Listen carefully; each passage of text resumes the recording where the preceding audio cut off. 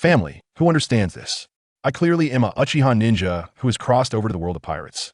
Yet I am using the great fireball technique to beat up the Wolf King on a small island in the East Sea. Those pirates were dumbfounded and insisted that I was a devil fruit user, accompanied by hand signs for ninjutsu. Let me tell you, this is ridiculous.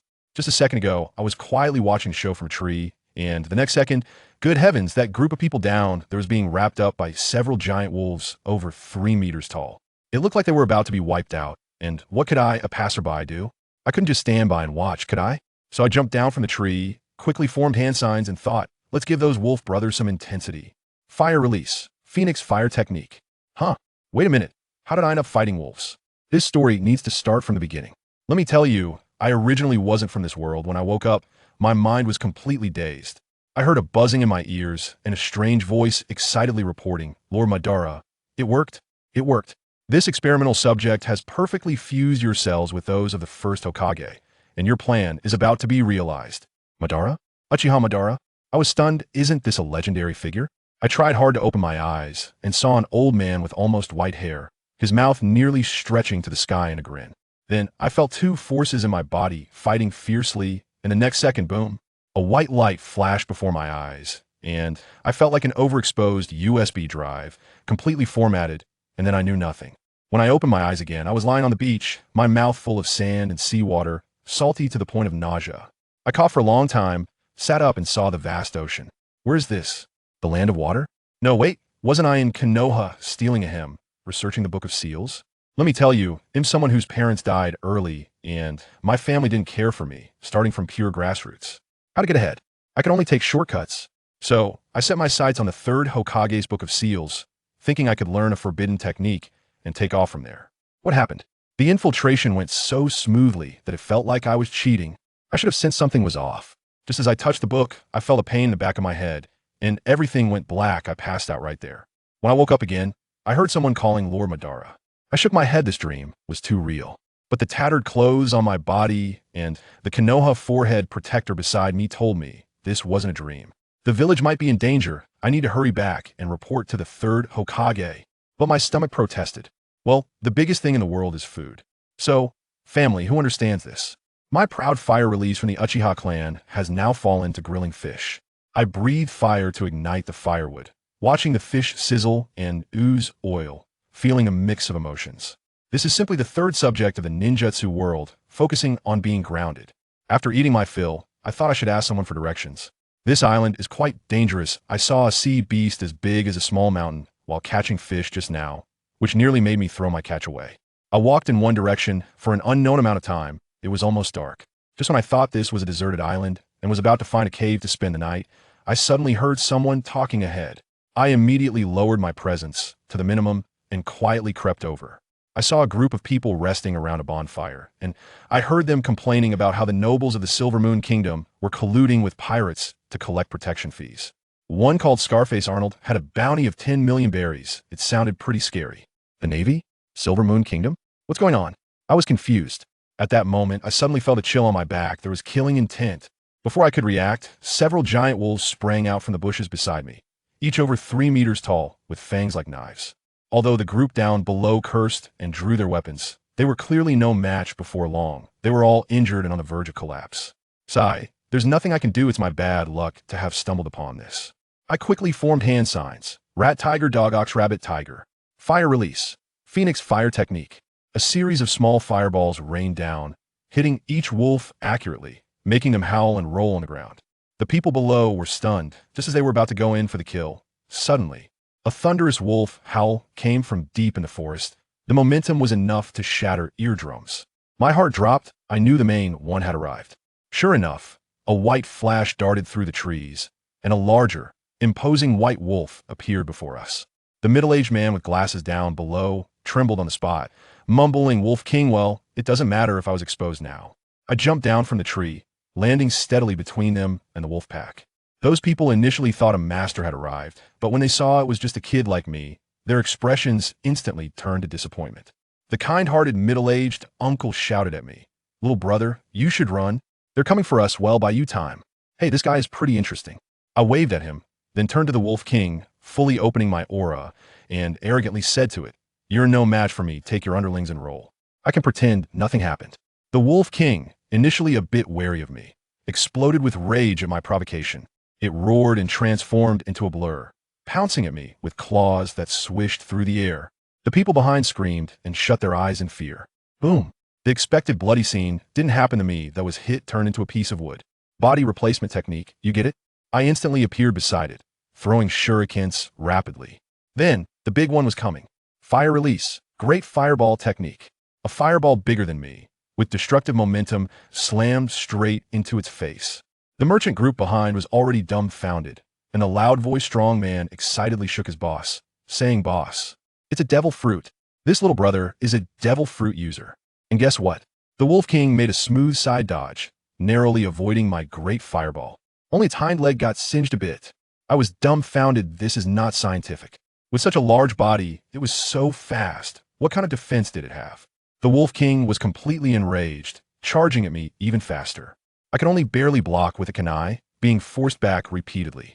After all, I was only 10 years old, and my physical skills weren't fully developed. Relying solely on body replacement technique and reflexes, I was gradually falling behind. Damn it, it seems I can't hold back any longer. I initially wanted to hide my identity, but now I couldn't care less. Sharingan, activate. My pupils instantly turned blood red, a tomo spinning wildly in them as I locked eyes with the Wolf King. Genjutsu, activate. The Wolf King's movements suddenly froze in midair, completely still. I sighed in relief, thinking I had it under control, but within seconds, it actually broke free. It didn't attack again, but quickly retreated, its eyes filled with dread and fear. It didn't understand what I had just done to it. It growled at me a few times, and in the end, still unwilling, it howled and fled with its underlings. Before leaving, it glanced back at me, looking as if to say, "Kid, you wait for me." Once the wolf pack left, a thunderous cheer erupted behind me. Those people acted as if nothing had happened, linking arms, laughing and joking, completely unbothered by the fact that they had nearly died just moments ago. The man named Nova rushed in front of me like a gust of wind, flailing his arms as he asked, little brother, that fire-spitting ability of yours is the flame fruit, right? Isn't it?" I was left with a big question mark. Does this person not know about ninjas? Forget not recognizing the Sharingan of the Uchiha clan, but not even knowing the basics of fire release? What the heck is a devil fruit? The middle-aged boss named Raoul pulled him away, politely introduced himself, and said he would give me 1,000,000 berries as a reward. Although I didn't know what berries were, it sounded like money, so I didn't refuse. I seized the opportunity and quickly asked him, "Uncle Raoul, where is this place? How do I get to the land of fire?" Raoul and Nova exchanged a glance, looking troubled. I felt a surge of anxiety and pressed on. "What's wrong? Is there something you can't say?" Raoul gritted his teeth and said, "This is the Silver Moon Kingdom, but as for the land of fire you mentioned, I've spent most of my life in business, traveling all over the East Sea, and I've really never heard of it." My heart sank at that moment, but I stubbornly asked, "What about the land of water? The land of lightning, the land of earth, and the land of wind?" He shook his head vigorously, like a rattle drum. "Never heard of them. How could this be?" I felt dizzy. It was over. I was really never going back. Seeing me like this, Nova patted my shoulder and said, "If you can't go back, just stay here and consider this your home." Raoul kicked him away and quickly comforted me. "Don't listen to his nonsense. Just because we haven't heard of them doesn't mean others haven't. I know many adventurers who have been to the Grand Line. They must know." Those words were like a lifeline, and hope reignited in my eyes. Seeing my pitiful state, Raoul invited me to stay at his home and said he would hold a banquet that night to welcome me. That night, the bar in town was brightly lit. These people really knew how to party. That bastard Nova insisted on getting me drunk, saying his son started drinking at 3 years old.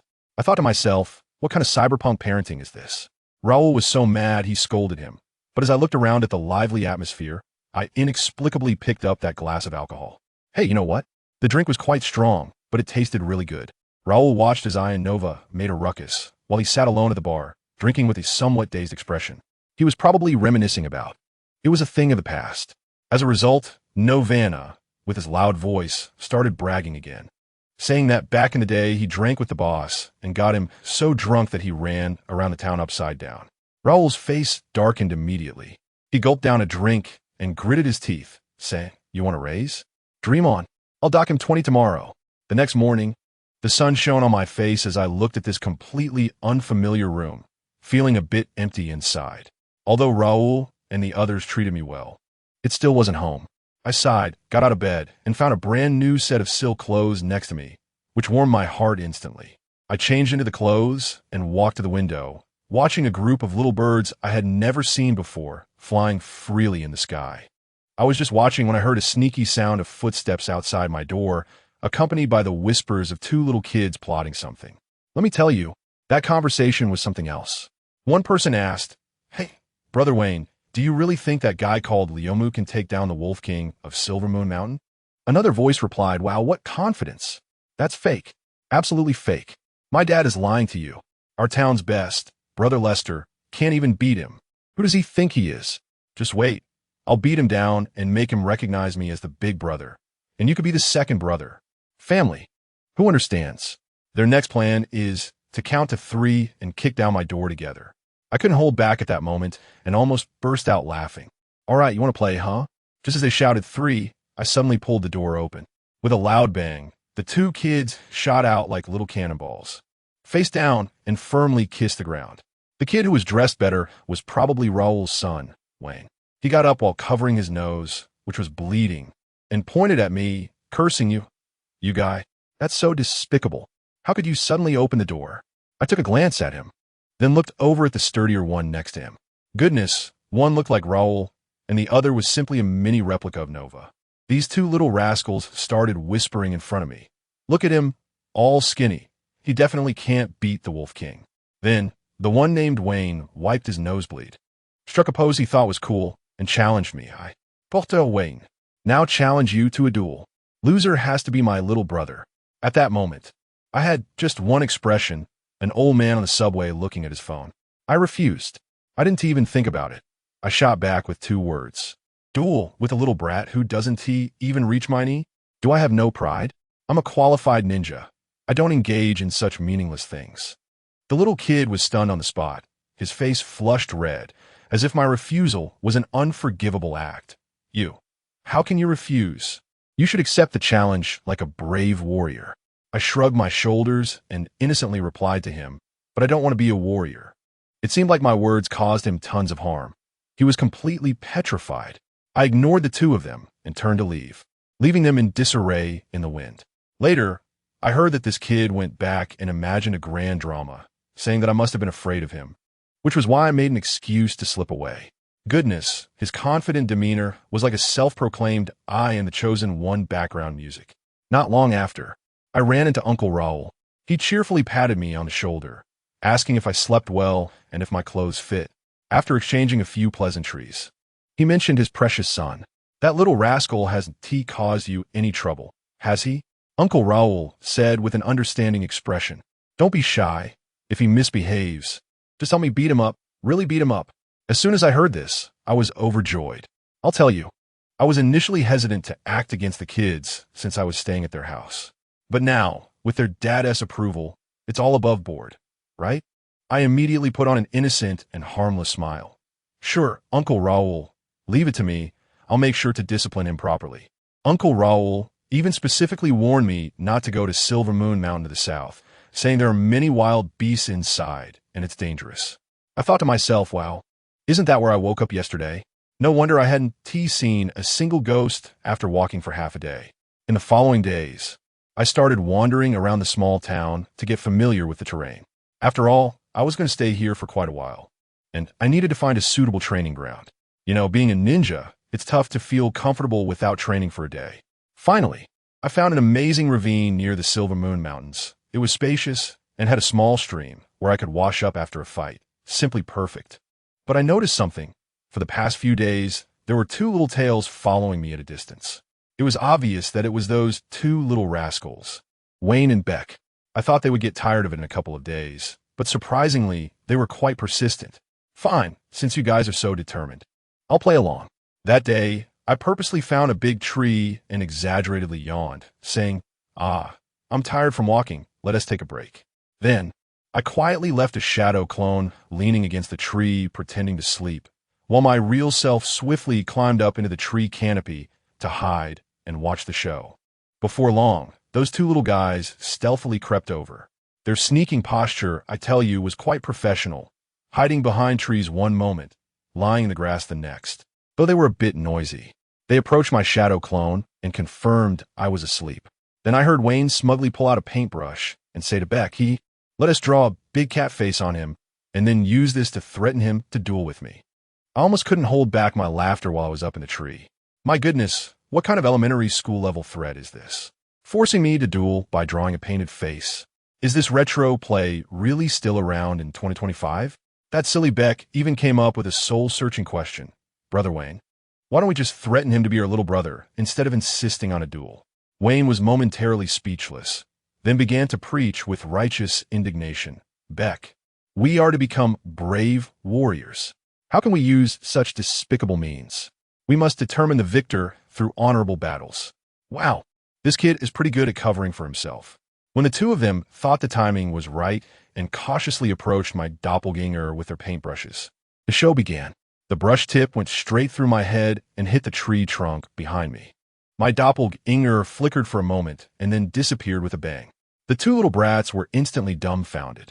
Beck trembled and asked, Wayne, he can't be a ghost, right?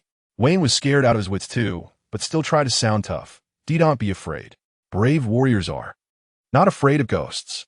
I seized the opportunity, used my transformation technique to make a ghostly face, and quietly extended my head over their heads, asking in the lowest voice, is the ghost you mentioned like me? After two piercing screams, the two little ghosts rolled their eyes and fainted. I jumped down from the tree and looked at the two lively treasures lying on the ground, shaking my head helplessly. They are really too easy to scare. When they wake up, Wayne is still there flailing his legs, saying something about a ghost. While roasting meat, I shouted at him, all right, stop the act and come eat. That was just the most basic clone technique. And guess what happened? As soon as this kid regained his composure, he immediately challenged me again. All right, since I promised Uncle Raoul, bring it on. I held a skewer of grilled meat in one hand while flipping another skewer over the fire with the other. Just standing there. Wayne, seeing me treat him with such disdain, was furious and yelled out, using all sorts of moves like the void punch. Meanwhile, I casually swayed my body while eating meat, and he couldn't even touch the corner of my clothes.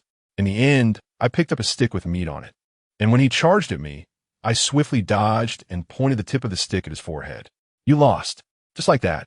Wayne reluctantly acknowledged me as the big brother. But this guy had a stubborn streak.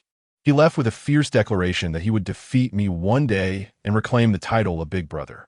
A year passed in the blink of an eye. During this year, Wayne challenged me 166 times, and I defeated him in various ways all 166 times. I gradually got used to life here, from Raoul and the others. I learned how vast this world was with its 4 C's, the Grand Line, and all sorts of chaotic things like devil fruits. The thought of going home slowly faded. My strength was also rapidly increasing, especially my earth and water chakra, which felt like I was on a cheat mode. One day, after I had just hunted a wild boar on Silver Moon Mountain and was heading back, I heard the sounds of weapons clashing and wolf howls coming from the forest. Curious, I went to take a look, and to my surprise, a group of fierce, muscular men were surrounding a pack of wolves. The leader, a giant over 2 meters tall, was locked in a fierce battle with a wolf king. I recognized him at a glance. That wolf king was the one who nearly beat me to death a year ago. And that big guy, I also knew him. He was Kappa, the vice captain of the scarred pirate crew, mentioned by Raoul, with a bounty of 3 million berries. I hid in the tree, my heart racing as I watched. This Kappa actually managed to face off against the Wolf King without backing down. I secretly felt relieved that Raoul had stopped me a year ago. Otherwise, with my strength at that time, challenging the entire pirate crew would have likely led to my demise. Soon, under the relentless assault of the pirates, the Wolf King was beheaded by the Kappa. They carried their spoils and shouted that they could finally set sail again, leaving this wretched place behind. I waited until they had walked far away before jumping down, feeling a bit regretful that I couldn't take revenge on the Wolf King myself. When I dragged my prey back to my training ground, a familiar voice rang out. Flowingwood brother, accept my 167th challenge. Wayne stood there with his hands on his hips, his face full of fighting spirit. This year, not only had he endured beatings, but his strength had indeed improved considerably. I put down the prey and stretched my muscles. Where's Beck? Let him come out too. These two kids got smart 6 months ago, knowing that one-on-one wouldn't work. So they started playing 2 against 1, setting up all sorts of traps and ambushes. Wayne stubbornly said, "Dealing with you. I only need myself." As soon as I sensed it, I noticed a faint breathing sound hidden in the bushes nearby. I didn't point it out and just played along with him. We exchanged punches and kicks, and Wayne was knocked down time and again, but he would immediately get back up and charge again each time. In the end, he was so exhausted that he lay on the ground panting. Yet he refused to give up. I clapped my hands. "All right, you've all fallen down, but where's Beck?" As I spoke, I walked toward the bushes. When Wayne saw me approaching, he immediately panicked, but a hint of triumphant excitement flashed in his eyes. I didn't notice at the time, and as I pushed aside the bushes, I saw Beck lying there, surrounded by empty bottles, pretending to be drunk. I was just about to complain that he couldn't even hide properly, took a step forward, and suddenly my foot slipped. Oh no, I've fallen into the trap. I suddenly fell down, landing in a trap they had already dug. The drunken-looking Beck got up, and along with Wayne over there, flashed a victorious smile at me in the pit. "Sorry, Brother Lu Mu. We won the 167th showdown."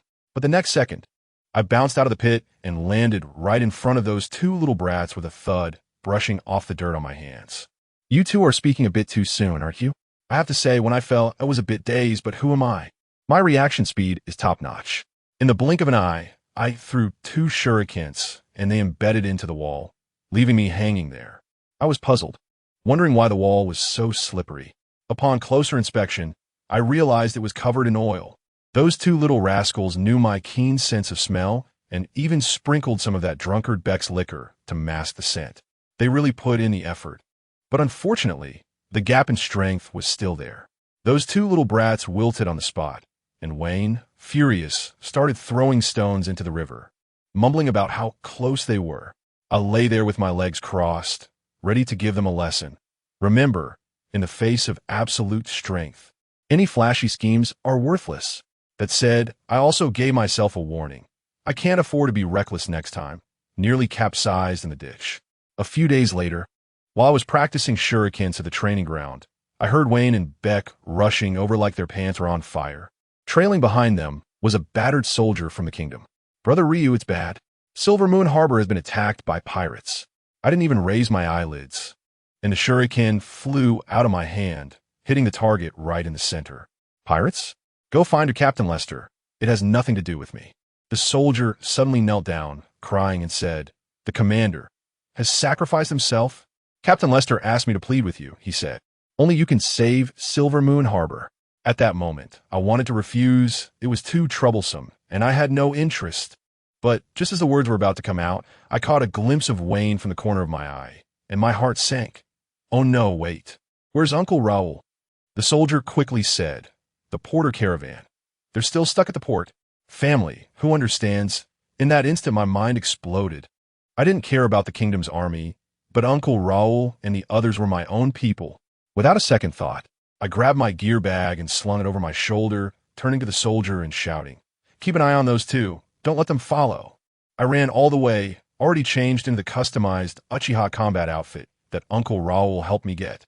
I felt so regretful. I should have wiped out all those Kappa scum at Silver Moon Mountain last time. How could I have this mess today? When I arrived at Silver Moon Port, the scene was just hellish. There was fire everywhere, and cries filled the air. I darted across the rooftops like a ghost, my heart racing, but I couldn't find Uncle Raoul and the others. Finally, I rushed to the port and saw a familiar face, Lester.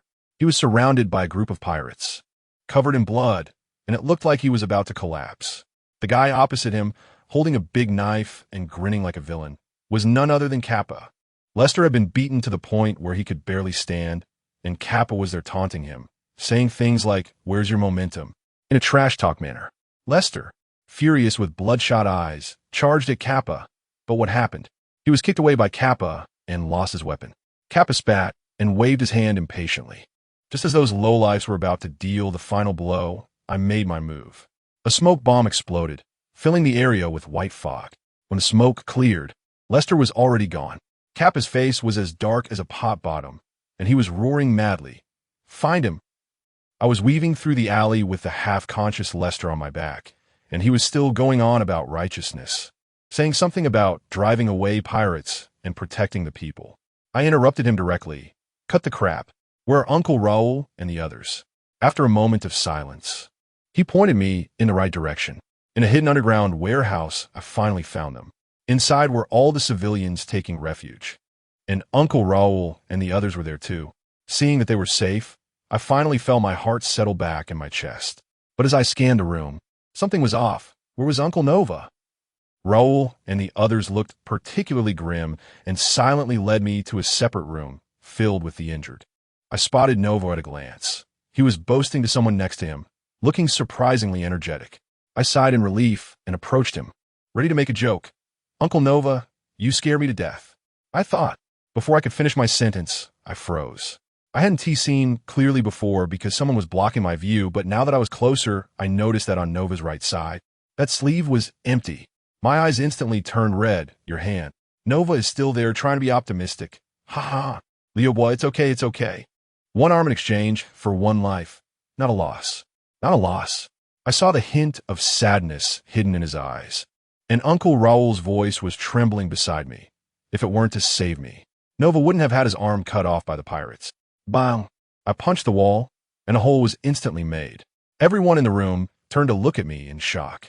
This deep-seated grudge has finally found a way to vent. I'm going to get revenge for you. I turned to leave, my voice as cold as ice.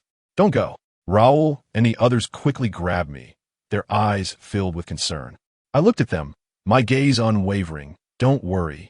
I turned around, facing everyone's gaze, and walked step by step back to that bloody port. The guys from Kappa were still searching there, and when they saw me strolling over alone, they all laughed. One clueless thug came up with a knife, grinning, and said, "Hey kid, lost your way? Do you want Big Brother to take you home?" Swoosh!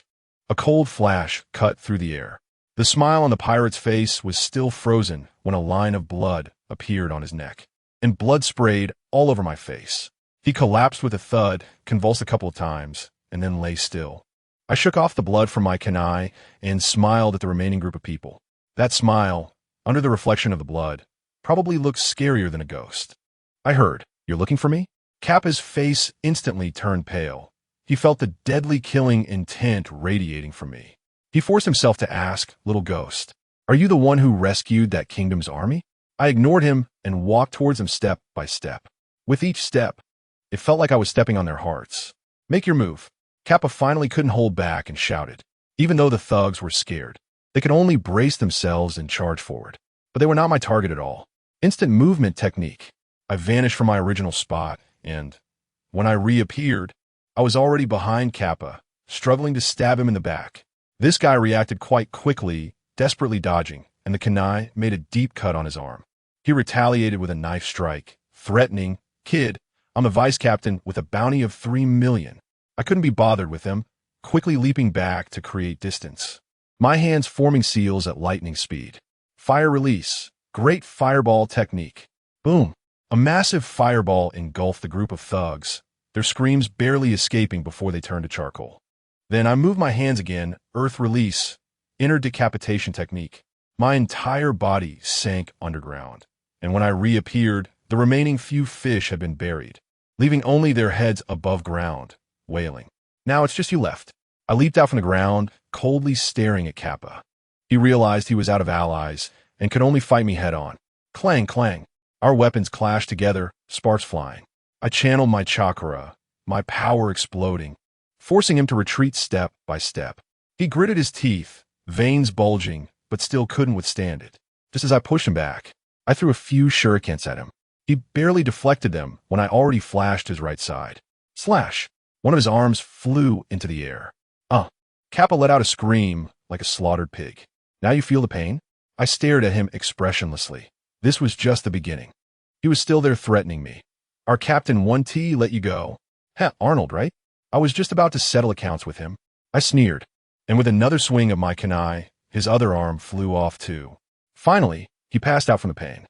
After finishing all this, I suddenly spoke coldly in a direction. "Come out." Clap, clap, clap.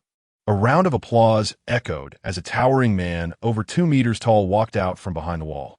The guy had a face full of scars and messy hair. He was none other than Arnold, the captain of the Scarred Pirate crew, a notorious killer with a bounty of 10 million. He had been watching the show all along, and then he asked me, Not bad, but why didn't you just kill him directly? I asked back directly.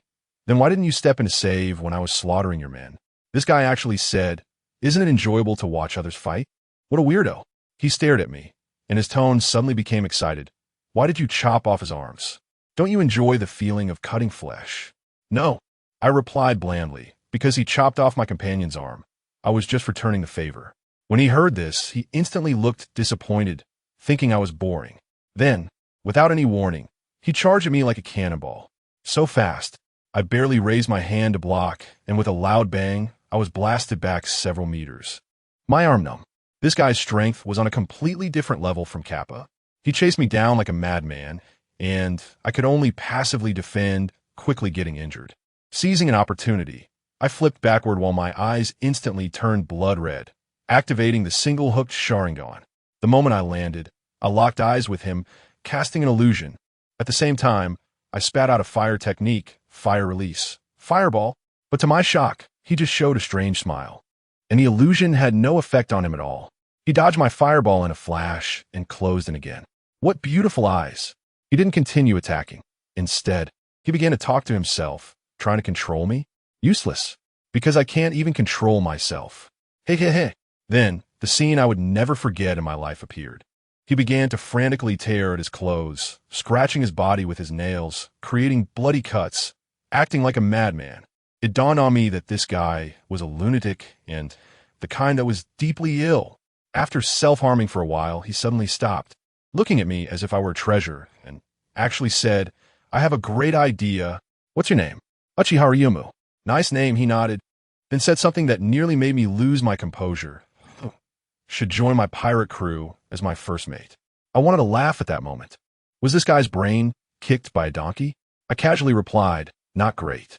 He actually tried to persuade me, launching into a lengthy discourse about how pirates are the freest people in the world and that the Navy of the Kingdoms is all garbage. After he finished talking, I interrupted him directly. I think you got it wrong. I just don't want to join your Scar pirate crew. His expression instantly darkened. Why? The fighting spirit within me suddenly erupted, and I told him word by word. I originally didn't want to get involved in your petty matters, but you absolutely should not have touched the person I cherish the most. Now, you still want me to join you? Don't you think that's too delusional?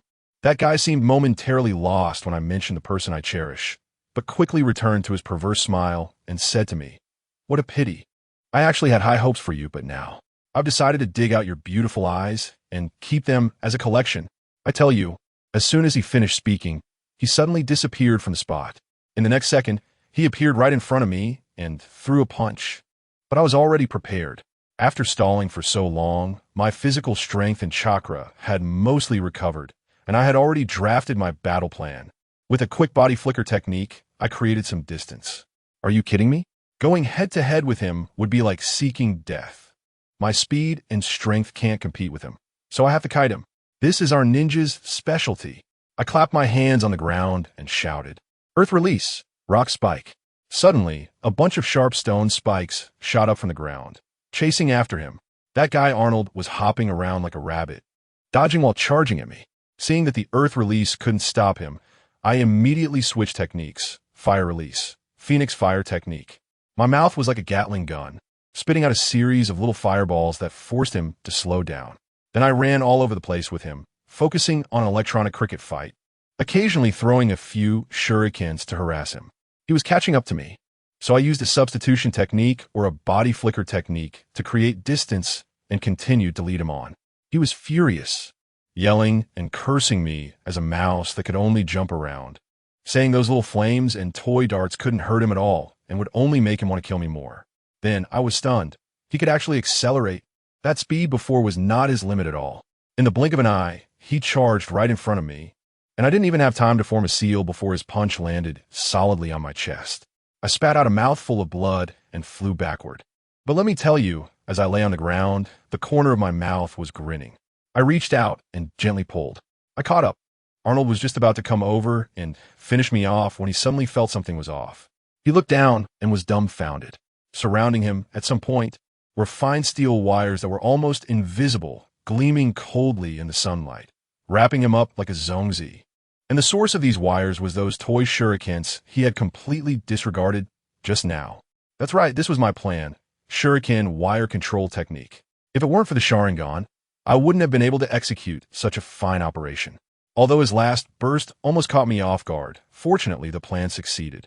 I felt a wave of fear in my heart. If he had exploded earlier, it would have been hard to say who would win or lose. So guess what happened? This guy, all tied up like this, still had the audacity to ask me one last time if I wanted to be his subordinate. No way, man. You're tied up like a big crab and still trying to recruit me? I shook my head and directly pulled out a kunai tied with several explosive tags.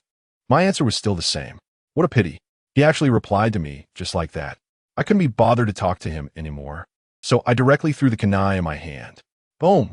With a loud explosion, the entire area was enveloped in smoke. Let me tell you, this detonating talisman. If you're at the center of the explosion, you won't die, but you'll definitely get hurt. I didn't intend to look at the result at all. I turned around and prepared to leave, eager to rush back and tell Raoul and the others this good news.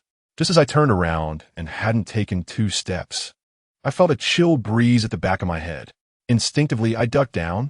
A curved blade flew past my scalp, cutting the strap of my forehead protector. With a clatter, the Konoha forehead protector fell to the ground. You little brat, trying to leave before the fight is over. Isn't that a bit rude? That voice. I felt all the hairs on my body stand on end. I quickly rolled away to create some distance. As the smoke cleared, Arnold stood there, covered in blood. But that aura. Family, who understands? He was completely fine. I'm completely numb. How'd he dodge that? It turns out that at the moment I threw the shuriken, he directly snapped the wire, knocked the shuriken away with the sheath of his knife, and instantly dodged. The explosion affected him, but it didn't hurt any vital spots at all. This is really bad.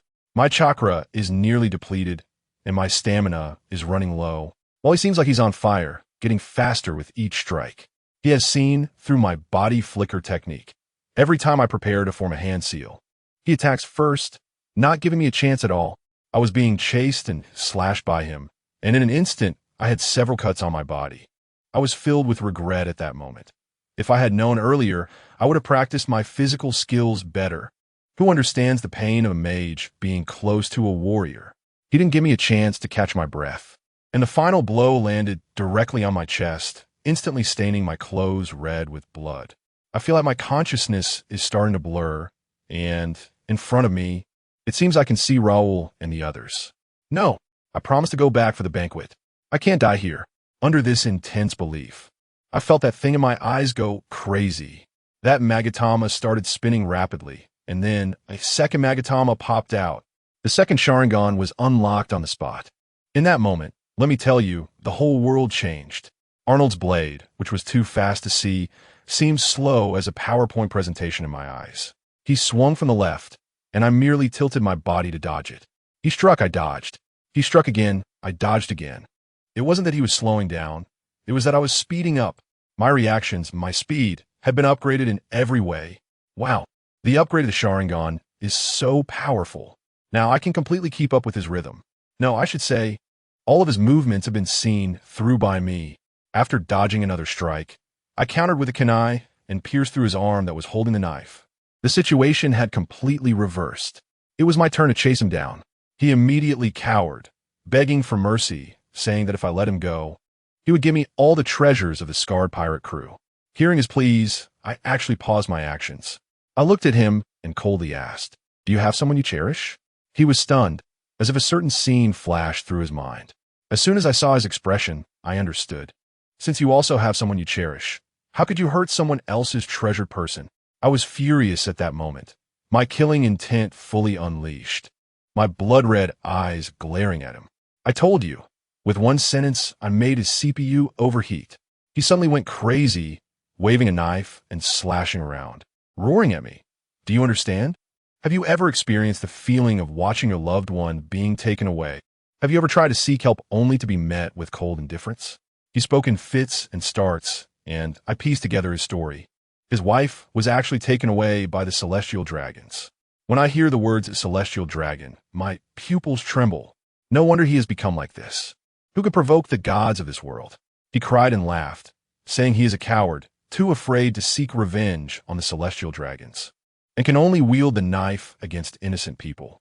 I was quite conflicted at that moment, unsure whether I should kill him or not. He suddenly asked me what I would do if it were me. I thought for a moment and told him, I hope that day will never come. But if it really does, I will, even if it costs me my life. And guess what? After hearing my response, he actually burst into laughter, then threw the knife away, opened his arms, and asked me to give him a quick end.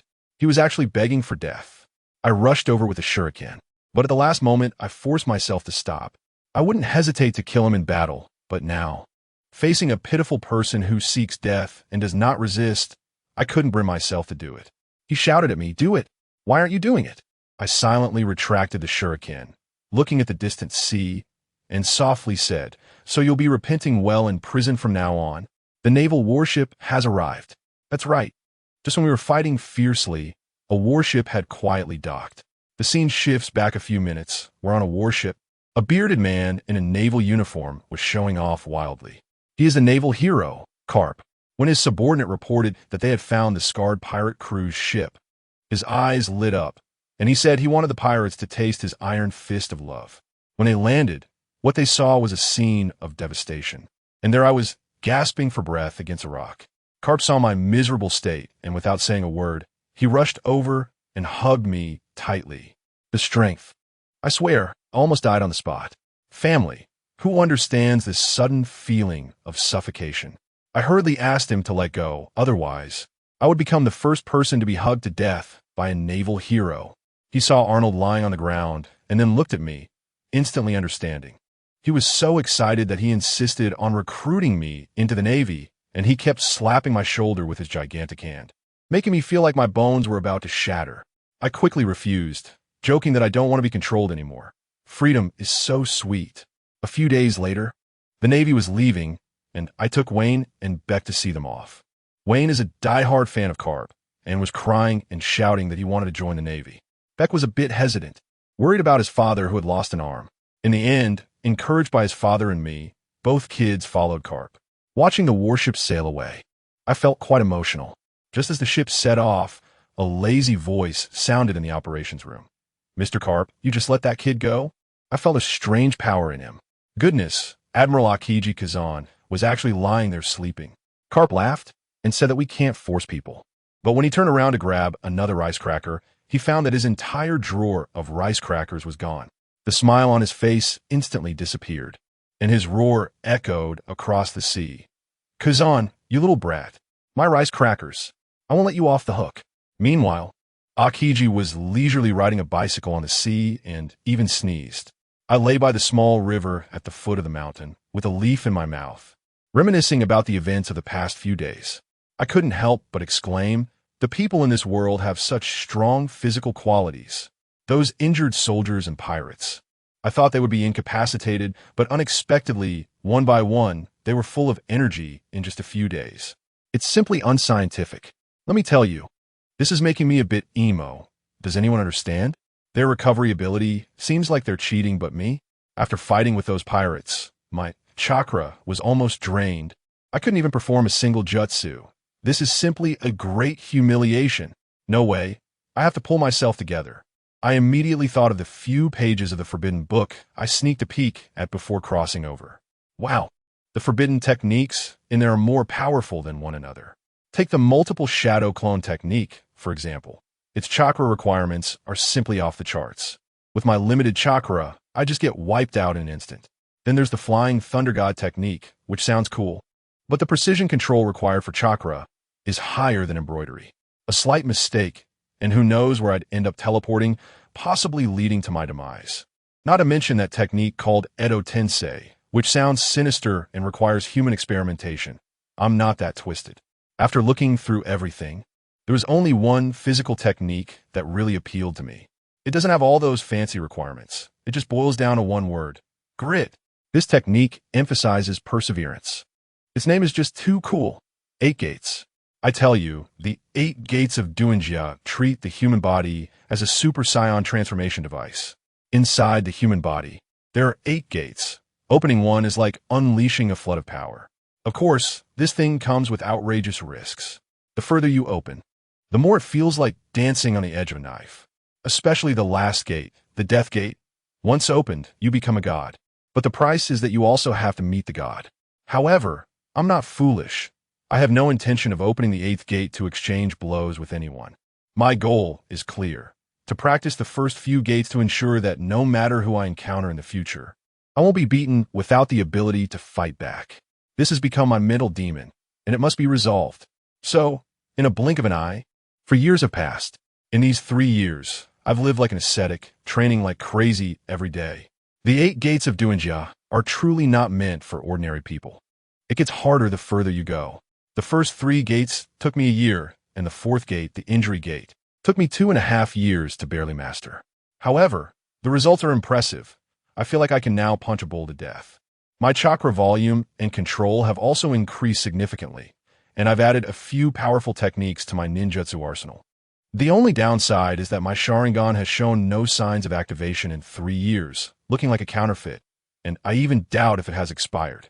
Today, as usual, I train. I haven't changed my outfit. I'm wearing a black combat uniform with the Uchiha fan printed on the back. With my forehead protector on, who dares to say I'm not professional enough? Uncle Raoul often advises me to change my style, but I say no. This outfit is my battle skin, with attribute bonuses, reminding me of who I am at all times.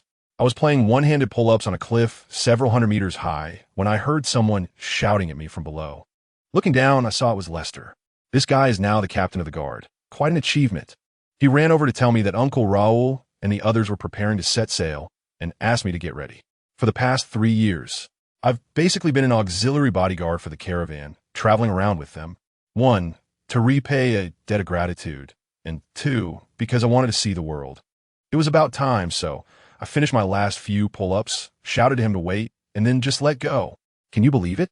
I jumped straight down from several hundred meters in the air. The wind was roaring in my ears, exhilarating. When I was close to the ground, I quickly formed a few seals with my hands and shouted, "Wind release, breakthrough." A gust of wind directly supported me, and I floated down gently onto the beach, the sand beneath my feet barely moving. Lester was watching beside me, with his eyes nearly popping out, looking envious. I had previously tried to teach them how to refine chakra, but none succeeded. It seems the system is not compatible. As we walked towards the town, we chatted. Before long, we boarded the boat and set off towards the unknown sea.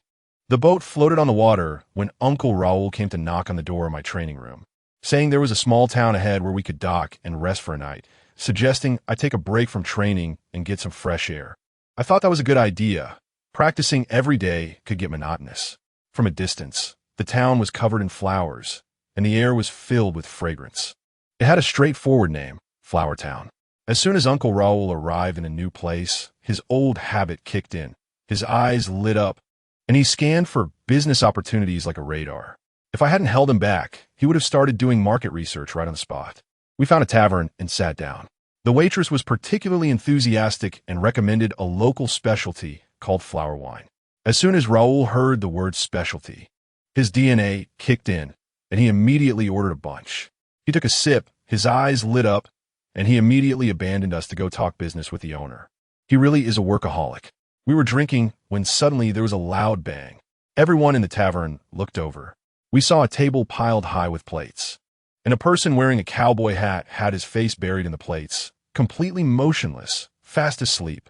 His companion, a long-haired man wearing a mask, awkwardly smiled at us, putting his hands together and repeatedly apologizing. Folks, falling asleep while eating is truly a level of mastery. As soon as we turned back, Uncle Nova started talking to me about his son Beck in the Navy, saying he hadn't seen him in a long time and missed him, wondering how he was doing under Admiral Karp's command. I comforted him, saying, with Karp looking out for him, how could anything go wrong? Just as I finished speaking, there was another loud bang. Boom! The guy in the cowboy hat who had been sleeping suddenly jumped up, his face full of terror, as if he had seen a ghost. I finally got a good look at him, black hair, black eyes, and a few freckles on his face.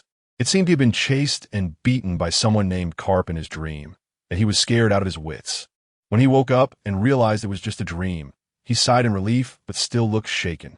Then, under everyone's astonished gaze, he quickly stuffed all the remaining food on the table in his mouth, tossed down a wad of cash, grabbed his companion, and ran off, shouting, "Dios, you don't know." My old man's iron fist. Goodness, turns out he was a pirate, and he was scared off by Karp's name. I immediately turned to Uncle Nova and said, "See, Mr. Karp's reputation is so powerful. What are you worried about?" Just then, Uncle Raoul came down from upstairs, all smiles, clearly having closed the deal. As soon as he sat down, he dropped a big bombshell on us, saying he had received a call from his son Wayne recently, and Wayne and Beck were going to follow Karp to carry out an assessment task, and if they succeeded, they could get promoted. Uncle Nova's face turned pale at the news, and he glared at Raoul, gritting his teeth. "Why didn't you tell me about such a big thing earlier?" Raoul, knowing he was in the wrong, kept apologizing, saying he had forgotten because he was busy. Only then did Nova calm down, but he started to worry about the dangers of the task. I couldn't stand my old father's nagging anymore, so I wandered out by myself. Before I knew it, I had walked to the edge of the town and discovered a large flower field. The fragrance was particularly pleasant, and as I inhaled it, I fell asleep in the flower field, and I slept very soundly.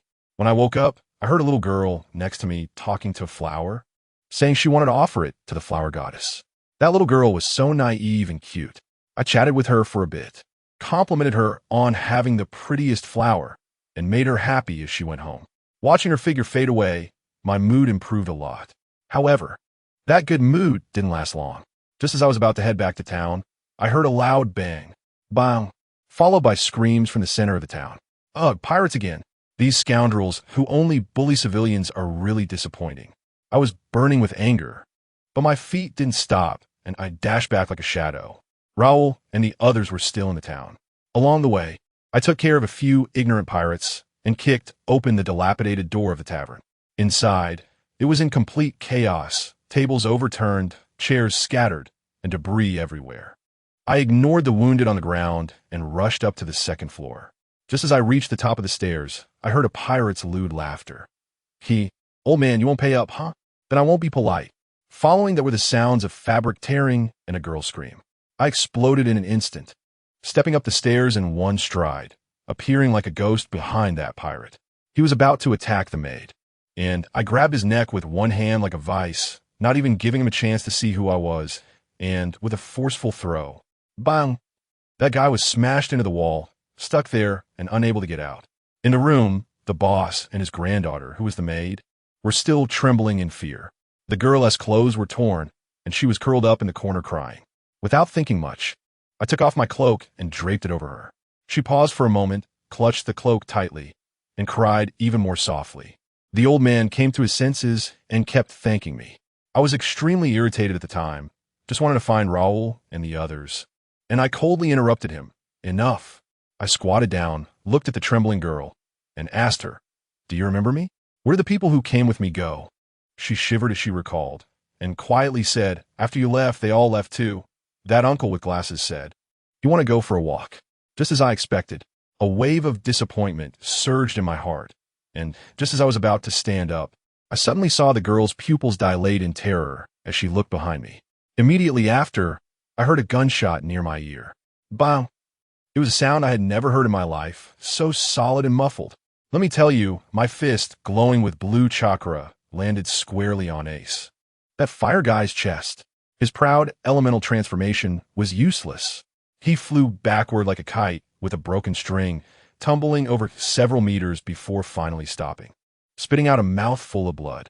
The look in his eyes, I tell you, was wide open like copper bells, filled with 3 big words. Impossible. He couldn't comprehend how his fiery body could be knocked out by a single punch from me. While he was still questioning life, could I give him a chance? Dream on. I pushed off the ground and charged forward again. Wow, this guy reacts really fast. After taking a hit, he immediately learned his lesson. With a flip, he sprang up, and flames erupted from his arms, directly facing me. Our figures flashed wildly in the port, as if we were on fast forward. Boom! Boom! Boom! The entire port turned into our exclusive demolition site.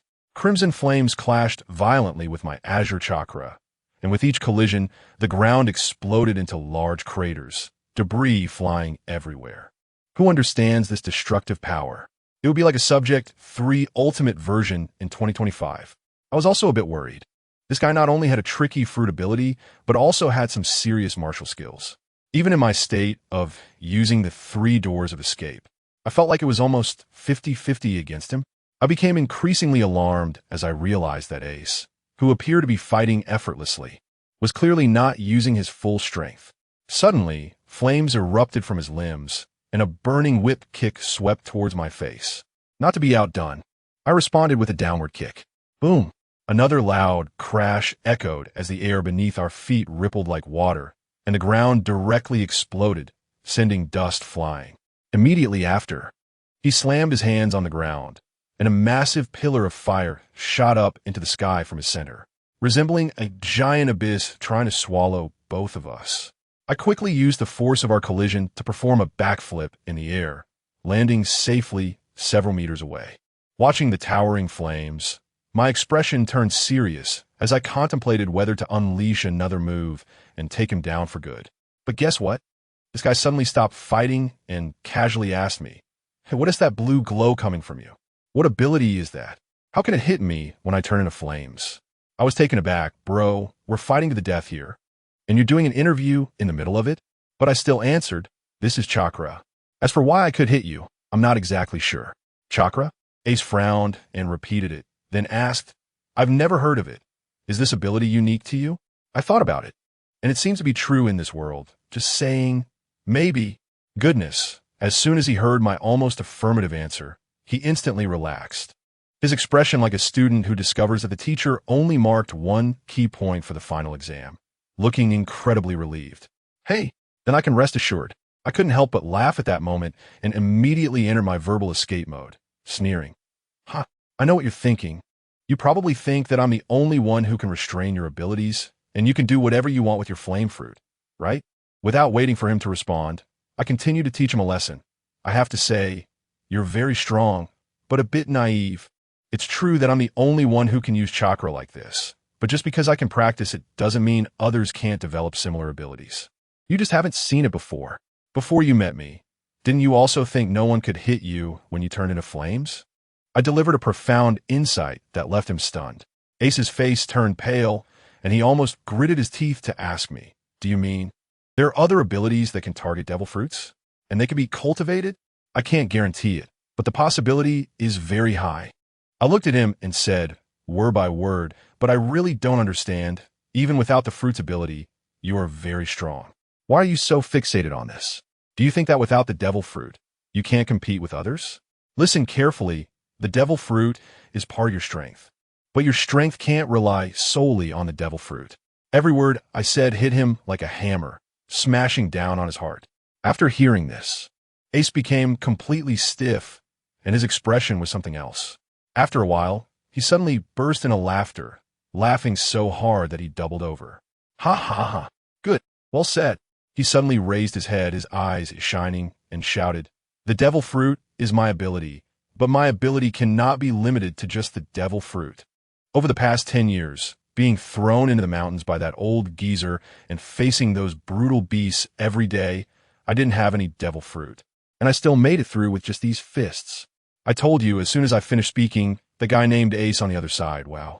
It was like he was pumped up with adrenaline, and he immediately launched into a passionate speech. He said his name is Porgasti, Ace, and even without a fruit, he still wants to be the best. Dreams aren't something that can be supported by a mere fruit. I was stunned at that moment, thinking to myself that this guy is impressive. He's on the same path as me, fighting with beasts at such a young age. No wonder he's as fierce as a monster. I started to have doubts in my mind. Could such a pure combat fanatic really be that kind of lowly pirate? Am I mistaken? I'm a straightforward person. So I directly asked, "Hey, are you with those pirates from earlier?" And guess what? This Ace looked completely confused, slapped his forehead, and awkwardly smiled at me. "Huh? Sorry, I'm hired by the ship owner to clear out the pirates. I saw you were skilled, so I got a bit carried away and forgot to introduce myself." I was so furious at that moment that I almost spat out a mouthful of blood. "So we tore this town apart like it was Syria just because you started it?" I pointed at him for a long time, but in the end, I couldn't say anything. After all, I was the one who made the first move, and I was in the wrong. Ace is also quite the socialite. He came up, put his arm around my shoulder, and said he wanted to buy me a drink to apologize. He even asked for my name, and I told him I was Uchiha Ryuki. He burst out laughing and said I seemed about the same age as his brother, but my strength was on a whole different level. I immediately felt something was off. How was he trying to take advantage of me? He kept talking about his brother Luffy, who was always shouting about wanting to be the pirate king, but Ace was definitely trying to get there first. The way he said it was not competitive at all, just pure bragging, like he was spoiled beyond belief. While we were chatting, that uncle from the merchant caravan, Raoul, ran over, panting. When he saw us with our arms around each other, he looked stunned. Then he glanced around at the ruins that looked like they had been plowed by missiles and stammered this. This couldn't have been you two, right? Ace proudly replied, "Ha ha, uncle, that's right. It's just a sparring." Uncle Raoul's expression was something else. His eyes seemed to say, "Is this what you call sparring? Do you have a misunderstanding of the word?" But seeing that we were fine, he didn't dwell on it. I found them too chatty. So I said I had some things to handle and disappeared in an instant. Actually, I had noticed a sneaky little thief by the port, moving boxes from a pirate ship to his own small boat. Normally, I wouldn't care about a thief stealing from pirates. But then I thought about it. Among the things the pirates stole, there might be goods and money from our merchant caravan. Isn't that basically stealing from me?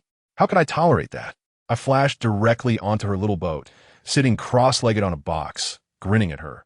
"Miss, it's a bit rude to take our things without saying hello, isn't it? Goodness." This orange-haired girl is Nami. There's no escaping now, and she immediately switched to diva mode. First, she hugged the box and rolled around, saying it belonged to pirates and that it was none of her business. I shot back at her. I say it's from a merchant convoy, so it is. Seeing that her trick wouldn't work, she quickly changed tactics, her eyes turning red, and tears came rolling down, looking utterly pitiful. "Big brother, please let me take it. I have many younger siblings at home waiting for money to buy food. Let me tell you, this dialogue is so fake. Even a script written by AI in 2025 would be more sincere than this." I almost believed it, but I held back. I said, "Sure, take whatever food you want. Take as much as you can. As for the treasure, no way." When she heard that, she probably regretted it deeply. Then, who understands family? She actually pulled out her ultimate move. She tossed her hair, tugged at her collar, leaned in and said, "Little brother, as long as you let your sister take the treasure, you can get what you want." My brain went completely blank for 3 seconds. I had never seen anything like this before. However, I was quick to notice that she had another hand hidden behind her, ready to pull out a weapon. My expression turned cold, and I acted swiftly, grabbing her wrist. With a clang, a 3-section baton fell onto the boat. If I hadn't managed to hold myself back just now, my happiness for the rest of my life would probably have been at stake. Now she was completely out of options, struggling with me holding her wrist. As she struggled, a golden dagger fell from her, making a clinking sound. I focused my gaze and realized, wasn't that the one on Ace's waist? Damn, this is a master thief, able to stealthily steal something from Ace without anyone noticing. That's some high-level skill. I couldn't be bothered to waste words with her, so I just took her back. As a result, those guys, Uncle Raoul, Ace, and the others, saw me bringing back a pretty girl, and all showed the kind of relieved smile of a father who finally sees his son getting it. Uncle Raoul even put on a serious face to educate me. "Leobois, if the girl doesn't want to, you can't just grab her hand like that. You have to take it slow." I was full of questions, and I still had to take my time to catch a thief. Ace was even more outrageous. He came up and punched me, raising his eyebrows and said, "Bro, you have a good eye?" I blushed, half from embarrassment and half from anger, and threw the dagger into Ace's arms. "It's not what you think. This is a thief." I explained the situation, and everyone suddenly understood. Ace looked at Nami with disbelief, probably wondering how he had been robbed. In the end, we confiscated the treasures belonging to the caravan and left the rest to the mayor to handle. We stayed in that town for a few days, helping with the reconstruction and casually discussing a big business deal. When we left, Ace gave me another passionate speech on the ship, inviting me to be his partner and conquer the Grand Line together. To be honest, I was tempted, but the time wasn't right. I refused him, but we agreed that one day I would find him on the Grand Line. Ace didn't push me, and with his crew, he left in style on a small speedboat, flames shooting from beneath. Nami, that little money grubber, stuck around for a while, hoping to hitch a ride and see if there were any pirates to loot along the way. Unfortunately, the journey was too peaceful, and she left disappointed when we reached the next island. In the blink of an eye, 3 years passed. During these 3 years, our porter caravan has transformed into a prominent porter guild in the East Blue. Uncle Raoul felt that I could no longer be held back by the guild. And half a month ago, he literally kicked me out of the house, telling me to make a name for myself and come back. So here I am, on this boring luxury cruise ship, forced to wear this stuffy formal attire and attend some ridiculous masquerade ball. Just when I was about to lose my mind, there was a loud bang, and pirates showed up. The so-called socialites and rich kids in the hall instantly panicked, running faster than anyone, obediently handing over their treasures. Seeing this situation, I couldn't be bothered anymore and teleported directly to the observation deck, opting for a clear view. However, it wasn't long before I heard fighting below. I looked down and saw a kid wearing a straw hat, dressed in a red vest and flip-flops, beating the pirates to a pulp. He stretched his arm out long and shouted, "I'm Monkey D. Luffy. I'm going to be the Pirate King." I couldn't help but laugh at that moment, realizing it was you, Ace's little brother. Just as his brother said, "You're a hot-blooded fool who dares to speak about dreams." Watching Luffy knock that fat captain away with a gum-gum pistol, the fire ignited by Ace in my heart flared up again. Soon after, the Navy arrived, and the scene turned chaotic. Luffy jumped onto a small boat with a kid named Kobe and was ready to escape, nearly colliding with another small boat. When I looked again, lo and behold, wasn't that Nami on that boat? She was back with a full load. What a coincidence today is. The Navy's cannonballs were raining down like they were free, and it looked like they would hit the two of them. I thought for a moment, 3 years ago, I blocked your financial path. Today, I'll consider this a favor returned. I quietly changed my position, formed hand seals, and executed a wind release. Great breakthrough. 2 gusts of wind accurately blew against the backs of their small boats. In an instant, the 2 boats shot out like arrows, flying over 100 meters before landing steadily back on the surface of the sea, instantly escaping danger. I heard Luffy excitedly shouting over there that he was saved, and I also heard Nami complaining that my treasure almost fell into the sea. I smiled back to the observation deck, closed my eyes, and felt good today. I tell you, when I'm in a good mood, my eyelids start to fight, and I just lean back and fall asleep. As a result, I was sleeping soundly when I felt someone poking me. My eyes suddenly opened wide, and my hand instinctively reached into the ninja tool pouch at my waist. The look I had, let me tell you, was definitely like a knife, directly pinning down a sailor next to me. That guy was so scared he shivered. His face went pale, probably thinking to himself, "Who is this killing god?" 100 times scarier than a pirate. Seeing there was no danger, I immediately switched back to my harmless mode, smiling and patting him on the shoulder. "Oh, sorry, I fell asleep. Have we arrived at Sea Breezeport?" That guy was still shaken, stuttering, "S soon." I nodded and disappeared in an instant, leaving that sailor in a daze, rubbing his eyes, probably thinking he saw a ghost in broad daylight, mumbling about how this cursed place was for whoever wanted it. He was done. Hey, how was I to know that my sudden scare would ruin his career? Soon, the ship arrived at Sea Breezeport. Let me tell you, this place is much more impressive than that little broken port before. There were several Navy warships docked at the pier for escort. What a sight. After finishing my last sip of rum, I elegantly disembarked and walked down the bustling street, feeling like Lu Lao Lao entering the Grandview Garden. Everything looked fresh and new. While strolling, I saw a little girl tugging at her dad's arm, whining, "Daddy, I want to see the circus." The Fantasy Paradise Circus is leaving in a few days. A circus? That sounds kind of interesting. I've never seen one in my life. What a coincidence. After inquiring a bit, I found out that the Fantasy Paradise Circus is quite famous in the EC. Since I had nothing to do, I decided to go and join the fun. I followed that father and daughter from a distance, and wow, this circus is really in a remote location. It feels like it's almost across the entire city. When I arrived at the entrance, the announcement was calling for the last show of the day, urging people to buy tickets quickly. I thought to myself, isn't this just for me? But when I got to the ticket booth, I was stunned. "Hello, it's 10,000 berry for 1 ticket." My mouth twitched at that moment. 10,000 berries. Are you robbing me? No wonder you don't go to those small places. Even if you did, no one would take you seriously. Although I was mentally complaining like crazy, since I was already here, I couldn't just turn around and leave, right? I gritted my teeth and painfully took out the money. To be honest, Uncle Raoul had given me several million before he left, but it shouldn't be spent so recklessly. Once it's gone, it's gone. I even started considering whether I should take a part-time job as a bounty hunter to earn some extra cash.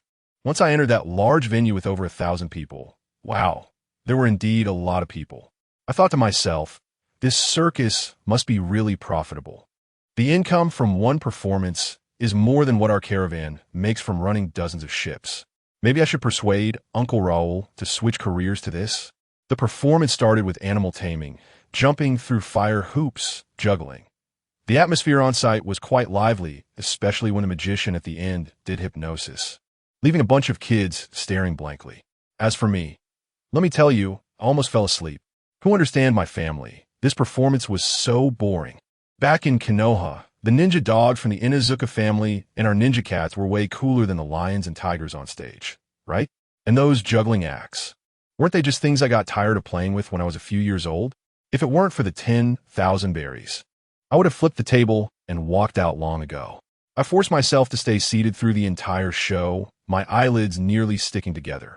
As soon as the performance ended, I cursed and walked out, vowing never to trust these so-called famous performances again. With a belly full of anger and nowhere to vent it, I wandered aimlessly near the venue, and before I knew it, I had turned into a small alley and got lost. Just as I was about to retrace my steps, suddenly, bang, I bumped into a woman in my arms at the corner. She was wearing sunglasses and dressed quite sexy, but the expression on her face was frantic, as if Godzilla was chasing her from behind. She apologized repeatedly and glanced back, her expression growing even more tense. Then, I heard hurried footsteps approaching. The woman's eyes darted around, and she suddenly fixated on a pile of garbage next to me. Guess what, folks? After hesitating for a split second, she stepped in her high heels and, to my shock, dove right into that pile of garbage. I was petrified at that moment. What are you up to, girl? Just as that woman had hidden herself, a man in a suit with a metal rod rushed out, looking around and shouting to someone behind him, "Boss, we lost them." As soon as he finished speaking, a large group of burly men in matching suits flooded in, each looking fierce. The leader had a scorpion tattoo on his face, and his gaze was incredibly menacing. He didn't even look at me and walked straight toward the pile of garbage. I could almost feel the woman's heartbeat in the garbage pile racing. This is it. She's going to be caught like a turtle in a jar. Just when she seemed unable to hold on any longer, I couldn't bear to watch anymore. Ugh, what a hassle. I pouted and lazily said, "Are you looking for a woman in sunglasses?" I saw her. I pointed in the direction I came from and ran that way, my speed making me disappear in an instant. The scorpion man stopped in his tracks, and a little brother beside him leaned in and whispered, "Boss," with the identity of a young lady. She shouldn't be hiding in a garbage pile. What this kid said might be true.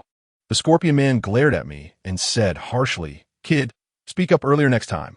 And he waved his hand, "Go." And the group rushed off in a flurry. Suddenly, the alley was left with just me and the woman in the garbage pile. "Come out, everyone has gone. Are you still addicted to hiding?" I pinched my nose, looking disgusted. Only then did she poke her head out, gasping for air before crawling out. Wow, that smell. I quickly took 2 steps back and said, "Stop. Just stand there." But she seemed unhappy, huffing and saying in a spoiled tone, "I stayed in there for you, and you still look down on me." Huh? I was dumbfounded, pointing at her, and then at myself. "You? For me?" She looked quite proud, hands on her hips, of course. "Do you know who they are?" "The whole family, the biggest gang in Haifengport. If I had been discovered earlier, I might have been fine, but you wouldn't necessarily be.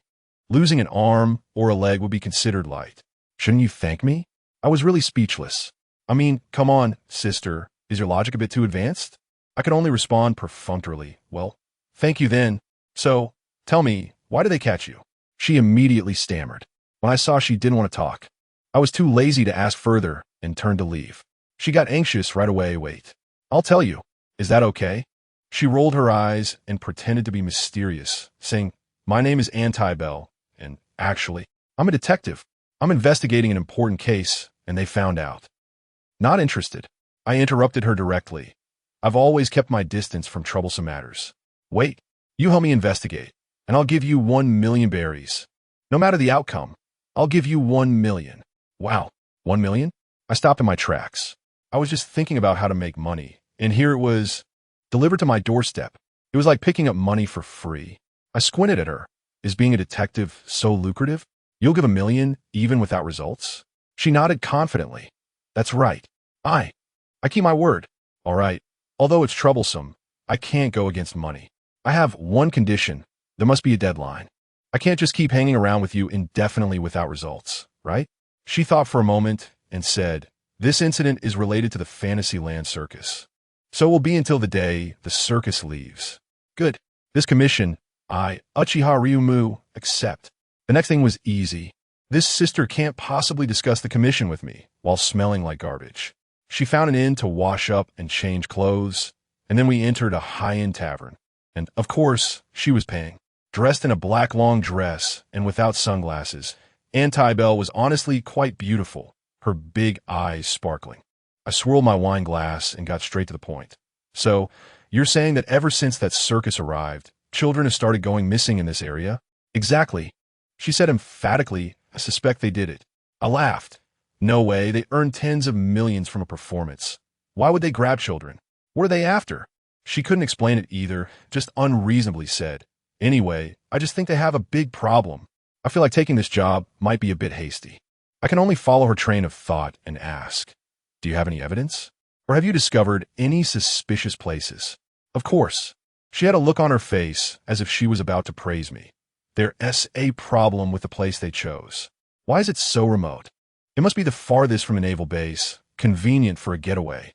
I was waiting for her to continue, but she just stared at me with wide eyes, and there was no further response. That's it? I asked tentatively. That's it. Isn't that enough? Her expression was simply the epitome of clear stupidity. I was overwhelmed. Suppressing the urge to complain, I could only praise her. Good deduction. She immediately burst into a smile. I then asked, what do the missing children have in common? This time she seemed a bit discouraged, saying that among the missing children, those who had seen the circus were actually in the minority. Instead, many had watched a clown's magic show in town before going missing. But those clowns had been around for a long time and had nothing to do with the circus. Oh, I suddenly remembered. She slapped her thigh. Those children all went missing at night. They just vanished overnight. Hey, I don't know if this information is useful to you, but it is incredibly useful to me. Nighttime activities, doesn't that make it convenient for my investigation? I have a plan in mind. So I looked at her and intentionally made the situation sound a bit more serious. All right, I understand the situation. But think carefully if it really was the circus, and they haven't been exposed for so many years, it means they have a lot of power behind them. Are you sure you want to investigate further? And guess what happened next? Instead of being scared, this girl got excited, as if she had found some thrilling murder mystery to solve, her eyes sparkling. Investigate. Why not? Otherwise, my 1 million would be wasted. At that moment, when I looked into her eyes, it was like looking at an obvious bag ready to check in at a trendy tourist trap. All right, if the employer said so, what else could I say? Fine. Then I'll take care of everything from here. As for her, bringing her along was just a burden. She even asked me, with an eager expression, what about me? What am I supposed to do next? I wiped my mouth and slowly said 2 words, sleep. She exploded on the spot, stabbing her knife and fork fiercely into the steak, gritting her teeth and asking, are you saying that this young lady will hold you back? Great. I still have to coax her. I could only change my wording and said seriously, I haven't finished yet. You need to get a good night's sleep tonight. Conserve your energy, and for the next few days, you'll be responsible for monitoring every move of the circus. This task is very important, and we can't be careless. As soon as she heard this, her mood instantly brightened, and she excitedly accepted this challenging task. Her change of expression was remarkable. Just as we finished eating and were about to leave, she suddenly grabbed me, nearly diving under the table. Following her gaze, I looked over to the left, and not far away, a guy with pink hair was drinking with a beautiful woman. She whispered, that guy is Navy Lieutenant Fembudi, nicknamed Iron Fist. Puffed. I sprayed my drink everywhere. Luckily, she dodged quickly. Iron Fist? Does Vice Admiral Karp know how brave he is? I really couldn't hold it in. We felt like thieves, and after her various attempts to conceal it, we finally slipped out of the tavern without being discovered. For the next 2 days, I completely turned my days and nights upside down, using 3 shadow clones at night to turn the entire Sea Breeze Harbor upside down, and during the day, I would return to the inn to catch up on sleep. That feeling was more exhausting than staying up for 4 consecutive nights. I felt like my CPU was about to burn out. Unfortunately, I found nothing and hadn't heard of any new missing children. Just when I had barely fallen asleep, there was a loud knock at the door. With panda eyes, I went to open the door and saw Anti-Bell standing there with her hands on her hips, fuming. "Good morning." I yawned and turned to dive back into bed. "You little drifter." She grabbed me and said, "You took the young lady's money and are just hiding here to sleep? I'm out there keeping watch every day, and you're doing this? Where's the good news? The fantasy paradise is leaving tomorrow. Can I not know? Young lady, it's precisely because they are leaving tomorrow that tonight is the main event. Don't worry, I will definitely let you see good news. Now hurry up and let go. Let me rest for another 5 minutes, just 5 minutes." As soon as I finished speaking, that silly girl, Anti-Bell, hesitantly let go of me. I tell you, the moment my head touched the pillow, I fell asleep instantly. Mainly because this girl posed no threat to me at all, just a pure and innocent sweetheart, and I slept soundly next to her. As a result, I slept, and she got bored waiting for me, so she fell asleep on the table herself. When I opened my eyes again, it was completely dark outside. I tell you, at this moment, I felt energetic enough to take down a bull. The lethargy from earlier was all an act. Just as I was about to head out to work, I turned my head and, hey, Anti-Bell was still there drooling. I thought I couldn't just let her lie there, so I went over, picked her up, and then just tossed her onto the bed. With a thud, the bed bounced 3 times, and this girl just turned over, hugged the blanket, and continued to sleep, giggling and saying things like I'm not a hero. No need for flowers. Then I'll accept it. Family, who understands? I slept like a pig. I silently complained, and in the next second, I disappeared from the room. The night outside? Who has time to look at that? I instantly appeared at the top of the highest clock tower in Haifeng Port, with an excellent view. As usual, I split into 3 shadow clones and sent them to different areas to stake out, while I personally held the middle lane, controlling the situation. Time passed second by second, and I tell you it was so boring, exactly like the last few days with no movement at all. However, as a ninja, the most important thing is patience. Just when my eyes were about to bulge out like a Sharingan, finally, they came. In the corner of the street, several figures flashed by. If I hadn't been focused, I would have really missed them. The corners of my mouth are rising crazily. I locked onto one of them. This guy looked incredibly professional, dressed in a black cloak from head to toe, with a clown mask on his face, appearing like a ghost in the night. He walked back and forth, as if sensing something, and finally stopped outside a residential house. I saw him place his hand against the wall, and, like a gecko, he quickly climbed up, prying the lock and opening the door as if it were a game. Then he took out a small bamboo tube and blew a puff of smoke into the house. He waited at the door for a few minutes before slipping inside. His target was extremely clear, heading straight for a bedroom. A little girl was sleeping soundly on the bed, hugging a teddy bear with a smile on her face. She didn't even know danger was approaching. The clown took out a pocket watch and waved it in front of the little girl, murmuring like he was casting a spell. "Come with me to the land of dreams."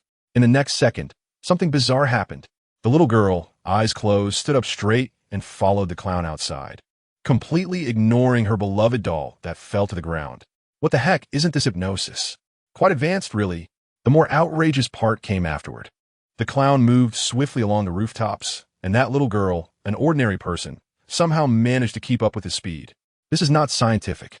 I followed them all the way to the northeastern corner of the port, where the coast is.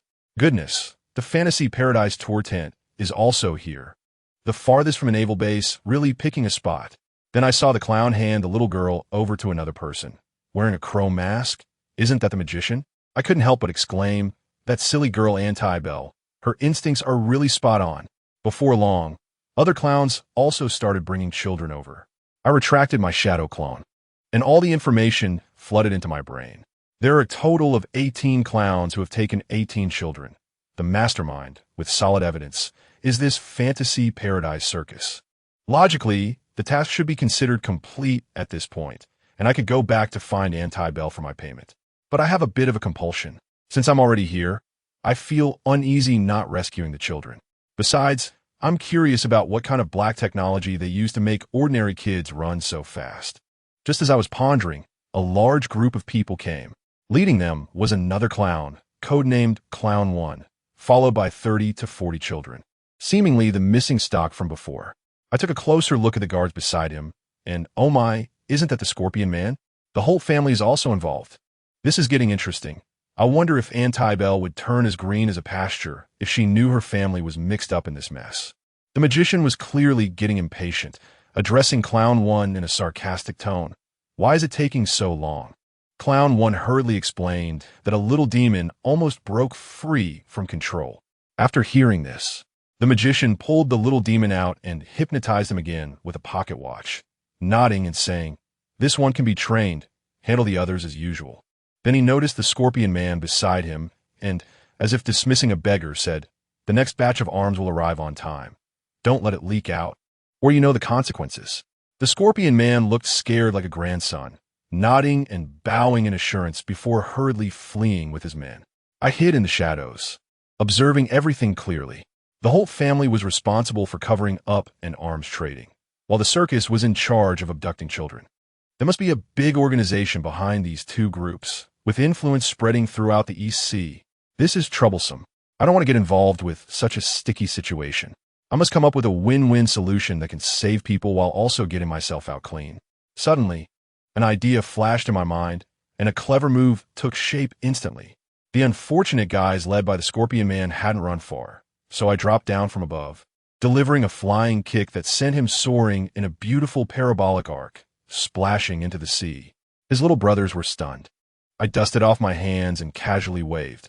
"I have some personal grievances with this Scorpion Man. You all can leave." The few of them dared not believe it. Tentatively moving a couple of steps and seeing that I didn't make a move, they bolted. However, the magician wasn't having it. Exposing them meant death. A dozen clowns charged out to silence me. But could I let them succeed? In a flash, I moved, and with a few thuds, I kicked all the clowns back. I brushed off the dust on my collar and said in an extremely arrogant tone, "I already said to let them go, yet you still took action. Don't you think you're looking down on me a bit?" The magician was dumbfounded, completely unable to see through my strength, and cautiously asked, "May I ask who you are?" I swept my bangs aside and struck a dramatic pose. "You don't even recognize me? I am Lieutenant Fembity of the Navy headquarters, known as Iron Fist. That's right. This is my plan, diverting the disaster. I transformed into that flashy Navy officer I saw at the tavern. Let the dogs fight among themselves." The magician's face turned green, and he must have cursed the whole family 1,000 times in his heart. But he still held onto a glimmer of hope, trying to steady me. "So, it's Lieutenant, sir. May I ask what brings you here?" I glanced at the dozens of children behind him, looking at him as if he were a fool. "Little crow, don't be stupid yourself, and think others are stupid too. This captain is not blind." When he saw that I wasn't taking the hint, he started threatening me. "This is not something you can interfere with. Be careful not to bring trouble upon yourself." I couldn't help but laugh at that moment. I was just trying to bring trouble upon myself. Trouble with Finn Booty. I shoved my hands into my pockets and said in a really cocky tone, "I'm definitely going to do it. What are you going to do about it?" After saying that, I even spat at him. Let me tell you, in that instant, it felt amazing. The magician was so furious, he looked like he was about to explode, but he didn't dare to make a move. He could only suppress his anger and started to tempt me. "Captain, the forces behind me are far beyond your imagination. If you pretend you didn't see anything, I could even recommend you to join us. It wouldn't be impossible for you to get promoted." I pretended to be very interested. "Oh, what kind of power is so impressive that it can influence naval personnel transfers?" As soon as he saw that I was intrigued, he immediately got excited and said with admiration, "Do you know Joker? His influence spans the entire world, and he is one of the top figures in the underground world." "Joker? Never heard of him." But that doesn't stop me from continuing to play along. I feigned a look of realization. "So it's Lord Joker. I've long admired your name, but I just don't know what he's doing with these kids. I'm just following orders. I'm not clear on the plan." The magician saw that I had taken the bait and started calling me brother. Since I couldn't extract more information, I thought, why bother pretending? I scoffed coldly. "That's hard to explain, so you don't have to explain." Before I finished speaking, he had already rushed out. The magician reacted quickly, narrowly dodging and angrily shouted, "What do you mean?" I shrugged my shoulders and said, "It's nothing much. I'm just not interested in your suggestions, just messing with you." Only then did he realize he had been played by me. In a fit of rage, he threw out a few playing cards, which flew like blades. I couldn't help but laugh. Playing with flying objects in front of Uchiha? That's just showing off. I casually caught all the cards, pinching them between my fingers. "Want me to teach you how to use them?" Whoosh. I flicked the cards back. They didn't seem fast, but when the magician reached out to catch them, with a pop, 2 of his fingers were cleanly sliced off. He was so scared he rolled away in panic, clumsily dodging the remaining cards. Seeing he couldn't win, he started calling for help. He pulled out a pocket watch and chanted something, and those clowns I had knocked down surprisingly got back up like zombies. Wow, using hypnosis to block pain? That's a bit interesting. Then that group of clowns surrounded me, each holding a pocket watch, starting to circle around me while babbling. I could feel a wave of mental energy trying to invade my mind. But this thing is just too weak. Seriously, are they just here to practice their 3rd driving test? Just going in circles? Can't do anything else? I waited for half a day, almost falling asleep, and they were still spinning. I felt insulted. I'm not playing with you anymore. A flash of red appeared in my eyes. Illusion technique reversale. Puffed. All the clowns, including the magician, collectively spat out a mouthful of old blood and instantly fell down. Using illusion techniques on Uchiha, this is the consequence. The magician looked at me like I was a ghost, but he still stubbornly said, I advise you not to interfere with this matter. My answer was the same as before. I replied coldly, Is that so? What a pity. He suddenly burst into mad laughter. Fight for me, my clown army. Countless energy threads emerged from his body, connecting to each clown, crazily squeezing their life potential. Those clowns were like they had been injected with adrenaline, their momentum skyrocketing. But their eyes were hollow, completely turned into zombies. I instantly understood that the reason those kids could run so fast before was also due to this trick. This magician doesn't care about the lives of his subordinates at all, just to win. I looked at him, feeling a bit annoyed. Aren't they your subordinates? Don't you care about their lives at all? He laughed even crazier. Training them is just for this moment, isn't it? To die for me is their honor. Sigh. I sighed, and although I felt a bit sorry for these clowns, there was no way I would hold back. The first door opened. With the surge of my strength and speed, the battle instantly turned into a massacre. Bang, bang, bang. I'm telling you, it was just like chopping vegetables. In a few seconds, the world became quiet. I turned to the magician, who was so scared he couldn't speak, and slowly walked over. Do you have any last words? He trembled all over, looking at me covered in blood, as if he had seen the Grim Reaper. It seems he had none. I reached out and grabbed his face. With a snap, the battle was over. Let me tell you, once this mask shatters, underneath is just a completely ordinary face. The kind you'd be too lazy to pick up even if it fell into a crowd. And yet this guy is the mastermind behind child trafficking. It's unbelievable.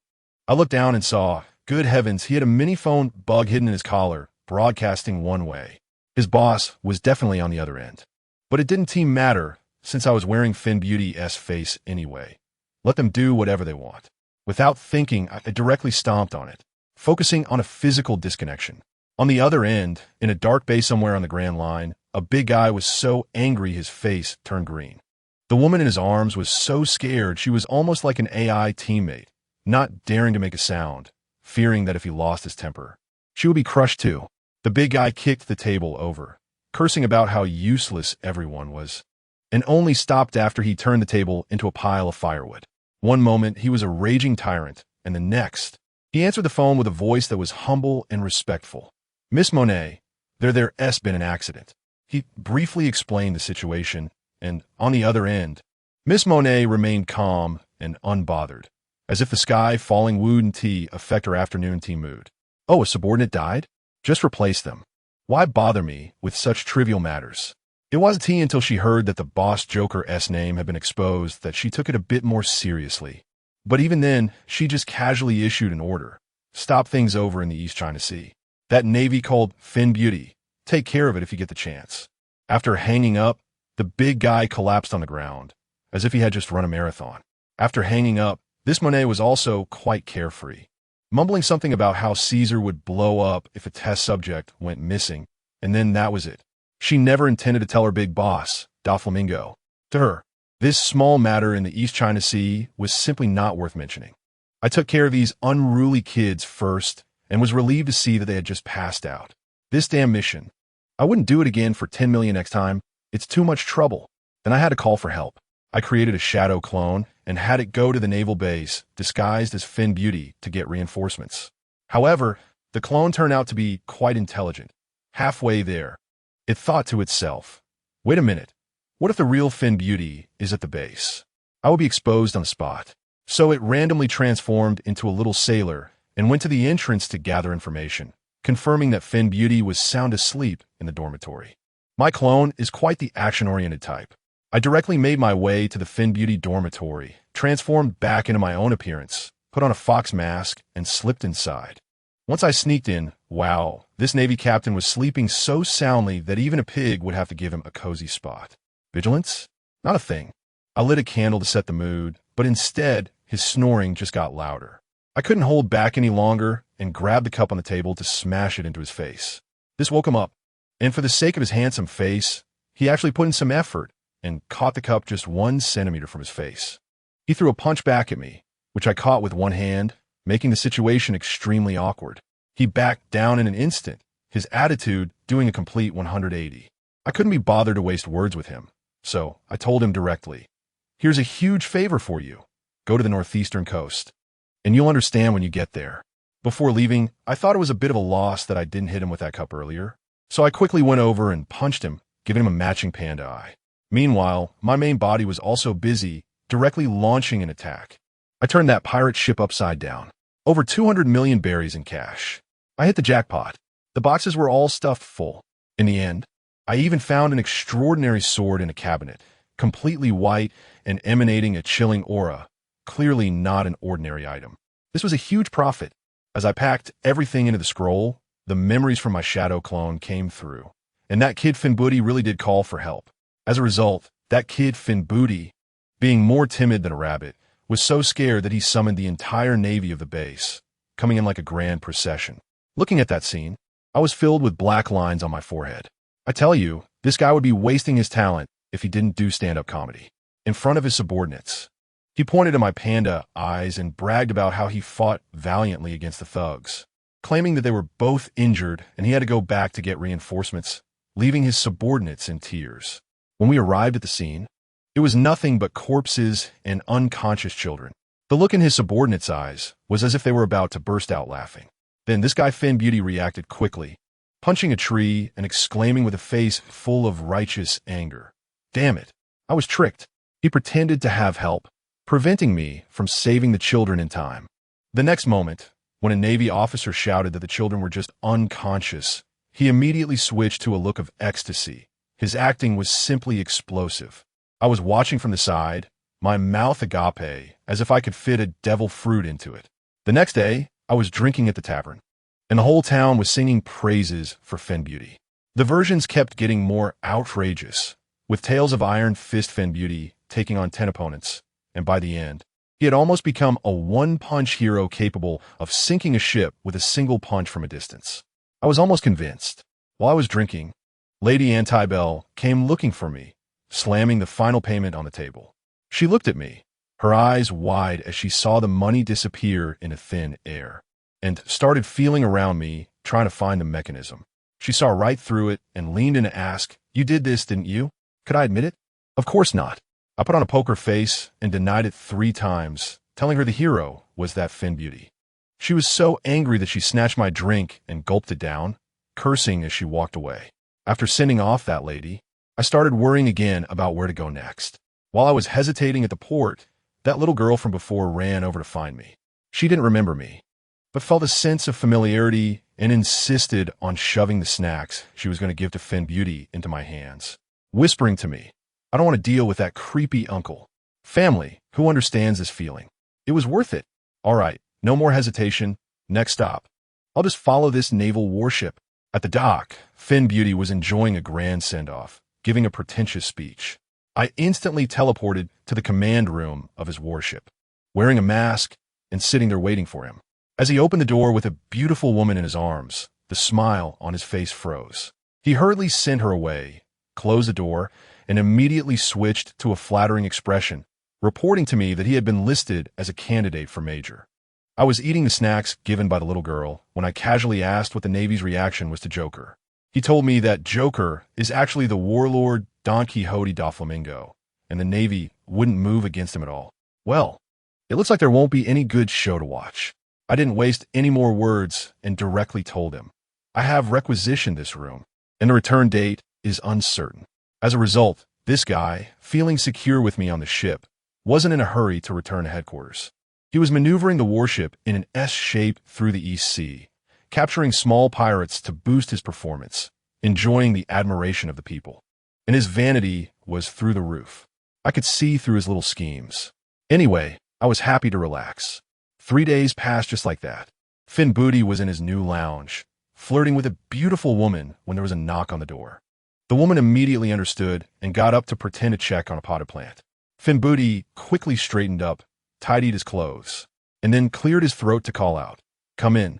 When the door opened, let me tell you, the officer who came in was completely focused, and the beautiful woman next to him was like a transparent person.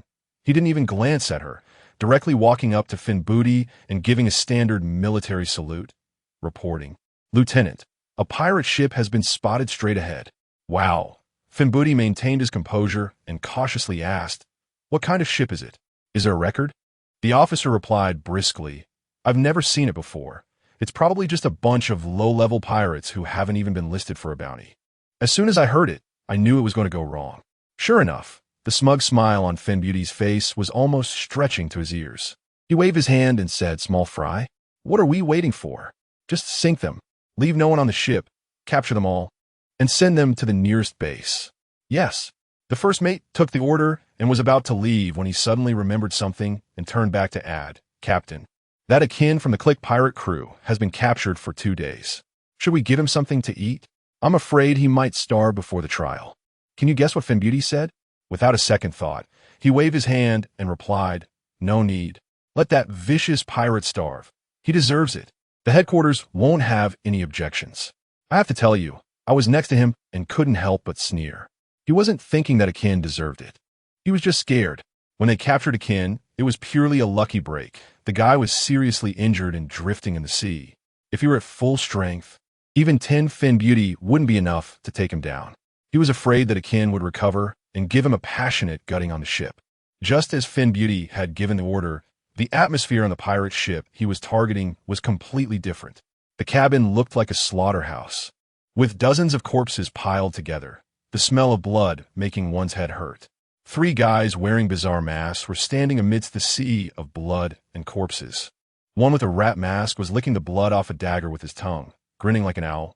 "Hey, this Navy ship is really slow. We have to go up to them ourselves. Later, I'm going to dig out his brain to drink with." Next to him, a woman in a rabbit mask coldly chuckled and warned, "Take it easy. Anyone who can take down a crow is definitely not a good guy." Then another muscular man wearing a wolf mask cracked his knuckles disdainfully. "A crow? That trash is just relying on a bit of hypnosis to make a living. Without that trick, I could snap his neck with one hand." Well, the rabbit-masked woman saw that her 2 teammates were getting more and more worked up, so she stopped trying to persuade them and began sharpening her claws. Just then, boom, boom, boom. Our side's cannonballs were raining down. The pirate ship was getting battered like a sieve, and it was about to sink. But strangely enough, instead of fleeing, that ship was charging straight at us. Not a single ghostly figure could be seen on board. The first mate felt something was off. This was practically inviting us into a trap. He ordered the cannons to keep firing while sprinting to the lounge, kicking the door open without knocking. He didn't care that Finn Booty was getting cozy with the beauty. He shouted directly, "Captain, that ship is suspicious. You need to take a look." Although Finn Booty was interrupted during a good moment, he knew his first mate wasn't a reckless person. He left the beauty in the room and rushed to the deck with his first mate. As soon as the 2 of them stepped onto the deck, the thick, cloying smell of blood hit them like a wall. Several naval brothers were already lying on the deck, their fates unknown. The 3 masked men were surrounded by the remaining navy, but they remained calm and collected, completely unfazed by the situation. As soon as Finn Booty showed his face, he was instantly locked onto by 3 cold gazes, unable to escape. The burly man in the wolf mask suddenly pushed off the ground, leaving a circle on the deck, and shot towards Finn Booty like a cannonball. With just one punch, Finn Booty was sent flying like a ragged sack, crashing against the railing and spitting out a mouthful of blood, collapsing on the spot. The wolf-masked man laughed wildly and shouted at the rabbit-masked one, "Did you see that? I told you the crow is useless. He actually got taken down by this kind of trash. Fin Booty was in a terrible state, his hand with the brass knuckles shaking like he had Parkinson's, barely managing to stand up while gripping the railing, glaring fiercely at his opponent. The way he acted made me think he was about to unleash a powerful attack. But guess what he shouted instead? He took a deep breath and screamed at the top of his lungs, "Help! My family, who understands?" I was dumbfounded standing beside him. The entire Navy was also stunned, jaws dropping to the ground. The three masked men were first taken aback, then erupted into thunderous laughter, probably not expecting that the naval captain's trump card was shouting for help. Laughter aside, the task still had to be done. The three of them didn't waste any time and charged at Fin Booty, ready to claim his head. Fin Booty appeared calm on the surface, but inside he was panicking, repeatedly muttering, "Big boss, save me, please make your move." Just at that crucial moment, ding, ding, ding, 3 cold flashes shot out from the cabin, at such tricky angles that the three had to stop in their tracks. The 3 shurikens went straight into the hard deck with a thud. The trio's gazes were instantly glued to the cabin door, cold sweat pouring down their foreheads. A lazy voice emerged. "You're so noisy. Can't anyone get some sleep?" Liobua yawned and swaggered out from the cabin. He looked incredibly cool in his black combat suit, wearing a cloak with a flame pattern, a headband, and a fox mask. Goodness, now there were 4 masked men on the deck, staring at each other in awkward silence. The wolf mask was the first to speak, scratching his bald head and asking the rabbit mask, "Did the organization send anyone else?" The rabbit mask was almost driven mad by this stupid teammate, gritting his teeth and saying, "Are you blind? This guy is obviously with the Navy." Liobua scratched his nose, quickly distancing himself, his tone incredibly relaxed. Hey, don't misunderstand. I'm not with the Navy." Upon hearing this, the wolf was convinced he was one of their own, subtly moving closer to Liobua while laughing. "I knew it. We're all brothers. Just look at our masks. They're quite similar." "You mean this?" Liobua pointed to his fox mask. "Actually, I could change." Before he could finish his sentence, the wolf brother's expression suddenly changed, and he lunged at Liobua. A powerful punch came out of nowhere, aimed straight at Liobua's face. Bang! It was a huge sound. I tell you, Luffy just reached out a hand casually and firmly grasped that heavy fist. However, this time he used all his strength and even took a small step back. The wild wolf's face turned green. His carefully planned sneak attack was actually caught like this? The rabbit and mouse beside him were also stunned, first shocked by Lioshu's strength, and second by the fact that the wild wolf, who usually acted like an idiot, actually had some cunning. Luffy squeezed his fist and said slowly, "I say, little wolf cub, why did you attack without saying hello? Has no one taught you to be polite?" The third life gate opened. Luffy didn't give them any time to react and prepared for a quick resolution. He suddenly exerted force with his palm, and with a crisp sound, he crushed the wild wolf's hand bone. Then, like picking up a chick, he lifted the muscular man into the air and slammed him down hard onto the ground. After releasing him, he kicked him with a flying kick, sending the wild wolf crashing into the mouse mask that was trying to sneak attack from behind. The two of them were like bowling pins, directly knocked away by the enormous impact, breaking the railing. If they hadn't clung tightly to the edge of the ship, they would have fallen into the sea to feed the fish. Only the rabbit mask was left, her eyes nearly popping out, her chest heaving violently, completely unable to believe that her 2 companions were taken out in an instant. She knew she definitely couldn't beat Luffy, and with a quick glance, she locked onto the incapacitated Fin Beauty beside her. After all, one picks soft persimmons to squeeze. As long as she took out the target, she could retreat. Luffy turned around, as if seeing through everything, and said faintly, "I advise you not to entertain any crooked thoughts. Although it's a bit troublesome, since I've made a move, I won't let you kill him in front of me. Who cares about you?" The rabbit mask shouted loudly, stepping hard with her high heels, leaving an imprint on the deck, and her whole body turned into a flash of lightning rushing towards Fin Beauty, her claws glinting coldly. Not bad speed. Luffy shook his head and vanished from the spot in an instant. The rabbit mask thought she was about to succeed, her claws almost touching Fin Beauty's throat, filled with excitement. But just then, with a crisp sound, her claws were blocked by a silver-white knife, No matter how hard she tried, she couldn't advance an inch. In the next second, a black ninja shoe appeared in her field of vision, and then she felt a tremendous force in her lower abdomen, sending her flying backward, luckily caught by the wild wolf, who had just regained his strength. Lu Shu held the long knife he had seized from the crow and suddenly realized that it seemed like someone was missing. He curled his lips and, without looking back, swung a knife behind him. Clang! The mouse mask had somehow sneaked up behind him, and the dagger in his hand was directly sliced in half. He stared blankly at the broken blade in his hand and retreated to his companions.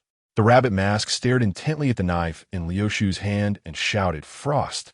The frost of the crow is in your hands. So you were the one who killed him." Lu Shu casually waved the knife and said with satisfaction, "Oh, so this knife is called Frost. Not bad." Then he pointed at Finn Beauty beside him and started to shift the blame. "He gave it to me. As for who this crow is, I don't know." Finn Beauty quickly echoed, "That's right, I gave it to him." The wild wolf was so angry on the side that he started to complain. "I'd already asked the crow to sell me this knife, but he refused." "Stop talking nonsense." The rabbit mask interrupted him. "We are no match for this guy. Let's all go together and fight him." As soon as she finished speaking, the three of them charged forward in a triangular formation. I tell you, at this moment, Lu Shu was focusing on a teaching style of companionship, not at all planning for a quick resolution. He swung Frost and began a game of cat and mouse, while also testing the knife's performance. The assistant beside him was watching with wide eyes, afraid to blink, and quietly asked Finn Beauty, "Captain, what is this person's identity? We can't deal with these three at all, but they are like children in his hands." Finn Beauty was getting into it, cheering for Lu Shu while waving his arms.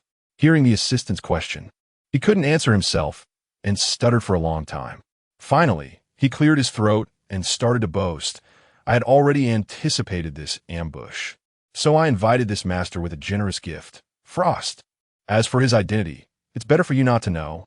As soon as the assistant heard this, he thought, "Oh, he must be a secret big shot sent by the headquarters," and immediately flattered him, then focused on watching the show.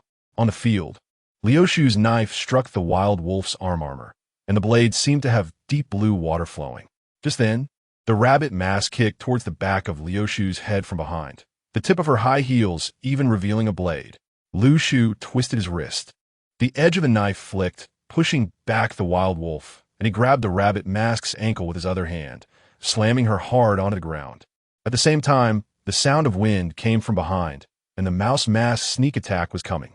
Lu Shu didn't even look, and with a reverse slash, he stabbed backward. Puffed. The smile on the mouse's face was still frozen, but his chest had already been pierced by Frost. Lu Shu withdrew the knife, flicked it downward, and blood splattered onto the deck, but the blade remained spotless. "Still want to fight?" Lu Shu asked flatly. The rabbit mask, lying on the ground, struggled to stand up. Her tight-fitting outfit was already tattered. She stared fiercely at Lu Shu and said intermittently, "Don't think that everyone in the organization is like the crow. I would rather die than betray my master."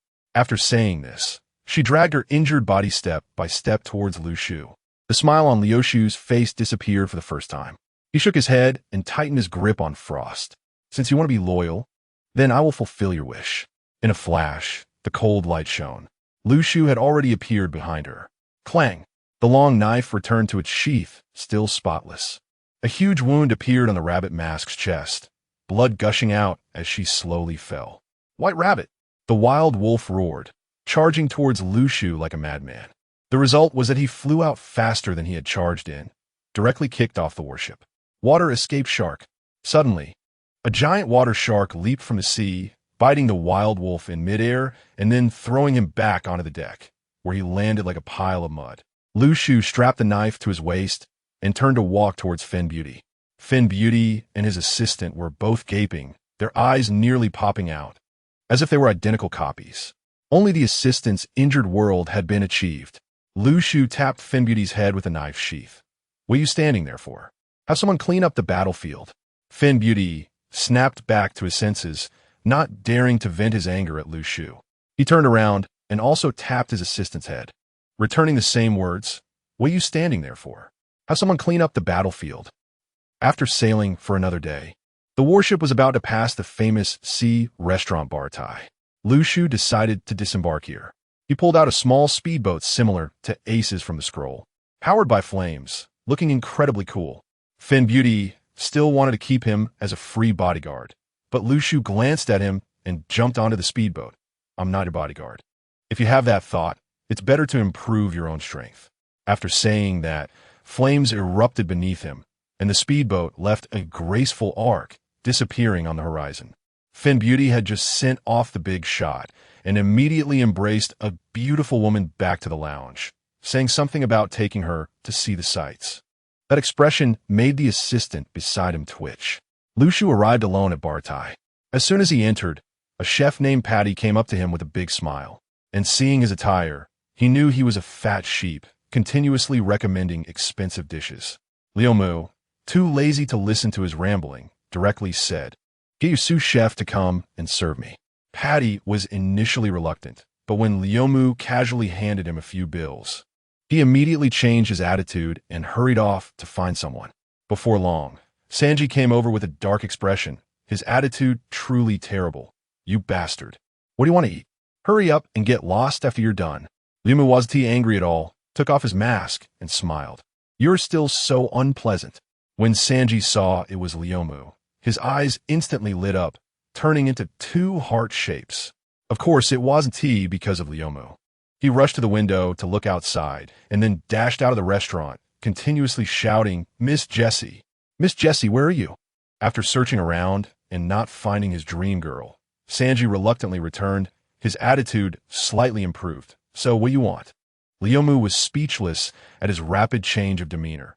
"You're treating me so differently. I'm also a guest." Sanji replied nonchalantly, "I treat everyone like this, except for beautiful ladies." Although his attitude wasn't too great, Sanji's cooking was beyond reproach. A full table of delicacies had Liu eating with great satisfaction. Sanji sat beside him, watching Liu's contented expression, a slight smile appearing at the corner of his mouth. "Why are you out alone this time?" Sanji teased. "Kicked out by the Porter Guild?" Liu paused his actions and joked, "That's right, they've grown strong enough that they don't need me anymore." Then, with a sparkle of anticipation in his eyes, he said seriously, "Next, I'm going to the Grand Line. Someone promised to meet me there again." He looked at Sanji and invited, "How about it? Interested in experiencing that Devil's Sea together?" Sanji's body visibly shook for a moment, but he quickly regained his composure. He took a cigarette, walked to the window, lit it, and gazed at the distant sea, slowly saying, "Sorry, I refuse. I have reasons to stay. This restaurant still needs me." Although he verbally declined, Liu could see from the slight tremor in his eyes that the guy's heart had already flown toward that sea full of dreams and adventures. So I had to give him another push. I jokingly said to him, "How about I go tell that old man to kick you out too? And that LL solve it?"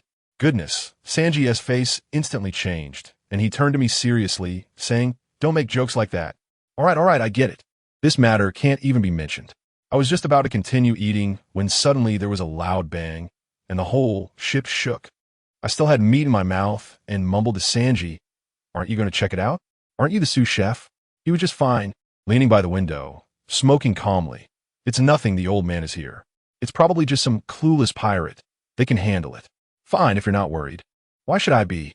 Then I looked up, and, hey, a familiar face appeared at the door.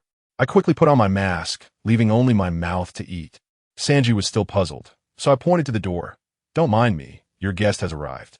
He followed my finger, and his eyes turned into hearts instantly, as if he had stepped on a wind wheel, rushing down in a flash. Family, who understands? This love-struck brain is something else. In came that Navy Lieutenant, Fembuti, and I had to pretend to be his bodyguard. This guy had been pampered all the way here and still wanted to act tough. First, he accused the soup of having bugs. Then he wasted food, which directly triggered Sanji's rage. And the result? Do I even need to ask? He was directly beaten up by Sanji. I watched the show from the second floor, thinking it'd serve him right. Let him learn a lesson. But this idiot, even after getting beaten, was still defiant, actually threatening to blow up the restaurant. Great, I couldn't watch the show anymore. I was afraid he would really piss Sanji off, and then his life would be at stake. I immediately shouted from upstairs, "Isn't it embarrassing enough? Hurry up and get out."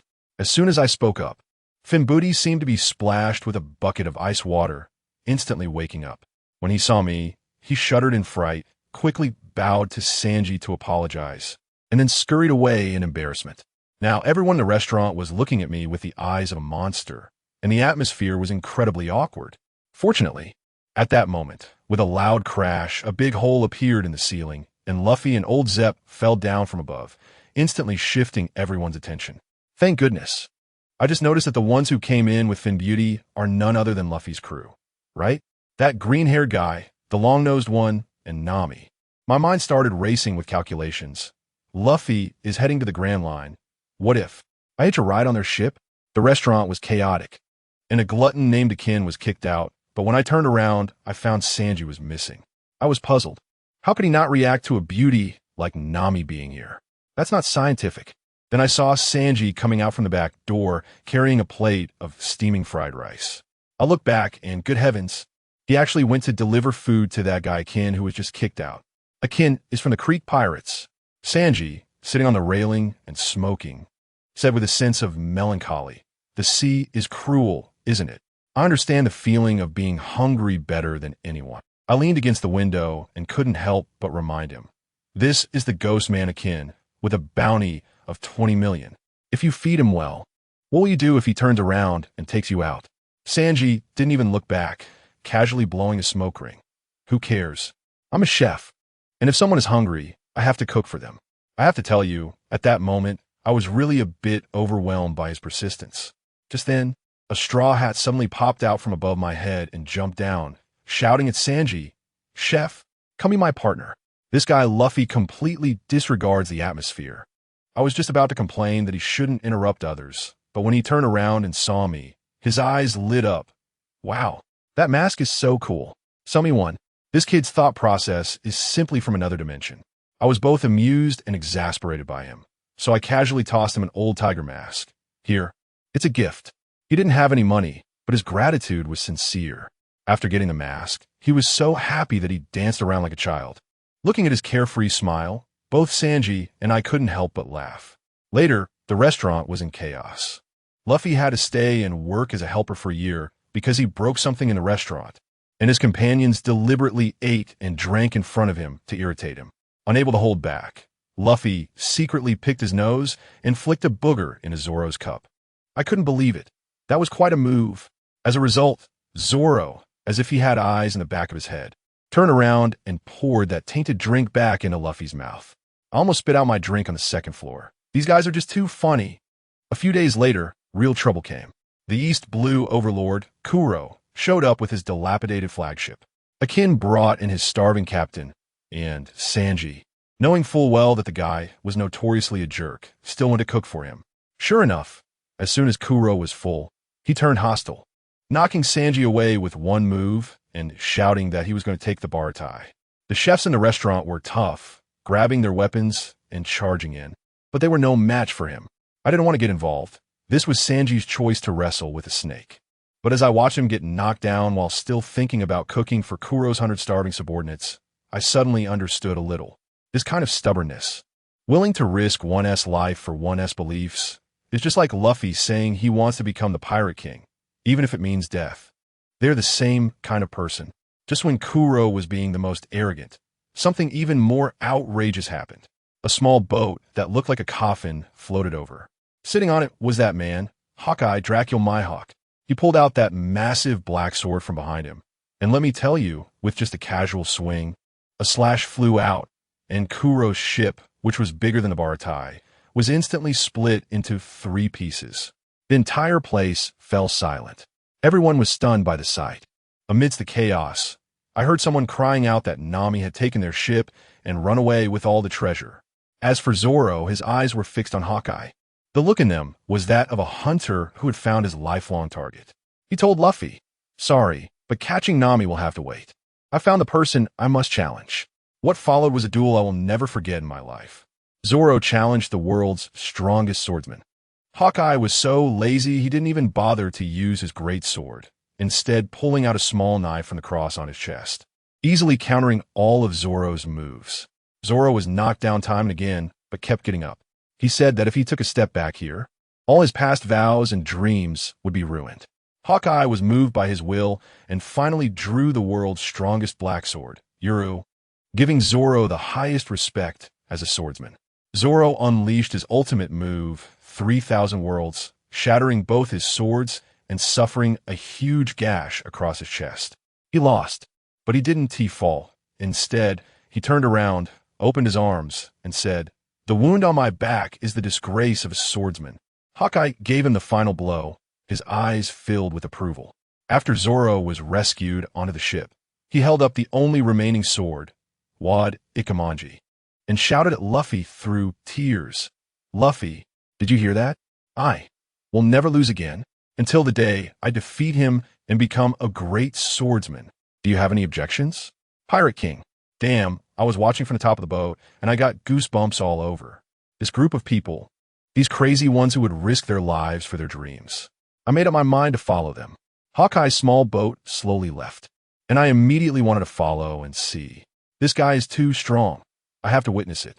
As a result, just as I was following in my speedboat, a sharp slash came slicing through the air, flying right past the side of my boat. My heart skipped a beat. I was found out. I steeled myself and drove up to him, looking into his sharp, hawk-like eyes. Goodness, the killing intent was so strong that it felt like the temperature of the air dropped several degrees. His voice was as flat as if he were asking me if I had eaten, but who among my family understood that overwhelming pressure? It was simply intense. I felt that if I said even a single wrong word, he could split my little broken boat, and me along with it, in the next second. I'm telling you, his aura is definitely not as simple as just being in a good mood today. He probably just finished torturing Zoro, and his mood index shot up. Otherwise, with that temper of his, where he would chase down anyone who disturbs his sleep to the ends of the earth, I would have been turned into particles by now. I quickly tucked away those messy thoughts, looked him straight in the eye, and got straight to the point. "Mr. Hawkeye, you misunderstand. Although this thing in my waist is a knife, I am not a swordsman."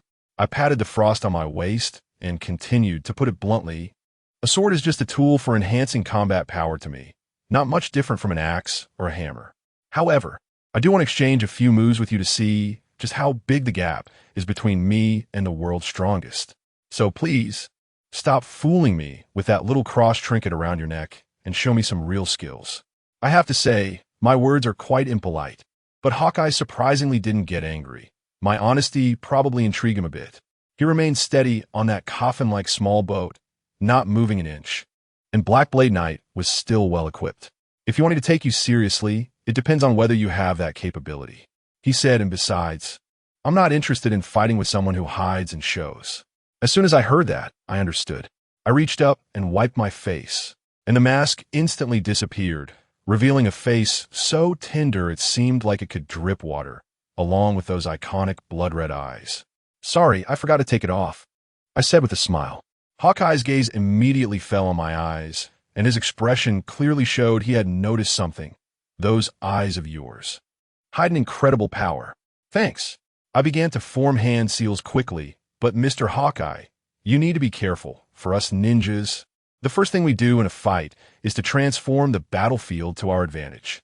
Just as my words fell, the small speedboat beneath my feet puffed and vanished into smoke, and I stood steadily on the surface of the sea. Then I plunged my hands directly into the ocean. Water-style, raging surge. In the next moment, the water beneath Hawkeye's small boat boiled like crazy, wildly churning, and his little boat shook as if it were on a rocking ride. But good grief, Hawkeye seemed as if he was glued to the boat, not moving an inch. Truly the strongest. I couldn't help but praise him, then shifted my tone, my smile turning a bit mischievous. "I wonder if the small boat under your feet disappears. Will you still be so calm?" Water-style, water tornado. Water-style, shark. I unleashed 2 powerful moves in a row, using water release on the ocean. The power was simply outrageous. Several water tornadoes crazily spiraled towards him, and beneath the sea, several large water sharks emerged, opening their massive jaws to bite down on his coffin board. He couldn't just remain indifferent now, could he? Sure enough, he finally moved. With a whoosh, the legendary black sword, Knight, was drawn. He casually slashed at the water tornadoes, and let me tell you, the scene was something else. The ocean's surface was split apart, creating towering waves, and my water tornadoes instantly disappeared. Then he made a move right by his feet, and that little boat shot out like it had a rocket booster, zipping away several meters just in time to dodge all the shark attacks, while also slicing those water sharks in irregular seawater. TSK, it really was ineffective. Just as I was about to continue my assault, Hawkeye suddenly spoke up. Is this the way of a ninja's battle? It's my first time seeing it. Did you come from Wano country? I was taken aback. Wano country? Isn't it? My Hawk was a bit surprised. I hadn't heard of any other place besides Wano that had ninjas. I got excited all of a sudden. You mentioned Wano country. Does it have ninjas? I've only heard about it. Hawkeye was quite generous and directly told me that the origin of ninjas is said to be there. Wow, that is a lot of information. I immediately started to think about how the ninjas in this world differ from what I know. It seems I must visit Wano country. With that in mind, I respectfully bowed to Hawkeye. Thank you, Mr. Hawkeye, for the information. To show my gratitude, let me demonstrate my strongest move right now. Fourth gate. Fifth gate. Sixth gate of you, open. I suddenly unleashed a burst of green chakra, and my momentum surged. I drew frost, and the blade shimmered with an icy blue glow. To be honest, I hadn't planned on opening the sixth gate, as the side effects of this technique are quite severe. Even for a clone, the mental backlash would be enough to leave the original in a bad state. But to show my gratitude for the information provided by Hawkeye, I had to demonstrate my utmost respect. Hawkeye also realized that this technique was a double-edged sword, harming both the enemy and myself. To show his respect, he gripped his black blade tightly. Ninja, state your name. Uchiha Ryumaku, you will die. His tone was devoid of any emotion. I laughed. I'm not a battle maniac like Zoro, willing to risk my life just for a fight. We ninjas have plenty of ways to keep ourselves safe. As soon as I finished speaking, my Hawk kicked off the ship, and his whole body, along with the ship, shot towards me like a cannonball. Energy surging on his black sword, its color deepening. I didn't back down either. I stepped onto the surface of the sea to meet him head-on, and my sword-swinging motion turned out to be exactly the same as his. With a frost blade's sword energy passed, the seawater froze into a thin layer of ice. Clash! The two swords collided violently. There were no flashy techniques or names, just the purest, most extreme strike. At the point where the blades met, the space seemed to twist, and a violent energy burst suddenly exploded. Boom! The entire sea went wild. After all, I had my advantages activated, but I still couldn't match the world's number one. I was sent flying, and the frost blade in my hand turned into smoke first, before my clone completely vanished. I left behind my final words. I look forward to our next encounter. On the other side, aboard the Going Merry, Nami was leaning against the ship's railing, lost in thought. Sometimes she sighed, and other times she smiled foolishly. She felt troubled, reminiscing about the happy times with Luffy and the others. But then thinking about having to betray them, tears kept falling. They really are a great bunch. She murmured to herself, wondering if they could still be partners when they met again. She knew that stealing the ship and running away wouldn't be forgiven. But she had no choice. She needed to gather 100 million berries to free the entire village from the dragon's grasp. Just as she was crying her heart out, a hand suddenly offered her a tissue. Nami didn't think much of it and took it to wipe her tears. Thank. The word barely left her lips when she suddenly realized something was off. Wait a minute. Who else is on this ship besides me? She turned around and saw an unexpected face. Luffy, Nami exclaimed, but in the next second, she grabbed her nunchaku, her face filled with caution. You're not Luffy. Who are you? I, with Luffy's face, curiously asked. My transformation technique shouldn't have any flaws. How did you see through it? Nami let out a cold laugh. With Luffy's personality, seeing the sea restaurant being bullied, would he just stand by? He would have rushed up there. What did you do to them? Seeing her about to cry again, I quickly undid the transformation and returned to my original form. Oh, long time no see. I greeted with a goofy smile. Nami was taken aback for a moment, then suddenly remembered, and her expression turned resentful. It's you? That stingy, young master from the Porter Trading Company? What? Kicked out your home. Now you can only part-time catch thieves. I was taken aback by her retort and helplessly said, I didn't say I wanted your treasure. As soon as Nami heard this, she immediately crossed her arms, took several steps back, and looked at me with a disdainful expression. That's still not okay. I didn't expect you to become this kind of person. Family. I really can't keep up with this line of thinking. I quickly explained, I just think Luffy and the others are quite interesting, and I just want to hitch a ride on their ship to the Grand Line. I walked up to her, looking at the bounty notice of the evil dragon at her feet, and my tone turned serious. The current route is to Cocoa West Village, right? Have you run into trouble? Tell me. I'll help you take him down. Nami was startled and quickly hid the bounty notice behind her. My business has nothing to do with you. Why? I was confused. Do you think I can't beat him? I can't say for sure about other places, but in the East Sea, no one is my match. As soon as I finished speaking, a flash of Hawkeye's face suddenly crossed my mind, along with that old madman Karp, and my momentum instantly weakened. All right, I may have bragged a bit too much. Nami's eyes flickered with a hint of expectation, but it quickly faded. She had been overshadowed by the evil dragon for too long and couldn't believe that anyone could defeat the fishman. She pretended to be relaxed and made a joke. Do you really want to help me? How about giving me 7 million berries? You're a young master. You must have this little amount, right? She was just short of that 7 million. I thought to myself, how hard could this be? I reached out to grab my ninja tool pouch, ready to take out the scroll containing my little treasury. But just then, I suddenly felt like my head was smashed by a hammer. Everything went black, and I spat out a mouthful of blood, my whole body going limp. The shadow clone returned, and it brought back all the mental shock from the clash with Hawkeye. When I opened my eyes again, I found myself lying on Nami's lap. The sensation on the back of my head was incredible. How long was I out? I weakly asked. Nami, relieved to see me awake, sighed, but immediately retorted, not long. But seriously? It's just 7 million berries. Is it worth fainting and spitting blood over? I'm really at a loss for words. As a proud Uchiha, do I not care about my face? You misunderstood me.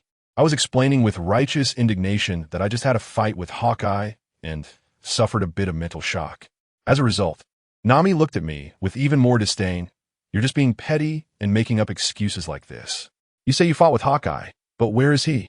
Haven't you been on this ship the whole time? After saying that, she roughly pushed me off her lap. I fell on the deck, weak and unable to move. Nami noticed that something was off with me and, skeptical, poked my face. When I didn't respond, she quietly asked, did you really fight against Hawkeye? I don't even have the strength to nod. Nami sighed and said, you say you're so great. Why did you go provoke Hawkeye? Now you can't even beat me. UchihaDescendant. After saying that, she suddenly rolled her eyes. A little devilish smile appeared on her face, and she started rubbing her hands as she approached me. What's she trying to do? Does she really think I have 7 million cash on me? She actually thinks so. I watched helplessly as she started to rummage through me, turning all my pockets inside out, with my tool pouch being her main focus.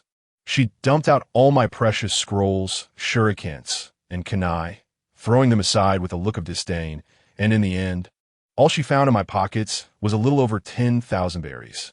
TCH, is that all the money you have, young master? She scoffed. Then her gaze fell on a frost blade in my waist. That knife looks pretty valuable. Why don't we sell it? I directly turned my head and ignored her. This money-hungry little, which didn't even realize that the scroll she had thrown away like trash contained a small fortune of over 200 million berries. She didn't recognize its value and still wanted to take advantage of me. It's ridiculous.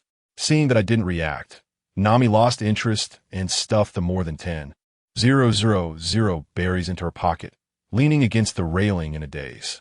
After a while, I regained some strength, sat up leaning against the mast, and asked her, why are you so desperate to save money? Nami shook her head. What good would it do to tell you? You can't even come up with that 7 million. I lifted the corner of my mouth, took out the scroll that she had looked down on from my ninja tool pouch, and slammed it onto the deck. Bang! A pile of cash instantly appeared out of thin air, forming a small mountain. So what now? I asked her with a smile. Nami's eyes instantly turned into the symbol for berries, and she was almost drooling as she lunged at me, giving me a big hug, then buried herself in the pile of money. Thank you on behalf of everyone in the village, she said excitedly. The dragon said that if we give him 100 million berries, he will spare our village. Listening to her naive words, I didn't ask any more questions. I knew things were definitely not that simple. I recalled the memories sent back by the shadow clone and smiled at her, saying, don't worry, you'll be sailing with them soon. Zoro and that long-nosed guy were already on their way here. Sure enough, after sailing for almost another day, a shadow of a small boat appeared in the distance. When Zoro's small boat got closer, Usopp rushed onto the big ship and confronted Nami, questioning her about why she stole the ship. As a result, Nami immediately turned on her cute mode, with watery eyes, apologizing pitifully. Usopp was instantly smitten, and even Zoro's face turned red. At that moment, Zoro noticed me, and his gaze instantly sharpened, hand already resting on the hilt of his sword. "Who are you? Why are you on a merry?" Bang! Nami directly punched Zoro on the back of his head. "You can't be rude to Luffy. He is my savior." Zoro could only sulk and sit aside in anger. The ship soon docked, and we all stepped onto this seemingly lifeless island. Meanwhile, beneath the surface of the sea, a fishman poked his head out, witnessing everything. He dove back into the water and quickly swam towards the depths of the island to the dragon's paradise. At that time, in Dragon's Paradise, the dragon was chatting happily with a Navy officer wearing a mouse headgear. Just then, the fishman scout leaped out of the waterway, rushed to the dragon's side, and hurriedly began to report. The fishman scout rolled and crawled to the dragon, breathless, shouting, "Brother Arlong, it's bad. Nami is back, and she brought a few outsiders along with a pile of treasure." I tell you, the evil dragon's long face immediately dropped. Nami came back, but instead of reporting to him first, she went straight back to the village. That's against the rules. His fish brain started working immediately, and his first reaction was, "This little girl isn't trying to bring someone to deal with me, is she?" But he quickly dismissed that thought, thinking Nami wasn't that foolish. He squinted and asked the spy, "Treasure? How much?" "A lot." Carried several big bags, more than ever before. Wow, when he heard that, the evil dragon's little in his heart was clicking away. It's been 8 years. Could it be? She really gathered that 100 million berries? He couldn't bear to let go of Nami, this top-notch drawing tool. Just then he caught a glimpse of the still-present Colonel Mouse out of the corner of his eye, and a sneaky plan formed instantly. His mouth stretched into a sinister grin. He said to Colonel Mouse, "Brother, I have a gift worth 100 million free for you. Do you want it?" Colonel Mouse's eyes lit up at once, saliva almost dripping down, and he hurriedly asked what the good thing was. The evil dragon leaned in and whispered, and the two immediately struck a dirty deal. The next second, the whole evil dragon paradise echoed with their creepy laughter. It was simply unbelievable. On the other side, we were walking with Nami toward the village. I tell you, since we got ashore, Zoro's eyes were glued to the sword at the waist of the driftwood like super glue. Really, his gaze was so hot it almost burned through the scabbard. The driftwood felt a chill all over under his stare and finally couldn't help but turn around and say, "Hey buddy Zoro, right? Can you just say what you want?" Your gaze is a bit sweaty. Zoro, being a sword fanatic, with a mind as straightforward as rebar, immediately asked with shining eyes, "What is the name of your sword? Can I take a look?" Just that. The driftwood was also taken aback, then casually took the sword off and tossed it over like throwing a green onion, saying, "Frostbite." Zoro fumbled to catch it, and I tell you, as soon as he held that sword, his eyes lit up. He drew the blade with a whoosh, and a wave of coldness hit him. He casually swung a few sword flowers, praising, "Good sword. Truly a good sword." After playing with it for a while, he reluctantly returned the sword to the driftwood and, full of fighting spirit, asked, "You're a swordsman too, right? Shall we have a spar?" But guess what happened? The driftwood didn't even turn his head and said, "I'm not a swordsman. For me, a sword is just a tool. Want to fight?" Once this matter is settled, there will be plenty of opportunities. Zoro had a face full of wasted potential. What a pity, such a good sword in your hands. This made the driftwood stop. He paused, turned around, and gave a lecture. What is there to pity? Just because I'm not a swordsman doesn't mean I can't use a good sword, right? If you don't have a sword, do you just wait to die when you encounter an enemy? Weapons are always tools. It's the person who is strong. You just had a lesson from Mihawk. How can you still say such things like a rookie? A series of counterarguments left Zoro speechless, and he stood there for a long time without reacting. By the time he realized that the driftwood was switching concepts and misinterpreting his words, we had already walked far away. That green algae head was so angry, shouting behind, "Driftwood, you bastard." When we arrived at Cocoa West Village, Nami took us to hide all the treasures in her family's orange grove. When the last bag of treasure was put away, she looked at the room full of gold and silver, excitedly grabbing her sister Nojiko's hand, her voice trembling. I finally gathered it. 100 million berries. Family who understands. 8 years. A full 8 years of blood and tears. Finally, at this moment, it came to an end. Nojiko hugged her too, tears streaming down. But just as Nami was about to go find the evil dragon to buy back the freedom of the whole village with the money, a group of unexpected guests barged in.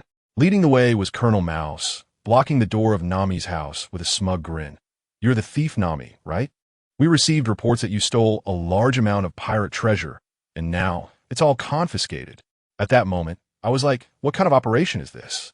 It's too outrageous. Nami immediately exploded, rushing up to argue. But these people wouldn't listen at all. They were about to make a move to rob us. Nami grabbed a baton and took down a few of them. And, of course, we couldn't just stand by and watch. In no time, we knocked down all these Navy scum. As a result, these useless guys couldn't handle it and pulled out their guns. It was simply dishonorable. Just at that critical moment, a shadow flashed by, and in the next second, Ryumaku's knife was firmly pressed against Colonel Mouse's neck. The mouse was so scared that his legs went weak, yet he still threatened. I'm a Navy colonel.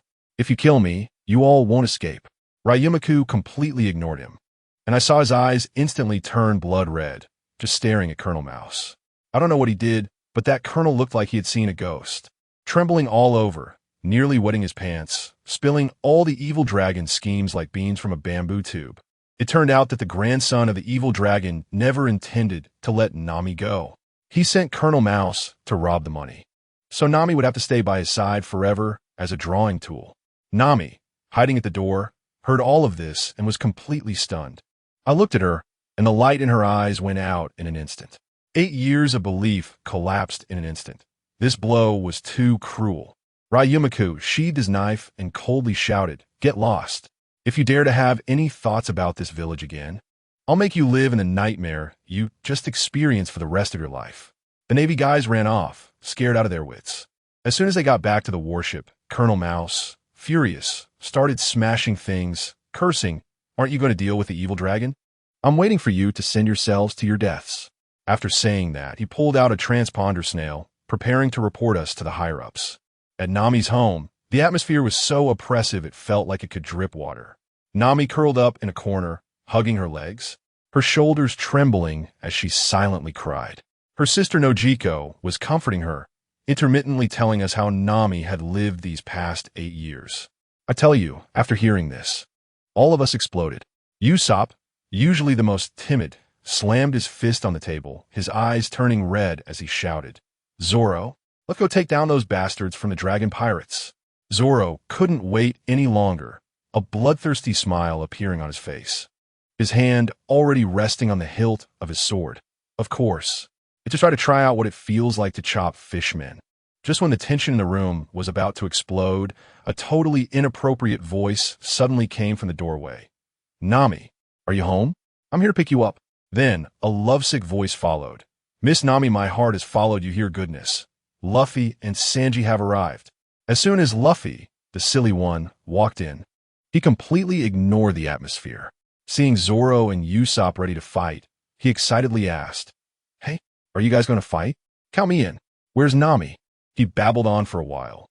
Then his eyes lit up when he saw the driftwood nearby. "Kind mask, man. Why aren't you wearing your mask?" The driftwood didn't waste time talking to him and directly ignited the atmosphere. "Luffy, someone made your navigator cry. What are you going to do about it?" Luffy's smile froze instantly. Following the driftwood's gaze, he saw the curled-up figure in the corner.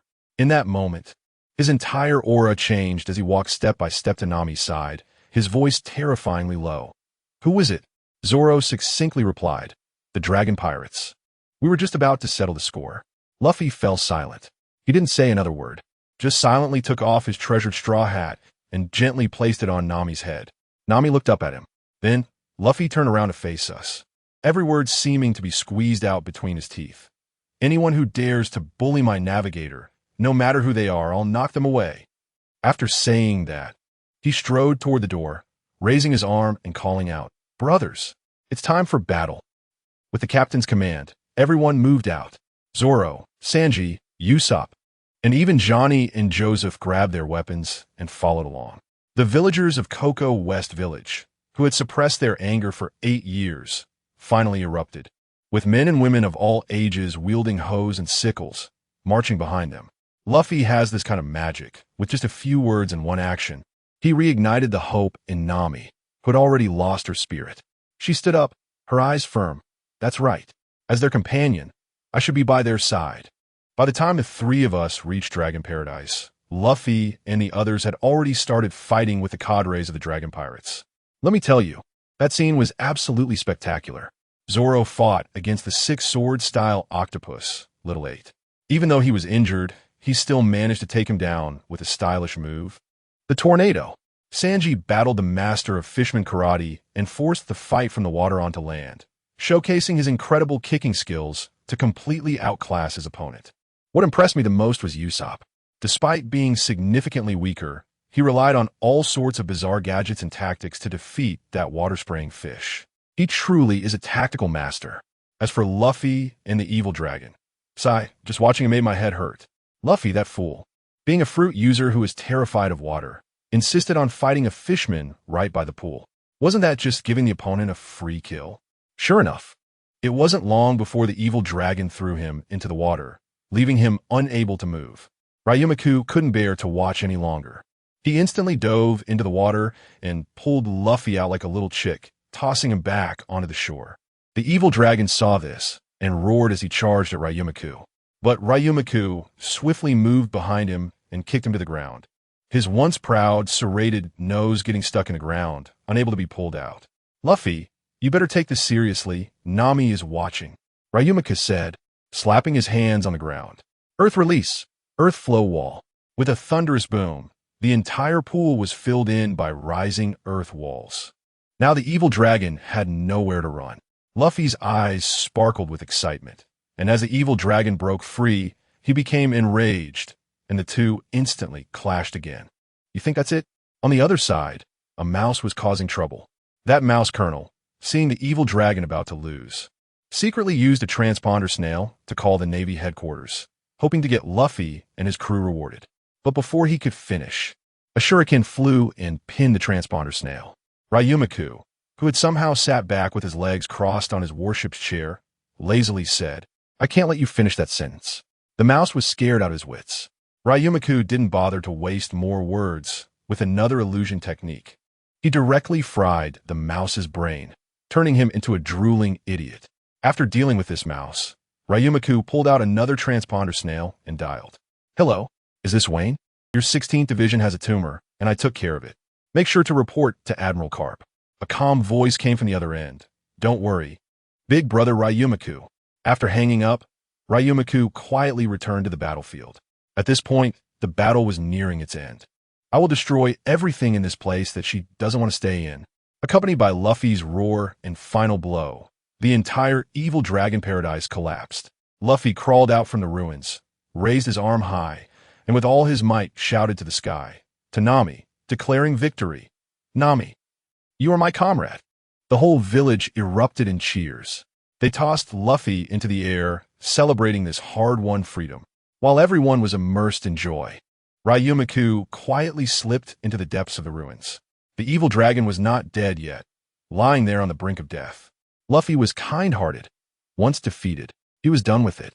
But Ryumaku thought it was too lenient for such scum. He walked up to the evil dragon, looked at the Sun Pirate's tattoo on his chest, and coldly said, "You really embarrass your former captain, Tiger."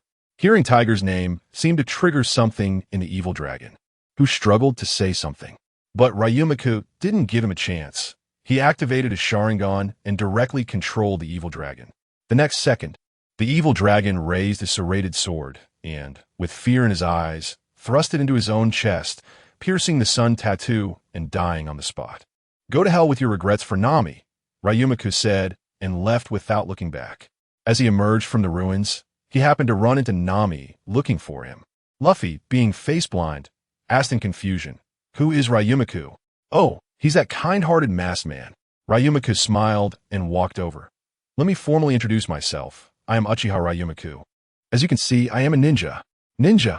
As soon as this was said, Luffy and Usopp's eyes turned into bright little stars, and they dashed over with a cry. Luffy even went straight for him, pinching him all over and excitedly shouting, "What jutsu can you use? I want to see fire release." Ryumaka knocked him on the head with a chop. Usopp, rubbing his hands nearby, asked, "Can you do lightning release?" "I want to see lightning release." Zoro pretended to be aloof, glancing elsewhere and casually saying, "Ahem, if you could do earth release, I could reluctantly take a look." Sanji puffed out a smoke ring and immediately argued with him. "Don't listen to that green algae head. I think water release is better." The two instantly got into a debate. Watching this group of clowns, Ryumaka laughed heartily. "Ninjutsu is not for show." "How can this be?" Luffy said with disappointment. "I really want to see it. Now is the time when it's needed." Ryumaku suddenly felt a tightness on his thigh and looked down to see Luffy clinging to his leg like a koala. To his surprise, Usopp was also hanging on to his other leg like a tree kangaroo. I swear, at that moment, it felt like I had two human ornaments hanging from my legs, making it hard to take a step. Zoro and Sanji were still nearby, looking like they wanted to see too. It was ridiculous. I was at a loss at that moment, spread my hands and said, "You guys can let go." As a result, these two little treasures hugged even tighter, acting like stubborn brats. "No way, no way. We won't let go unless you perform some ninja techniques." I jumped up and gave each of them a hard slap on the head, saying, "You two idiots, how can I form a seals if you don't let go?" Huh? The two of them were taken aback, forgetting about the bumps on their heads, and instantly let go. They hugged each other and cheered like they were performing a ritual. Oh, oh, oh. Ninjutsu. Ninjutsu. I really can't believe it. These guys are really going for a crazy companion style, right? I rolled my eyes and instantly flashed to the empty space beside me. Just this once, and there won't be a next time. Everyone's eyes lit up all at once, like searchlights, afraid of missing a single detail. Watch closely, the Uchiha clan specialty. Fire style, great fireball technique. I deliberately slowed down my hand signs, snake, horse, monkey, pig, horse, tiger, and with a flourish, I spat out a huge fireball. Boom! A massive fireball exploded instantly, the heat wave hitting them directly, turning their faces bright red. Wow! Luffy and the others were howling like country bumpkins who had never seen anything before. And what happened? One fire technique couldn't satisfy them at all. Zoro wanted to see earth style, Sanji wanted to see water style, Usopp wanted to see lightning style, each one like they were ordering from a menu. The most annoying was Luffy, who came up again saying, "Yes, yes, yes. And there's what I want." Zoro and the others immediately punched him. "Wasn't that fire technique exactly what you wanted?" Luffy instantly had 5 lumps on his head, looking like a skewer of candied hawthorn, and he lay down on the ground, raising his hands in surrender. "Ah, sorry, I forgot." Looking at this curious bunch, I made up my mind, fine. I'll satisfy you all at once. So you 1T bug me every day. Watch closely. Earth style, earth flow castle. I stomped my foot on the ground, and with a rumble, a wall of earth several meters high shot up from the ground. Then came lightning style, which just happens to counter earth style. I spread my hands, and crackling electricity flashed, countless small lightning balls appearing out of thin air, zapping the earth wall into pieces. But that is not all. Water style, water dragon tornado. I changed my hand signs, and the rubble on the ground was instantly swept away by a soaring water tornado, directly flinging it into the sea. After this series of actions, the scene was as clean as if nothing had happened, except for the ground being a bit wet. Their jaws were almost on the ground, each one with their mouths open, their eyes wide as copper bells. I walked back and clapped my hands. How about that? Wasn't it fun this time? Don't bother me again. As a result, Nami, who had been silent all along, suddenly smiled and said, "Hey, but you haven't satisfied my request yet. I want to see wind release, you will agree, right?" After saying that, she even threw me a flirtatious wink. Luffy and the others instantly switched sides and gave Nami a thumbs up. That's right, wind release, wind release. At that moment, I felt my mischievous spirit awaken. Wow, isn't this just handing me a pillow? All right, wind release, huh? I'll satisfy you. While forming hand seals, I cast a sly glance at her. Wind release, gale dance. A gust of wind suddenly surged up from beneath Nami and her companion knock his feet. Damn it, you bastard, flowing wood. The two girls' skirts instantly flew up like parachutes, and the scene was TSK, TSK. Sanji instantly transformed into a jet fighter, blood gushing out of his nose like a fire hydrant, and he flew backward, shouting, Miss Nami, Miss Noki, no regrets in this life. The wind came quickly and left just as fast, and by the time everyone reacted, it was already over. I don't know when Sanji returned, looking lewdly and whispering to me, Bro, can you teach me this move? Luffy and the others were nodding like crazy beside us. Just as those words left his mouth, Nami's iron fist arrived. Bang, bang, bang, bang, bang. Each of us got a big bump on our heads, all neat and tidy. Amidst this playful chaos, Luffy suddenly clapped his hands and said to me very seriously, I've made my decision. Flowing wood, come be my partner. I was taken aback for a moment, then smiled and said, sure, but my deadline is until we enter the Grand Line. As a result, that kid Luffy didn't even hear the second half of my sentence.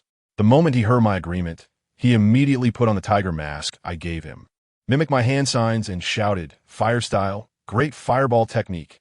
Then, nothing happened. Zoro was grinning on the side, saying, Welcome aboard the pirate ship. Just accept your fate. Later, the Navy came to clean up the battlefield. When those guys saw me, they trembled like mice seeing a cat and nervously brought over Arlong's corpse. That guy was still in the position of kneeling and confessing, which was the ending I had casually arranged for him earlier.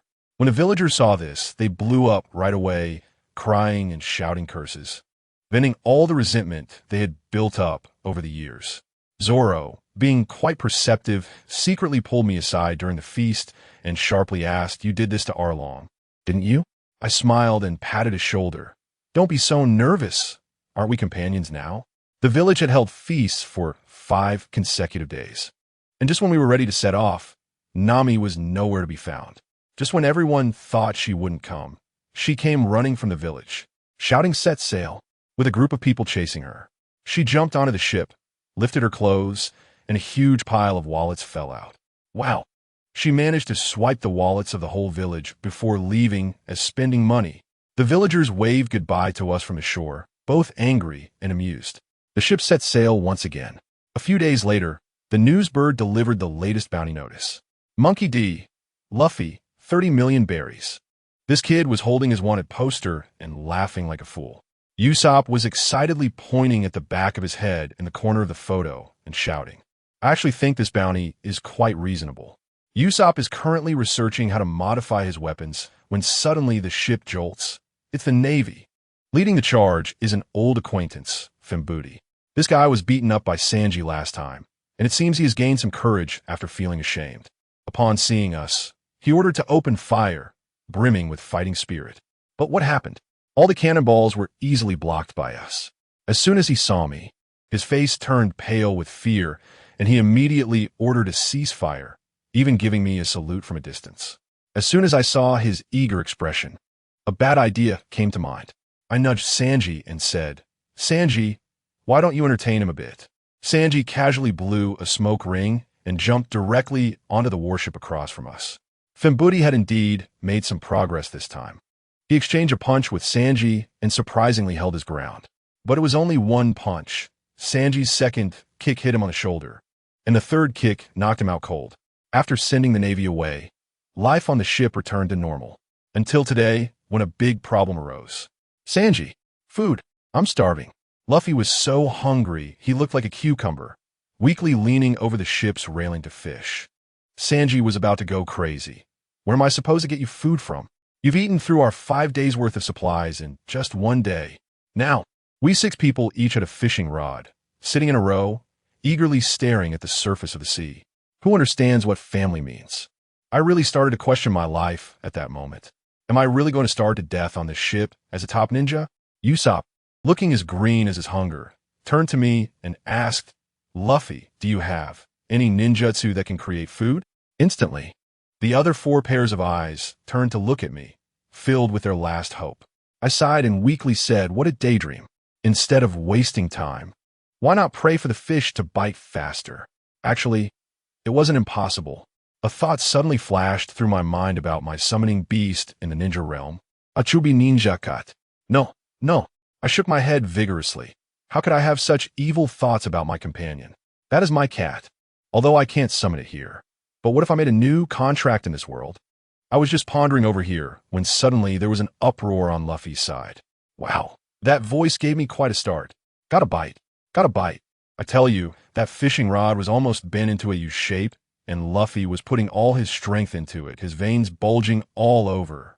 Like he was in a tug of war with whatever was in the sea. We looked over and thought, hey, this could be interesting. Are we going to catch a big one? Dinner is sorted. Just as we were about to help, Luffy slipped and fell into the water with a splash. Family, who understands? Suddenly, a dorsal fin bigger than the boat popped up in the water. Nami was so scared she froze and shouted, Luffy, let go. And guess what Luffy said? He was in the water, bubbling away, shouting now. Food. Gurgle. I really can't believe it. This guy, he'd risk his life for food. My face turned dark, and I cursed how troublesome it was, but my hands didn't slow down at all. Without thinking, I pulled out a scroll, and a speedboat like aces shot into the water in an instant, and I flew right up. Luffy is a user of a devil fruit and can't stay in the water for too long, so I chased first, and you all follow. At this moment, I couldn't care less about conserving chakra. I went full throttle, charging towards the huge dorsal fin in front of me. To be honest, the more I looked at that dorsal fin, the more familiar it seemed, but there was no time to think about it. As the distance closed, I quickly formed hand seals. Water style, shark bomb. Water style, whirlpool. A quick combo to give that big guy an emergency brake and speed bump, with countless water sharks rushing in to take a bite. In the meantime, I quickly pulled Luffy, who was about to pass out in the water, up. Luffy spat out a jet of water, his belly instantly deflating, gasping for air, and immediately praised me. Flowing wood, you're so reliable. I thought I was done for. After thanking me, he turned around in anger, his arms stretching out to grab the giant beast's dorsal fin and flew over, delivering a flurry of punches. You wicked creature. My head is spinning, and I can't stop it. This idiot. That giant beast got hurt and started struggling wildly, trying to shake Luffy off. When it couldn't, it dove straight down. I knew it would head into the water, which is its home turf. Just as Luffy was about to be dragged underwater, I immediately formed hand seals. Water release, water column surge. Boom! A massive water column, dozens of meters wide, shot up from the sea, launching that giant beast into the sky. It was at that moment I realized, hey, I'm familiar with this thing. It almost sent me away when I first arrived in this world. Who understands my family? Now the roles have flipped. It's time for it to be scared. Luffy was shouting in midair, bastard. Food should look like food. Then a giant foot came crashing down, a rubber battle axe. It stomped hard on the giant beast. Feeling the deadly crisis, the beast struggled even more.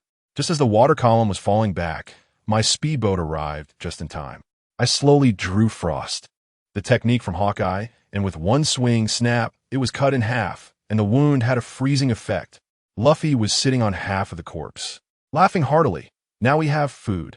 I looked at the creature, with shark fins and octopus tentacles, looking like something out of Cthulhu. Can this be eaten? It turned out, I was still too young. When the Going Merry arrived, everyone was stunned by the size of this thing, their jaws nearly dropping to the ground. Zoro's gaze fixated on the frozen cut, looking at me with a different expression, probably feeling the surge of battle spirit again. Sanji's eyes sparkled, the chef's soul burning fiercely, thumping his chest and declaring that there was no ingredient he couldn't handle. I originally thought it would be a waste, but I was wrong, completely wrong. Luffy's stomach is like a black hole. He took down more than half of a sea beast that was dozens of meters long all by himself. What unbeatable digestion technique. He just inflated himself and then let out some gas, and his stomach instantly deflated. Then he continued to show off. He even fell asleep while eating, snoring, and still chewing. I can only say Luffy's appetite is terrifying.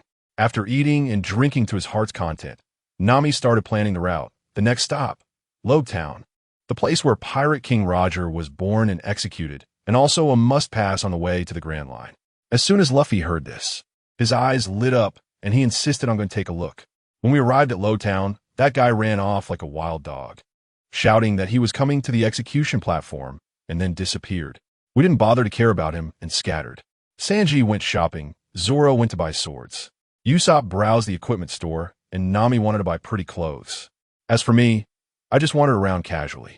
Interestingly, Nami was calculating in her head, originally intending to drag me into paying for her, but Zoro and Usopp had already anticipated her plan and borrowed 100,000 berries from me in advance. Nami was so angry that she stomped her feet, muttering that she would eventually trick all the money from my little treasure trove. I was wandering around town alone, and it was quite interesting. First, I ran into a bespectacled female sailor who looked at my knife as if she had seen her long-lost father. She excitedly flipped through a little notebook and shouted, "That's right. It's the famous sword Frost from the Great Industries' 21st workshop. Please take good care of it." I was completely puzzled. Then came the classic scam attempt, my friend. A few small-time thugs tried to extort me in an alley, and the outcome was predictable. A few seconds later, I dusted off my pants and walked out of the alley feeling refreshed, leaving behind a bunch of bruised and battered guys. One of them even pulled out his phone to call for backup, saying, "Boss, we got beaten up. Come avenge us." I had just walked a short distance when a guy with a green chicken comb hairstyle, wearing a nose ring and showing off his sharp teeth, blocked my way. Looking arrogant, "Kid, did you beat up my little brother?" I coldly replied, "If you don't want to end up like them, you better scram." As a result, this guy got even more excited, introducing himself as Lord Bartolomeo, who manages over 150 towns. I was so amused that I couldn't help but laugh. Without further ado, I drew my sword with a clang and slashed at him. Guess what happened? With a ding sound, he crossed his index and middle fingers, and a transparent barrier appeared to block my sword. I was dumbfounded, even though I didn't use all my strength. I didn't expect someone to stop my strike with just 2 fingers. That guy was sweating profusely, but he still wouldn't back down. "Bastard, you actually attacked without warning." I chuckled. "Aren't you doing just fine? This ability of yours is quite interesting. I wonder how many of my blades you can take." As soon as I finished speaking, I vanished in an instant and began slashing at him wildly, the sword light flashing, and the surrounding walls were shattered by the aftermath. This guy was really weak. He was only relying on that barrier to hold on, and his reaction speed couldn't keep up with me at all. Just when it seemed he couldn't hold on any longer, he made a bold move and locked himself inside a square coffin made of barriers. He even stuck his tongue out at me, claiming that the barrier fruit was invincible. I twitched my mouth. This guy is really annoying. However, him locking himself up is just what I wanted. I simply leaned against the barrier and closed my eyes to rest, waiting to see how long he could hold out. Sure enough, it wasn't long before he couldn't take it anymore. He actually pulled out a phone bug to call his grandma for help. The other side told him to let air in if there was none. Isn't that just nonsense? And then he actually believed it, carefully making a small opening in the barrier. The moment he opened that hole, I was ready for it. I used water release to flood right in, instantly filling his coffin. Once the barrier's ability was lifted, I reached out with my big hand and used a water prison technique to trap him in a water sphere, rendering him unable to move. I laughed and taunted him. "So, how does it feel to be in your invincible move?" I never intended to kill him. I just made a small opening in the water prison so he could breathe. Just as I was about to leave, I saw Luffy flying past like a cannonball from the sky. Great, another problem. I had no choice but to drag Bartolomeo from the water prison and follow Luffy's direction. That guy wasn't being quiet in the water prison either. He called his grandma and cried like it was the end of the world. In the end, his grandma just wished him good luck and hung up. Only then did he start begging me for mercy, saying he had old people above him and young ones below him, with snot and tears all over, afraid of touching me. I disdainfully punched him to make him behave. But this guy had some nerve. After just a couple of steps, he actually fell asleep in the water prison. He was snoring away, so now I'm stuck being his pack mule. I had a sudden inspiration and pulled out a rickshaw from a scroll. That's right.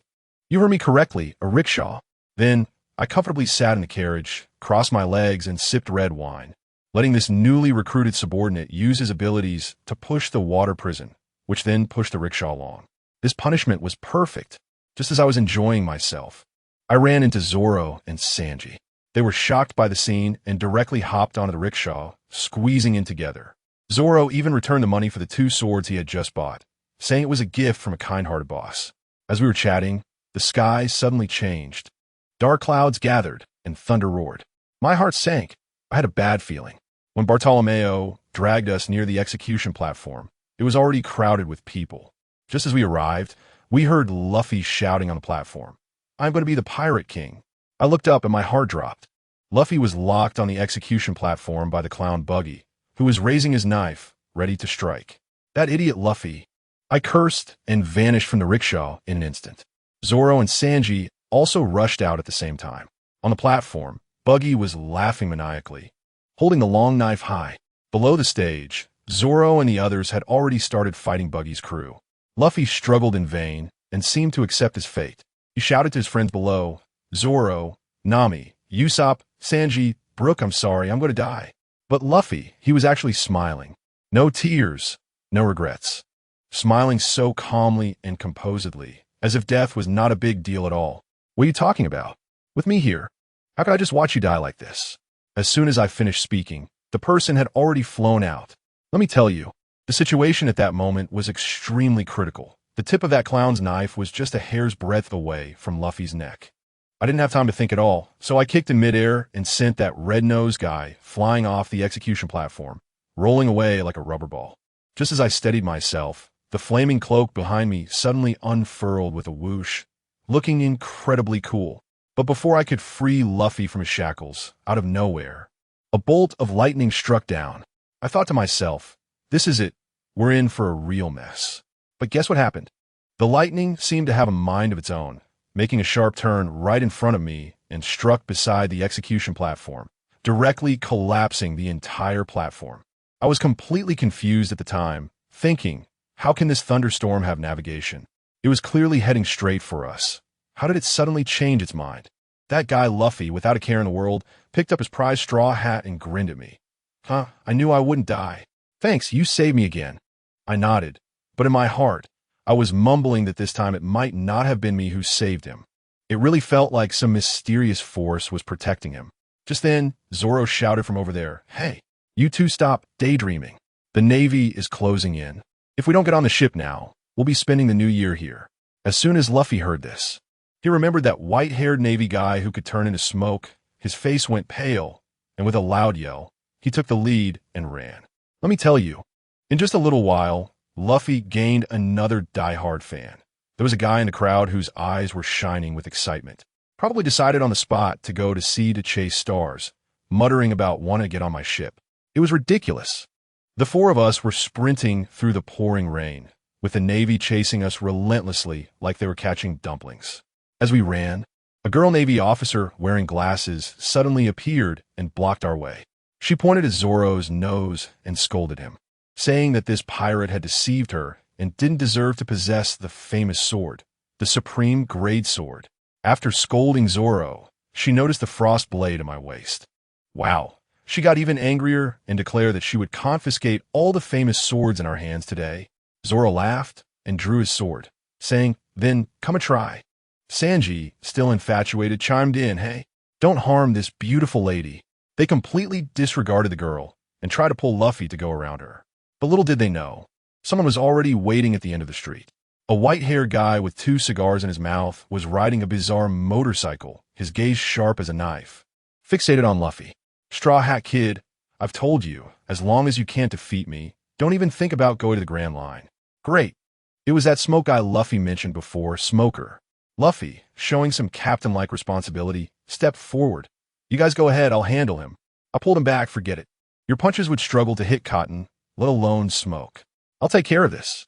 I took a few steps forward and faced Smoker. Luffy and the others understood the logic in what I said, nodded, and prepared to go around. Smoker's face darkened immediately, feeling ignored, and he exploded. "Did I let you leave?" His arms transformed into 2 massive white smoke serpents, swirling towards Luffy and Sanji. I sneered. I also said to let them go first. With a flash, I appeared right in front of the smoke, and, with the frost blade in hand, I slashed at the smoke. With a loud sizzle, Smoker's expression was like he had seen a ghost. He hurriedly turned his smoke-like hand back into solid form. But it was too late. A bloody gash appeared on his arm. He stared at the sword in my hand, his eyes filled with shock and confusion, probably wondering when this fierce guy who could cut through Logia users popped up in the East Blue. Gritting his teeth, he asked me, "Kid, who the hell are you?" I slung the knife over my shoulder and replied to him in a cocky manner, Oh, to be praised by the renowned White Hunter. What an honor. As for me, I'm just an ordinary newcomer from the Straw Hat Pirates. If you could kindly let us go, that would be even better. What a dream. That guy didn't listen at all. His whole body turned into smoke, and fists rained down on me like it was pouring while he shouted, "You have more value in being captured than that Straw Hat kid." I dodged while complaining, "Dude, is it really necessary? There are so many pirates in Lowtown. Why did you have to pick a fight with me?" This guy was like a broken record, spouting justice and duty. His attacks grew fiercer, and the smoke spread wider, turning the entire street into a sauna. I noticed that Luffy and the others had run far away. Their goal was achieved, and there was no need to waste time with him anymore. I dodged a punch, looked at the billowing smoke, and suddenly got an idea. "Mr. Smoker, my companions are waiting for me to eat, so I want to be keeping you company." I quickly formed hand seals with both hands. "Fate, I hope we don't meet again." Wind release. Great breakthrough. I told you. I felt something was off at that moment. How could my move have such great power? A wind comparable to a level 12 typhoon suddenly appeared, blowing away Smoker's smoke completely, and I didn't even know where he and the smoke were blown off to. I felt that since that strange thunder, there had been a strong sense of being protected by a powerful figure in the shadows. I looked up at the roof, saw nothing, but the feeling of being watched was particularly intense. Forget it. If I can't figure it out, I won't think about it anymore. And I hurried to the port. When I jumped onto the Going Merry, Luffy and the others were already waiting for me, all saying that the strange wind almost capsized the ship. As soon as I connected the thunder from earlier with the wind just now, I instantly understood. It was definitely someone helping Luffy. I asked Luffy if he knew anyone in Lowtown, and after thinking for a long time, he innocently shook his head. Later, I found out that there really was a big shot standing on a roof at that time. Monkey D. Dragon, Luffy's real dad. He just happened to be passing by to check on his son and casually help clear some obstacles for him. After Smoker was blown away, he even ran into Dragon, who appreciated him and asked if he wanted to switch to the Revolutionary Army, leaving behind a memorable line. What reason could stop a man from setting sail? Here, the ship has already sailed into the storm. Nami pointed to the light of a lighthouse in the distance and shouted excitedly, "That's the entrance to the Grand Line." Everyone became excited. Only I felt a bit complicated inside. Who understands my family? I was just hitching a ride, going with the flow, planning to get off the ship once we reached the Grand Line. But after spending time with this interesting group, I found myself reluctant to leave. Sanji suggested we hold a ceremony to celebrate our upcoming entry into the Grand Line. They brought over a wooden barrel, and one by one, they stepped on it and shouted out their dreams. Sanji, I want to find all blue. Luffy, I want to become the Pirate King. Zoro, I want to become the world's greatest swordsman. Nami, I want to draw a world map. Usopp, trembling, said, I want to be a brave warrior of the sea. Luffy suddenly pulled me over, and everyone looked at me. I looked at their sincere and passionate faces, threw those messy thoughts aside, stepped on the barrel, and shouted, I travel this world to spread my name across the globe. Off we go, towards the Grand Line. At Luffy's command, the six of us stomped down together, smashing the barrel to pieces. After the storm, it was another calm day. The ship was chaotic. Luffy was wriggling on the deck like a maggot, shouting he was hungry. Usopp was inventing something at the back of the ship, and ended up with a face full of soot, making Nami so mad that her map in the cabin got all crooked. I was on the lookout, enjoying the scenery, when I suddenly spotted an island to the right front. As soon as Luffy heard there was an island, he forgot about food. His eyes widened like copper bells, and he jumped around, wanted to go on an adventure. Nami calculated the time and agreed that resting on the island for a night would be better to enter the Grand Line in the best condition. As soon as the ship docked, Luffy used his rubber arms to bounce onto the island and disappeared. Nami and Sanji stayed on the ship to keep watch. And when Usopp heard a tiger roaring in the forest, he immediately invented a disease called cannot go to the island disease, refusing to come down no matter what. That left just Zoro and me. That guy had been eager to spar with me since he boarded, and now he finally had a chance. His eyes were full of fighting spirit as he held 3 swords and said to me, Rimoku, you promised me a spar. Is it okay now? I jumped off the boat and moved my wrist. Let's go. Find a wider place. We found an open space in the center of the island. I told him it would be a pure swordsmanship duel, and that I wouldn't use any ninjutsu. Zoro's expression instantly became serious as he tied his bandana on his head and solemnly drew out 3 swords. It's just a sparring match. Does it really need to be this serious? I said helplessly. He looked at me with piercing eyes and said, every duel between swordsmen must be fought with full effort. Draw your sword. I slowly drew out Frost. The laziness in my eyes instantly vanished. The Sharingan activated, and the 3 tomos spun rapidly as I opened the 3rd gate. My momentum soaring. I had already said that I wasn't a swordsman. I smiled widely, but since you insist, I'll oblige. Zoro let out a hearty laugh and immediately launched into his signature move. 3-sword style, Onigiri. He charged at me like an arrow, the fierce blade light instantly enveloping me. I watched his familiar movements, not dodging or avoiding, and countered with a tricky slash that not only broke through his onigiri, but also left a gash on his face. He reached up to touch the blood on his face, completely stunned, his eyes filled with disbelief. What was that move you just did? I smiled faintly and said, you're quite familiar with it, right? You didn't get it wrong. It's copied from Hawkeye. Let me tell you, the amazing thing about my eyes is that I can replicate what I see perfectly after just one glance. Of course, it's just a high imitation. The moves are the same, but the strength definitely can't compare to that monster Hawkeye. Zoro, that guy, his eyes lit up when he heard this, shining like that green algae head of his. Without saying a word, he charged at me with 3 swords, swinging them like a fan, completely relentless. I have to admit, after that fight with Hawkeye, this guy's swordsmanship has really improved. At first, I was a bit flustered since my main skill isn't sword fighting. Wielding the sword felt like holding a firewood stick, relying entirely on replicating Hawkeye's moves to hold on. But the Sharingan, who understands this thing? It's simply a learning cheat. After clashing for just a few minutes, all of Zoro's ace techniques were recorded by my eyes. I kept getting better as I fought. From awkwardly imitating at the beginning to later, treating his moves as my own skill set. Zoro just watched me, and under his careful guidance, my swordsmanship skyrocketed. What frustrated him the most? By the end, he realized that the moves I was executing looked just like his own. With a clang, he suddenly stopped. He understood that continuing was pointless. Unless he could take me out in one hit, he was just giving me free practice, and, in the end, it would come down to stamina. He was thinking about sparring to improve, but what happened? He became my whetstone, while I was the one leveling up crazily. He angrily pulled off his bandana and said, I'm done. This is boring. Hey, he might be bored, but I was still craving more. That experience boost was awesome. I quickly sheathed my sword, threw my arm around his shoulder, and grinned. Ah, it's still so satisfying to spar with professional swordsmen like you. Thanks, Zoro. Let's practice more in the future. He shrugged my arm off, turned away, and muttered, forget it. I thought you were being modest. But it turns out you're really not a swordsman. I took advantage and wasn't angry.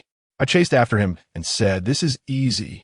In the future, when I encounter other swordsmen, I'll copy their moves and come back to practice with you. It should give you some inspiration, right? He didn't stop walking, but he replied proudly, that's more like it. We were chatting and walking back when guess what? I felt a pair of eyes watching us from behind. When I turned around, lo and behold, there was a child sitting in a tree, looking like a little wildling, staring at us with bright eyes. Zoro and I exchanged a glance, understanding each other without words. In an instant, we both dashed off in different directions. The kid hesitated for a moment, but surprisingly chose to chase after Zoro, probably thinking that 3 swords looked more impressive than 1. As soon as I noticed he didn't follow, I took a detour and ended up trailing behind that kid. Thus, the scene became particularly amusing. Zoro was running ahead aimlessly, the kid was foolishly chasing in the middle, and I was watching the show from the back. After following for a while, I realized something was off. Zoro, the directionally challenged one, he wasn't just trying to shake someone off. He was genuinely lost. He had started going in circles in this forest. I really couldn't stand it anymore. With a quick step, I grabbed the back of the little kid's collar like picking up a chick, and then I caught up with Zoro, who was still sweating and trying to find his way. Well, I've caught a little tail. What should I do? I asked with a smile. The kid was quite squirmy in my grip.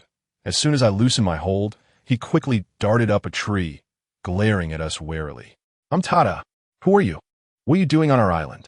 I deliberately put on a stern face to scare him. We are fierce pirates. Of course we came here to see what treasures we can snatch. Guess what happened next? As soon as he heard that we were pirates, he not only wasn't afraid, but excitedly jumped down from the tree. Really?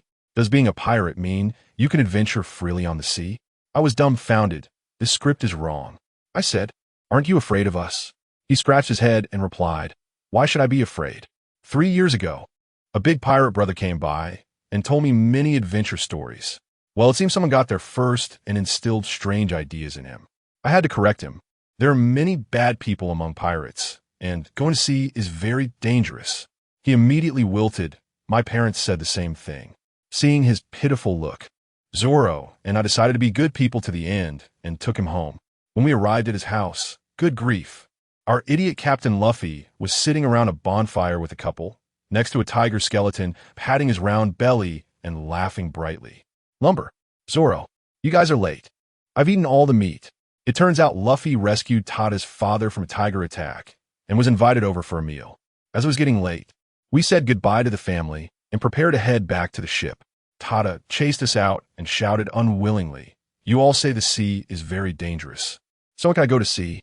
Do I have to get as strong as you guys first?" Just as I was about to speak, that guy Luffy interrupted me. He pressed down his straw hat. His voice was not loud, but it was particularly penetrating. 17. Once you turn 17, as long as you still have dreams in your heart, you can set sail. Before that, you have to train hard. The sea is dangerous. But you don't get stronger to set sail. You set sail to become stronger. If you're afraid of danger and don't dare to depart, you'll never take that first step in your life.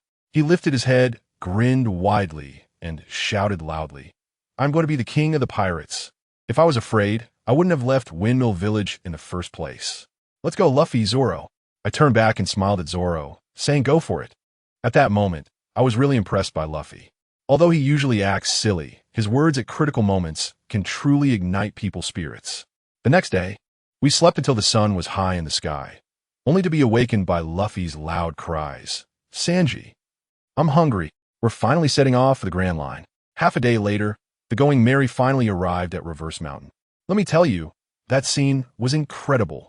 The seawater was really flowing up the mountain as if it defied the laws of physics. Usopp's eyes were about to pop out. However, the current was too strong, and Usopp's little strength couldn't hold the helm. The ship was about to crash into the red line. Apart from me, the other 4 on the ship were screaming in fear. I shook my head. Great, it's the MVP's performance time again. At the bow of the ship, forming seals with both hands. Water release, reverse flow. It drained a lot of my chakra, but I finally forced the ship back on course. The merry-go surged upward with the current and finally flew straight out from the mountaintop. In that moment, everyone shouted out. Zoro gripped his sword tightly. Sanji had a cigarette in his mouth. Nami's hair was flying, and in everyone's eyes, there was a glimmer of longing for the future. Luffy, holding a straw hat, stood at the bow and laughed loudly. "I see it.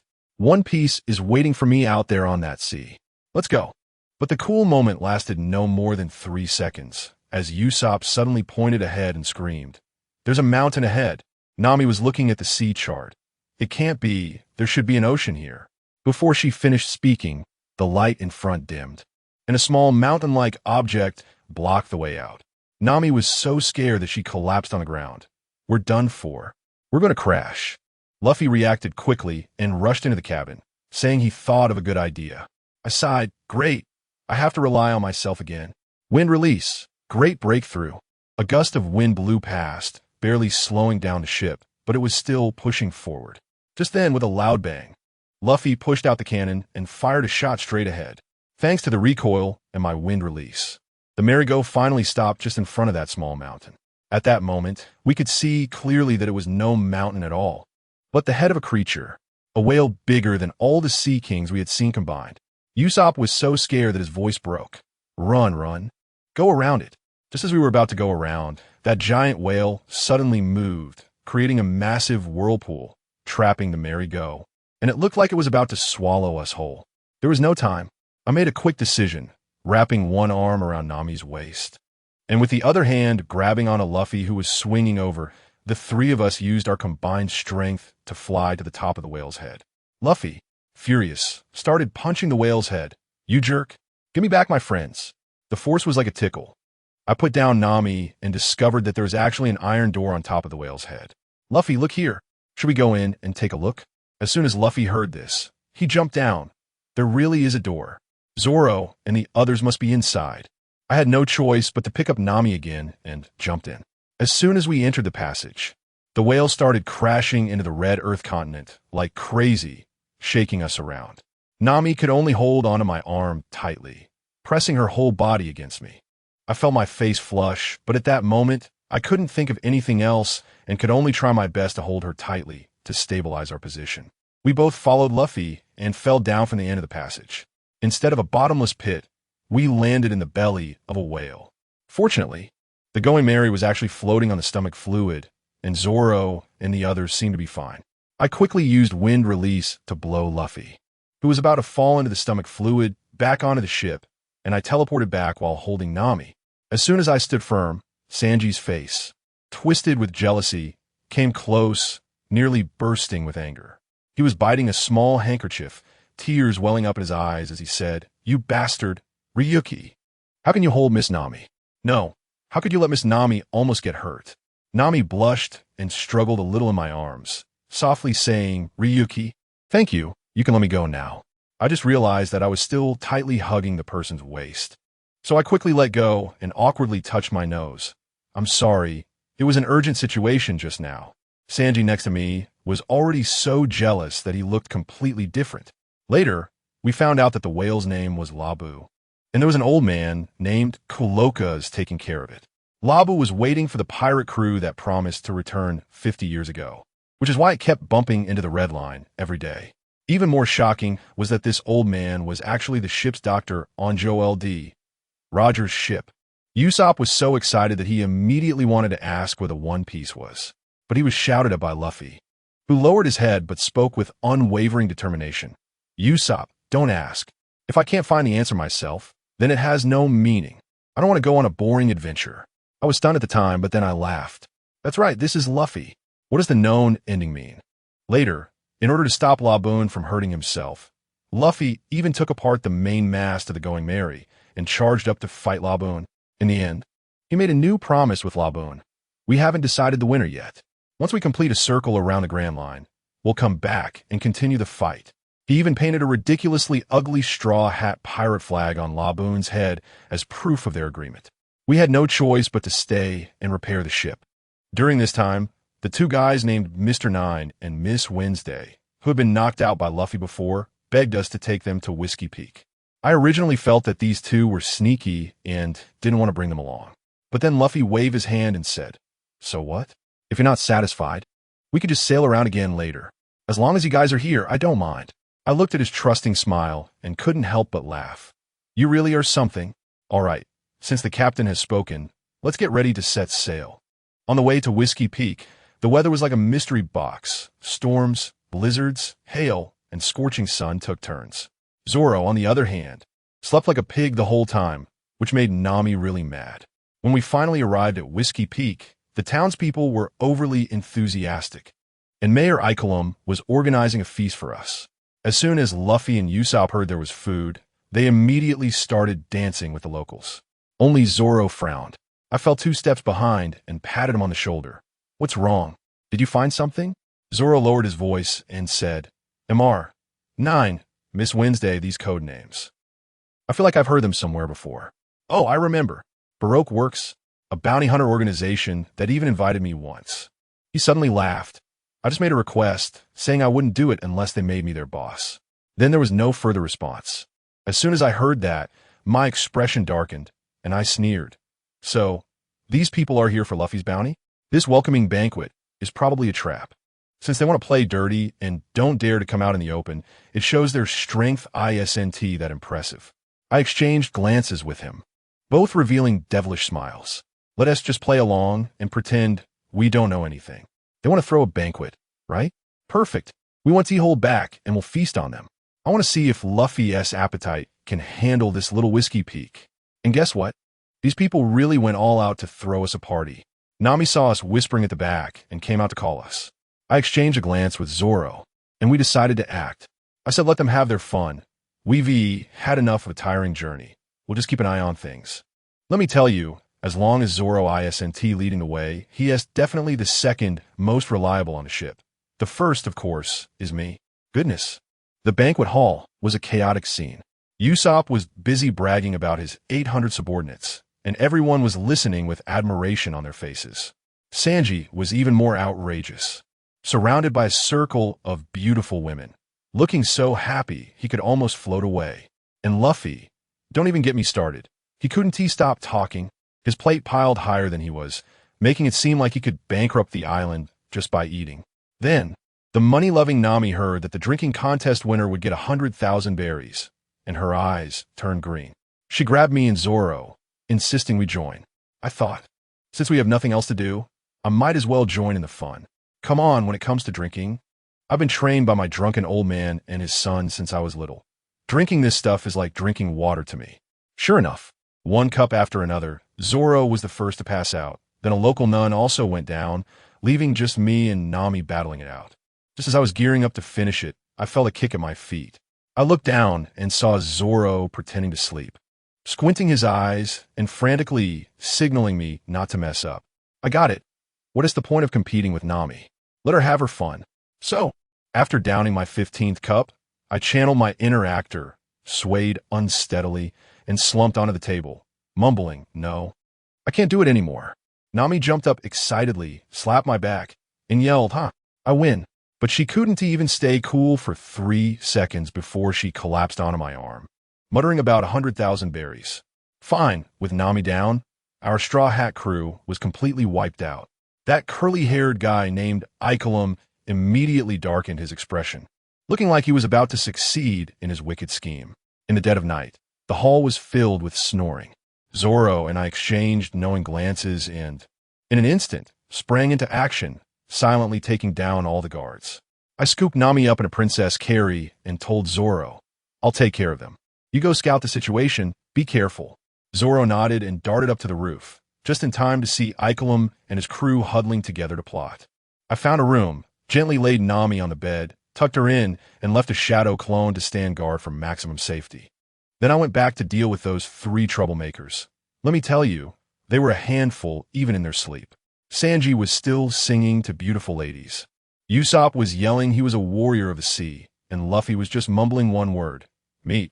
I couldn't bear to look, so I grabbed them like little chicks, one in each hand, and tossed them outside Nami's room. Job done.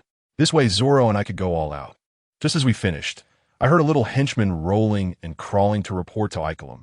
It's bad. Those guys have all disappeared. The guard are all knocked out. I couldn't help but laugh and stepped out from the shadows, lazily asking, "Looking for me?" Goodness, those guys trembled in fear. Zoro jumped down from the roof and asked me, "All taken care of?" I gave him an okay sign. "Don't worry, it's completely safe." A grin spread across Zoro's face. His sword vibrated with excitement. "Then we can have a good fight." Icolum and his crew turned pale. "What did you find out?" Zoro and I exchanged smiles. We knew from the very beginning. With things reaching this point, they stopped pretending. Icolum pulled out a machine gun from his curly hair and unleashed a barrage of bullets at us. We didn't even bother to dodge. Zoro danced around, dodging all the bullets, and suggested, "Let us see who can take down more people." I shrugged. "Sure, I've got nothing else to do." The sunglasses-wearing MR9 felt ignored and lost his cool, shouting that we were looking down on him. He charged at us with an iron rod. Courageous, but unfortunately too weak. Just as Zoro pulled out his sword to respond, I had already disappeared from my spot. By the time MR9 realized what was happening, I was already behind him, delivering a clean chop to the neck, and he fainted instantly. I couldn't help but feel a bit disdainful. He even weaker than I imagined. Zoro protested, "Hey, that's cheating." He was clearly my points. I shrugged. It's a competition. It's all about who's faster. Icolum watched with wide eyes, leaning over to the blue-haired woman, Vivi, and whispered, "This person's strength might not be inferior to that of a high-level agent like MR5. Not to mention, he has a bounty hunter beside him." I overheard them and interrupted. "Stop whispering. If you have any tricks up your sleeve, hurry up and use them so we can settle this." Saying this, Vivi and her crew launched a signal flare, summoning all the bounty hunters from Whiskey Peak. I exchanged glances with Zoro. Perfect, This saves us the trouble of finding them one by one. We'll take them all at once. What followed, let me tell you, was a slaughter that felt like cutting through vegetables. It was a one-sided massacre. No matter how many came or what tricks they tried, it felt like mere tickling to us. Vivi's 3 companions had long hidden in a corner, peeking out with 3 heads.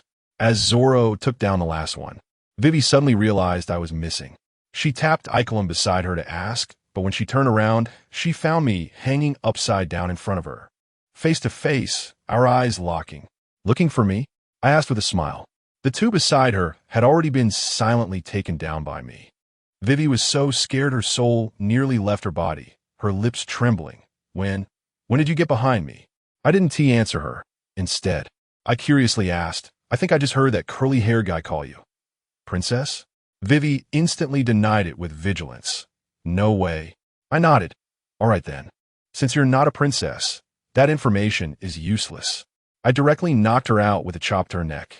I dragged these 3 people back to Zoro and threw them on the ground. Zoro immediately asked, where did you run off to? I thought you were scared of losing and ran away. I pointed at the people on the ground and said, I captured these 3. Including them, I've taken down 78. Zoro looked frustrated and said, damn it, I only have 59. I laughed, looks like I've won. Just then, a booger suddenly flew in from a distance. Seriously, who understands this? There are actually people using boogers as weapons. It looked small, but it was packed with energy, heading straight for Vivi on the ground. My eyes narrowed, and I clapped my hands on the ground, Earth-style, Earth flow city wall. A wall of earth instantly rose up, and with a bang, the booger bomb exploded, creating a big hole in the wall. Zoro looked dumbfounded. That thing really is a bomb? I grimaced, and it really does look like a booger. Zoro took 2 steps back, afraid of dirtying his sword. A flamboyantly dressed man, Mr. 5, proudly boasted that he was a bomb fruit user. Next to him, a woman with a small sun umbrella, Miss Valentine, impatiently said, why waste time talking to them? Just wipe them out along with Nefertari Vivi. After saying that, she jumped dozens of meters high and slammed down with a move called 10,000 kilogram guillotine. I easily sidestepped and the ground was directly smashed into a big hole. I shouted at Mr. 5, hey, booger guy, is your partner's brain not working? If you can't beat me, just kill yourself. Zoro burst out laughing beside me. Miss Valentine, frustrated, jumped out of the hole, and Zoro stepped up. Perfect, one for each of us. I'll take that booger guy. While dodging Miss Valentine's attacks, I tried to gather information from her. This woman was also a liability. In just a few exchanges, she spilled all the beans, saying that Vivi was the princess of Alabasta, an undercover agent infiltrating Baroque works, and their boss wanted to kill her. As soon as I heard this, I was like, wow, is she really a princess? Now I'm in big trouble. But since it has come to this, there's no way to get out. I was too lazy to play with her anymore, so I instantly appeared behind her and trapped her with a water prison technique. On the other side, Zoro had already knocked Mr. 5 to the ground, leaving him searching for his teeth. I was just about to explain this troublesome matter to Zoro when Luffy woke up. As soon as he opened his eyes, he saw people lying all over the ground and exploded, shouting at us. Lumber. Zoro, what did you do? They were so hospitable to us. My blood pressure shot up at that moment. That idiot captain, he even stretched out his arm and tried to hit us. Zoro and I easily dodged, and I quickly shouted, Sanji, Usopp, hold this idiot down. Although Sanji was also yelling about how we couldn't lay hands on a lady. He still helped Usopp restrain Luffy. Once Luffy calmed down, I relayed the information I had gathered from Miss Valentine. Luffy suddenly realized, oh, so they're the bad guys. Sorry. Usopp was so scared that he couldn't close his mouth. She is actually a princess. Sanji's eyes turned into hearts as he leaned close to the still dizzy Vivi. Princess Vivi, I would like to be your knight. When I saw Vivi's eyelids moving, I knew she was pretending to be asleep, so I directly pointed it out. Your Highness, since you're awake, aren't you going to say a few words? Vivi awkwardly sat up, hesitated for a long time, and confessed everything. The boss of Baroque Works, codenamed Mr. Zero, is one of the 7 warlords of the sea, Crocodile, and he is inciting internal strife to overthrow the entire Alabasta Kingdom. After she finished speaking, she seriously asked if we were willing to help, but emphasized that Crocodile was very terrifying. Sanji was the first to express his willingness, saying he would go through fire and water for Princess Vivi. But then Luffy, picking his nose, said, "What does the princess have to do with us? What does the country have to do with us?" Vivi immediately looked disappointed. But then this guy turned the conversation around, grinned, and said, "However, the banquet was delicious, and we had a lot of fun, so I decided to help you. It sounds like it will be interesting." Goodness, this thought process, it's a classic case of SC Char-Dinger's help. With Luffy's declaration, Zoro and Usopp, even though their legs were shaking, agreed as well.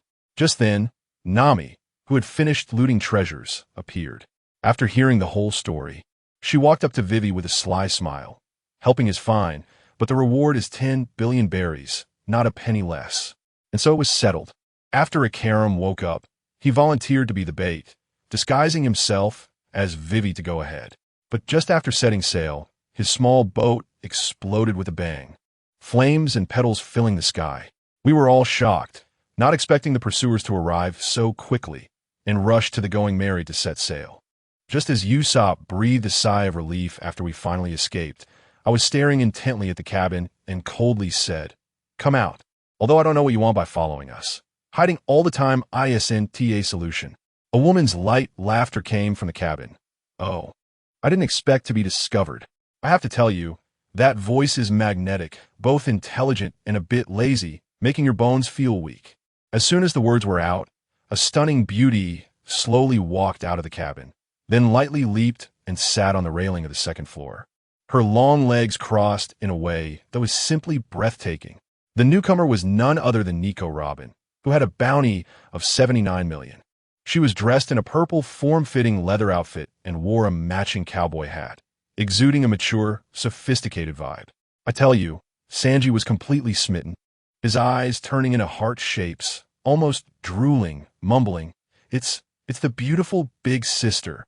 Robin smiled at us, her gaze lingering on me for a couple of seconds. But as soon as Vivi saw her, oh, who can understand the family's reaction? Her expression was like she had seen a ghost, both shocked and furious, and she exploded. "How could you be here?" Robin, elegantly crossing her legs, resting her chin on her hand, casually replied, "I just saw MR8. Vivi's face instantly turned pale. "What did you do to Akaram?"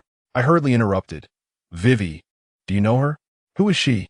Vivi gritted her teeth and said slowly, "Miss All Sunday, partner of Mr. Zero.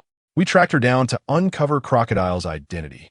As a result, Robin laughed even more happily. To be precise, it was I who intentionally had you follow her. Luffy, with his usual logic, immediately concluded, "Oh, so she's a good person." Vivi was so angry that she stomped her feet. "I already knew about this. And you were the one who told Crocodile that his identity was exposed, right?" Luffy picked his nose and suddenly had a sharp look in his eyes. "So she really is a bad person." Goodness, I thought at that moment. Our captain's stance is really flexible. Zoro was already impatient, and with a whoosh, he drew his sword. "You should be quiet for a while. Since she's Mr. Zero's partner, capturing her will make things much easier for us." Without saying another word, Zoro charged in with his sword drawn. But what happened? Let me tell you. Before he even got close, several hands suddenly grew out of his arm and knocked his sword away. Robin still wore that cheerful smile. "Please don't point such dangerous things at me. Family, who understands? This ability is just too unfair." Luffy and Usopp also rushed in, shouting, but the result was the same. A bunch of hands grew on them, pinning them down and making them unable to move. Devil Fruit ability. I instantly understood the situation. Seeing this, I knew I had to step in. I first tried a shadow clone technique to test her out, sending several of me charging in, but they were all turned to smoke by the suddenly appearing arms. Then I directly used the teleportation technique, aiming to defeat her in one move, but I started growing hands too. Thankfully, I reacted quickly and used a substitution technique, leaving only a wooden barrel that was firmly grabbed. All right, I got it. Speed and numbers don't work against her. But this woman of all things, shouldn't she be playing such tricks in front of me? I appeared behind her again. Although she was a bit surprised by my speed, she remained calm. As long as I was within her line of sight, she could activate her ability. Sure enough, hands started to grow from my body again. But let me tell you, I'm all about learning and applying on the spot. Didn't I see Ace use that firefly technique during our fight? I directly modified it into my own fire technique. Fire style, Firefly. The few hands that had just grown out hadn't even had time to grab me before they were ignited by countless tiny sparks attached to my body. The flames instantly turned those hands into fluttering petals. And guess what? Robin gasped and covered her hand. The calm and composed look on her face instantly vanished, and she broke out in a cold sweat from the pain. It turned out that this ability shared nerve sensations. When the grown hands were injured, the main body would also feel the pain. Wow, this was a pleasant surprise. Taking advantage of her distraction from the pain, my knife was already pressed against her neck. "Don't move," I said, my voice as cold as ice, or the next knife won't be so polite. Usopp in the back was cheering wildly. As expected of you, Lyomu. Feeling the chill on her neck, Robin had no choice but to concede. I mean you no harm. Mr. 8 is fine. I'm here to help you. I didn't retrieve the knife. If you have malicious intentions, you won't even have the chance to speak now. I stared at her. Speak your purpose, or I won't hesitate to treat you as a captive and hand you over to Crocodile. Your value should be considerable, right? This woman is really difficult to deal with. She knows that if she doesn't say something useful, she won't be able to leave, so she finally spoke up. Actually, I also want to deal with Crocodile. I have a permanent record pointer that leads to a small island near Alabasta. The route is very hidden. Only I know it, and there will definitely be no pursuers. As she spoke, she gestured for me to take the pointer from her pocket. I took it out and casually tossed it to Luffy. Luffy, what do you think? As a result, Luffy took it, didn't even look at it, and with a snap, he crushed it. Nami went crazy on the spot, kicking Luffy to the ground and shouting, "What did you do?" She kindly provided a safe route. What if she is a good person? Luffy sat up nonchalantly and patted his butt.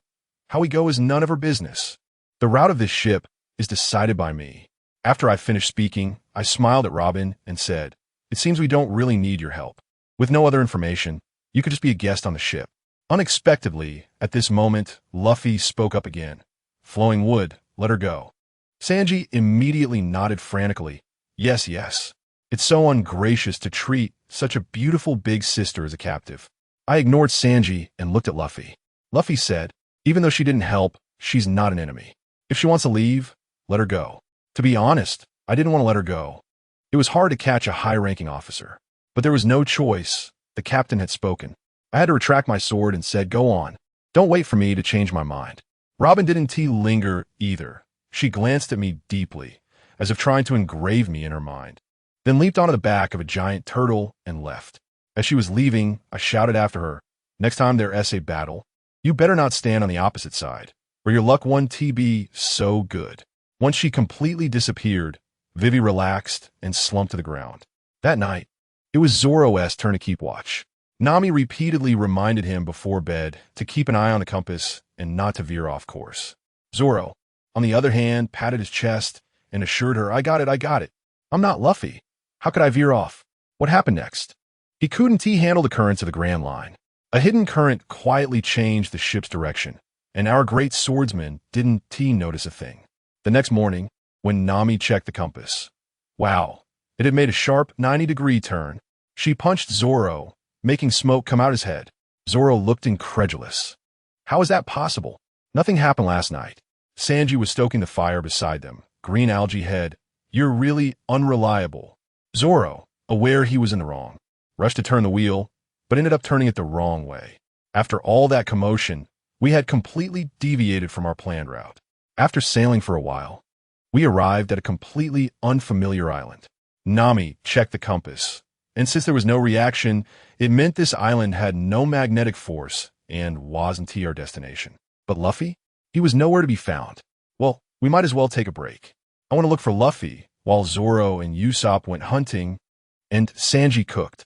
Just when things were chaotic on our side, let me tell you, in the sky, there was a floating island. On the island stood an old man, all golden and glittering, with hair like a lion, standing on two famous swords. This old guy was the legendary pirate Golden Lion Shiki. He was talking to himself, saying something about how it had been 20 years and his comeback plan was about to start. Ha ha ha. Then suddenly, he jumped down from the sky, claiming he was going to expand his territory. I just found Luffy, and we were heading back when we caught a whiff of Sanji's grilled meat. That guy Luffy instantly perked up like he had just been injected with adrenaline and disappeared in a flash.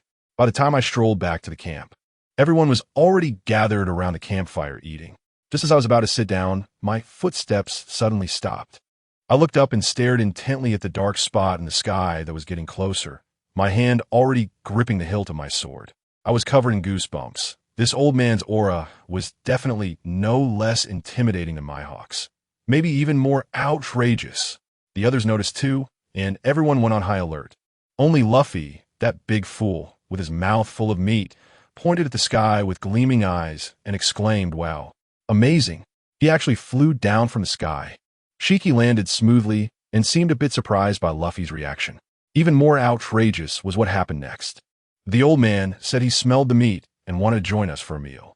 You know how Sanji is. He doesn't let anyone go hungry. So he really let him join. Suddenly, the atmosphere became extremely bizarre as we sat around the campfire eating grilled meat with a legendary pirate. Luffy kept pestering him, asking how he could fly. After Shiki filled his belly and patted it, he started making his pitch. "Blonde kid, your cooking skills are impressive. Come be the chef of my flying pirate crew." Luffy immediately got anxious. "Sanji is my chef. You can't take him." Shiki laughed heartily. "What's the big deal? You can all join together. I'm Shiki, and even Roger and Whitebeard were no match for me back in the day." He thought that by dropping names, we would bow down, but unfortunately, he underestimated our captain. Luffy turned around, his gaze resolute. "No matter who you are, we will not join any pirate crew. And one day, I will become the Pirate King." In that moment, Shiki looked at Luffy, his eyes momentarily lost, muttering, "Roger?" He snapped back to reality. His gaze locked on Luffy's straw hat, his voice suddenly growing heavy. "Kid, who gave you the straw hat?" "Shanks." Upon hearing Shanks' name, Shiki was momentarily stunned, then suddenly remembered. Keek. So it's that red-haired brat from Roger's ship. So you're the one he chose. No wonder you resemble Roger so much. In that case, you can stay here.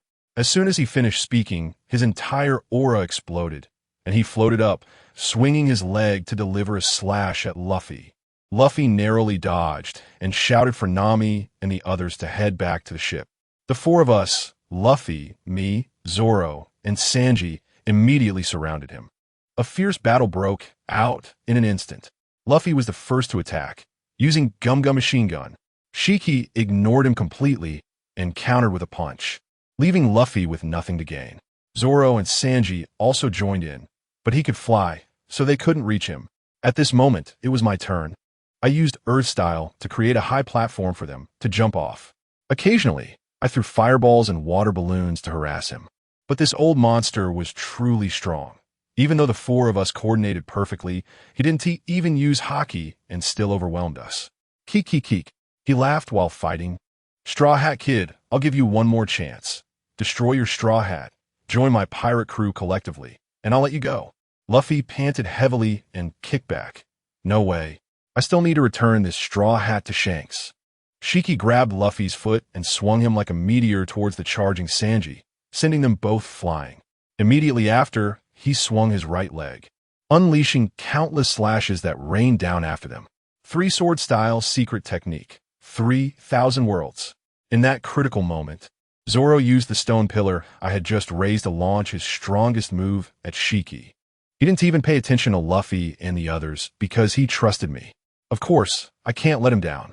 In an instant, I used the Shunpa technique to grab Luffy and Sanji just 0.1 seconds before the slash landed. Those slashes carved deep trenches into the ground.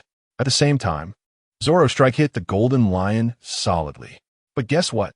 With a clang, it was like hitting a steel plate. The spot where the Golden Lion was struck turned pitch black. Zoro's strongest attack didn't even tear his clothes. Zoro was dumbfounded, staring at him in disbelief. The Golden Lion retaliated with a punch, and Zoro flew away like a kite with a broken string. Good grief, all three of our main forces were injured. While he was completely unscathed, he was still laughing there. "Kekeki, to force me to use Haki, you should be proud."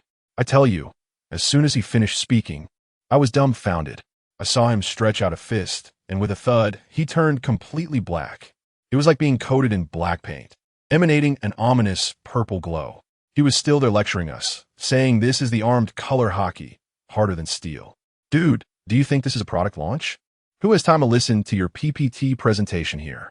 As soon as he finished speaking, the whole ground came alive, directly lifted by his whatever fruit ability, instantly forming several lion heads bigger than houses, with their huge mouths wide open, charging at the four of us. The scene was filled with dust, and the sense of oppression was overwhelming. It was incredible. What do? We could only fight back. Luffy's rubber cannon, Zoro's three-sword-style tiger hunt, Sanji's big kick, and I unleashed my water-style water tornado. It was a catastrophic battle. But the problem was, once we broke this thing, it respawned in an instant. As long as the Golden Lion had enough energy, this Earth Lion was like an unlimited refill, never-ending. Does anyone understand this? This is pure scraping master level. If we keep this up, our stamina bars will be emptied. I saw that this wasn't working, so I had to change tactics. I shouted at them directly, "Everyone, come over here. Stop fighting." The three of them trusted me, and without a second thought, they gathered around. I slammed my hands on the ground and used Earth Release. Earth Pit. A huge, deep pit suddenly opened beneath us, and the four of us fell in like dumplings. Sanji was still cursing at me, saying that I was trying to bury everyone alive. I thought to myself, you don't understand anything. And I quickly performed Earth Release, Earth Flow Wall, sealing the entrance of the pit tightly. The whole world instantly fell silent. I rubbed a fireball in my hand for light, then quickly went over the plan with them. I said, we can't stay here like local mice. Nami and the others are still on the ship. That old man will definitely go looking for trouble with the ship if he can't find us. So, later I will use Earth Escape to open a new path beside us, and you guys follow my shadow clone and rush up. Use whatever moves you can. Do whatever it takes to create an opportunity for me. Zoro was still a bit worried and asked me, are you confident you can break his haki? I gave him a reassuring look and smiled confidently. If he weren't a devil fruit user, I would really be in trouble. But he is, as long as you guys can make him show even a second of weakness. I have a way to let him know that a devil fruit user has to be honest and be afraid of water. Let's get to it. We burst out of the ground. Luffy, with his loud voice, was the first to shout, "Golden Lion, I'm gonna knock you away." That momentum was like a battle song coming back to life. The Golden Lion looked stunned in the sky, probably wondering how these little cockroaches popped up again. Meanwhile, on the merry-go, Usopp transformed into a weapons expert, pulling out a small steel ball engraved with strange runes, boasting to Nami that this was the secret weapon developed through our dream collaboration, explosive flame bomb. 1 is stronger than 10. Nami was completely fooled by him, really acting as a human support, holding up a telescope to help him aim. On the battlefield, the Golden Lion was truly enraged, unleashing his dual sword style, fully armed with haki, and the four of us rushed in for a good beating. To be honest, we couldn't even touch him. Zoro's Demon Slash was blocked with a single kick, and mine Sanji's coordination was easily resolved by him, as if he were playing around. My Shadow Clone was also putting up a fight, using various ninjutsu for quick strikes and chaotic harassment, ultimately using my ultimate move, Water Dragon Dance, to clash with him, creating a momentary stiffness of a few tenths of a second at the cost of being cut to pieces. Now's the time. Usopp on the ship was also doing great, shooting explosive tri-stars from afar. The Golden Lion was still acting cool, easily slicing through the first 2 projectiles, the explosive sparks barely phasing him. He probably thought the third one would be the same and tried to handle it the same way. But then there was a massive explosion. The explosive flame bomb that Usopp and I specially made didn't even need to touch the blade. It was ignited directly by the exploding sparks nearby. The power of that explosion was incredible. The Golden Lion was completely stunned, his body all torn up. I tell you, in that explosion smoke, my real body had long hidden with a transformation technique behind a nearby rock, and I instantly appeared behind him, finishing the seals for the water prison technique, ready to trap him. But what happened? Suddenly, I felt a chill in my abdomen, and a mouthful of old blood was spat out, causing me to fall like a kite with a broken string. That old guy looked at me in the pit, laughing maniacally. He said he had already used something called observation haki to detect that the aura of the rock I transformed into was off, and had been keeping an eye on me.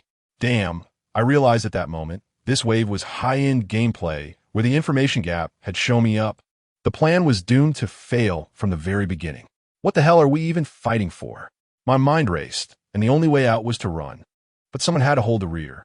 Well, this job is mine. I directly shouted at the Golden Lion. Aren't you curious to see what other abilities I have? Come on, let me show you today. With that, I activated the 8 gates. 6th gate. Open. Let me tell you, I was radiating green light. My aura fully unleashed, and I felt like I could tear a Gundam apart with my bare hands. I charged out fiercely, clashing blades with the Golden Lion again. And the commotion was so intense that the sea surface exploded, the towering waves instantly frozen into ice sculptures by my cold energy, while my main body held them off. My last shadow clone left on the ground picked up the severely injured Luffy, carrying Zoro and Sanji in each hand, and using the last of my chakra, I performed several body flicker techniques to send them back to the Going Merry. As soon as my shadow clone boarded the ship, it shouted, "Set sail quickly. Hurry up and leave."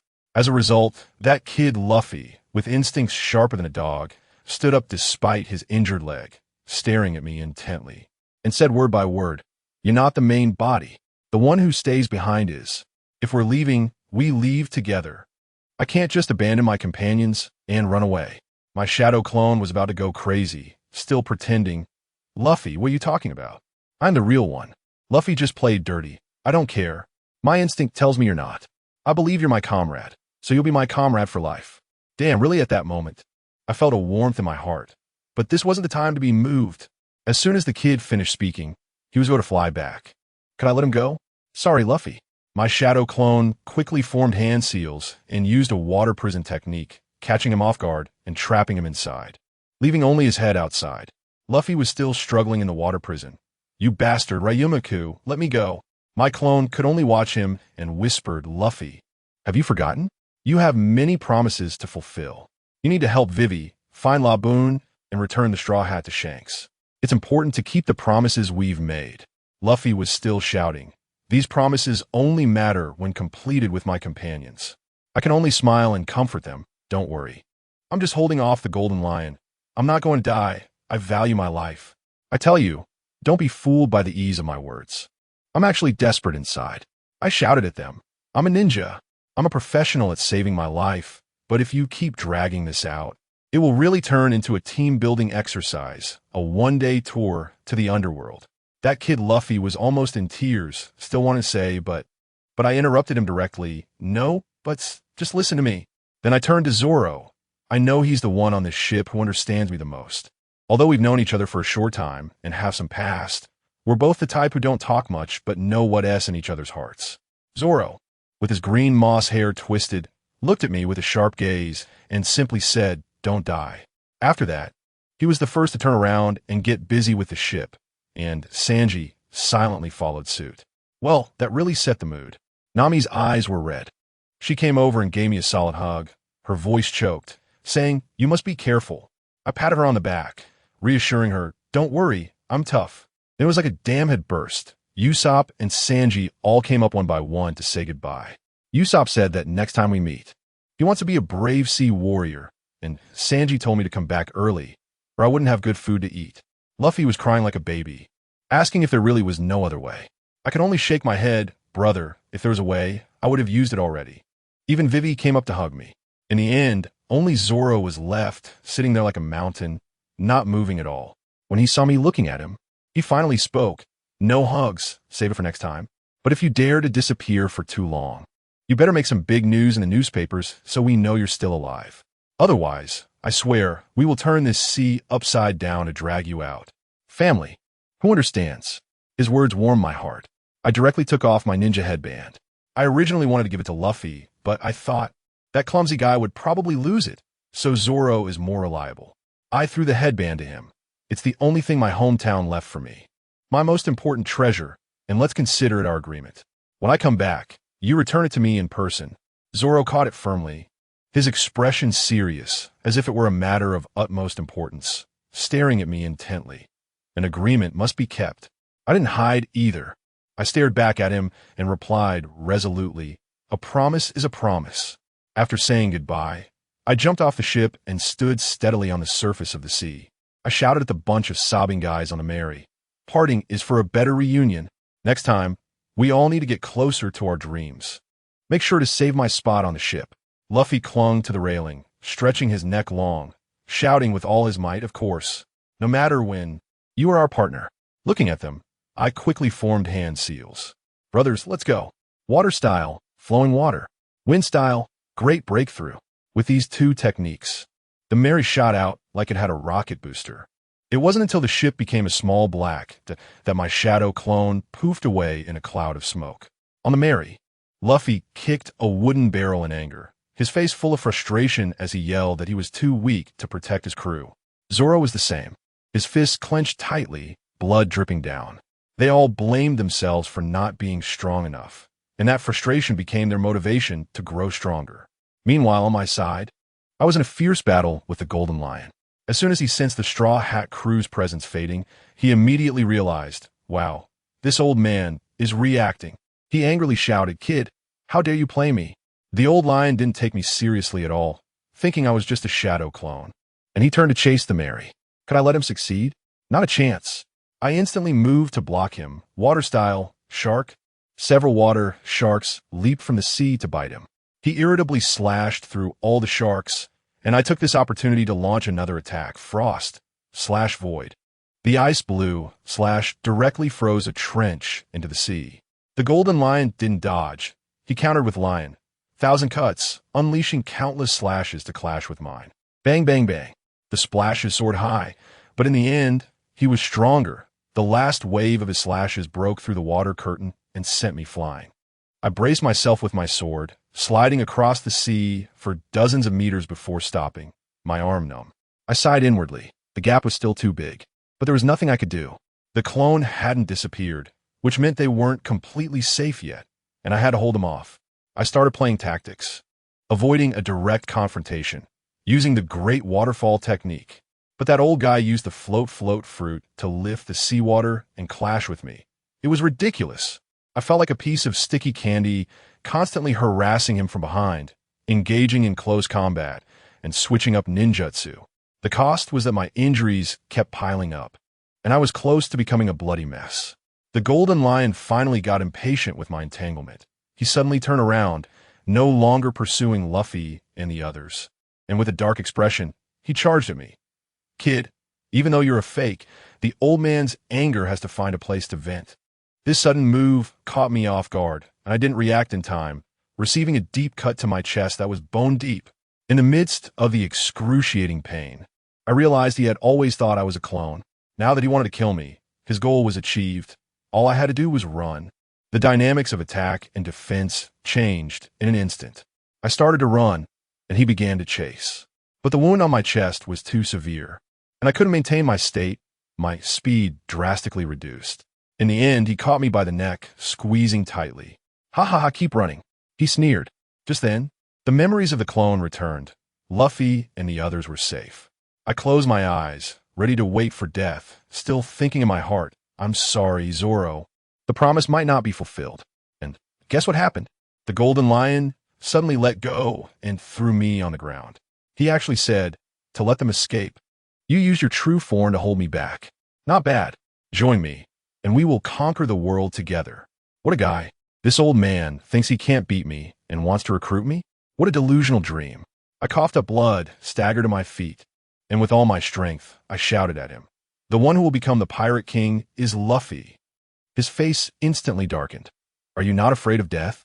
I looked at him, and although weak, there was no hint of retreat in his eyes. Dying for a comrade is worth it. To be honest, who wants to die when they can live? But now I was out of chakra, injured all over, and my life was in his hands. Just at that critical moment, I caught a glimpse out of the corner of my eye of a massive whirlpool moving towards me on the surface of the sea. My heart skipped a beat, and a crazy plan instantly took shape. Let's gamble. The Golden Lion saw my unwavering spirit and was truly intent on killing me. He walked toward me step by step, the tip of his knife scraping the ground with a piercing sound. "Do you have any last words? I will pass them on to your companions." I appeared calm on the surface, but inside I was frantically calculating the distance to the vortex. Closer, even closer. Just as he walked in front of me and raised his knife, the vortex entered my range for the body flicker technique. I grinned. and the remaining chakra within me erupted instantly. Body flicker technique. The golden lion sensed something was off and swung his knife, but it was too late. My figure vanished before him, leaving only a phrase hanging in the air. I'll let my words speak for themselves. No need for your assistance. Damn little brat. The golden lion was furious, jumping up and down in rage, fully unleashing his power to lock onto my position in the vortex, transforming into a flash of golden light and chasing after me. As soon as I entered the whirlpool, I was swept away by the dark currents at the bottom of the sea, racing wildly. Although the golden lion was powerful as a fruit user, he couldn't exactly jump into the sea to swim with me, right? He chased after me on the surface, following the dark current. But the speed of the current was such that even he couldn't keep up. Gradually, he lost track of me. On the surface, the golden lion was furious, wildly slashing at everything, causing a massive tsunami. And in the process, he took out a pirate ship that had just set sail, with the captain still passionately giving speech. I can only say that those guys were really unlucky. Meanwhile, my situation in the dark current wasn't any better. After holding my breath for a long time, I was injured all over and had to dodge all sorts of chaotic things in the current. I tell you, by the end, my eyelids were fighting against each other, and my consciousness faded into darkness. I completely passed out. The rest was left to the heavens. I don't know how long it was before I slowly opened my eyes. I found myself lying on a bed, my body wrapped in bandages, and 4 drip attached to my hand. I shook my head and surveyed the strange room, self-mockingly saying, "No way. Did I travel to another world again?" At that moment, the door opened, and 2 women walked in. One had black hair and a high ponytail, dressed like a doctor, looking very cool. The other had orange hair, wearing goggles and a cap, looking lively and cheerful. When the orange-haired girl saw that I was awake, she came over excitedly. "You're finally awake. You've been in a coma for 7 days. I thought you wouldn't wake up." I tried to prop myself up to sit up, but as soon as I exerted myself, the wound on my chest felt like it was tearing apart, and blood quickly soaked through the bandage. The girl quickly supported me and complained, "What are you moving around for? Don't you know how seriously you're injured?" I gasped and asked, "Did you save me?" "Thank you so much." She waved her hand and pointed to the aloof doctor. "My name is Kira. It was Mr. Haku who saved you. And it was her, Phil, who cured you. She's the best doctor on our ship." I hurriedly thanked the doctor, but he was turned away from me, fiddling with bottles and jars, completely ignoring me. Kira chuckled awkwardly and said that Phil was like that when he was working, but he was a really nice person. She then curiously asked me what my name was and how I got hurt like this. I don't think there's anything to hide, so I'll just say, my name is Uchiha Ryuki. While sailing with my companions, I encountered a guy named Gold Lion, and we fought. We weren't a match for him, so I jumped into a whirlpool to escape, but as a result, I got separated from my companions. When Kurla heard the name Gold Lion, her eyes widened. "The legendary pirate Gold Lion? You actually managed to escape from him. You're so strong." I humbly said a few words, and while we were chatting, the iceberg doctor named Phil suddenly spoke up. "It's time to change the dressing." Keela waved at me, saying that after changing the dressing, it was just in time for dinner. She went to the kitchen to help, and then hurried off. The room was left with just me and Phil. She came over silently to help me remove the bandage, her movements surprisingly gentle. I originally wanted to say I could do it myself, but she simply raised her hand, making it clear I couldn't manage. After changing the dressing, she came over to support me, and seeing my puzzled expression, she finally said 2 words, "Dinner time." I was supported by her as we slowly walked outside. I told her that my legs weren't injured and that I could walk on my own. She ignored me and stubbornly continued to assist me, coldly saying, "I am a doctor." Fine, the patient listens to the doctor. Along the way, we encountered many people who greeted Phil with respect. She still had an icy expression, but everyone seemed used to it. These people were quite warm-hearted, all coming to inquire about my injuries, and it felt like a good group of people. We dawdled for a long time before finally arriving at the door of a room, and the aroma of food immediately whetted my appetite. As soon as we entered, Kella greeted us warmly. There was a guy with blonde hair wearing a top hat, reaching out to sneak a bite of the dish Kella had just brought out, but she slapped his hand away. Kella pouted and shouted at the blonde guy, "Sabo, are you a patient too?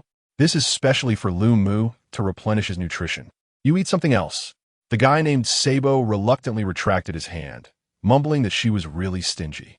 Kella ignored him, turned to me, and told me to sit down quickly, saying that all this was specially prepared for me.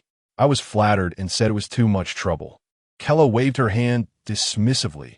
Not at all, right, Sabo? However, Sabo was already devouring his food and hadn't heard her at all. Kella called out to Sabo again, and when there was still no response, she looked over in confusion, and then her anger began to rise. I'm sorry. I have some matters to attend to. I tell you, when she said handle it, she was talking about Sabo. She stormed over in a huff and grabbed Sabo's face, who was buried in his food, and started to pinch and pull at him, muttering, Sabo, you fool. We have guests here. Do you look like you've been starving for 800 years? Sabo is quite a character himself. With his mouth full of food, he mumbled an apology. Once Kureha let go, he swallowed what was in his mouth, took off his hat, and greeted me very seriously, saying something like, I'm sorry for the trouble. I'm Sabo, and meeting you is fate. We'll be friends from now on. Goodness, what a contrast. If I hadn't seen him just moments ago, devouring his food like a whirlwind, I would have thought he was some wealthy young master. I was just about to say you're welcome when I found myself in another awkward situation. My arms were wrapped like a mummy in bandages, making it impossible for me to move them.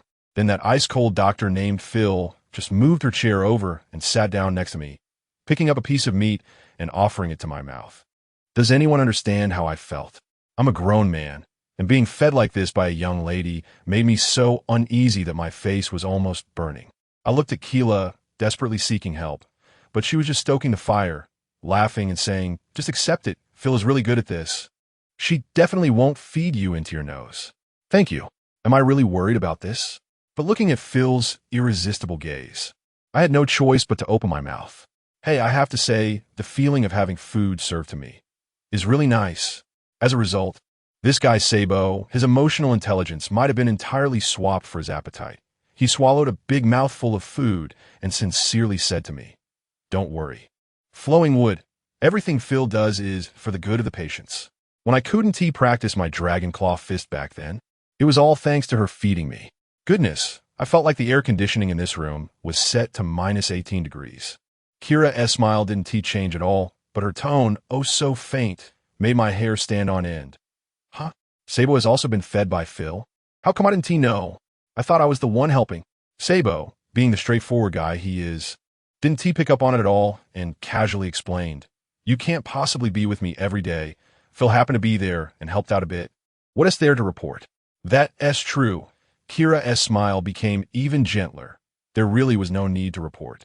The next moment, she suddenly flashed and appeared behind Sabo like a ghost, her hands quickly grabbing his face and pulling it to the sides. It looked painful just watching. Sabo yelled out in surprise, and Kira leisurely said, it's nothing, just suddenly wanted to pinch Sabo's face. After pinching, she returned to her seat as if nothing had happened, and Sabo rubbed his face and continued eating as if he was used to it. I shuddered at that moment, thinking this woman is too scary. As a result, my shudder was noticed by them, and they asked me what was wrong. Could I tell the truth? I could only say, it's nothing, just a bit cold. Upon hearing this, Sabo got excited again. How can a man be afraid of the cold? You need to strengthen your training. Kira directly stuffed a chicken leg into his mouth, then gently said to me, don't mind him. You're injured and your body is weak, so it's normal to feel cold. You need to take care of yourself. This meal was truly thrilling. The table was full of dishes, and in the end, the plates were almost licked clean, with about 80% ending up in Sabo's stomach. He patted his belly and surprisingly said, I'm only 80% full. I was really seeing things for the first time. Kira started her usual complaints about Sabo's appetite, saying if he kept eating like this, the Revolutionary Army would go bankrupt because of him. As I listened, I couldn't help but interject. If you want to talk about eating, I actually know someone who can eat even more than him. This comment stirred up a hornet's nest, and both Sabo and Kira's eyes lit up as they chased after me, asking who it was. I cleared my throat and began to educate them. One is called Ace, who can eat so much that he falls asleep while eating, and when he wakes up, he continues to eat. The other is his brother, named Luffy, whose stomach is a bottomless pit. When you eat with him, you have to protect your bowl, or it will be gone in the blink of an eye. As soon as I mentioned the names Ace and Luffy, Sabo next to me seemed to short circuit. His expression instantly twisted, holding his head and muttering, "Ace. Luffy, brothers." I tell you, the scene was like a CPU overload. He was shaking all over in pain. In the next second, countless images exploded in his mind. What three little ones not fighting, not knowing each other, together saving pirate funds, toasting and becoming sworn brothers on a tree stump. Anyway, it was a full-on childhood memory attack that left him completely dazed. "They're my brothers." After he yelled this heart-wrenching line, his eyes rolled back, and with a crash, he fell straight into Kira's arms, passing out completely. Kira was so shocked that she froze, holding Sabo and repeatedly shouting for Phil. Phil, however, remained calm, went over to check him, and said in a very composed manner, "It's fine. The mental shock was too much. Just let him rest for a while." But then the most explosive part came. Kira, such a small girl, without saying a word, directly picked Sabo up in a princess carry with ease. My eyes were about to pop out. This girl is strong enough to lift a mountain. She even proudly told me she was a master of fishman karate, and this weight was nothing. When Sabo woke up again, the real show began. He lay on the bed, looking at Kira, who was sleeping with her head on the edge of the bed, and his gaze was so gentle it could squeeze out water. Then, he reached out and gently touched Kira's face. I tell you, if I had seen that at the time, I would have definitely thought something big was about to happen. But this guy's thought process was really peculiar. He actually thought, "She always pinches my face, so I'll give it a try and see how it feels." Wow, you call this enlightenment? This is more like a curiosity baby behavior award.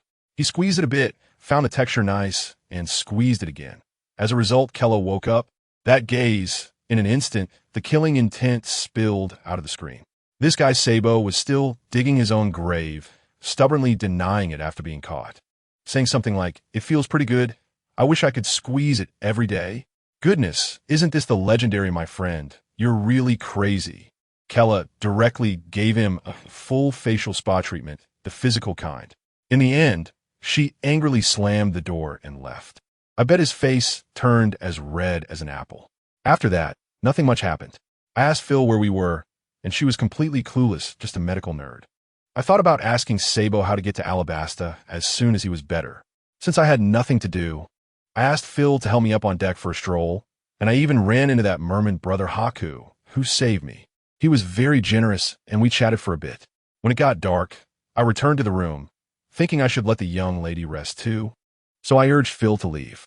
But as soon as she left, someone knocked on my door right after. I thought to myself, who is it? So I called out, "Please come in."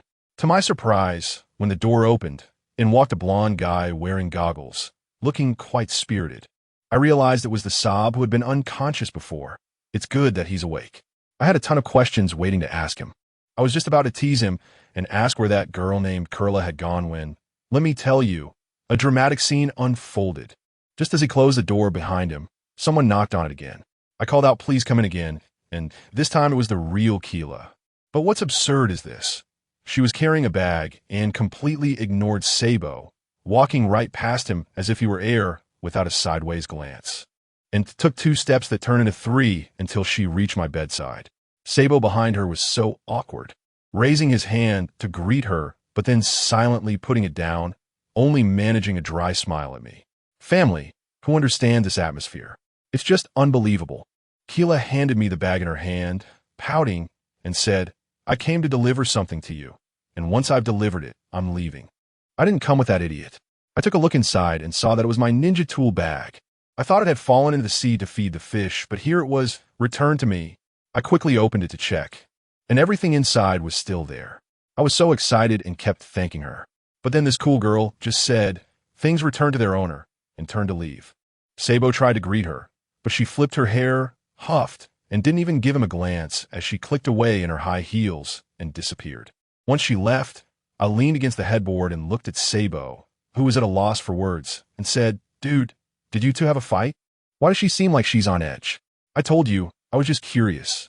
And then Sabo directly dragged a chair from the bedside to sit down and started pouring out his troubles to me.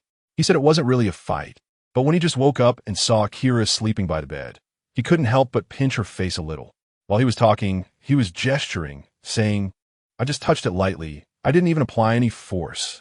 She usually pinches my face like that, and I don't get mad. Isn't she being too petty about this? As soon as I heard this, I nodded in agreement and said, indeed, what's the big deal? We, as big men, shouldn't hold it against her. Just go apologize and it'll be fine.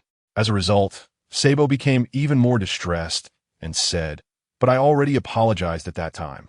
Yet she seemed even angrier.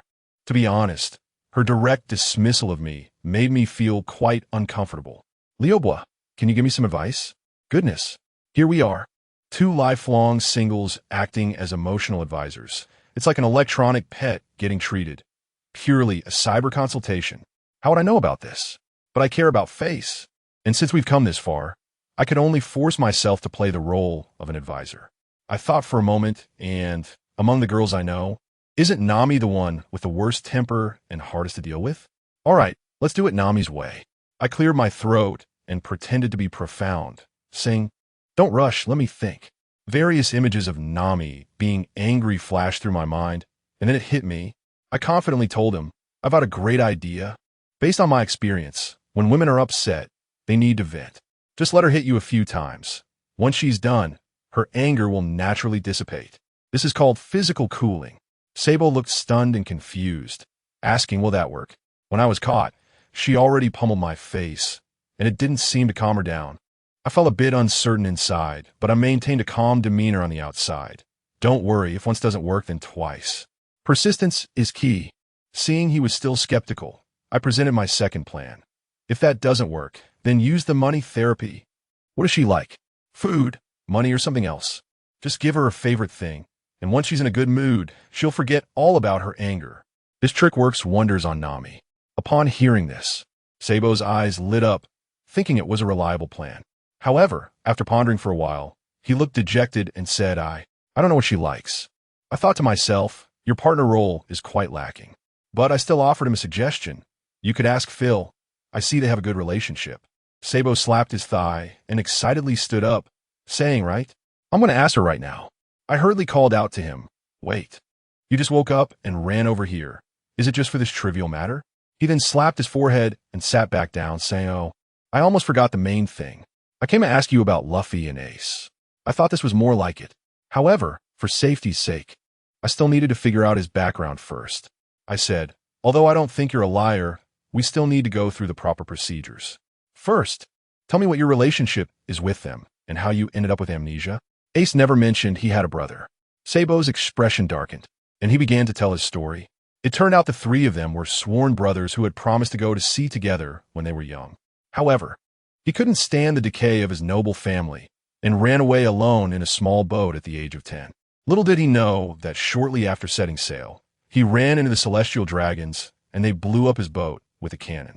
If it hadn't been for his master, who is also the leader of the Revolutionary Army, passing by and saving him, he would have drowned in the sea long ago. Because of that serious injury, he lost his memory and completely cut off contact with Luffy and Ace. This story seemed logically sound. I decided to confirm one last time. I asked him, what is Luffy's most treasured possession? Without thinking, he replied, his straw hat, given to him by the Emperor Shanks. I asked again, what is the phrase Luffy says the most? Sabo smiled and, imitating Luffy's tone perfectly, exclaimed, I'm going to be the Pirate King. Ha ha ha. I burst out laughing. It was spot on. I said, all right, stop acting. I wouldn't believe you're not brothers. If you want to know anything, just ask. I will answer anything. Next, I recounted how I met Ace and our adventures with Luffy, hitting the highlights as I went. Sabo was completely absorbed, laughing at times and sighing at others. When he heard about Luffy almost being executed in Lowtown and still managing to laugh, he couldn't help but admire his brother's big heart. When I got to the part about us preparing to go to Alabasta to help Princess Vivi, Sabo suddenly stood up, bowed to me seriously, and thanked me for everything I had done for Luffy. I quickly told him to get up, saying we were all partners and it was the least I could do. Just then, Sabo suddenly smiled mysteriously and threw me a bombshell. Maybe we'll be able to meet soon. In fact, the destination of our ship is Alabasta. I was stunned at the time, thinking, could it be such a coincidence? I even thought he took a detour just for me. But then Sabo explained that they were going to Alabasta to carry out a mission. Seeing my confused expression, he simply laid it all out and said he was now the chief of staff of the Revolutionary Army. I suddenly understood. Alabasta is in the midst of a national uprising, and their revolutionary army has arrived. Isn't this a precise airdrop, ready to get things done? This is no coincidence. It's as if the wheels of fate have started to turn. Sabo saw through me immediately and praised me greatly, saying that if I weren't Luffy's partner, he would want to recruit me. We were in the middle of a mutual flattery session when there was a knock on the door. Keela peeked her head in, reminded me to get some rest, and then slammed the door shut, completely ignoring Sabo once again. Sabo's face instantly fell, looking utterly dejected. I could only pat him on the shoulder and encourage him. Don't worry, just follow the method I taught you, and she'll forgive you soon. In the following days, I completely switched to a lazy mode, recovering comfortably on the ship. Every day, I either enjoyed the breeze on the deck or was being fed by Miss Phil, so comfortably that I almost forgot who I was. As for Sabo, he was weighed down with worries, unable to focus on work. His mind filled with thoughts on how to make Keela less angry. He went to ask Phil what Keela liked. Phil, being quite the character, looked at him coolly for a while and then said one word, "You."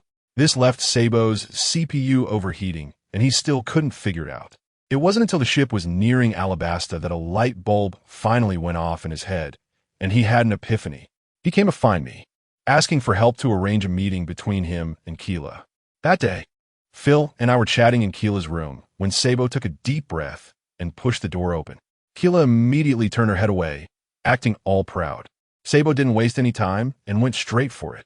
"Keela, to earn your forgiveness, I've decided to give myself to you." I was standing next to them. My jaw almost dropped. Can it really be played like this? And guess what? Kurla's face instantly turned red, and he turned his head and whispered angrily at him, "You idiot, finally got it." Seeing that the goal was achieved, this guy Sabo might have felt that the effect wasn't explosive enough. Sticking to the principle of not wasting my brilliant strategy, he took another step forward, closed his eyes, leaned his face in, and sincerely added, "From today on, I'll be your exclusive punching bag. Whenever you're angry, just come and hit me. Feel free to pinch my face. I promise not to resist." Oh my gosh. I gave him a thumbs up right then and there. I really didn't misjudge him. He actually perfectly combined my two terrible ideas and even added a touch of domineering literature flavor to it. What an abstract genius. But the next second, let me tell you, the atmosphere on site went from cloudy to a downpour. Phil's friend was holding her forehead, looking like this person is hopeless. Just bury him. The smile on Kira's face was visibly cracking inch by inch, but she still wasn't giving up, trembling as she asked Sabo, "You meant that, right?" Sabo, on the other hand, closed his eyes and looked as if it was only natural. "Yeah, it's the literal meaning. I am your gift, your punching bag." Goodness, I wanted to find a hole in the ground to crawl into. Kira struggled one last time. "Is there anything else to add?"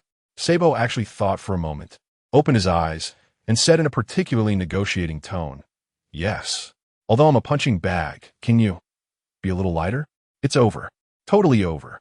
I watched as Kira took a deep breath, put a smile back on her face, but that smile looked more and more like a demon. I even saw two horns growing on her head. She walked step by step in front of Sabo, her voice sweet to the point of being nauseating, of course.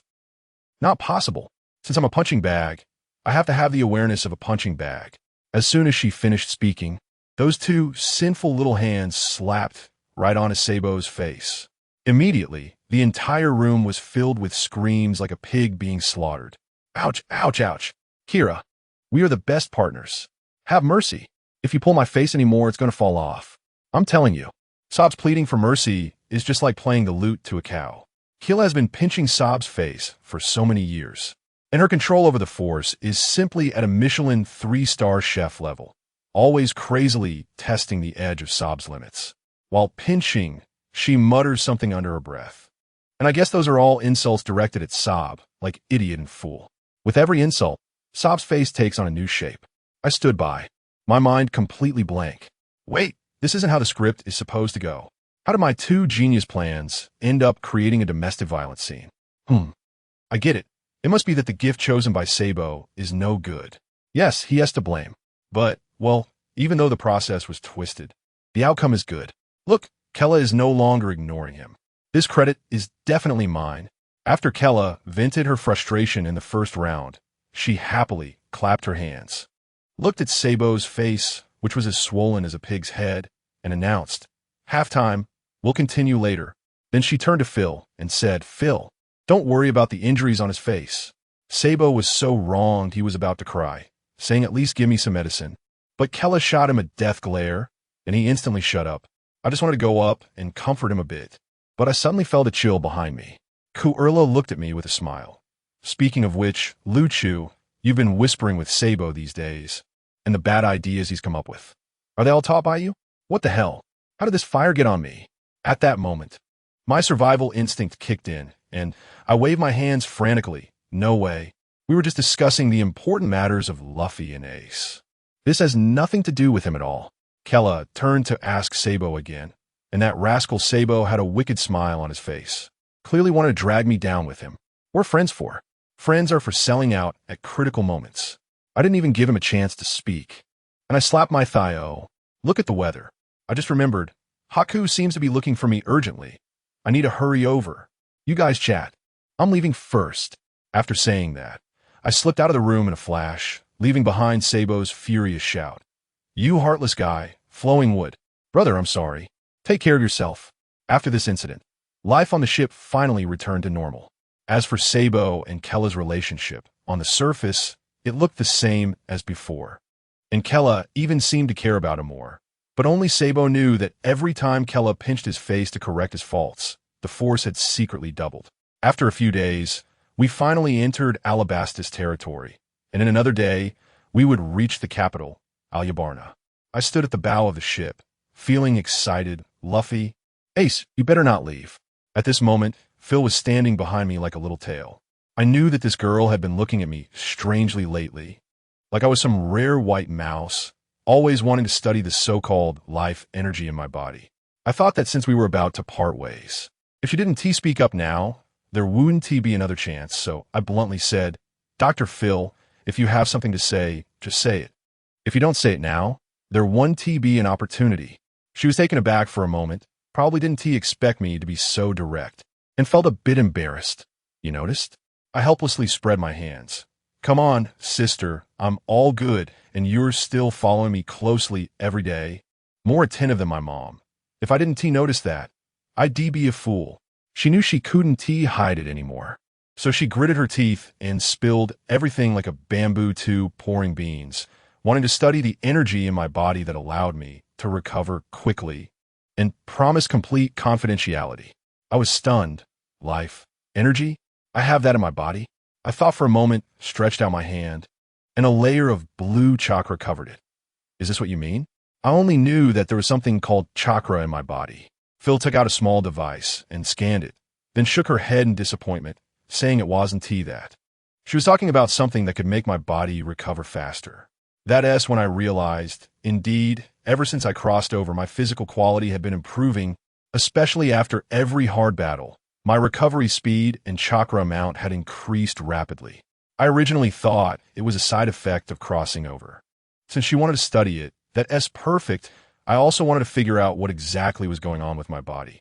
We immediately returned to the medical room, and I cooperated fully. Phil examined me thoroughly, probably understanding my body structure better than I did. However, the results showed nothing. She said that the foreign cells in my body, the ones from the old man and the interstitial, had fused so perfectly that they were undetectable. However, she did come to a conclusion. There was indeed a mysterious force within me that was constantly transforming me, and as long as I kept fighting and pushing my limits, this transformation process would accelerate. In simple terms, I was like a hidden version of a humanoid Gundam. The more I got hit, the more I upgraded. After saying goodbye to Phil, Sabo and I set off for the capital, Alyabarna. On the way, we encountered a sandstorm, and that guy Sabo insisted on racing to see who could break through first.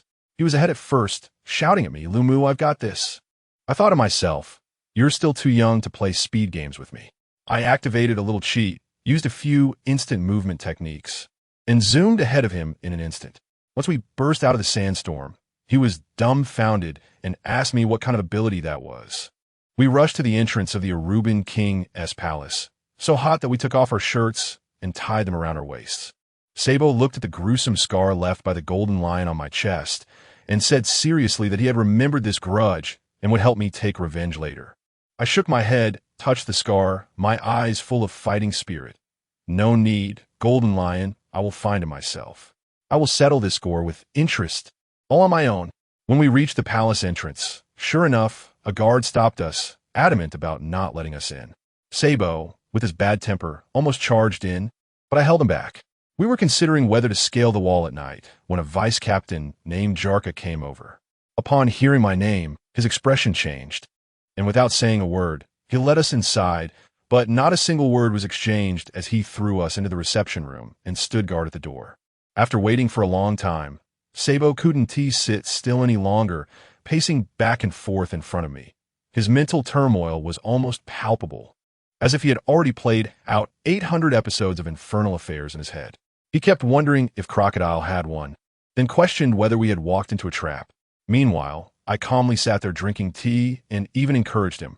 Relax, relax. You have to believe in your brother. It's been 10 years. Buddy, Luffy is no longer that little snot-nosed kid following you around.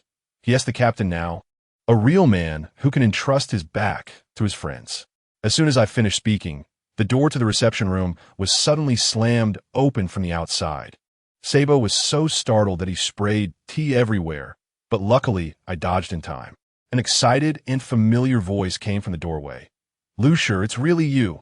As we turned around, we saw Princess Vivi standing there in a gorgeous dress, her eyes red. I smiled at Sabo and said, look, here she is. Vivi rushed to me in 3 steps, excitedly saying that Luffy and the others had been worried about her and even sent someone to find her after defeating Crocodile. My heart warmed, and I quickly asked, where are Luffy and the others? Vivi, with a look of regret, said that due to the Navy, they had to set sail a few days ago. Sighing, I realized I had missed them after all. Vivi shared with us the thrilling experiences they had along the way. From Giant Island to Winter Island, where Nami got sick and Luffy carried her up a snow-capped mountain thousands of meters high to find a doctor. They also found a new companion, a reindeer named Chopper who ate the human fruit. Finally, they had a showdown with a warlord crocodile and his Baroque works in Alabasta. Although the process was incredibly difficult, they ultimately won. Hearing all of this made me feel so proud. Well done, my friends. You did not let my trust down. Vivi also mentioned that they encountered Ace in the desert, and Sabo, upon hearing this, pounded his chest, saying that if they had arrived a few days earlier, they could have recognized each other as brothers. To welcome us, Vivi arranged a royal banquet of the highest standard. The table was filled with mountain delicacies and seafood, making Sabo's mouth water. Once he started eating, it was as if Luffy had possessed him, devouring everything in sight. Vivi watched him and laughed, saying that the two brothers even ate the same way. We enjoyed our feast while Vivi detailed the Straw Hat Crew's theater-level adventures since we parted ways. The meal was incredibly satisfying, and although Sabo's fighting power was still a bit lacking compared to Luffy, it made me hungry just watching him. That night, we rested in the palace. Early the next morning, I bid farewell to Vivi and Sabo. After all, Luffy and the others were still waiting for me ahead. Vivi joked with me, asking if I wouldn't stay a few more days. I told her that her playful little eyes interrupted me, saying, I know. You're eager to chase after your husband. Oh no, I mean the captain. She had everything ready for me. She handed me a log pose and a metal plate. The log pose was essential for the Grand Line, already recorded with Alabastus magnetic field. The plate was even more impressive, saying that with it, I could go directly to the port and choose a new ship. Only family understands. This rich girl's happiness is so simple and unpretentious. I thought to myself that Vivi really treated us like her own, thinking of everything so thoughtfully. However, I decided not to take the ship. I returned the plate to her, kept the log pose, and told her, thanks Vivi, but I don't need a ship. I have one just like Ace's. Vivi understood immediately and didn't insist, just asking me to send her regards to everyone and that she missed him a lot. Sabo also reminded me that he had things to do and wouldn't be going with me, telling me to say goodbye to Luffy and see him in the New World. I was momentarily stunned. The New World? Sabo educated me, saying that all the routes of the Grand Line eventually converge at the Sabati Archipelago, and from there, you set off for the second half, known as the New World. He mentioned that he had actually been hanging out in the New World all along, and that this time he just happened to pass by. In the end, as an older brother, he still wasn't at ease and called me back, repeatedly reminding me that Luffy would definitely cause me trouble and asking me to be more tolerant. I couldn't help but laugh and teased him. "You must be worried sick as an older brother, huh?" He replied, "There's nothing I can do." I assured him, "Don't worry. Luffy is my partner. I got his back." This time, I turned around and didn't get called back, heading straight for the port. After I leave, this sea won't be calm at all. It's simply turbulent. The scene shifts to the Moby Dick, the ship of the so-called strongest man in the world, Whitebeard. Red-haired Shanks sent a newcomer named Rox D.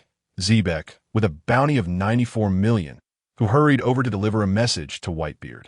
Red-haired's intention is that he knows Blackbeard isn't a good guy and wants Whitebeard to advise Ace to stop chasing after him. Let me tell you, Whitebeard's aura is something else. He's got tubes all over his body, surrounded by a bunch of beautiful nurses attending to him. But that gaze is sharper than a knife. He took the letter, didn't even look at it, and when he heard it was from Shanks, he just ripped it to shreds right in front of them. Rox was stunned on the spot, saying our captain is red-haired. Whitebeard took a big gulp of alcohol, glared, and said, "I'm Whitebeard." The implication being, your captain is nothing. If he wants to talk to me, let him bring some good wine and come here himself. After that, he told them to get lost. On Shanks' side, upon receiving the news, he not only wasn't angry, but instead laughed heartily, saying that old man is still the same. Then he waved his hand, telling his crew to prepare the best wine as they were getting ready to set sail to meet an old friend. His crew, always eager for chaos, got excited and started cheering when they heard they were causing trouble. When these two Yonko made contact, the world government went into a frenzy. At Mary Geos, the 5 old men, the Gorosei, were troubled, but their more immediate concern was finding a successor for Crocodile, who was taken down by Luffy, to maintain the balance of the 7 warlords. Thus, a meeting to summon the 7 warlords commenced. Who was present? Don Quixote Doflamingo, the Night Stalker, and Bartholomew Kuma. Doflamingo was incredibly arrogant, acting as if he owned the place at Navy headquarters, even manipulating 2 Navy vice admirals into fighting each other, which infuriated Admiral Sengoku. Just as they were making a racket, a cold voice came in, and Mihawk, the world's greatest swordsman, actually showed up. Doflamingo was shocked, saying even the least likely person had come. Mihawk casually mentioned he was bored and was interested in discussing the pirate they were about to talk about. At that moment, something even more explosive happened. A guy dressed like a magician, named Lafitte, appeared silently at the window and immediately suggested a person to become a warlord. Who? Marshal D. Teach, also known as Blackbeard. And where was Blackbeard at that moment? In Devil's Valley. As soon as he arrived, he stumbled upon Luffy's latest bounty notice. 100 million berries? His crooked-toothed mouth grinned widely, laughing heartily, saying, "I told you that kid's ambition is worth more than 30 million. Forget the small fry. It's him. Go capture the Straw Hat Kid and make a name for ourselves." You see, all the big shots in the world are moving because of Luffy, while I'm out at sea pondering a philosophical question. How can I not feel so tired while on the road? I have that small speedboat similar to Ace's. It's fast, but it consumes too much chakra. After sailing for over 10 days straight, I feel like I'm about to be drained dry. One day, I happened to see 2 clumsy pirate crews fighting each other ahead. I thought, isn't this a coincidence? My main strategy is resource integration. I went over and quickly broke up the fight physically, then chose a big ship that looked nice, patted the bruised captain on the back, and said, "Congratulations. From now on, you and your ship are requisitioned by me." At first, this guy had some backbone and wanted to resist. But after I explained things to him in a friendly manner, he and his crew were crying and begging me to take them in, expressing their willingness to sail for me. So I started living like a lord. Every day, I lounged in the captain's cabin, while that poor captain, whose name I later learned was Riss, had to serve me tea and meals. But honestly, the cook on the ship was terrible. Sanji had spoiled my taste buds, and eating this stuff was like chewing on wax. I complained while eating, saying, "Your cook is no good, after so many days. His skills haven't improved at all. Maybe consider replacing him?" Riss was beside me, smiling, but his expression was more painful than crying. He probably cursed me 1,000 times in his heart. Could I not see through his little thoughts? But I couldn't be bothered to care. One day, I overheard one of his subordinates whispering to him about putting something in my food. Riss turned pale and quickly covered the man's mouth, hissing, "Are you crazy? Forget about that Sea King from yesterday." "Oh right, yesterday there was a troublesome Sea King that I found noisy and casually split in half with a knife." This incident clearly left them with quite a psychological shadow. While Riss and his crew were trembling as my free labor, a messenger seagull arrived. Riss grabbed the newspaper, opened it, and his eyes went wide. Good heavens, 2 new bounties. Straw Hat Kid Monkey D. Luffy, 100 million berries. Pirate Hunter Roronoa Zoro, 60 million berries. Riss gasped in shock, muttering, "It's only been this long, and it's already 100 million. Just as he was feeling envious and jealous, the navigator came rolling in. Breathless, "Captain, bad news. The log pointer is broken. It's pointing to the sky." Upon hearing this, Riss felt as if the sky was about to collapse. If this delayed my schedule, they would all end up feeding the fish. He steeled himself and, trembling, came and knocked on my door like he was heading to the gallows. At that moment, I was in my room trying to study the Flying Thunder God technique. Let me tell you, this thing is really difficult, harder than advanced calculus. I had been practicing for several days and couldn't even carve out the most basic technique. Feeling quite frustrated, when Riss knocked on the door, I asked him irritably what he wanted. He stammered, "The log pointer is having issues." As soon as I heard this was about a major matter related to chasing Luffy, I quickly opened the door. I grabbed the pointer and took a look. Hey, it really was pointing straight up to the sky. At that moment, I thought to myself, this operation is something even AI couldn't calculate. These guys wouldn't dare to trick me, which means the pointer isn't broken, and the destination is really in the sky. An island in the sky? Although it's absurd, it doesn't seem so far-fetched on the Grand Line. I jumped onto the observation deck and strained my eyes to look around. Sure enough, I spotted the outline of an island in the distance. If Luffy and the others encountered the situation, they would definitely go to the nearby island to gather information first. I immediately pointed the direction to Reese and told him to head that way. Once we arrived, they would be free. Upon hearing that they were about to be liberated, Reese got so excited that his voice cracked. I told him to be quiet, and as I turned to go back inside, I caught a glimpse of a corner of a bounty notice sticking out his pocket. I asked him to show it to me. As he handed it over, he started flattering me, saying that although Luffy was formidable, he was far behind me, and if I were to be given a bounty, it would definitely be higher than Luffy's. Although his flattery was clumsy, I enjoyed it. I laughed heartily, took the bounty notice, and said, "All right, just wait. Once I have a bounty, you'll be able to brag that you once had me on your ship." The ship soon arrived at Gaia Island, specifically a place called Magic Valley Town. I waved goodbye to Reese and the others, and that guy surprisingly acted quite like a captain, delivering an impassioned speech to his crew about not stopping the pursuit of their dreams just because of danger. Even small people can have big dreams. I ignored them and went straight into Magic Valley Town. This place was filled with smoke and chaos, all pirates. I didn't want to waste time, so I randomly found a bar and dove in. This was the quickest place to gather information.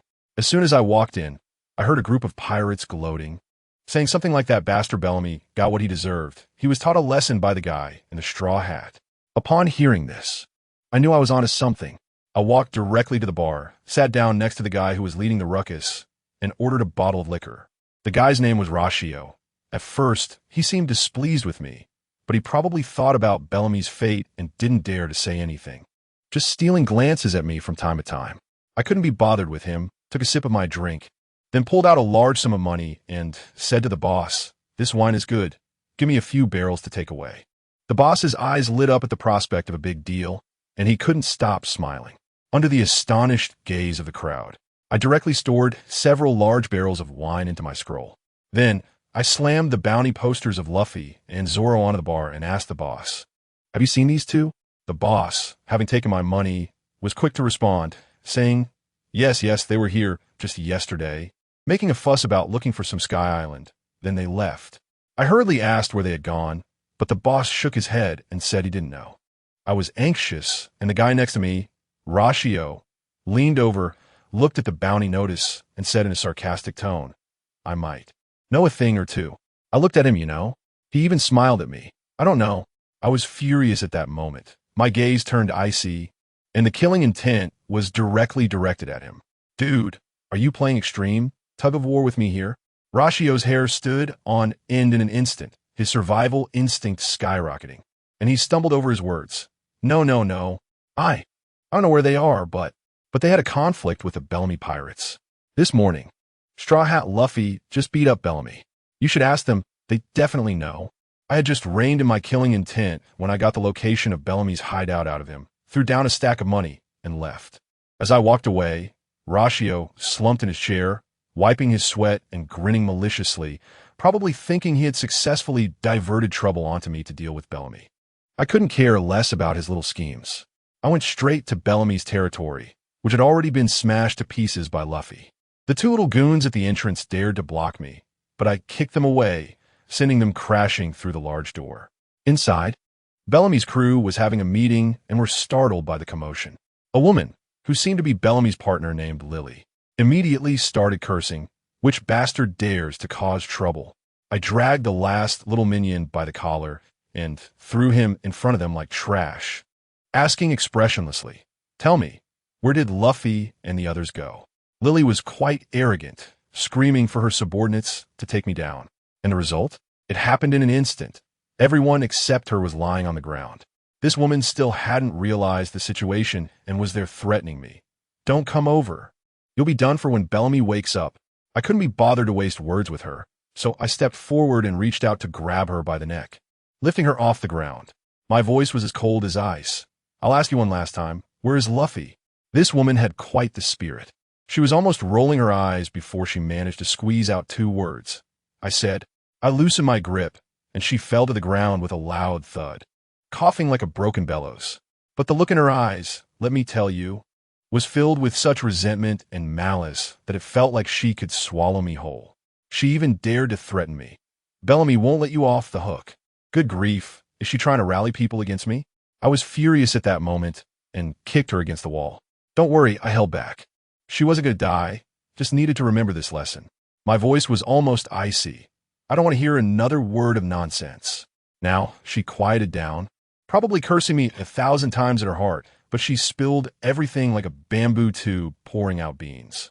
It turned out Luffy went to help a guy named Mont Blanc Cricket take revenge, and that guy should be on the other side of the island now. After I finished questioning her, this girl still had the audacity to hope I would just leave. I couldn't help but laugh. She was so naive it was almost foolish. I came here just to ask for directions? What a joke. Daring to mock my brother's dreams. This matter couldn't just end like that. Luffy may have told me not to take action, but that was directed at him, not at me. Uchiha Yamaki. I smiled at her and said, "Don't worry, I'll be leaving." When she saw my smile, it seemed like her DNA reacted and she shivered all over. Immediately wanted to run outside while shouting for Bellamy to save her. Run? Where to? I quickly formed hand seals, and let me tell you, that scene was incredibly cool. Earth-style, underworld marsh, centered around that broken house. The entire ground instantly transformed into a flowing swamp. Their pirate cruise base, along with people and houses, started sinking down with a gurgling sound. I instantly jumped to the edge of the swamp, watching these guys struggle inside, and I couldn't even be bothered to lift my eyelids. Whether they could survive was up to their own fate. Just as I was about to look for Luffy, I suddenly felt a gust of wind behind me. I turned to the side and saw a blonde kid jumping out of a pit. It was Bellamy, who had just woken up. As soon as he woke up and realized his home was gone and sinking, he saw me turning to leave and immediately panicked, shouting angrily at me, "What did you do to my comrades?" I gave him a glance. "You are Bellamy?" "That's right, it's me." He was still putting on airs there. "And who do you think you are, daring to cause trouble here?" I directly reported my affiliation. The Straw Hat Pirates, Uchiha Ryuki. Come over and teach a lesson to these scoundrels for my companions. Upon hearing the name of the Straw Hat crew, Bellamy's face turned as dark as the bottom of a pot, shaking with anger. "It's the Straw Hat Pirates again. One after another. Aren't you done yet? I'm Bellamy, with a bounty of 55 million. I let out a cold laugh and pointed at the swamp below that was still sinking. "Aren't you able to save your companions? Why aren't you doing anything? It seems your feelings aren't that strong after all." He was completely out of control. "It's the same whether I defeat you first and then save them. Dealing with someone like you, who has no bounty, is a piece of cake." As he spoke, his leg transformed into a spring and shot towards me in an instant. I shook my head at that moment, thinking this guy really has no sense. As I shifted my foot lightly to dodge his punch, I swiftly countered with a punch to his back. With a thud, he was directly hammered into the ground, instantly knocked out a second time. I grabbed him by the collar and casually threw him into the swamp, letting him reunite with his gang of companions. 55 million? Is that it? After dealing with these little minions, I turned to leave. But guess what happened? Halfway down the road, I ran into a group of people with all sorts of bizarre appearances. The leader was a big fat guy, missing a few teeth, and his laugh was incredibly unpleasant, a raspy ha-ha-ha that I could hear from quite a distance.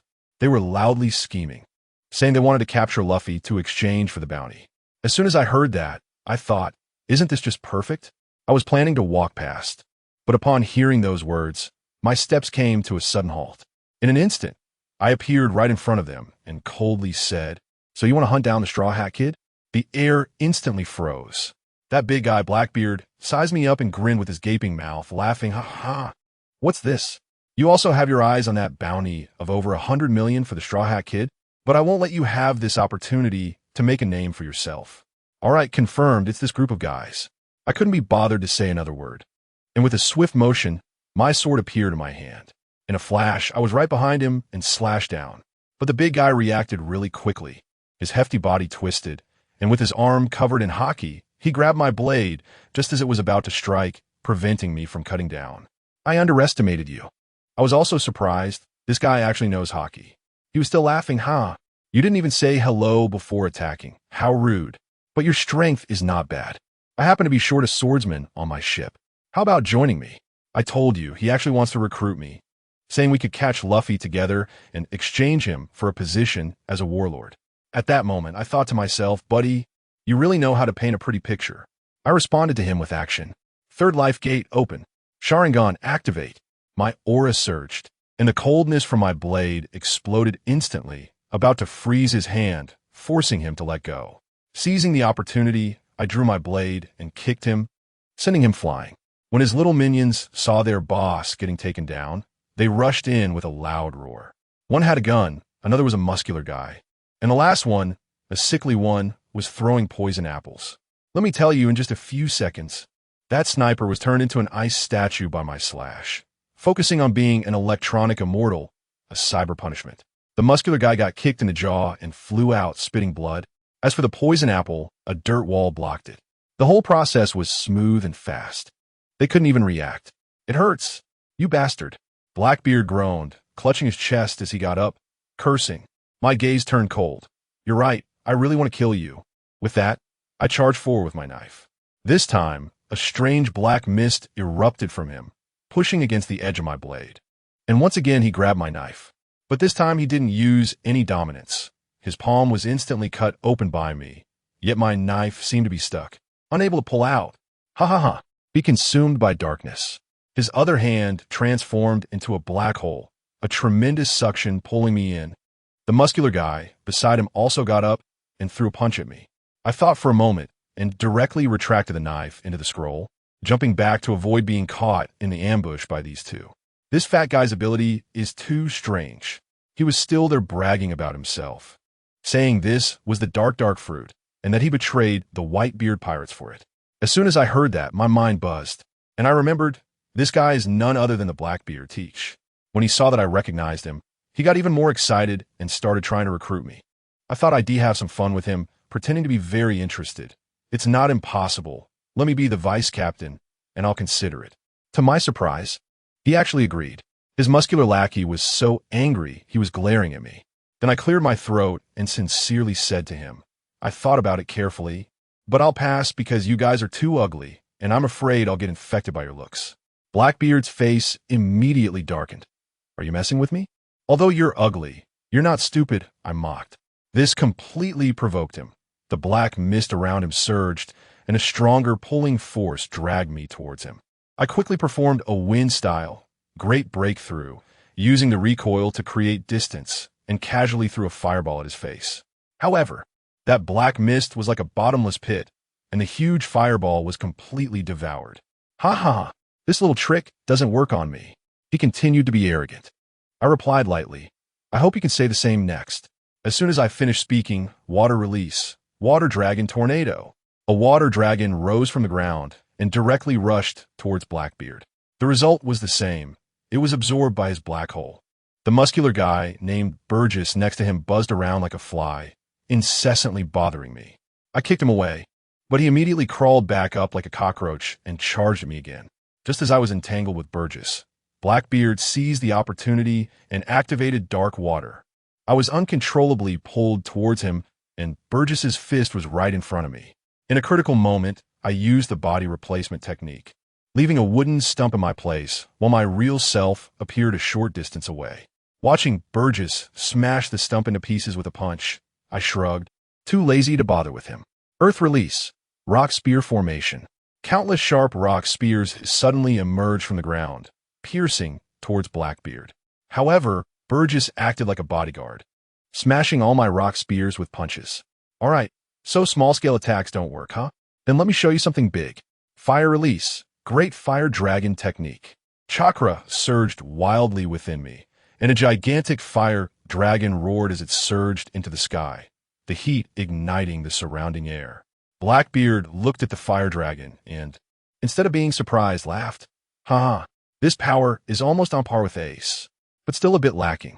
Saying this, he formed black holes with both hands again, preparing to take my attack head-on. The corners of my mouth slightly lifted. I changed my hand seal and shouted softly, "Scatter!" In the next moment, the massive dragon head of the fire dragon split into three.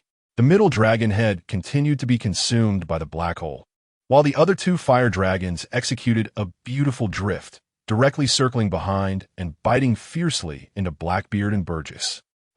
The two were instantly enveloped in flames, letting out painful screams. I was about to go in for the kill when a sudden twist occurred. The black mist on Blackbeard exploded, instantly devouring the flames on him. Then he pressed his hand onto Burgess, absorbing the flames from him as well. He grinned wickedly at me. I told you, the dark fruit can devour everything, including the damage it receives. Family, who understands this? This is just pure cheating. He pressed his hand down to the ground, and darkness instantly spread out from him in all directions. Anything that came into contact with the darkness on the ground was directly devoured and shattered. This move is called the Dark Hole Technique, and it's even more ruthless than my Hell Swamp. I can only keep retreating, but that's not a solution. I exerted force with my legs and leaped up, simultaneously activating Earth Style, Rock Pillar. Countless rock pillars, several meters high, rose from the dark-covered ground, providing me with footholds. I stepped on the sinking rock pillars, swiftly approaching Blackbeard with knives in both hands, and came crashing down, striking at his head. Blackbeard could only stop his dark path, covering his hands with armed color hockey, crossing them above his head. Boom! With a loud bang, although he blocked it, his entire body was forced down, his legs bent, and the ground beneath him cracked. He was still there, stubbornly provoking me, and finally, gritting his teeth, he roared, using his arms to push me away. I executed a beautiful backflip, and with a forceful push of my feet, I kicked him in the face, making him stagger back several steps. Man, let me tell you, this big black guy really has strong teeth. I kicked him hard, yet I barely knocked out a few of his teeth. It's honestly a bit of a pity. I kicked off from the rock wall and charged up again, and the two of us were exchanging blows, clashing like thunder and lightning. To be honest, this fight was really frustrating. I managed to slice several wounds on him, and blood was gushing out, but he also took the chance to land a few punches on me. The problem was that the black mist around him was like a purifier. The cold air from my blade would just frost him over, but the next moment, that black mist would swallow it up. It was unbelievable.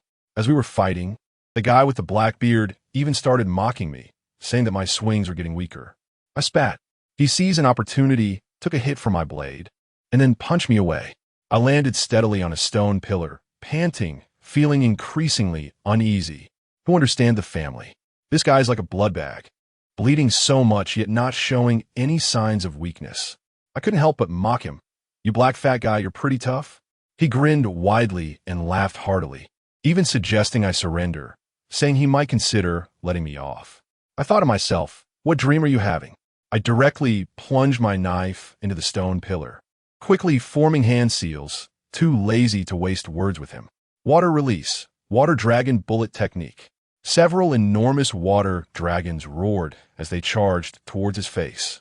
Blackbeard looked disdainful, saying something like, "Here we go again with this move. Do you really think shaping seawater into a dragon is effective?" This time, he didn't use a black hole to absorb it. Instead, he created a black tornado with various debris swirling inside, directly colliding with my water dragons. With a loud bang, the water dragons were shattered, and the air filled with mist resembling a heavy downpour.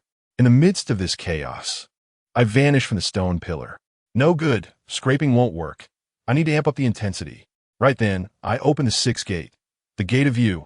My body glowed green as I instantly appeared behind Blackbeard, my knife radiating blue light. Those previous injuries didn't work on him, right? Fine. Then I'll go all out. I want to see if you can still stand after my full force strike.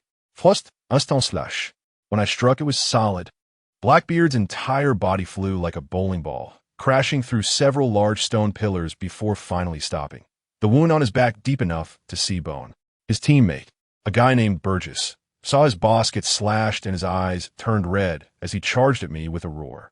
I countered with a slash, sending him flying next to Blackbeard to keep his boss company. But just as I was about to go in for the finishing blow, Blackbeard was suddenly enveloped in an impenetrable black mist. That chilling, eerie aura made even me feel a shiver down my spine. However, it was only for a moment. I've seen all sorts of storms. How could I be intimidated by his mere aura? I raised my knife and pressed on, from within the black mist. I heard him muttering to himself, "You really hit hard. If I keep hiding, I might really be done for." Just as his words trailed off, he stood up, and the wound on his back was slowly stopping the bleeding within the black mist. He hunched over and roared at me, "Little brat, if you want to kill me, you're still too inexperienced." He threw a punch, wrapped in a heart-stopping dark energy. I didn't dodge. I met it head-on with my knife. The tip of my knife collided with his fist, creating a thunderous sound. The ground beneath us collapsed, creating a large pit centered around us. One side was my icy world, while the other was his pitch-black realm, drawing a clear line between us. He was still laughing. "Ha, little brat. You're hiding pretty deep. This is my first time using all my strength." I sneered, "Likewise. If you hadn't shown your hand, I really wouldn't have guessed that you black fat guy was this strong. My mind is as clear as a mirror. His state is a usual operation, while I'm opening the scenic gate, which is burning my life away. If this goes on for too long, I'll be finished." This old guy has been hiding on the white-bearded ship for decades. He is indeed a top-notch schemer. He saw through my thoughts and created a black hole vortex with his left hand. "Since you've been exposed, you have to stay today, no matter what." As he spoke, that dark water technique was pulled towards me with several times the suction power of before. This is troublesome. We were at a stalemate, and neither of us could let up to dodge. Can't dodge? Then we can only go all out. Without hesitation, a green light flashed on my right leg, and I kicked him in the stomach. At the same time, his left hand grabbed my wrist. Both of us were caught in the blast. The balance of power was instantly shattered, and the energies of darkness and frost exploded violently. Blackbeard and I were both blown away. The shock wave from that energy shattered all the stone pillars I had created earlier into dust, and the entire ground cracked open. The worst off was Bagus, who was lying nearby. He was directly blown far away by the residual wave and completely lost consciousness. It's a miracle he didn't die on the spot. He must have a tough life. We both took a slight breath and rushed up again without saying a word, getting into a scuffle. I was in the heat of battle when I caught a glimpse out of the corner of my eye. Good grief. That sickly Dr. Toxic Q actually wants to unfreeze his sniper teammate, Van Oka. Are you kidding me? One black fat guy is already enough for me to handle. And if there's another godly sniper nearby, taking pot shots, how am I supposed to play? I made a quick decision. First, using Earth style, 9 layers of Earth wall to create 9 walls to separate him. Then, I swiftly unleashed a strengthened frost slash aimed at that sniper. You want to save someone? Then I'll make you save. Of course, with this distraction, Blackbeard wouldn't let the opportunity slip by. He instantly shattered the 9 walls and landed a solid punch on the blade I was hastily blocking with, sending me flying. Ha. You dare to be distracted while fighting me? He sneered and chased after me. Damn it, I still fell for his trick, but I have no regrets. Letting that sniper recover poses a greater threat. So, if I have to take a punch, so be it. I used a body flicker technique to stabilize my position, not giving him any more chances, and fought him with all my strength again. However, my brows furrowed tighter. My chakra and stamina were draining too much, and I could barely maintain the heavenly door.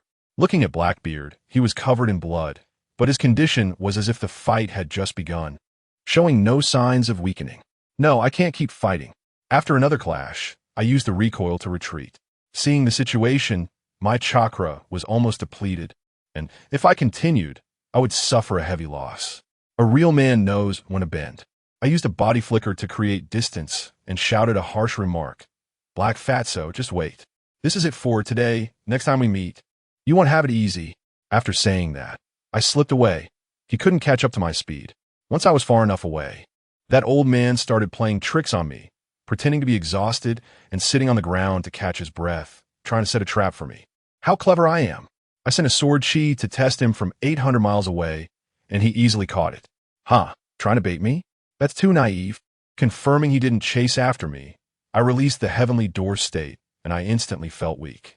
Fortunately, although I was injured, it was much better than when I fought the Golden Lion. At least I still had the ability to move. I found a big tree to lean against and took out the medical supplies Phil had given me for my scroll. The problem was, I couldn't reach the wound on my back. There was no choice but to create a shadow clone. Guess what happened? The shadow clone that came out was also in critical condition like me. One patient treating another, I was pushing myself, but this surely doesn't violate labor laws, right? I even had him use a water release to help wash my wounds. I couldn't waste any chakra. After treating the wounds and changing into clean clothes, I walked toward Montblanc Kyrke's house while reviewing my strategy. I analyzed Blackbeard's ragtag team. That sniper was a threat, and Blackbeard himself was a tank plus a cunning old fox. I had to end this quickly. I absolutely couldn't drag it out. You say I'm not worried? I felt like a mother hen, even when I wasn't on the ship. I still had to help Luffy and the others with their homework. Sigh, there's no choice. My main role is to provide support. By the time I arrived at the place, it was almost dark. I saw 3 oddly-looking guys gathered around a bonfire, drinking and eating meat outside a half-collapsed house by the sea. As I approached, the chestnut-haired uncle shouted warily, "Who goes there?" I quickly stopped and smiled, saying, "Don't be nervous. I'm Luffy's companion, just here to gather some information." They still didn't believe me. That chestnut-headed uncle asked what I wanted with Luffy. The guy next to him, who looked like a gorilla, pounded his chest and said they valued loyalty above all. I had no choice but to recount how we got separated and that I wanted to find them in Sky Island. Just as I was saying this, the gorilla guy slapped his forehead and said, "Boss, they did mention it. They said there's a companion with black hair and black clothes, with a fan pattern on his cape, named. After watching him struggle for a long time, I had to fill in Uchiha Ryuki. Yes, that's the name," the gorilla exclaimed, slapping his thigh, then looked at me warily and said, "How did you know I was going to say that name?" At that moment, I was completely stunned. My family, is this IQ a bit too advanced? The gorilla next to me couldn't bear to watch any longer and gave him a slap on the head to clarify things for him. The ape then seriously sized me up from head to toe and concluded, "That's right. You are indeed Uchiha Ryuki." With that, the atmosphere finally eased. Uncle with the chestnut head smiled and invited me to sit down and drink together.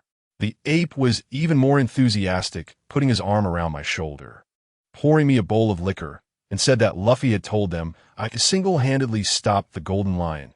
Truly a real man. I was a bit embarrassed by the compliments and downed the bowl of wine in one go. With the help of the alcohol, we quickly started chatting. Uncle Chestnut told me that the Sky Island was very dangerous and it all depended on our navigator's skills. I felt a wave of fear and then asked him when the next current that could take us to the sky would come. If it wasn't too far away, I wanted to go up and take a look. I had to hurry and catch up with Luffy and the others. But Uncle Chestnut's reply left me speechless.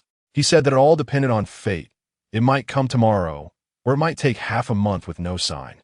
The nearby Brother Ape added that Luffy and the others were incredibly lucky. They had just taken the current up this morning, and as soon as they left, I arrived. Does anyone understand? This was already the second time. I felt like I was in a long-distance login with Luffy, and we could never meet. At that moment, I thought, what is the point of chasing it all? Uncle Chestnut was quite enthusiastic and asked if I wanted to wait. They could help me modify a ship that could go to the sky. I waved my hand, saying I didn't need a ship. As long as the current came, I had plenty of ways to go up. The problem was if I waited too long, by the time I got up, they would have disappeared again, and I didn't want to miss out for a lifetime. In the end, with no other ideas, I decided to stay at their place for the night. Feeling a bit dizzy from the drinks, thinking I would figure it out after waking up. Guess what? The next morning, I came out from that broken house just as dawn was breaking. I stretched, and to my surprise, all the bandages on my body were undone.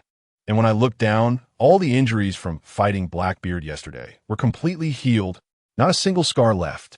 I realized that my life energy must have unlocked a new function, and the recovery speed was simply insane. Although I couldn't compare to real monsters like Luffy or Blackbeard, it was already quite outrageous. At that moment, I had one thought. This boost must not stop. I want to keep getting stronger. The three uncles had gone off early in the morning to salvage something, which was just right because I could practice by myself at the seaside.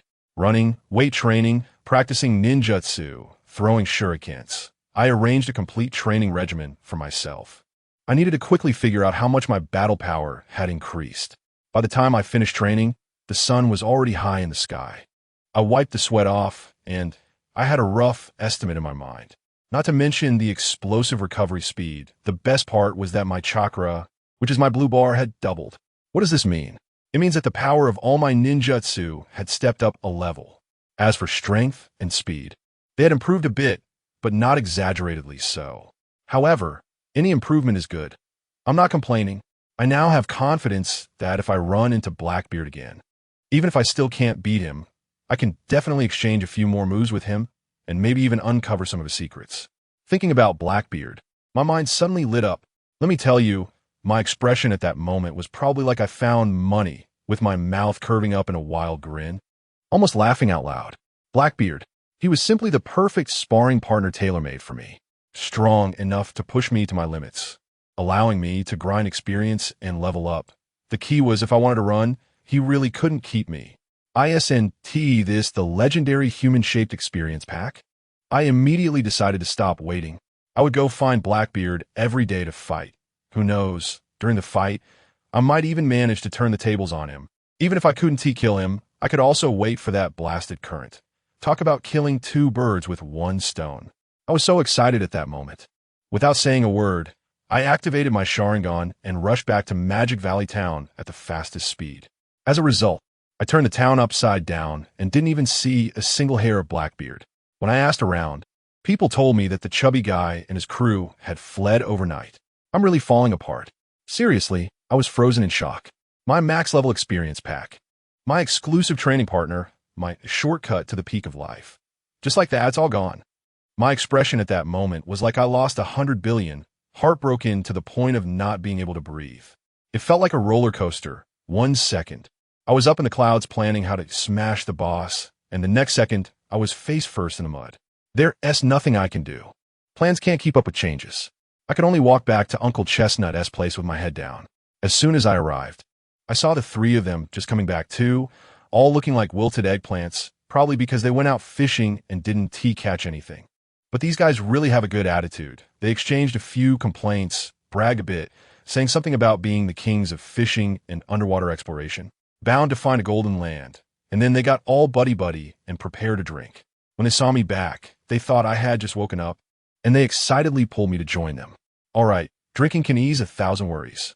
I didn't bother explaining my treasure hunting experience from that morning. I just raised my bowl and clinked it with theirs. After a few bowls of wine, I tossed all that nonsense behind me and started thinking about serious matters. I asked Uncle, how long do I need to stay on this island for the recording pointer on my wrist to fully charge and point to the next island? Uncle took a puff of his cigarette and slowly said, "A day is enough." I calculated the time, and it's just a few hours away. I immediately made a decision. My plan B is to wait here for a maximum of 2 more days. If there are no ocean currents in 2 days, I'll head straight to the next island, and finally, we'll all gather at the Shambody Archipelago. Anyway, all roads lead to Rome. We'll definitely run into each other. Just as I finished speaking, the uncle with the chestnut hair struck me with a blow. He said he had checked the sea conditions that morning, and based on his years of experience, there would be no rising currents for at least a week. Well, thank you, Uncle. This news is so important. It saved me 2 days. I raised my bowl of wine in a toast to him and downed it in one go. First, my experience package ran away, and now the heavens are giving me no face. It's clear they don't want me to take the usual path. Fine. If I'm not meant to go that way, then I won tea. Who is afraid of whom? Once the compass was fully charged, I followed them to experience salvaging a sunken ship. I directly stepped on the sea surface, leaving those 2 big gorillas stunned, and I casually used a water-style ninjutsu to help them retrieve things, boosting their efficiency tremendously, which left them in awe. Happy times are always short-lived. Once the direction of the compass changed, it was time for me to hit the road. Although I only stayed for a day, those guys were indeed quite interesting. After bidding farewell, I jumped onto my black speedboat, the same model as Ace, twisted the throttle, and vanished into the horizon like a black streak. It's a bit boring to sail alone. With nothing to do, I deliberately steered through a flock of seagulls, splashing them with waves. Those birds went crazy, squawking loudly as they chased after me. I laughed and mocked them while steering. Come catch me if you can. If you do, I'll let you have a treat. After laughing, I felt a bit empty. Sigh. If that kid Luffy were here, he'd definitely be laughing the loudest and looking the silliest. Having gotten used to the lively atmosphere on the boat, this solo journey is really a bit hard to bear. Just as I was lost in thought, a massive sea beast over 10 meters long quietly emerged from the sea ahead, opening its huge mouth wide, waiting for me to walk into its trap. My first reaction was, what a pity, such a big fellow. Only Luffy could eat it. I was originally thinking of drawing my knife to slice off a couple of pieces of meat for reserve food. The knife was half drawn when I suddenly had a new idea. I put the knife away, and just as the sea beast thought it was going to succeed, I suddenly leaned to the side, and the speedboat grazed past its teeth. Immediately after, I leaped off the speedboat, did a somersault in the air, and delivered a fierce whip kick from above, smashing it right on its forehead. With a crack, a huge bump instantly appeared on the sea beast's head, and tears almost burst out. I landed steadily back on the speedboat and coldly looked at it. If you don't want to die, then behave and give me a ride. Let me tell you, the animals in this world are quite clever. As soon as it heard this, and felt the killing intent emanating from me, it was about to run away, but immediately became timid and obediently lowered its big head. When I jumped up to take a look, wow, it actually had a natural concave spot on its head, just the right size. It was simply a VIP seat. I pointed it in a direction with satisfaction, then lay back inside, crossing my legs, filled with emotion. Isn't this much more enjoyable than sailing myself? Pure natural power, focusing on a companion-style journey. If I had known it would be this fun, why did I bother with all that effort before? I thought I could just relax all the way to the next island. But after only half a day, my newly acquired mount suddenly refused to go any further. It just spun in place, trembling all over, absolutely unwilling to take another step forward, as if there were ghosts ahead. I took out the compass to check, and the needle was spinning wildly as if it had gone crazy. I activated my Sharingan to look ahead, and apart from the vast ocean, there was only a thickening fog. Something was off. The adventurous spark inside me was instantly ignited. With Luffy absent, this unknown adventure was meant for me. I sent the sea beast back after all. It had worked hard. Then I released the speedboat again, my eyes shining as I looked at the bottomless thick fog, and plunged right in. This fog was truly eerie. The deeper I went, the thicker it became, reducing visibility to under 10 meters, and even my Sharingan couldn't penetrate it. It was dead silent around me. Only the sound of my speedboat slicing through the water. Thrilling, so thrilling. Danger came suddenly. I suddenly felt countless murderous intents locking onto us from beneath the water. The next second, a large mass of shadows emerged from the water, all with gaping mouths full of sharp teeth, eyes glowing red. They were a swarm of bizarre fish that looked like piranhas with wings, swarming towards me from all directions. I couldn't help but laugh at that moment. Is that all? I didn't even stop the boat, and with a swift motion, I drew my knife Frost. As soon as the blade was unsheathed, the temperature of the air around dropped several degrees. I casually swung my knife into the air. Time seemed to freeze for a second. Immediately after, the dozens of flying fish at the front were all sliced in half midair. falling down like dumplings with a loud thud. The fish behind, witnessing this scene, were completely stunned and turned around, fleeing faster than anyone else. No joke, after my move, they realized what an absolute gap in strength meant. It was completely like a thin veil. I caught a fish corpse and took a look at it. It was a species I had never seen before. Thinking that Sanji would definitely like this, I used the cold aura from my knife to freeze it into an ice sculpture and stored it in a scroll. After dealing with this wave of small fry, I continued deeper into the thick fog. Along the way, I encountered several waves of bizarre creatures attacking me, but they posed no challenge and were easily dealt with. Adding a few new items to Sanji's seafood collection scroll. It wasn't until I heard two long, oppressive roars ahead that I finally took things seriously. In the thick fog, two enormous black shadows, each several dozen meters long, began to emerge. One looked like a giant sea snake, and the other, good grief, it resembled a plesiosaur. Finally, two somewhat formidable foes had arrived. I had my hand resting on the hilt of my knife, and my fighting spirit began to boil. However, just as all my attention was drawn to those two big guys, the sea surface beneath me suddenly exploded. A third one was hiding below. Countless tentacles as thick as barrels shot up from the depths like giant spears, stabbing towards my speedboat without warning. These sea beasts could actually employ tactics. With strong enemies in front and a sneak attack from behind, this was getting interesting.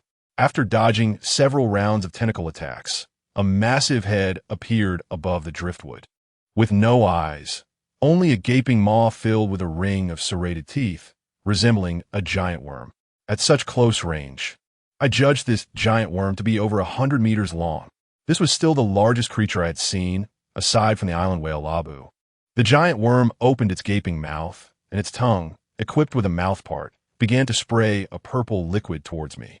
With the addition of the giant worm to the battlefield, my pressure increased dramatically.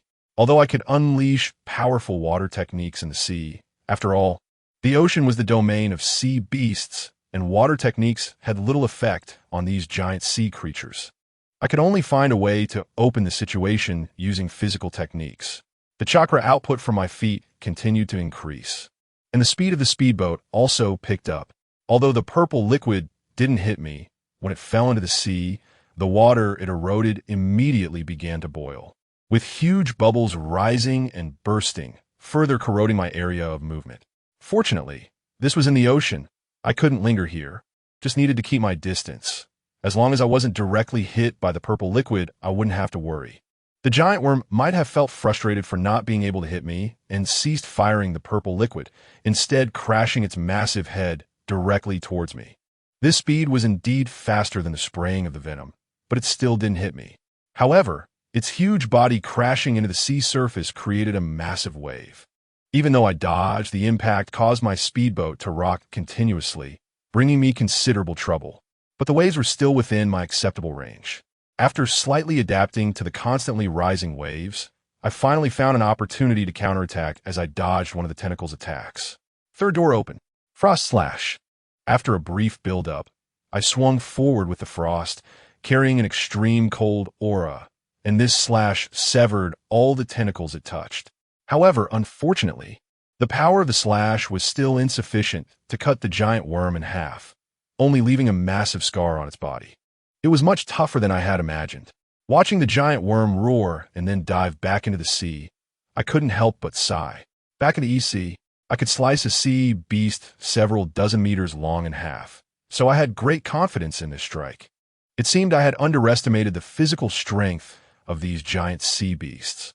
I initially thought that after the giant worm retreated, the tentacled sea beast would also choose to withdraw, as neither of them was a match for me, and now it was left with only its diminished fighting capability, having no reason to continue fighting. I still needed to deal with the plesiosaur, which had been out of sight. During the battle, I noticed that the seawater seemed to be affected by something, brewing a large whirlpool. I suspected it was the plesiosaur causing this. Once the whirlpool formed, and I was in the center, I would inevitably be sucked into the sea. I wouldn't be arrogant enough to think I could calmly cope with the encirclement of three beasts while fighting underwater. But just as I prepared to drive the speedboat to interrupt the plesiosaur's actions, the tentacled sea beast began to rise towards the surface. its unsevered tentacles still relentlessly stabbing at me. I wouldn't be lenient with it. Without the giant worm's help and with nearly half its tentacles gone, I wouldn't have to look for opportunities to counterattack like before. After casually dodging one tentacle, I unleashed another extreme cold slash, reducing the remaining tentacles further. I then saw the full figure of the tentacled sea beast, a giant squid. Even though it was just a shadow in the fog, its shape was unmistakable. At that moment, I was astonished to discover that the first batch of severed tentacles had miraculously regrown. However, the giant squid chose not to directly attack with the newly grown tentacles, but instead slowly retracted them and shot black water arrows from a distance. It seemed that it couldn't regenerate a second time in the short term. The most critical issue was that the escaping giant worm returned once more, consuming the severed tentacles on the battlefield, and the wounds I had left on it were mostly healed. How was that possible? I was initially startled, but quickly analyzed. The giant squid's tentacles had regenerative abilities, and they worked fast. The two beasts teamed up again, clearly unwilling to let me go, wanting to drag me into the water. I didn't want to flee, and the speedboat couldn't shake off these sea beasts either. Sigh. Having to use my full strength against a few sea beasts was quite embarrassing. I sighed lightly and activated the scenic gate. After all, no one would know if I didn't say anything. Frost Slash. Still using this move, but in the scenic gate state, the power of the slash was significantly enhanced. What could only leave a wound on the giant worm before now cleaved it from head to tail, sending it crashing into the sea. The splashing waves froze into ice. Resembling a blooming frost flower, the aura of death enveloped the giant squid, which quickly dove beneath the surface, disappearing from sight, along with the plesiosaur that had yet to truly reveal itself. Feeling the crisis completely lifted, my aura weakened, and after packing the fallen squid tentacles into my scroll, I continued to explore forward. There were no further attacks, and I finally arrived at the center of the fog. All I could see was blood-red mist. As I ventured deeper, I noticed that the surrounding fog gradually thinned out until it completely disappeared. I discovered a place surrounded by blood-red mist. This was the center of the entire fog. I took out the recording pointer to take a look and then put it away again, because even though there was no mist here, the recording pointer was still spinning wildly. It seemed that the mist outside was not the cause affecting the magnetic field. The place before me, within the blood mist, was... I looked at the blood-colored mist ahead with a serious expression. This eerie scene was something I had never encountered before, and I had to treat it cautiously. I drove the speedboat to the edge of the blood mist and didn't smell any bloody scent, so it appeared that the mist was not stained with blood. Its color was inherent. Although the driftwood did not go in directly, it tied a piece of meat with a rope and threw it in to test the waters first. After a few minutes, it retrieved the rope and picked up the seemingly intact piece of meat for a closer inspection, finding nothing unusual. Could it be that this blood mist was just a different color and posed no danger? The driftwood furrowed its brow and murmured, but soon shook its head, dismissing the idea. Impossible, there must be something different about this blood mist. I need to probe further. Shadow clone technique. After the shadow clone appeared, it donned a glass cover and jumped directly into the sea. Its task was to catch a creature from the ocean and see if there was anything strange about the water beneath the blood mist. After a long while, a new memory surfaced in the driftwood's mind. The shadow clone dove down and found the area beneath the blood mist was also blood red, with the edge of the mist acting as a boundary, separating normal seawater from the crimson water. Even stranger was that the shadow clone did not encounter any creatures until it could no longer withstand the pressure of the water and dissipated. This was too strange. It made no sense that there were creatures in the waters beneath the thick mist, yet none in the seemingly normal waters. The driftwood's brow furrowed deeply. Even though the buffer zone it was in was very calm, this abnormal calmness fell off. It was eerily quiet after experiencing several attacks. This unusual calm made the driftwood cautious. Unknown dangers are the most deadly. However, with no creatures to use as a guide, the driftwood had no choice but to summon another shadow clone to enter the blood mist, if there were any dangers. It was much better for the clone to endure them than for the main body. As for turning back, that was not an option. Having come this far, It would be a disservice to the creatures killed by the driftwood in the mist if it did not explore. The driftwood sat on the speedboat, closing its eyes to rest and prepare for the formal exploration ahead. As it slightly opened its eyes, a hint of joy appeared on its face. This time, the memory return from the shadow clone was much quicker than when it dove, and it was also an actively dispelled shadow clone technique. After entering the blood mist, the shadow clone encountered no dangers, aside from the sensation of isolation and obstructed vision. The mist itself did not affect the clone, allowing it to quickly pass through the range of the blood mist. The clone's experience proved that the driftwood had indeed overthought the situation. Perhaps the danger had already been encountered in the thick mist outside, making the driftwood's previous preparations seem somewhat excessive. However, being cautious was always good. Just because there was no danger this time did not mean there wouldn't be next time. The driftwood did not believe that its earlier preparations were a waste of time and chakra. With the experience gained, the driftwood quickly reached the location where the shadow clone had disappeared and saw the island that appeared in the memory. There was nothing special about it. It was no different from an ordinary island. Looking at the island before it, the driftwood felt a bit of disappointment. After all, it had put in some effort to get here, only to find it was just an ordinary island. Feeling somewhat let down, the driftwood chose not to directly land on the island, but instead navigated the speedboat around it. The whole island was quite large, and it took the driftwood a long time to complete a full circle at full speed. After observing the entire island from the outside, the driftwood felt a hint of expectation. The entire island was completely surrounded by several thousand meters of blood mist, with a layer of mist even in the sky, as if the whole island was trapped within it. The driftwood did not find this strange.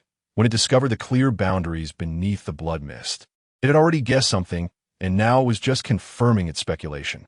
What interested the driftwood was that the entire island was divided into 4 parts by 4 tributaries, each several dozen meters long. This was not unusual. Many islands had tributaries, but the fact that each divided island had completely different climates was something the driftwood had never heard of. Starting from the place where the driftwood first arrived, it saw an autumn island filled with golden leaves, a winter island blanketed in white snow, a spring island bursting with colorful flowers, and a summer island with towering trees and lush foliage. Experiencing the scenery of 4 seasons in one place was quite unique for the driftwood. However, the driftwood was not in a hurry to explore all 4 divided islands with a shadow clone. Instead, it first landed on the summer island. The reason was that it was closer to him. To be precise, it did not completely circle back to the starting point. As it approached the tributary between the summer island and autumn island, it analyzed the situation of the island and directly landed on it. After all, it had spent so much time in the mist and the sky was getting dark. It needed to find a place to rest and officially start exploring the next day. Leisurely wandering through the forest of the summer island, although the sky was getting darker, the driftwood still enjoyed the scenery around it. Aside from the trees being taller, there was nothing particularly unusual. The animals, while slightly different from those in the outside world, were mostly similar in species. The driftwood hoped to discover something interesting the next day. Holding a bamboo leaf it had casually plucked, the driftwood murmured to itself. Since it had not found anything unusual so far, it prepared to catch an animal for dinner before resting. Just you. The driftwood glanced out of the corner of its eye and spotted a rabbit over half a meter long entering its line of sight. The driftwood's mouth curled into a smile as it pinched the bamboo leaf between its middle and index fingers. The bamboo leaf flew from its hand with a whoosh, like a sharp blade aimed at the rabbit. The rabbit's ears twitched slightly, as if sensing danger, and it quickly leaped to the side. However, its movement was still a moment too slow. The bamboo leaf accurately pierced into the rabbit's body. With serious injuries, the rabbit's fate was sealed. Just as the driftwood approached the rabbit to grab its dinner for the day, a sharp arrow shot swiftly from a nearby tree. The arrow rushed toward the driftwood, whistling as it cut through the air. The driftwood smiled slightly, choosing not to dodge, but also not reaching for its prey. As it realized the arrow was not aimed at itself, but at the rabbit beneath its feet. The rabbit's hind leg was already struck by the driftwood, unable to evade effectively, and it was shot in the head, dying instantly. Then, a man jumped down from the tree. his figure darting through the forest and quickly reaching within 10 meters of the driftwood. This man was named Nodos, barefoot and dressed in animal skin clothing, carrying a leather bag and 2 spears on his back, with a spiky black hairstyle and a blue headband adorned with a blue feather. He drew his bow, aiming at the driftwood, his eyes sharp and his face expressionless. Despite his demeanor, he was very excited inside. Curious about the driftwood. Is this a person from outside the island? It was his first time seeing one. They seemed no different from us.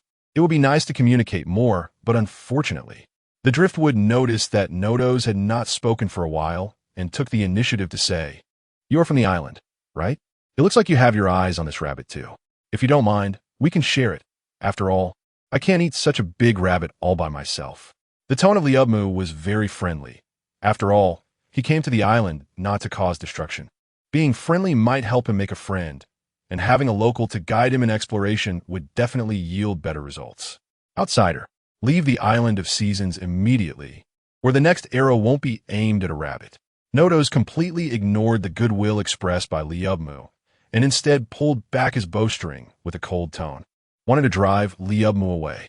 However, what he thought inside was, what a pity. This person doesn't seem to be as fierce and cunning as the ancestral records describe.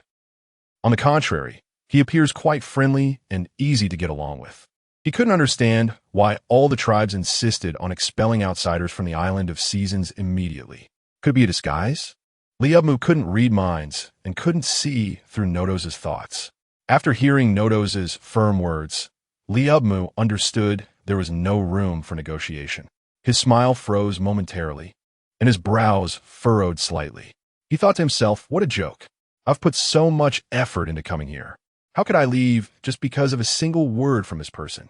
However, Liubmu still took a step back, choosing not to escalate the situation. If you want this rabbit, then take it.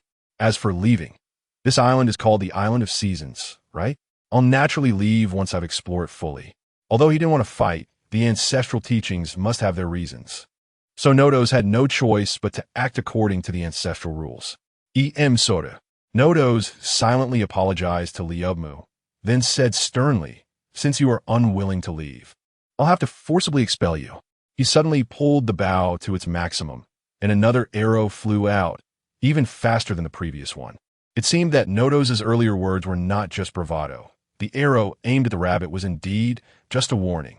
However, this posed no threat to Liubmu, who merely tilted his body to dodge the arrow and then appeared behind Nodos, wanting to subdue him before considering other options. Nodos noticed Liubmu appearing behind him in a bizarre manner and quickly rolled forward, narrowly escaping Liubmu's grasp, as Liubmu's outstretched hand merely caught air.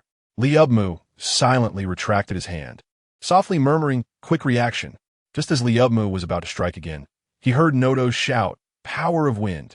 Then a breeze surrounded Nodos, and even the bow and arrow in his hand were similarly affected. While rapidly running backward, he drew his bow with the so-called power of wind. His speed was even faster than Liubmu's normal state. With a whoosh, another arrow shot out, and this time it carried the force of the gale, far surpassing the speed of the previous 2 arrows. But this still posed no threat to Liubmu. Third gate open.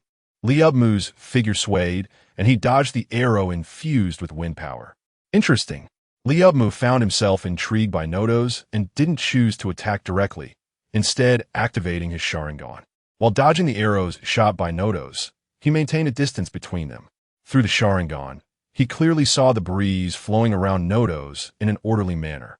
So this is the so-called power of wind? By harnessing the swift wind, it minimizes friction with the air and even allows one to use wind power to become lighter, effectively enhancing speed. This person must have put in a lot of effort to master it so well.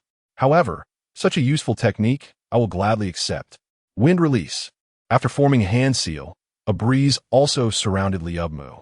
But since it was his first time using it, he couldn't control the flow of the wind very well, which actually caused his speed to decrease slightly. However, in the state of the first gate, even with a slight decrease in speed, he could still catch up to Nodos. The 3 Tomo in his Sharingan spun wildly as Liubmu carefully observed the details of Nodos' technique. Gradually, Liubmu exited the first gate state, but the surrounding breeze kept him from being shaken off by Nodos. During the chase, Liubmu had secretly learned Nodo's technique. However, in Nodo's eyes, Liubmu had maintained the same speed all along. Although Nodo's could sense the flow of the wind, there was still a distance between him and Liubmu, and being the one being chased, he naturally couldn't detect Liubmu's changes. Seeing that his guerrilla tactics were ineffective, Nodo's realized that he couldn't achieve his goal with just his bow and arrows. After shooting another arrow at Liubmu, he put down the bow and suddenly turned around, reaching for the two spears behind him and charging at Liubmu.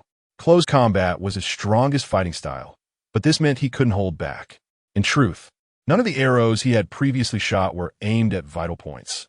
After all, there was no enmity between them. Nodo's was merely following ancestral teachings and had no need to resort to killing. It was enough to drive the person away. But now that the guerrilla tactics with the bow and arrows were ineffective, it indicated that the outsider's strength was also quite formidable. In order to expel Liubmu from the island, Nodo's had no choice but to use all his strength. I hope you can hold on. I'll try not to hurt you too badly. Nodo's silently apologized to Liubmu again in his heart. It seemed that Liubmu's desire to secretly learn the technique without using all his strength had created a misunderstanding for Nodo's. Nodo's gripped one spear tightly, and the breeze surrounding him did not become chaotic due to his offensive. Instead, it carried the power of the gale, with his two spears continuously alternating in strikes, creating a storm-like offensive that made Liubmu struggle to defend. The reason for this situation was not because Nodo's was stronger than Liubmu in his normal state, but rather that Liubmu was still not proficient enough with the newly learned technique. Previously, Liubmu had only familiarized himself with its use while running and chasing. But now that Nodo's had chosen to engage in close combat, Liubmu couldn't control it well. His body had already acted, but the breeze around him still followed the previous flow, making Liubmu's movements appear somewhat sluggish. Nodo's used the technique of wind power smoothly, while Liubmu found it somewhat cumbersome. With this increase and decrease, Liubmu suffered a slight disadvantage for a moment. However, this was not a significant issue. Once the first gate was opened, the distance between them was negligible. Moreover, Liubmu had the ability to finally control his chakra, and with Nodo's as a ready learning object personally instructing him. Combined with the insight from the Sharingan and the ability to replicate, it didn't take long for Liubmu to close the first gate again. Relying on his increasingly skilled wind power technique, Liubmu, armed with just two kunai, effortlessly defended against Nodo's rapid dual spear attacks. Ever since obtaining the Great Knife Frost, Liubmu had rarely used kunai in combat, mostly just throwing them as projectiles. As for why he didn't draw Frost and directly defeat Nodo's, since it was rare to have such a sparring partner, Liubmu was reluctant to stop and not take full advantage. Thus, Nodo's felt that Liubmu's strength was about the same as his own, while Liubmu wanted to continue familiarizing himself with the wind power technique, leading to a strange stalemate between the two. However, as time passed, this stalemate was gradually being broken. After multiple developments of life energy, Liubmu is now vastly different from before. His combat endurance and persistence are much stronger than when he first set sail, and since he hasn't used all his strength, his rhythm has never changed, maintaining a steady breath. In contrast, Nodo's, after a long period of fighting with all his might, has slowed down a bit, and his breath is somewhat hurried. From Liubmu's perspective, he appears to have numerous flaws, but Liubmu has been holding back and hasn't actively attacked these weaknesses. After another clash between the kunai and iron spear, Nodo's takes a few steps back and does not continue the attack.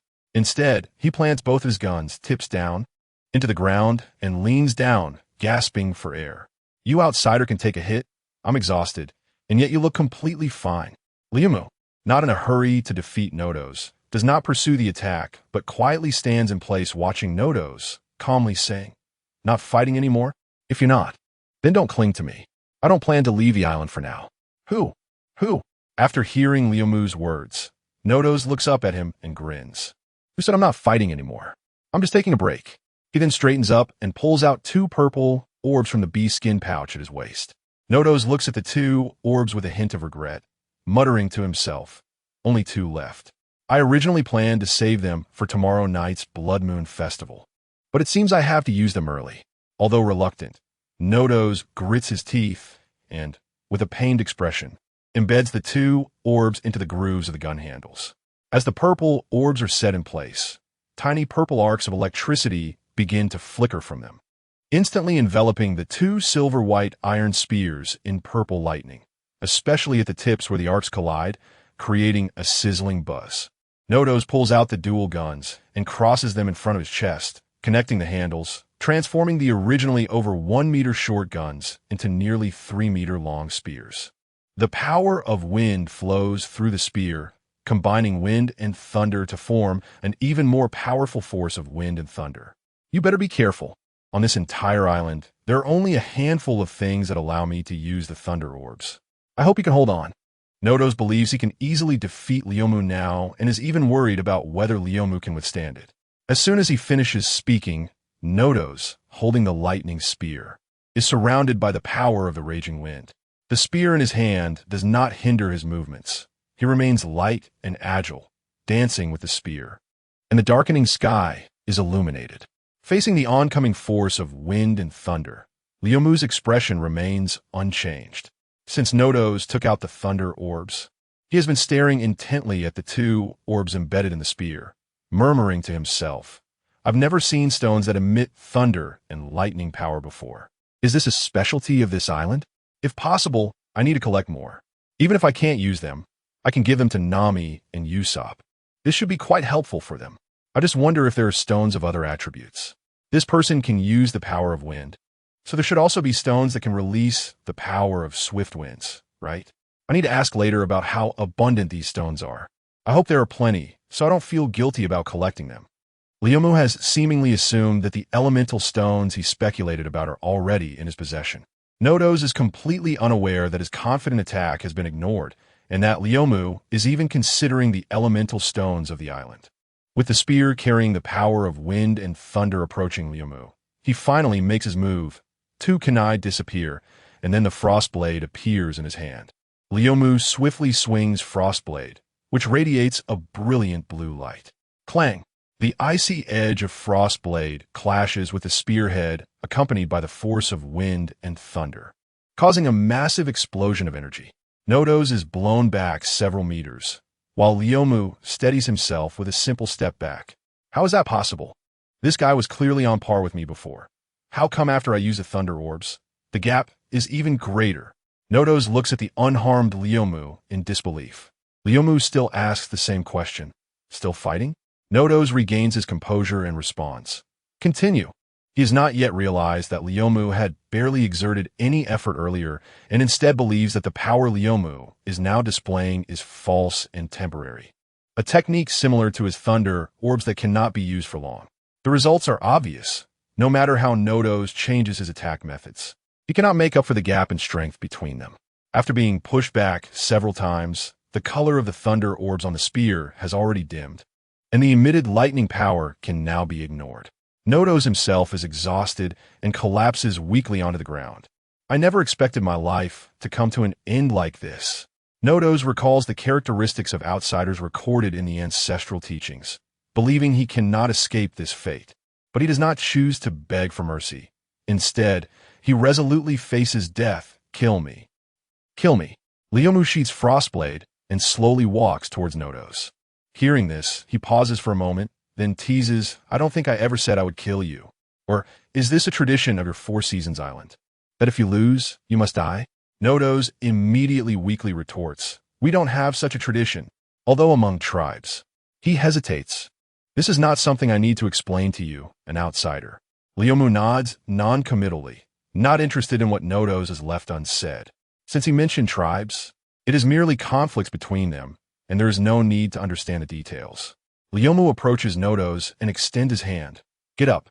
Whether it was Nodos holding back when shooting arrows or his reminders before the fight, they clearly show that Nodos was merely following the so-called ancestral teachings and harbored no significant malice.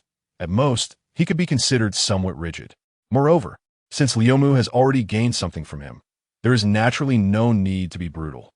Seeing the hand extended towards him, Nodos looks up in shock and sees Leomu's kind smile.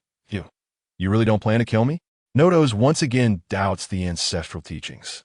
Leomu jokes, "If you want to die, I don't mind helping you. Of course not. Who would want to die when they can live? Nodos quickly grabs Leomu's hand and stand back up, stammering, but aren't people from outside the island very brutal? Leomu feels a bit helpless. Who told you that? Do I look like one? Nodos scratches his head in a silly manner. Not really, but the ancestral teachings say so. People from outside the island are all very brutal and cunning. They kill mercilessly and take all the treasures from the island. In response, Leomu speculates. Perhaps someone with a similar experience to mine once came to this island and looted it based on their strength. After all, only those with some strength can reach this island. The survivors on the island left this ancestral teaching as a warning for later generations. But this is too biased. To dispel Nodos' concerns, Leomu asks, your ancestral teachings may not all be accurate. Besides me, have you ever seen other outsiders come to Four Seasons Island? Nodos shakes his head. Leomu asks, then have you seen outsiders after leaving the island? Nodos shook his head again. Leomu suddenly realized that he was just a guy who had never seen the world and only knew how to follow the rules. Leomu suggested, you should go outside the island and see for yourself. The world outside is colorful, and who knows, you might not want to come back after you go out. Nodos hesitantly said, but the ancestral teachings say not to enter the blood mist, or terrible things will happen. Another ancestral teaching? Leomu was almost amused by Nodos. I think you should stop believing in that so-called ancestral teaching. Just try it quietly. What's the harm? Even if there's danger, you can retreat. With your speed, what problem could you have? I came through the blood mist, and look at me, I'm fine. Nodos scratched the back of his head and smiled awkwardly. Actually, I did try to quietly enter the blood mist. Saying he would follow the ancestral teachings, and then admitting he had violated them, made Nodos' face slightly flush. Leomu's eyes lit up with curiosity. So did you encounter the so-called danger? Nodos recalled his experience in the blood mist, his pupils dilating and cold sweat appearing on his forehead. I did encounter danger. But it wasn't from the blood mist. It was from myself. From himself? Leomu was puzzled by Nodos' words. What does that mean? Nodos covered his chest and recounted his experience. 6 years ago, when I was 14, I was full of curiosity about everything.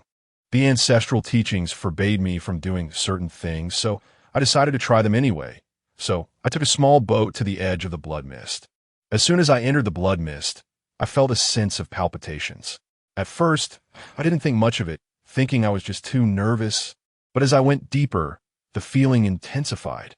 After going a few hundred meters in, I felt a tightness in my chest, accompanied by a headache. But I could still endure it.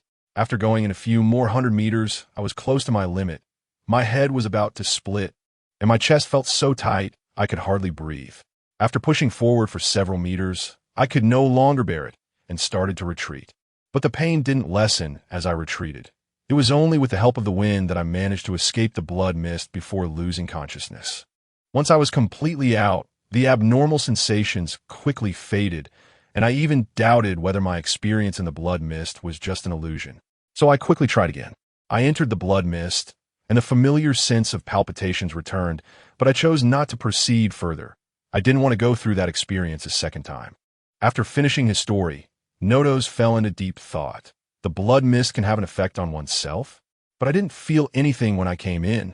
Does it only restrict going out? With this thought, Leomu shook his head. No, according to their ancestral teachings, there should be people who have come in and gone out. So there is no restriction on going out. Could it be? Leomu turned his gaze to Nodos, staring at him intently, hoping to discover something special about him.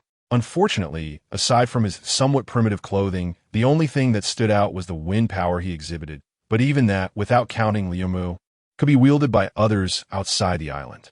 This chapter isn't over. Please click to the next page to continue reading. Nodos felt uneasy under Leomu's stare. Did I not explain clearly? Leomu withdrew his gaze. You explained it very clearly. I'm just a bit surprised.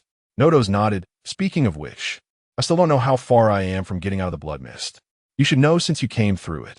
After a moment of thought, Leomu replied, the blood mist is about 3 to 4 kilometers. You haven't even reached a quarter of that. Nodos looked relieved. Good thing I didn't go further. Otherwise, I would have been stuck in the blood mist forever. It's because of this that I've always followed the ancestral teachings. Then Nodos looked at Leomu with a troubled expression. Leomu glared at Nodos. What? Do you want to drive me away? Nodos mumbled under his breath.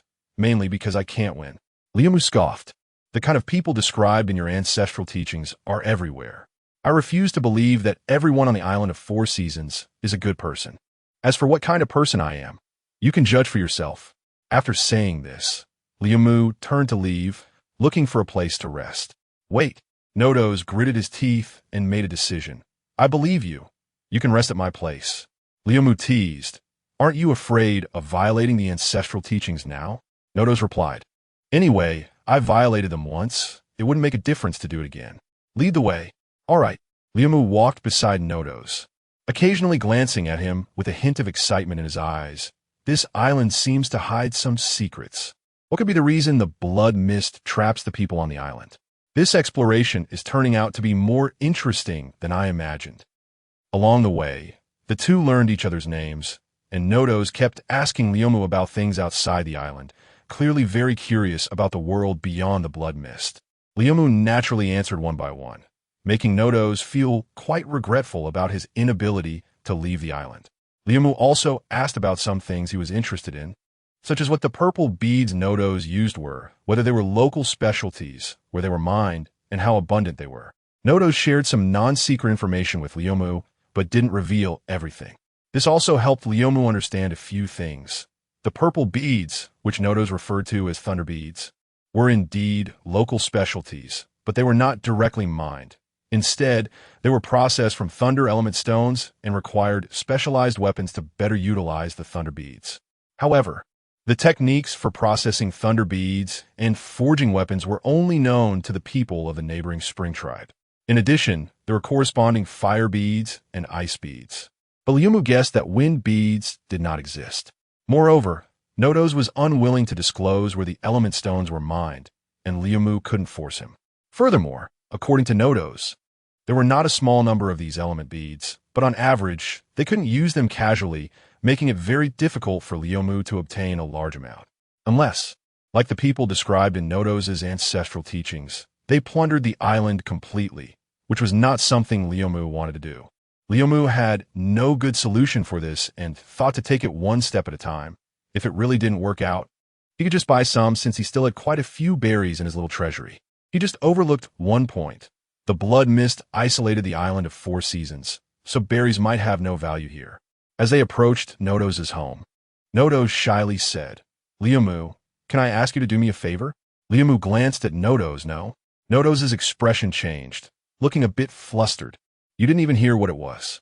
Liamu replied indifferently, because I think it might be a bit troublesome for me. Nodos quickly said, It's not troublesome at all. Not at all. I just want to ask you not to make too much noise. Although my house is quite far from the Summer Tribe's gathering place for some reasons, if there's a lot of noise, they will still notice. You know our ancestral teachings. If the other members of the tribe find you, they will definitely drive you away. Being cautious can actually reduce your troubles. After speaking, Nodos stared intently at the log. The log didn't even look back and walked straight ahead. He had already seen 2 small wooden houses and thought they had reached their destination. Let's see how my mood is. Nodos was well aware of the log's thoughts, fearing that if a conflict arose, the log might accidentally lose control. Nodos followed closely behind, repeatedly reminding, Don't look at my mood. They aren't as tough as I am. Be careful. You must remember, if you don't speak, I'll take it as your agreement. By the time they arrived at the 2 wooden houses, Nodos was still chattering away, and the log was so tired of hearing it that he impatiently said, Let us talk about this tomorrow. I need to rest. After saying that, the log walked toward one of the wooden houses to open the door. He had sensed earlier that there was no one inside either house, so tonight would definitely be 1 house each. Wait. Just as the log was about to open the door, Nodos stepped forward and grabbed his hand, saying, This wooden house is my parents'. They should be asleep. While speaking, he pulled the log toward the other wooden house, opened the door, and smiled. Let us share a room. After saying that, he entered the house and lit a few candlesticks inside, brightening the dark room so it wasn't pitch black and hard to navigate. At this moment, the log stood there in shock, staring blankly at the wooden house he was about to enter, not following Nodos inside.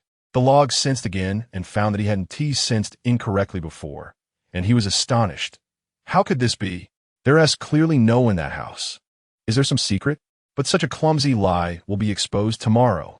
Nodos took out a few animal skin blankets from the cupboard and laid them on the floor. Seeing that the log and T come in, he went back to the door, jokingly asking, "Why aren't you coming in? You don't dislike my humble conditions, do you?" The log came back to his senses and pointed at the adjacent wooden house, asking, "You said your parents are in that house?" After hearing the log's question, Nodos was somewhat confused. "Yeah, it's late. It's normal for them to be asleep."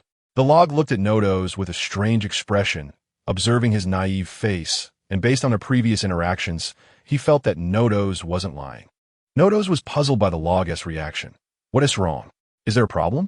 Either this guy was disguising himself too well, or he was telling the truth but had some other reason for not sensing it. Whatever the case, this guy posed no threat to me. I just need to stay alert. No problem. The log, bold and skilled, walked directly into the wooden house and saw the bedding that Nodos had prepared. "So you plan to have me sleep on the floor?" Nodos quickly replied, "Of course not. You're a guest. You sleep in the bed, and I'll take the floor?" The log nodded. "That is more like it." Not being polite, the log went straight to the bed and saw a fluffy blue ball lying on it. Turning his head, he joked, "I didn't expect you to have a plush toy at your age." "What plush toy?" Nodos looked at the bed and suddenly realized that it wasn't a plush toy. It was a bird he had raised since childhood, named Fluffball. A bird? The log, puzzled, reached out to pick it up, but missed. Fluffball rolled away to avoid the log's grasp, poking its little head out from the ball, confirming it was a round bird head with a tuft of blue fluff on top. It looked at the log with slight anger, as if accusing him of disturbing its rest, but perhaps sensing that the log was not easy to mess with. It flapped its little wings and flew down from the bed, rolling over to Nodos' side, seeking its owner's comfort. Nodos petted its fluffy head, affectionately scolding, "You fat bird, being this fat and not moving at all. You might as well just stay fat." Fluffball angrily flapped its little wings against Nodos' palm, strongly protesting. Nodos gently pushed his palm forward, and Fluffball rolled back a few times, glaring at Nodos in anger, refusing to move again, and directly closed its eyes to sleep right there. The log laughed. "Ha, your bird is really interesting." Nodos scratched his head foolishly and laughed along. That night, in the wooden house, the two humans and one bird, while the little fat bird Fluffball slept soundly, the log and Nodos did not enter deep sleep. The log remained alert. He couldn't completely let his guard down in this unfamiliar place with someone he had just met, so he maintained a light sleep state, ready to notice any movement from Nodos immediately. Nodos, on the other hand, didn't sleep all night. It wasn't that he was worried about the log. If he were, he wouldn't have brought him home. He was simply too excited inside. Every year before the Blood Moon Festival, Nodos spent the night like this, wandering outside until it got dark, which was why he had met the log. But even without sleep all night, when the time for the Blood Moon Festival came, he was still full of energy and wouldn't let a lack of sleep affect his condition. In the early morning, as dawn broke, Nodos could no longer contain his excitement and sat up abruptly. Nodos made quite a noise, causing the log to open his eyes suddenly. Discovering that Nodos was just sitting there without any further movement, he said, "You're up pretty early." Nodos, realizing he had woken the log, felt a bit apologetic and quickly said, "Sorry for waking you. I actually didn't sleep at all." The log replied casually, "Can't sleep?" Nodos nodded, his tone excited. "Just thinking about today's Blood Moon Festival makes me too excited to sleep." The log asked in confusion, "Blood Moon Festival?" Nodos had mentioned the Blood Moon Festival when he took out the Thunder Pearl, although the name was unique. The log had thought it was just a festival on the island, so he hadn't asked much before. Now, seeing Nodos' level of seriousness, it seemed it wasn't just an ordinary festival. Nodos didn't explain the specifics of the Blood Moon Festival to the log, but assured him, "Log, you said you were interested in the elemental pearls on the island. After this Blood Moon Festival, I can give you some." The log smiled. "Thank you in advance, then." Although Nodos didn't reveal much information, the log guessed that this Blood Moon Festival was definitely not an ordinary festival, likely related to those elemental stones. However, the log wasn't in a hurry, already planning how to sneak into their Blood Moon Festival to explore the truth.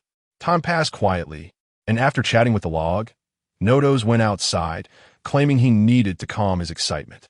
After noticing that Nodos had left, the log, driven by curiosity, also exited the wooden house, not noticing that the small fat bird suddenly opened its eyes, glowing with a strange light. The log approached the wooden house next door, choosing not to teleport directly inside, as it would be awkward if Nodo's parents were indeed inside. "Is anyone in there? I'm Nodo's friend." The log knocked on the door. After a while, there was no sound from inside, making the log even more certain that his perception hadn't been wrong, and he then teleported inside.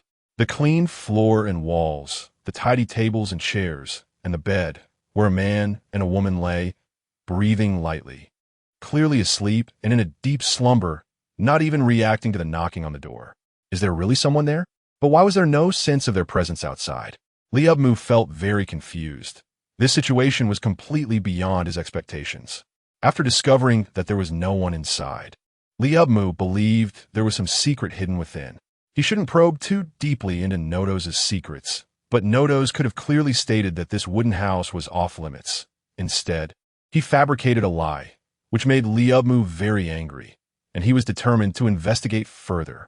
However, the scene before him told Liabmu that he had misjudged, which made him feel a bit ashamed.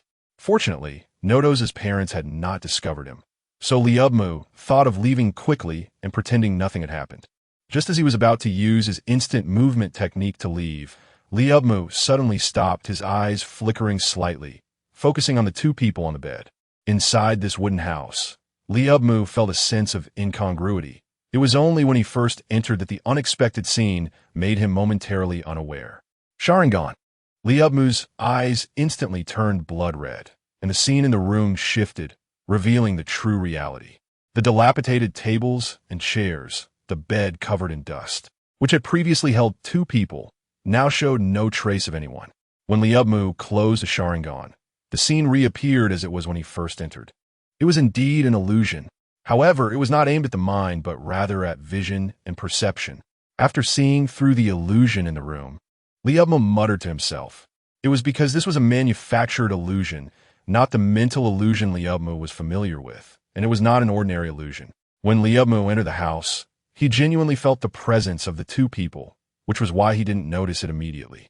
Fortunately, with the existence of the Sharingan, otherwise, even if he sensed something was off, he wouldn't have discovered it. But who set up this illusion? Does Nodo's know? Or could it be that Nodo's himself set up the illusion? Based on the information at hand, Liabmu couldn't analyze the specific situation and could only slowly probe. This wooden house had no other useful information, so Liabmu returned to the neighboring wooden house, where the little fat bird remained in the same state as when Liabmu had left, as if it had never awakened. The sun had risen, shining through the window, and the little fat bird, dissatisfied, covered its head with its wings, while Liabmu lay on the bed, lost in thought.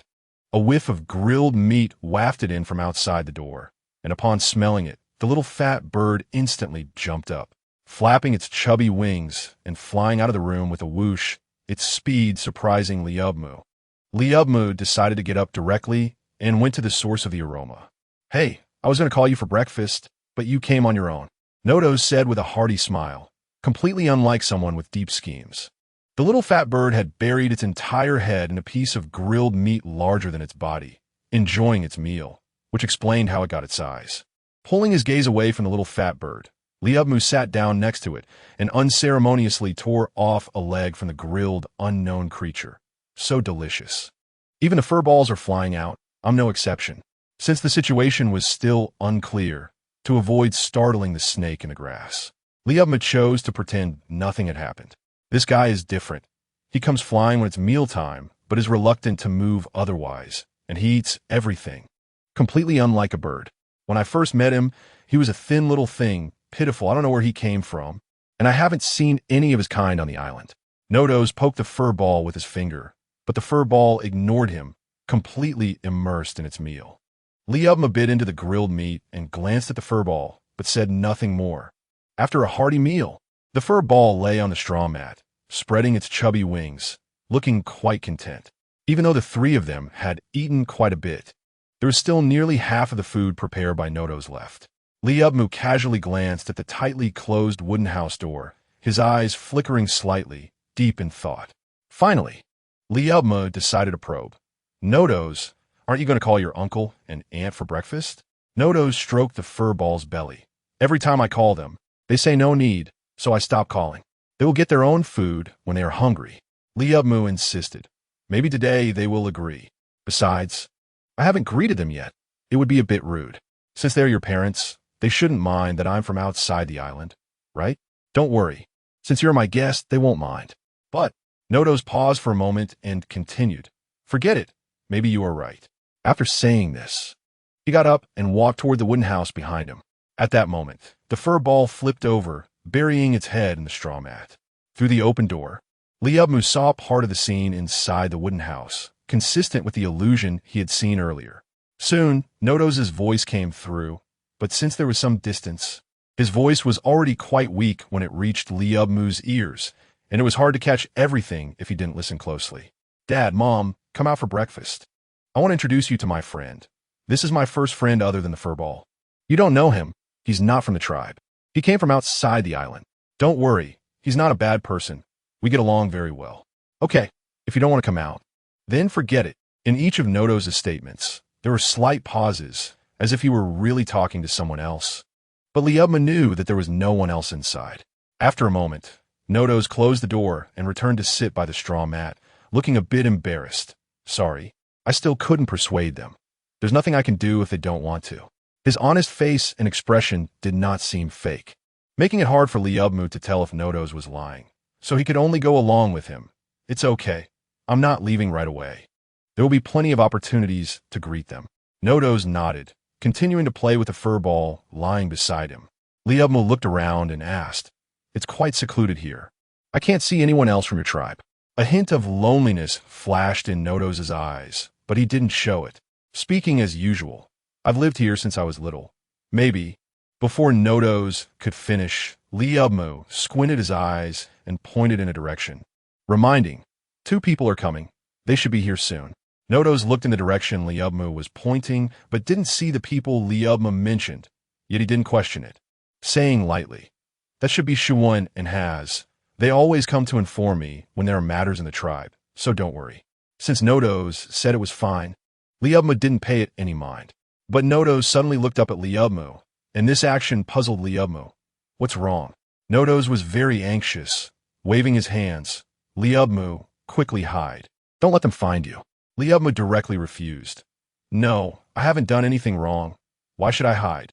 Nodo's was so anxious that sweat was dripping from his forehead. Please. If they find you, they will definitely go back and inform the tribe, and then you will have a conflict. Maybe they will even unite with other tribes to drive you away. However, Liubmu was completely unafraid. Let them come. I'm not scared anyway. Nodo's kept glancing towards the direction of the tribe, and at this moment, he could already see 2 figures walking towards them. He hurried to Liubmu's side. Want to pull him up? But Liubmu remained motionless. Nodo's even spoke with a hint of pleading in his tone. There is really no need for a conflict. I know your strength is great, but the leaders of the spring, summer, autumn, and winter tribes are also very powerful, and there are other strong warriors in the tribe. You will definitely suffer alone. Nodo's words did not sway Liubmu. Instead, they ignited his fighting spirit as he grasped the frost at his waist. Perfect. I love extreme battles. But I wonder if they can push me to my limits. Nodo's really did not want to see a conflict between the 2 sides, so he had to change his approach to persuade him. Then you absolutely cannot fight. Many people will definitely get hurt or killed, and I know you wouldn't want that. Otherwise, you wouldn't have let me go. Seeing Nodo's hopeful face, Liubmu had no choice but to take a step back. He really didn't want to cause too much slaughter, as it did not align with his purpose of exploring the island. Liubmu casually found a reason. For the sake of the breakfast you made, let's do it your way. Remember, just this once. Nodo's was overjoyed. Thank you so much. I knew you were a good person. Liubmu leaped up, a breeze brushing under his feet, and he gracefully jumped onto the large tree behind him, hiding his body among the green leaves while completely concealing his presence. Nodo's looked in amazement at where Liubmu was hiding. Had he not seen him hide there, he really wouldn't have noticed. Before long, 2 men dressed similarly to Nodo's arrived at the spot. The younger one, Shuun, said, Big brother Nodo's, the chief is calling for you. After these 2 arrived, Nodo's expression became somewhat cold, completely different from when he was with Liubmu. Nodo's said in a deep voice, Did the chief say what he wanted? Shuin replied. I don't know. It might be related to tonight's Blood Moon Festival. He asked you to set off quickly. It seems urgent. Nodos glanced up. Can it wait for a while? The older one was not as easy to talk to as Shiwen. No. The chief specifically said for you to set off immediately. Nodos' gaze inadvertently glanced at the tree again, and this time has noticed it. Has asked coldly, is there something up there? Nodos was greatly alarmed and pretended to be calm. It's nothing, just saw a bird. Is that so? Has quickly threw a stone at the tree, but hit nothing. Left? Nodos relaxed. I told you there's nothing. He then lifted the fur ball. I have to go to the chief, so don't run around. The fur ball flapped its wings and flew to Nodos' head, seeming to want to accompany him. Just as Nodos was about to set off, Shiwen suddenly brightened up and ran to half of the roasted meat, excitedly saying, Big Brother Nodos, I haven't eaten anything yet. Can I have some of this? Nodos thought that Lyomu must have left, so he waved his hand. Help yourself. Great, thank you, Big Brother Nodos. Shiwen ate the roasted meat and waved to Haz. Uncle Haz, come join us too. You haven't eaten anything, right? Haz hesitated for a moment, seeing Shiwen enjoy the food, and decided not to hold on to his pride. After thanking Nodos, he joined Shiwen's meal gathering. At this moment, Lyomu, hiding in another tree, was venting his frustration. What is this idiot Nodos thinking, letting them stay here? The small slip Nodos showed almost exposed Lyomu. But fortunately, after noticing Haz's intentions, Lyomu instantly moved to the current tree.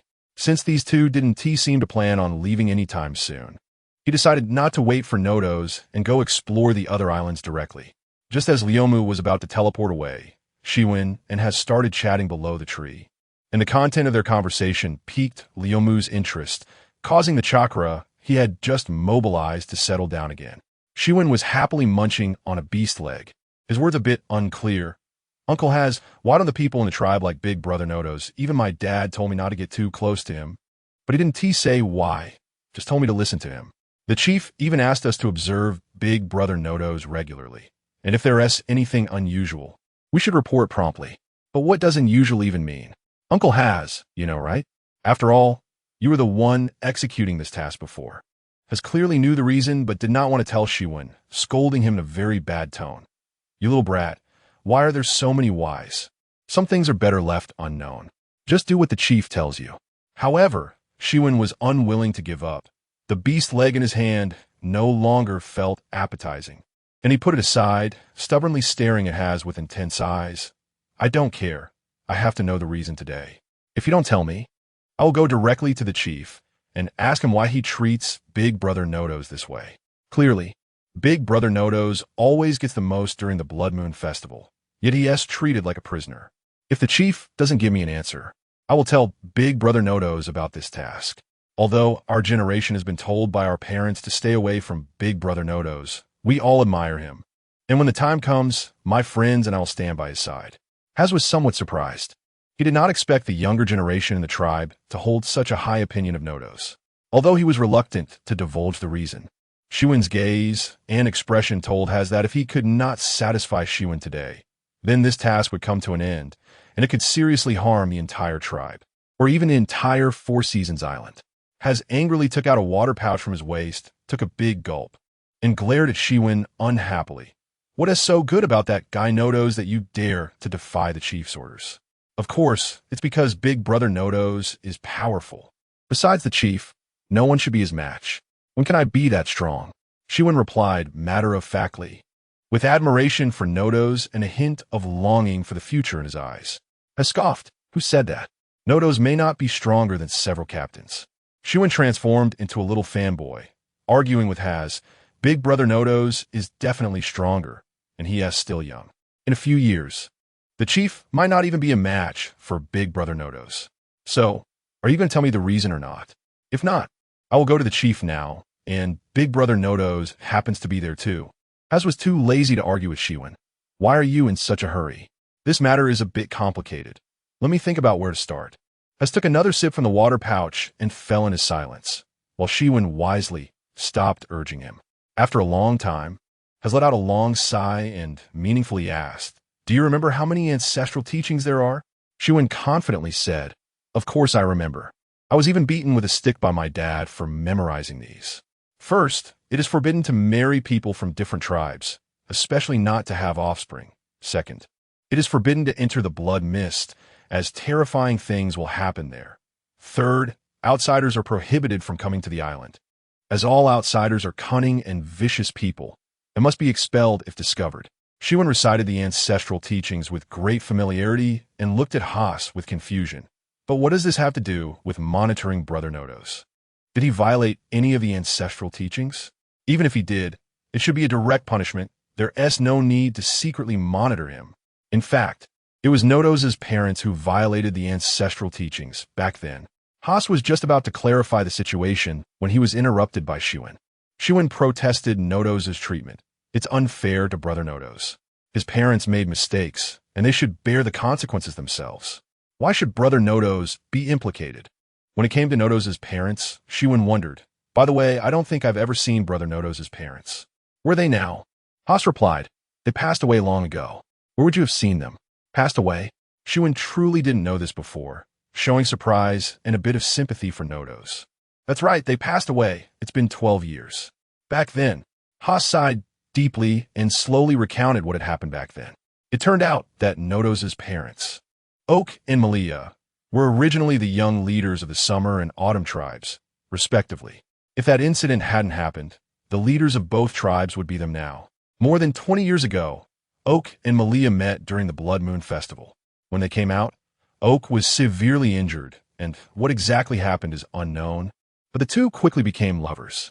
20 years ago, Nodos was born, and this could no longer be hidden, so they were stripped of their young leader titles, which were succeeded by Ak's brother, Matthew, and Malia's sister, Windbell.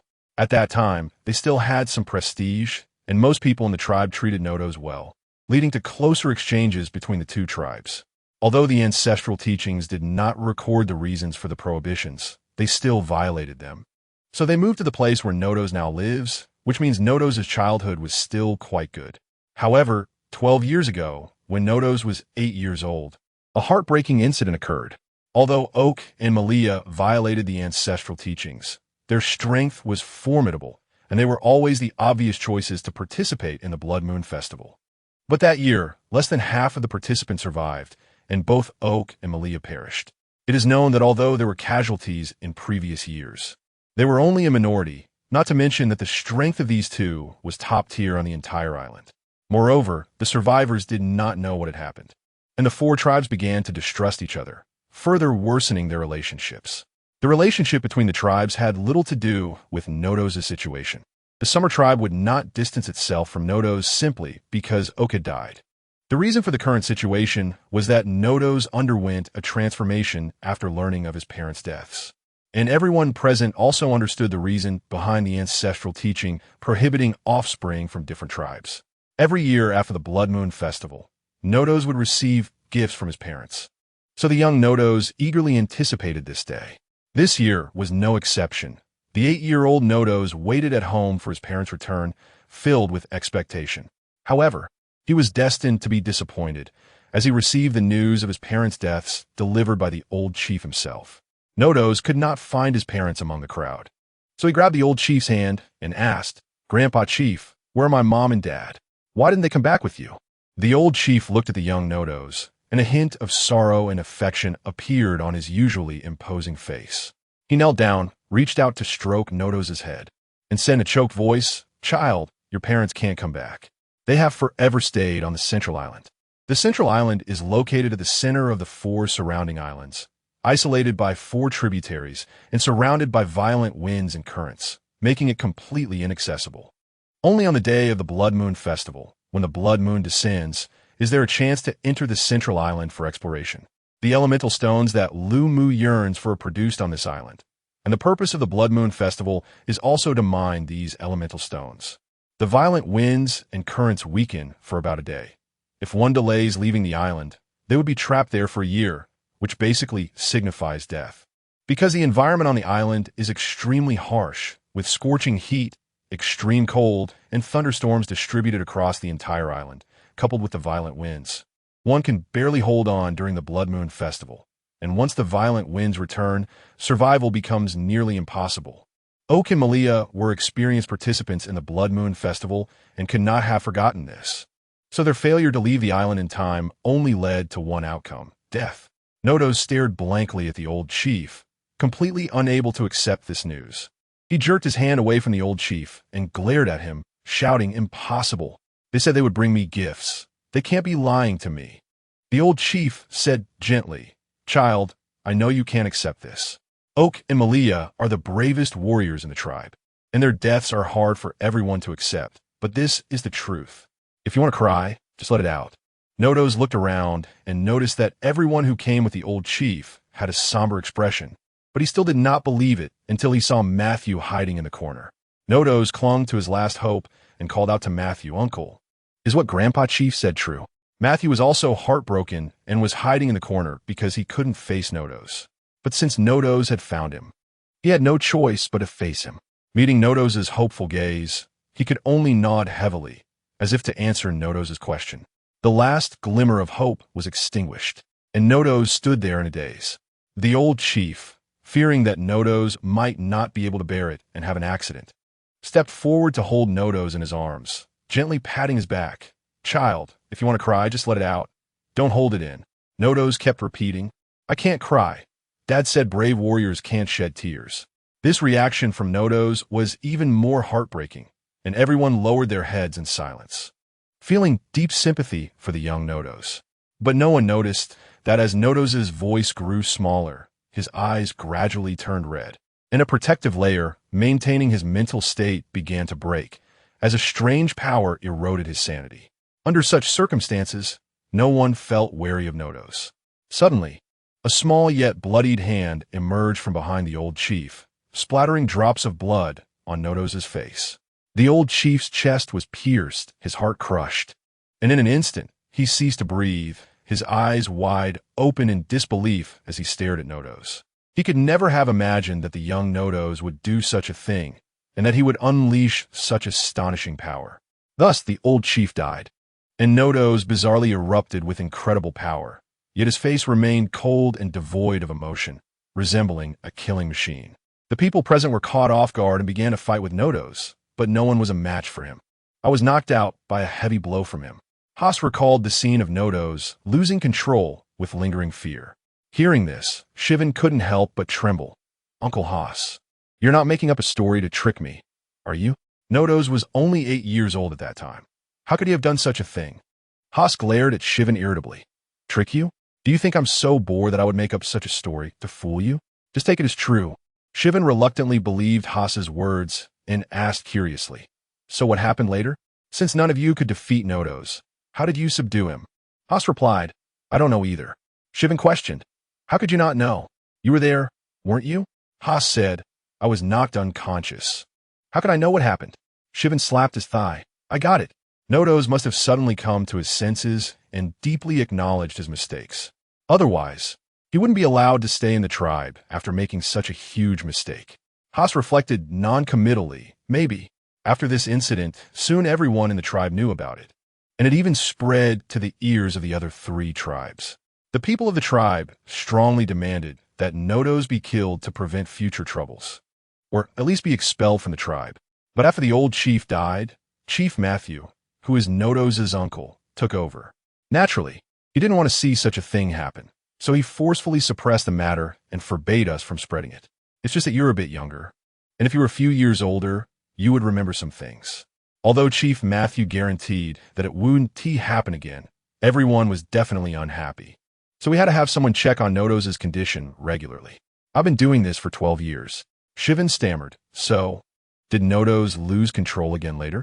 Haas shot a glance at Shivan. "If he had lost control again, you wouldn't be able to see him. But after that incident, even though Nodos behaved normally, everyone still tried to keep their distance from him. Behind the scenes, we discussed this privately. We all agreed that it was related to the ancestral teachings. Otherwise, there would be no need to place it as the first rule. Moreover, Nodos wasn't the only one who lost his parents, yet he was the only one who lost control, which must be because his parents came from different tribes. Although the ancestral teachings did not record the reasons, we speculated. If people from different tribes have offspring, they would be cursed, and Nodos is the cursed one. Does such a strange power as curses really exist in this world? Is Nodos the cursed one? I think everyone on the island of Seasons is cursed. Liamu, hiding in the tree, fell into deep thought. Although he didn't know if curses really existed.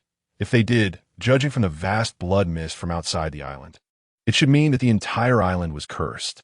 However, looking at it this way, the illusion in that wooden house couldn't have been set up by Nodos, but rather by someone else to suppress Nodos' loss of control.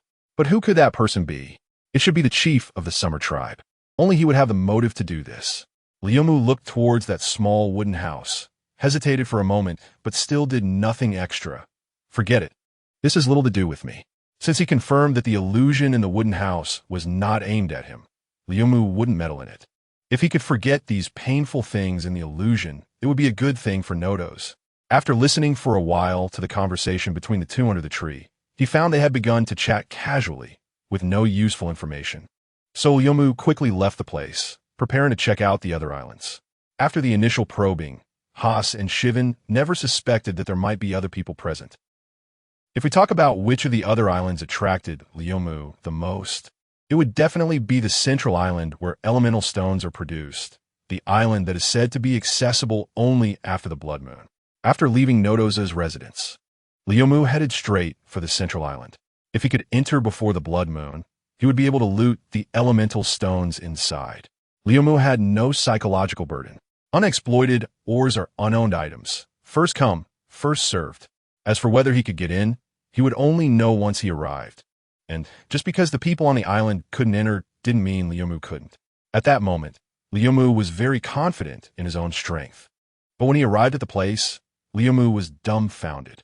The howling winds were filled with chaotic and terrifying power, and the turbulent river constantly battered the rocks on the island's walls.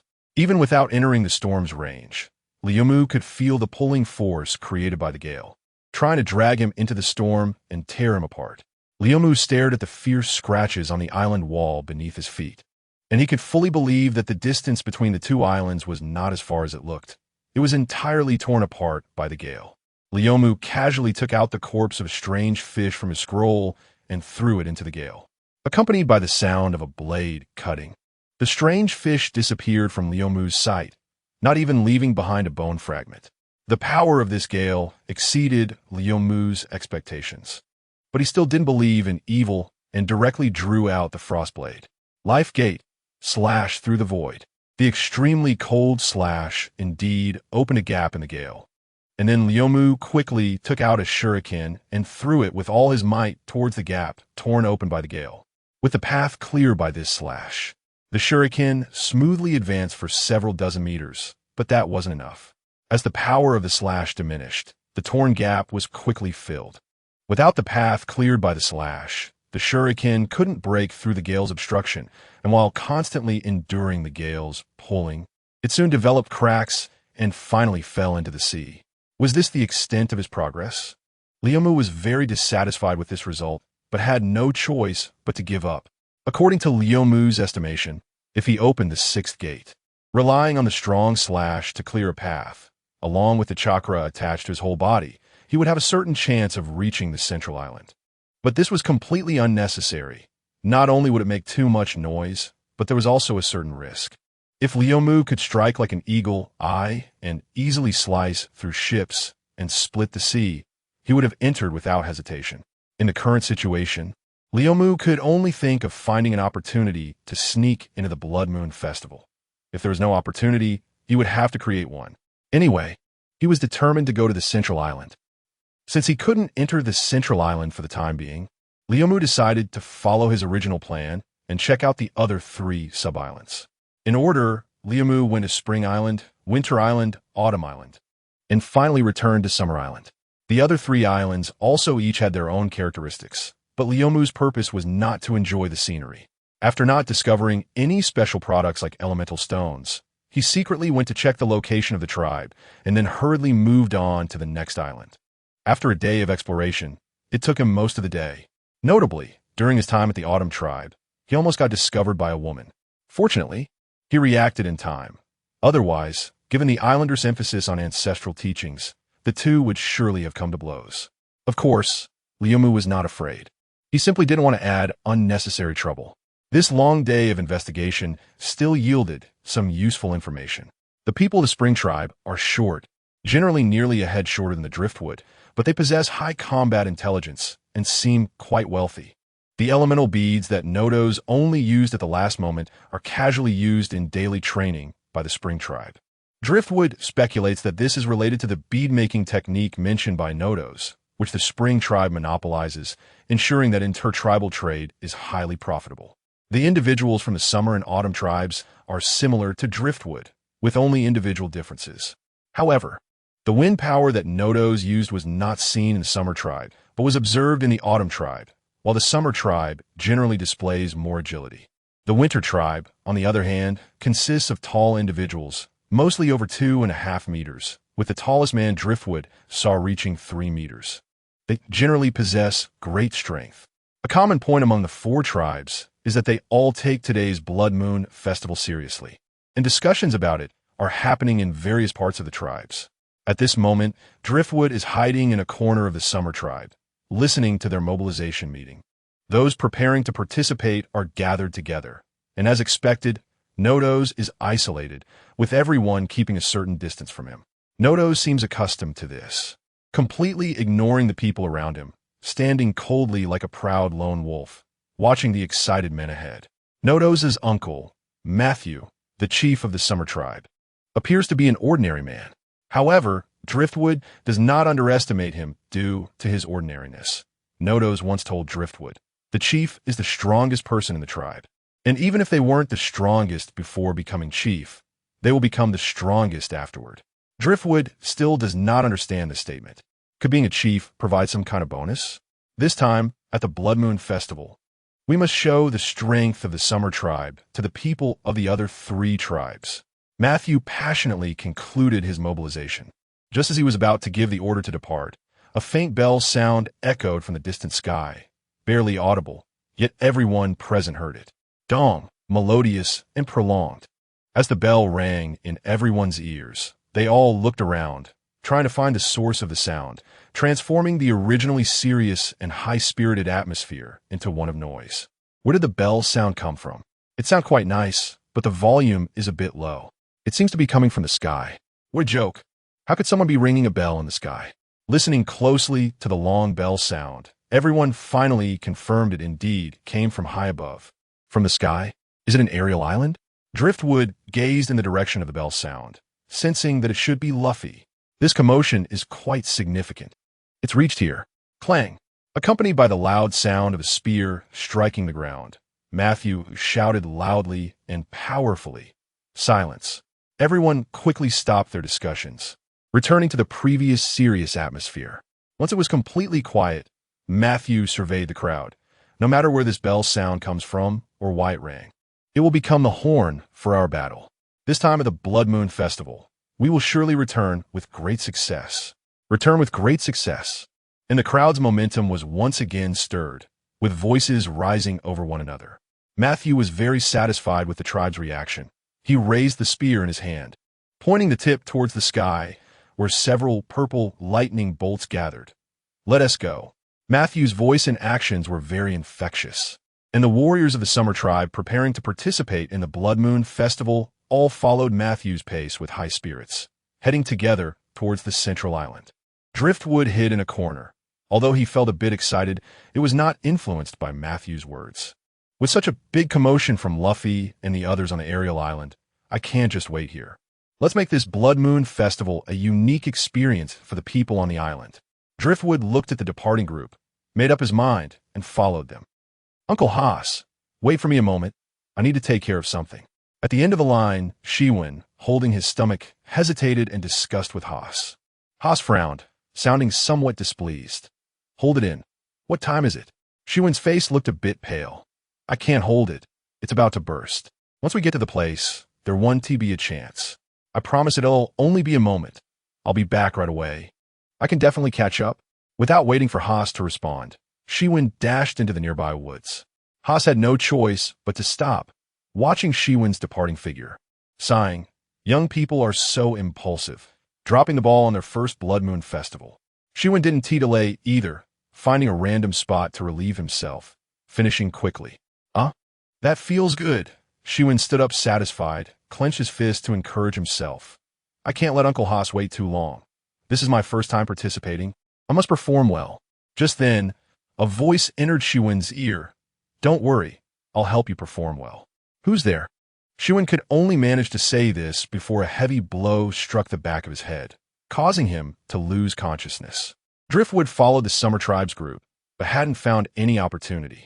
He had prepared to forcibly break through the storm after the Blood Moon to enter the Central Island. When he saw Shiwen leave the group, the Four Seasons Island holds the Blood Moon Festival every year, so there must be a safe way to enter. Driftwood certainly wouldn't choose to force his way in while maintaining his strength. Moreover, having eavesdropped on the conversation between these two for so long, Driftwood felt somewhat familiar with them and was confident he could disguise himself well enough not to be discovered before entering. After placing Shiwen in a tree to ensure there would be no danger before he woke up, Driftwood hurried back to Haas's waiting position. Uncle Haas, I'm sorry. I didn't expect to delay for so long. Seeing Haas's stern face, Driftwood scratched his head and directly admitted his mistake, then pointed to the group walking away in front.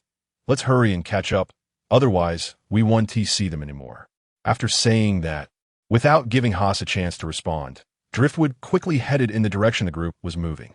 Young people are really impulsive. Haas sighed, looking at Shiwen's back, then seemed to recall something, cursing under his breath. This kid said it would only take a moment, but left me waiting for so long. Driftwood's series of actions left Haas very displeased.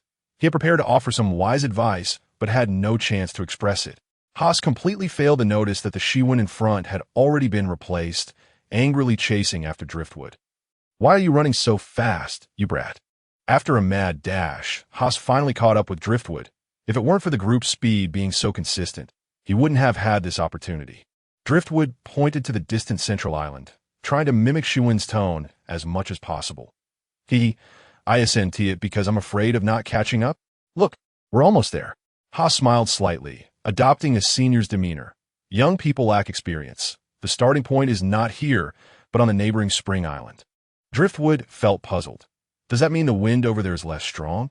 But he didn't dare to ask directly, only looking at Haas with confusion, unsure if this counted as common knowledge on the Four Seasons Island. If he exposed himself, it would all be in vain. Haas was very satisfied with the reaction of the Driftwood, but he didn't explain much, only smiling mysteriously and saying, "You'll know when we get there." The Driftwood felt a strong condemnation towards this uncle who only spoke halfway. After walking with the group for a while, they finally reached their destination. By this time, the people from the Spring and Winter tribes had already arrived, but the relationships among the several tribes seemed a bit tense, as the three chiefs didn't even approach each other for pleasantries. After waiting for a while, the sky had darkened, and the people from the farthest Autumn tribe finally arrived. The leading woman, as she passed by the Summer tribe's group, turned her head as if searching for something. Upon spotting Nodos, she smiled and nodded, then quickly turned her head away, not greeting Matthew, and led her group to a nearby open area. It turned out she was Feng Ling, the chief of the Autumn tribe. When Feng Ling turned to look for Nodos, the Driftwood saw her face clearly. During the exploration of the Autumn tribe, the Driftwood had almost been discovered by her, so he had a deep impression of her. The Autumn tribe members arrived almost right on time. Shortly after their arrival, the blood-colored mist in the sky began to thicken. Gradually, the high-hanging bright moon indeed appeared like a blood moon. As the blood mist thickened, the Driftwood clearly felt that the fierce winds separating the Central Island from the Four Islands began to gradually weaken. By the time the blood mist reached its peak concentration, the power of the fierce winds had been reduced to about 20%. The Driftwood felt that as long as he attached chakra to his whole body, he could withstand the tearing from these fierce winds. Merchant, it's time. Hurry up and get the windbreaker ship out. Don't delay everyone from going to the island. Seeing that the timing was about right, a strong man at the front of the Winter tribe shouted towards the Spring tribe's group, his voice very rough. This strong man was Leander, the chief of the Winter tribe, who carried a silver giant axe and stood at a height of 3 meters, making the Spring tribe members appear like children in front of him. If you're in a hurry, you can let your people go first. The man referred to as the merchant was not angry, responding calmly to Leander. This man was named Coyote, the chief of the Spring Tribe, who always wore a faint smile on his face. But if underestimated, it could lead to great losses. The other three chiefs hated him to the bone. Since Coyote took over as chief of the Spring Tribe, he had been extorting the other three tribes every year. Yet even so, the other three tribes could only grit their teeth and endure. The reason, of course, was the Spring Tribe's technological monopoly. The other tribes had to trade with the Spring Tribe to continue using elemental beads. Moreover, Coyote controlled this to perfection, making you bleed profusely while staying within the limits of what you could bear. Thus, the current situation of the Four Seasons Island was, the Spring Tribe was rich beyond measure, using elemental beads as they pleased, while the other three tribes wished they could split one elemental bead into two. Among them, the Winter Tribe was the worst off. Once upon a time, the Winter Tribe was the strongest among the four tribes, and under equal equipment conditions, the combat power of the Winter Tribe was slightly superior, while the Spring Tribe was somewhat weaker. But all this began to change slowly after Coyote took office. To break the Spring Tribe's weak position, he raised the trading price of elemental beads year by year. The other tribes could not turn against him, so they could only endure silently and turn their anger into strength, working hard to mine during the Blood Moon Festival. However, after trading, they found that while the yield increased, the harvest did not improve much. The Spring Tribe gradually widened the gap in armament compared to the other three tribes. And now, the four tribes were basically in a balanced state. Therefore, the chiefs of the three tribes had no good feelings towards Coyote, with Leander being the most resentful, as they received the most harvest but were also exploited the most. Coyote's words failed to provoke a reaction. Leander was no fool. How could he let his warriors take risks when there was a safer way? He said impatiently, "Stop talking nonsense. Hurry up and get the ship out." The people on the construction island contributed to this windbreaker. Don't think just because it's here, it's yours. Coyote was equally unyielding. The ship is right below. If you can drive it, have your people go down and bring it out. Leander was immediately silenced. If others could drive it, it wouldn't have been left on Spring Island so easily. Coyote took advantage of his position and mocked. "Why aren't you talking now? If you don't want to go get it, just wait patiently." Leander was furious, smashing the giant axe he carried on his shoulder into the ground with a loud crash, glaring at Coyote with wide eyes. "Merchant, I see you want to spar with me." Coyote's expression was calm, showing no fear. "Am I afraid of you?" Although Coyote was slightly weaker than Leander in strength, this was not a life-and-death duel, and he would not show weakness in front of the warriors behind him. Matthew and Foamling quietly stood in front of their respective groups, watching the two argue with great interest, having no intention of intervening. After all, these two wouldn't actually fight, and this entertainment was something they could only see once a year, a rare opportunity that should be cherished. After a brief standoff, Leander indeed shouldered his giant axe back and waved his hand disinterestedly. "I won't bother with you. Hurry up and let someone get the ship out." Since Leander had given him a way out, Coyote also smartly took the opportunity. Coyote took out a horn from his bosom, gently blowing into it. Accompanied by the sound of the horn, a crack appeared in the stone wall by the riverbank. This crack gradually extended to both sides, and a uniquely shaped windbreaker ship sailed out from the stone wall. From its name, it was clear that it was specially designed to deal with the fierce winds outside the central island. Set sail. Each group, led by their respective chiefs, boarded the windbreaker ship one after another, with 50 people from each tribe, and none of the four chiefs planned to participate. Watching the windbreaker ship enter the fierce wind zone, Coyote chuckled. "How about it?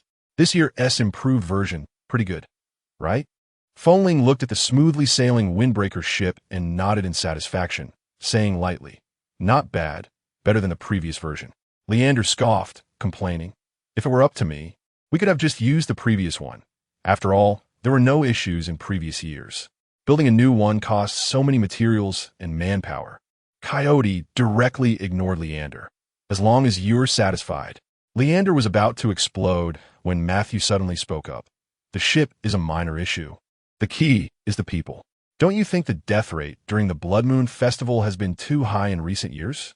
12 years ago during the Blood Moon Festival, the death rate exceeded 50%, resulting in the deaths of Nodos' parents, Ak and Milia. After that, Although the death rate was not as high as this time, it remained between 20 and 30%, whereas before, the highest death rate had been less than 10%. Foamling took over Matthew's words. Indeed, otherwise we should go in and take a look. Coyote opposed. Although there is no rule against chiefs entering, this has been a consensus for hundreds of years. Moreover, the four of us have all been inside before becoming chiefs. We all know the situation inside. As long as we don't get close to the center of the blood mist, we should be fine. You three participated in that Blood Moon Festival 12 years ago, and you didn't notice anything unusual. What do we do by going in now? Matthew directly pointed the spear at Coyote, his tone filled with hostility. It wouldn't hurt to go in and take a look as long as they didn't act. However, your spring tribe always has the fewest casualties. And now you oppose our entry so strongly. Could it be that you're the ones behind all this? Coyote's mustache twitched in anger, but he quickly calmed down and said coldly, "Are you two trying to pin the blame on me?" Matthew frowned and retorted angrily, "What do you mean? Are you suggesting that this is something our two tribes did? Do you think we're insane enough to harm our own warriors to frame you?" Beside them, Wind Chime's face was dark with anger. If Coyote didn't provide a reasonable explanation, the dagger in her hand would soon see blood. Coyote sneered, "Both of you are certainly not lacking in brains, just a bit self-righteous, thinking everyone else is a fool." At this moment, Leander was a bit out of the loop, rubbing his shiny bald head. "Who is calling who a fool? Aren't we discussing whether to go to the central island to investigate? How do we get off topic? You all seem like fools to me." As soon as he finished speaking, 3 cold stares turned towards Leander, making him feel like he had fallen into an ice cave. Even living on Winter Island, he couldn't help but shiver and quickly retreated a few steps. "I didn't say anything wrong." The 3 weren't interested in Leander's out-of-place comments and withdrew their gazes. Matthew's tone was icy. "If you have something to say, just say it. There's no need for roundabout ways. I initially wanted to clarify some things before bringing this up, but since you want to throw dirt on me, I'll be straightforward." Coyote mocked. "The first rule of our ancestors. I'm sure everyone remembers it." Upon hearing this, Matthew and Wind Chime's expressions changed drastically. Since Coyote specifically mentioned the first ancestral rule, it meant he already knew about the matters concerning Ak and Milia from years ago. But this matter had been ordered to be kept secret. They never expected Coyote would find out. Seeing the two silent for a long time, Coyote taunted, "What is the matter? Did you both forget the most important ancestral rule?"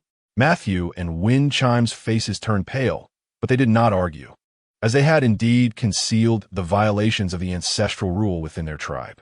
Coyote intended to continue his mockery, but Leander stepped forward seriously and said, "Oh dear, how could you two forget such an important matter?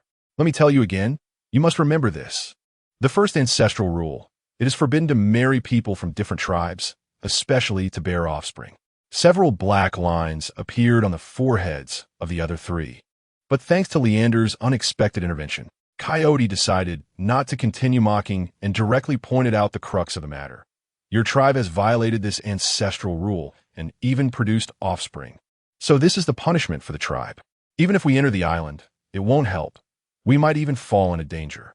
Matthew was not completely convinced by Coyote's claims and retorted, "It is true that our tribe violated the ancestral rule, but the rule never recorded any punishment. On what basis do you say that the anomalies of the Blood Moon Festival are a punishment?" Coyote analyzed 12 years ago when the anomalies began. That year's Blood Moon Festival had the highest death toll, and the violators Ak and Milia were among them. At this point, Coyote looked oddly at Matthew and Wind Chime. "You're not unfamiliar with these two, right? What the hell are you trying to say?" Wind Chime couldn't control her emotions upon hearing about her sister, gripping her short daggers tightly, ready to attack. Matthew, also suppressing his anger, reached out to block Wind Chime. Let's hear what he has to say first. Observing their actions, Coyote smirked casually and continued, "These two were the geniuses of your tribe, chosen early as successors to the chieftain because their strength was second only to the chieftain. To put it bluntly, if everyone else on the island died, they would have had a high chance of surviving, yet they still died. Isn't that a punishment?" Leander nodded in agreement. "It's indeed a shame. I never managed to gain the upper hand when I fought them. I was surprised not to see them emerge at that time. Now it all makes sense." Matthew had started to believe Coyote's conjecture, but Wind Chime proposed a different view. "Then how do you explain what happened afterward? The two who violated the ancestral rule were punished, yet there were so many deaths in subsequent Blood Moon festivals. Coyote looked at them eerily, laughing ominously. The violators are dead, but their son is still alive. Only when he dies will this punishment end. Notos, Matthew and Windchime suddenly reacted, glaring fiercely at Coyote. Impossible. He is the child left by my brother, sister, and I will never allow you to harm him. Coyote's expression returned to his usual smile. Don't worry, I won't harm him. But is this really okay? For his sake, so many more people have to die every year. You should really think this over. After finishing, Coyote ignored the two and floated away towards his tribe's camp. He appeared like a devil, leading them astray. Matthew and Windchime found themselves in an endless dilemma. On one side was the child of their brother, sister, and on the other were many tribe members. If they weren't chieftains, they might be able to be selfish, but now they truly found it hard to choose. On the Broken Wind ship, Haas had been imparting the teachings of the old predecessor to the inexperienced Lumber, who knew nothing about the central island and was listening intently. The information that Haas actively provided was indeed very useful. First, the island was divided into 3 parts: thunder, flame, and frost, and was constantly accompanied by howling winds. Although the intensity was far less than that outside the island, making it bearable. Second, the more concentrated the elemental energy in an area, the higher the probability of producing elemental stones. Third, while the purpose of going to the island was to obtain elemental stones, it wasn't limited to mining. Due to the island's unique circumstances, corresponding mineral creatures often emerged. Killing them could yield elemental cores of better quality than elemental stones, and the stronger the mineral creature, the better the quality of the elemental core. The second piece of information applied here as well. Additionally, some mineral creatures had given birth to elemental hearts. Their characteristic was their immense strength. If encountered, one should quickly seek help from others. The function of an elemental heart was the same as that of an elemental stone, but it was not a consumable. It would automatically replenish the consumed elements. However, it had not been seen in recent decades. The lightning gun on Matthew's back had been passed down for a long time. Fourth, there was a blood mist area in the central part of the island, and anyone who had entered out of curiosity had never returned. Haas patiently and carefully explained the situation and precautions on the island. Finally, he had gained an additional person to share the monitoring task. He certainly didn't want to return from the Blood Moon Festival with no one left to carry out the task. Of course, as long as he protected himself and got out alive, his small hope would surely be realized, as the successor he had painstakingly taught had already become someone else. At this moment, Shiwen should still be sound asleep in the tree. The Broken Wind ship charged through the howling winds and finally reached the central island. The driftwood finally arrived at the long-awaited place, landing in the fiery area, where a wave of heat hit them as soon as they set foot on the island. Among the newcomers, there were also many youthful faces, likely similar to the disguised Shiwen, who were experiencing their first opportunity to participate in the Blood Moon Festival. They were all sweating profusely, taking ineffective measures to cool down. However, for the driftwood, who often practiced fire release techniques, this temperature was nothing, so he showed no reaction. Beside him, Haas chuckled. "You're not bad. Better than I was back then." Haas leaned closer to the driftwood's ear and whispered, "Look at those poor kids who can't even move from the heat. They probably won't find much in this area. The hotter the place, the more fire element stones there are, and if they can't handle even the edge of this heat, they won't be able to find any fire element stones." The driftwood wasn't particularly concerned about the others and casually replied, "If they can't adapt to this area, they can just go to the other 2 zones." Haas gave a thumbs up to the driftwood. "The more I look at you, the better I feel. Pretty smart, you figure out the key right away. In the thunder zone, even if we accidentally get hit by lightning, it won't be a big deal for us, but we can't withstand the extreme temperatures in the fire and ice zones. That's why the most people are in the thunder zone and the least in the fire zone. Over time, the fire zone will definitely have the most element stones. And if we're lucky, we might even find a few mineral creatures. So, how about I take you along? With my experience, your haul will only increase. And all I need is a 10 cut." Haas placed one hand on the driftwood's shoulder and subtly rubbed his fingers. The driftwood glanced at Haas, realizing that his eagerness was all for this. He thought Haas had a good relationship with Shiwen. Haas's suggestion was indeed very tempting, if it were Shiwen. He would definitely agree, as it was clearly a win-win situation. But the driftwood was not Shiwen. His ambitions were much greater, so he naturally looked down on Haas's little help. During their conversation, the others had basically already set off, either heading straight into the fire zone or circling around the fire zone to the other two.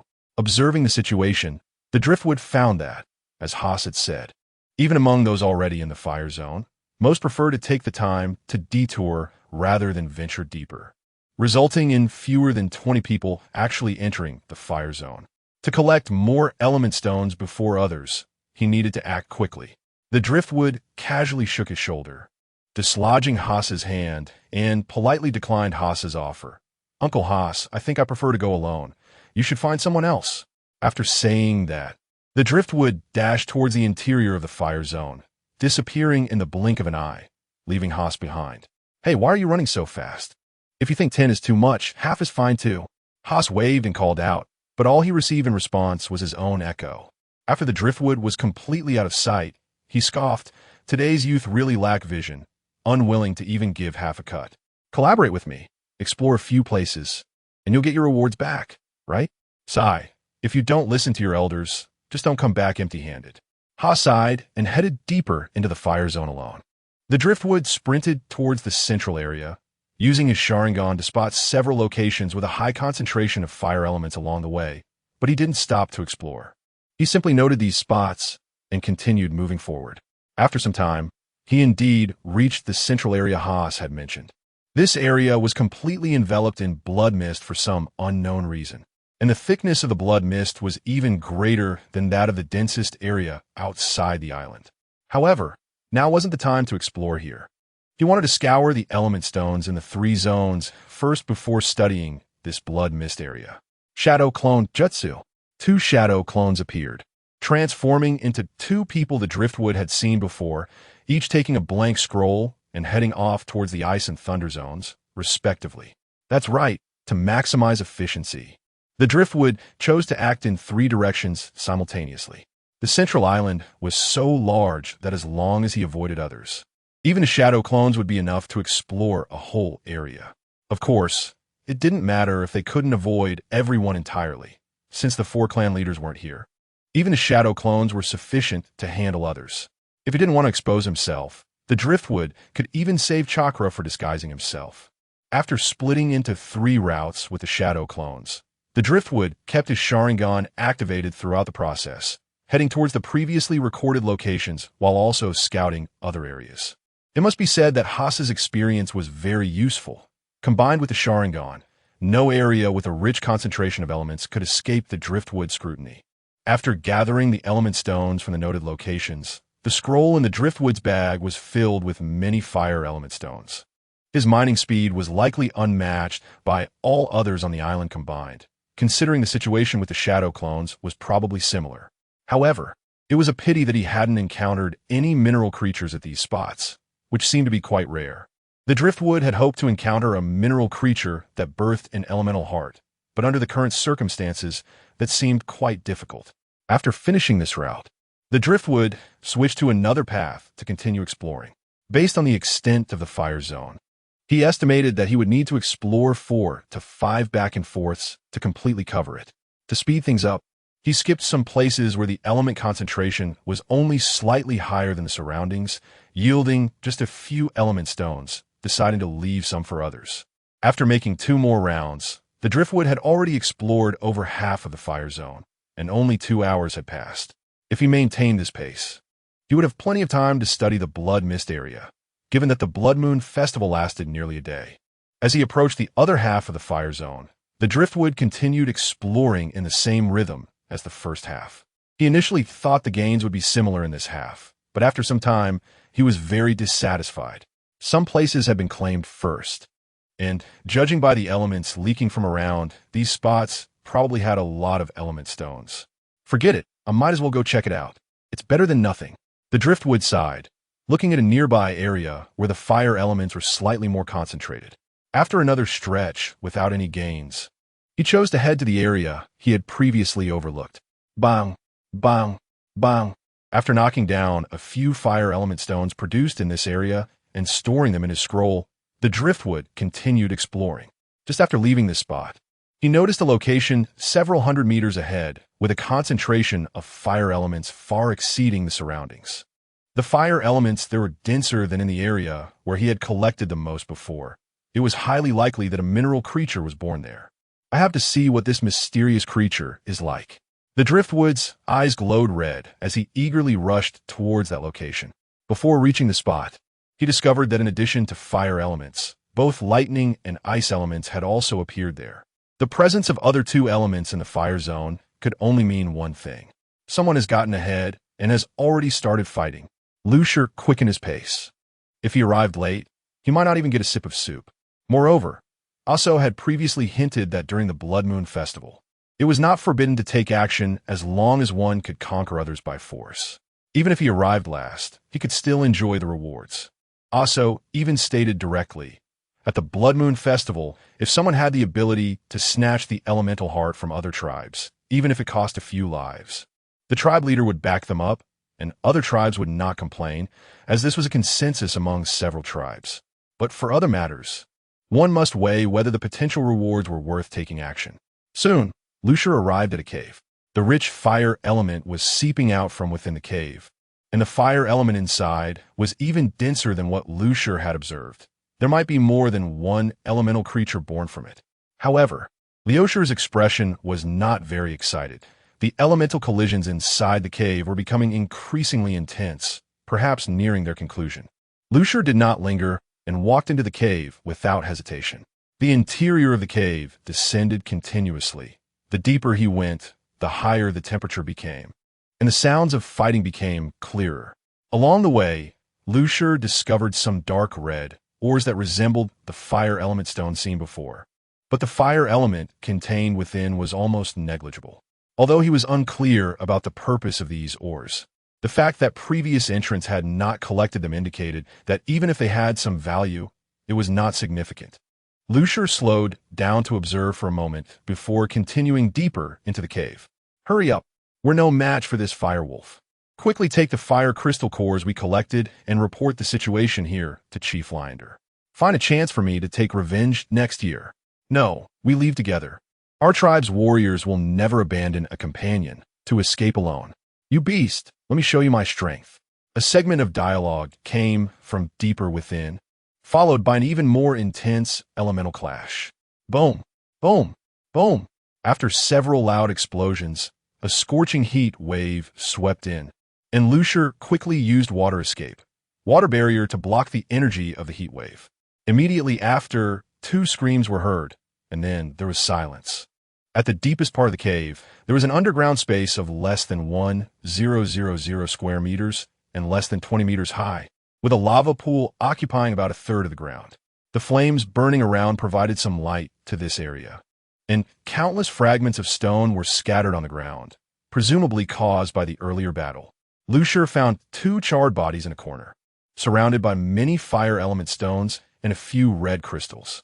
As for the fire wolf mentioned earlier, Lucier did not find it and did not sense any life presence. Slowly approaching the two corpses, he saw that they were completely charred by flames, and he could not identify them by their faces. However, judging by their sizes, they were definitely from the Winter Tribe, as only members of the Winter Tribe on the island had such large physiques. Lucier picked up a deep red crystal, pondering, this should be the fire elemental core. The purity of the fire element inside is truly incomparable to the elemental stones. Just as Lucier was about to put the scattered elemental stones and elemental cores into his scroll, a commotion came from the lava pool not far away. Lucier disregarded this, throwing aside the fire elemental core he had just picked up, and turned to find a massive fire wolf leaping out of the lava pool. The fire wolf stood 7 or 8 meters tall, over 10 meters long, its body engulfed in flames, exuding a scorching aura. However, it did not seem to be a living creature at all, as Lucier felt no life energy from it. Its body was composed of blocks of bright red stone. If anything, it was a moving mineral. The fire wolf faced Lucier, occasionally releasing scalding heat waves into the air, its face completely expressionless, as if its purpose for existence was to burn all surrounding life and convert it into its nourishment. This mineral creature looked quite powerful. No wonder those two were not its match. To my friends from the Winter Tribe, your revenge will not wait for your tribe leader. Let me help you take it. Lucier assessed the fire wolf ahead, speaking to himself. Then a silver blade, radiating a chilling aura, appeared in his hand. As soon as the frost appeared, it quickly neutralized the surrounding heat. However, being in enemy territory, the fire wolf let out a long howl, and the temperature, which had just dropped, rose again. Such a dense fire element would surely elevate my fire escape to a new level. But it's a pity that this guy in front of me probably won't be affected by flames. Lucier shook his head helplessly, then channeled his chakra to convert it to water attribute and infused it into frost, causing a brilliant blue light to shine. With Lucier's massive chakra infusion, frost stood back up. The cold rapidly occupied the half of the area where Lucier was, standing against the fire wolf. The fire wolf seemed unwilling to see its territory invaded by cold. It charged straight at Lucier, determined to eliminate him, the instigator to continue basking in the heat waves. Its claws and sharp teeth were all ablaze, carrying immense heat, aiming to burn Lucier to ashes just like it did to the previous invaders. Life Gate, Frost, Extreme Shadow. Lucier smirked, twisting his wrist, directing Frost's blade at the fire wolf, then flashing past the fire wolf, leaving behind a trail of afterimages. Crack! The fire wolf's massive body came to a halt, its burning flames extinguished. Moments later, it was cleaved in two, and its deep red mineral body began to shatter, forming chunks of dark red stone. After the outer minerals scattered, a fist-sized heart-shaped crystal core was revealed at its center. After cleaving the fire wolf in half, Lucier exited the life gate state, slowly sheathing frost. Why is this elemental crystal core so much larger than the ones next to those two, and the fire element contained within it is also vastly different? Lucier carefully observed the heart-shaped crystal core that had fallen from the fire wolf, suddenly recalling Aso's mention of the treasures of Four Seasons Island. His eyes brightened slightly, and he couldn't help but feel a bit excited. This must be the fire element heart. Initially, Lucier had only hoped to collect some elemental crystal cores, not expecting too much from the element heart, as Aso had mentioned that Four Seasons Island had not discovered a new element heart in decades, making its difficulty quite high. Unexpectedly, near the end of his exploration in the fire area, he encountered such a pleasant surprise. The earlier unpleasantness of being preempted by someone else had now dissipated. Lucier cautiously touched the fiery red crystal in front of him, although he clearly felt the violent fire elemental energy contained within. It was not hot to the touch, but rather felt warm, a sensation that was strangely familiar. He then pulled frost from his waist again. Lucier reached out to touch the blade of frost, and a cool feeling washed over him. Yes, this is the feeling. The frost and the heart of fire element both contain immense elemental energy within, but as long as it is not activated, the energy remains contained, giving a comfortable feeling. Could the forging material of frost be the heart of ice element? But what connection does frost have with the Island of Seasons? From what I know, the people of the Island of Seasons seem to be trapped by the blood mist, unable to leave the island. Or is it possible that similar cores are produced elsewhere in this world? Liumu is quite puzzled by this. Although he recalls the third ancestral teaching from the Island of Seasons, he still cannot be certain. After all, the plundering of the island by outsiders is just Liumu's speculation. Liumu does not dwell too much on this matter. After all, whether it is the heart of fire element in front of him or the great sword Frost, they're already his possessions. He takes out a scroll to store the heart of fire element, then returns to the two charred corpses, collects the elemental stones and elemental cores scattered on the ground, and says to the two corpses, "I have avenged you. Consider these items as your reward." After saying this, Liumu plans to carry the two corpses out of the cave, hoping that they might be discovered by others and not have to rest eternally in the cave. Just then, a presence moves quickly through the internal passage of the cave and will reach this underground space shortly. To avoid unnecessary trouble, Liumu chooses to hide. He quickly scans the entire underground space, then lightly leaps onto a protruding rock wall above. Out of caution, Liumu transforms into a stone and uses chakra to completely blend his presence into the surrounding environment. This is a method Liumu devised to counter the observation haki after his battle with the Golden Lion. since observation Haki can sense human presence. As long as he can disguise his own presence completely, he can avoid being detected. Leomu has already mastered basic disguise techniques very well, but he was still sensed by the Golden Lion, so he thought of using chakra for disguise.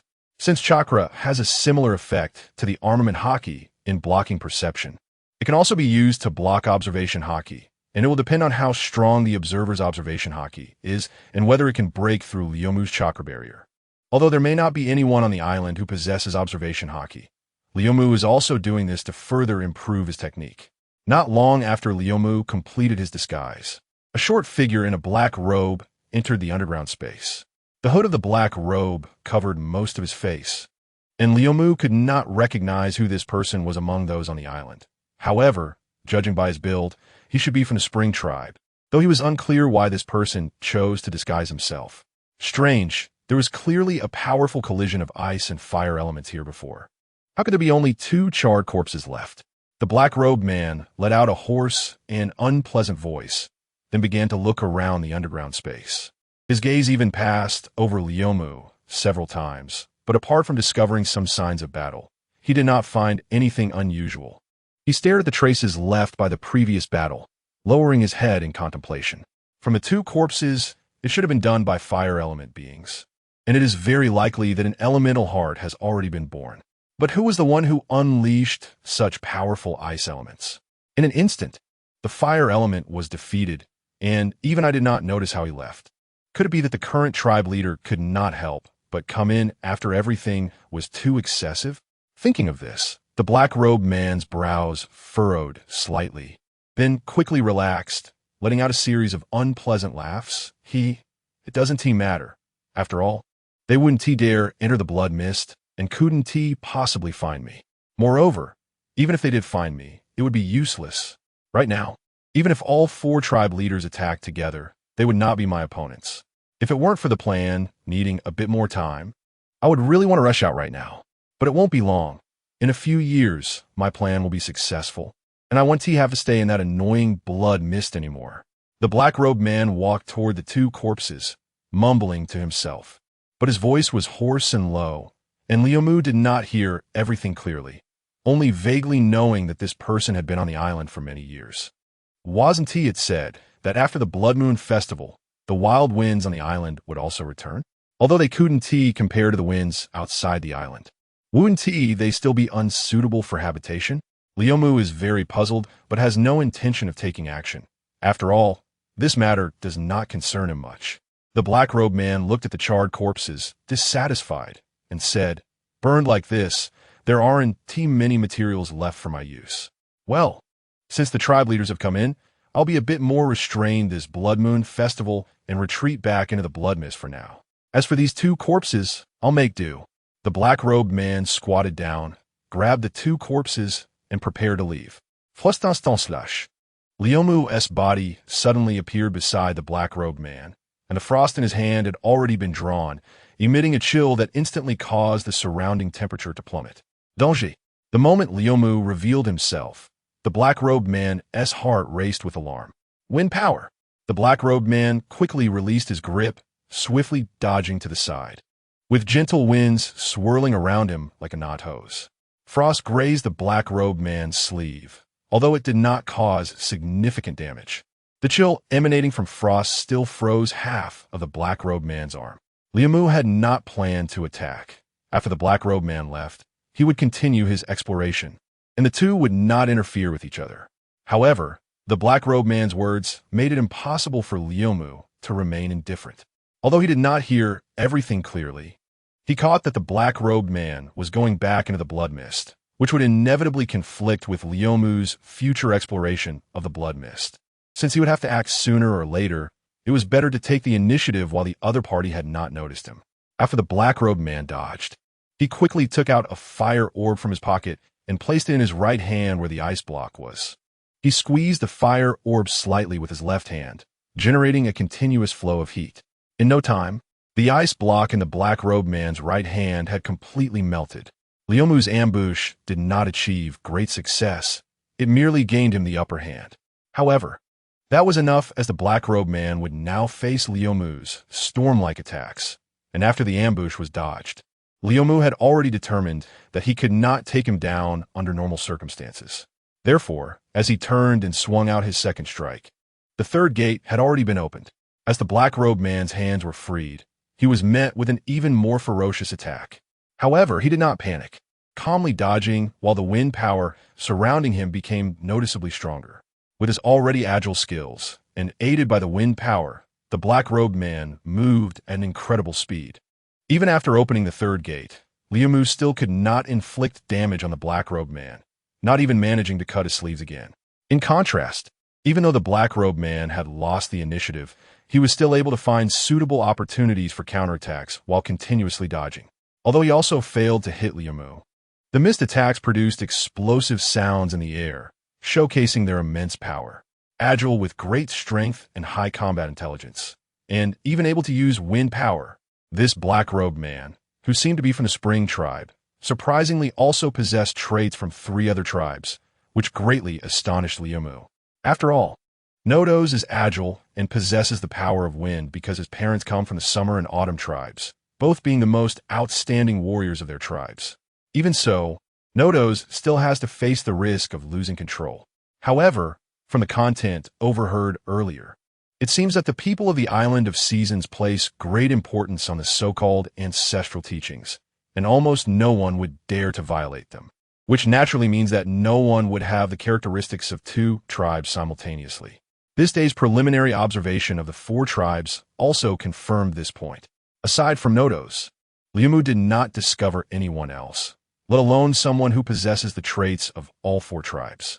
Could it be that people from the 4 tribes once simultaneously violated their ancestral teachings and gave birth to a 3rd generation? Liumu speculated in his heart, but immediately dismissed this guess. If one could inherit excellent traits through reproduction without any side effects, the Island of Seasons would have long abolished the so-called ancestral teaching against intermarriage, and it would be impossible for it to continue to this day. There is no need to doubt this.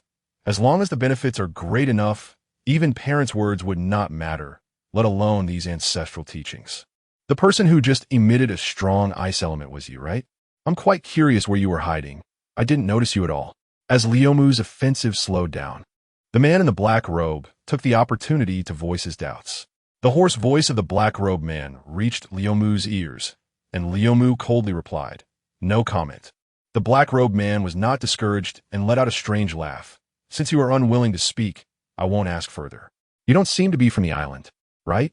With your strength, if you were from the island, I wouldn't believe that you could grow this much in just a year before participating in the Blood Moon Festival. Young man, take my advice and don't meddle in my affairs. Quickly leave the Island of Seasons." Liumu did not respond verbally and continued to wield his frost blade, intensifying his offensive. He would not change his exploration plans just because of the black-robed man's warning. Liumu directly conveyed his response to the black-robed man through his actions, which made the black-robed man feel furious. Where did this brat come from, coming to cause trouble just as I was about to succeed? If it weren't for this brat's formidable strength, I wouldn't have any confidence in keeping him here. Why would I have to negotiate with him? The black-robed man was already filled with hatred for Liumu in his heart, but he did not show it on his face. He recalled the battle that had erupted here earlier and asked, "I see you came here to seek elemental crystal cores or even elemental hearts, right?" Liumu did not understand why the black-robed man asked these questions and decided to see what he wanted to do, thus coldly responding, "So what? There is nothing else worth exploring here besides these." The black-robed man chuckled hoarsely. "In that case, how about we make a deal?" Liumu did not stop his movements with the blade. "What deal?" The black-robed man quickly retreated a short distance and raised his hand to signal Liumu to stop. Liumu frowned slightly but chose to pause his offensive. Seeing that Liumu had halted, the black-robed man hurriedly took out a few elemental crystal cores from his pocket, with all 3 attributes represented. "Of course, it's this," the black-robed man said. "As long as you agree not to obstruct me again and keep my matters confidential, I can give you a large number of elemental crystal cores." Liumu looked at the few elemental crystal cores in the black-robed man's hand and disdainfully said, "Is this what you call a large number?" The black-robed man put the cores away. "Of course, there are more than just these. I can't carry all these stones with me. In my residence, There are at least a few thousand of these crystal cores. Liu asked, "Aren't these relatively rare?" The black-robed man replied with a smile, "Not many, but over time, they can accumulate."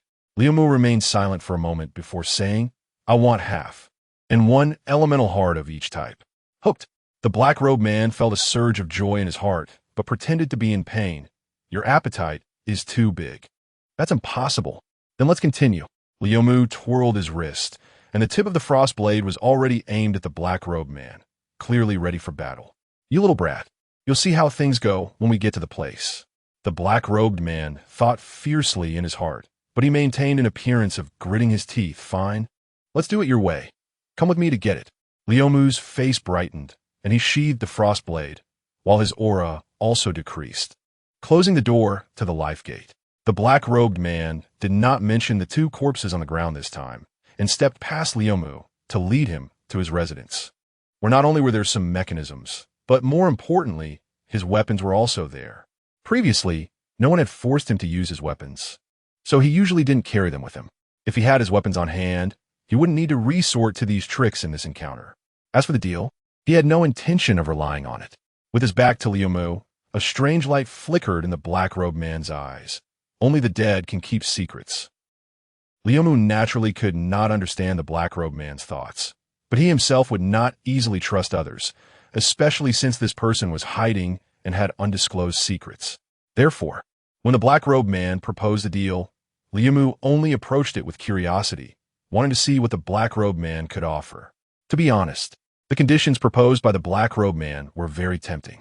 One could say that Liu could gain so many crystal cores without having to give up anything, especially after realizing the difficulty of obtaining the cores. In the entire exploration of the fire zone, Liu had only obtained a few crystal cores and one elemental heart here. Of course, the black-robed man had lived on the island for so long, which might mean he had dealt with elemental creatures in advance, making it difficult for others to obtain them by the time of the Blood Moon Festival.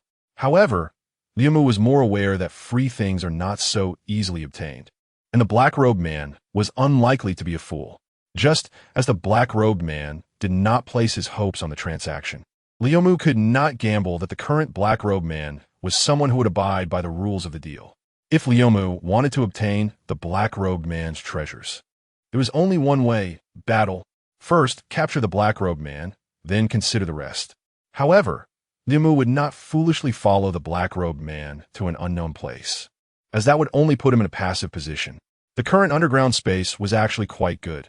Although the fire wolf had been slain by Liu, the fire element here was still abundant, giving Liu a lot of room to maneuver.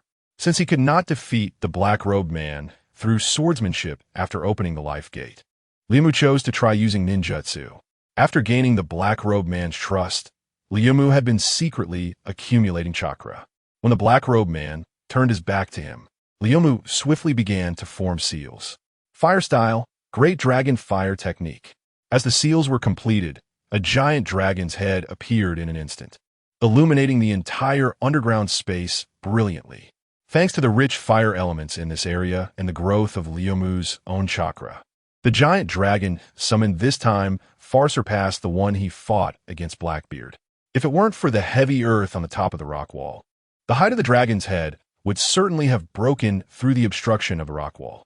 To be honest, the enhancement of Liu's fire style in this area was even greater than he had imagined. He didn't even need to sneak attack. Even if the black-robed man reacted immediately, he would not be able to effectively dodge in this limited space. And indeed, at the moment the giant dragon appeared, both the sudden increase in heat and brightness alerted the black-robed man, who turned around and saw the nearly 20-meter-high dragon's head trying to swallow him. Even though he could turn into the cave passage not far ahead, he understood that it wouldn't help him escape the dragon's energy range. The man in the black robe made a quick decision, taking out a small package from his bosom, filled to the brim and exuding a chilling aura. Ice element crystal cores. It looked like there were about 20 or 30 of them. Gritting his teeth, the man in the black robe threw the entire package forward. The package was instantly engulfed by the dragon, followed by the ice element crystal cores. Ice and fire are inherently incompatible under the scorching flames. The ice element crystal cores spontaneously released all the ice element energy contained within them without needing any external prompting. It's worth noting that when Nordos fought using thunder beads, it could last for quite some time, given that the thunder beads were only made from thunder element stones. One can imagine how much elemental energy could be contained in a crystal core that is a higher grade than elemental stones. Boom, boom, boom. The massive ice elements collided with the fire dragon, and the enormous energy exploded, sending both the driftwood and the man in the black robe flying. The man in the black robe, having thrown the package in a hurry, had no time to react and was directly sent crashing into the stone wall, spitting out a mouthful of blood. The driftwood initially intended to pursue, but suddenly sensing the massive energy explosion, he was also thrown back, though he managed to land somewhat steadily. The fire dragon's energy was entirely consumed, and the ice element crystal cores lost their effectiveness, turning into a pile of dull fragments, with the entire underground space covered in thick mist. Once the driftwood regained his composure, he dashed through the mist toward the spot where the man in the black robe had been thrown. Upon reaching the stone wall, there was no sign of the black-robed man, only a pool of blood remained, along with a fleeting gust of wind. He escaped quite fast. The driftwood smirked, not hesitating further, and turned into a nearby cave passage. As for the two corpses on the ground, they had already been charred by the fire wolf and were now reduced to countless fragments due to the massive energy impact. No one could recognize them. The driftwood could only apologize and blame their bad luck. After exiting the cave, the driftwood activated his Sharingan to scan the surroundings and finally spotted the fleeing man in the black robe in one direction. It must be said that his use of wind power was stronger than Nordos's, and coupled with his already fast speed, even though he had sustained some injuries, he nearly escaped the driftwood's detection range. Moreover, this person was quite cunning. Instead of taking the shortest route to the blood mist, he took a slight detour to avoid being tracked by the driftwood. However, his luck seemed to be quite poor, as he chose a worse route. The driftwood chuckled mysteriously and quickly pursued in that direction. With a burst of speed from the state of life and death, combined with occasional body flicker techniques, the driftwood closed the distance a bit, but at this speed, it seemed impossible to catch up to the black-robed man before he entered the blood mist. Just as the black-robed man thought he was about to shake off the driftwood, a strike imbued with frost power came slicing toward him. TCH, you think you can hit me with an attack from this far away? You underestimate me. The black-robed man sneered, confidently dodging the strike and continuing his dash toward the blood mist. But his smile hadn't been on his face for 2 seconds when he was horrified to see the driftwood blocking his path. How is this possible? You were clearly behind me. A hint of terror flashed in the black-robed man's eyes as he hurriedly turned to evade the driftwood. This time, he managed to shake off the driftwood without taking much time, and he sneered again, thinking, I thought you had some skills, but you're just... Before he could finish his sentence, the driftwood appeared in front of him again. The black-robed man felt a chill down his spine, staring in shock at the driftwood appearing for the third time, but he had no time to think and could only continue to detour. Although he could shake off the driftwood relatively quickly each time, he was always blocked by the reappearing driftwood. After being stopped multiple times, the black-robed man was already exhausted both physically and mentally. When he saw the driftwood blocking his path again, he was already used to it. But this time he chose not to detour. He yelled in frustration, After living so many years, I've seen real ghosts, and you think you can scare me? The black-robed man, empowered by wind energy, threw a punch directly at the driftwood.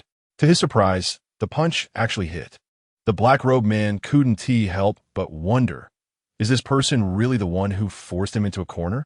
While the black-robed man was still puzzled, the driftwood, hit by the punch, transformed into a puff of smoke and vanished from the black-robed man's sight.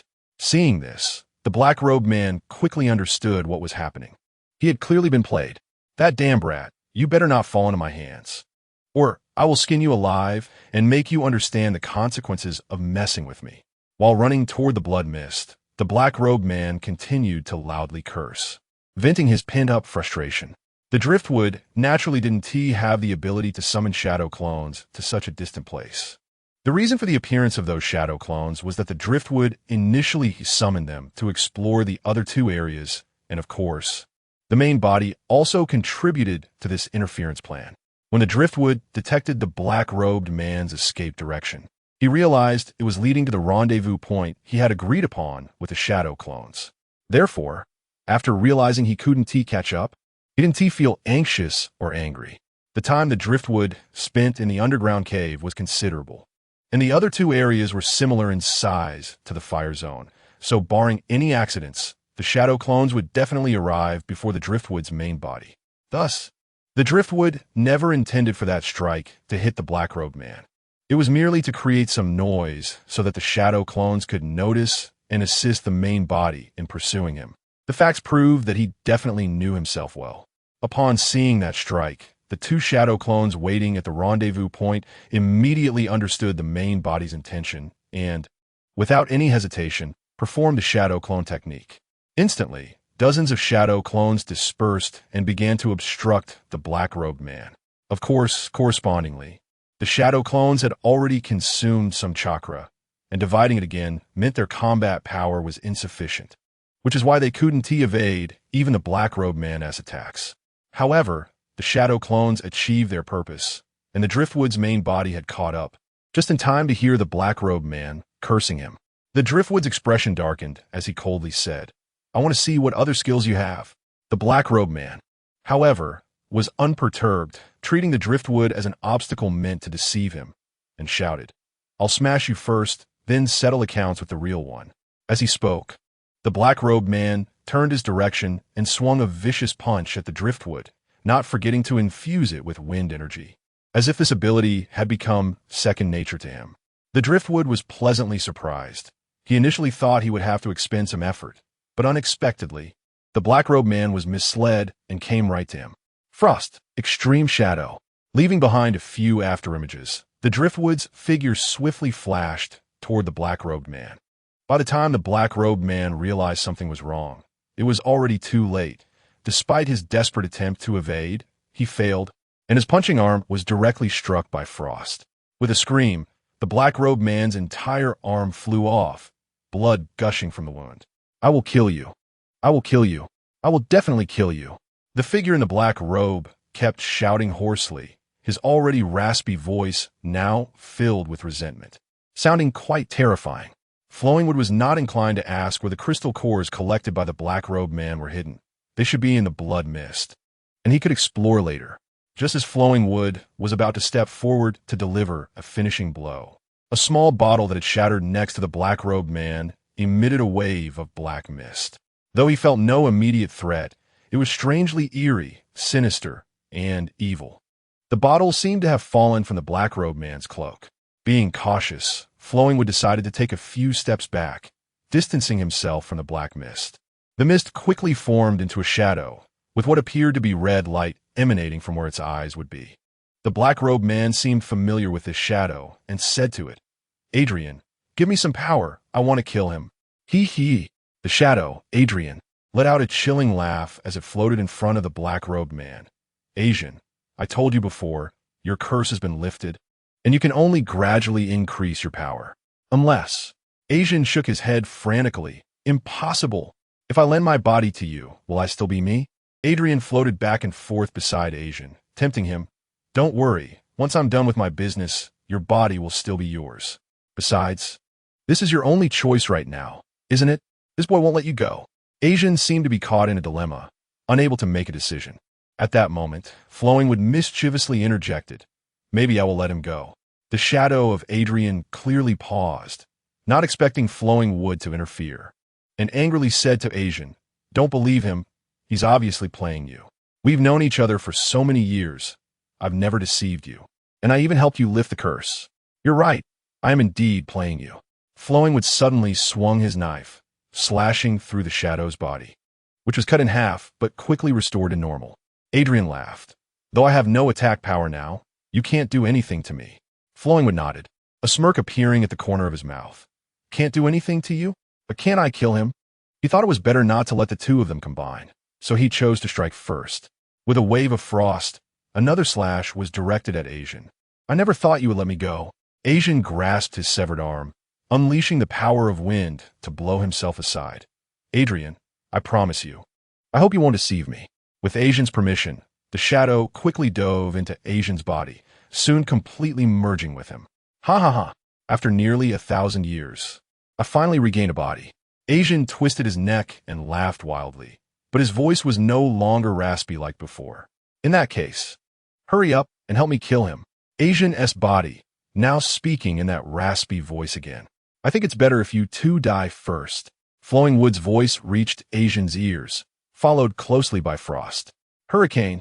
Asian swung his one arm, sending a gust of wind toward Flowing Wood, deflecting his attack slightly while he took the opportunity to retreat a few steps away from Flowing Wood. Is that all the power you have? Asian was very dissatisfied with the strength of the hurricane and stated solemnly, Not yet. This body is still too weak. Let's retreat for now.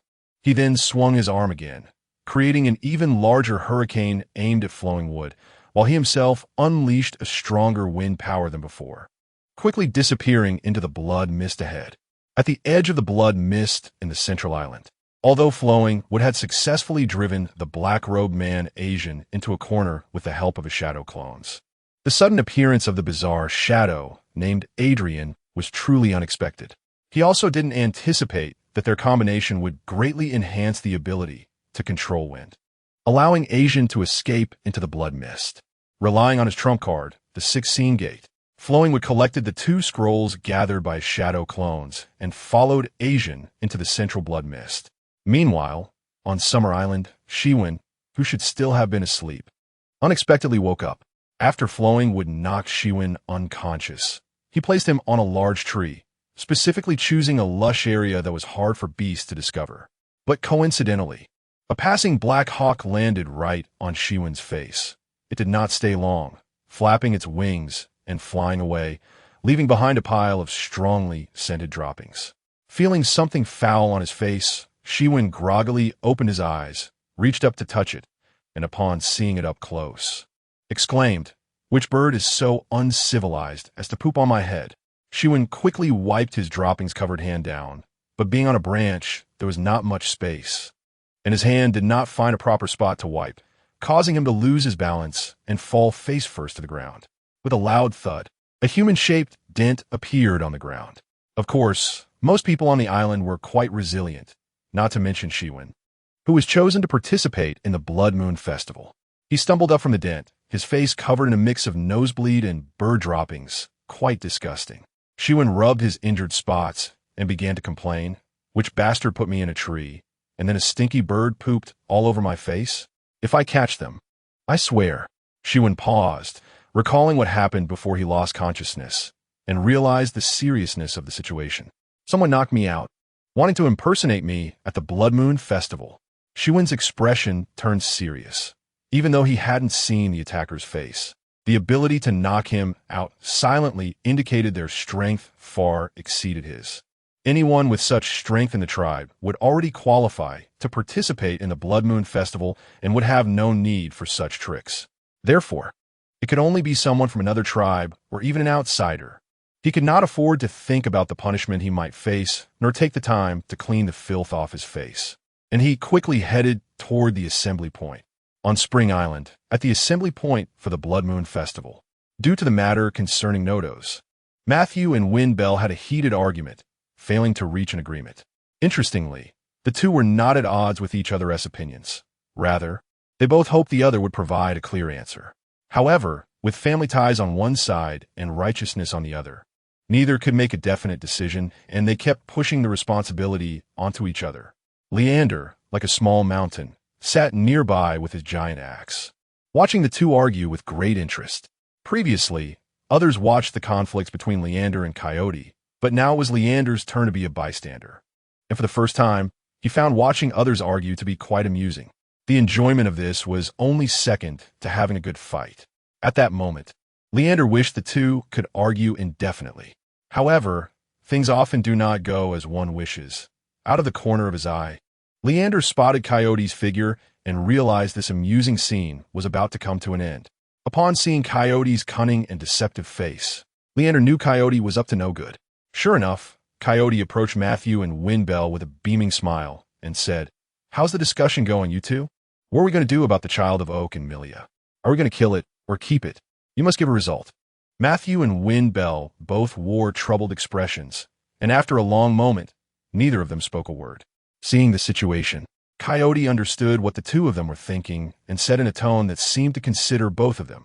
Since you two can't make up your minds, let's follow my initial suggestion and eliminate him. This is for the sake of our entire 4 seasons island. Wind Bell was full of reluctance, but Coyote noticed Wind Bell wanted to argue, but changed his usual tone and coldly said, "There are no buts. This matter only has one solution. I gave you so much time to think, expecting you to understand and prioritize the bigger picture, yet I didn't expect you to be so indecisive." Wind Bell also had a bad expression. "What if we don't want to?" Coyote sneered. "Then I can only spread the news of this curse throughout the entire 4 seasons island. It concerns your own lives, and I want to see how many people will support you." Wind Bell looked like he wanted to eat someone. Despicable villain. Coyote remained indifferent. "You all know how I operate. Everything is for the benefit of the tribe. Even if this matter happened to me, I would make the same decision." Wind Bell couldn't refute Coyote's statement and vented his anger on Matthew. "Can't you say something? Nodos is your own nephew." Matthew looked at Wind Bell's side and was about to say something when a hurried voice from a distance caught everyone's attention. "Chief, something big has happened," Shiwen shouted while running. Matthew frowned. Why is this kid still outside? In his confusion, Shiwen had already rushed to the front of the group, panting heavily. Looking at Shiwen's dirty face, Matthew covered his nose in disgust and questioned, "What happened? Why are you like this? Shouldn't you have entered the island?" Shiwen anxiously said, "Someone knocked me out. I'm not the one who entered the island." Matthew's expression became serious. "Explain clearly what happened to you. Don't leave out any details." "Shiwen, when I came to participate in the Blood Moon Festival." After hearing Shiwen's words, Matthew immediately turned his gaze to Coyote, who was always fond of scheming and was the most suspicious. Coyote, seeing Matthew's eyes, instantly understood his meaning and coldly snorted, "You haven't resolved that matter. I don't have time to do other meaningless things." Matthew's gaze shifted. Leander denied, "I wouldn't do such a thing." Wind Bell was more straightforward. "Not me." With the 3 chiefs denying in succession, they instantly thought of the last possibility. Outsider. For Wind Bell added some news. "Speaking of which, I sensed someone spying on us in the tribe today, but it disappeared in an instant. I thought I was mistaken, but it seems there really is someone." Coyote's expression changed drastically. "Even you only sensed it for an instant. Maybe this person has spied on all our tribes." Matthew. "It seems we have to go to the island." Leander. "I have no objections." All 4 chiefs agreed, and a recently decommissioned wind ship set sail again, swaying as it broke through the wind. The old wind ship had at least safely sailed for several years, so there were naturally no accidents this time. Shiwen followed the 4 chiefs and finally landed on the long-desired Central Island, but all he felt now was regret, with no excitement about participating in the Blood Moon Festival. While on the ship, Matthew had been discussing the actions after landing on the island with the other chiefs and hadn't noticed that Shiwen had followed them. Now that they were disembarking, Matthew finally noticed an extra person behind him. He frowned and scolded. "What are you doing here? Hurry back when everyone is assembled." Shiwen stubbornly said, "I want to stay and help." Matthew directly reached out and knocked Shiwen on the head. "What can you help with? If you have this heart, focus on improving yourself." Seeing Shiwen still insisting, Matthew took out the authority of the chief. "This is a chief's order." Shiwen could only silently comply. Coyote teased, "Chief Matthew is so impressive. Now that everything is settled, let's start quickly." Matthew ignored him, directly bypassing Coyote, and took out a signal flare from his bag. Bang, bang, bang, bang. The 4 chiefs each launched a signal flare into the sky to gather everyone on the island to understand the situation, while also allowing some people to leave the central island directly. At this moment, the outsider's strength was very strong, and they would leave only a few competent and experienced warriors.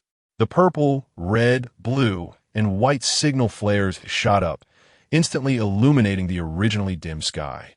Enough for everyone on the island to see. And indeed, it was as expected. People all over the island, some exploring, some mining, and some fighting, without exception, upon seeing the simultaneously appearing signal flares, understood that something urgent was happening and immediately stopped their actions to head towards the location of the signal. In a certain area rich in elements in the fire zone, Haas looked at the traces of mining in front of him, jumping with anger. Which bastard mined this out first? What bad luck! Just as he was about to continue searching, he saw the signal in the sky, weighed the elemental stones in his bag, and sighed. How did Shiwen fare? If I only mined this little, he would really return empty-handed, right? Thinking that someone else's harvest might be worse than his own, Haas felt slightly better. I don't know what happened. I should hurry to check. At the entrance of a cave in the Thunder Zone, 5 or 6 sturdy men surrounded a man who had multiple wounds on his body, but fortunately, they weren't deep. He was much better off than the heavily injured man beside him. The axe-wielding man said sternly, "Kid from the Summer Tribe, this cave was discovered by us first. If you leave now, I won't pursue the matter of you injuring my companion." Nodos tightly gripped his spear, his expression resolute. "Then we'll see if you have that capability." Just as both sides were about to clash again, the sudden light from the sky stopped them. The axe-wielding man hesitated for a moment, then put away his axe and left a harsh remark. "You're lucky this time, but this grudge is settled. Let's go." With the axe-wielding man's command, the others picked up the man on the ground and left together. Nodos looked at the flickering thunder inside the cave, feeling a bit reluctant. This was a place he had found with great difficulty, and there must be elemental creatures inside. Otherwise, he wouldn't have insisted on fighting so many people. After lingering outside the cave for a moment, Nodos still chose not to defy the chief summon and turned to head towards the place where the signal flare was launched. Since the landing spot was in the fire zone, it didn't take long for those exploring in the fire zone to arrive one after another, including Haas. As soon as Haas arrived at the location, he saw Shiwen, who was standing next to a few others with his head down, clearly not in high spirits. Thinking that Shiwen was feeling down because he hadn't found much, Haas didn't report to Matthew first but walked over to Shiwen, putting his arm around Shiwen's shoulder to comfort him. "It doesn't matter if you didn't find much. After all, this is your first time participating. Besides, there's a bastard who always gets ahead of me, so my harvest isn't great either." Shiwen shook his head upon hearing this. "It's not what you think." Haas had a look as if he had seen through Shiwen. "You brat, still pretending with me. Isn't it just that you didn't listen to my advice and now have nothing to show for it? So you feel embarrassed to see me? What's there to—" Shiwen suddenly widened his eyes at Haas, startling him. "What are you staring at me for?" Shiwen was a bit agitated. "I came in with you, right?" Haas reached out to touch Shiwen's forehead. "Have you lost your mind? Who else could you have come in with if not me? It's not like that. I can't explain it clearly right now. Let's go to the chief first." Shiwen pulled Haas to Matthew. "Chief." Haas greeted respectfully, then complained. This kid Shiwen might have messed up his brain, talking nonsense. Shiwen quickly explained. "Chief, that person came to the island with Uncle Haas." Upon hearing this, Matthew immediately asked, "Haas, describe the process of your interaction with that person." Haas was somewhat confused. "Who is that person? Besides being with Shiwen, I was alone the whole time." Matthew urged, "Don't worry about that. Just describe what happened after you got on the boat." Feeling perplexed, Haas muttered softly and then began to recount. "On the boat, I was worried that Shiwen had no experience, so I told him some precautions." Matthew pondered for a moment, his brow furrowed. "So, you don't know where he went?" And he also learned some information about the island. Haas still didn't understand the situation, and Shiwen quietly reminded him, "Uncle Haas, the person who came to the island with you, is an outsider. He knocked me out when I went to the bathroom and then impersonated me to participate in the Blood Moon Festival." Haas's brain felt as if it had been struck by a hammer, buzzing immediately. "Uncle Haas! Uncle Haas!" Hearing Shiwen's call, Haas came to his senses, secretly relieved that he had spent so much time with the outsider without any harm. He quickly defended himself to Matthew. "Chief, I didn't intentionally leak information. I really couldn't tell. That person's voice, tone, and appearance are exactly the same as Shiwen's." Matthew waved his hand. "You can't be blamed for that. You all go back to the team first. We'll talk when everyone is here." As he left, Haas began to complain. "You say? Why did you have to go to the bathroom at such a bad time? You made me make such a big mistake. And I don't even know how the chief will punish me." Shiwen whispered. "Didn't the chief say he wouldn't pursue it?" "Haas, you're just too young." Shiwen knew he was in the wrong and didn't dare to retort, letting Haas complain. The explorers gradually gathered at the meeting point from various locations on the island. When nearly 90% had arrived, the 4 clan leaders called everyone together to discuss specific matters. Matthew spoke first. We have received confirmed news that an outsider has infiltrated the Blood Moon Festival. Starting from the Fire Zone, has anyone noticed anything unusual? As soon as Matthew finished speaking, a commotion broke out, but no one could provide useful information. Coyote saw this and directly ordered a head count, ultimately finding that 26 people were still missing, with the majority being from the Fire Zone, totaling 15.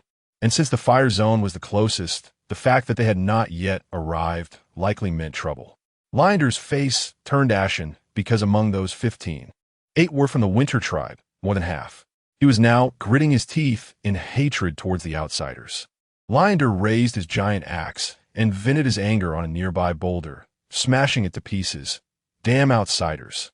Logically speaking, the situation was still unclear. And as a clan leader, Linder shouldn't have lost his composure, but knowing what happened in the Winter Tribe made it understandable why he hated outsiders so much.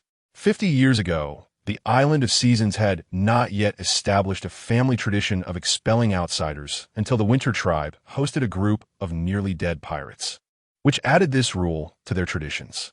It was also during the Blood Moon Festival when the tribe's strongest warriors mostly entered the Central Island. After the pirates recovered, they revealed their true nature, plundering the entire Winter Tribe, causing countless deaths, and stealing a treasured ice element heart along with numerous elemental stones and elemental cores. If the Blood Moon Festival hadn't ended and the tribe's warriors hadn't rushed back, they would have continued to plunder the other 3 islands. Although Lionder had not been born at that time, he had heard about it from the older generation and naturally harbored a deep-seated hatred for outsiders. In his fury, seeing the injured members in the team only fueled his anger, so he stormed over to a burly man with an axe and gruffly asked, "What happened to his injury? Did he encounter an outsider?" The burly man pointed at Nodos and replied, "No, he was injured when that kid from the Summer Tribe came to steal resources." Linder looked at the calm Nodos, somewhat incredulous. He was alone? The burly man wanted to argue. He was alone, but Linder, furious, kicked the burly man. Useless. Can't even win 5 against 1. Just embarrassing me. Go back and train harder. Linder clearly knew these few people were a small group, as they had always acted together during the Blood Moon Festival. Frustrated and unable to vent his anger, he wished he could immediately find the outsider to fight. But with no information available, he could only sulk nearby, remaining silent. After Linder's series of actions drew attention, Haas also returned to his thoughts, contemplating the things he encountered while exploring the Fire Zone. However, apart from always being one step behind, he hadn't noticed anything suspicious.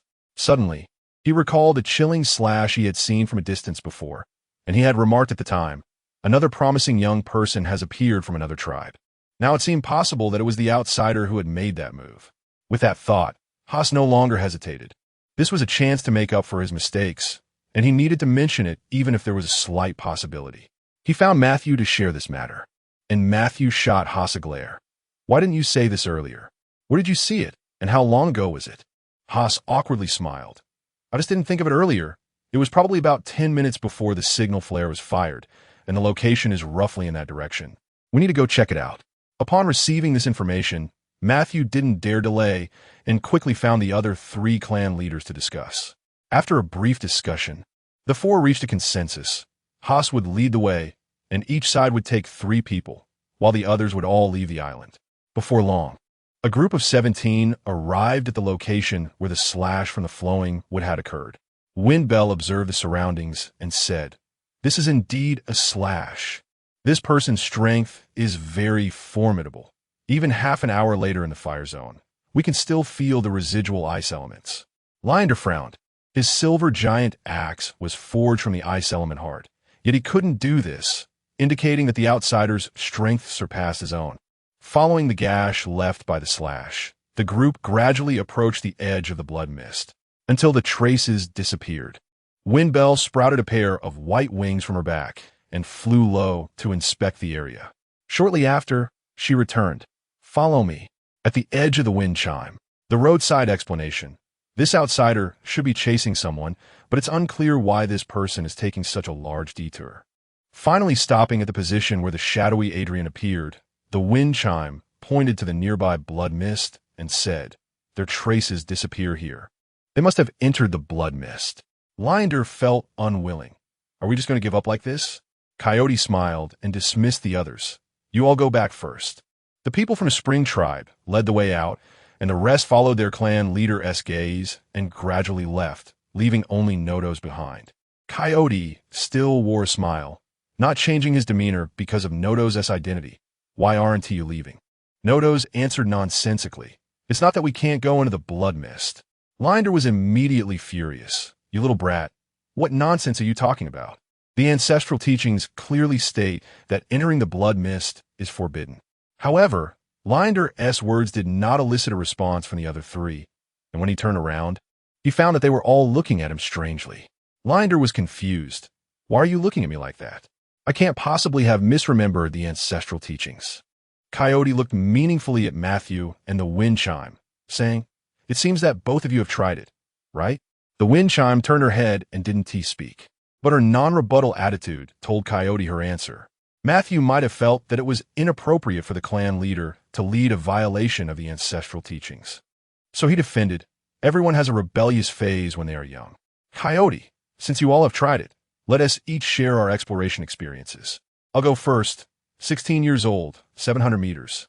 Matthew, 16 years old, 600 meters.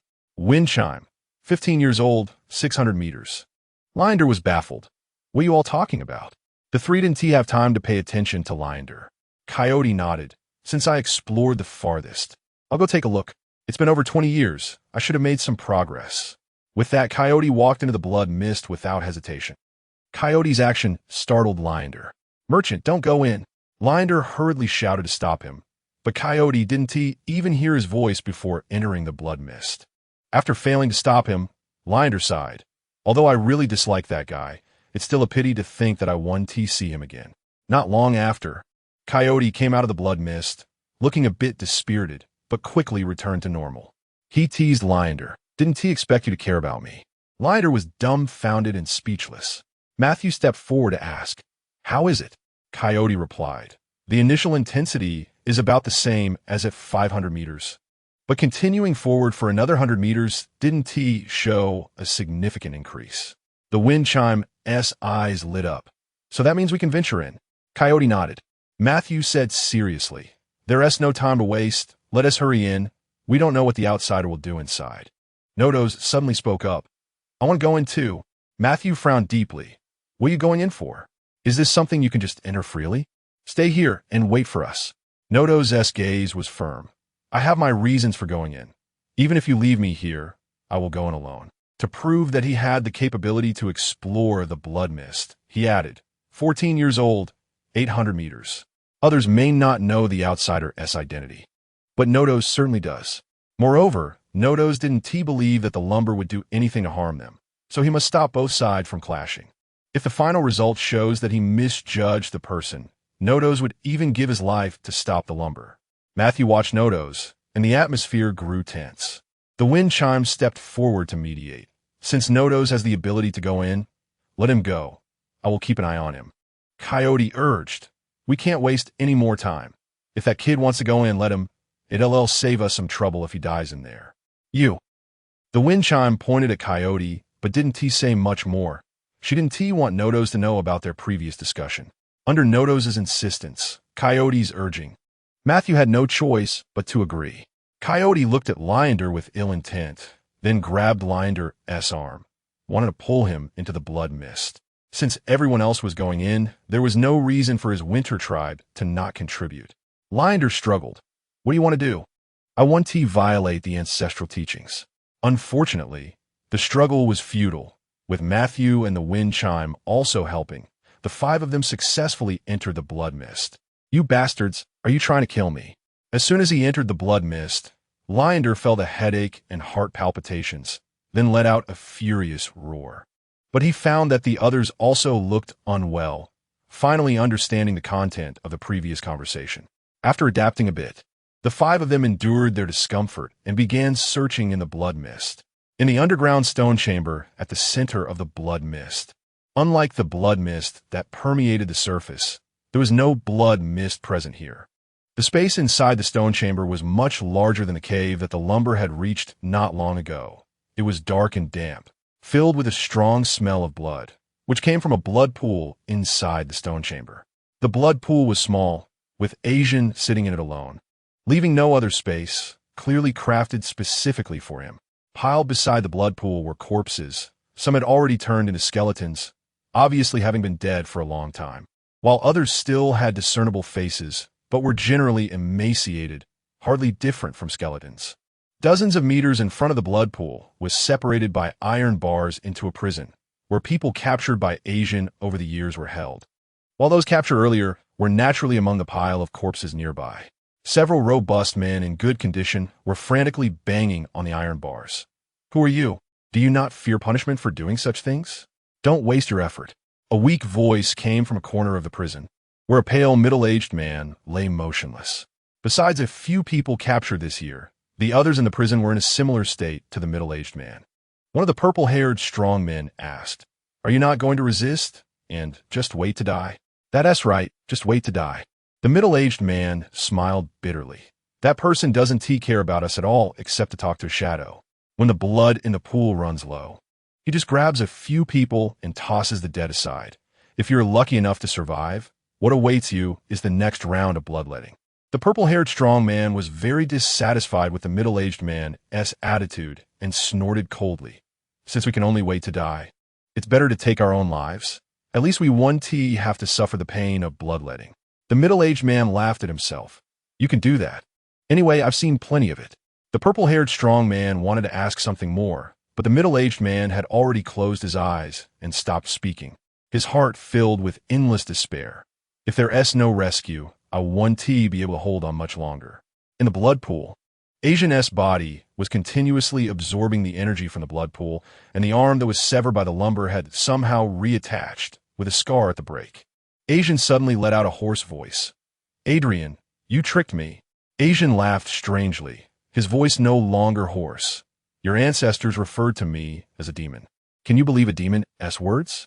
After that, no more hoarse voices were heard. Asian's soul had completely vanished, and from then on, there was no longer an Asian. Only Adrian, the demon's soul suppressed in the tomb for nearly 1,000 years. Adrian suddenly opened his eyes, which emitted an eerie red light. This body is too weak. Even after absorbing so much bloodline power, it still can't compare to the Crimeans, let alone that bastard Thaddeus. Remembering how Thaddeus had once successfully stolen his power and defeated him, Adrian felt a surge of hatred. But thanks to this, the Crimean clan no longer exists, and no one like Thaddeus will ever appear again. It was worth using my last bit of strength to cast that curse. Should I seek revenge on the descendants of the Crimeans first, or should I retrieve some of my power first? Adrian, bathing in the blood pool, contemplated his next move. Just then, a noise came from the entrance of the stone chamber. "I almost forgot about this rat. I'll take you down first. Asian, since you helped me, I'll help you get revenge." Adrian laughed cruelly as he rose from the blood pool and went to the place where Asian stored his treasures. Inside were piles of elemental stones and crystal cores, and there were also a few elemental hearts, but the most obvious was a separately placed tricolor staff.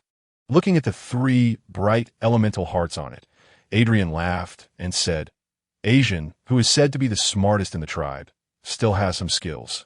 With this tricolor staff, I can easily use some power. I'll make do with it before reclaiming my strength." Above the underground stone chamber stood a majestic statue. This statue was nearly 10 meters tall, with wings on its back and a long spear in its hand. Although it was evident that the material used to create the statue was quite special, due to the passage of time, many parts had already succumbed to the erosion of the years.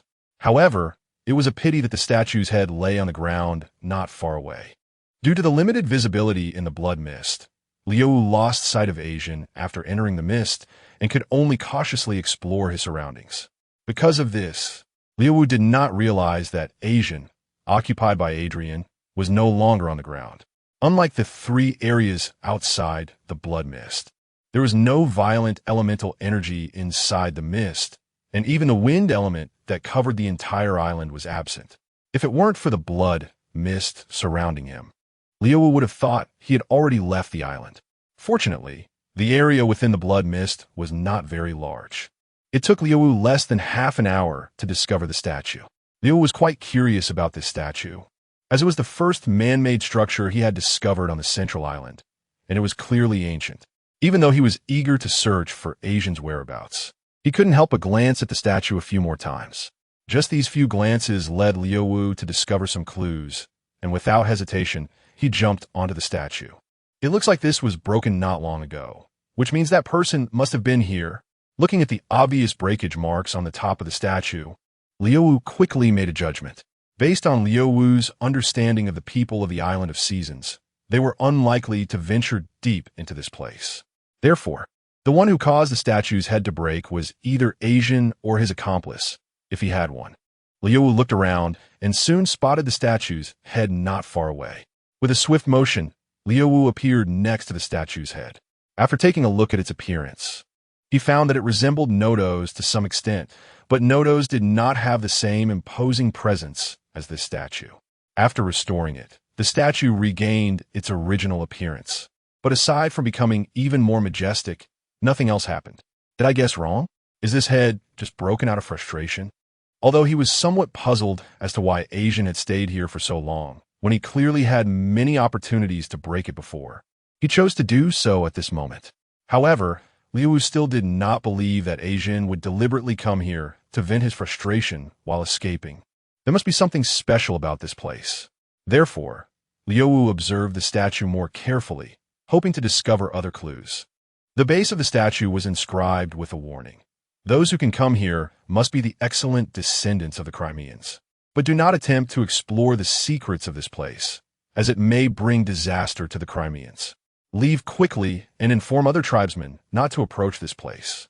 Following this warning was the signature of Thaddeus. Thaddeus? Looking at the 4 characters engraved on the statue's base, Liu Wu couldn't help but read them aloud. This should be the person's name. Nothing special. The Crimeans should be the people of the Island of Seasons, right? Although the warning advised against further exploration, Liu Wu was not a Crimean and naturally did not have to heed the words of the Crimean ancestors. Moreover, Asian was clearly from Spring Island, and he had ignored this warning. The warning did not deter Liu Wu, who continued to explore the statue, but unfortunately, he did not find any mechanisms or similar objects. Could this have been deliberately created to waste time? Liu Wu's expression darkened. If that were the case, it would mean he had been successfully played. Just as he was about to leave, Liu Wu noticed something different at the base of the statue. He reached out, pressed on the statue, and applied a bit of force. The statue shifted a few millimeters. Just as I thought, Liu Wu's eyes lit up, knowing he had succeeded. Click, click, click, as Liu Wu continued to apply force. The statue was moved a distance, revealing the entrance to a passageway. Regardless of whether he could find Asian at the end of this passage, Liu Wu chose to explore it, as this was the main purpose of his visit to the island. Tracking Asian was merely to prevent him from interfering with his adventure. If he could conveniently take his treasures, that would be even better. This passage was clearly man-made. Not only did it have lighting tools inside, but its path was also not winding or convoluted, making it much easier to navigate than the previous cave passages. Soon, Liu Wu reached the end of the passage and successfully found his target. Kid, I've been waiting for you for a long time. You're not as decisive as you were when you chopped me before. After getting hold of the tricolor staff, Adrian returned to the blood pool and quietly awaited Liu Wu's arrival.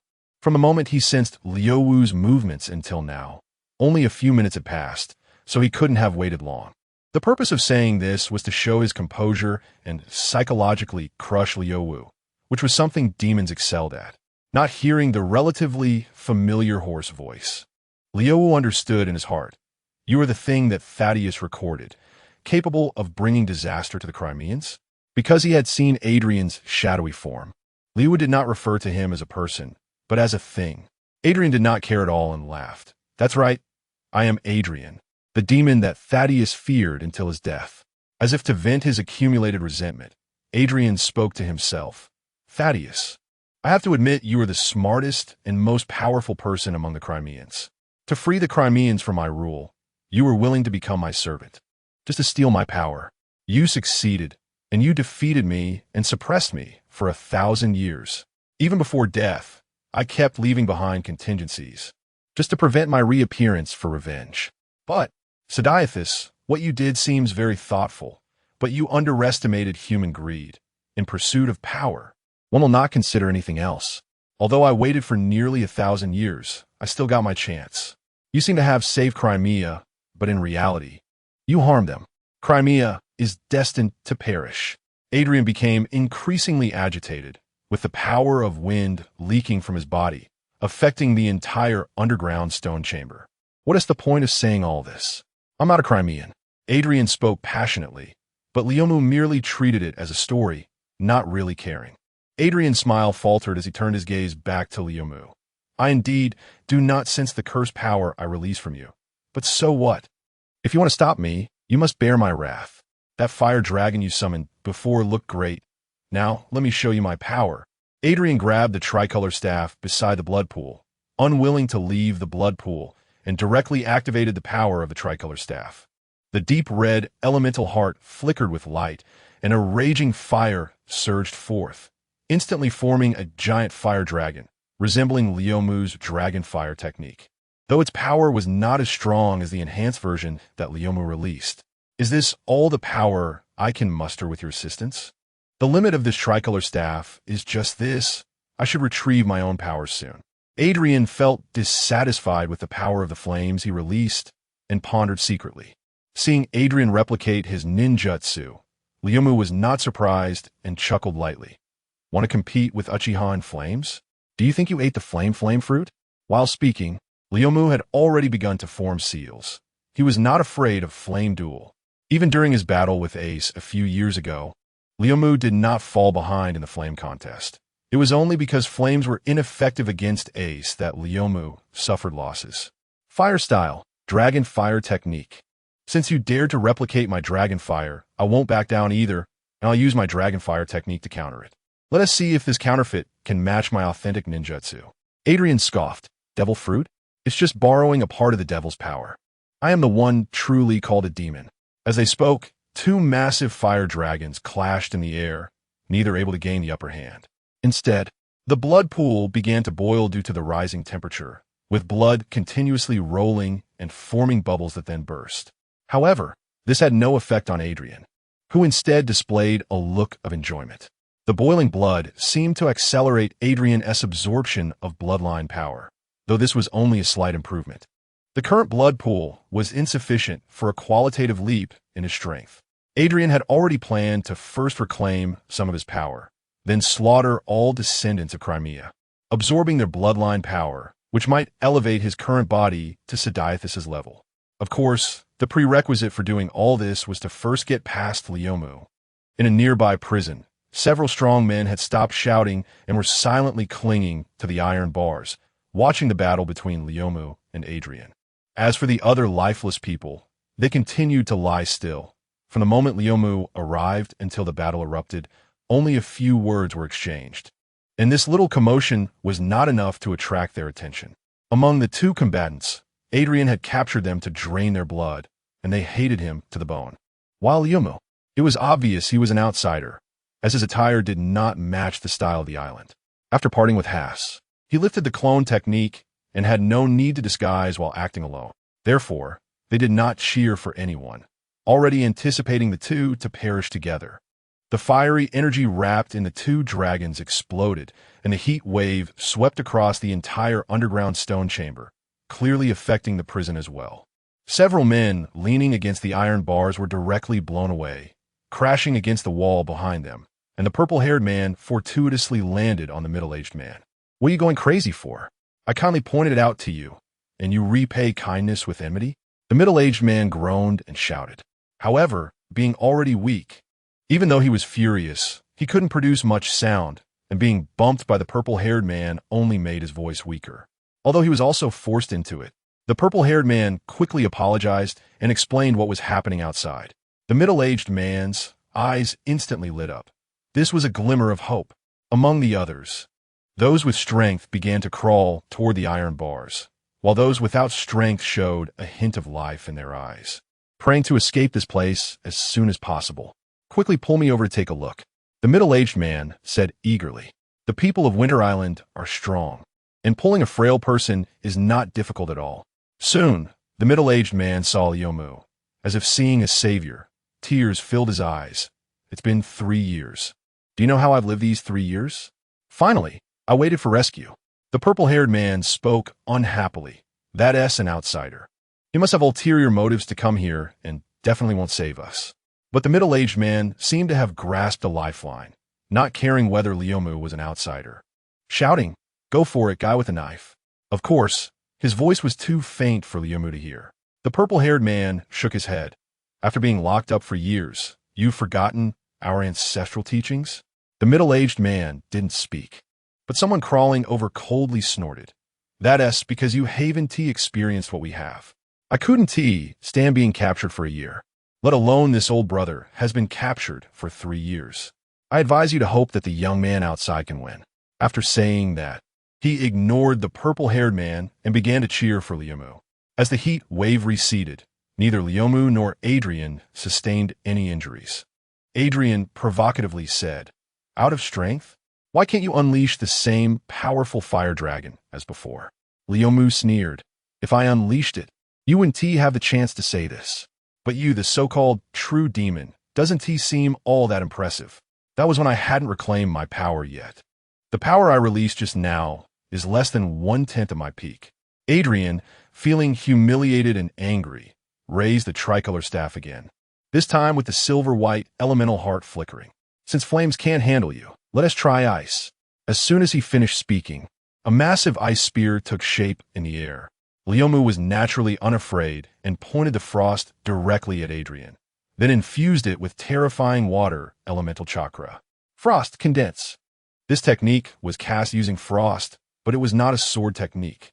Although Leomu frequently used ice elemental power, he did not have the ice release bloodline limit and could only use ice elemental power through frost. This frost, crafted from the ice elemental heart, could not only release ice elemental power itself, but also transform the water attribute chakra Leomu infused into ice elemental power, greatly aiding him in past battles.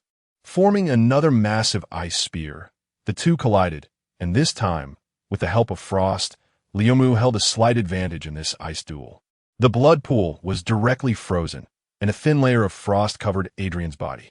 But this was not enough to turn the tide, as Adrian instantly broke free from the frost and swiftly swung the tricolor staff forward, blocking the driftwood strike. Adrian grinned maliciously. "Kid, you don't think you've won just like that, do you?" A gust of wind then appeared, blowing the driftwood away. Following that, Adrian continuously unleashed 4 types of powers: wind, flame, frost, and thunder, all of which were extremely powerful, with the wind being the most formidable. The driftwood also employed various escape techniques. Although his lightning and wind techniques could not compare to Adrian's, he could still hold his ground with his equally strong earth techniques. The two fell into a stalemate. Bathing in the blood pool, Adrian furrowed his brows into a shape. Although the elemental power he was exhibiting was less than 1/10 of his peak strength, the kid that had emerged from nowhere was surprisingly able to contend with him, even without falling behind, which made Adrian quite restless. The deep red elemental heart of the tricolor staff flickered again, unleashing a massive fireball as Adrian stood up from the blood pool, blood droplets continuously dripping back into it. His expression ominous and fierce. After several rounds of elemental confrontation, the driftwood realized that relying solely on ninjutsu would not be enough to defeat Adrian, and that he would ultimately have to rely on close combat to have chance. Watching the massive fireball launched by Adrian, the driftwood immediately performed water release, water barrier to block it. The fireball struck the water barrier violently, and the steam produced by the evaporation began to spread throughout the underground stone chamber. Even though neither of them could see their opponent, their bodies moved simultaneously. Clang! In an instant, 2 figures met within the mist, the sound of metal clashing echoing throughout the underground stone chamber. The driftwood tightly gripped the frost, while Adrian also firmly held the tricolor staff. The blade struck the tricolor staff but did not dent it, indicating the material of the staff was equally resilient. So heavy. Feeling the force transmitted through the handle, the driftwood's brows tightened, gritting his teeth as he prepared to open the 5th gate. That's right. The driftwood had already opened the 4th gate when he moved. During his earlier encounter in the underground cave with Asian, he realized that Asian was roughly equal in strength to him in the state of the first gate. So now, with the strange shadow Adrian occupying Asian's body, the Driftwood decided to be cautious and open the injury gate directly. However, the Driftwood still underestimated Adrian. Even after opening the injury gate, he was still not as strong as Adrian. Without time to ponder why the same body could exhibit such a disparity in power, the Driftwood mobilized the chakra within him, preparing to charge through the fifth gate. But Adrian did not give the Driftwood that opportunity. The moment their weapons clashed, Adrian raised his right leg and side-kicked the Driftwood. This kick was executed with deadly intent, as Adrian aimed for the Driftwood's head. The kick, imbued with the power of wind, was swift and fierce. Even with the Driftwood's robust physique, he would still suffer serious injury if hit. Reluctantly, the Driftwood had no choice but to retract one hand to block Adrian's kick. Bang!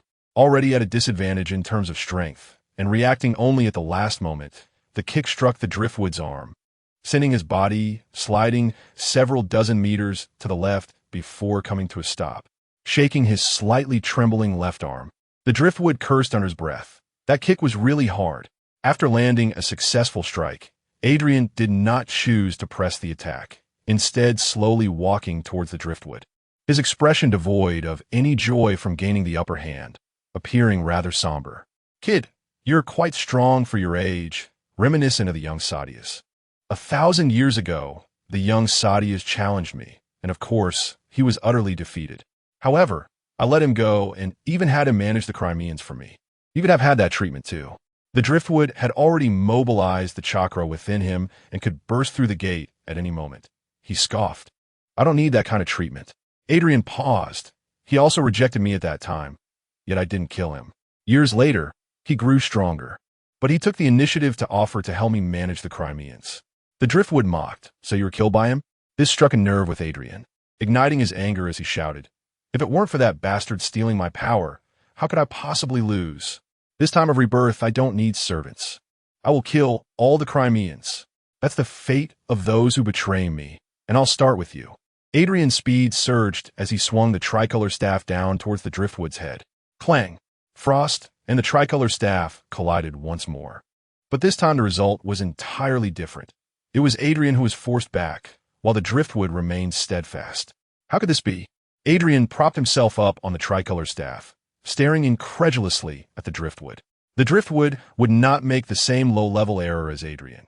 He charged forward swiftly, swinging the Frost repeatedly, forcing Adrian into a defensive posture. To take advantage of the situation, one must press the attack and convert their advantage into victory. After all, judging from the earlier exchange, even in the state of the injury gate, the Driftwood could only slightly suppress Adrian, unless in special circumstances. He would not use the sixth gate if he could resolve things with the fifth, especially since even though the Driftwood's recovery was decent now, opening the sixth gate still inflicted damage on his body. And obviously, Adrian would not allow the Driftwood to use his full strength in the sixth gate, let alone reach his limits, rendering even the training effect moot. Meanwhile, during the Driftwood's battle with Adrian, Notice and the other four finally explore the area of Sadia's statue. "Look over there, there's a passage. That outsider must have gone down there," Windbell shouted, pointing at the passage next to the statue. "Then what are we waiting for? Let's hurry down. The sooner we solve this, the sooner we can get out. I don't want to stay in this godforsaken place any longer. My head has been hurting the whole time," Leander said, preparing to rush into the passage. Coyote quickly pulled him back and cautiously said, "We can't exert our full strength right now. Let's be careful and not fall into the outsider's trap. Let's send someone in to scout first." He then turned his gaze towards Notice, his intention quite clear. Notice believed the Driftwood would not harm him, and without refuting, he walked towards the entrance of the passage. Matthew stepped in front of Notice. "I'm the fastest. Let me scout ahead," he said, then directly entered the passage. Since someone was scouting, Coyote did not insist on sending Notice, leaving the other four outside to wait for Matthew's return. Feeling bored while waiting, they began to observe Sadia's statue. "Look, this statue looks a bit like this kid," Leander remarked, his gaze shifting between Notice and the statue before exclaiming in surprise. The others finished reading Sadia's message, wondering about the so-called disaster, and curiously looked towards the statue's head, confirming the resemblance. Just as they were about to express their opinions, Matthew emerged from the passage. "Why are you back so soon? Did you find nothing inside?" Coyote frowned slightly. The passage must have just opened not long ago. The blood mist only spread a few dozen meters, and there was no more mist after that. "I thought it would be safer to go in together." Matthew explained his findings. After discussing around the statue for a while and finding no useful information, they all entered the passage together. As they walked through the corridor, a few of them entered the underground stone chamber and discovered a fierce battle between Leomu and Adrian. The sword lights and shadows rapidly changed positions within the stone chamber, accompanied by various elemental attacks colliding. Adrian was already showing signs of fatigue. It was only a matter of time before Leomu claimed victory. Both of them noticed the 5 intruders, but paid them no mind. Leomu wanted to seize the moment to take down Adrian, while Adrian was exhausted from defending himself. However, among the 5, 2 people took action. "Leomu, I'm coming to help you." Nodos quickly grabbed the 2 iron spears behind him and combined them, rushing towards the battlefield of the 2 fighters. One of them was Leomu, whom he was familiar with and had a good relationship with, while the other was Adrian, whom he had never seen before and whose aura was strange. Nodos unhesitatingly chose to assist Leomu. The other person who moved was Leander, who made a completely opposite choice from Nodos. As a resident of the Island of Seasons, he had a deep understanding of the heart of elements. So when he saw the frost in Leomu's hand, he immediately understood. There must be an ice element heart among the forging materials of the frost. The ice element heart lost during the raid on the Winter Tribe was exactly what was missing. Leander naturally connected the two, believing that Leomu was a descendant of that group of pirates, and the accumulated hatred from that time was erupting now.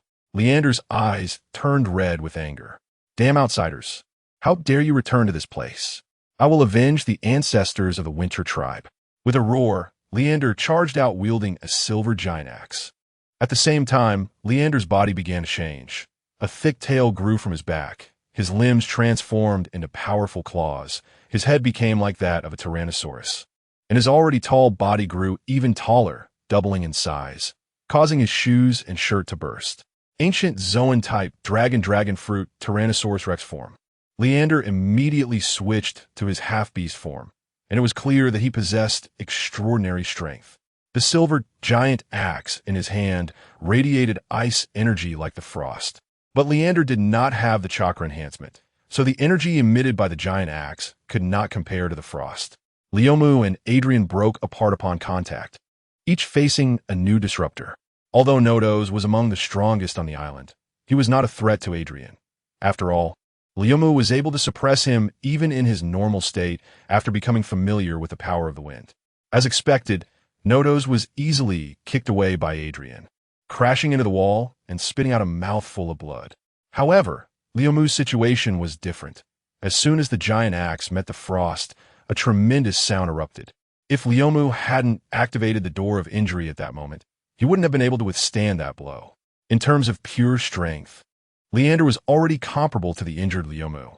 After a brief clash, Leander was forced back until he hit the wall, stopping there. Though he quickly faced defeat like Nodos, his condition was much better than Nodos's, and he looked at Leomu in disbelief. He actually lost in terms of strength. Leomu had no good impression of this inexplicable attacker and coldly wanted to teach Leander a lesson. But he had no chance as Adrian, after sending Nodos flying, charged at Leomu again with incredible speed. Adrian wanted to quickly eliminate Leomu, the biggest threat to him. After all, the other few were not fools. They could not fail to notice what was happening in the stone chamber, and then he would have to fight 6 at once. Dealing with just Leomu was already very challenging for Adrian, and with a few more people, he wouldn't even have the chance to run. He didn't want to completely die again, so soon after being reborn. Although Adrian had gained some time by knocking Nodos away first, Leomu's strength still surpassed his, allowing him to respond appropriately. Although he suffered a minor setback, he quickly turned things around. Matthew and Win Bell rushed over to check on Nodos after seeing him injured, while Coyote surveyed the entire stone chamber with a gloomy expression, trying to understand the casualties that had arisen over the years. Watching the 2 fighters, Coyote's expression was complex. Liumu appeared young, and decades ago he hadn't even existed, so Coyote wouldn't be foolish enough to suspect Liumu.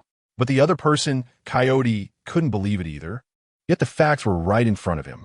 Asian, known as the smartest person of the Spring Tribe, had created or improved many of the island's technologies, but unfortunately, he had not emerged after a Blood Moon festival. To commemorate him, the tribe had even left behind a portrait. Although his features looked somewhat aged now, Coyote still recognized him. He simply couldn't understand why someone who had contributed so much to the tribe would commit such cruel acts. But Coyote did not inquire further, as it was meaningless. Regardless of Asian's reasons, Coyote had to kill him to give an explanation to his tribe. Coyote took out 2 purple daggers, and his body began to change as well, though unlike Leander, his transformation didn't significantly alter his physique. Ancient Zoan-type dragon fruit, Lysoto dragon form. The human Lysoto dragon walked over to Leander, stopping him as he was about to take action again. Before Leander could speak, Coyote quickly said, "Let's discuss the outsider's matter later. We can't determine if he is a descendant of those people with just one knife. First, we need to deal with the other guy. All the casualties over the years have been caused by him."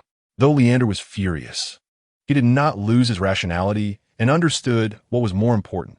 "I'll follow your lead for now." Matthew and Win Bell supported Nodo's over and heard Coyote's words. In fact, they had already begun to suspect when they saw the blood pool earlier. Although none of them liked Coyote, this was a matter concerning the entire island of Seasons, and Coyote would not jump to conclusions. The 3 chose to trust him. This chapter is not over. Please click on the next page to continue reading. Matthew took off his purple spear, and Wind Bell drew out her deep red short sword, both of their bodies transforming in the process. Ancient Zoan-type dragon fruit velociraptor form. Ancient Zoan-type bird fruit white eagle form. The 4 nodded at each other and collectively walked towards the battlefield. "Asian, you must pay for the crimes you've committed." Coyote's eyes were dark, and his tone was cold. With no immediate pressure, Liumu kindly corrected him. If you had discovered him earlier, he should still be Asian, but now he is the disaster mentioned by Thaddeus. Before Coyote could respond, Leander spoke harshly. "This is none of your business, outsider. After we deal with this person, we'll come back to settle accounts with you. Isn't this just asking for hatred? If it were easy to deal with, they would have taken care of it in passing. But just from their earlier encounter, it was clear that dealing with one person was already troublesome, let alone 2. Not wanting to add a powerful enemy, Coyote shot Leander a glare and quickly added, "Don't mind him, young brother. He is not very bright. You've been fighting for so long and must be tired. Leave the rest to us. To thank you for helping us expose this culprit. We'll make sure to properly reward you after this matter is settled." Leander wanted to say something else, but was stopped by the other 3. Honestly, if it weren't for Coyote's timely intervention, Liumu would have wanted to stab Leander first, but he was too lazy to act. Everyone has their own temper.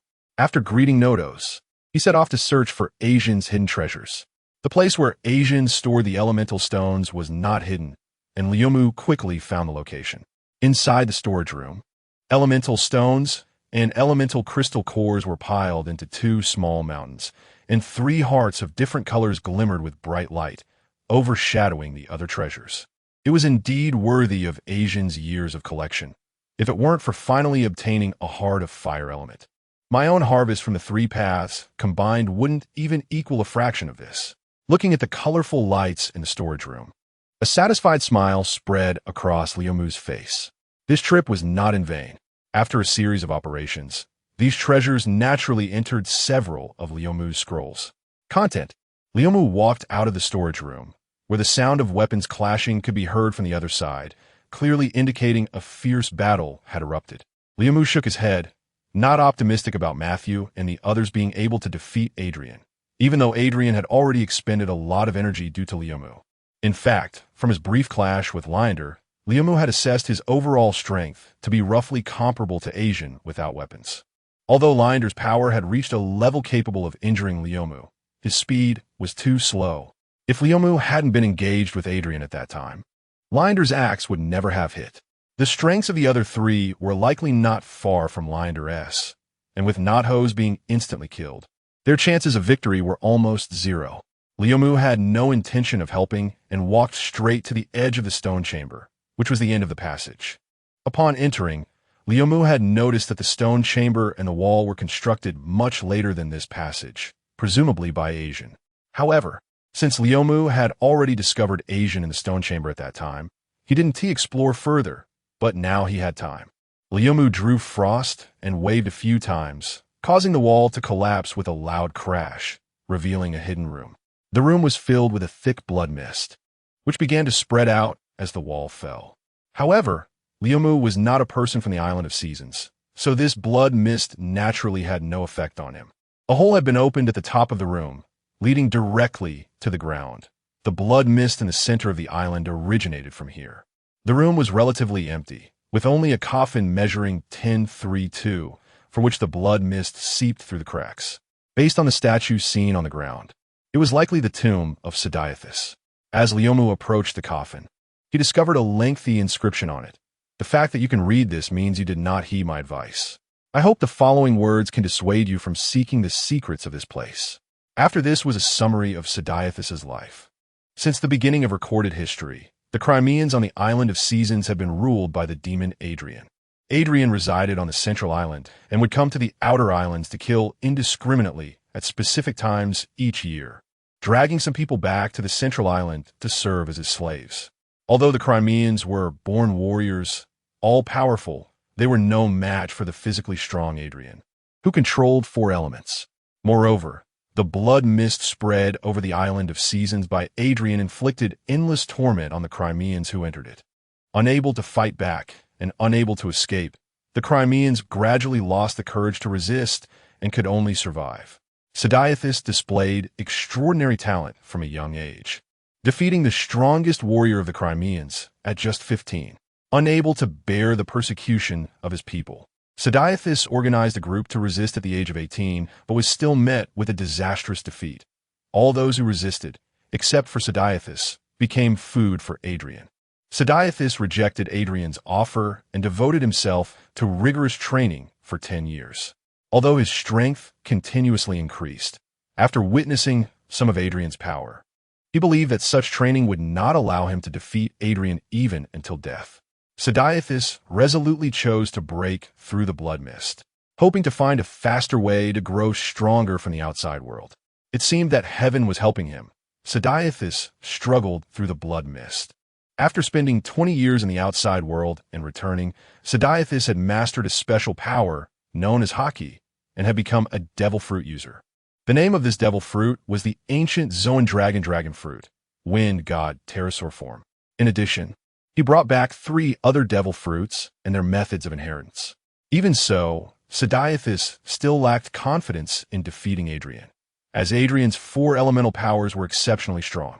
However, Sidiathus believed that Adrian must have weaknesses, so he secretly gave the 3 fruits to the 3 strongest individuals of the Crimeans at the time and instructed them to patiently wait for the right moment.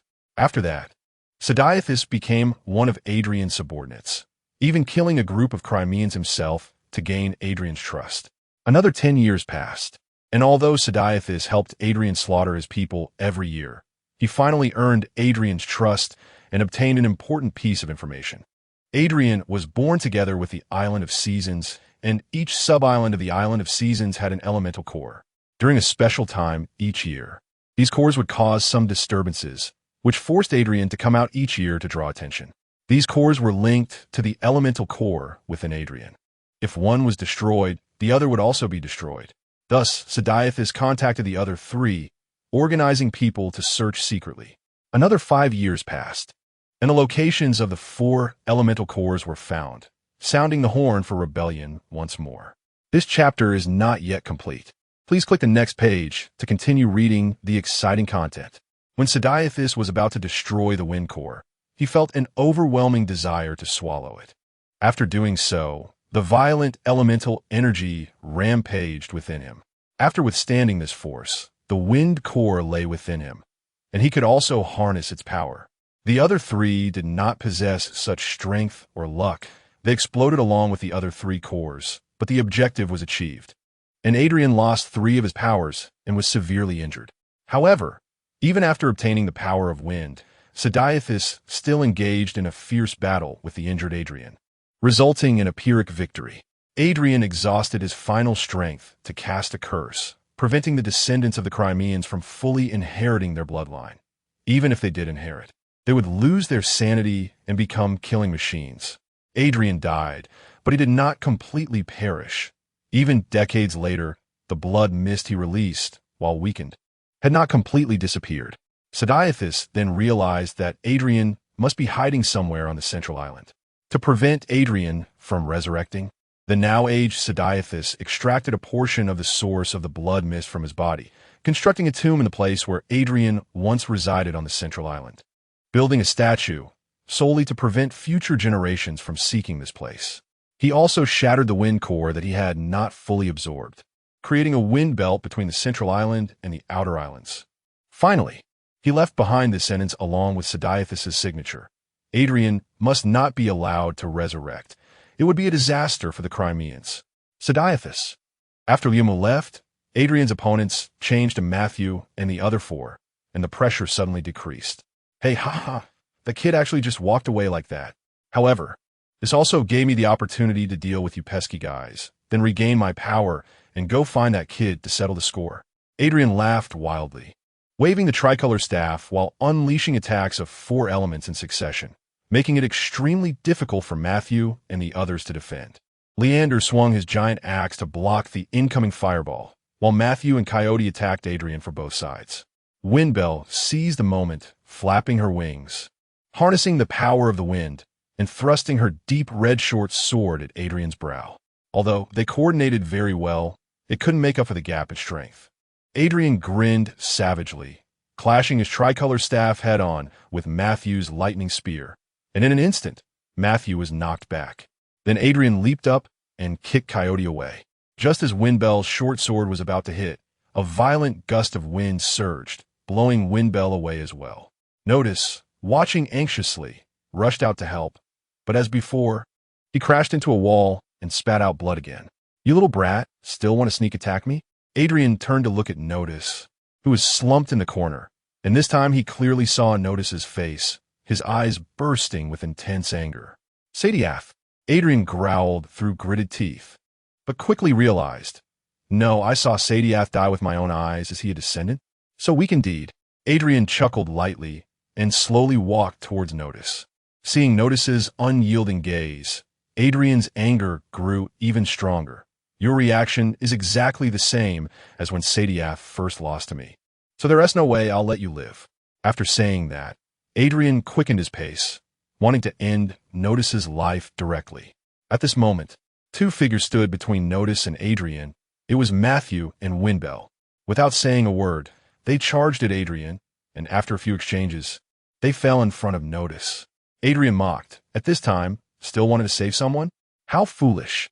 Just like those 2 from 12 years ago. If they hadn't wanted to save someone, Asian Woon T have let them go back then. Speaking of which, you guys look quite similar. I remember those 2 were called Oak and Milia, right? It's really thanks to their soft hearts. Otherwise, they would have been exposed 12 years ago. Blood dripped from Windbell's mouth as she glared fiercely at Adrian. I want allow you to speak about my sister. Oh, so that's your sister, huh? I must say, their blood has provided a great deal of help to this body. Adrian's demonic nature surfaced, wanted to provoke them, and watching them look angry yet powerless seemed to satisfy him. Windbell and Matthew were indeed angered, but the most furious was Notice behind them. As if unaware of his own injuries, Notice stood up straight, the cursed power in his mind violently crashing against a layer of protection. The red light in his eyes flickering and his entire aura fluctuating, his state was very abnormal. On Spring Island, near the Blood Moon Festival assembly point, the fluffy ball was leisurely lying under a tree, sound asleep. Originally, it was supposed to follow Notice inside, but Notice worried about it encountering danger. So he let it stay here and wait. Ever since Notice gained qualification for the Blood Moon Festival, it had been like this. Seemingly stimulated, the fluffy ball suddenly opened its eyes and looked towards the center island. This time it could no longer wait. Flapping its wings, the fluffy ball flew towards the center island at high speed. And the Spring Island warriors on duty only saw a chubby shadow flash by before losing sight of the fluffy ball.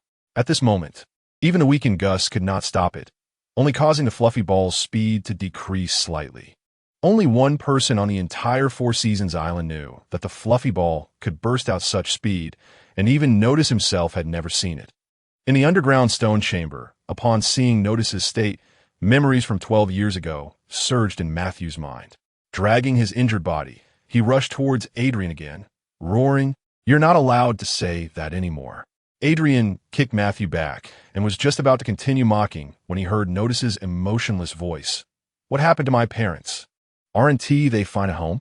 Notice's abnormality piqued Adrian's curiosity. He remembered the curse he had cast, and suddenly realized, no wonder the curse aura within this kid is different from others, so that's how it is. After figuring it out, Adrian decisively added fuel to the fire, pointing to the pile of corpses by the blood pool and saying, "Of course, they are already dead. You might find their bodies there, if you can recognize them." Adrian's words were like the last straw that broke the camel's back for Notice. A layer of illusion embedded in Notice's mind, which had been resisting the erosion of the cursed power, shattered at this moment. The images of the 12 years spent with his parents were all broken, and the sealed memories opened at this moment. The curse buried deep in his blood no longer had any barriers, eroding Notice's brain. "Father, mother." Notice's lips moved slightly, softly calling out. Then, as rationality gradually faded, Notice's eyes turned completely red, and he became visibly more violent, exuding an aura that surpassed several clan leaders. This was the curse cast by Adrian, either becoming deformed and unable to inherit power, or being eroded by the curse power, continually squeezing potential to gain strength, turning into a machine of slaughter. Clang! The two long spears clashed, and Matthew was knocked back once more. "Matthew, what is going on with Notice? You must know something by the look on your face."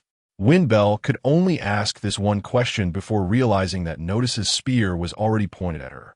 Without Matthew needing to answer, Adrian took the initiative to explain. He has just been eroded by the curse. Right now, he will only do one thing, which is to kill.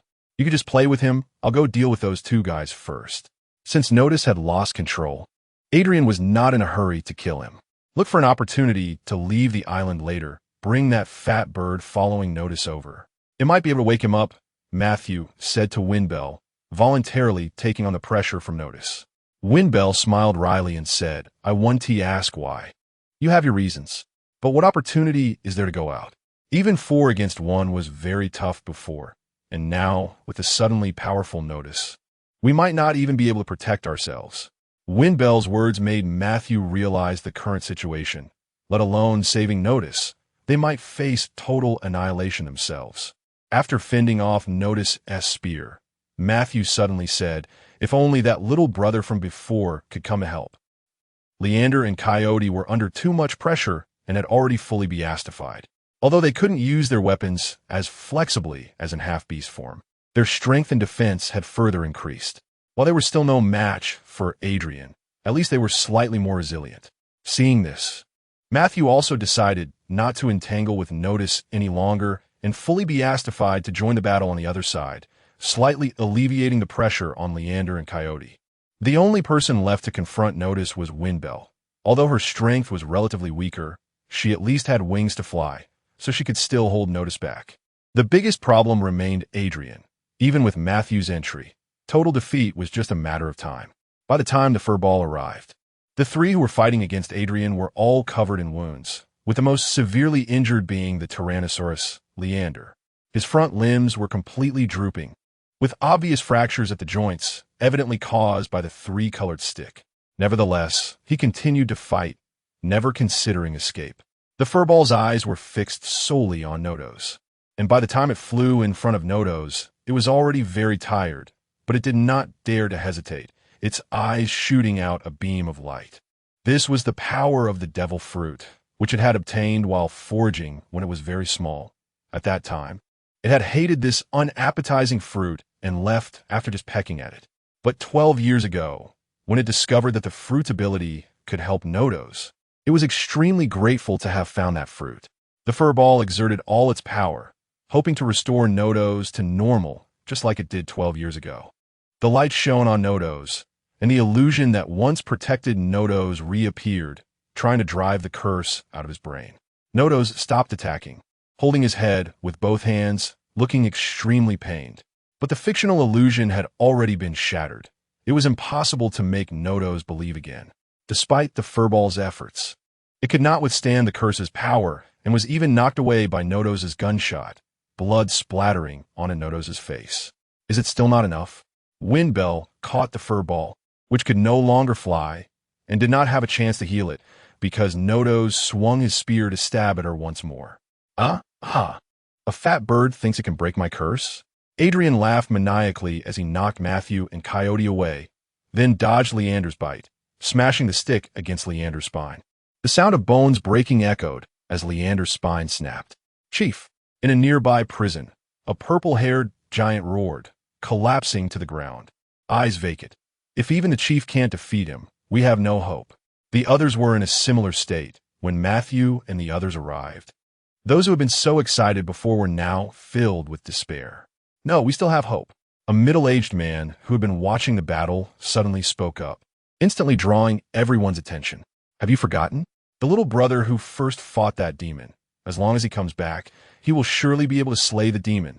The middle-aged man's words ignited their last hope, and everyone prayed for the return of Flowing Wood. In the tomb, after reading Sadia's account, Flowing Wood sighed. Sadia's has done well, but desire is ultimately insatiable. In the end, it was because Asian could not resist the temptation of power and was deceived by Adrian. Otherwise, these events would not have occurred. Flowing Wood stood up, placed his hand on one end of the coffin, and slowly pushed the coffin lid open. No matter how powerful Sadia's was, he was still immortal. 1,000 years later, all that remained was a skeleton. This skeleton, aside from its unusual height of 8 meters, had nothing special about it, except that his right hand still tightly gripped a longer iron spear beside him. Black spear? Looking at the pitch-black iron spear, Flowing Wood blurted out those 2 words because he sensed a similar aura to the Eagle Eye's blade, Night. And the introduction to Night by Eagle Eye was Black Blade. When he first encountered the Black Blade, Flowing Wood was unsure what this aura was, but after personally clashing with a user of Haki, he could conclude that this was the aura of Haki. This black spear should be a weapon of the same level as the Black Blade, Knight. Flowing Wood stared at the black spear and made a reasonable deduction. After hesitating for a moment, Flowing Wood decided not to touch the black spear, as a sign of respect for the powerful Sadius. Of course, another reason was that this nearly 10-meter-long black spear was something Flowing Wood could not use. Even among those he had seen, no one was suitable to wield such a long weapon, since he did not plan to take the black spear. There was nothing else worth Flowing Wood's attention here. After putting the coffin lid back on, Flowing Wood's expression hardened, and he turned to leave the tomb. He was going to slay Adrian. According to Sadia's account, even extraordinarily powerful Sadias who had obtained the power of the Wind Core could only barely defeat the heavily injured Adrian. It was unimaginable how strong Adrian was at his peak. Moreover, since he had already formed a grudge against Adrian, Flowing Wood could not allow Adrian to recover his strength. He could only eliminate this threat in advance. With his spine broken, Leander could not stand up no matter how he struggled, which only worsened his injuries. He shouted in regret, "Damn it, it's all my fault. If I hadn't been so impulsive back then, this demon would have been killed. And I have let down my people. You're right, it's all your fault. Don't worry before I slaughter the Crimeans. I'll tell them that this demon owes his survival to you, the chief, so let them hate you." Adrian truly lived up to his name as a demon, not only emphasizing the need to bloodily cleanse the Four Seasons Island, but also adding fuel to the fire at this moment. "It's all my fault. It's all my fault." Leander had completely broken down, reverting from his beast form back to his original self. The once rugged giant was now in tears, his tears mingling with blood. Leander, Matthew, and Coyote, seeing this old rival and friend in such a state, exhausted their last strength to rush forward, hoping to make a desperate strike. Adrian snorted coldly, swinging the 3-colored stick to strike Matthew's chest, sending him flying, then grabbing Coyote's incoming claws and slamming him hard to the ground. Adrian sneered and said, "No need to rush. It'll be your turn soon." After seriously injuring the two, Adrian temporarily ignored them. Watching Leander's pitiful state, Adrian felt very pleased. The grievances that had built up over the years seemed to have been vented. Say goodbye to this world.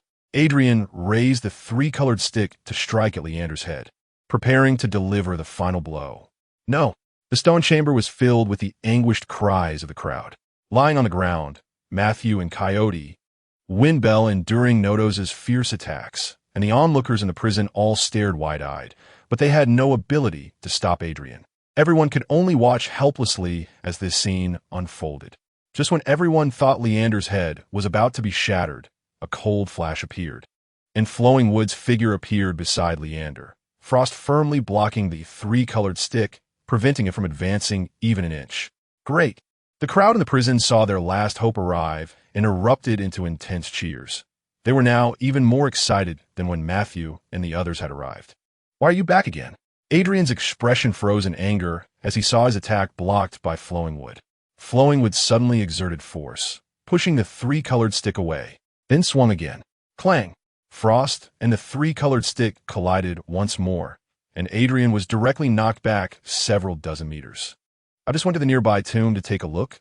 I didn't leave, so how can you say I'm back?" Flowing Wood said casually. "However, I did learn some things in the tomb. You seem to be much more dangerous than I imagined." As he said this, a strong killing intent radiated from Flowing Wood's Sharingan.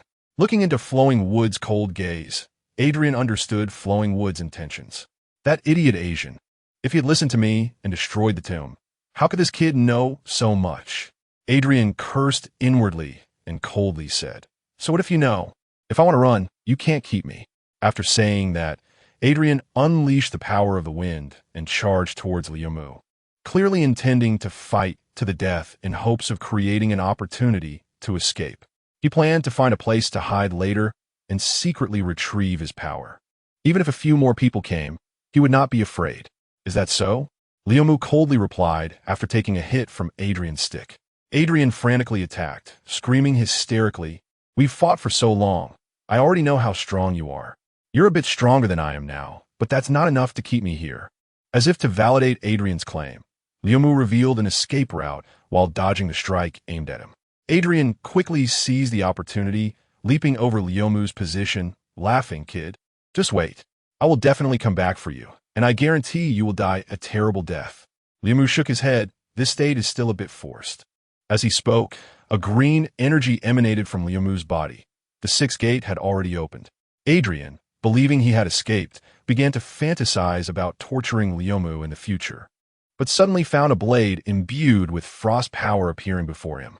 How is that possible? I'm already moving at my fastest speed. How could that kid catch up to me? But no matter how much Adrian refused to believe it, the facts were right in front of him, leaving him no choice but to raise his tricolor stick in defense. The moment they made contact, Adrian realized something was wrong. It was an illusion. Not only was the speed increased, but this kid's strength had also risen significantly, unable to withstand the blow. Blood spewed from Adrian's mouth as he was sent flying back into the stone chamber, the tricolor stick dropping midair. Adrian dragged himself across the ground for dozens of meters before finally stopping. The battlefield of Nodos and Windbell had just moved to this location. No escape. Watching Liumu swing his knife, Adrian couldn't help but think this. I'm not willing. First it was Satyrs. Now it's this kid who came out of nowhere. Why is it that someone always obstructs me? No, even if I die, I will make this kid who looks like Satyrs accompany me to the grave. Adrian glared fiercely at Nodos, who was entangled with Windbell not far away. Adrian unleashed his last bit of strength, not bothering to defend against Liumu's attack, but charging at Nodos with endless hatred. Even though Liumu noticed Adrian's intention immediately and quickly adjusted his angle. Unfortunately, the distance between Adrian and Nodos was too close. When Liumu severed Adrian's arm, the hand had already pierced through Nodos' body. Armless Adrian collapsed to the ground, laughing maniacally. "Ha! I did it! Damn it!" Liumu felt a bit annoyed. He had clearly had victory in his grasp, but still let Adrian slip through. With a flash of frosty light, Adrian's laughter abruptly stopped, his head separating from his body. Although Liumu didn't detect anything strange through his Sharingan like the previous shadow, he still decided to use fire release on the corpse, burning it just in case. After the sixth gate closed, Liumu's aura weakened, and his body felt fatigued. He had somewhat grown accustomed to this after effect. Liumu turned to Nodos, took out a bottle of healing medicine, which was still from the ones Phil had given earlier. Looking at Nodo's wounds, Leomu frowned and sprinkled some powder on them, saying to the heartbroken Windbell beside him, "The injuries are too serious. My medicine might not be very effective. If you don't have any other way, it might." The latter part didn't need to be said. Windbell naturally understood. "I thought of something." Windbell wiped away the tears at the corners of her eyes, picked up Nodo's, and then, with a flap of her wings, quickly left the stone chamber. "What did you think of?" Leomu complained. Windbell took Nodo's away, while Leomu approached the fluffy ball. Compared to the other three, he chose to treat the more familiar fluffy ball first. "I remember Nodo's didn't bring you to the island. How did you get here?" When the fluffy ball rushed over, Leomu was still in the tomb looking at Satyr's message, so he didn't know the reason. However, the fluffy ball couldn't answer. Nodo's shot was quite fierce, and although he didn't die on the spot, even if the fluffy ball was lucky, being a bit fatter had its benefits. What was called treatment was just applying some medicine. Leomu was a doctor. "Big guy, you're really hurt badly. It looks like you'll be spending some time in bed." Leomu still remembered how Linder ambushed him and maliciously exaggerated the injury. As long as there were no severed limbs or immediate death, with the recovery ability of a Zoan-type user, he would heal sooner or later, just a matter of time. "It doesn't matter. At least we survived, and our danger has been lifted." Linder seemed to take it quite lightly, watching Leomu apply medicine. He felt somewhat ashamed. "I want to apologize to you and thank you for still being willing to come to save us. Killing Adrian was my goal. Saving you was just a side note," Leomu said expressionlessly. "Still, I have to thank you," Linder said solemnly. Linder believed it, but Matthew and Coyote beside him did not, as saving Linder then directly ambushing would have clearly been much easier. But since Leomu was unwilling to admit it, they wouldn't expose him either. They just kept this gratitude hidden in their hearts. After applying medicine to the three seriously injured, Leomu finally turned his attention to the people in the prison. Although he had discovered their existence early on, he didn't pay any attention. They'd been locked up for so long, so what was a little more time? These people didn't care at all. The moment Leomu beheaded Adrian, they had already begun to celebrate, and until now, the sounds of cheering and crying were still ongoing. Of course, the ones crying were those who had been captured long ago. They were crying tears of joy, while those who had just been captured this year were simply excited without such emotional fluctuations. With one slash, Leomu cut open the iron bars of the prison, and these people expressed their gratitude to him in a few words. However, there were too many speakers, making it quite noisy. Leomu impatiently halted their expressions of gratitude and directly commanded, "Hurry up and carry your leader back. Do you still want to stay here?" Among the crowd, those who had just been captured this year were in fairly good condition. They rushed to their respective leaders, lifting them up while also remembering to take away the weapons that had fallen to the ground. The others, although in worse condition, didn't want to stay in this place for another second, helping each other as they hurried towards the exit. "Leader, you really embarrassed yourself this time." The purple-haired giant seemed to have a good relationship with Linder and even teased him at this moment. Linder didn't care and laughed heartily. "That's right. Thanks to this little brother, I managed to save my life. You all should show him some respect. Rest assured, he is also our savior." The purple-haired giant and his group carried Leander away, chatting and laughing. The other two sides were relatively quiet, and they were very respectful towards Matthew and Coyote. "Little guy, your master is not here. No one is watching you now," Leomu muttered to himself. Since no one was watching the furball, Leomu had no choice but to pick it up and walk over to the tricolor stick to put it away. This group couldn't have missed the tricolor stick, although they recognized the three precious elemental hearts on it. Since it was Leomu's trophy, they naturally wouldn't take it away. Leomu already had plans for the tricolor stick in mind. Although it could provide a certain boost to Leomu's ninjutsu, it didn't match his fighting style. And using a stick to perform ninjutsu was akin to performing magic tricks, so Leomu didn't plan to use it for himself. On the contrary, the tricolor stick suited Nami well and could enhance her combat power, so giving it to her was the best choice. With Adrian completely disappearing from this world, the curse within Crimea's body naturally ceased to exist, and the blood mist he had laid down was gradually dissipating. It wouldn't be long before it completely vanished. Aside from that, there were no other changes on the Island of Seasons. After eating a devil fruit, Nados successfully escaped life-threatening danger, and that fruit was the wind god pterodactyl fruit inherited from Thaddeus. Fengling was very fortunate to mention this. Before Nados was born, Fengling knew she couldn't compete with her sister, Milia, and decisively consumed the white eagle fruit upon discovering it by chance. Later, when Milia and Oak's issues were exposed, she lost her qualification to succeed as the clan leader. Until she and the previous clan leader both died, there were no other suitable candidates in the clan. And the position of clan leader fell to Fengling, who was second only to Milia. The devil fruit that should have been consumed by the clan leader was thus left behind. And the powerful vitality of the ancient Zoan type allowed Nados to be pulled back from the edge of the cliff. The special mutation of the Blood Moon Festival lasted all day, starting from the night. So when Leomu left the central island after resolving this matter, it was still daytime. Now that the purpose on the Island of Seasons had been achieved, Leomu prepared to leave directly after learning that Nados had benefited from his fortune. However, several clan leaders insisted that they hadn't properly thanked Leomu for his help. So how could he just leave like that?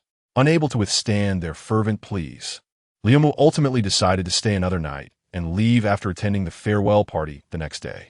On the first night on the Island of Seasons, Leomu and Nados squeezed into a not-so-spacious little cabin. On the second night, Leomu simply didn't sleep, spending his time mining and fighting. On the third night, Leomu finally enjoyed the highest standard of treatment. The next day, upon receiving orders from the four clan leaders, everyone on the Island of Seasons was mobilized to prepare for the upcoming farewell party. The clan leaders even had a big argument over the venue for the farewell party. Although they were all injured and Leander needed to be carried, they were just arguing, and as long as they could talk, it was fine. Your place is too shabby. It's best at the Spring Tribe. As soon as this sentence was said, the venue for the farewell party was decided by Coyote. This was also a fact. After all, the Spring Tribe was the wealthiest. The other three people angrily cursed the unscrupulous merchants, but Coyote didn't care at all. The farewell party was successfully held at the Grand Square of the Spring Tribe. If the venue were any larger, everyone on the island would want to come and take a look. This was mainly because after the incident, there was still some time before the storm returned. So they sent people into the stone chamber to handle the aftermath.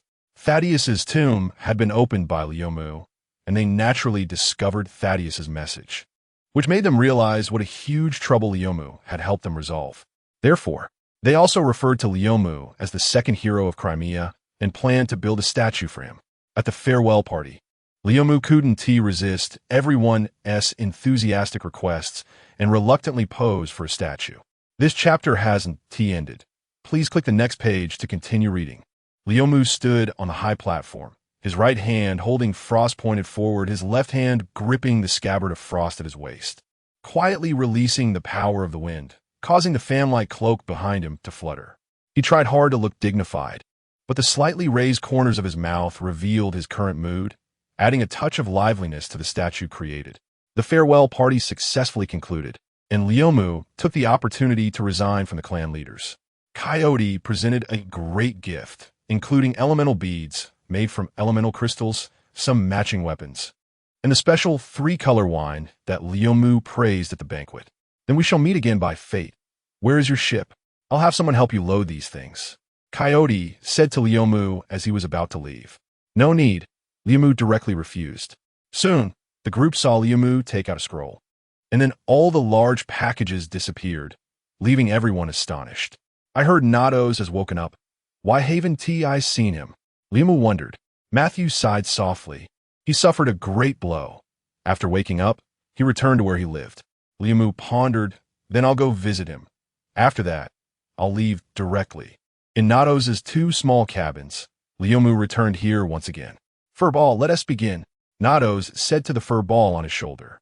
The furball nodded, its eyes emitting a special wave, and the scene inside the cabin twisted and then completely changed. Looking at the reappeared Oak and Milia, Nados held back tears. Father, Mother, this is the last time I see you. I will no longer dwell on the past. In the future, I will. Leomu leaned against the wall outside the cabin, not wanting to disturb Nados' final moments with his parents. After a long time, Nados, with red eyes, walked out of the cabin. Looks like you're adjusting pretty well. Liamu joked. It's just that it's 12 years late, and I've caused you so much trouble. Nados replied lightly. You can't blame yourself for that. Liamu comforted. Let us not talk about that. Nados didn't want to dwell on the matter. I heard they held a farewell party for you. I'm sorry I couldn't attend and made you come find me. It's all the same. Liamu didn't mind. I think I heard Coyote say that the 4 tribes plan to work together to build a fleet to go to sea. With your strength, you'll definitely be the main force. Excitement flashed in Nados' eyes. That sounds great. I've always wanted to see the outside world. Liamu extended his hand.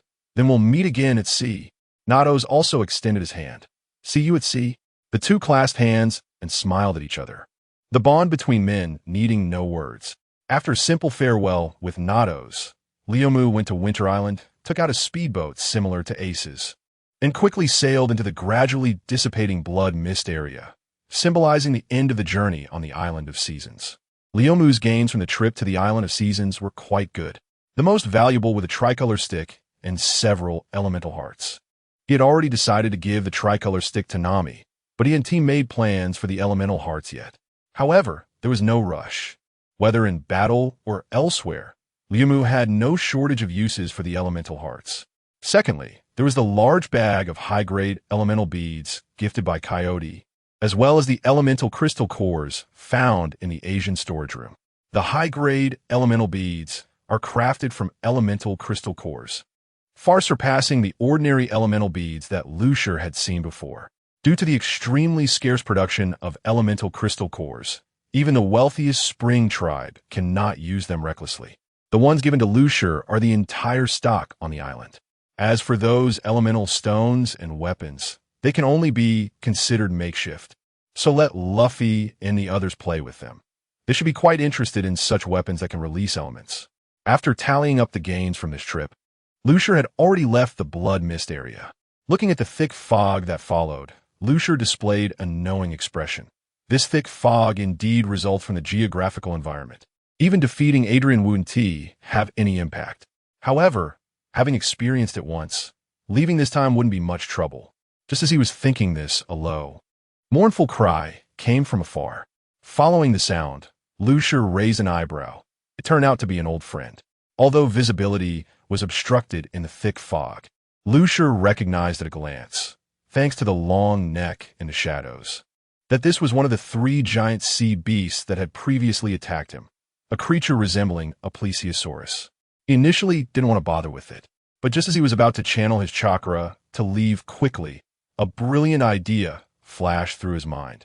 Although the speedboat was fast and easy to maneuver, it meant that Lucier couldn't do anything else. To make use of the sailing time as well, Lucier decided to contract this giant sea beast as a summoning beast. Its plesiosaurus-like appearance, combined with strong power, high speed, and the suspected ability to control ocean currents, made it a perfect candidate for a summoning beast for sailing. Looking at the enormous figure in the fog, Lucier became increasingly satisfied, already considering it a done deal, without contemplating failure. Fiery chakra surged in, and the speedboat's rear emitted a flame, swiftly heading towards the giant figure. Before long, Lucier had approached the giant sea beast. The noise generated by the speedboat also attracted the attention of the sea beast, which initially charged towards Lucier aggressively. However, as the two sides gradually closed in, the sea beast seemed to sense something. Isn't this the one who directly cleaved its companion in half with a single strike? The terrifying might of that strike resurfaced in its mind, and the sea beast quickly turned to flee. Yet it realized it couldn't shake off Lucier, who was using full power and prepared to dive down in an attempt to escape his pursuit. Still trying to run?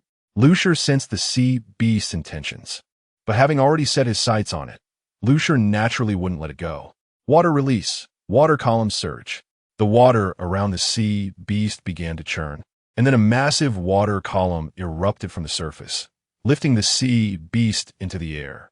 A jutsu capable of lifting a 100-meter-sized sea beast into the air was quite taxing on Lucier, even at sea, but at this moment, his chakra reserves had also been significantly boosted, remaining within his acceptable range.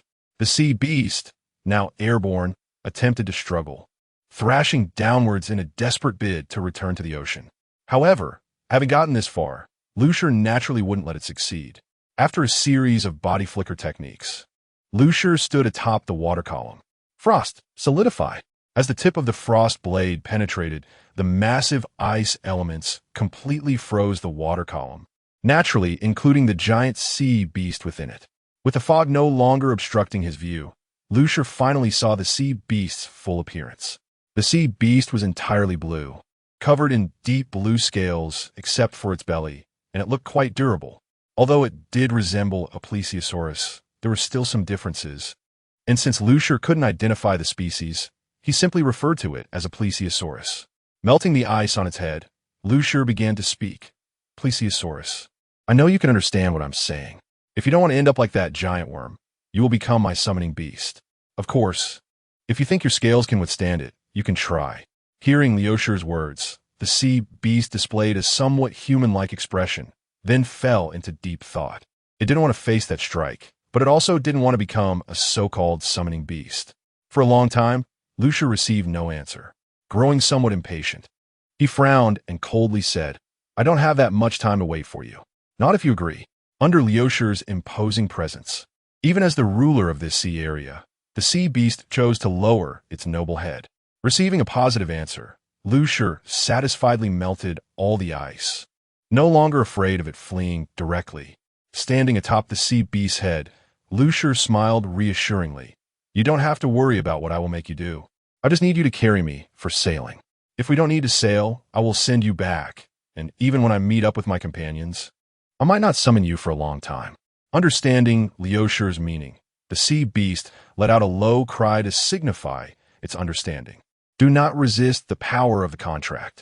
With a command, Lucier began forming seals, then bit his finger and pressed it against the sea beast's head.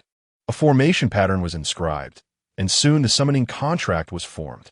You look like a plesiosaurus. How about I call you Little Snake? Lucier casually named it. The sea beast's long neck swung wildly, clearly dissatisfied with this name. A proud sea ruler being called Little Snake was quite absurd. Not happy, huh? That could be a problem. Lucier frowned. If only Zoro were here, he would definitely have a good idea. But who knows when he would see Zoro again? He couldn't keep calling it plesiosaurus. Could he? Suddenly, a flash of inspiration struck, and Lucier smiled. You should be able to control ocean currents, right? Then I will call you Umi, a transliteration of the Japanese word for sea. It was decided just like that, without asking for the sea beast's opinion any further. Lucier made the call. Umi's inner thoughts. Fine, it's better than Little Snake. Umi took Lucier out of the fog area, and, at this point, the recording pointer finally resumed its function. Following the pointer's guidance, they passed several islands. With Umi's presence, not only were there no sea beasts to interfere, but Lucier also didn't need to hunt himself. He increasingly felt that contracting Umi was the right decision. After sailing for some time on the sea, one day, a man riding a bicycle on the water ahead caught Lucier's attention.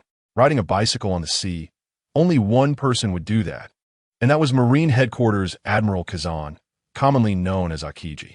Although Lucier was aware of the existence of the 3 Marine admirals, this laid-back admiral hadn't done anything significant in recent years, so Lucier hadn't seen any information about him and did not recognize Akiji's identity at this moment.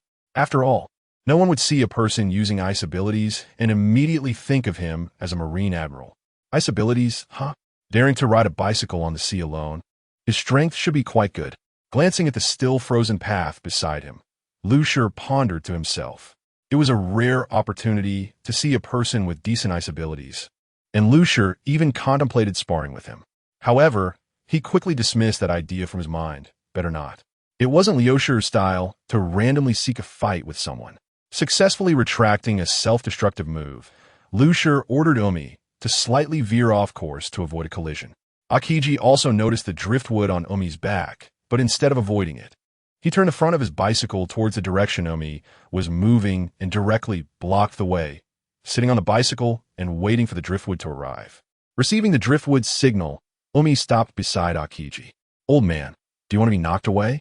Driftwood's tone was somewhat dissatisfied, as he didn't expect trouble to come to him instead of seeking it out. However, Driftwood was also unclear about the other party's intentions and decided to test the waters first. If they really were looking for trouble, Driftwood wouldn't be afraid. Alala, I've been riding for so long. I'm tired. Would you mind giving me a ride? Akiji said lazily, stretching out. You don't look tired at all, Driftwood thought to himself. Just as he was about to speak, Akiji moved, lifting his bicycle and coming onto Umi's back. It was spacious on the back of the Sea King.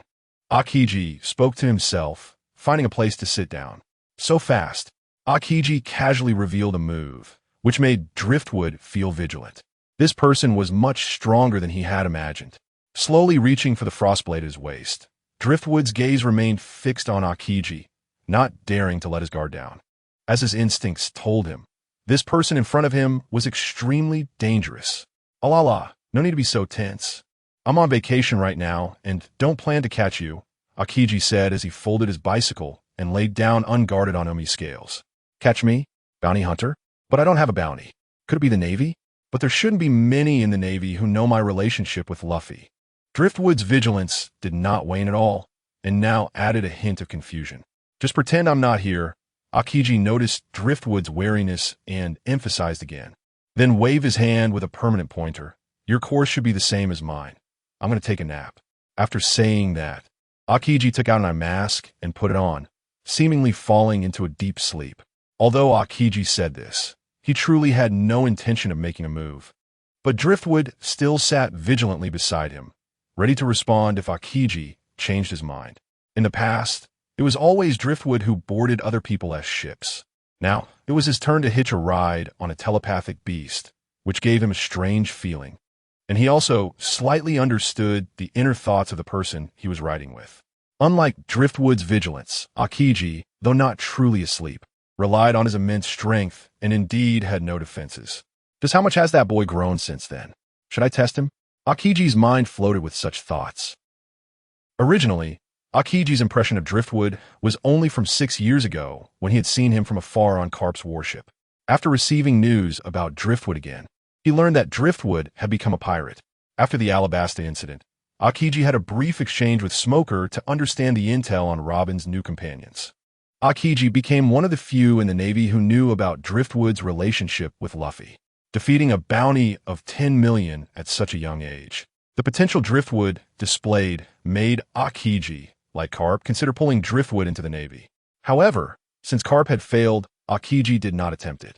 But after several years, this boy had become a pirate and had gotten involved with Karp's grandson, Luffy, which gave Akiji a headache. Umi carried Driftwood and Akiji for half a day, and it was now deep into the night, with light rain falling from the sky. We should be close, Akiji said as he took off his eye mask and suddenly spoke. Looks like you're quite familiar with this place. Driftwood's voice came from beside him. Alala, I've looked into it a bit. Akiji explained. Water 7, the famous water city, is the destination of this route. Water 7? Driftwood instantly became interested. Then I must experience the unique sea train here. When the sea train was first opened, it had been widely reported in the news, and Driftwood had learned about it from old newspapers. That makes sense. If you come to Water 7, not riding the sea train would be a wasted trip. Akiji agreed with Driftwood's statement. Just then, Umi suddenly let out a low roar, as if reminding Driftwood of something. Is it coming? Akiji looked at the surging sea ahead, hinting at something. Before long, a massive wave hundreds of meters high surged up on the sea surface ahead, and just as Driftwood was about to draw Frostblade, he suddenly turned to Akiji and said, I've carried you for so long. You should show some appreciation. The tsunami ahead is up to you. I'm just a passenger. It's your responsibility to ensure the safety of the passengers. Akiji lay flat, placing his hands behind his head. Akiji's shameless act left Driftwood speechless, and he had no choice but to continue his previous actions. Just charge through, Driftwood ordered Umi. Roar Umi let out a roar and charged straight towards the massive wave ahead. Life Gate slashed the void. Driftwood activated the Life Gate state in a flash, swinging Frostblade to unleash a slashing attack that cleaved the hundreds of meters high wave, healing only after Umi had completely passed through. Driftwood sheathed Frostblade. Now, can you tell me the reason? This wave is referred to as the Gods of Water by the people of Water 7. It comes once a year at this time, so the sea train is actually prepared for their escape, as no one knows how long it will be before Water 7 is completely submerged. Aokiji kept his promise and informed him of the reason for the construction of the sea train. After that, he stood up, unfolded the folded bicycle, seemingly intending to leave. "Aren't you also going to Water 7? Driftwood asked in confusion. "Changed my mind suddenly." Aokiji rode off on his bicycle. "Uchiha Driftwood, the Straw Hat Kid's crew, is just ahead." Aokiji's words floated in Driftwood's ears as he left. But what Aokiji didn't know was that the Straw Hat crew was already on the Rocket Man heading towards Enies Lobby. Uchiha Driftwood, at the age of 11, defeated a 10 million bounty criminal attacking the Silver Moon Kingdom. After that, he was rarely active for 6 years. Until recently when he appeared with the Straw Hat Pirates in Logtown, defeating Smoker, who was in charge of Logtown. He entered the Grand Line with the Straw Hat Pirates. But during the Alabasta incident, Driftwood was not found among them. As Aokiji gradually drifted away, the information he had collected about Driftwood surfaced in his mind. To be precise, he had gathered information about the Straw Hat Pirates. Aokiji, who initially wanted to test him, abandoned the idea after seeing Driftwood slash to grow so much in such a short time. According to Smoker's description, Driftwood at that time couldn't unleash such a powerful slash. Not to mention that he hadn't even used his full strength with that slash. If that's the case, when they reunite, the CP9 members would be of no use in testing the Straw Hat crew. Alala, this is really troublesome. Why did this kid have to show up at this time? Seeing that a good opportunity for testing was about to be ruined by Driftwood, Aokiji pulled out a Den Den Mushi from his pocket. "Polo Polo. Admiral Kazan, what orders do you have?" A strong voice came from the other end of the Den Den Mushi. "How to say, Uchiha Ryuki, if you see this boy, please take special care of him." After a brief exchange, Aokiji hung up the phone bug and continued riding his bicycle forward. That uncle really knows about my relationship with Luffy and the others.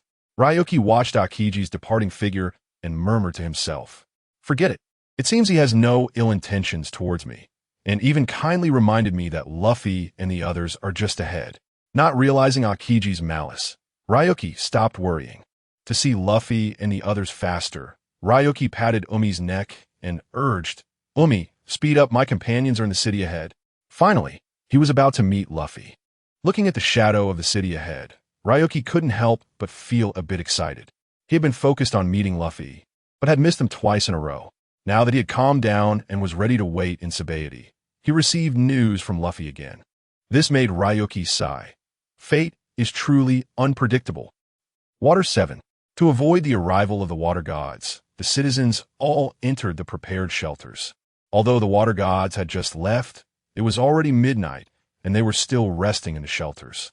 As a city on water, Water 7 had its water levels rise again due to the recent visit from the water gods, and some houses downstream were partially submerged. To alleviate this situation, it would have to wait until dawn when the citizens would activate the emergency drainage facilities. No wonder the tsunami is called the water gods. The impact is indeed significant, and the city's outskirts are basically submerged. Ryuki stood on the roof of a house, watching the rising water levels around him, feeling a bit worried about how Luffy and the others were doing. Since the water gods come every year, the residents of Water 7 must have some precautions in place and should have set up shelters in higher ground. Luffy and the others should be there now. Ryuki moved from rooftop to rooftop, continuously heading towards the center of the city. "Someone help me. I want to set sail. My companions are in danger. I have to help them." During his movement, a somewhat childish voice echoed in Ryuki's mind. What voice? Ryuki stopped his steps, trying to figure out the source of the sound. But after pausing for a moment, he heard nothing but the sound of the waves hitting the houses. Was it an illusion? Although he didn't believe he was hearing things, Ryuki indeed didn't hear the voice again. So he continued his previous actions. "Someone help me. I want to set sail. My companions are in danger. I have to help them." After crossing a few more houses, the voice echoed in Ryuki's mind again. This time, he heard it clearly. Although he was certain he had never heard this voice before, it felt strangely familiar, as if he recognized the owner of the voice. "Over there." Confirming the source of the voice, Ryuki quickly moved in that direction. Before long, he arrived at the Isle of Broken Ships in Water 7. Tom's shipbuilding company used to be here, but now it had become a place where broken ships were piled up. This doesn't seem like a place where anyone would be. Ryuki looked at the aisle of broken ships, littered with damaged vessels. After just experiencing the water god's visit, many already damaged ships were now even more scattered with parts. The sea was also floating with planks, oars, rudders, and other ship parts. Ryuki couldn't even see a single intact ship. Ryuki, your companions are in danger. Hurry to help them. The childish voice echoed again, this time closer, and it even called Ryuki by name. Who could it be? Ryuki frowned, but there was no sign of this voice in his memory, yet the person clearly seemed familiar with him. The companions mentioned in the voice. Could it be Luffy and the others? Ryuki quickened his pace and finally saw the owner of the voice behind a small hill formed by broken ships. Mary, how could it be you? Ryuki's eyes widened, and the sight of the damaged going Mary moved him. Looking at the ship that had once carried him for a while. Now in such a state, Ryuki felt heavy-hearted. Mary, you've worked hard. You've carried us through the Grand Line, even taking Luffy and the others to that legendary Sky Island. You are truly remarkable. Ryuki sat on the special seat for Luffy on the Going Merry, gently touching the ship's bow. You called me here. Did you want to tell me something? Where are Luffy and the others now? Ryuki, long time no see. The childish voice rang out again, this time not directly in Ryuki's mind, but from behind him. Turning around suddenly, the scene was unforgettable and unwilling to be forgotten. It was a child in a yellow raincoat, the hood obscuring his eyes, holding a wooden mallet, floating in the air, his body flickering as if he could disappear at any moment. You are Mary? Although Ryuki came here because of Mary's call, seeing Mary appear as a little boy was hard for him to believe. Mary's lips moved, and that familiar voice sounded. Yes, I am Mary. It really is Mary. But why? This form. It's the first time I've seen something so magical. Ryuki couldn't help but ask. Your companions are in danger. Hurry to help them. After repeating this phrase, it seemed that Mary couldn't maintain his physical form any longer, and his body flickered before disappearing. What danger are Luffy and the others facing? Mary, please be clear. Where should I go to help them? Ryuki instantly arrived at the spot where Mary had just stood, anxiously asking. But for some reason, Mary's voice did not sound again. At that moment, a surprised voice came from outside the Going Merry. That must be a ship spirit. I thought they only existed in legends, but I didn't expect they actually exist. Although Ryuki had already noticed this person's presence, he didn't sense any danger and ignored it. Now that this person had actively revealed themselves, Ryuki looked towards them and asked, Ship spirit, are you talking about Mary? That's right. Iceberg approached slowly, carrying a box. Only a ship that is deeply cherished by its crew, with strong bonds between them, can give birth to a ship spirit. Usually, ship spirits only appear when the crew is in danger, to help them overcome it. But this is just a legend. It's my first time seeing it. The fact that the Straw Hat Kid's ship can give birth to a ship spirit shows how deep your bond is. Iceberg stopped outside the Going Merry and looked at Ryuki. Although I haven't seen you among the Straw Hat crew before, the ship spirit appearing in front of you undoubtedly means you are one of them. Ryuki jumped off the Going Merry and walked up to Iceberg. Who are you? It seems you know Luffy. What are they up to now? I am Iceberg, the mayor of Water 7. Not long ago, I had some dealings with the Straw Hat Kid. Iceberg began to explain. As for them, they had just boarded the Rocketman to go to Enies Lobby before the arrival of the Water Gods. At Rocketman speed, they may have already traveled halfway there. Enies Lobby?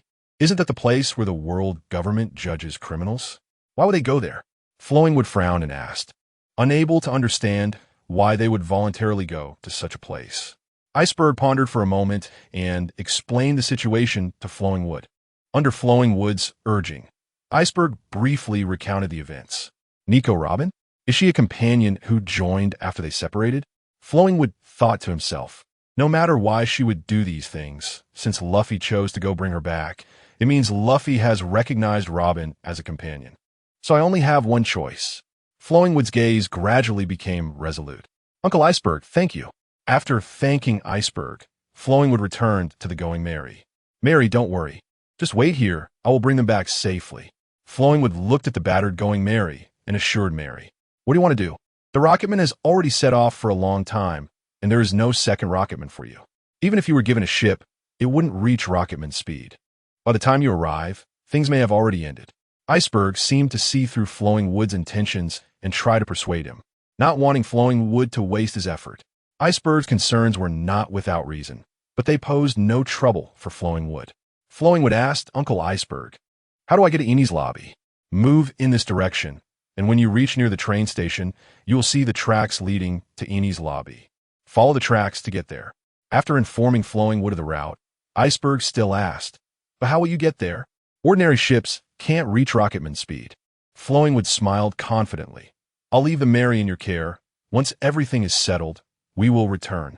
Without explaining further to Iceberg, Flowing Wood left that sentence and used several body flicker techniques to reach the surface of the sea, then began to hand seal.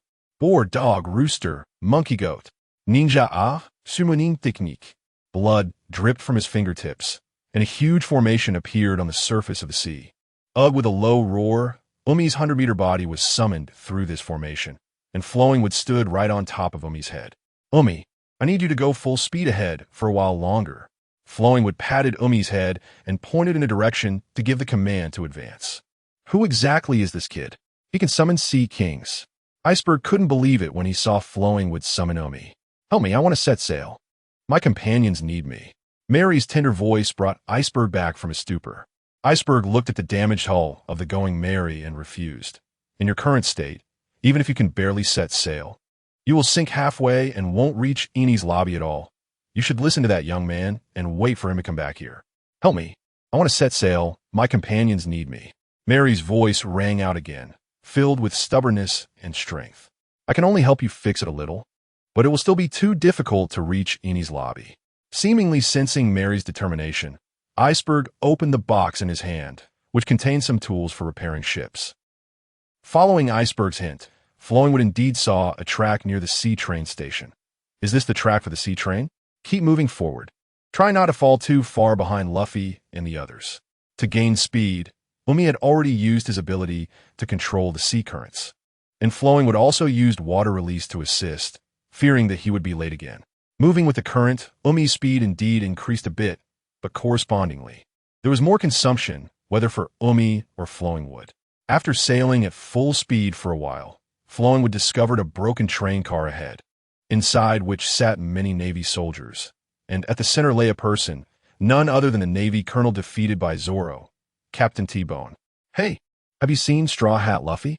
With a try-it-out attitude, Flowing Wood shouted at the train car.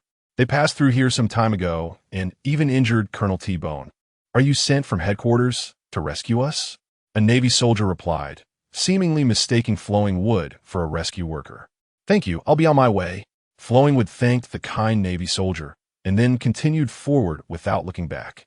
Although he didn't get a definite time from the Navy, he at least confirmed that he had closed the distance. After all, the colonel's wound was still relatively fresh. Enies Lobby. After the shipbuilders from Carrera and the Frankie family broke through the front door, aside from Luffy, the Straw Hat crew who rode the Rocketman also boarded the front island of Enies Lobby as planned. As for Luffy, he would never just sit quietly in the Rocketman and wait. Long before arriving at Enies Lobby, he had already used the power of the Gum Gum fruit to fly into the main island of Enies Lobby and had caused quite a commotion inside, bringing great trouble to the world government members guarding Enies Lobby. As soon as the Rocketman landed, it was surrounded by a group of soldiers. Another batch of invaders has been discovered. The soldiers raised their guns, aiming at the few who had just disembarked from the Rocketman. "Help!" Grandma Kokoro gulped down a mouthful of alcohol, drunkenly crying for help. "We were captured by these pirates to sail." Timney and his pet Kyuna also chimed in. "How cruel and despicable these pirates are. They don't even spare the elderly and children." Some soldiers, filled with righteous indignation, began to condemn them, saying, "Don't worry. Our world government will not let these pirates harm you. Once we capture them all, you will be safe."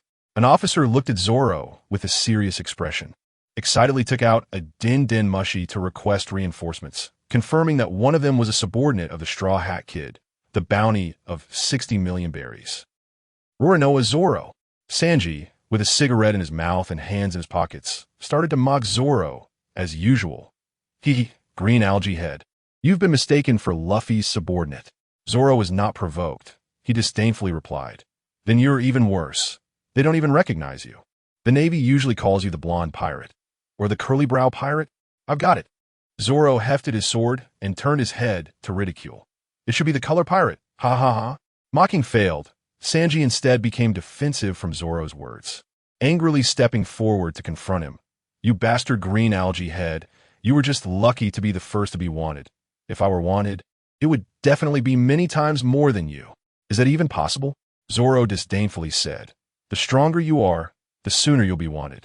At this moment, a large thundercloud had formed above everyone's heads, created by Nami quietly using her weather stick. Stop dawdling here. Hurry up and join Luffy. Robin is still waiting for us. Thundercloud weather.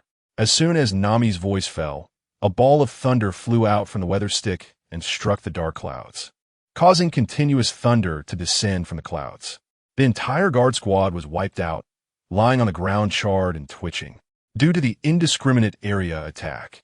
Even Zoro and Sanji, who were arguing among the crowd, were not spared.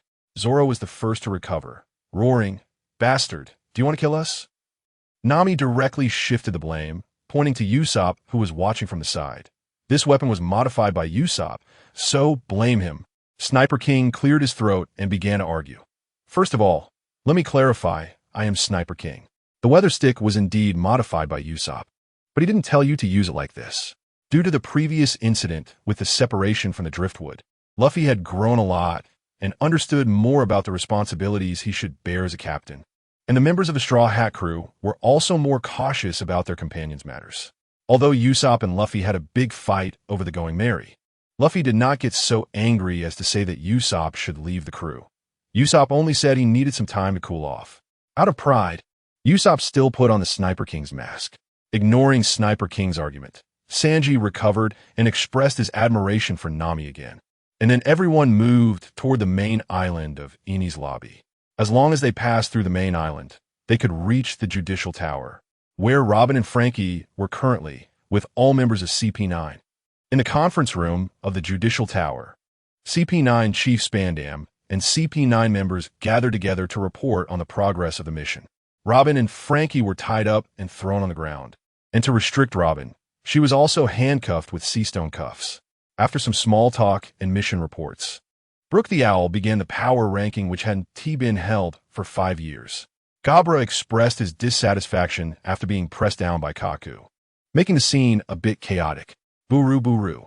Spandam connected the transponder snail and began to report on the mission situation. Those old geezers are really long-winded. After hanging up the transponder snail, Spandam started to complain, saying that for the great plan to be implemented, sacrificing a few people didn't matter. Right, Cuddy Fram? Spandam said while stepping on Frankie, who was embraced by the lion. Speaking of which, dealing with you is much easier than dealing with the iceberg. If it weren't for Admiral Akiji telling me about Nico Robin's whereabouts and giving me the order to exterminate, I would have thought about using force directly. Now with 2 keys to unlock the ancient weapons in hand, the success of the plan is one step closer. Robin asked, "Why did Akiji give you the extermination order?" For some reason, Spandam's expression changed drastically, and he directly punched Robin down. That's none of your business. Then, to vent his anger, he began to punch and kick Robin. Speaking of which, it seems that the Straw Hat Kids have broken into Enies Lobby. After venting enough, Spandam returned to his position and sat down. However, it didn't matter, as this Enies Lobby, guarded by tens of thousands of soldiers, had never been breached. Once I capture them, I will imprison them and Cuddy Fram in the underwater prison. This chapter is not over yet. Please click the next page to continue reading the exciting content. Robin struggled to stand up and said anxiously, "This does not conform to the conditions we agreed upon." "Oh really?" Spandam grinned. "Lucci, tell her the conditions we promised Nico Robin." Lucci said coldly, "Ensure the Straw Hat crew departs safely from Water 7. Robin's face changed dramatically. "You deceived me." "Ha ha." Just as Spandam was about to mock her, the transponder snail on the table rang. "Chief, Straw Hat Luffy has broken through the encirclement and reached the courthouse. He will soon arrive at the Judicial Tower. Please prepare, Chief." After hearing his subordinate's report, Spandam's face darkened. All useless. So many people couldn't even stop Straw Hat Luffy. Then he looked at the CP9 members, his intentions very clear. "Let me go." The tall Bruno opened a door from the air and then went inside. With these reliable subordinates, I am invincible. What can't be accomplished? Looking at the CP9 members, Spandam laughed wildly.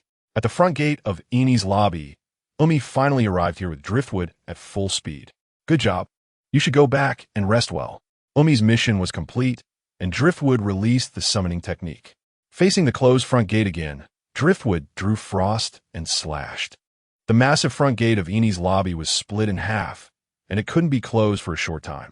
Although a bit late, it wasn't too late. Driftwood looked at the chaotic scene of the front island and muttered to himself, I wonder how far Luffy and the others have broken through now? Driftwood's mood couldn't help but become excited. Finally, we were going to meet everyone on the front island of Enies Lobby. After Coco Row Grandma finished her call with Nami, she drove the Rocket Man to pick up Driftwood, so he didn't see her when he arrived here. Invaders, you don't need to waste your effort. Our Law Dog team will not let any prey go. The leader stomped his feet, and the dog under him immediately pounced forward. What a joke. As long as we haven't rescued our big brother, we will fight until the last moment. A member of Frankie's family, wearing suspenders, raised his firearm and immediately fired. One shot sent the pouncing man flying, but there were many members of the Law Dog team, and these few were still surrounded. Seeing several guys dressed rather strangely, Driftwood thought for a moment and chose to save them. Earlier, he had learned from the iceberg that another group had come to Enies Lobby with Luffy. Since these people were fighting against the soldiers of the world government, they should be those people. No matter what their purpose was, they were helping Luffy. Fire style, Phoenix fire technique. Small fireballs shot out from Driftwood's mouth, and under his precise control, not a single fireball missed, knocking down all the members of the Law Dog team in this area. Saved. I thought I was done for this time. Members of Frankie's family sighed in relief, sitting back to back on the ground. This guy, although I don't know who you are, I still want to thank you. I am Uchiha Driftwood, a ninja of the Straw Hat Pirates. Driftwood waved his hand, directly revealing his identity and asking, You came with Luffy, right? Do you know where they are now? This island is quite big. If you know where they are, it could save a lot of time. One of them replied, Sorry, our mission is to clear the way for the Straw Hat crew, and we don't know their specific location, but they should all be on the main island now. Straw Hat Luffy might be even further ahead since he came in before us. In that case, I'll go find him myself. After saying that, Driftwood prepared to head toward the main island. At this moment, at the main gate of the main island, two giants, with the help of Sniper King, realized they had been deceived by the world government and angrily got up, ready to take revenge on the government personnel. Oi, Mo, let us make a scene. You're right, Kashi. After speaking, the two of them stepped forward, their faces dark as they headed towards the center of the main island, while the Sniper King was standing on the shoulder of a giant. The giant, towering at over 10 meters, immediately attracted the attention of several people, and one member of the Frankie family exclaimed, Oh no, how did these two giants wake up? We put in a lot of effort to deal with them back then. Are those two giants the guards of Judicial Island? Ryuki was somewhat puzzled, as he had already spotted Usopp on the giant's shoulder. Even though he was wearing the Sniper King's mask, Usopp's features were too obvious. One person replied, That's right, the main gate of the island is guarded by them. I'll go take a look. With that, Ryuki dashed out. What on earth is Usopp doing? Why is he mixed up with the enemy? Ryuki's brow furrowed as he repeatedly used the Shuinpa technique. Ryuki's sudden disappearance shocked several members of the Frankie family. If they hadn't just spoken with him, they would have thought they were seeing ghosts in broad daylight. Before Oimo and Kashi could get far, Ryuki had already caught up. Holding Frost tightly with one hand, Ryuki stood in front of the two giants and said in a deep voice, Put Usopp down. If Usopp had been bound, he would have been met with Ryuki's slash. The two giants, already in a rage, were preparing to cause a scene when Ryuki interrupted them, making them even angrier as they raised their weapons to attack. Don't attack. He is my companion. The Sniper King, hearing a familiar voice, quickly turned his gaze to Ryuki, realizing he heard wrong, and hurriedly stopped the two giants from acting. Let me down first. Oimo lowered the Sniper King to the ground. Ryuki, it's really you. The Sniper King lifted his mask to reveal his true appearance, excitedly running up to embrace Ryuki, exclaiming, I'm so glad you're okay. Ryuki helplessly said, Usopp, I know you're excited, but can you let me go first? Usopp wiped away tears of joy from his eyes.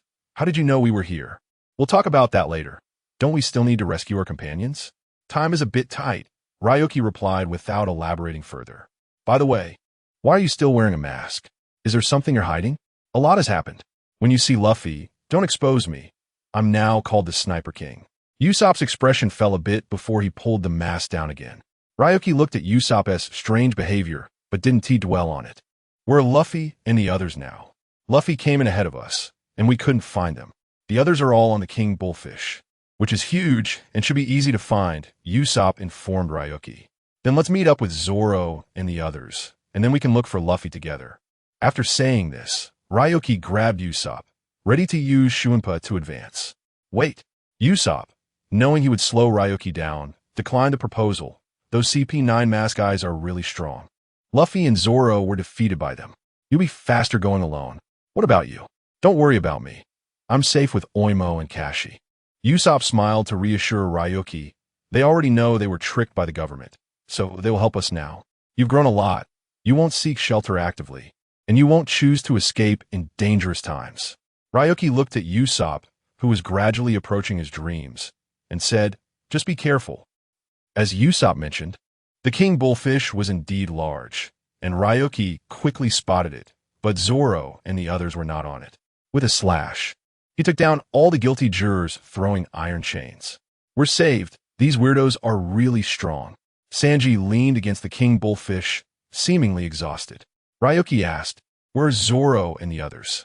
Usopp said they were riding on the King Bullfish. Sanji replied, they have already gone to the courthouse. The King Bullfish can't take them any further. Then they ran furiously, and Ryoki casually slashed to save a few people surrounded by the guards. Just as they arrived at the courthouse, a loud crash came from above. A tall man in a suit, with a hairstyle resembling horns, crashed through the rooftop wall and landed right at Ryoki's feet. It was Bruno, a member of CP9, who had volunteered to capture Luffy. At the top of the courthouse, they could already see the judicial tower, but there was a 100-meter-wide body of water between them. Unless they could fly over, they could only lower the drawbridge. After receiving information from Granny, Kokoro, Kara's shipwright, and the Frankie family entered the courthouse to try to activate the switch to lower the drawbridge, allowing the Straw Hat crew to retain their strength to deal with the CP9 members. However, they didn't know that Luffy had already engaged Bruno from CP9. Bruno, confident in his mastery of the Navy's 6 powers, completely underestimated Luffy. To demonstrate the gap between them, Bruno showcased the Navy's 6 powers one by one. He took Luffy's rubber pistol head-on with an iron block, dodged Luffy's rubber machine gun with paper drawings. Now Bruno was using Shave, moving quickly around Luffy, looking for the right moment to deliver a finger gun attack to seriously injure Luffy. But Luffy had already suffered once and would not fall for it a second time. Luffy calmed his mind, finally catching the rapidly shifting Bruno, and threw a punch that landed squarely on Bruno's shocked face. Bruno slid backward for dozens of meters, finally stabilizing himself on the ground, blood trickling from the corner of his mouth. Was it a coincidence? Bruno wiped the blood from the corner of his mouth, then disappeared again. It hadn't been long since he had overwhelmed Luffy in Water 7, and Bruno couldn't believe Luffy could see through his shave in such a short time. But the punch coming his way forced him to believe. In just that short time, the boy wearing the straw hat in front of him had grown significantly. His proud shave no longer worked on Luffy. How amazing, Bruno said expressionlessly. Luffy's growth truly surprised him, but it wasn't to the point of concern. That was merely an appetizer. There are more surprising things to come. A confident smile spread across Luffy's face. It's great to meet you here. Bruno found Luffy's strange remark puzzling, and before he could ask, Luffy made his move again. Luffy bent down, planting one fist on the ground. His feet began to compress like a pump, and then steam started to erupt from his body, his skin turning red. Entering Gear Second, Luffy was now radiating an aura of confidence. Ever since Ryoki went missing while covering our retreat, I've been wanting to get stronger. But training for armament hockey has been too difficult. I've only seen it once and could not fully master it. Except for that one time successfully in Skypiea, I couldn't use it again. But after seeing you guys, I realized I could become stronger in other ways, and now you're no longer my opponent. Upon hearing Luffy's words, Bruno felt underestimated. Arrogant kid. Do you think you could defeat me with the so-called second gear? Moreover, it seems that this state will reduce your lifespan. Raging foot. After saying that, Bruno kicked out a sickle-like attack with his right foot towards Luffy. As long as I can get stronger and protect my comrades. Reducing my lifespan doesn't matter. Luffy didn't care at all about the side effects of second gear. And just as the raging foot was about to hit him, he disappeared from the spot. Rubber jet spear. Luffy appeared above Bruno, and his legs shot out like spears, piercing Bruno down to the next level. I can't believe that Straw Hat Kid has mastered shave. After falling to the next level, Bruno quickly opened a door in the air and drilled inside. Hiding in the air near Luffy, waiting for the right moment to strike. Just as Bruno was about to appear and open a door above Luffy, Luffy vanished and delivered a whip kick that sent Bruno flying back. As long as I defeat you, I can go find Robin. As Luffy spoke, his hands began to stretch back. What a joke. You think mastering shave means you could defeat me?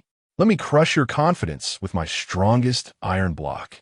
Iron block, steel. After saying that, Bruno unleashed his strongest defense. Rubber jet rocket.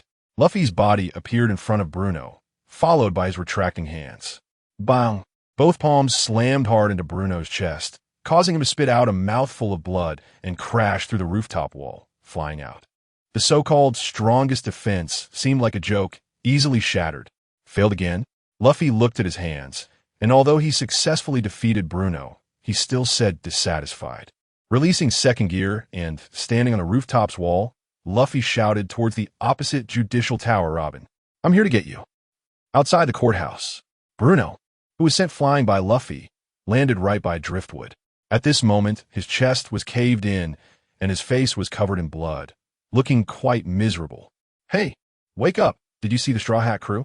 Looking at Bruno, who had fallen from the courthouse's top, Driftwood kicked his calf, trying to wake him up and ask if there were any comrades at the top. Passed out? Seeing that Bruno didn't respond, Driftwood was ready to enter the courthouse.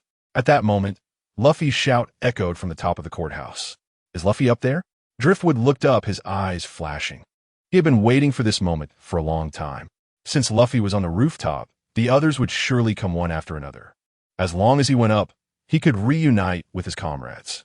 The courthouse was very tall, and Zoro and the others could only climb up through the internal stairs. But Driftwood didn't need to be so troublesome. He attached chakra to the soles of his feet and quickly ascended by walking on the walls. Soon, Driftwood reached the rooftop of the courthouse and saw Luffy ahead. During the time they had been apart, Luffy didn't seem to have changed. He was holding onto the wall in a slingshot position, seemingly wanting to use the elasticity to launch himself to the opposite judicial tower. Yo, idiot captain. Long time no see. Driftwood silently approached Luffy from behind, wanting to surprise him. The familiar voice rang in his ears, causing Luffy to pause. And he released his grip on the wall, returning to his original length. He quickly turned around and saw Driftwood, who was smiling and waving hello. Driftwood, is that really you? Luffy exclaimed, unable to believe his eyes that the long-lost Driftwood had appeared right behind him. Yes, I am Uchiha Driftwood, your comrade. Driftwood replied with a smile, though for some reason his voice was slightly choked. That's great. Receiving Driftwood's affirmative reply, Luffy clung to Driftwood like a koala, tears and snot flowing all over. The reunion between Driftwood and Luffy symbolized Driftwood's official return. The ninja of the Straw Hat Pirates, Uchiha Driftwood, has arrived. It's so good that you came back safely. Luffy's voice was filled with joy as his face shook and the tears and snot wiped onto Driftwood's clothes. Get away from me, you idiot captain. You're getting snot all over me. Driftwood pushed Luffy's head away in disgust. However, since Luffy's grip was tight, Driftwood could only push Luffy's head away. Due to the properties of the rubber fruit, Luffy's neck stretched long. No, Luffy tightened his grip even more, even wrapping his arms around Driftwood a few times. Separating from his comrades was so painful that he absolutely could not let him go, and he would never allow any comrade to leave his side. Luffy's heartfelt words made Driftwood stop his movements. Looking at the captain who gathered the Straw Hat crew together, he understood Luffy's feelings at that moment. What a hassle, fine. Let it be willful just this once. Driftwood shook his head helplessly, a faint smile on his lips, and simply stopped resisting, allowing Luffy to wipe his tears and snot on his clothes. After all, he had plenty of spare clothes. I'm sorry. It's my fault for being too weak. As the excitement of reunion gradually faded, Luffy released Driftwood's body and said seriously to him, "It's not your fault. No one wants to encounter the Golden Lion in that kind of place." Driftwood instantly understood what Luffy meant by that. "No, this is my fault." Luffy stubbornly insisted on this matter, saying that protecting the crew was the responsibility of the captain. "If I had been stronger back then, you wouldn't have had to hold back." Driftwood looked at Luffy and said seriously, "Protecting the crew is indeed the captain's responsibility. But protecting the captain is also the responsibility of all crew members. At that time, I was the only one who could stop the Golden Lion, so I had no choice." Luffy smiled sincerely and said, "It's great to have a comrade like you." Driftwood replied with a smile, "I feel the same." Luffy suddenly grabbed Driftwood's shoulders and said solemnly, "I won't let this happen again. I will get stronger and become the strongest person in this world, with enough power to protect my comrades. Driftwood, I believe in you." The young man carried his dreams, but he overlooked the fact that he had too little time to become stronger. In these seas, there were many long-established, strong individuals. Even though Luffy's growth rate along the way had been fast, it was still not enough to bridge the gap in time. If he continued without stopping, encountering these people was inevitable. If he were to meet an enemy that the entire ship could not defeat again, Driftwood would also go without hesitation. Luffy's call for Robin reached the judicial tower on the other side, causing a commotion. Eventually, Frankie managed to use a burst of wind to successfully bring Robin to the platform outside the judicial tower. "Is that the new comrade Nico Robin? I don't know what happened between you, but according to Iceberg, it seems she came willingly, so it's best for you to persuade her." The loud noise from the judicial tower left Lyomu and Luffy no time to catch up. Although Lyomu recognized Robin as Miss All Sunday from their previous encounter, they had missed this part of the journey and were unclear about the hidden truths behind it, so Lyomu handed the stage back to Luffy. Across the several hundred meters of water, Luffy and Robin began their dialogue from a distance, while members of CP9 and Spandam arrived one after another. Of course, the other members of the Straw Hat crew also rushed over upon hearing Luffy's call. Noticing the movement beneath his feet, Lyomu shifted back a few positions, and then a vortex struck the spot where Lyomu had been standing, sending two figures flying through the air. Perfect landing. Nami spun in the air 2.5 times before spreading her arms and landing steadily. Meanwhile, Chopper, in his normal form, stumbled a bit upon landing, but managed to steady himself without falling. "Haha, your entrance is quite special, Nami," Lyomu said, smiling at her. "Are you kidding me? Am I seeing things?" Nami rubbed her eyes, trying to confirm whether the person suddenly appearing in front of her was real. Lyomu teased, "Did you see clearly?" Nami covered her mouth, tears welling in her eyes. It's really Lyomu." Then, with a sob, Nami hugged Lyomu. "Welcome back." Due to their height difference, Nami's face was just buried in Lyomu's chest. The joy of their reunion made Nami extremely emotional, her body trembling as Lyomu gently patted her back, softly responding, "I'm back. So this is the other companion everyone talks about, Lyomu? He seems like a nice guy." Chopper observed Lyomu closely from the side. Feeling Chopper's gaze, Lyomu took the initiative to greet him. "You must be Chopper, right? Vivi mentioned you when we were in Alabasta." Upon noticing Lyomu looking at him, the usually timid Chopper darted around, trying to find a hiding spot, but there was nothing nearby, so he awkwardly replied, "Nice to meet you. I'm Tony Chopper, the doctor of the Straw Hat Pirates." "A skilled doctor, huh? I know. Thanks for treating Nami. As for me, I won't introduce myself." "They must have mentioned me to you," Lyomu smiled. "Even if you flatter me, I won't be happy. You jerk." Chopper fidgeted, laughing happily. "Little master, there's more in this chapter. Please click the next page to continue reading. It's even more exciting." At that moment, Lyomu suddenly asked, "But Vivi said you were a reindeer. Why do you look like a raccoon?" If it weren't for Chopper's blue nose, Lyomu wouldn't have recognized him. Chopper's smile instantly froze, transforming into his human form, and angrily declared, "How rude. I'm not a raccoon. I'm a reindeer. Haha. Sorry, I mistook you. Although I'm apologizing. You can tell from my smile that I don't really mean it," Lyomu replied.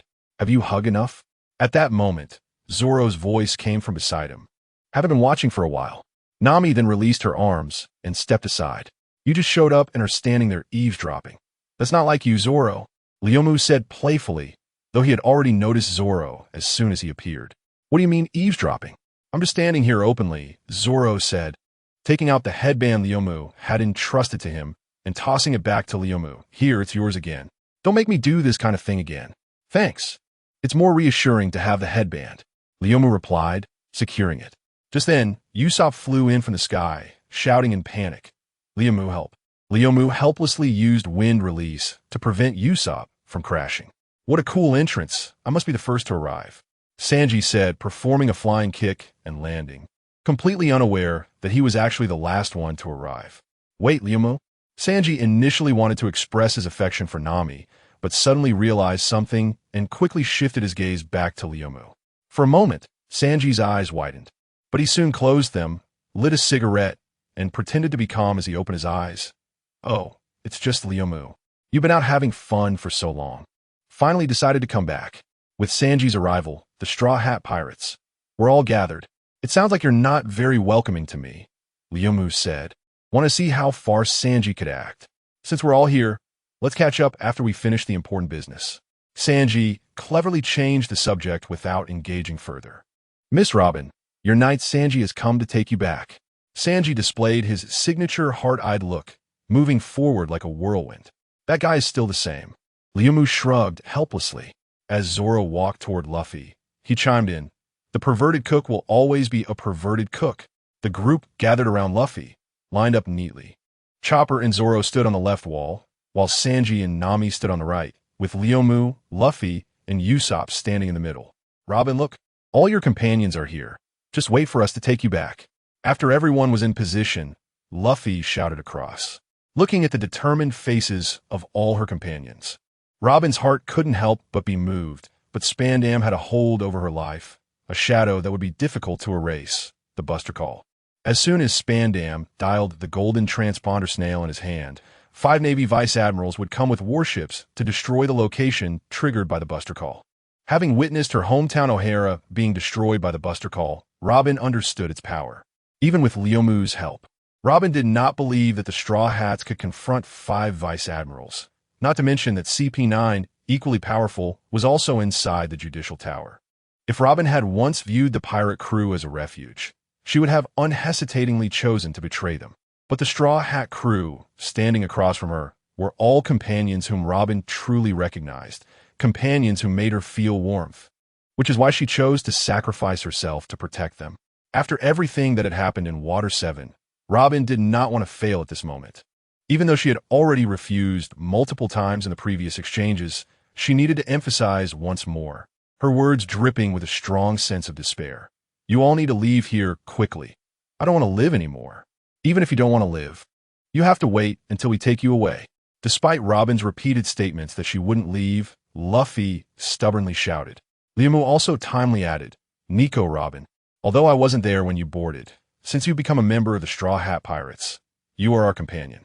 The Straw Hat Pirates will never leave their companions behind. So, just like Luffy said, even if you don't want to live, you have to wait until we take you away. Luffy and Leomu's words began to shake Robin's heart, her gaze flickering continuously. Standing beside him, Spandam seemed to notice the sign and quickly shouted, Straw Hat crew, you don't need to waste your efforts. This woman will not go with you because she knows very well what I control. The Demon Slayer Order. This is conferred by the world government, possessing overwhelming power in this world. Do you really think you can oppose the world government? Spandam's words awakened Robin's tragic memories once again, the indelible fear causing her body to tremble uncontrollably. I finally understand. Luffy pressed his straw hat down, his expression dark as he said, the one obstructing me from taking Robin away is the world government, right? Luffy looked at the flag atop the Judicial Tower across from him, a symbol of the world government. Sniper King, shoot that flag down. Luffy issued a shocking command to Sniper King. Received. Sniper King took out his new weapon, the giant slingshot, and aimed directly at the flag atop the Judicial Tower. Deadly move, Firebird Star. The burning Firebird hit the target precisely, and before long, the flag symbolizing the world government was completely consumed by flames. Seeing that the Straw Hat crew really destroyed the flag, Gabra was stunned. His mouth agape. Is this for real? Does that kid not know what that flag represents? Regardless of whether they knew or not, their actions already declared war against the world government. Spandam's face turned ugly because this was happening on his territory, a humiliation for him. Robin, the obstacle preventing me from taking you away no longer exists. Now I want to hear you say it. That you want to live. Although Luffy often acted foolishly, it didn't mean he was unaware of the consequences of this action. It was all to ensure Robin had no other concerns leaving with them. Robin clearly felt Luffy's intentions. Her eyes filled with tears. She no longer hesitated and shouted, I want to live. I want to continue sailing with you. On the platform of the Judicial Tower, Frankie watched the entire process, deeply feeling the bond among the Straw Hat crew and their determination to take Robin away. From their earlier words, Frankie also understood that the so-called demon title was merely imposed on Robin by the world government, and Robin herself did not wish to activate the so-called ancient weapons. To prevent the ancient weapons from falling into the hands of the world government, Frankie burned the blueprints of Pluton right in front of Spandam, choosing to bet everything on the Straw Hat crew. If the Straw Hat crew lost, Frankie's fate would be more miserable than being imprisoned in an underwater prison. Frankie's actions completely enraged Spandam. Taking advantage of Frankie talking to his subordinates, Spandam pushed Frankie off the Judicial Tower. At this moment, Carrera's ship's crew and Frankie's family failed to lower the drawbridge, and the Straw Hat crew was troubled by this matter. Just as Luffy was about to use Earth Release to build a path between the Judicial Tower and the courthouse out of thin air, Nami's transponder snail rang. Pirates, jump down. I'm already on the Rocketman and will arrive shortly. The voice of Grandma Kokoro came from the other end, accompanied by the sound of the Rocketman starting up. He, we can go over now. After hearing Grandma Kokoro's words, Luffy revealed a strange smile, then stretched out his arms to encircle everyone before jumping off. Wait, I have a safer, Luffy interrupted and took everyone down the waterfall. Of course, several others were caught up with Luffy and fell as well. Accompanied by everyone's exclamations, they safely landed on the roof of the Rocketman, conveniently picking up Frankie, who had been pushed down by Spandam. However, aside from Luffy and Nami standing steadily on the roof, the others were all clinging desperately to the carriage, barely preventing themselves from falling off.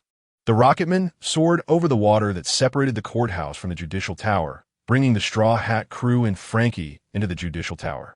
As the Rocketman was about to crash into the wall, Luffy leaped up, holding Nami, avoiding the massive impact. Safely arrived, Luffy stood up from the rubble, excitedly raising his hands. You're the only one, right? We don't have rubber bodies like you. Zoro, Sanji, Chopper, and Sniper King all emerged from the rubble behind Luffy, angrily looking at him, condemning his reckless behavior. Hanging on the front of the Rocketman, Frankie had it worse. He took the full brunt of the impact when the Rocketman smashed through the wall. Fortunately, he was a cyborg. Otherwise, he wouldn't be able to stand up now. Where's Miss Nami? Sanji searched the surrounding rubble, but found no trace of Nami. Damn it, it's all your fault. If anything happens to Miss Nami, I won't forgive you. Sanji, I'm fine. Nami's voice came from the other side of the Rocketman, and then Sanji saw Nami and Luffy walking out from the other side together. Miss Nami, I'm so glad you're okay. I'm really sorry. Your knight didn't protect you well. Sanji hurried to Nami's side. I'm fine. Thanks to Luffy, I wasn't hurt. Nami expressed her gratitude to Luffy. At this moment, Sniper King exaggeratedly said, Hey Luffy, why didn't you take me along? I also need help. With your ability, taking one more person shouldn't be a problem. Right now, I feel like my whole body is falling apart. Luffy smiled. Usopp, brave warriors grow through continuous injuries and challenges. You also need to learn to overcome these difficulties yourself, but don't worry. If your life is in danger, I definitely won't ignore it. The implication was, if there was no life danger, then you were on your own. Sniper King saw Luffy clarify his identity and quickly argued, I'm Sniper King. As the king of snipers, I naturally understand these principles. I was just asking for Usopp. Except for Luffy and Chopper, everyone saw through it but chose not to expose it. I just observed this floor briefly. The floor where Robin and the CP9 members should still be above us. We need to hurry. Otherwise, Robin might be taken away. Since everyone was fine, Luffy quickly shared his findings.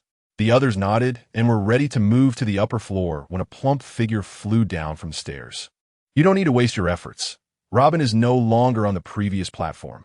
With a loud voice, the sound of the owl using moonwalk echoed as he finally stopped, hands gripping a corner of the wall.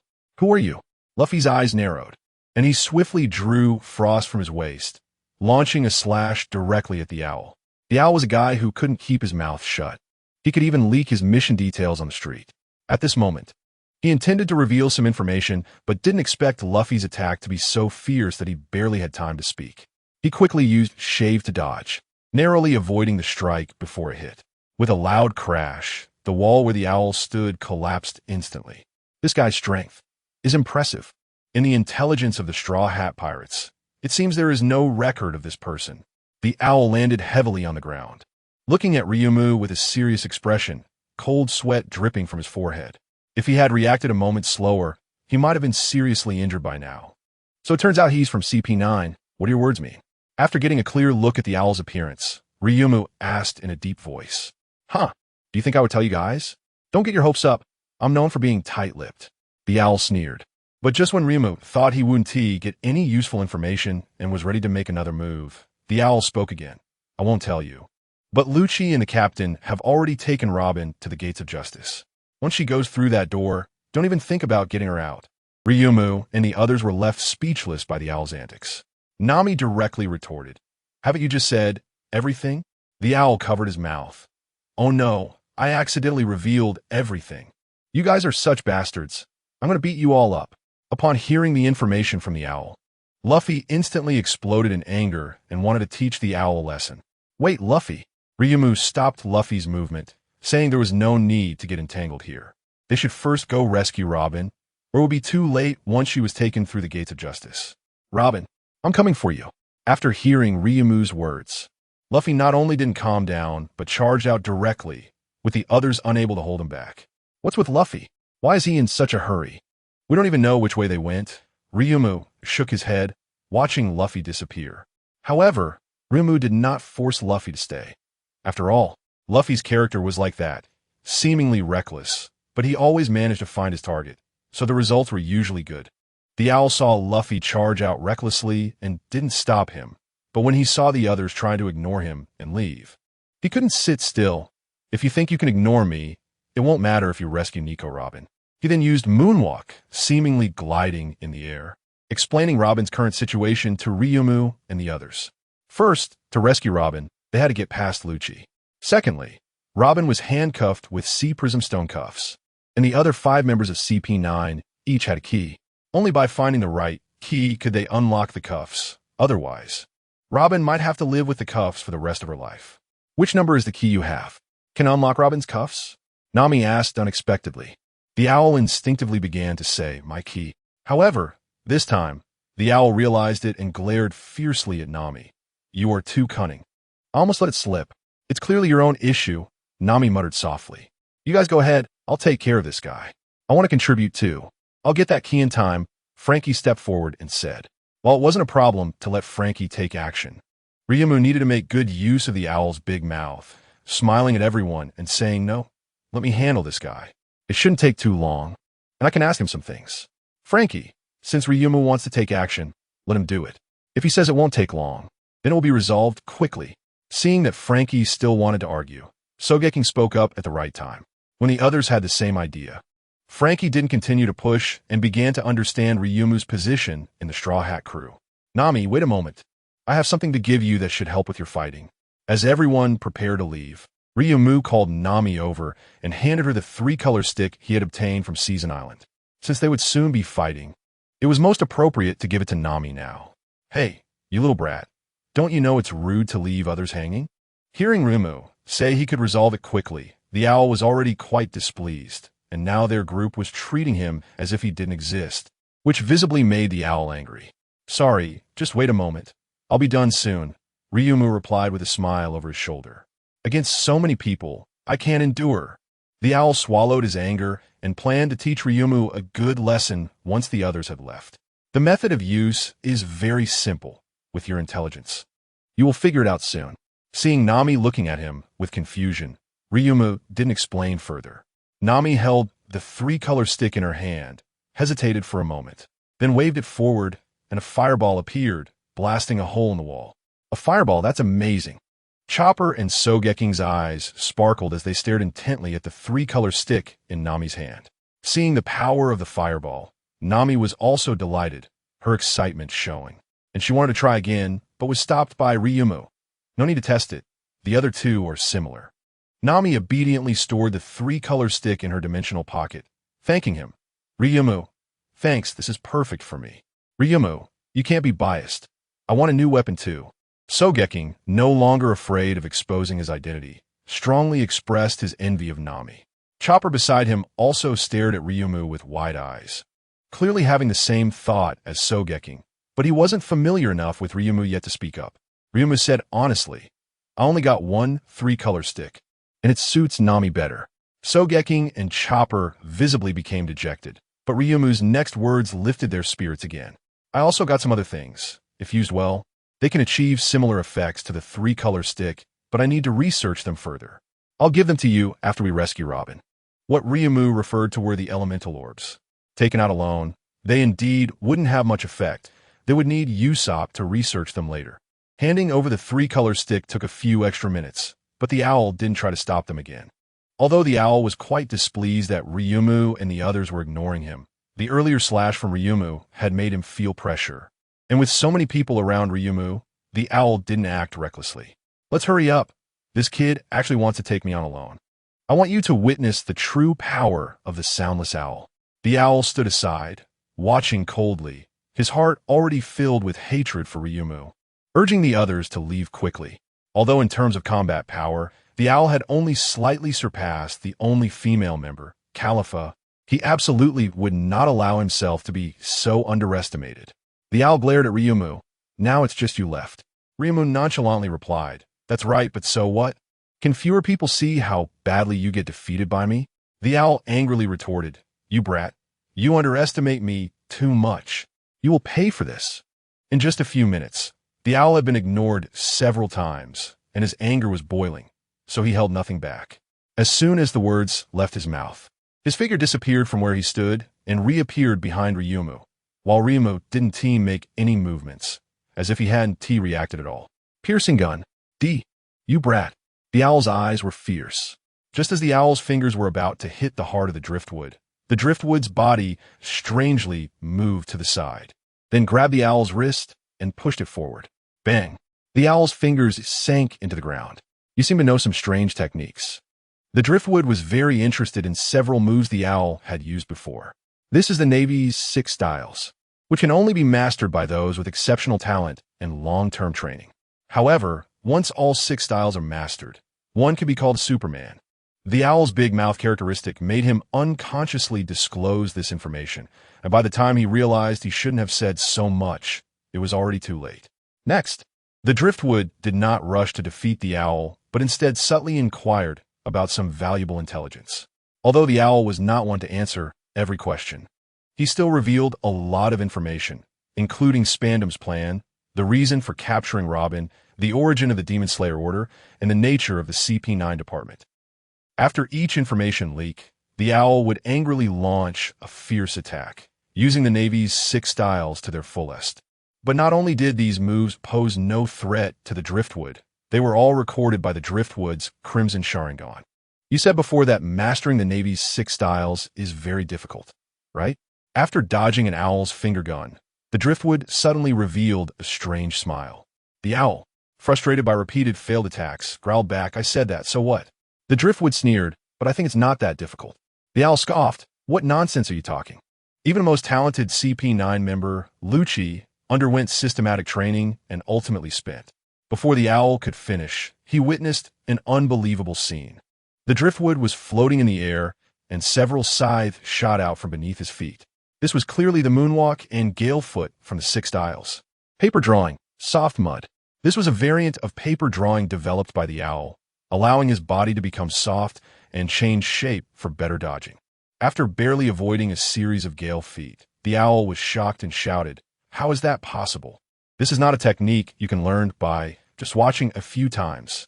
But then, the driftwood used Shave to appear behind the owl and stabbed him directly. You used to be in the Navy? There's no way you could master the 6 styles so quickly. This completely overturned the owl's perception, and he stubbornly asked. But the truth was, this was the first time I'd seen these moves. The driftwood said nonchalantly, crushing the owl's last glimmer of hope. Although the driftwood had not learned the 6 styles in advance, he possessed the extraordinary Sharingan, which allowed him to learn almost all techniques as long as his physical abilities kept up. Of course, this was limited to skill-based techniques like the 6 styles. He could not learn other special physique or ability-based techniques. For example, the owl's paper drawing, soft mud. The driftwood could not yet control his body to change into various shapes. But the driftwood clearly would not tell the owl this. The owl's information had basically been squeezed dry, and the driftwood said lightly, "It seems you have no other valuable information, so I won't play with you anymore." Play? What are you joking about? Even if you can learn the 6 styles, it doesn't mean you have me under control. The owl displayed extreme anger. He had taken it very seriously, but the driftwood told him that he had just been playing. The owl, who had already been hit once, completely collapsed and attacked the driftwood recklessly, seemingly having lost all reason. Bistri secret technique, Oles chaotique feast. The owl created the illusion of multiple clones through rapid movement and unleashed a storm of finger guns with his fists. The driftwood shook his head. Is this what you call the strongest spy organization, CP9? Your mental resilience is too weak. Frost withering. The chilling light in his hand shone brightly as small ice crystals continuously fell from the air. The driftwood accurately located the owl's position, and in a flash, the blade of cold light swept across the owl's chest. Sizzle. A blood-red, withering flower formed on the owl's chest, hiding a massive knife scar beneath it. This is impossible. After taking this hit, the owl's eyes rolled back, and he collapsed to the ground. A key number 4? I wonder if this is the key we're looking for. Looking at the key that fell from the owl's pocket, the driftwood murmured, regardless of whether it is or not, it's good to have one first. The driftwood put away the key and no longer paid attention to the owl, who had lost the will to fight. He had completely lost his threat to the Straw Hat crew. Using Moonwalk to traverse between floors, the driftwood couldn't help but sigh. I didn't expect such a surprise. Not to mention anything else, this Moonwalk is quite convenient. From the previous battle, the Navy's 6 styles had certain uses, but for the driftwood, Shave and Moonwalk provided the most help. Since Shave and Body Flicker technique are 2 completely different systems, the driftwood could use them interchangeably without gaps. And compared to continuous Body Flicker, it was not only faster but also reduced chakra consumption. Moonwalk was even more convenient for traveling. Finger Gun, Gale Foot, and Paper Drawing could all play a certain role in battle.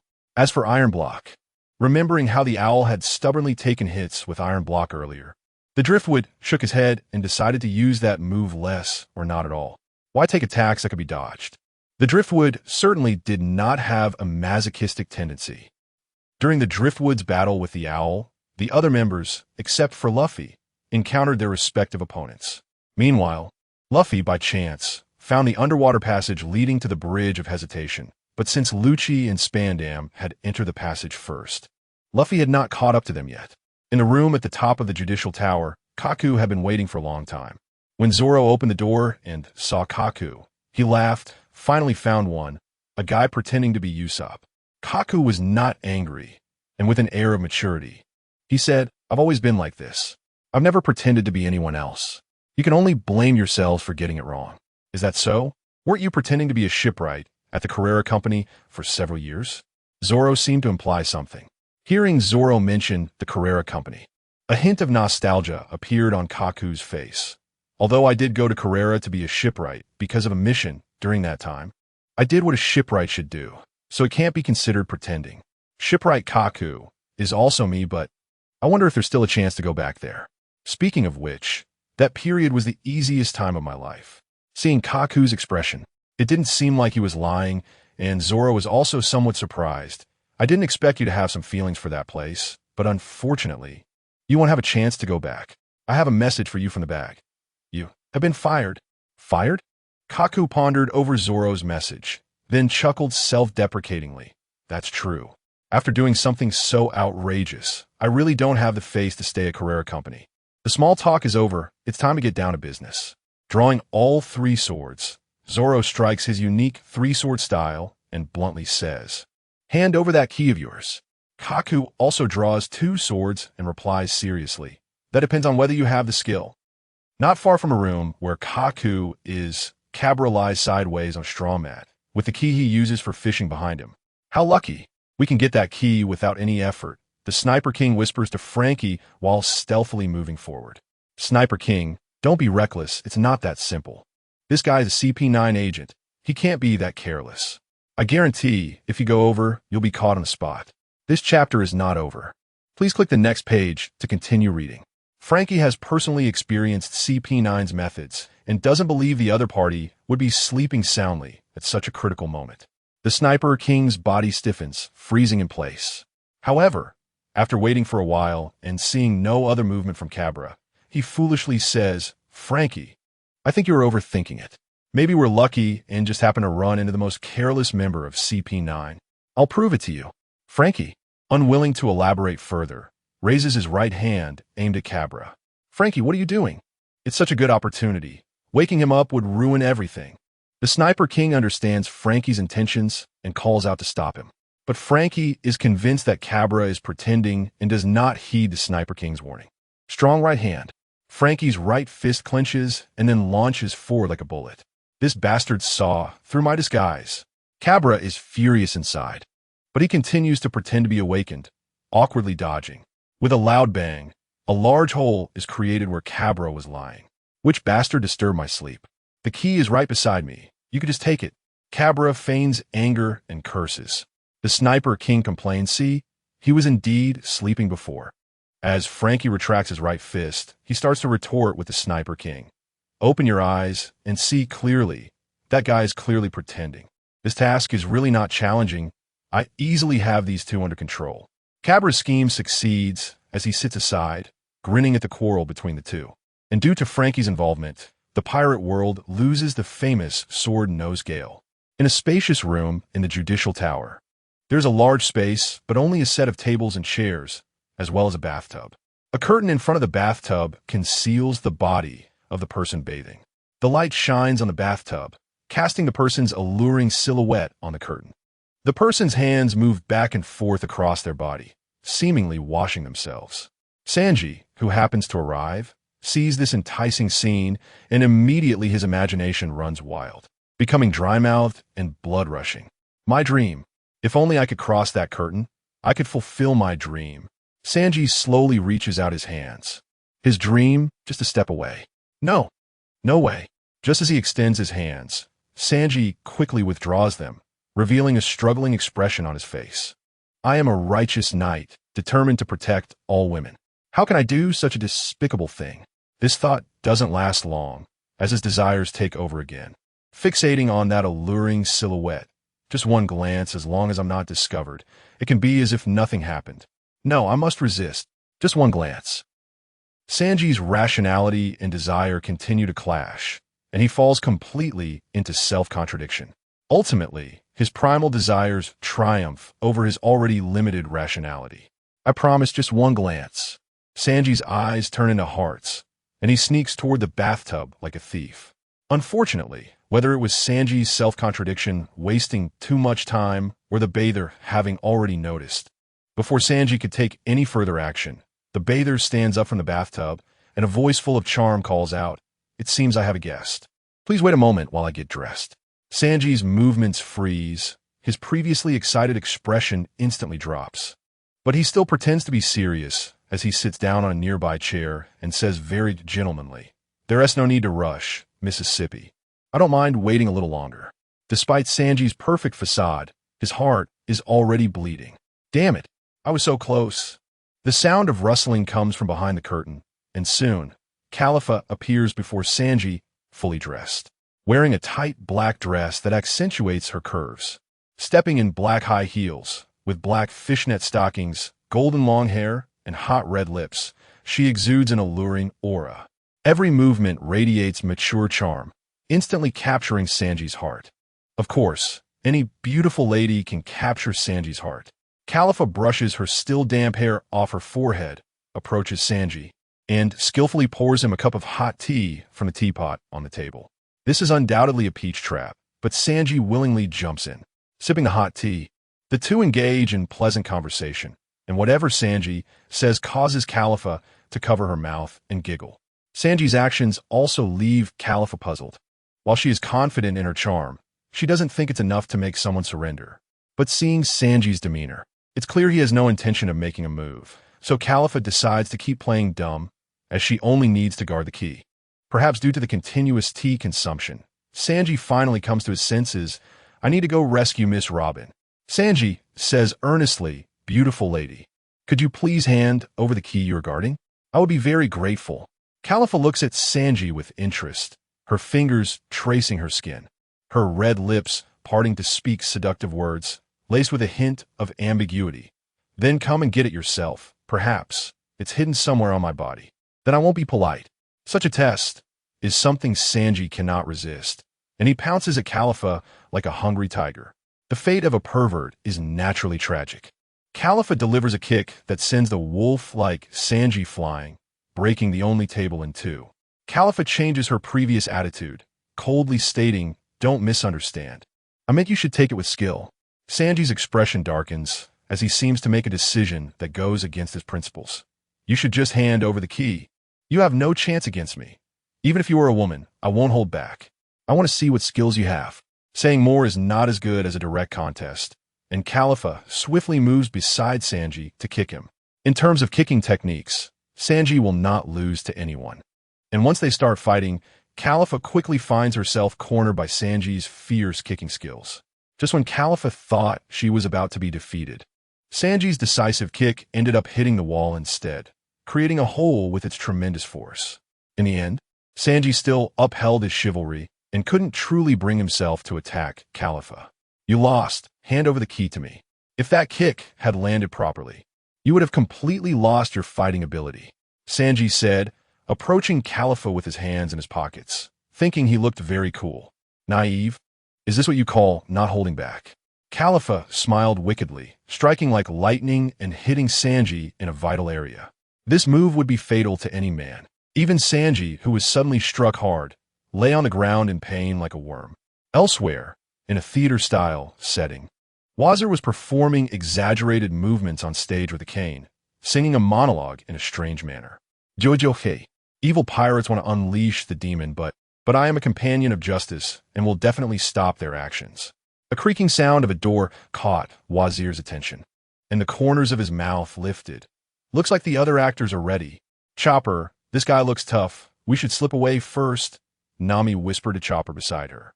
You're right, Nami. Chopper nodded in agreement. Sorry to interrupt. The two apologized to Wazir and closed the door in unison. But having waited here for a long time, Wazir certainly wouldn't let them leave. Raging wind, two sides came slicing through the air, cutting the recently closed door in half and grazing the tips of the two's noses, sending them fleeing in terror. What is wrong with you? I already apologized, and you still want to attack. Nami shouted at Wazir while running away. Wazir didn't care what Nami said, continuing to chase after them. Yo-yo-hey, evil pirates, surrender. Nami and Chopper found a hidden spot to hide and patted their wildly beating hearts. Leaning against the wall, Chopper occasionally peeked outside. Nami, hiding like this won't work. He will find us eventually. We need to come up with a way to deal with him. Nami nodded in agreement. You're right. We also need to get that key from him. Then the two fell into a brief contemplation. I've got it. Nami suddenly brightened up, pointing at Chopper. Chopper, you take care of the enemy. Hurry up and defeat him. What good idea. I'll go defeat him right away. Chopper responded a beat late, casually stepping outside. Are you kidding? How could I possibly do that? Realizing what he was doing, Chopper quickly ran back to Nami, puffing with anger. If I could beat him, I wouldn't be hiding here. Nami comforted Chopper by patting his head. Don't worry, I'll support you from a distance. You're not fighting alone. With that, Nami took out the three-color stick and a weather stick from her dimensional pocket. Look, with these two weapons, we have a chance to defeat him. Chopper remembered the scenes of Nami using these two weapons and recognized their power. But being somewhat timid, he still lacked confidence. Isn't there another way? Nami sighed. Although we could wait for the others to defeat the enemy and come help. I'm afraid we won't have time, and we also need to contribute. Right? Chopper, you have to believe in yourself. You're strong. Nami cheered him on. Aye. I'm strong. Chopper doubted himself. Yes, you're strong. Think about it along the way. You've defeated many enemies, so have confidence in yourself. Nami continued to encourage him, recalling the battles he had fought during their journey. Chopper's gaze gradually became determined. I am strong. The two's eyes ignited with fierce determination. If Usopp were here, they would definitely tell him that the once timid trio was no more. But this high spirit didn't last long, as a voice extinguished it completely, and the two exited their timid trio phase. Yo-Yo-Hey, found you, evil pirates. Wazir's towering figure of 3 meters 3 appeared beside them, his long pink hair flying wildly. Life return, hair binding technique. Wazir didn't give the two a chance to escape this time, directly using life return to extend his hair and bind them both. It hurts so much I can't breathe. Chopper's limbs were bound, and no matter how he struggled, he couldn't break free from the hair binding technique. The tightening hair around his neck was almost choking him. Nami was in the same state. Wazir was not Sanji and would not go easy on Nami due to her beauty. But fortunately, Nami had taken out the 3-color stick in advance, so they weren't completely without options.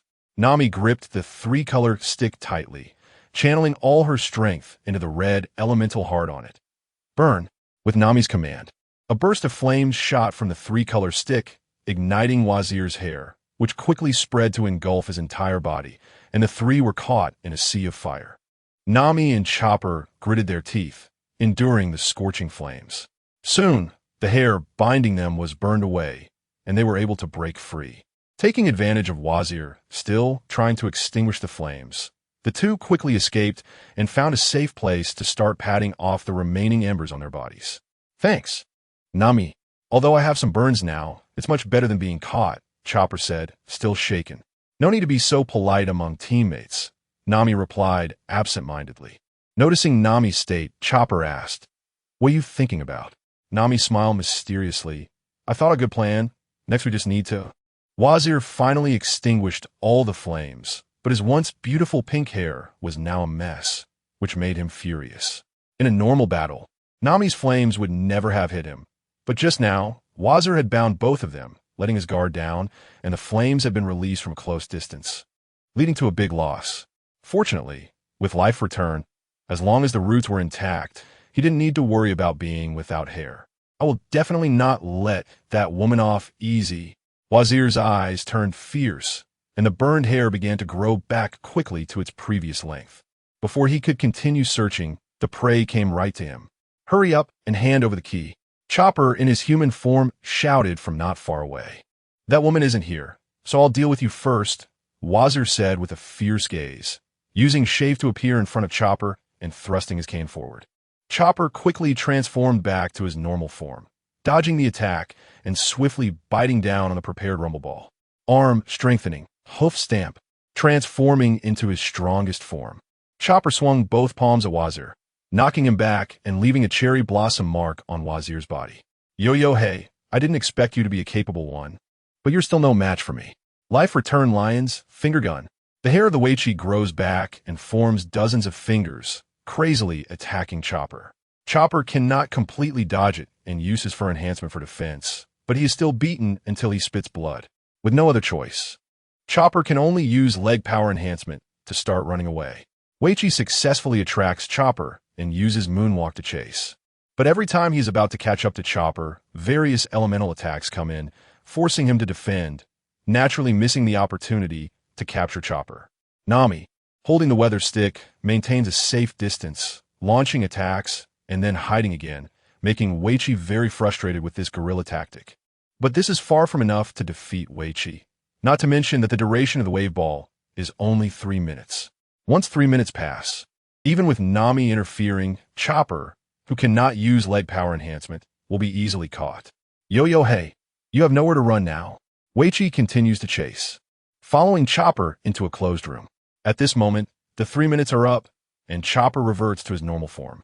In this extremely unfavorable situation, Chopper surprisingly smiles slightly. Luckily, I made it. A drop of water falls on Weichi's forehead. Weichi looks up and sees a dark cloud raining down. Puzzled, how can there be dark clouds in this room? Chopper shouts, This is Nami's storm weather. The one with no way to escape is you. At this time, on both sides of the room, there are weather sticks placed, and cold bubbles and hot bubbles continue to emerge, accelerating the rain from the already formed dark cloud. So you're deliberately luring me here? Hearing Chopper's words, Weichi realizes he has fallen into a trap. But he does not think that just because of the dark clouds raining above his head, he can be defeated by two people whose strength is far inferior to his. Hey, it seems I have also been underestimated. Weichi, furious, laughs, and his finger-like hair attacks Chopper fiercely again. Just then, an extremely cold air bursts from the door. Wait, I'm not ready yet.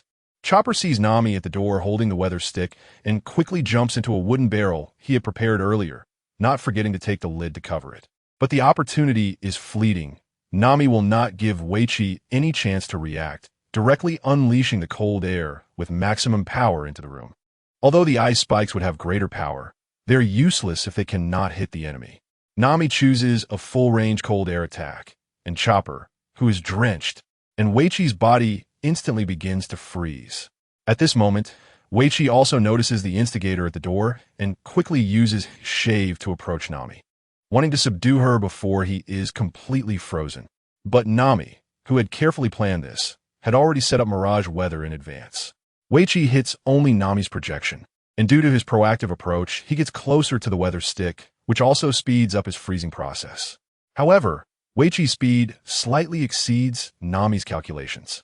Even though his body is freezing, the few projections left by Nami are quickly tested by Weichi.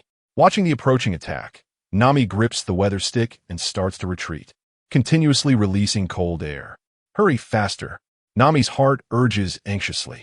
Even though the weather stick is constantly emitting cold air, she is sweating nervously. Fortunately, Lady Luck favors Nami. Just when Weichi's attack is still a small distance away from her, he is already frozen into a large ice sculpture, unable to move an inch. Looking at the large ice sculpture in front of her, Nami exhales deeply. This battle has finally been won with difficulty. So you are CP9. Nami angrily kicks the ice sculpture. You just tie me up. Perhaps because kicking hurt too much, Nami switched to tapping it with the weather stick. Chopper, let's go. After venting her frustration with a few taps, Nami calls for Chopper to leave. But she does not get a response from Chopper and suddenly remembers that the area attack also included Chopper. In a hurry, Nami jogs over to Chopper's side. Although they are still quite far from the door, Chopper is already frozen, maintaining the action of covering the lid. Chopper, are you okay? After using the weather stick to thaw Chopper, Nami asks with concern. A sneeze. I'm fine. Even with a thick layer of fur, Chopper sneezes after being thawed. But it's no big deal. After collecting the weather sticks left in a room, the two leave and pass by Weichi's ice sculpture again. Oh no, we haven't taken a key. We finally managed to freeze him. We can't just unseal him. Chopper recalls that Weichi has a key and feels a bit regretful. Look, what is this? Nami suddenly produces a key from nowhere. Chopper, very excited, points at the key and exclaims, This? Could it be? Nami nods proudly. Just as you thought, don't forget what I'm best at. When I burned his hair earlier, I also conveniently got this key. Nami, you're amazing. Chopper looks at Nami with admiration. This little thing is of course no challenge for me. Nami feels a bit inflated. As they leave, neither of them notices the staff inside the ice sculpture glowing, and Weichi's head slightly shakes. After freezing Weichi, Nami and Chopper begin to search for the others to see if they can provide some help. Nami, have the other companions successfully gotten the key by now? Can we help them at this time? Chopper asks excitedly while walking. Nami analyzes rationally. Although our battle process was quite bumpy, it indeed didn't take much time. Flo, which should have encountered the enemy faster than us, but it seems he wants to extract some information from that big mouth, which will likely take more time. So we should be the fastest. Chopper's smile fills his entire face. I didn't expect we would be the fastest. Let's move quickly. Maybe the others need our help. Saying that, Chopper starts running with his short legs. Nami smiles indulgently and keeps up with Chopper's pace. Chopper, there's no need to rush. We should trust our companions. The two haven't gone far when an object falls from the sky and lands not far in front of Chopper. Curious, Chopper approaches, and after seeing it clearly, he is left speechless in shock. Chopper, what is that thing? Nami follows closely behind, and without waiting for Chopper to respond, she sees what has fallen. Looking at the slippery Sanji, who looks like a doll, Nami exclaims in disbelief. You are Sanji. Sorry, Miss Nami. I lost, and didn't T get the key? Sanji, ashamed, buries his head in the ground. Even Sanji lost. How strong must this enemy be? Nami knows Sanji's strength very well, so she instinctively raises the enemy's combat power above Sanji's. But when Nami glances at Califa's figure, she disdainfully says, Sanji, you wouldn't hold back just because your opponent is a woman, would you? Sanji did not speak, only burying his head lower. Sanji, you should give up this chivalrous spirit. Otherwise, one day, it will cost you your life, Nami said with frustration. Impossible, the spirit of chivalry is ingrained in my life. If I abandon it, I will cease to be myself. So even if it costs me my life, I will never lay a hand on a lady, Sanji declared solemnly. This made Nami slightly change her perception of Sanji. If only he could express himself less lewdly on a daily basis. In that case, I'll take down that woman. Chopper, I'm counting on you, Sanji said. After giving clear instructions, Nami hurriedly made her way to the floor where Califa was, with the three-color stick in one hand and the weather stick in the other. Chopper, I'm sorry, I've been so useless this time, having to rely on the beloved Nami to take revenge for me. Sanji felt deep shame, and with no one to help him. He couldn't stand up in his slippery state, so he simply buried his face in the ground. Sanji, don't say that. After all, the opponent is a woman. You wouldn't feel this way if it were someone else, Chopper said, trying to comfort him. Chopper, do you think so too? I feel the same way. There's only this one woman from CP9, and I happen to run into her. My luck is just too bad. If it were anyone else, I could have handled them easily. Sanji blamed his bad luck, completely ignoring the fact that he had almost fulfilled his dream. Sanji, what's wrong with your body? I have no idea how to treat you. Chopper examined Sanji's body, but couldn't think of a way to help him. As he touched Sanji, Chopper's expression turned pleasant. But you feel quite nice and smooth like this. That woman is an ability user. It's because of her power that I ended up like this. Nami can handle it alone, right? Sanji responded honestly, though he was somewhat worried about Nami. Are you talking about Nami? Nami is very strong. Thanks to her, we were able to defeat CP9's people, Chopper said, playing around on Sanji's body and casually mentioning the process of defeating Fukaru. Truly worthy of Miss Nami, possessing both wisdom and beauty. My admiration for you has just increased. Sanji's eyes turned to hearts as he openly confessed his feelings for Nami, who was not present. Yes, Nami will definitely be happy to hear that, Chopper said dismissively. I can't let Sanji stay like this. I need to think of a way. Although Sanji felt nice and slippery, it couldn't be neglected like this. But before Chopper could come up with a good plan, his expression suddenly changed because he heard a voice coming from the direction he had arrived. Hey, that annoying woman and the raccoon. Although he couldn't make out the content of the voice, that unique way of speaking could only belong to one person. But that person had clearly been completely frozen. How could they move so quickly? Chopper's cute little face wrinkled in worry. Chopper, did you hear any strange sounds? Since Sanji's face was still buried in the ground, he didn't notice Chopper's abnormality. Sanji, you must have misheard. I heard something strange too. Maybe it was just the sound of the sea breeze. Chopper pretended to be normal and covered up. With Sanji in this state, he has no chance of resistance. I can't let that person find this place. I have to lead them away. Chopper stood up with determination. Sanji, I just thought of a way to help you recover. Wait for me. I'll go find some necessary tools. After saying that, Chopper transformed into his human form and ran back in the direction he came from. Chopper, how long are you going to be? Help me up first. This position is a bit uncomfortable, Sanji shouted loudly, but he didn't receive a response from Chopper. Chopper? Has he already left? Some time passed since Chopper left, and Sanji called out, Chopper, if you come back, just respond. But still, there was no reply, causing Sanji to feel some worry. That guy Chopper, he wouldn't run off to do something dangerous, would he? Sanji suddenly recalled that it was right after hearing that strange voice that Chopper hurriedly left. What on earth is Chopper trying to hide? Sanji felt a bad premonition in his heart, feeling frustrated. Damn it. At this moment, I can't do anything.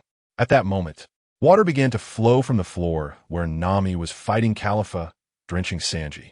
As the water washed over him, The effects of Calipha's bubble fruit abilities were washed away, and Sanji returned to his original state. Revived. Thank you, Miss Nami. Sanji looked up to confirm where the water was coming from, regardless of how the water appeared. He directly attributed the credit to Nami. However, before Sanji could look for Chopper, a huge explosion sounded from another side, followed by a scream.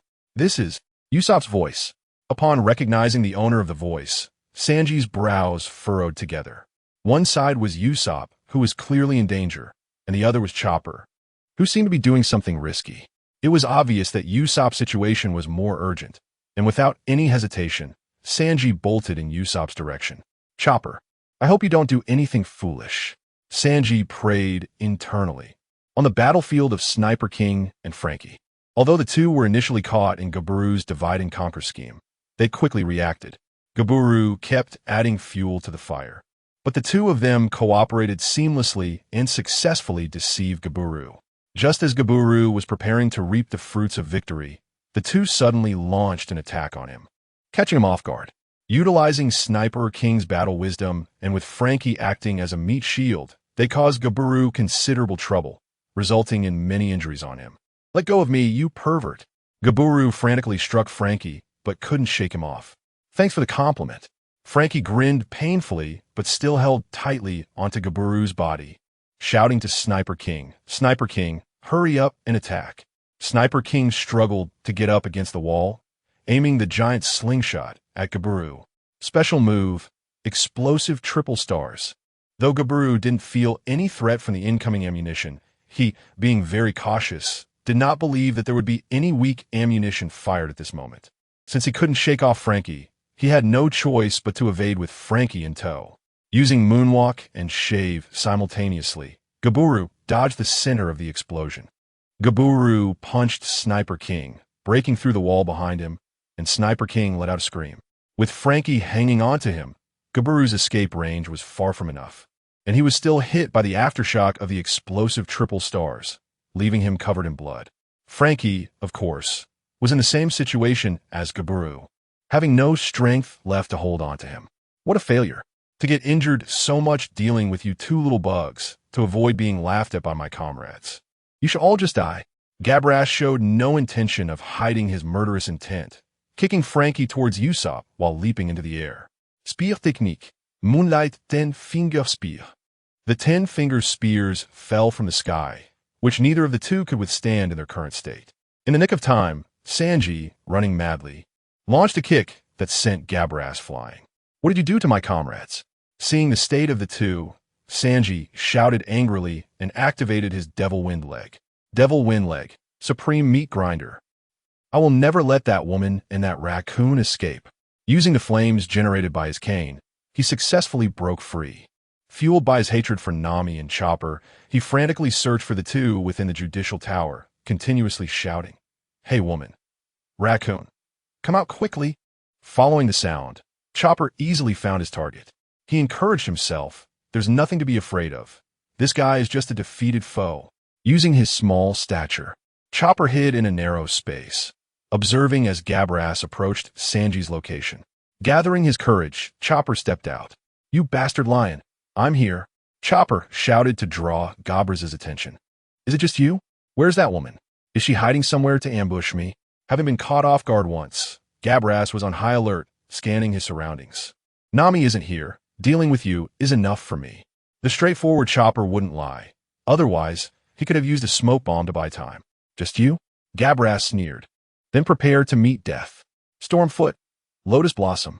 Continuous weasel slashes headed toward Chopper. Without the help of the Rumble Ball, Chopper found it very difficult to evade and was eventually hit by one of the weasel attacks. Watching Gabras approach with a sinister smile, Chopper swallowed a second Rumble Ball.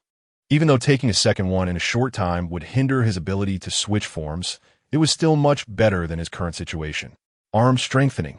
This form was Chopper's strongest, so he immediately tried to switch to it, but he failed. Leg Strengthening? I can accept that in this situation. Once he activated Leg Strengthening, Chopper had no choice but to start running. "Hey, weren't you going to defeat me? Why are you running away now?" Gabras, unaware of Chopper's condition, mistakenly thought Chopper was choosing to flee. This time, without Nami's interference, Chopper managed to escape a distance before being caught up. Life return. Lion's finger gun. Arm strengthening. Realizing he couldn't escape, Chopper had to choose to confront him, but once again, he failed to switch forms. Turning into a ball, Chopper took all the finger gun attacks head-on, crashing through a wall. Arm strengthening. On his third attempt, Chopper finally succeeded in switching to the desired form. He braced himself against the relentless lion's finger gun, and by the time he reached Gabras, he was covered in injuries. But that was enough. Chopper had achieved his goal. Off technique, Falling Blossom. This was Chopper's strongest move and his last gamble. Continuous cherry blossom-shaped hoof prints were engraved on Gabras's body, and his once flailing long hair became still. As Gabras's body fell backward. I won. Dr. Correja. Doctor, I can fight like a man now. 3 minutes had just passed, and Chopper returned to his usual form. Although covered in scars, he still wore a smile on his face. What a joke! How could I lose to a raccoon? Just as Gabras fell, he inexplicably stood up again, his pink hair swirling once more, binding the already helpless Chopper. Chopper's small hand reached into his small bag, which contained some medicines and a rumble ball, but Chopper had already eaten 2. If he took a third, he would completely lose control and become a rampaging monster, something he never wanted his companions to see. For the sake of his comrades, he had no choice. Holding the rumble ball in his hand, Chopper threw it into the air. Just as the rumble ball was about to reach Chopper's mouth, a sharp slash cut through in front of him, severing the pink hair that bound him. Freed from his restraints, Chopper fell to the ground. The rumble ball lying intact beside him, but now Chopper had no use for it. Gabras waved his cane, turning his gaze towards the direction of the slash. Hey, who is it that dares to ruin my show? I just delayed a bit with that big mouth, and you almost harmed my comrades. Truly, unforgivable. The wooden figure slowly approached Gabras, dragging Frost along with it, leaving a trail of ice on the ground. Even from a distance, Gabras felt a strong sense of oppression from the wooden figure, accompanied by a chill that brought back memories of being frozen not long ago. Big mouth? He must be talking about the owl. So that means the owl has been taken care of. Gabras tightened his grip on the cane, not daring to be careless, as he had only 10 points more than the owl in the Tao power test. The wooden figure. Seeing the silhouette clearly, Chopper shouted excitedly. Chopper, stay there and don't move. I will avenge you. It will be done soon. A slight smile appeared on the previously cold face of the wooden figure, and then his figure vanished from the spot. Shave. Combining the shave technique with instant movement, the wooden figure's presence flickered around Gabras, who became dizzy trying to keep track of him, unable to pinpoint his location. Shave? No, it's even faster than shave. Even as Gabras's long hair transformed into dozens of fingers launching finger guns, none of the attacks managed to hit. It's over. The cold voice of the wooden figure echoed in Gabras's ear as the blade, glowing with a blue hue, pierced through his body. The icy chill seeped through the wound directly into Gabras's body, freezing his blood. So powerful, he defeated an enemy I couldn't win against with just one strike. Stars sparkled in Chopper's eyes as he looked at the wooden figure in admiration. That last move was kind of cool. It seemed flashy. After all, the wooden figure could have won in a much simpler and more brutal way. Slowly sheathing the frost, the wooden figure began to search Gabras's body, but found nothing. He then poked Gabras a few times with the sheath. Hey, wake up! Where did you put the key? The unconscious Gabras obviously couldn't answer. Actually, we've already got the key. Chopper briefly explained the situation. So that's how it is. Nami's skills in this area are indeed world-class, the wooden figure sighed.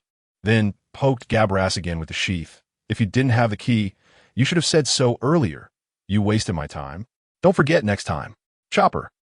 The glorious image that had just been built in Chopper's mind of Ryuki instantly dropped a level. Since Nami has already taken the key from here, Ryuki didn't linger any longer. Chopper, let's go. We need to get the other keys. Besides the 2 keys I have in Nami, yes. I don't know how many others have been taken. Ryuki said as he walked in front of Chopper. You're right. We need to move quickly. Robin's situation doesn't allow us to waste any time. Chopper struggled to get up, but due to his severe injuries, he could only stand for a moment before weakly sitting back down. I'm sorry, I'm too weak.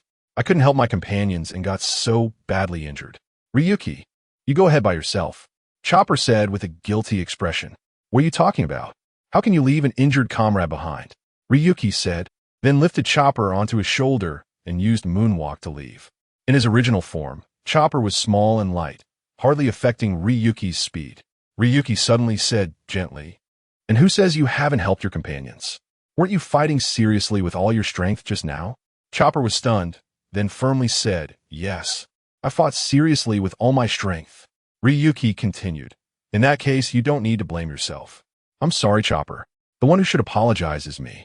If I hadn't wasted so much time with the Big Mouth, you wouldn't have had to fight so desperately.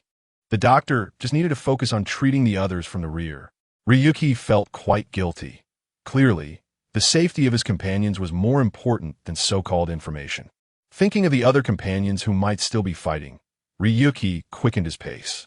Chopper tilted his head to look at Ryuki, a smile appearing on his face. "Ryuki, you're really a nice guy." Under Chopper's guidance, the two arrived at the place where Chopper had separated from Sanji. Here, the water from the upper levels had left water stains everywhere, but there was no sign of Sanji. Oh no, Sanji looked like he had no combat power before.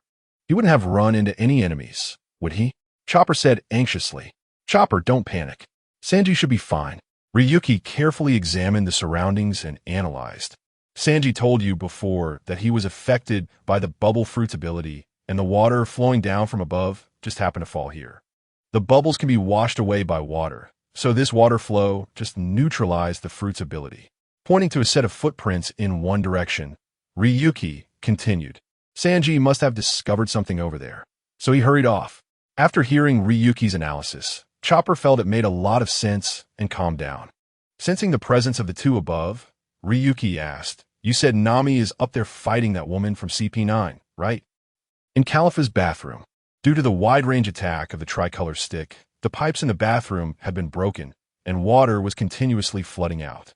The water in the bathroom was already more than 10 centimeters deep, and Califa's fruit ability was basically nullified, leaving her to rely on her original martial arts to fight. However, Nami's Mirage tempo was too deceptive. Like Califa, she couldn't accurately hit Nami. Mirage tempo, fantasy fairy. 5 identical Nami raised the tricolor stick together, continuously moving around Califa. The purple light of the thunder element heart flickering. Thanks to the tricolor stick that Ryuki sent, I don't need to trouble myself with accumulating thunderclouds. Now, how will you defend against this move? Summoned thunder. A confident expression appeared on Nami's face, and then the purple light of the tricolor stick flashed. Each Nami released bolts of lightning towards Califa. What a joke. Do you really think such an attack can hit me? Surrounded by 5 Namis. Califa looked a bit tense, but didn't lose her composure. She used Shave and Moonwalk in succession to dodge the bolts of lightning while waiting for the right moment to kick Nami with a Gale kick. However, all of her Gale kicks hit only the projections, and the lightning Nami unleashed, whether real or not, also failed to hit Califa. At this moment, the battle seemed to have reached a stalemate. But in fact, Nami, using the cover of Mirage Tempo, had already climbed up onto a broken wall that Califa had sliced through with her Gale kick. "He, do you really think I would summon thunder in such a watery place?" Nami laughed to herself as she watched Califa fighting the illusions. In truth, the real bolts of lightning had never fallen into the water. They were directed at the wall. But now, Nami smiled as she raised the tricolor stick, fully activating the thunder element heart, and a thick bolt of lightning struck directly towards Califa. Although Califa managed to dodge it in time, she couldn't stay in the air forever. As Califa landed back in the water, she prepared to kick Nami with a Gale kick, only to find she could no longer move. How is that possible? I clearly wasn't hit by the lightning. Califa's face was filled with shock. Although the lightning hadn't directly hit Califa, it couldn't directly incapacitate her, but through the conductivity of water, it had paralyzed Califa as she fell back into the water. Finally creating such a good opportunity, Nami naturally wouldn't let it slip away. She leaped directly from the broken wall, bringing the tricolor stick down hard on the back of Califa's head, causing Califa to truly lose her combat power and fall unconscious. "Ha, I told you. I won't show mercy like Sanji." Nami, like a little devil, stood on Califa's body, her face full of victorious joy. This battle was quite difficult to win. If it weren't for the suddenly exploding pipes, It would have been challenging to achieve victory, especially since Nami had just suffered a setback against Caliph's bubble fruit ability. It seems you've already mastered this new weapon. I really didn't misjudge. The tricolor stick is the most suitable for you. At this moment, Ryuki's voice came from the doorway. Nami glanced at the entrance. What? It's Ryuki. You come in and don't help. I just arrived. Ryuki pointed to Chopper on his shoulder. You can ask Chopper if you don't believe me. Chopper quickly said, That's right. We just arrived and saw you summon a bolt of lightning. Then you finished the fight. Nami nodded and noticed Chopper's condition. Asking with concern, Chopper, what's wrong? Did you encounter an enemy? Chopper explained. It's still that long-haired lion from before, but fortunately, Ryuki arrived in time. Nami didn't ask further. As long as Chopper was okay, that was good. By the way, the key. Nami suddenly remembered that she hadn't taken Caliph's key and quickly turned around to search Caliph's body. However, Caliph's tight-fitting outfit hindered Nami's search. So Nami simply resorted to tearing Caliph's clothes apart. The unconscious Caliph naturally couldn't resist. For a moment, spring light burst forth. Nami's rough method of searching for the key was naturally seen by Ryuki and Chopper. Chopper had no reaction since this was indeed something Nami could do. But Ryuki was different. He was a man and a normal 17-year-old boy, although it wasn't as shocking as Sanji's reaction to the revealing sight of Caliph. The sudden impact still made Flomuk blush slightly. Flomuk also found it inappropriate to keep staring at Caliph's spring beauty, so he turned his head to the side. Chopper, somewhat confused, asked Flomuk, What's wrong with you? Flomuk replied quietly, It's nothing. It's a bit rude to keep staring. Although Chopper had eaten the human fruit, he was still essentially a reindeer, so it was natural for him not to understand Flomuk's feelings at that moment. Using a straightforward approach, Nami quickly found the second key that Caliph had been guarding, and with the third key stolen from Weevil and the fourth key taken from the owl, they had now collected over half of the keys. If all went well, Zoro and Sanji could obtain the other two keys, and the operation to rescue Robin could move to the next stage. After Nami successfully found the keys, Flomuk said, Let's go find the others, and we can meet up with Luffy to rescue Robin. They should be in the underwater passage now. From the owl, Flomuk also learned the way to the Gate of Justice and discovered the location of the underwater passage. However, the broadcast across Judicial Island suddenly blared, and the Judicial Tower was no exception. Spandam's annoying voice came through the broadcast, followed by the sound of Robin arguing with him. In the underwater passage, Lucci was following Spandam's orders to intercept Luffy, and upon hearing Luffy's voice, Robin began to resist and stall for time. Nico, Robin, hurry up. Don't have any delusions. You don't really think that Straw Hat Kid can defeat the genius of CP9 from hundreds of years ago, do you? Spandam sneered. You're just a naturally evil person. For the rest of your life, you'll be atoning for your sins in the world government. Now that the design of Pluton has been burned, you're the only one who can unlock the ancient weapon. You should thank me for giving you this opportunity. Listening to Spandam's words, Robin's expression turned grim. But she no longer felt threatened as she once did. Her companions were coming to rescue her, so Robin needed to buy them some time. Seeing that Robin still refused to cooperate, Spandam simply dragged her forward. With sea-stone handcuffs on her wrists, even though Spandam was weak, Robin couldn't effectively resist and could only slow her speed of being dragged away. Spandam took out a transponder snail from his pocket without checking if it was the one he wanted to connect to and began scolding. CP9 members, what are you doing? How did you let the Straw Hat Kid slip into the underwater passage? This time I'll let it slide, but if another pirate gets in, you'll all be waiting for punishment. When Robin saw the transponder snail in Spandam's hand, her expression changed drastically, and she exclaimed, That golden transponder snail in your hand. It can't be. What golden transponder snail? Are you blind? This is clearly.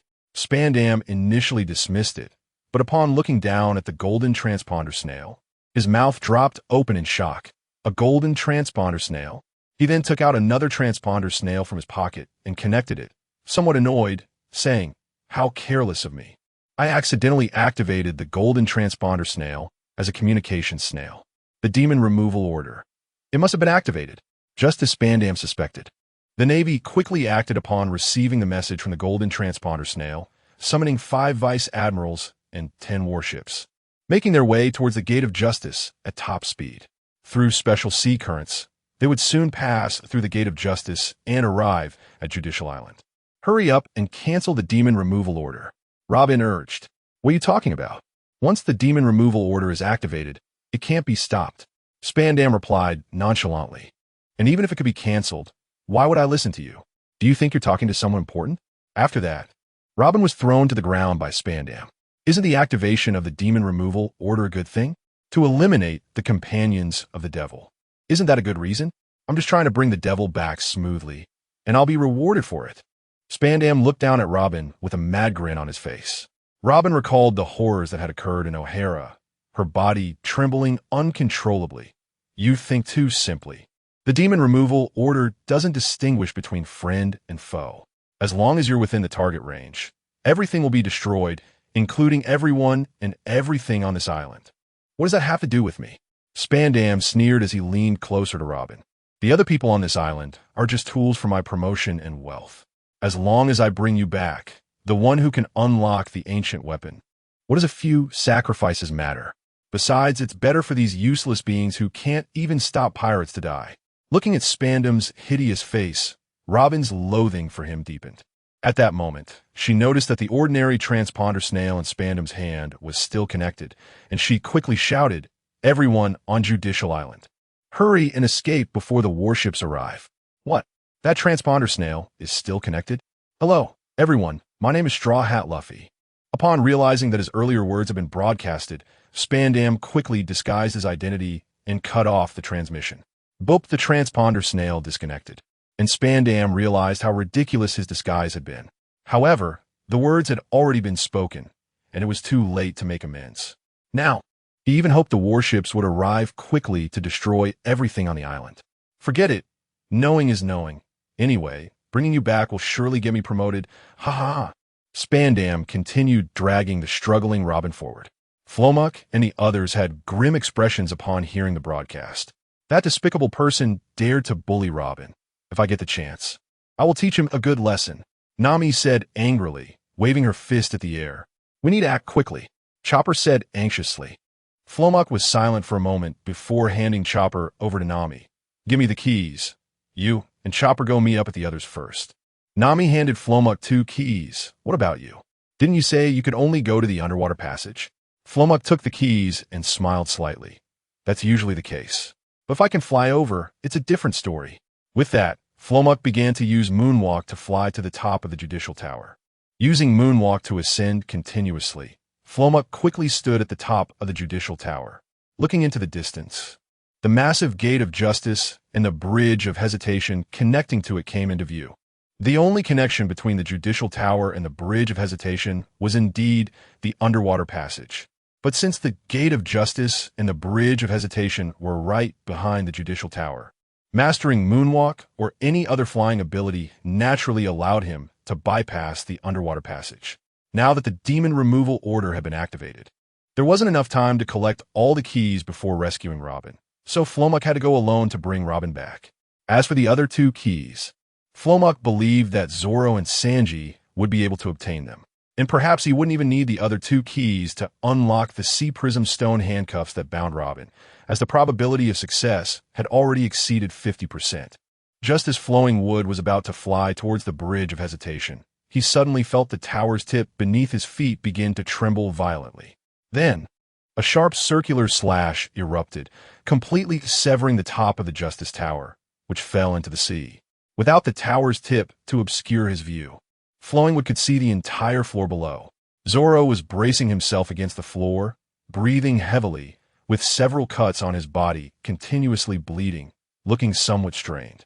Facing Zoro was a person who had transformed into a giraffe-like form, but the distinctive square, long nose made Flowing Wood recognize who this individual was among CP9. Flowing Wood landed steadily on the higher edge of the broken wall, his flaming cloak billowing behind him. Yo, Zoro, dawdling isn't your style.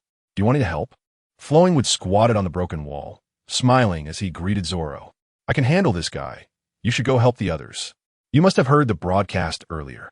We need to gather the keys quickly. Zoro slowly stood up and said seriously, Well, I've already got 3 keys, and I'm about to go rescue Robin. Also, it seems Sanji is about to finish his fight over there. You might be the last one. Flowing Wood fanned out the 3 keys in his hand, deliberately saying so. In fact, Flowing Wood didn't intend to steal Nami's credit and hadn't seen Sanji. He only said this to stimulate Zoro, hoping to put some pressure on him, which might allow Zoro to unleash even greater strength.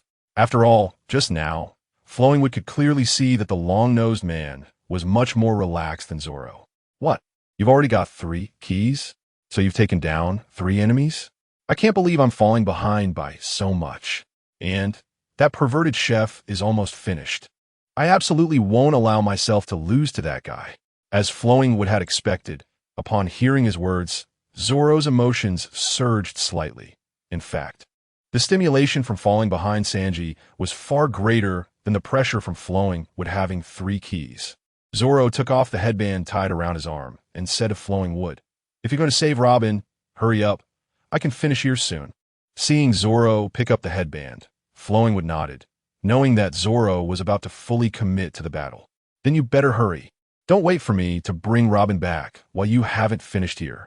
After saying that, without waiting for Zoro's reply, Flowing Wood stepped on the moonwalk and flew towards the bridge of hesitation. After hearing Flowing Wood's parting words, Zoro scoffed. This guy really underestimates me. On Kaku's side, seeing that Flowing Wood really had no intention of getting involved, he let out a huge sigh of relief. To be honest, when Flowing Wood took out 3 keys, Kaku felt a moment of tension. After all, being able to take down 3 of his colleagues in such a short time meant that Flowing Wood's strength was not to be underestimated. However, since Flowing Wood chose not to help, Kaku had no concerns, as he had clearly had the upper hand in their previous encounters. All he needed to do now was defeat the enemy in front of him, and then he could retreat. After all, he had certainly heard of the power of the demon-slaying order, and he didn't want to bear the brunt of its firepower. But Kaku was still a bit curious about Flowing Wood, so he asked, "Is that person also a member of the Straw Hat crew? Why haven't I received any information about him?" Zoro tied the headband onto his head and smiled. "Before entering the Grand Line, he was already one of us. The fact that you don't have any information about him means your intel isn't good enough." What a joke CP9 is. Kaku was about to defend CP9, but he suddenly froze at Zoro's action and asked, "Is there any significance to tying up your headband? Does it make you stronger?" "Who knows?" Zoro smirked, raising his left hand and pointing the sword Sandai Kitetsu at Kaku. "Let's continue the previous battle. It seems we're both in a hurry." Naturally, Kaku was not afraid of Zoro's provocation. Although he sensed that Zoro's aura had changed significantly after putting on a headband, Kaku did not believe he would lose, and he eagerly accepted the challenge. "Then, let's settle this with one move." Zoro retracted his left hand and assumed the normal 3-sword style stance. "Sounds good to me." Then Zoro's eyes narrowed, and his aura changed again, seemingly emitting a cold and eerie purple-black mist. Dimonoha Ashuha. With the eruption of this aura, Kaku couldn't help but break into a cold sweat, doubting whether he was seeing an illusion, because he suddenly realized that Zoro had transformed into a 3-headed, 6-armed figure like a demon god. "Don't think that creating these illusions can defeat me. Winning relies on strength." Kaku roared, dispelling a trace of unease in his heart. "Let me show you once again the technique that can sever this justice tower." Gale Foot, Surrounding Slash. A strong circular slash was unleashed once more. This time Zoro did not evade but chose to directly swing his sword. With a sweep of 9 blades, the slash dissipated like mist. How is this possible? He actually nullified the slash. Kaku found it hard to believe. Not long ago, this move had made it difficult for Zoro to defend. But now it was easily neutralized by Zoro, enduring the unbearable pain of the world. This is the path of Ashura. 9-sword style, 1 mist silver. 9 beams of sword light flashed as Zoro and Kaku stood back to back. The outcome was clear. Complete defeat. "Are you from hell?" Kaku uttered weakly. "Maybe." Zoro calmly sheathed all 3 swords. Upon hearing Zoro's response, Kaku's devil fruit ability was automatically nullified, and he collapsed to the ground. Yet for some reason, he was smiling. Zoro in Ashura form had taken Kaku down with just 1 strike. The bridge of hesitation. Flowing Wood flew through the air at top speed. Compared to Spandam, who was dragging the uncooperative Robin, he was naturally much faster. So when Flowing would arrived, Spandam and Robin had not yet exited the underwater passage. However, he didn't immediately notice the exit behind him. Instead, he looked towards the gate of justice connected to the bridge of hesitation. As he suddenly realized that the gate of justice was slowly opening. This indicated that on the opposite side of the gate, someone wanted to come through to Judicial Island. At this point, there was one possibility: naval admirals receiving orders from the demon-slaying order. Flowing would frown slightly. The Navy's actions are this quick? He knew that not much time had passed since the broadcast had started. Then Flowing would turn to the exit behind him, sensing the commotion coming from beyond the door. And a cold smile appeared on his face. Well, there's still plenty of time to do many things before the Navy arrives. Flowing would take a quick step directly to the passage exit and kick the door with force. Underwater passage. Spandam was still pulling Robin, who was struggling desperately, completely unaware of what was happening beyond the door ahead. Looking at the exit door, just a few steps away, Spandam revealed an ugly expression. Nico, Robin, you can give up hope. Since you've come this far, your captain hasn't even broken through Lucci's blockade. He might have already been killed by Lucci, not to mention your other companions. Ha ha ha. No, Luffy will definitely win, and my companions will absolutely win. They said they would come to take me away, and they won't go back on their word. Robin gritted her teeth, pressing her hands firmly against the steps. Companions? A woman who keeps betraying people like you believes in such things? Spandam scoffed disdainfully. But you're right about one thing. I indeed have no companions. And I don't need any.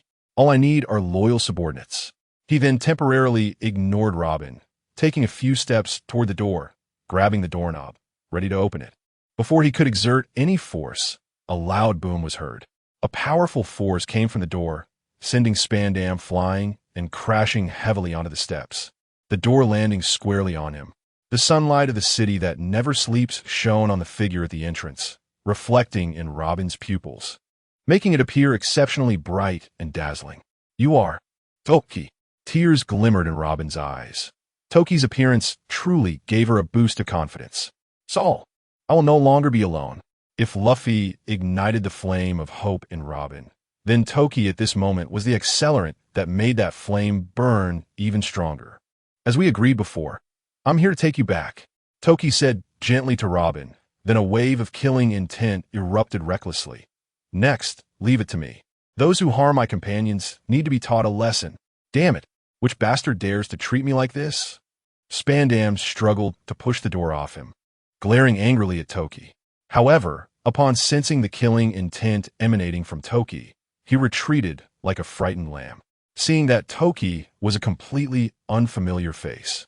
Without any bounty notice, he thought Toki was just a new pirate from the Straw Hat crew, surely weak. Spandam then drew his proud elephant sword, commanding, "Crush that ignorant pirate." The elephant sword roared and transformed into a giant elephant charging at Toki. Toki swayed his body and appeared behind Spandam. An elephant that has eaten the sword fruit? Spandam boasted. It's the sword that has eaten the elephant fruit. But then he suddenly realized, staggering a few steps forward before turning around in terror. You, how did you get behind me? Elephant sword again. This time we must take him down. Even non-living entities can eat devil fruits. It's quite rare, Toki thought to himself. As the elephant approached, he swiftly drew his knife from his waist. With a flash of cold light, a slash appeared on the elephant's body, which then transformed back into a sword. The frost remained firmly in its sheath, as if it had never been drawn. Elephant sword? Elephant sword? Spandam, unwilling to give up, wanted the elephant's sword to continue fighting, but after being heavily injured, it couldn't maintain the devil fruit's power anymore. Seeing his only means of resistance fail, Spandam's legs went weak, and he slumped to the ground, scrambling backward with hands and feet, shouting, Lucci. Lucci, aren't you supposed to be a genius? How can you not even deal with a Straw Hat Kid? But Lucci, who was still fighting Luffy at the entrance, obviously couldn't hear Spandam's cries for help. And even if he did, he had no strength left to come to the rescue. Spandam clearly didn't realize this, hysterically screaming, Lucci, where the hell are you? Come protect me immediately, or you can wait to be punished. The cowardly nature of Spandam was on full display. Don't waste your effort. That pigeon-raising guy can't even save himself, Toki said coldly. As he retreated, Spandam had reached the exit of the passage. now realizing that no one was coming to save him. Everything depended on himself. You can't kill me. My father is a high-ranking official in the world government, controlling immense power. He won't let you off.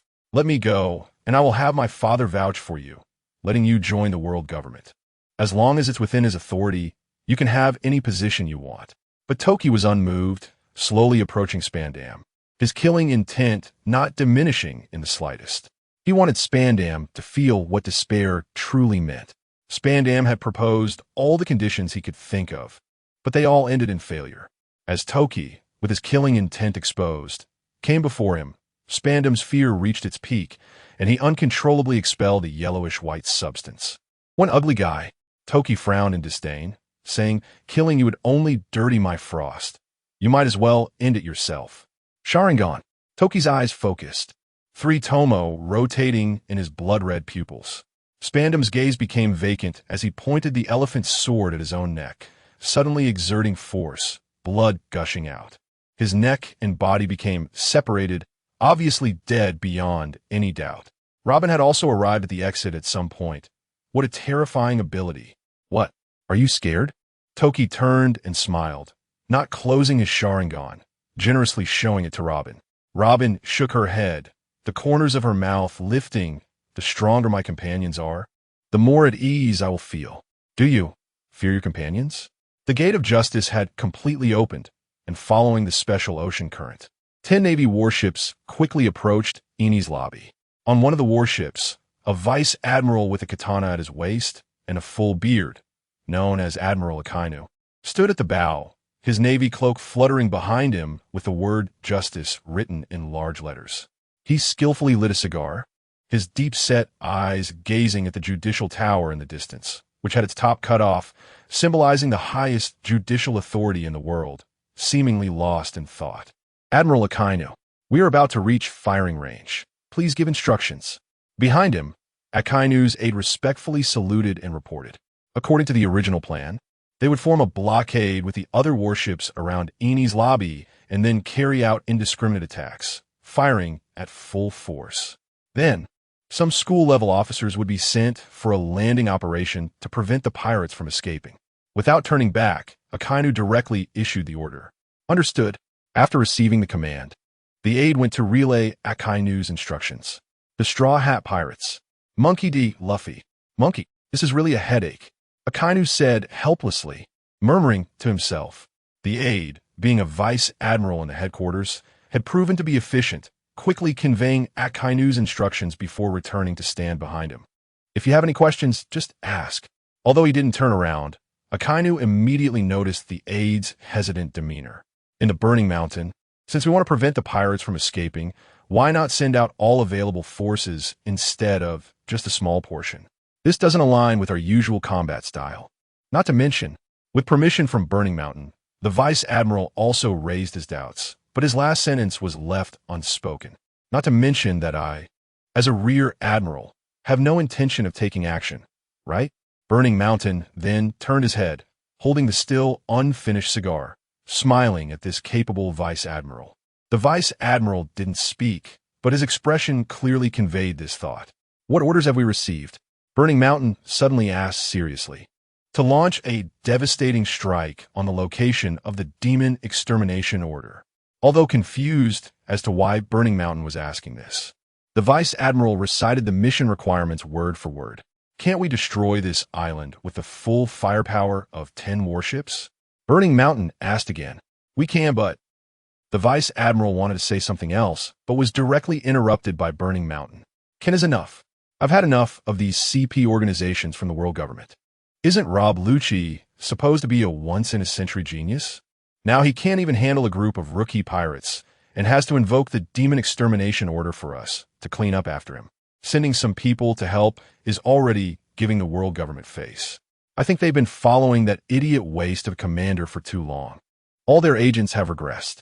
Burning Mountain snorted coldly, expressing his dissatisfaction with these CP organizations. If the pirates invading Judicial Island were anyone else, it would be one thing. Even if there were complaints, helping out wouldn't be a problem, since both the CP organizations and the Navy are subordinate agencies of the world government. But this is the grandson of Navy hero Karp. It's safe to say that people in the Navy have great respect for Karp. So Burning Mountain and the other 4 rear admirals tacitly agreed to just turn a blind eye as long as they executed the orders from above. Sending out some school-level commanders is also a way to show that they are indeed putting in some effort. Boom! Boom! Boom! While Burning Mountain was speaking, the 10 warships had already taken position and opened fire, with countless shells raining down on Judicial Island. The operation has begun. You go command it. Burning Mountain waved his hand, instructing. Before the Vice Admiral could move, Burning Mountain suddenly noticed 2 objects rapidly approaching from the sky. Enemy attack. Burning Mountain quickly drew his katana from his waist and slashed at the air, cutting the 2 objects in half, which then fell onto the deck of the warship. To think such things dared to ambush a Navy rear admiral? Burning Mountain slowly sheathed his sword, not even looking at the objects on the deck, and smiled at the Vice Admiral, saying, "How was that? Those 2 slashes were cool, right?" The Vice Admiral didn't respond, but pointed in panic at the severed pieces that Burning Mountain had cut. Rear Admiral Burning Mountain, that seems to be CP9's commander. Spandam, how is that possible? How could that waste appear like this? Burning Mountain was somewhat incredulous, but after confirming it was indeed a corpse, he carefully examined it, finally coming to a conclusion. Fortunately, Spandam was already a corpse when he flew here. Otherwise, if Spandam's father, Spandine, found out, even if Burning Mountain is a rear admiral, there would still be some trouble. Although Burning Mountain didn't think his trusted subordinate would betray him. Burning Mountain said nonchalantly, "You didn't see anything just now." The Vice Admiral pointed at Spandam's corpse and said, "But this did fall on our warship. It might be hard to explain." Burning Mountain patted the Vice Admiral's shoulder and said lightly, "What's there to explain? CP9's commander was killed by the pirates invading Judicial Island. When we found him, he was already in this state." The Vice Admiral's eyes lit up, repeatedly agreeing. After sending the Vice Admiral to arrange this matter, Burning Mountain shook his head and smiled. "You're still too young. You panicked over such a small matter. You need to practice more." Then he looked with confusion at the figure flying towards the bridge of hesitation, murmuring, "That guy, is he really planning to play for real? Are you afraid of your companions?" Upon hearing Robin's counter-question, Flowingwood also understood the deeper meaning behind Robin's words. "Are you afraid of me, who is called the son of the devil?" Flowingwood smiled. "Of course not. Although we seem to be enemies when we first met, since Luffy recognizes you. You are one of us, a companion." At that moment, Robin recalled their first meeting. "Back then, my assessment of you was a terrifying man. And now, a reliable man." Ha ha! The two couldn't help but laugh together. At this point, the Navy warships had already begun bombarding Judicial Island. Flowingwood kicked Spandam's remains towards the Navy warships as a demonstration against the government, then took out the 3 keys he had obtained. "The demon extermination order has begun. Our companions are still waiting for us. Let's see if these keys can unlock your handcuffs." The keys in Flowingwood's hand were keys number 2, 3, and 4. Unfortunately, after trying all 3 keys, none could open the handcuffs, and Flowingwood could only curse his luck. Although these 3 keys were useless, the other 2 should have been obtained. "Let's return to our companions first." Before the 2 could move, a serious voice came from the air. "Perhaps you won't be able to leave."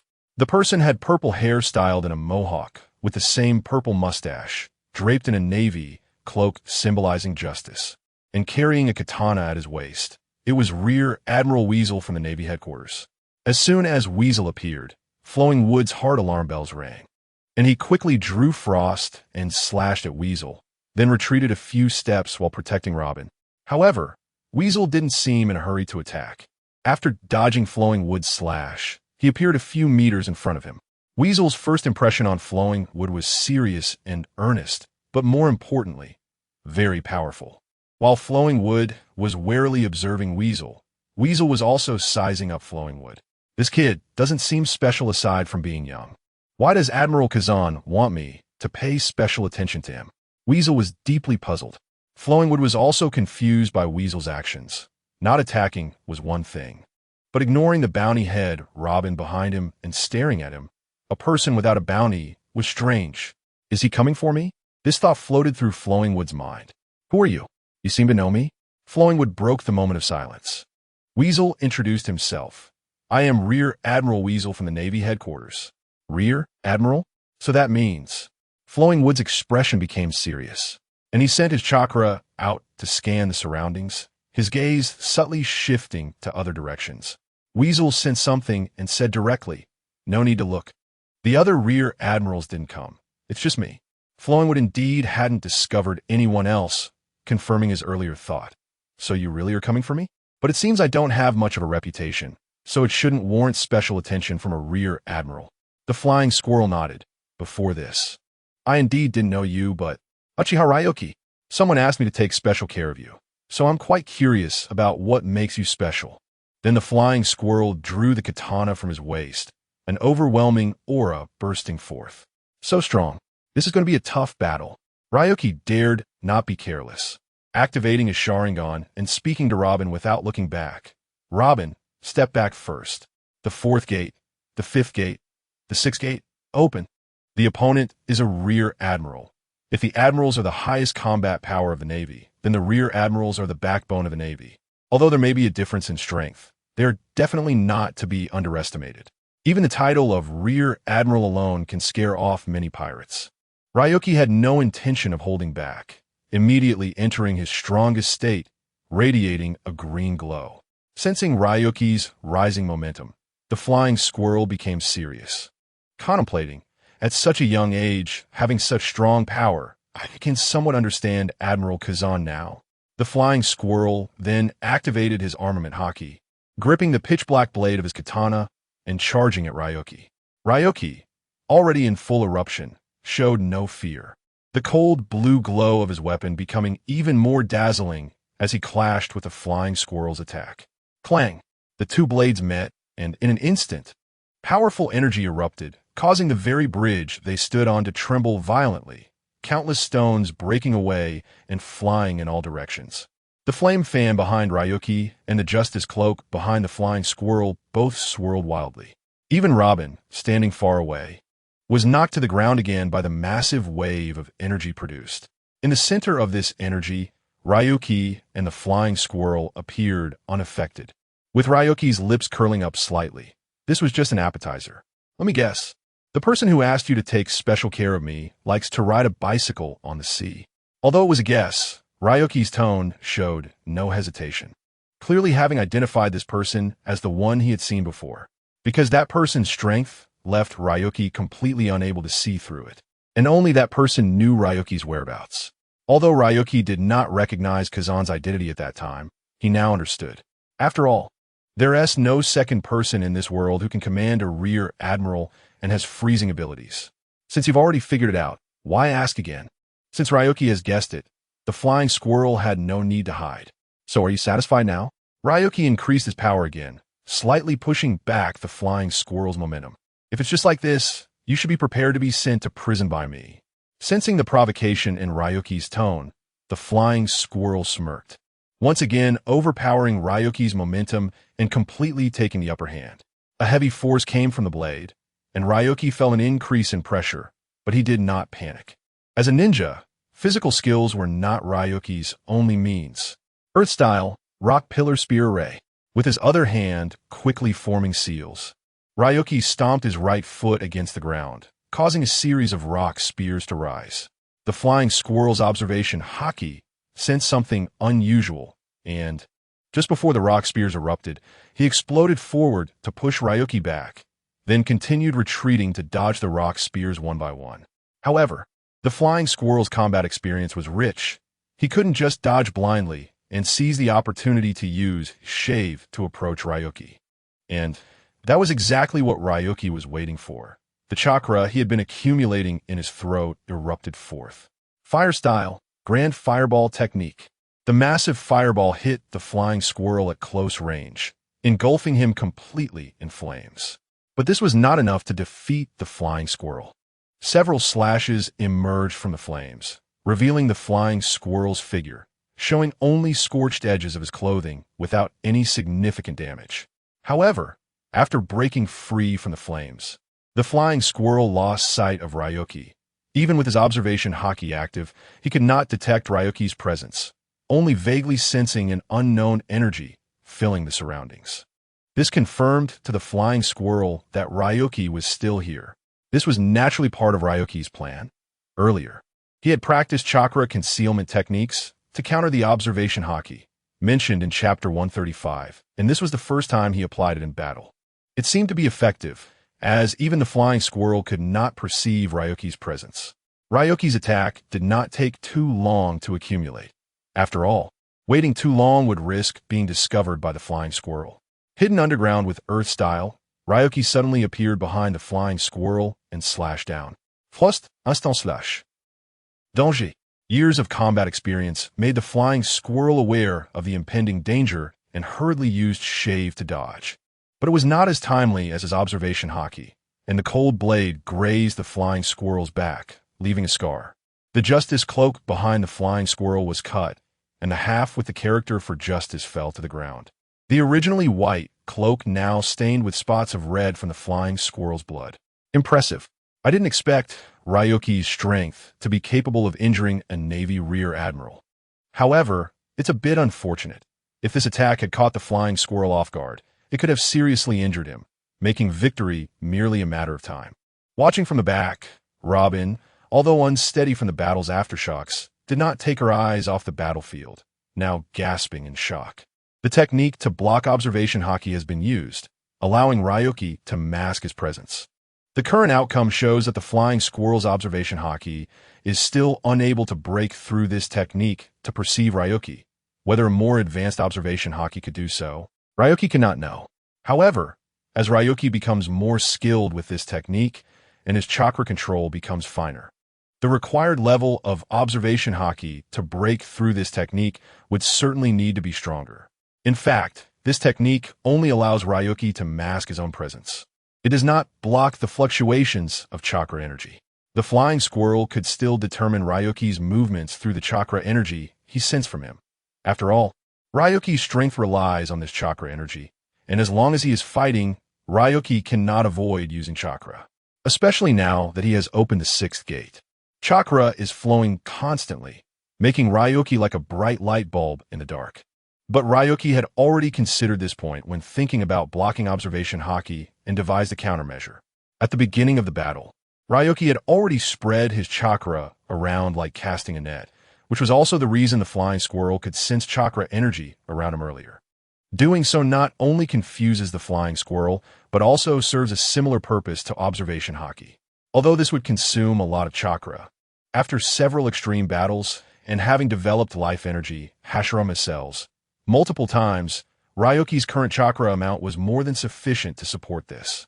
The previous C-rank ninjutsu Grand Fireball could create an opportunity for Ryuki to disappear, and it was also due to the increase in chakra that it had such power. With half of his cloak missing, the flying squirrel simply took it off and tossed it outside the bridge. Although the wound on his back was still bleeding, the flying squirrel's expression showed no change. However, compared to when they first clashed, his attitude was clearly more serious. Although the previous clash gave the flying squirrel the upper hand, Lyoshu's methods were too numerous and bizarre. After suffering a setback just now, he needed to be more cautious. He had already realized that his observation haki was ineffective against Lu Shu, so the flying squirrel couldn't let Lu Shu leave his line of sight. He had to avoid the previous situation at all costs. While that strike didn't impact him too much, he wouldn't be able to withstand a few more. Since you're not planning to attack, then I won't hold back. Seeing that the flying squirrel was just vigilantly watching him without any intention to strike again, Lu Shu took the initiative to attack. Frost Slash. The slashing strike had become second nature to Lu Shu, requiring no preparation at all. In an instant, several extremely cold slashes were unleashed. The flying squirrel, also a powerful swordsman, was naturally unafraid of these slashes, wielding his katana to counter with his own series of strikes. The fierce collision of slashes generated powerful shockwaves, leaving deep and long gashes on the bridge of hesitation. Moreover, due to the frost power accompanying Lyoshu's slashes, the entire battlefield was covered in a layer of ice. The stage was set, and Lu Shu had achieved his goal. After executing one last slash, Lu Shu formed a hand seal with his other hand. Fire release. Great dragon fire technique. A gigantic fire dragon appeared behind Lu Shu, striking directly at the entire battlefield. The flying squirrel slashed to neutralize the extremely cold strike, and then aimed a slash at the fire dragon's head. Although he didn't understand why Liushu's technique wasn't aimed at him, he knew there had to be a reason. The flying squirrel couldn't afford to ignore it. His slash, while severing the fire dragon's head and significantly reducing its power, still allowed the flames to engulf the entire battlefield. Mist began to spread, partially obscuring the flying squirrel's vision. That move again. The flying squirrel frowned slightly, recalling the earlier scene. He swung his katana and legs in all directions, clearing the mist that had formed. Unfortunately, this delay gave Lushu the opportunity to disappear again. With his observation hockey blocked, the flying squirrel could only rely on his senses to judge Liushu's position, his gaze darting around in search of any subtle flaws. But the art of concealment was a fundamental skill for ninjas, and Lushu had deliberately studied it. At this moment, Lushu had seemingly blended into the entire environment, with every spot potentially being where he hid. Liushu's fighting style left the flying squirrel feeling extremely frustrated, as if he were powerless. Since you refused to come out, let me force you out. The flying squirrel vented his frustration by attacking wildly in all directions, adding more new wounds to the already battered bridge of hesitation. The time had come. Lushu, transformed into a piece of rubble, reappeared behind the flying squirrel, leaving another scar on his back that intersected with the previous one. Hiding and sneaking around is your fighting style? The flying squirrel's expression turned grim as he spoke in a low voice before launching an attack on Lushu. Regardless of the fighting style, as long as it increased his chances of winning, that was enough. Besides, assassination was precisely what ninjas excelled at. Lushu responded with a word and met the flying squirrel's slash head-on. The flying squirrel clearly disliked Liushu's fighting style. He believed Lushu had the strength to confront him directly. After Lushu reappeared, the flying squirrel changed his usual balanced approach and attacked Lushu relentlessly like a mad dog, completely abandoning defense, leaving Lushu with no choice but to dodge or clash head-on. A ninja?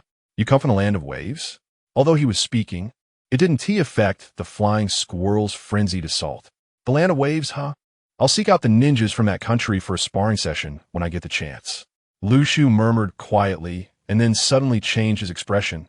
One day, when people hear the term ninja, I want them to think not of the land of waves, but Uchiha. Just as he mentioned Uchiha, a gentle breeze blew, causing the flames behind Lushu to flutter. Uchiha, does that surname have any special significance? Liushu's sudden emphasis on his surname piqued the flying squirrel's curiosity. In a ninja world, the Uchiha clan is a symbol of honor. Since I've come to this world, I can't let this honor fade away. Now that I've decided to make my name known across the seas, I might as well let this honor continue, even if I'm the only Uchiha here. Then, defeating a naval vice admiral as my first achievement to gain fame doesn't seem too bad. You'll find out soon enough. A confident and composed smile spread across Liushu's face as he raised his katana, Frost, to meet the flying squirrel's gaze. Their faces drew closer, their eyes locked. The flying squirrel had no idea what this meant. Liushu's eyes became even redder, the three tomo spinning faster, emitting a strange light. The moment the flying squirrel's gaze met this light, he felt himself sinking into it, his eyes losing their focus. However, the flying squirrel's will was strong. In the next instant, blood trickled from his mouth, clearly having bitten his tongue to quickly escape the illusion. Lushu was secretly astonished by this. Although he didn't believe that Jinjutsu could affect these strong individuals for long, he hadn't expected the flying squirrel to be so decisive. To avoid wasting this opportunity, Lushu suddenly slashed forward, sending the flying squirrel flying. The flying squirrel's eyes cleared, and he quickly covered the wound on his chest with his armament haki to prevent rapid blood loss. Haha, what terrifying eyes! Is this also a ninjutsu? The flying squirrel held his katana against the ground with one hand, his breath slightly hurried. That strike to his chest was genuine, inflicting more damage than the previous two wounds. Well, you could interpret it that way, but more accurately, it's Jinjutsu, or rather, ocular technique. Liushu's eyes sharpened, not giving the flying squirrel a chance to catch his breath, directly launching into an attack with Frost. The flying squirrel, bearing the 3 wounds on his body, clashed head-on with Lu Shu. They fought from the beginning of the bridge to the end, from the air to the sea, with sword lights flashing in flames and frost exploding intermittently. The entire bridge of hesitation had become precarious due to their battle, on the verge of collapse at any moment.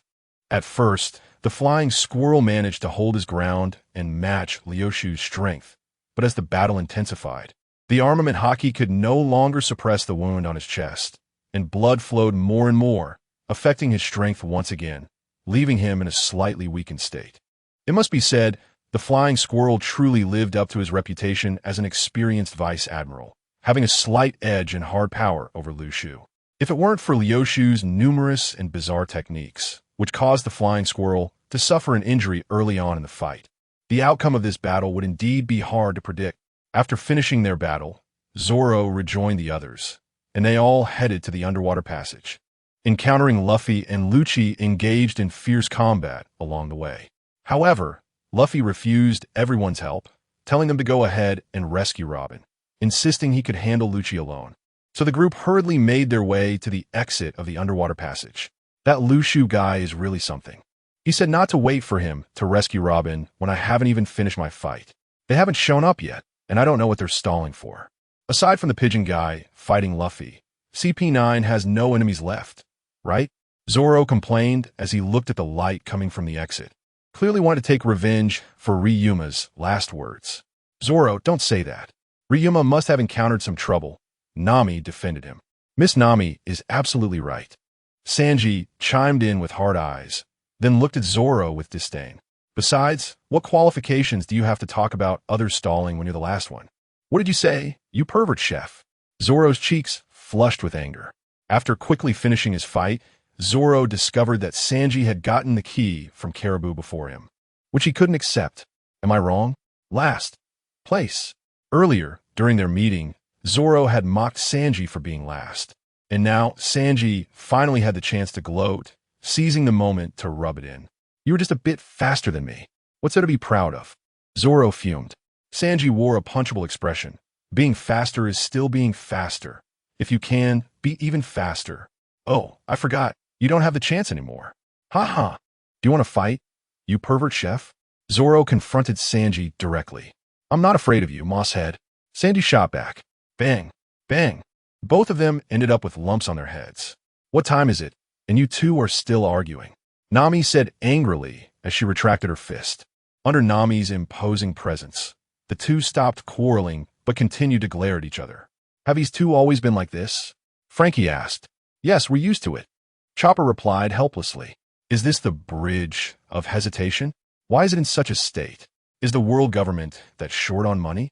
Zoro and the others just arriving couldn't help but wonder at the sight of the broken walls ahead. Not long ago, this place wasn't like this. Their battle was just too intense, destroying it like this. Robin explained, though her gaze didn't leave the battlefield where Ryuma was. Due to the overwhelming aftermath of the battle, Robin had retreated to the edge of the passage to observe. Miss Robin, I'm so glad you're okay. I'm really sorry, Knight Sanji is late. As soon as Sanji heard Robin's voice, he revealed his true form and floated to her side. Seeing that Robin still had her handcuffs on, Sanji immediately took out the last 2 keys to unlock them.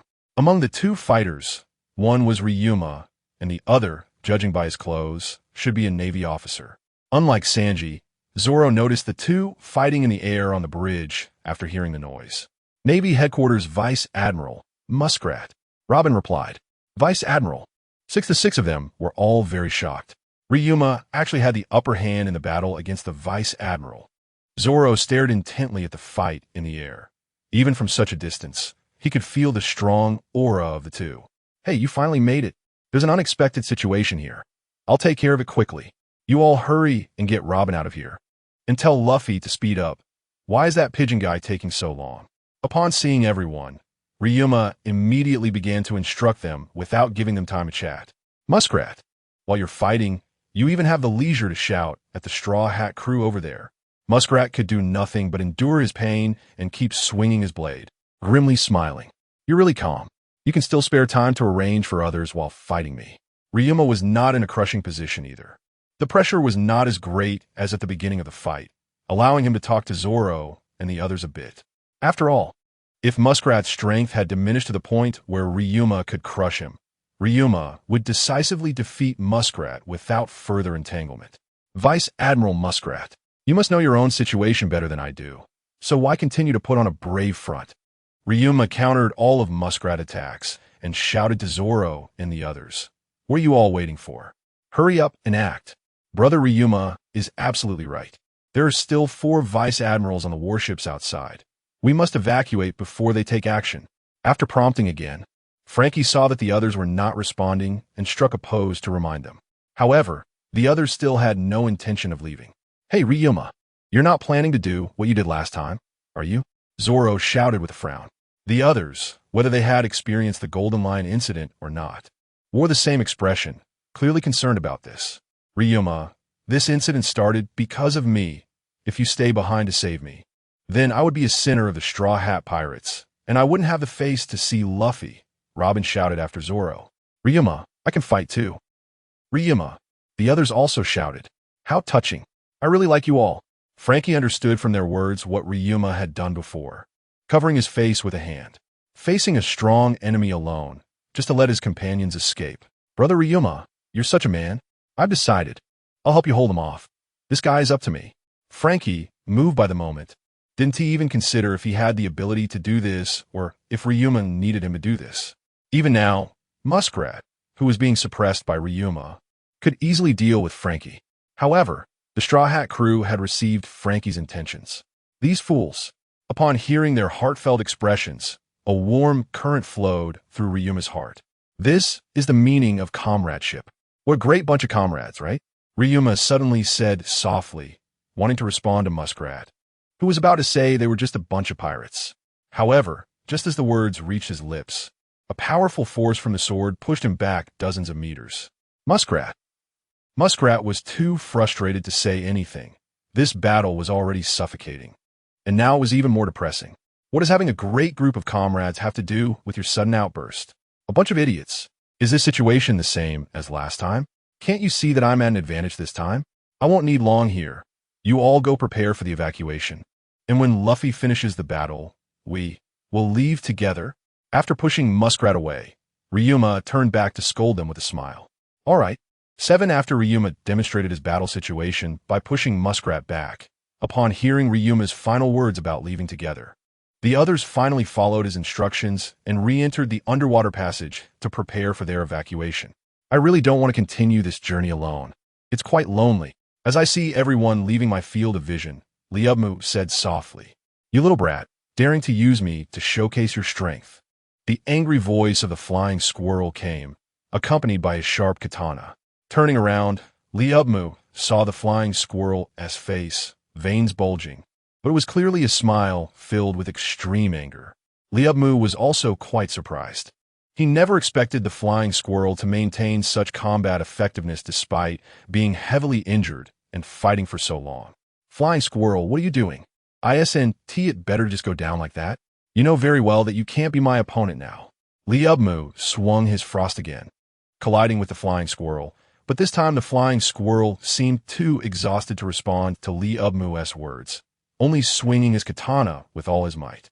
Liubmu really couldn't understand the significance of the flying squirrel's actions. The flying squirrel had 2 tasks. One was to respond to the demon-slaying order and destroy the gathering point, and the other was to specifically obstruct Liubmu under the orders of Green Pheasant. Clearly, only the flying squirrel received this task. Otherwise, the other vice admirals wouldn't have stayed out of it until now. But since there were subordinates executing the first task, the second task was clearly destined to fail. Why push it to this extent? If it were Liubmu facing a task he would definitely fail, he would choose to conserve his strength. The flying squirrel stubbornly fought for a while longer, finally becoming somewhat exhausted, and was directly struck down by Liubmu's sword, falling onto the bridge of hesitation. Liubmu floated in the air, looking down at the flying squirrel, raising his doubts. The mission to stop me, you have already lost hope of success. Why not retreat? The flying squirrel, gripping his katana, struggled to get up from the ground, his face showing no signs of wavering or hesitation. Mission? It's not just as simple as a mission. If I had no choice but to fight, then since I chose to fight, I bear the justice of a navy. Justice. There is absolutely no reason to retreat, even if it means dying in battle. Miraculously, the flying squirrel used the moon step again to swing his sword at the airborne Liubmu, but Liubmu could tell this was already a desperate attempt. Justice that doesn't retreat? There sure is a lot of justice in the Navy. However, this justice, I don't dislike it. Liubmu smiled slightly. Facing the flying squirrel's final strike, he did not hold back, still swinging Frost with all his might. This was a respect for the justice in the flying squirrel's heart. The flying squirrel's battle was not just to complete a mission, but for the justice he bore.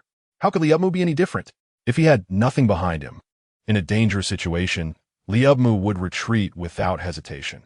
But if there were people he cherished standing behind him, no matter how dangerous or difficult it was, Liubmu would not back down, not even a step. Boom! A powerful slash struck the flying squirrel, hitting the bridge of hesitation, which had already been battered. And it finally couldn't withstand it, collapsing with a loud crash. A deeper knife wound appeared on the flying squirrel's chest. His ribs were shattered, and he completely lost consciousness, falling into the sea along with countless broken stones. With the flying squirrel's defeat, this battle drew to a close with Liubmu's victory.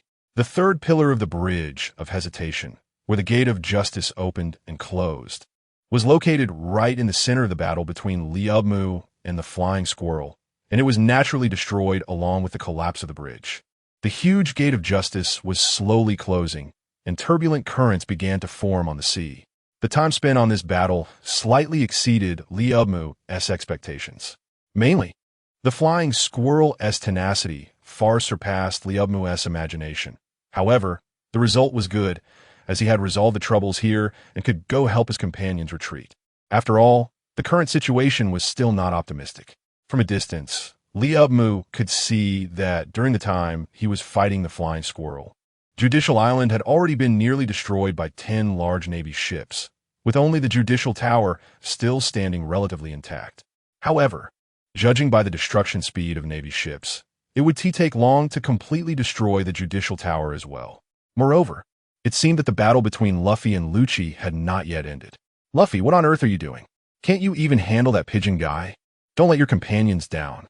Liubmu frowned slightly, looking toward a certain spot in the Judicial Tower, seemingly able to see the battle inside from such a distance.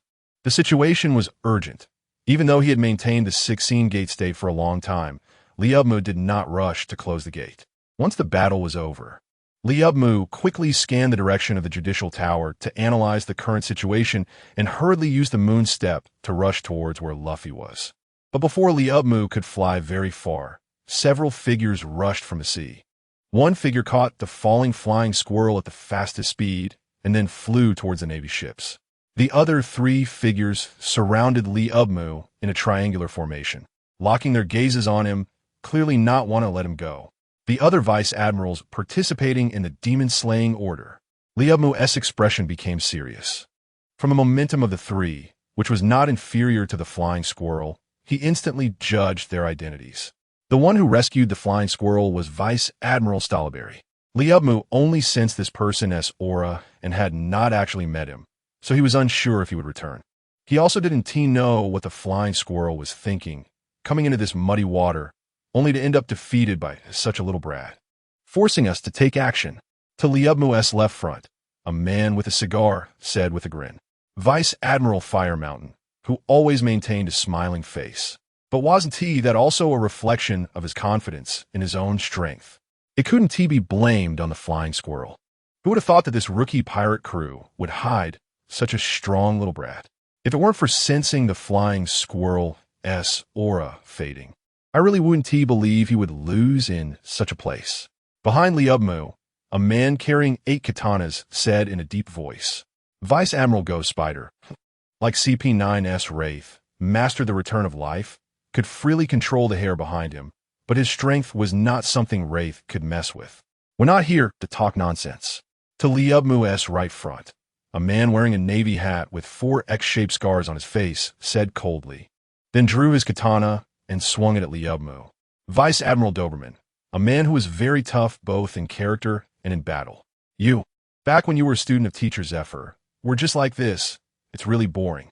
I really can't get along with you. Fire Mountain pouted, but still drew his katana, joining Doberman in the attack.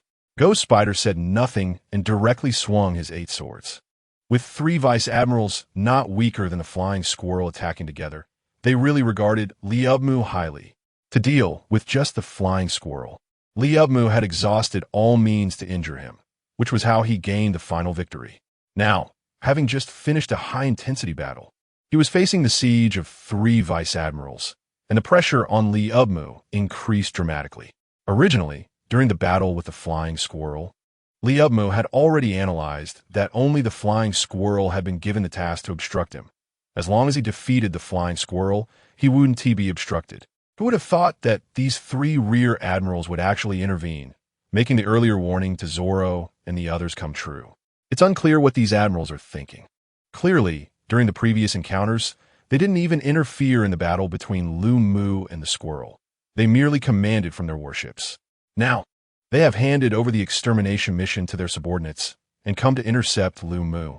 Could it be that their camaraderie drives them to seek revenge for the squirrel? Under the intense beating from the 3 rear admirals, Lu Mu was far from calm as he had been during the fight with the squirrel. He couldn't even voice his confusion, and barely holding off the 3 admirals' attacks was already his limit. Although escaping was certainly possible, where could he run? Having promised his comrades to leave together, Lu Mu could not go back on his word. Bringing the 3 admirals to the Justice Tower?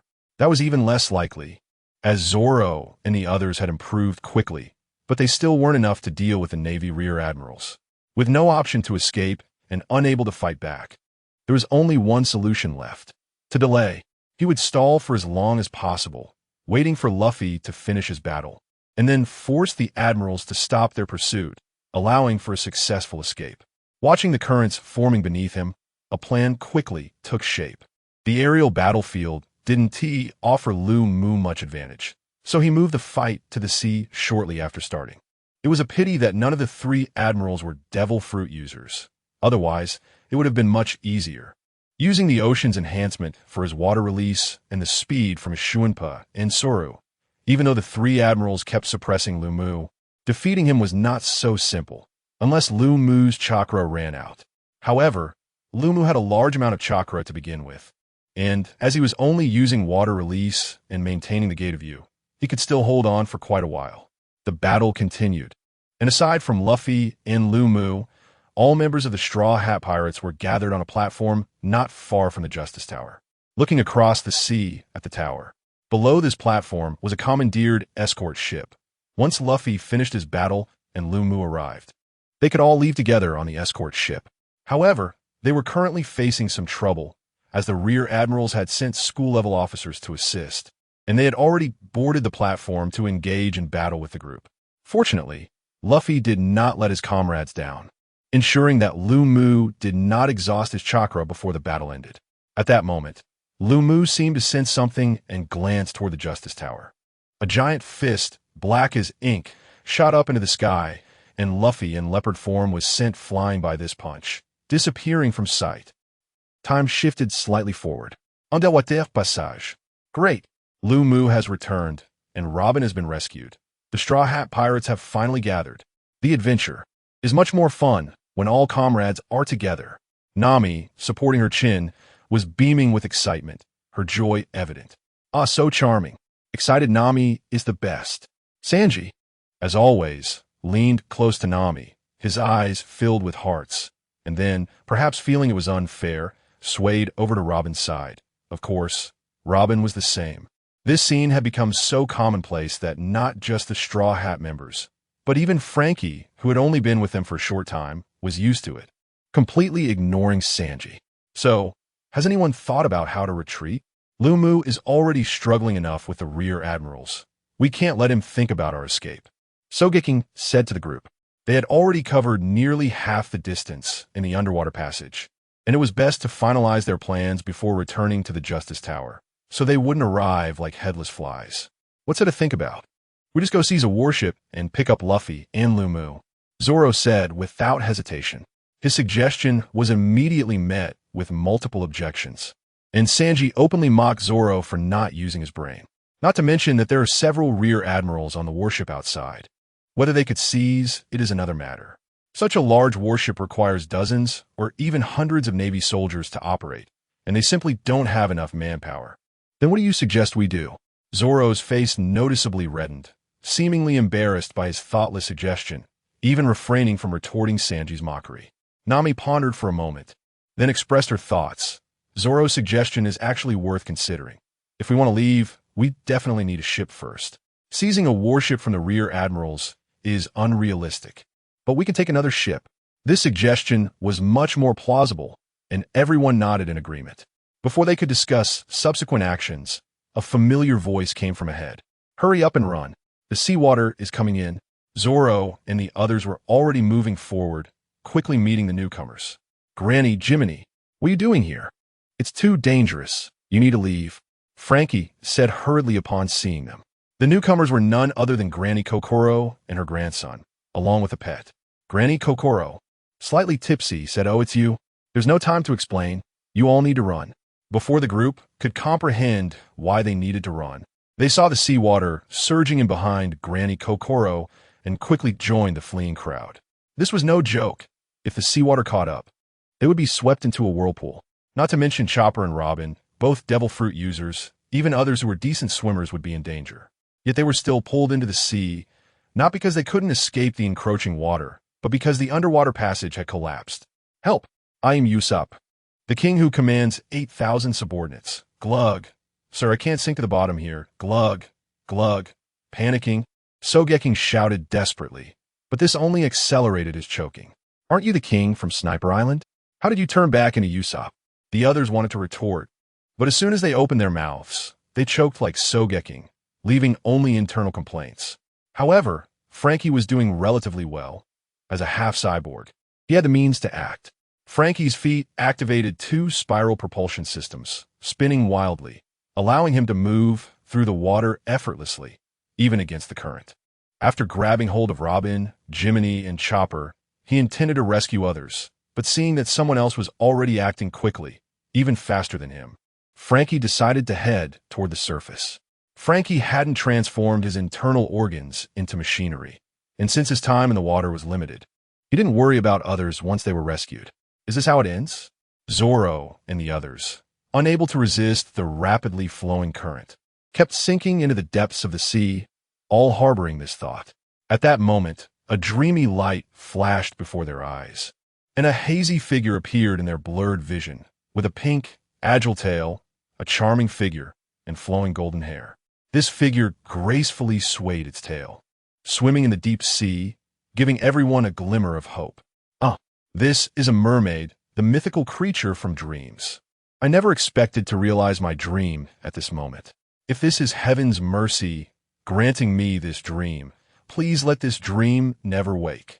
Sanji's soul was redeemed, and at that moment, he was not faced with the anxiety of danger, only the beautiful dream before him. He simply closed his eyes, a happy smile on his face, immersed in the beautiful scenery he had just seen. "Pirates, don't die. Hold on a little longer. We're about to leave the surface of the sea." As everyone's consciousness gradually faded, that familiar voice echoed in their ears. The blurred vision before them cleared, and they saw the true appearance of the hazy figure. But, Kokoro. The huge shock completely woke everyone up, their mouths agape in surprise. Kokoro tossed everyone onto the ship, then put on her clothes, while Frankie and a few others who had landed earlier were nearby. Did I just see a mermaid? Was it an illusion? Sogeking looked confused. The others nodded frantically. Kokoro finished putting on her clothes and nonchalantly said, "You didn't see wrong. I am the mermaid you saw." The faces of those rescued by Kokoro fell, and Sanji, as if lost, squatted in a corner drawing circles, mumbling, "Kokoro is a mermaid. A mermaid is Kokoro. Impossible. Impossible. What's wrong? I saved you, but you all seem unhappy." Seeing everyone's pig liver-like faces, Kokoro pointed at Sanji, who was squatting and drawing circles, with an annoyed tone. Especially that kid. The others were not like Sanji. Although the shock was great, they quickly adjusted. "Not at all. We are very grateful to you." Nami sincerely expressed her gratitude, then pointed at Sanji and said, "As for this guy, you don't need to mind him. He probably suddenly remembered something sad. Right, San? Kuin. Nami gritted her teeth and punched Sanji. That's right. I remembered something very sad. Sanji explained with tears streaming down his face, but maybe out of unwillingness. The tears could not be stopped. In the end, Sanji pulled his collar into his mouth and said in despair, I have no dreams anymore. Isn't your dream all blue? Zoro commented from the side. However, Sanji didn't react to this, just slumped on the ship, tears shining brightly at the corners of his eyes. His pupils dilated, clearly lacking any light. This person is beyond saving. Everyone shook their heads helplessly. Even Chopper issued a critical condition notice for Sanji psychologically. Where did this ship come from? It just happens to help us evacuate. Nami, no longer paying attention to Sanji, became curious about the ship flying the world government flag. This ship arrived just in time. I don't know. I saw this ship underwater and brought you over. Kokoro pulled out a bottle of rum from somewhere and gulped it down. This should be the escort ship prepared by CP9 when I arrived. There were still a few government people on board, but I politely asked them to leave the ship. Super. Frankie danced around in his underwear on the ship, finishing with a signature pose. Nami waved at Frankie. Thanks a lot, Frankie. Frankie patted his chest. It's just a small matter. No need to be polite. What small matter? Hurry and return our ship. That's right. And Nico Robin too. Hurry up and surrender and come back with us. In the distance, several government members in special agent attire shouted angrily, and from their bruised faces, it was clear what Frankie's politeness meant. However, everyone ignored these people. Robin was even more straightforward, directly sprouting hands from their necks. Claw. A few agents quieted down, lying on the broken wooden plank, drifting away with the current. The ship was ready, but the people had not yet gathered. Everyone approached the judicial tower with the ship, but fortunately, this ship was originally the escort ship prepared by CP9 to transport Robin, also tasked with bringing CP9's retreat, so it was not far from the judicial tower, and soon they arrived at a high platform outside the tower. This was actually the first pillar of the Bridge of Hesitation, just across the sea from the judicial tower. The Bridge of Hesitation had a total of 7 pillars, each spaced several hundred meters apart. The battlefield between Luffy and the squirrel was mainly at the center of the Bridge of Hesitation. So although the bridge had collapsed, the 2 outermost pillars were still relatively intact. Climbing onto the first pillar, Robin sighed. In the end, we're back on this bridge, even though it's no longer a bridge. It's about the same. If we had stayed on the bridge, we would have fallen into the sea. Nami looked into the distance, hoping to see Luffy's figure. Unfortunately, without the restriction of the Bridge of Hesitation, the entire sea was Luffy's battlefield, and he was no longer in the vicinity of the bridge. So everyone could not discover Luffy when they looked back to their original position. They could see the huge waves rising from other places from time to time, but they did not think to look in Luffy's direction. However, Luffy's battle was fierce enough. Such a large bridge was destroyed, and they did not know where he was or if he had defeated the squirrel. Sogeking extended his gaze around, but still found no trace of Luffy. It should not be over yet. After all, the opponent is a rear admiral. Even Luffy wouldn't win so quickly, Frankie speculated. Luffy should be fine, right? Such a big bridge collapsed. He wouldn't have fallen into the sea like us. Chopper thought of his recent experience and inevitably became worried. Chopper, you don't need to worry about that guy. Maybe he even intentionally brought down this bridge. Zoro, who had not found Luffy, said to Chopper. Looking at Chopper's puzzled eyes, Zoro explained, that guy said that if there are a lot of water elements around, he can perform very powerful water techniques. And he can move on the sea using chakra. Not long ago, he also learned their flying techniques from CP9. As long as he doesn't want to go into the sea himself, he won't fall in. That guy loves to create a favorable battle environment for himself. So you don't need to worry about him. Once he deals with the squirrel, he will naturally come over. Don't forget, he promised us to leave together. It must be said that among the Straw Hat crew, Zoro understood Luffy the most, but Zoro did not expect that Luffy had already defeated the squirrel. He was just surrounded by 3 rear admirals. Zoro is right. Luffy has never gone back on his word, although they did not find Luffy. Nami still looked in one direction and said, Report, sir. The Straw Hat Pirates have been spotted on the first pillar ahead. Originally, the Navy did not pay attention under the cover of the escort ship's flag. But now they were all standing on the first pillar. just in time to be spotted by an eagle-eyed navy, and several warships adjusted their cannons. Boom! Boom! Boom! Continuous cannon fire came, but they were all blocked by Zoro and the others. They had to wait here for Luffy and Luffy's arrival. Chef Sanji, I see you're beyond saving. Let me help you find peace. Seeing Sanji still looking so listless, Zoro frowned and walked over, kicking Sanji. Sanji struggled at the edge, nearly falling into the sea, and was so furious that he erupted with rage. Are you provoking me, green algae head? Zoro replied. You got that right, Chef Sanji. Sanji, filled with anger, vented his frustration with the incoming cannonball, and the pressure on the others suddenly eased. It was Zoro who, with just one action, sparked Sanji's energy back to life. Sanji lit a cigarette and suddenly said softly, Thank you, Zoro. Zoro smiled lightly. No need to mention it. Just then, a cannonball suddenly flew towards Sanji from behind, and Zoro rushed out. Watch out. However, Sanji had already noticed the cannonball and reacted immediately, resulting in the two colliding with each other. Fortunately, Frankie intervened and intercepted the cannonball. Sanji's veins bulged on his forehead. Green algae head, you did that on purpose. Seeing Sanji like this, Zoro naturally didn't have a good expression. You actually noticed. The two then started to grapple with each other, but they still didn't forget to intercept the incoming cannonballs. The Navy, seeing that the cannonballs were ineffective, ordered the already mobilized colonel-level officers to capture the Straw Hat crew. These Navy officers varied in strength. The weaker ones were quickly defeated by Nami and Robin, while the stronger ones posed a threat to Zoro and Sanji. Even Zoro's sword, the Snow Walk, ranked among the top 50 good swords, was corroded in battle against Colonel Shun. The battle on this side wasn't particularly difficult, but there were still some troubles. Meanwhile, Luffy's side was still not finishing the fight.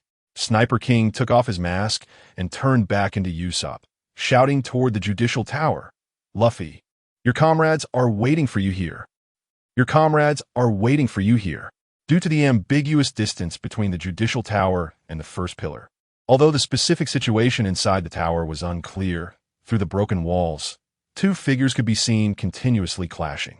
At this moment, the only one still fighting inside the Judicial Tower could only be Luffy and Lucci. Seeing Luffy unable to finish the battle, Usopp couldn't help but shout, Luffy, aren't you going to become the Pirate King? Is a little CP9 agent worth you spending so much time? We've already rescued Robin. We're just waiting for you. Hurry up and knock that pigeon guy down. Usopp shouted all this in one breath. A bit out of breath, he had to stop and catch his breath, then continued to shout. Ryuma already said that when you finish the fight we'll leave together. The others, hearing Usopp shout, couldn't help but smile, quickly defeating the enemies they were fighting and shouted together toward the Judicial Tower. Luffy, we're waiting for you here. Usopp's voice crossed the distance between both sides and directly reached Luffy's ears, who was fiercely clashing with Lucci. Your comrades are waiting for you here. This voice exploded in Luffy's mind. The bond between comrades seemed to close the distance between Usopp and Luffy. Through the big hole in the broken wall, the scene of Usopp shouting loudly from the first pillar appeared in Luffy's eyes. Usopp, so you came too. Luffy's mouth curled up slightly, revealing a relieved smile, as if a source of power was continuously flowing into his hands. The rubber machine gun that could only match Lucci before suddenly broke through Lucci's finger gun, Yellow Lotus, and hit Lucci hard in the chest. Lucci spat out a mouthful of blood and was sent flying until he crashed into a wall and stopped. At this moment, Luffy was surrounded by red steam. He should have chased after Lucci, but he stood still, staring blankly at the scene on the first pillar. Usopp's shouting continued until he shouted out what Ryuma had said. Luffy felt as if Ryuma appeared right in front of him, smiling and saying to him, Luffy, hurry up and knock down this kind of opponent. We will leave together and next. There are many adventures waiting for us. Finally, the voices of his comrades all came through, and Ryuma's voice seemed to mix in, Luffy, we are waiting for you here. Comrades are waiting for me. Luffy murmured. At this moment, the already recovered Lucci launched another fierce attack. The previous punch hadn't affected him much, and he showed a savage smile like a beast. What's wrong? Are you out of strength? You don't take advantage of such a good opportunity to pursue the attack. Luffy's gaze remained fixed on the first pillar, completely ignoring Lucci's words. Although he didn't observe Lucci's movements, Luffy's body instinctively moved, blocking all of Lucci's attacks. After a few exchanges, they pulled back a distance. I'm really a negligent captain. I actually made my comrades wait so long. Luffy lowered his head, lips moving slightly, muttering to himself. Then his momentum began to weaken, the red steam dissipating, and his skin returning to normal color. Lucci, who intended to continue attacking, didn't hear Luffy's words clearly but immediately noticed Luffy's state. He didn't rush to attack, instead sneering. So you're withdrawing from the state of burning your life. Have you given up? It's too late to surrender. You have completely angered me. Luffy and Lucci faced off at about a 10-meter distance. Lucci in his beast human form emitted a strong aura, his eyes filled with the ferocity of a beast hunting. In contrast, Luffy stood there like a thin bamboo pole, feeling like a gust of wind could knock him over, but his face showed a calm expression, revealing no hint of panic. Give up? Luffy's mouth curled up as he slowly spoke. What are you joking about? I already said I would defeat you. Ha ha! Lucci laughed with a twisted face. You were the one joking. You're not even my match in your so-called second gear. Do you think you could defeat me in your current state? Now, with just one hit, I could take you down. Flying finger gun, pull. Lucci's sharp claws shot out several swift air bullets, which quickly reached Luffy. But Luffy didn't make any move. He simply twisted his neck a few times and dodged all the air bullets. Who told you I only have second gear? Luffy suddenly raised his head, his eyes bursting with intense fighting spirit, and his momentum changed again.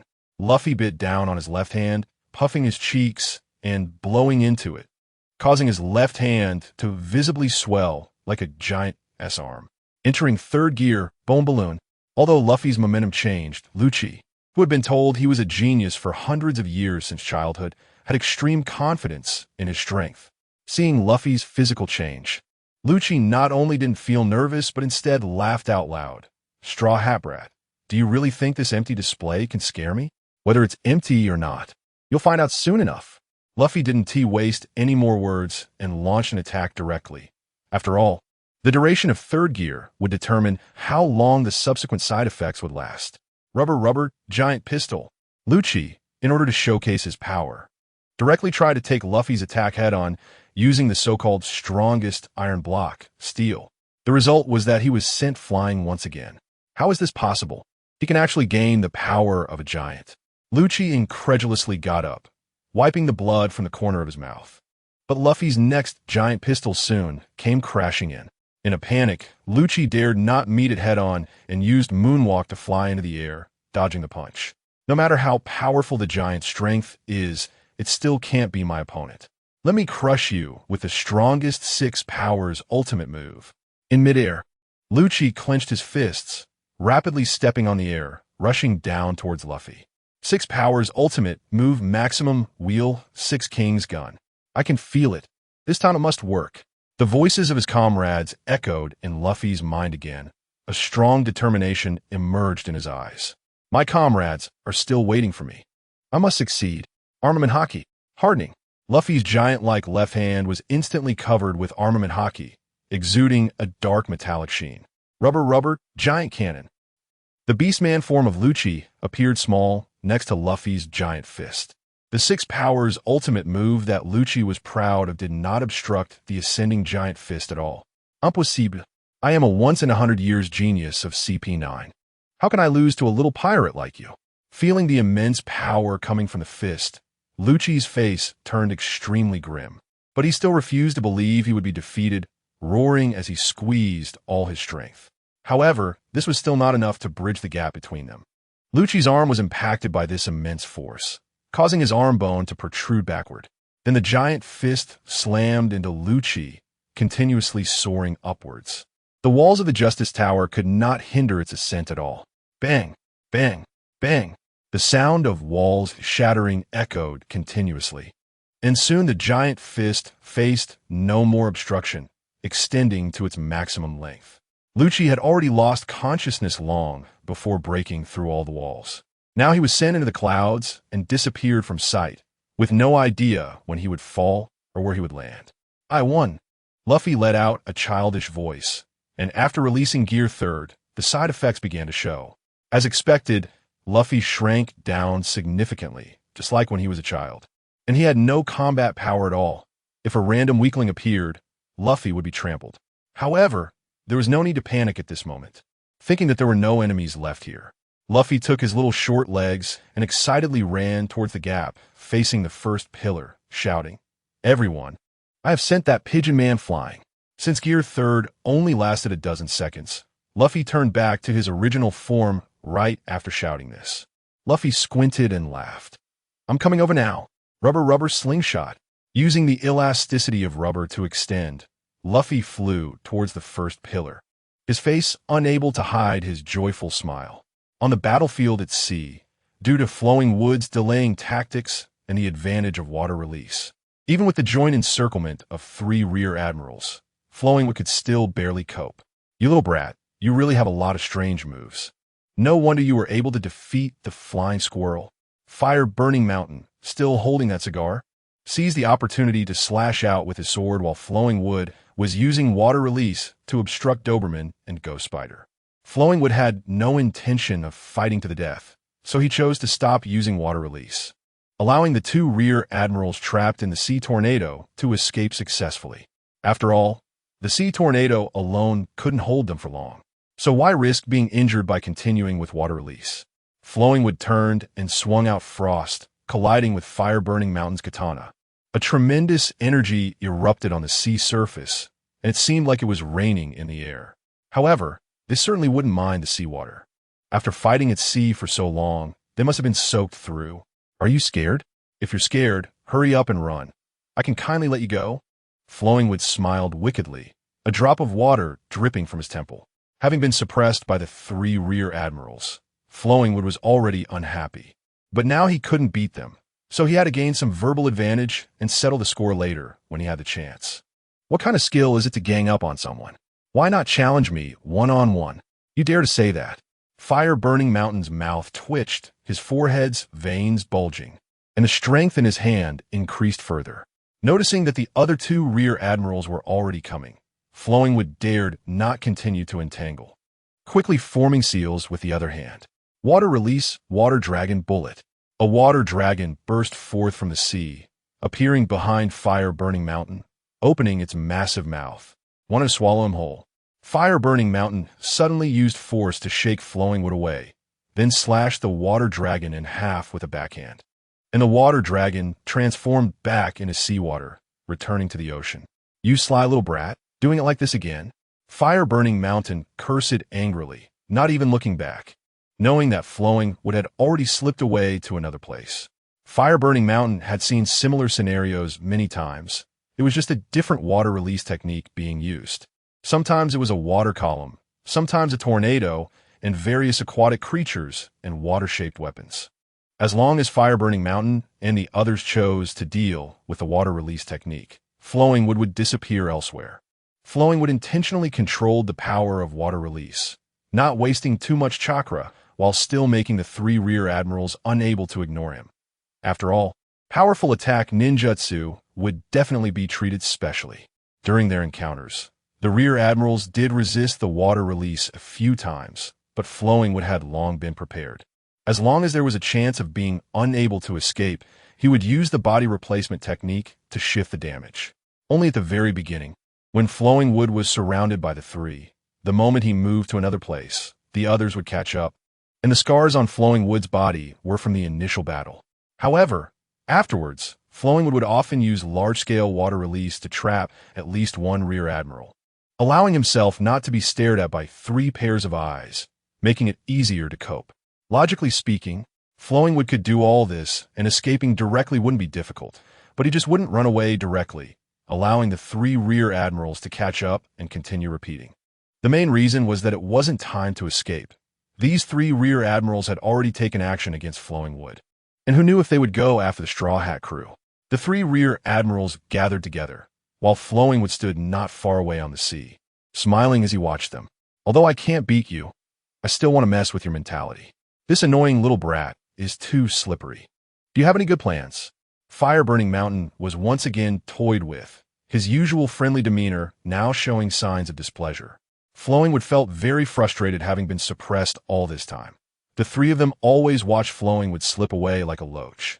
And they were also feeling the same frustration.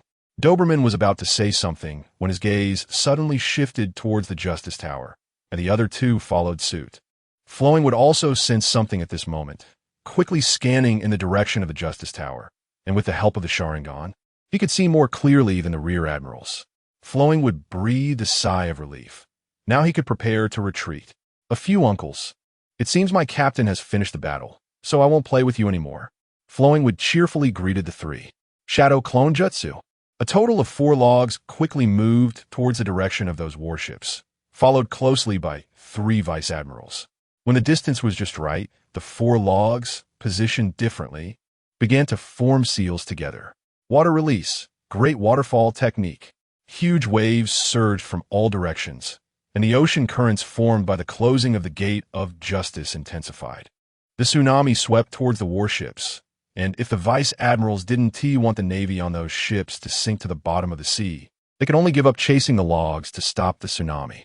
Good luck to you. The log waved goodbye with a smile, and after dispelling his shadow clone, he disappeared. Damn little brat. The vice admirals cursed angrily, but there was nothing they could do about the log. After all, they couldn't disregard the lives of the navy. The first pillar. Luffy used his rubber slingshot to successfully reach the destination, knocking a few Navy soldiers aside in the process. Ha ha ha. Sorry to keep you waiting. Luffy scratched his head and laughed as he apologized to everyone, then looked around and noticed the absence of a log. So he asked, "Where's the log?" "That guy is fighting a Navy Vice Admiral named Weasel. You see, this bridge is their handiwork." Sanji kicked a Navy major down into the sea and said to Luffy, "A Navy Vice Admiral. He must be tough. We need to hurry and help him." Luffy casually threw a punch backward, causing a Navy soldier who tried to ambush him to fall down. "Don't worry about him. As long as the Bridge of Hesitation isn't destroyed, Weasel isn't a match for the log. On the sea, the log will have no problem. Just wait a bit. That move you just did was so loud that he must have noticed," Zoro said, while clashing swords with a Navy lieutenant colonel, then blew him away with a move called 12-style wind, continuing in a calm tone. "The log said he would come and find us once you finish your fight." The log had shown his strength by knocking Weasel away to everyone, so Zoro and the others weren't too worried. "I see, since the log said so. Let us wait here." Luffy swung his body, and a few combined Navy soldiers couldn't even touch him once before being knocked away. Zoro clearly conveyed the log's intent, and Luffy naturally trusted the log, so he relaxed and fought off the remaining Navy with everyone. A few strong Navy colonels caused some trouble at first, but they were quickly kicked off the first pillar, leaving the remaining Navy unable to put any pressure on the group. Now with Luffy's involvement, the remaining Navy was soon defeated. "After fighting for so long, I'm hungry, Sanji. Meat." Once the nearby Navy was cleared, Luffy slumped down on the ground, reaching out to grab Sanji's pant leg. "Where am I supposed to find you meat in this situation?" Sanji angrily kicked his leg, trying to shake Luffy off, but Luffy held on tightly, spinning in the air without success. Just then, a piece of grilled meat, half a meter long, fell from the sky. Luffy's eyes lit up instantly, saliva dripping, and he leapt to catch the meat, swallowing it in one bite. In the end, he leisurely spat out a bone and licked the residue on the corners of his mouth. How strange! Why did a piece of meat fall from the sky? While Sanji was puzzled, he noticed a log slowly descending beside everyone, stepping lightly like walking on the moon. "So it's you. I was wondering where that meat could have come from." Sanji habitually lit a cigarette and smiled at the log. "Log, it seems like you're hurt." Chopper saw several tears on the log's clothes and hurriedly stepped forward to check. Chopper's words made everyone's expression tense. After all, the opponent was a vice admiral, and the battle must have been tough. However, when Chopper checked, he found that although the wounds were still there, they had already healed significantly. And during the time he checked, they healed even more. "It seems like my recovery ability has gotten stronger," the log thought to himself and waved his hand. "I told you I'm fine, but thanks anyway, Chopper." Zoro, however, was more interested in the log's battle status and asked, "So did you defeat that vice admiral?" "Of course, that was a piece of cake for me." The arc at the corner of the log's mouth revealed his current pride. However, the log didn't mention being surrounded by 3 vice admirals. After all, There was no need to say it and make everyone worry if he hadn't won. Of course, if he had won and come over afterward, the log would have definitely boasted about his achievements without hesitation. At this moment, Luffy leaned in front of the log, his eyes sparkling. Log? What kind of meat was that just now? It was so delicious. Do you have any more? The log replied, I do have some, but it's not the time to eat meat right now. The tsunami I created shouldn't last too long, so we should evacuate first. Are you all ready? Truly impressive. I was curious why that sudden tsunami was heading towards the Navy. It turns out it was your water release. Usopp praised. That water release, really amazing. Chopper looked at the distant tsunami, his eyes sparkling. He had encountered tsunamis before, but a tsunami created by water release was a first for him. Ignoring the two, Nami clapped her hands to draw everyone's attention. The log is right. Since we are all gathered, we should leave quickly. The ship is ready. It's just below. As she spoke, she led everyone to the edge of the pillar. Thanks to Frankie, we were able to smoothly get this ship, Nami said as she looked down. But there was no sign of the ship, not even a piece of wood. Where's the ship? Where's my big ship? Nami rubbed her eyes in disbelief. You mean that ship? Over there. At this moment, Granny Kokoro, holding an empty wine bottle, drunkenly pointed in one direction. It turned out that among the defeated Navy, a clever guy knew he was no match and happened to see the escort ship not far away. In an instant, he had a bright idea and called his comrades to sail away with that ship. The Straw Hat crew was busy fighting at that time, so they naturally didn't notice. Moreover, the chaos caused by the closing of justice and the tsunami summoned by the log created a current that was moving away from the first pillar, so it quickly sailed away to a considerable distance. Serves you right, pirates. Since you like that place, stay there. On the escort ship, a Navy soldier with binoculars saw that the Straw Hat crew had finally noticed and couldn't help but laugh mockingly, while several colleagues nearby danced with joy. Although the distance between the two sides was quite far at this time, and the sound couldn't reach the Straw Hat crew, it still made him feel good, alleviating the frustration from earlier being crushed. As is well known, half a game of champagne doesn't bode well for the next. Retribution soon arrived. A small tsunami formed by the chaos rushed towards them, and due to the proximity, the Navy couldn't respond effectively at all. The escort ship was capsized directly, and all the Navy on board fell into the sea. Watching the escort ship sink, the timid trio despaired, and the others looked equally grim. Only the log and Luffy seemed relatively normal. Luffy didn't realize the seriousness of the problem, while the log was calm and composed. After all, his plan was never to leave by ship. Ooh, we won't be stuck here forever, will we? Chopper said with tears in his eyes. Chopper, it's okay, there must be other ways. Zoro comforted Chopper, but he couldn't think of a good solution for the moment and had to bring up his previous suggestion again. If it really doesn't work, they could swim over and steal a warship. The first half of his sentence improved Chopper's mood a bit, but the latter half made Chopper's heart sink to the bottom. Frankie complained, Granny Kokoro, why didn't you remind us sooner? To everyone's surprise, Granny Kokoro let out a loud belch, closed her eyes, and began to snore, leaving everyone speechless, unsure if she was pretending to be drunk or actually passed out. Regardless of Granny Kokoro's thoughts, the group couldn't really blame her. She had helped the Straw Hat crew a lot. Nami looked at Luffy with a face full of frustration. I'm sorry, I couldn't accomplish what you asked. Hey, why are you all so down? Did I say there was no way? Seeing everyone's low spirits, Luffy shook his head and smiled at them. Nami thought Luffy was just trying to comfort them. Luffy, you don't need to comfort us. In this situation, Zoro's not-so-great idea is the only option. It seems like you all don't believe me. Have I ever lied to you? Luffy said helplessly, realizing he would have to show them to believe it. Watch carefully. Don't blink. Luffy raised an eyebrow and smiled faintly. Let me show you my latest ninjutsu. Luffy was about to summon Umi to take everyone away. Although he had learned the summoning technique long ago, he hadn't contracted a summoning beast before, so the Straw Hat crew had never seen it. And calling it new ninjutsu wasn't wrong. Summoning. But just as Luffy bit his finger and formed a hand seal, a vague voice suddenly echoed in his ears. His voice? Could it be? But how could he be here? Although he couldn't make out what was said, that childish voice guided Luffy here. So familiar that he couldn't possibly not recognize it. Mary. He had come over from Water City. Luffy squinted into the distance, where a thick fog had suddenly rolled in on the sea, and within the fog, a ship silhouette was approaching them. What else could it be but the Going Merry? Hey, everyone, did you hear that voice? Usopp suddenly shouted excitedly. What voice? Luffy, why did you stop? You just said summoning. Can you communicate with spirits to take us out? Frankie hadn't heard any voice. He was more concerned about what Luffy's method was. The current members of the Straw Hat crew all heard the voice, so they naturally ignored Frankie.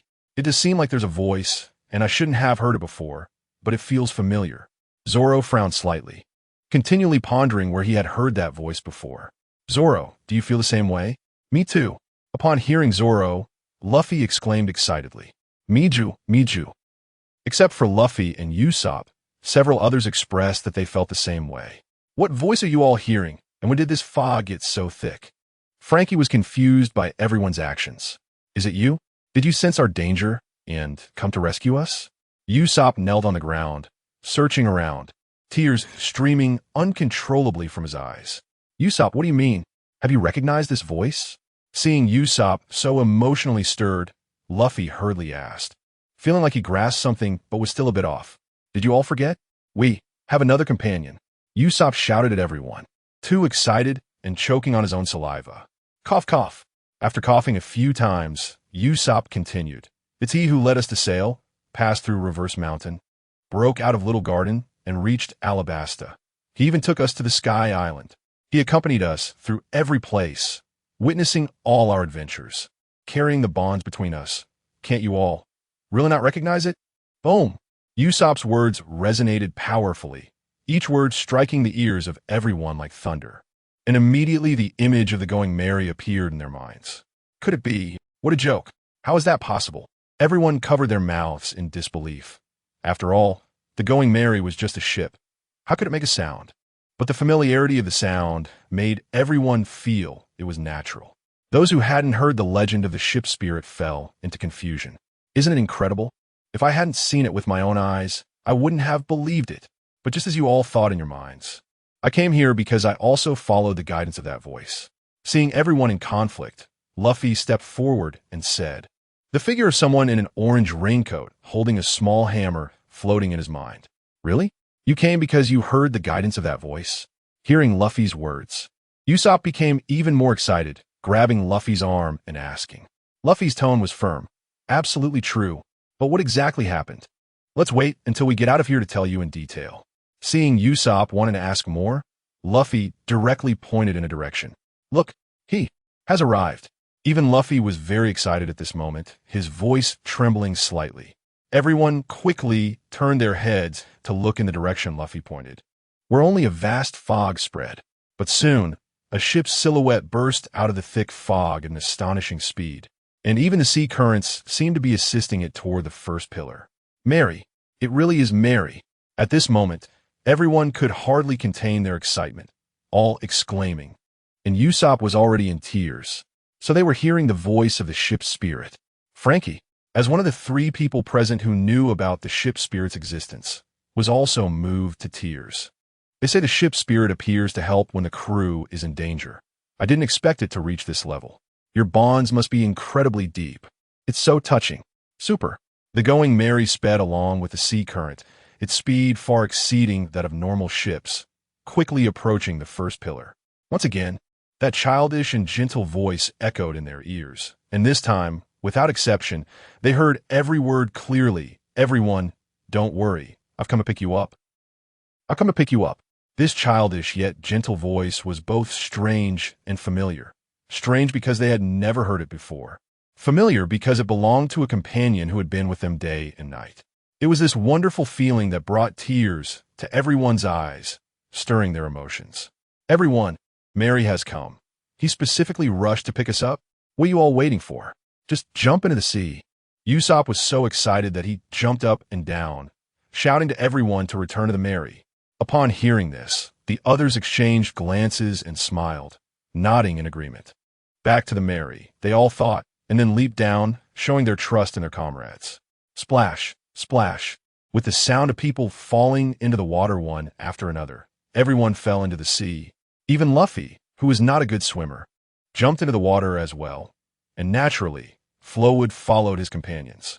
There were 3 devil fruit users among them, but but the others were all good swimmers, so there wouldn't be any problems. The Golden Mary automatically lowered ropes, and everyone climbed up to the ship smoothly. There was no one on the ship before, but no one questioned how the ropes were lowered. Who else could it be but Mary? No one asked why Mary could do these things among comrades. There were no such questions. As soon as they boarded the Mary, they felt an inexplicable sense of peace. Chopper lay directly on the deck of the Mary, feeling too comfortable to move. Most of the others also touched the ship's body, their eyes reflecting a hint of nostalgia. Mary! Usopp cried out as soon as he boarded, hugging the mast of the Golden Mary, his voice choked with emotion. It was no wonder Usopp was so excited. The Golden Mary, which was deemed unable to sail again, could now set sail once more. Hey, Usopp, I know you care a lot about the Mary, but you don't have to be this excited. Flowwood patted Usopp, not knowing how he felt since he hadn't experienced what happened in Water City. Everyone, although we are on the ship now, we are not completely out of danger yet. It's not time to let our guard down. Nami recalled for a moment, and then snapped back to reality. As the navigator of the Straw Hat crew, she had the responsibility to lead her comrades away from this dangerous place. Flowwood, you go. Nami systematically arranged for everyone to operate the ship. Zoro, Sanji, Luffy. The Golden Mary turned its bow and sped away. The current that had helped them arrive seemed to have been controlled, changing direction as they left. The countercurrent on the Golden Mary's route looked incongruous against the chaotic currents nearby. On the Navy's side, even though Flowwood had created a massive tsunami using the current, the three vice admirals combined their strength to quell it. Of course, they couldn't control the chaotic currents caused by the closing of the Gate of Justice. Affected by the turmoil, such a massive warship couldn't even turn its bow. The observing Navy personnel quickly reported the rapidly departing Golden Mary to their superiors. The cannons of 10 warships aimed at the Golden Mary, and a barrage of cannonballs came raining down. Damn it, the Mary has finally set sail again, and I absolutely won't allow you to cause any more damage to her. Driven by the desire to protect the Mary, Usopp changed his usual demeanor and stood at the front line to resist the cannonballs. He fired ammunition continuously. Firebird Star. Gunpowder Star. The massive slingshot was smoking from the strain, but it was effective. Many cannonballs fired by the Navy were detonated by Usopp from a distance. What Usopp didn't know was that this voyage of the Golden Mary was merely for the final dance of his comrades. With Usopp leading, the ship now had the 4 major powers of the Straw Hats plus Frankie, so these cannonballs ultimately couldn't harm the Golden Mary at all. The sound of the cannon fire seemed merely to celebrate the departure of the Straw Hat pirates. The 3 vice admirals looked grimly at the distant ship silhouette, which grew smaller and smaller until it completely disappeared from their sight. It wasn't that they didn't want to pursue, but the Golden Mary, riding the current, was too fast for them to catch up. They were also perplexed by this strange current. Why was their warship affected by it to the point of being immobile while the Straw Hat pirate ship sped away? 4 vice admirals had taken action against an obscure rookie pirate. One was gravely injured, and the other 3 could only watch helplessly as the criminal escaped. If they hadn't acted in the first place, it would have been acceptable, but after taking action and ending up with this result, it was a disgrace for them. The only good side was that they could give a report to the world government, and they couldn't be blamed for slacking off. The pirates were just too cunning. Oh ho, we're finally safe. Usopp shouted excitedly. Mary, I fulfilled our promise. Flowwood said, touching the body of the Golden Mary, murmuring to himself. However, for some reason, Mary did not appear or respond to Flowwood. Flowwood, what are you standing there for? Hurry up and celebrate with us. Luffy stretched out his arm, grabbed Flowwood, and pulled him in front of everyone. Welcome back, Flowwood. Now our Straw Hat pirates are finally all together. Luffy raised his hands high, his face beaming with a bright smile. The Golden Mary was filled with laughter and joy. Flowwood, you said Mary guided you here to help us. What does that mean? Now that we're safe, you can tell us, right? Usopp asked curiously. Flowwood then told everyone about the events he encountered after arriving in Water 7. Luffy sincerely looked at the Golden Mary and said, Mary, thank you. We will cherish you even more from now on. Everyone, except Frankie, nodded heavily in agreement. Frankie furrowed his brows, lost in thought.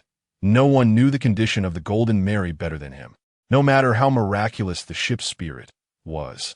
It was still bound to the ship and couldn't possibly restore it. Just this voyage alone made Frankie think it was a miracle. Suddenly, a large ship marked with Carrera's emblem appeared ahead. The shipwrights who had helped the Straw Hats, members of Frankie's family, and the two awakened giants were all on board. These people had repaired the Rocket Man when the Buster Call was activated and escaped before the Straw Hats. Straw Hats, I knew you would be safe. The people on the ship waved and shouted to the Straw Hats, with Iceberg, the mayor of Water City, standing at the front of the crowd. Everyone, look, it's Uncle Iceberg and the shipwrights from Carrera. Hearing Iceberg's call, Luffy leaped onto his special seat and waved to Iceberg and the others. Frankie's family and the giants were also there. Usopp was overjoyed to see the two giants. He thought they were in danger when the Buster Call was activated. Wah, I'm so glad you're all okay. Frankie, seeing his little brothers, put aside his thoughts and pulled out a handkerchief to wipe his tears. Big brother. Frankie's little brothers mirrored his actions, sharing a look with Frankie. Soon, the two ships docked, and the Straw Hats boarded Carrera's large ship to talk with everyone. Frankie and his little brothers embraced and wept. I brought what you asked me to bring, and I also helped teach that guy a lesson. Zoro quietly approached Bag, as if mentioning something trivial. Bag was taken aback for a moment, then burst into laughter. Well done. That guy who betrayed Carrera deserves to be taught a lesson. Straw Hat Kid, I didn't expect you really brought Nico Robin back safely from CP9. Iceberg sighed emotionally to Luffy, then glanced at Robin not far away. Robin seemed to sense it, but felt that what she had done before was too much. So she just nodded apologetically and shifted her gaze away. Ha. Luffy, still the same as ever, grinned and said, Uncle Iceberg, I said I would bring Robin back, and I did. Lumber also walked over to Iceberg to express his gratitude. Uncle Iceberg, thank you for telling me the route to Judicial Island. Otherwise, I definitely wouldn't have made it in time. Iceberg waved his hand, indicating it was nothing to worry about. This is Lumber, my companion. He even defeated a rear admiral at Judicial Island. Pretty impressive, right? Luffy introduced Lumber to Iceberg.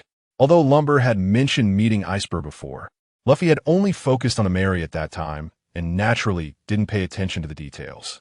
Luffy, there's no need to mention such things specifically, Lumber humbly said, which indirectly validated the truth of Luffy's words. However, the raised eyebrows and the corners of his mouth revealed Lumber's slightly proud mood. Who doesn't like to be praised? Having a captain who can provide emotional value is simply too happy. Rear Admiral. Iceberg was very surprised. He already knew about the Buster Call, but he thought the Straw Hat crew had only defeated CP9 and escaped amidst the Buster Call's fire, without the Rear Admiral taking action. He didn't expect this young man in front of him to have actually defeated a Rear Admiral. When Iceberg saw Lumber's spirit beast, he had guessed Lumber must be strong, but he didn't expect him to be this strong. However, Iceberg had been managing Water 7 for many years, and, after a moment, he regained his composure but still openly praised. Indeed, very impressive. Right. Luffy kept patting Lumber on the shoulder, and he didn't hold back, each pat louder than the last. At first, Lumber didn't mind, but Luffy seemed to have no intention of stopping, although Lumber was smiling. Several black lines had appeared on his forehead. Lumber delivered a chop to Luffy's head. That's enough. Bang. I'm sorry. Luffy lay on the ground, raising one hand, with a big bump on his head. Lumber calmly withdrew his hand, as if nothing had happened. Uncle Iceberg, forgive me for the embarrassment. What is this? Isn't this how companions are? Iceberg said nonchalantly. Yet he was affected by the atmosphere between the two, remembering how things were with Tom when he was alive. How he and Frankie also had such playful interactions. He glanced at Frankie, who was still hugging and crying with his family. There's no going back. A hint of sorrow flashed in Iceberg's eyes, but he quickly concealed it and said to the Straw Hat crew, Since you returned safely, let's head back to Water 7. You're right, we can't stay here forever.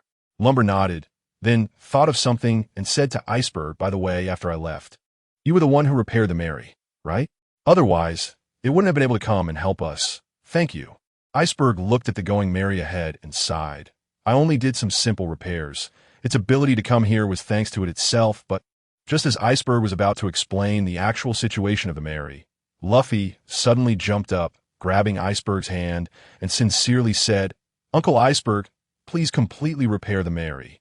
I'll give you all my berries. The others in the Straw Hat crew also pleaded similarly.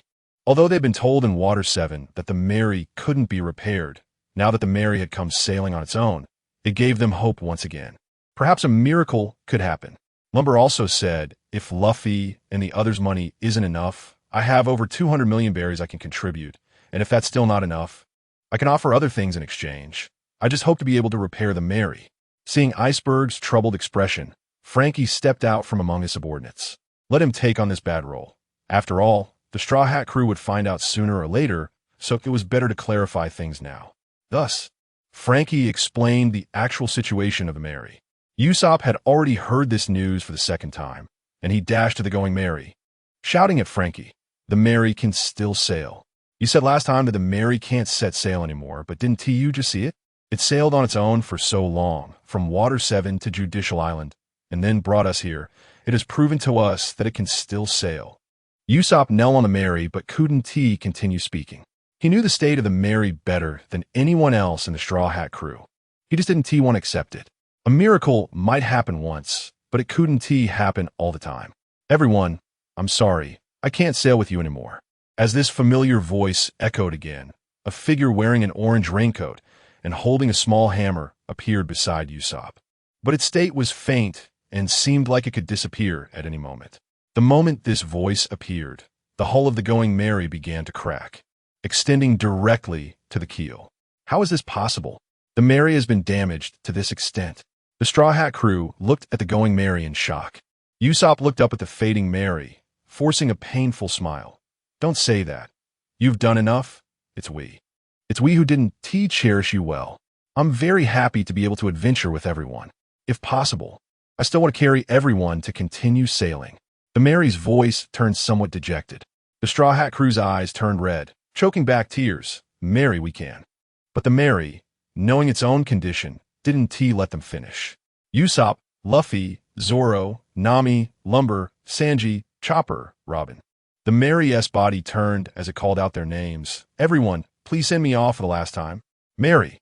Usopp looked at the Mary, shaking his head frantically. "Usopp." At some point, Lumber had appeared beside Usopp, placing a hand on his shoulder. "Promise her. This is the dignity of a warrior." "Lumber." Usopp glanced at Lumber, then reluctantly looked at Mary, finally nodding with reluctance. The Straw Hat crew stood on a small boat, Usopp holding a torch. Hesitated for a long time, but still couldn't bear it, extending his hand to offer the torch to Luffy. "Luffy, you're the captain. You should do it." The raging flames burned on the hull of the Going Mary, marking a true loss of a companion, and everyone's hearts were filled with deep sorrow. "Goodbye, everyone." A figure in an orange raincoat waved at the crowd with a smile. "Goodbye, Mary." Navy Headquarters. Admiral Sengoku, Navy Hero Karp, and Vice Admiral Tsuru gathered in Sengoku's office. If the Navy's highest combat power consists of the three admirals, then these three are the spiritual pillars of the Navy. They have devoted their lives to the Navy, making tremendous contributions and supporting the Navy before the Great Pirate Era. With these three gathered, they must be discussing something important. Sengoku sat at one end of the desk, his hands resting on the surface. Karp sat across from Sengoku, arms crossed. The two stared at each other, not blinking or moving. However, their expressions were serious, as if they were engaged in something very important, the atmosphere around them becoming tense, forming a barrier that others could not penetrate. Vice Admiral Tsuru, on the other hand, appeared much more relaxed, sitting on a chair beside them, holding a cup of hot tea and sipping it leisurely. Perhaps due to the long wait, Garp's eyelids began to flutter. Sengoku smirked, his eyes subtly conveying a message to Karp. "Karp, if you can't hold on, just admit defeat. You can't possibly win against me." Garp's eyes widened in anger, eyebrows raised. "Sengoku, until the last moment, it's still uncertain who will win or lose." The flames of battle seemed to ignite in their eyes, enveloping them in a massive aura. Bururu, bururu, bururu, bururu. At that moment, the phone bug on the desk suddenly rang. Damn it, why now of all times? Sengoku frowned slightly, lowering his gaze to glance at the phone bug, hesitating for a moment before shifting his gaze back to Karp. Karp, however, began to revel in the situation, not hiding his smug expression. "Sengoku, hurry up and answer the phone. It might be something very important." The look of conflict on Sengoku's face became more pronounced, but he made no move. What a joke, it's too late for that. I can't let all my efforts go to waste. Then his gaze shifted to Vice Admiral Tsuru. Tsuru seemed to sense something and turned to look at Sengoku. Sengoku's face lit up with a hint of hope as he gestured toward the phone bug. Little Tsuru, could you do me a favor? Tsuru glanced at the phone bug, causing Sengoku to feel overjoyed. However, Tsuru couldn't be bothered with these two, let alone help. She lowered her head, took a sip of her tea, and closed her eyes to rest. Sengoku was hit hard, the idea of calling for help abruptly dashed, and he reluctantly shifted his gaze to the full plate of sunbae on the table. Bururu bururu, bururu bururu. The phone bug's incessant ringing constantly reminded Sengoku what he should be doing right now. Damn it! Sengoku's heart cried out in anguish. There's nothing I can do. That bastard Garp has such good luck to get a call at this moment. I can only let this guy benefit. Sengoku glared at the smug Garp. Garp's nostrils flared. What are you looking at? That plate of sunbae is mine. Oh no, this bastard expression is too infuriating. Sengoku was filled with resentment, so angry that his mustache seemed to bristle. Bururu bururu, bururu bururu. The phone bug's ringing sounded like a death knell, and Sengoku had no choice. As the Admiral of the Navy, he couldn't delay important matters. Just as he was about to answer the phone bug, welcoming failure, Garp, perhaps too caught up in his own triumph, sneezed unexpectedly. Ha ha ha, Garp, you moved first. That plate of sunbae is mine. A twist of fate. And Sengoku's mood brightened immensely as he picked up the phone bug. Just wait until I finish this call. You bastard better not steal any. Damn it, so close. Garp pounded the table in frustration, making a loud sound, but it wasn't even his to begin with. Sengoku, not trusting Garp, moved the plate of sunbae closer to himself and popped one into his mouth before answering the phone bug. The phone bug transformed into the form of Akiji, and his lazy voice came from it. Mr. Sengoku, how should I put it? I need to report to you about the situation regarding the Judicial Island incident. Sengoku shot a fierce glare at Garp. It's you again, you brat. Garp shrugged, indicating it had nothing to do with him. As Akiji continued to detail the Judicial Island incident, Sengoku's expression grew increasingly grim, his mind already elsewhere. This allowed Garp to engage in mischief. In a flash, a black hand swiftly darted across the desk, one less sunbae in the plate, while Garp chewed with his cheeks puffed out, doing so discreetly. It proved that Sengoku's wariness of Garp was justified. Garp's skill was clearly not a first-time endeavor. Garp peeked with one eye at Sengoku, whose face was darkened, and upon seeing that Sengoku was oblivious, his hand darted across the table again. Garp repeated the action again and again. 2, 3. Ultimately, the plate in front of Sengoku was completely empty. Meanwhile, Garp's mouth was stuffed full of sunbae, and he had to cover his mouth with his hand to prevent the sunbae from spilling out. Bururu. The phone bug fell silent. Akiji finished his report, and the sunbae were gone. After hearing about the events at Judicial Island, Sengoku rested a hand on his head aching, and could only eat a sunbae to relieve it slightly. He reached out with his other hand to feel the plate, finding nothing, and switched positions, still finding nothing. Hey, where's my sunbae? Sengoku, not believing it, changed positions again, yet still found nothing. Sengoku suddenly realized something, quickly lowered his hand, and looked at the plate in front of him.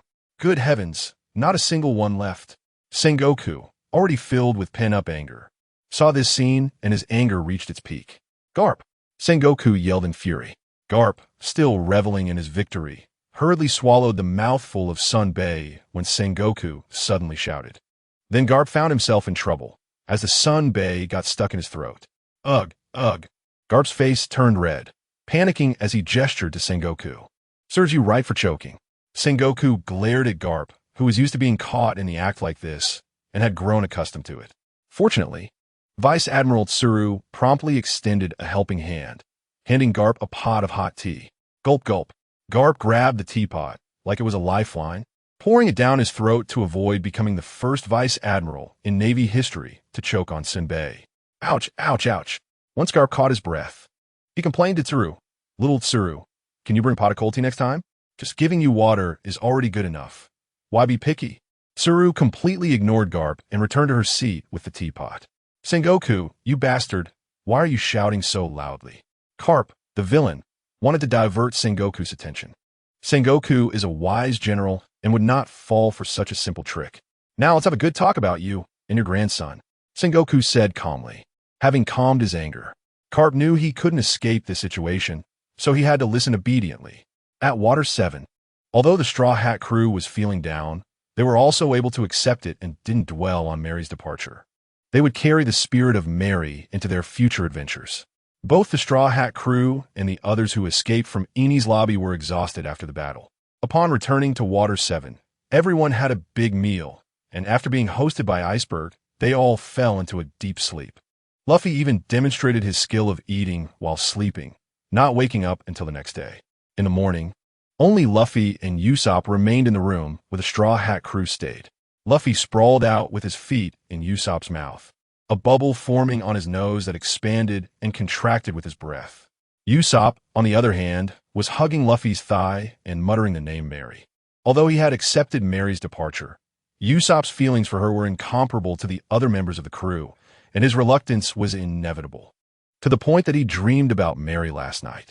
There was nothing the others could do about it, but let Usopp adjust on his own. Nami and Robin sat in the small courtyard outside, enjoying the snack Sanji had prepared for them, chatting about who knows what. As for Sanji, he was naturally on standby, ready to fulfill any request from Nami and Robin. Zoro and Roboku were both self-disciplined and woke up early, but instead of starting their individual training, they found an open place to spar with swords, which was Zoro's suggestion. Roboku's fight with the weasel could also be considered a sword duel, so Zoro felt eager to join in after watching for a moment. After a night of rest, both were in high spirits, making it a great time for sparring. As soon as Roboku stood up, Zoro, who had been waiting at the door for a long time, couldn't wait to pull him away. Roboku was happy to accept, wanted to see how much Zoro had improved. Chopper thought he could witness Roboku's ninjutsu, so he eagerly followed behind them. Upon arriving, he realized they were going to spar with swords, but since he was already there, he decided to sit and wait for them to finish. Roboku had faced many strong opponents along the way and was no longer the imitation swordsman he once was. By integrating the sword techniques he had copied with his own characteristics, Roboku had developed his own style of swordsmanship, but as a ninja, he did not consider himself a swordsman and did not pursue the title of swordmaster. If Zoro's style was powerful and fierce, then Roboku's style was quick and unpredictable, making it hard for opponents to grasp. The two had completely different styles, but through their sparring, they could also discover their own shortcomings.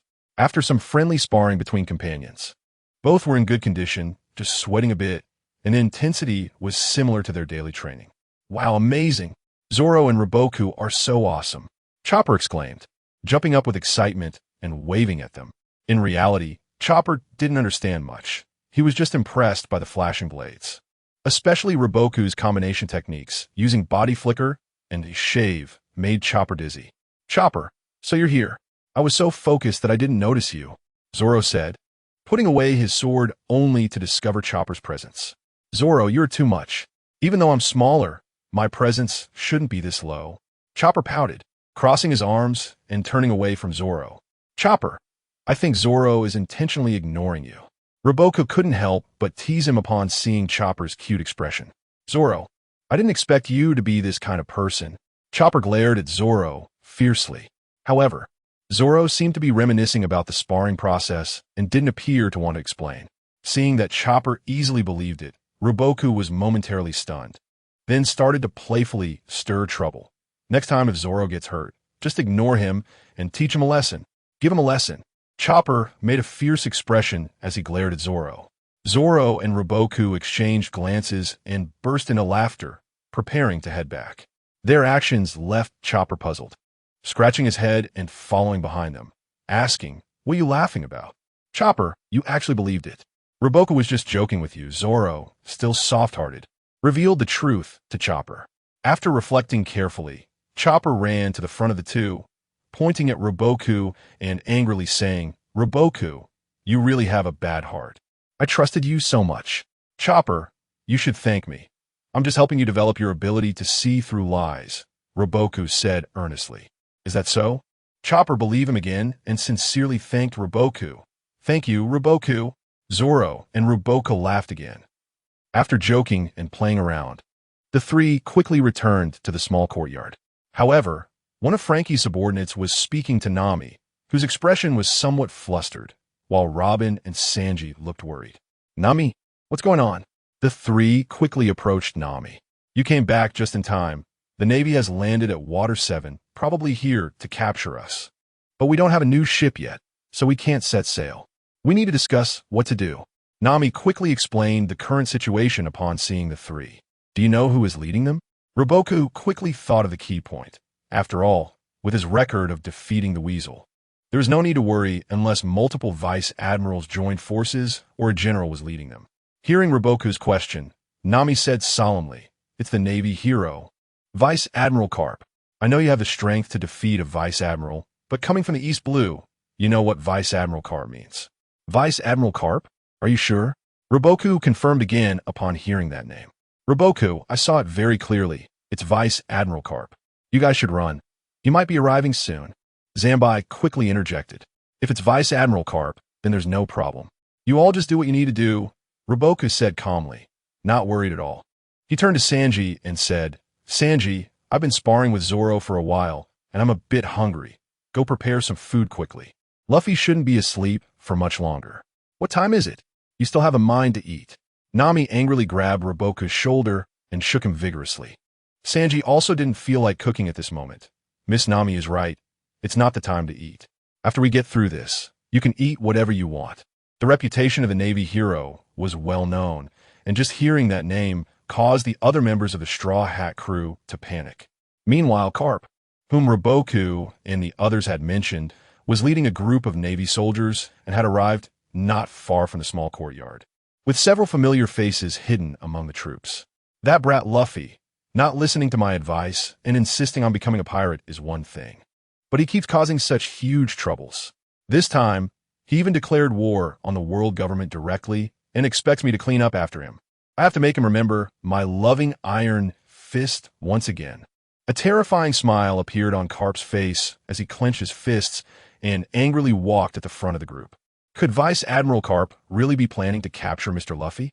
Kobe could feel Karp's suppressed rage even within the group, and he couldn't help but worry, sweating for Luffy. It's actually understandable why Karp was so angry.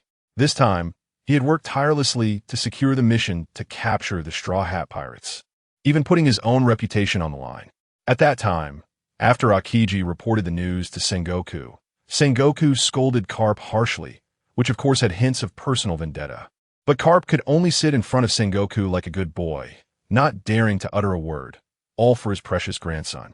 If it were any other time, Karp would have already been arguing back with Sengoku. After enduring for quite a while, Karp still had to assure Sengoku with a guilty conscience that he would definitely capture the Straw Hat Pirates, wanting to take the mission for himself. But once he said that, not only did Sengoku not believe him, even Karp himself couldn't deceive himself. It was only because Sengoku was considering their old friendship that he turned a blind eye and assigned the mission to Karp. He hadn't expected Karp to act against his own blood, but when Karp left Sengoku's office, Sengoku added, "Only this once." Stop. Don't get so worked up. You're making me dizzy," Liubmu said helplessly to Nami. "You want to calm down? How can I not be worked up?" Nami was still shaking Liubmu, her little face flushed with anxiety. She thought that after you came back, I wouldn't have to worry about these troublesome guys anymore. I didn't expect you to become so unreliable too. Zoro felt somewhat personally attacked and said unhappily, "Nami, you're not including me in those troublesome guys, right? Need I even say, don't you have any self-awareness?" Nami shot back, fire in her eyes as she bared her teeth at Zoro. All right, let me go first. I'll give you an explanation," Liubmu said, feeling nauseous from being shaken. Hearing Liubmu's words, Nami thought that Liubmu didn't seem like someone who would joke about the safety of his companions. So she released him, staring intensely at Liubmu. "If you don't give me a reasonable explanation, you'll be in trouble. Liubmu, what are you really thinking? That's Vice Admiral Karp, the legendary Marine. The man who has forced Pirate King Roger into desperate situations multiple times. How can you act so nonchalant?" Sanji was also very curious about Liubmu's reaction and wanted to see what explanation he would give. The others all perked up their ears, waiting for Liubmu's response. Ahem. Liubmu cleared his throat, then looked at everyone. Instead of giving a direct answer, he posed a question first. Do you all know Vice Admiral Karp's full name? Everyone shook their heads like idiots. At that moment, Liubmu suddenly realized he had said something pointless. If others knew Karp's full name, they wouldn't be able to guess the relationship between Luffy and Karp. Indeed, Liubmu only learned Karp's full name from wine, and it was difficult for others to know this information. Just as Liubmu was about to reveal the answer, Chopper suddenly exclaimed excitedly, I know. It's Uchiha Karp. Actually, Vice Admiral Karp is Liubmu's grandfather. So Liubmu isn't worried at all. Ha, Liubmu, am I right? Chopper looked at Liubmu with a face full of excitement.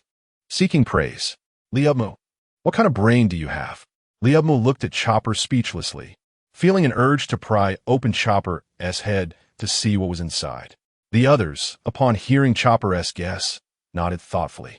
Robin, sitting to the side, tilted her head and smiled. Chopper makes a good point. Otherwise, how could Liubmu be so calm? Liubmu, hey Robin, what kind of logic is that? Sanji suddenly realized and quickly chimed in. No wonder Liubmu is so strong. It turns out he has Vice Admiral Karp's guidance. Liubmu, I trained myself. Nami poked Liubmu. If you have such a background, you should have said so earlier to save us from worrying. Liubmu, background? I'm just a foreigner from the ninja world, unfamiliar with the place. What background could I have? Zoro also said seriously, Liubmu, taking this opportunity, just tell us who else you have in the Navy. One by one, the others chimed in, and Liubmu was already overwhelmed with complaints. Seeing the topic straying further, he quickly called for a stop. If they kept going, he didn't know how many relatives he'd have to acknowledge. Actually, Vice Admiral Karp's full name is. Just as he was about to say the crucial part, Liubmu was interrupted again. And this time he had no temper because the one interrupting him was the very subject of their conversation. Liubmu, you brat. A loud and imposing shout instantly attracted everyone's attention. Discussing someone else's matters only to be caught on the spot, Liubmu's previously smug smile froze instantly, and he reluctantly greeted Karp. Mr. Karp, long time no see. Those two brats didn't cause you any trouble, did they? Humph. Those two brats are much more obedient than you. No need for you to worry. Karp coldly snorted, then in a strange tone he chuckled, but you kid, have made quite a bit of progress after not seeing you for years. Even a Vice Admiral isn't your match. Liubmu was another main character in the Judicial Island incident, so it would be strange for Karp to treat Liubmu well. The two hidden in the Navy couldn't hold back their laughter upon seeing this scene, and quickly covered their mouths to suppress their chuckles. Knowing Karp was definitely in a bad mood, Liubmu wouldn't provoke him, awkwardly smiling. Where? Naturally, I can't compare to Mr. Karp. Forget it. Let us set your matters aside for now. Where's that brat? Liubmu naturally knew who Karp was referring to and pointed to the house behind him. Inside, he should still be asleep now. Bang, bang. What time is it? Still sleeping.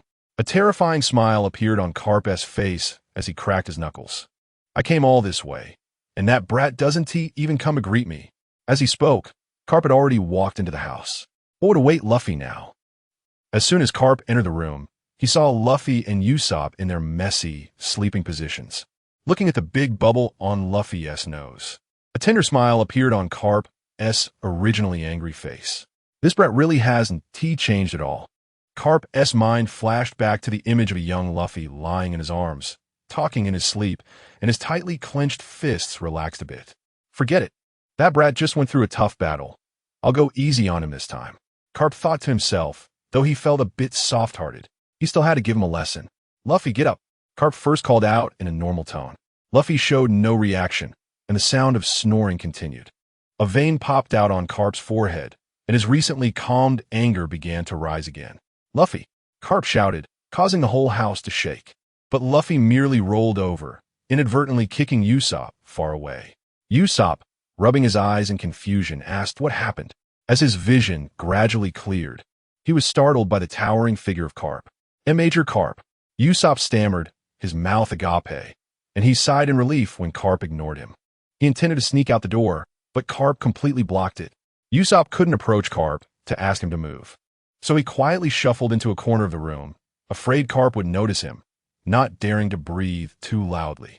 Seeing Luffy still unresponsive. Karp's anger surged again as he moved forward and picked Luffy up as if he were a chick. Luffy showed no signs of waking up, his head drooping back like a lump of mud, the bubble on his nose seemingly mocking Karp. "Luffy, look who I am." Karp forced himself to suppress his anger and adjusted Luffy's head. Luffy seemed to be dreaming about something, mumbling rubber rubber, pistol, before suddenly punching Karp in the nose, causing 2 streams of bright red blood to flow out. "Haha, I won. This piece of meat is mine." Luffy was completely unaware of what was to come and even chuckled with pride.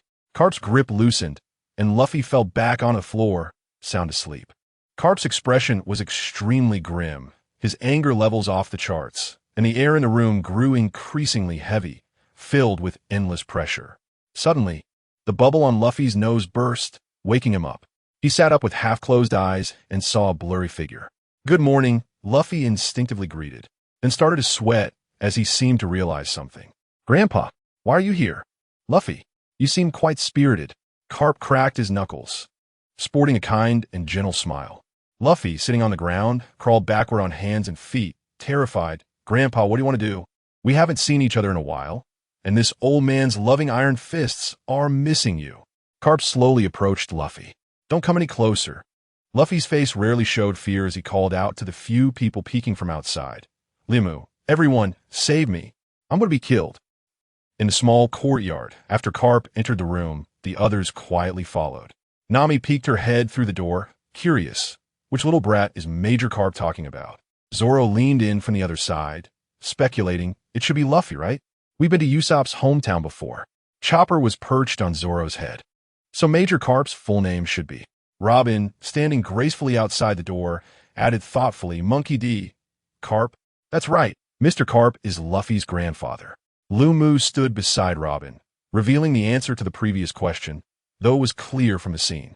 "So this is the reason you wanted me to cook," Sanji said before silently heading to the kitchen.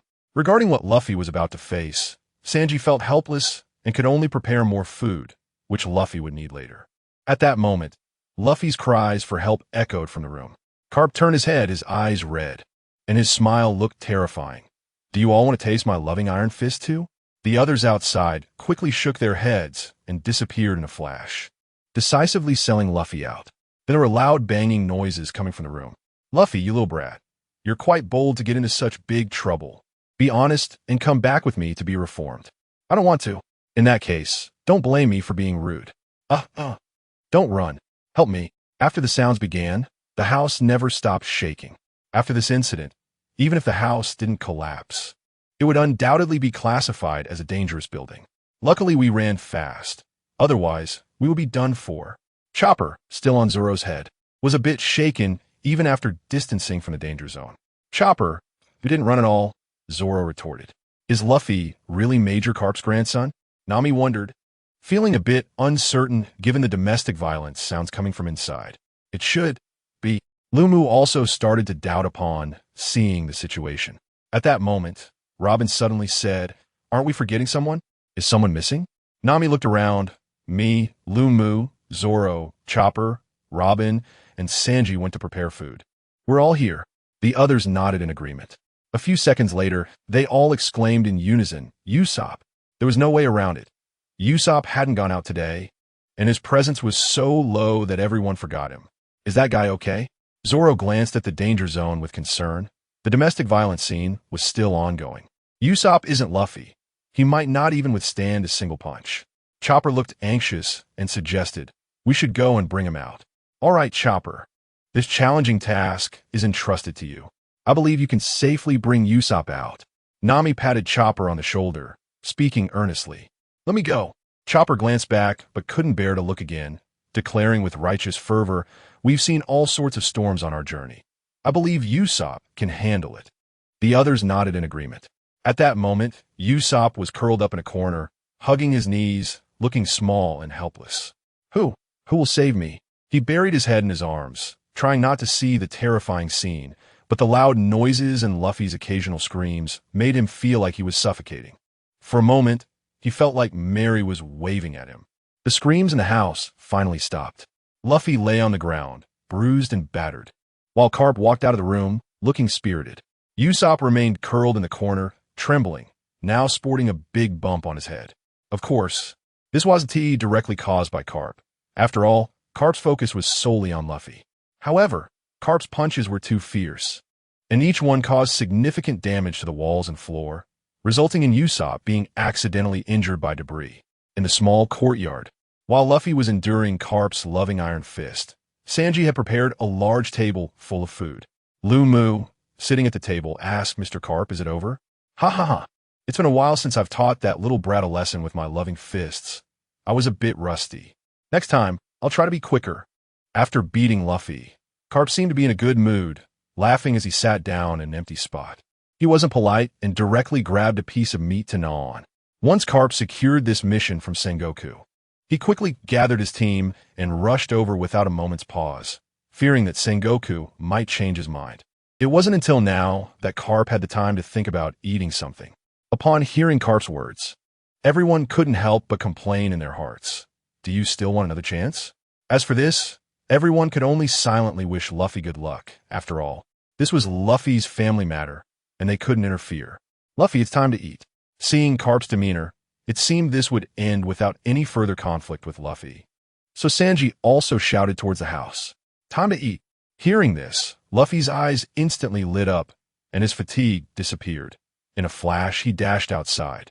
He squatted down at a table, frantically grabbing food, not even sparing the piece of meat in Karp's hand, which made Karp feel an urge to start a second round. However, Luffy behaving this way was also Karp's own doing, so it could be considered self-inflicted. Thus, the grandfather and grandson put on a food contest that left Roboku and the others dumbfounded. Luckily, they had eaten beforehand. Otherwise, at their speed, they wouldn't even get a sip of soup. Soon, the entire table of food was cleared, and Luffy and Karp unexpectedly fell asleep at the same time. Indeed, they were a pair of grandfather and grandson. Everyone nodded silently. At this moment, Usopp timidly walked out of the room, mumbling it was terrifying. Really terrifying? "So, how was it in the room?" Zoro teased. "Not bad, right?" Roboku chimed in with a grin. Just mentioning it made Usopp instantly furious. Baring his teeth at the two, "Roboku, Zoro, you two bastards, not only did you not come to save me, but you're also gloating. Do you know what I went through in there? I couldn't even move, fearing that if I accidentally got hit, I would lose my life. You've worked hard, Usopp." Chopper handed him a piece of roasted meat. "I saved this for you." Luffy ate way too fast. "Thank you, Chopper." Usopp gratefully took the meat and then looked at Roboku and Zoro. "You should learn from Chopper. Do you have comrades like you?" Roboku and Zoro immediately felt ashamed of their previous behavior. In less than a second, Roboku resumed, chatting with Zoro as if nothing had happened. "Usopp, you." Karp suddenly turned to Luffy during his stay. "Have you seen your father?" Luffy scratched his head. "I have a dad. Did you just pop out a rock?" Nami and the others complained. Karp looked confused. "No? That guy said he was going to see you off in Lowtown." Luffy shook his head. Lowtown. Upon hearing this place, Roboku immediately recalled the peculiarities of Lowtown. At that time, he suspected someone was secretly helping Luffy, and it now seemed that person was Luffy's father. Forget about not seeing him, just knowing this is enough. Karp didn't mind and continued, "Your father is Monkey D. Dragon." Karp casually revealed Luffy's background, surprising everyone. "Is this something you can just say?" Karp started to play dumb. "Did I say anything just now? You all didn't hear anything, right?" Everyone quickly shook their heads, indicating they hadn't heard anything. Dragon is the leader of the Revolutionary Army, and with the Navy hero Karp and Luffy, who aspires to become the Pirate King. What kind of family is this? Roboku couldn't help but feel emotional while looking at Karp with a strange expression. This Navy hero seems to lack the ability to educate his offspring. Both Dragon and Luffy have ended up on the opposite side of Karp. Feeling the odd gaze, Karp sternly looked at Roboku. "Roboku, why do I feel like you have some bad thoughts?" Roboku certainly couldn't admit it and quickly replied, "That's not the case." Karp looked at Roboku suspiciously, but without evidence, he had to let it go. Most of what needed to be said had been said. The Navy couldn't stay with the pirates forever. Karp prepared to leave, but seeing several hopeful gazes from the Navy ranks, he turned back and smiled. "Aren't you going to meet your acquaintances?" With Karp's approval, Kobe and Bulumeb emerged from the ranks. Kobe respectfully said to Luffy, "Long time no see, Mr. Luffy, Mr. Zoro." Balumeb then cheekily said, "Straw Hat Kid, Pirate Hunter, do you remember me?" Although Kobe had changed a lot, Luffy and Zoro still recognized him. But for someone like Balumeb, they had never taken him seriously. After Balumeb's reminder, Zoro disdainfully remarked, "Oh, it's you. I didn't expect you to join the Navy. Pirate Hunter? I'm no longer that useless young master. In these past few months, both Kobe and I have undergone devilish training. Maybe even you wouldn't be my match." Balumeb boasted arrogantly, his growth in strength making him feel on top of the world. "You really dare to say that?" Zoro, feeling Balumeb's provocation, smiled coldly. Kobe, however, knew his own limitations and didn't make any bold claims. He just wanted to show Luffy his progress. As for the challenge from the two, Luffy and Zoro naturally weren't afraid. Kobe and Balumeb showcased their training results, but were easily taken down by Luffy and Zoro. The disparity in strength was immense. Having achieved their purpose for coming here, they saluted Karp, Vice Admiral Karp. "Thank you for giving us this opportunity. We can set off now." But Karp didn't order a return. Instead, he looked at Roboku and said meaningfully, "You've finished your matters. But there are still two little guys who can't wait." "Huh, besides us, who else knows Mr. Luffy?" Kobe quietly asked Balumeb beside him. "I joined the Navy with you, and we trained together. How would I know?" Balumeb rubbed the spot Zoro had cut, answering softly. This was the result of Zoro letting him off easy, not even drawing his sword. "Come out," Karp shouted towards the Navy ranks. "Yes." A loud, powerful voice came from the ranks, and a Navy officer who had been keeping his head down stepped out from the crowd. It was hard for a 2-meter-tall guy to hide in this Navy formation. It turned out to be Major Beck. I thought he was on another mission, but it turns out he was in our unit, and it seems he knows Mr. Luffy as companions. Kobe excitedly shook Balumeb's body. Since Major Beck was here, then Lieutenant Wayne must be here too. Balumeb ignored Kobe's actions, his eyes constantly scanning the Navy ranks, trying to find Wayne. "Damn it, I can't find him because the people in the back are blocking my view." After failing to find him, Balumeb angrily pinched Kobe's arm. Wayne and Beck joined the Navy 6 years ago and have always been under Karp's guidance. They could be considered Kobe and Balumeb seniors. During these past few months of training, Wayne and the others had helped Kobe and Balumeb a lot, often taking the time to give them extra training. So besides Karp, the two people that Kobe respects the most are Wayne and Beck. At this moment, when they see Beck, they become so excited. Beck lifts his head and takes off his hat, revealing a bald head with an X-shaped scar on his chin. In his childhood, he only had Nova's shadow, but now he is no different from Nova. Therefore, even after 6 years, Ryuki recognizes him at a glance. Ryuki, big brother. Beck is still the same, grinning with a big white smile, but the excitement in his eyes is undeniable. After all, it's been 6 years, although they had communicated through a phone bug in between. Nothing compares to seeing each other in person. So upon learning that he could meet Ryuki on this trip, he has been excited all the way. Ryuki's feelings at this moment are no less than Beck's, but he doesn't show it. "Beck, since you were here, why were you hiding before?" "It was Big Brother Wayne's idea. He said he wanted to give you a surprise." Beck scratched his head and decisively sold Wayne out. Speaking of which, he hasn't seen Wayne yet. Is he still hiding in the group? Ryuki looked toward the Navy team, initially thinking that Wayne was busy and couldn't come. But now hearing Beck's words, he knows that Wayne, who always has the most tricks up his sleeve, must be planning something. This little brat Beck. He promised to attract Ryuki's attention when they first met, and then I would catch him off guard. But it didn't go according to my plan. And now he sold me out. Hearing Beck and Ryuki's conversation, Wayne, who was hiding in the group, frowned and began to complain inwardly. "No, before Ryuki discovers me. I have to give him a surprise first." After making up his mind, Wayne caught a glimpse of Ryuki looking this way, and he instantly vanished from his spot. What a hassle. After so many years, he is still so childish.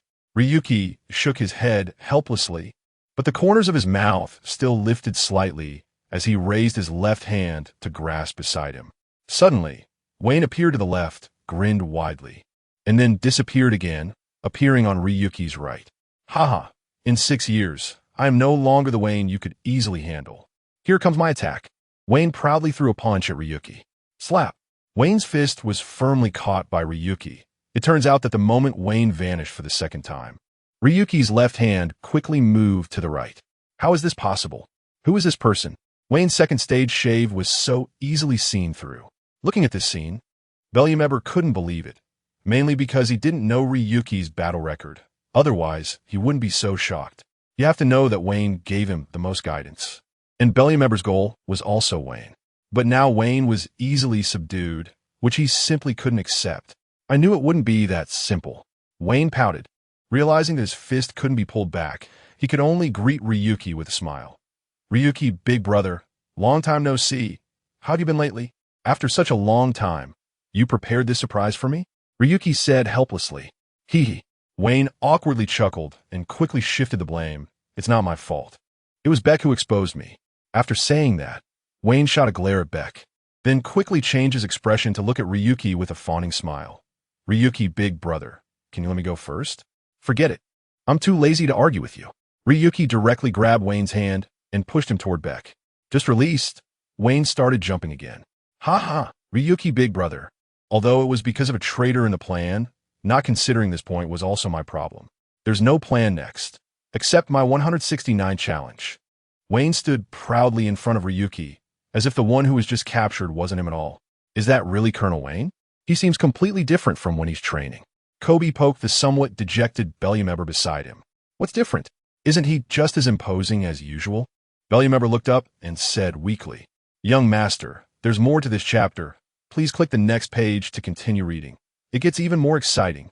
Ryuki's memory is still quite good.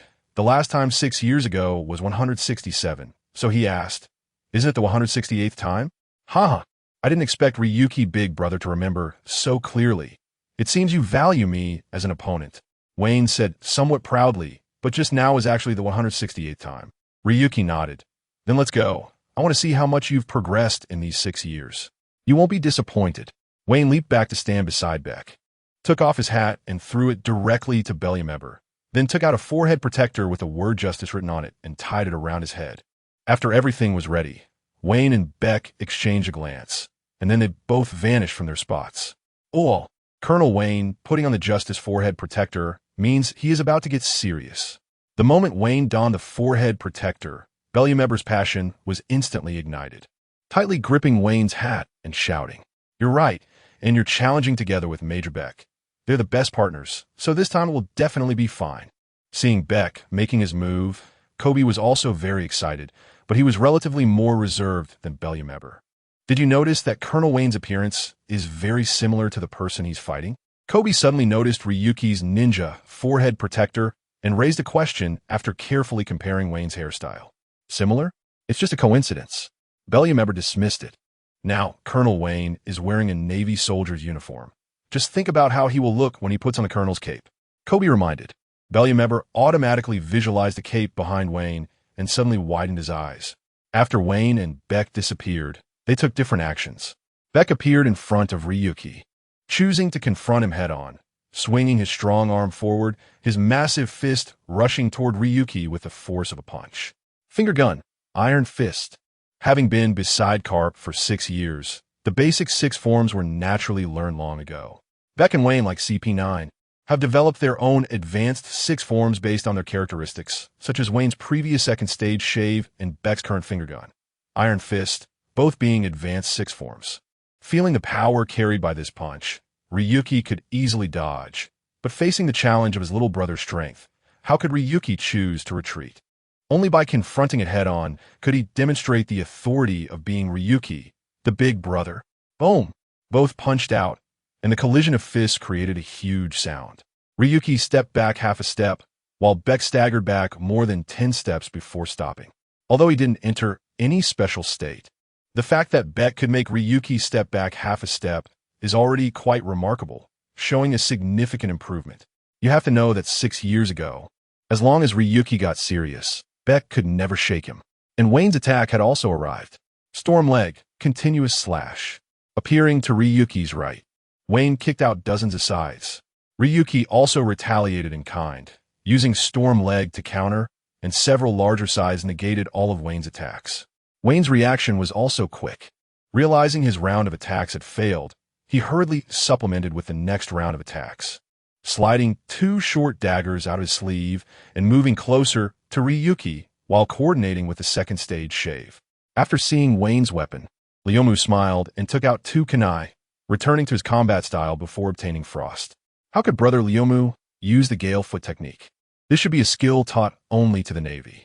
When the kunai clashed with a short dagger, Wayne curiously asked, "Isn't it something you can learn just by watching once?"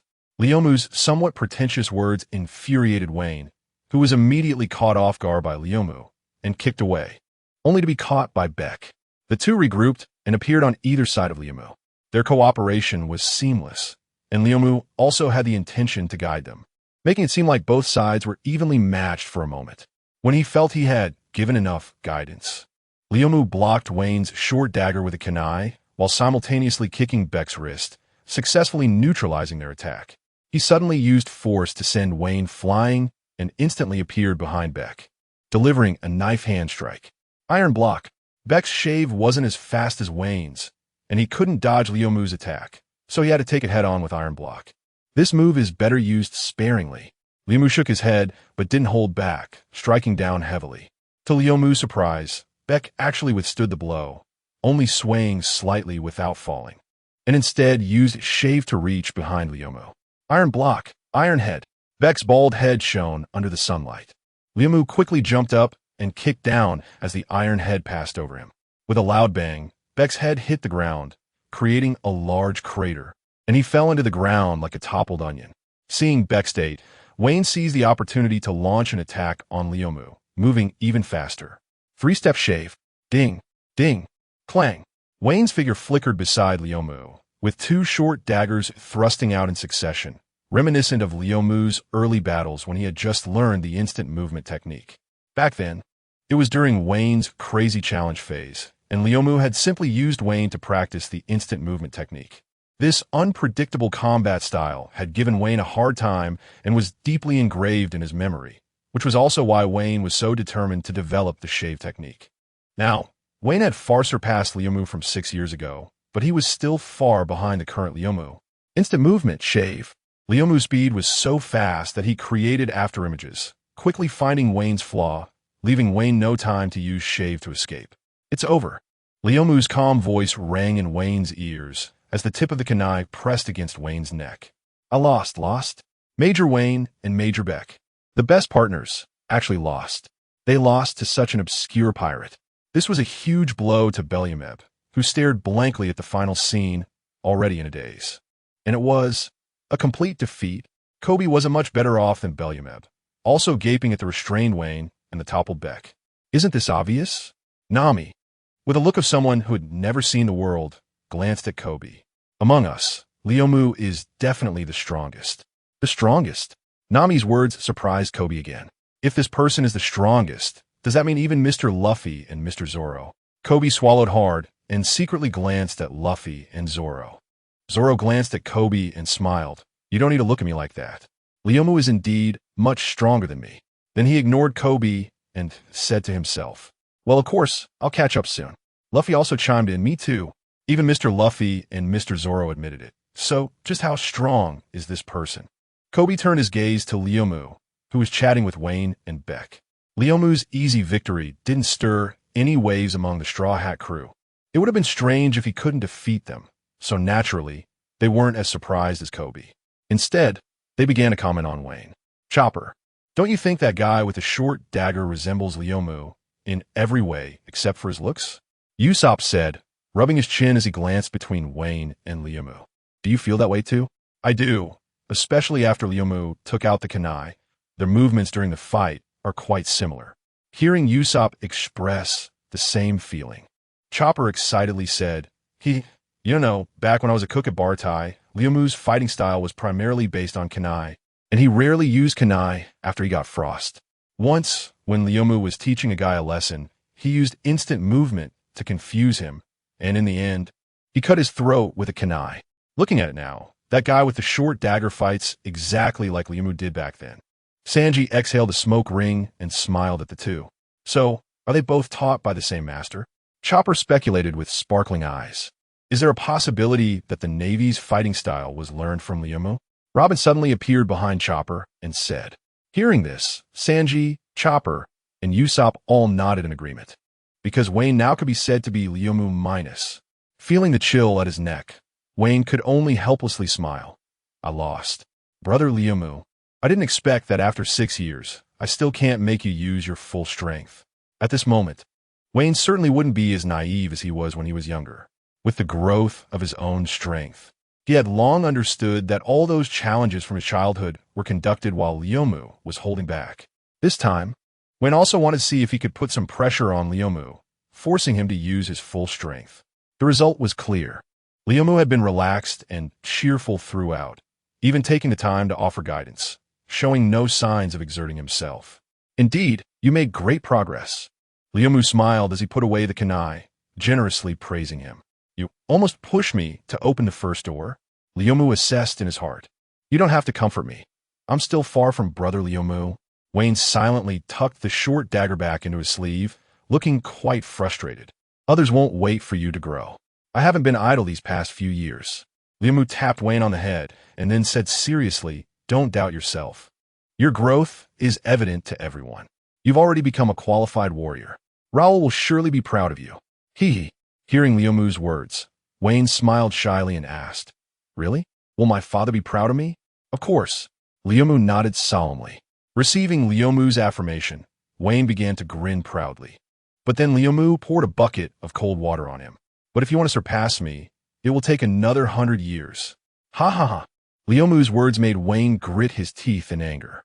Brother Liumu, Wayne shouted angrily, then suddenly remembered something, the corner of his mouth curling into a smirk. And he stopped talking. Vice Admiral Karp said, I can enter the next phase of training now. It's said to be a miraculous power that can significantly enhance my strength. Just wait, Brother Liumu. Wayne stood there in a daze, suddenly feeling that he could do it again. With images flashing in his mind of defeating Liumu and taking his brother's position, Liumu respectfully said, Brother Wayne, you've worked hard. Roar, roar, roar. The imagined scene made Wayne laugh excitedly, completely losing the composure expected of a naval commander. As if he had turned back into the person he was when he first met Liumu. Seeing Wayne grinning foolishly, Liumu waved his hand in front of Wayne's eyes. But the latter showed no reaction at all. Oh no, this guy isn't really so stimulated that he has gone dumb, right? To save Wayne, Liumu slapped him on the head. Smack! Brother Liumu, what are you doing? Wayne covered his head, looking at Liumu with an innocent expression, but inside he was panicking. Oh no, oh no. Brother Liumu wanted to know what I was just thinking, right? Wayne's worries were completely unnecessary. Liumu couldn't read minds. So how could he discover Wayne's rebellious thoughts? It's nothing, just a bug. Liumu pretended as if nothing had happened and withdrew his hand. Oh, thanks. Wayne was still relieved that his thoughts hadn't been discovered, completely not suspecting Liumu's lame excuse. Have you all forgotten about me? At this moment, Beck finally managed to pull himself up from the ground and complained to the two, then took the water bottle hanging at his waist and gulped down a couple of mouthfuls. Ah, that feels good, Beck sighed deeply. With your tough skin and flesh. What could possibly happen? Wayne said nonchalantly. You're not bad either. Managing to get up by yourself like this, you've improved a lot. But it seems your drinking habit has gotten worse. Liumu also looked at Beck and remarked. As soon as Beck removed the cap from the water bottle, a strong smell of alcohol wafted out, indicating that the drink inside was quite potent. Haha, I can't help it. Plus, drinking before training gives me more energy. Beck didn't care. After all, he had been drinking since he was a child, and it not only had no negative effects on him, but also enhanced his training results. Moreover, if he had a drink before a fight, Beck even felt that all his abilities improved, making it seem like he had developed a special physique from drinking. The three of them reminisced for a while. And since Wayne and Beck didn't want to keep Karp waiting, they tidied up their disheveled clothes and prepared to leave. The two walked proudly to the front of the naval ranks, transforming back into Major Wayne and Lieutenant Beck, no longer needing to disguise themselves as soldiers. Wayne shouted with authority. Sergeant KB, Sergeant Barumabur. KB and Barumabur immediately stood up straight and saluted. Major Wayne. This was how they truly thought of Major Wayne and Lieutenant Beck. Wayne, return to formation. Yes. The two shouted in unison, marching into the ranks with impressive demeanor. Wayne confidently saluted Karp. Vice Admiral Karp, formation complete. Karp nodded in satisfaction. Let us go. Wayne replied, and then commanded the troops to leave. Karp suddenly turned back to Luffy and said, "You little brat, you've made me so mad. I'll need to rest for a few days in Water 7. So don't run around. Wait until I'm ready to come catch you." Karp really is quite considerate, looking at Karp gradually moving away. Liamu couldn't help but exclaim. The others nodded in agreement. "Oh no, we need to hurry and run. Grandpa actually wants to come catch us." At this moment, Luffy's untimely voice came, causing everyone to helplessly hold their foreheads. Truly a foolish captain. Everyone ignored Luffy, and Liamu said to Nami, "Speaking of which, we should buy a ship. This shipyard is world-renowned. We should be able to find one that suits us." Before Nami could respond, Luffy suddenly stretched his neck between the two, looking anxious. "Liamu is right. Let us go now. After buying it, we can hurry and escape." With a bang, Luffy was punched away by Nami. "The record pointer hasn't even been set yet. Where do you think you're going? And didn't you forget that we don't have any money left?" Nami angrily clenched her fists. "Zoro," Liamu helplessly called out. "Can you explain to Luffy what Vice Admiral Karp meant just now?" Zoro silently walked toward Luffy without saying a word. Finally, the world became quiet. "Liamu, we might need to think of another way for the ship problem." Nami clutched her chest, looking sorrowful, her big, pitiful eyes staring at Liamu. "Originally, we had 300 million berries, but 200 million were stolen by Frankie's little brother.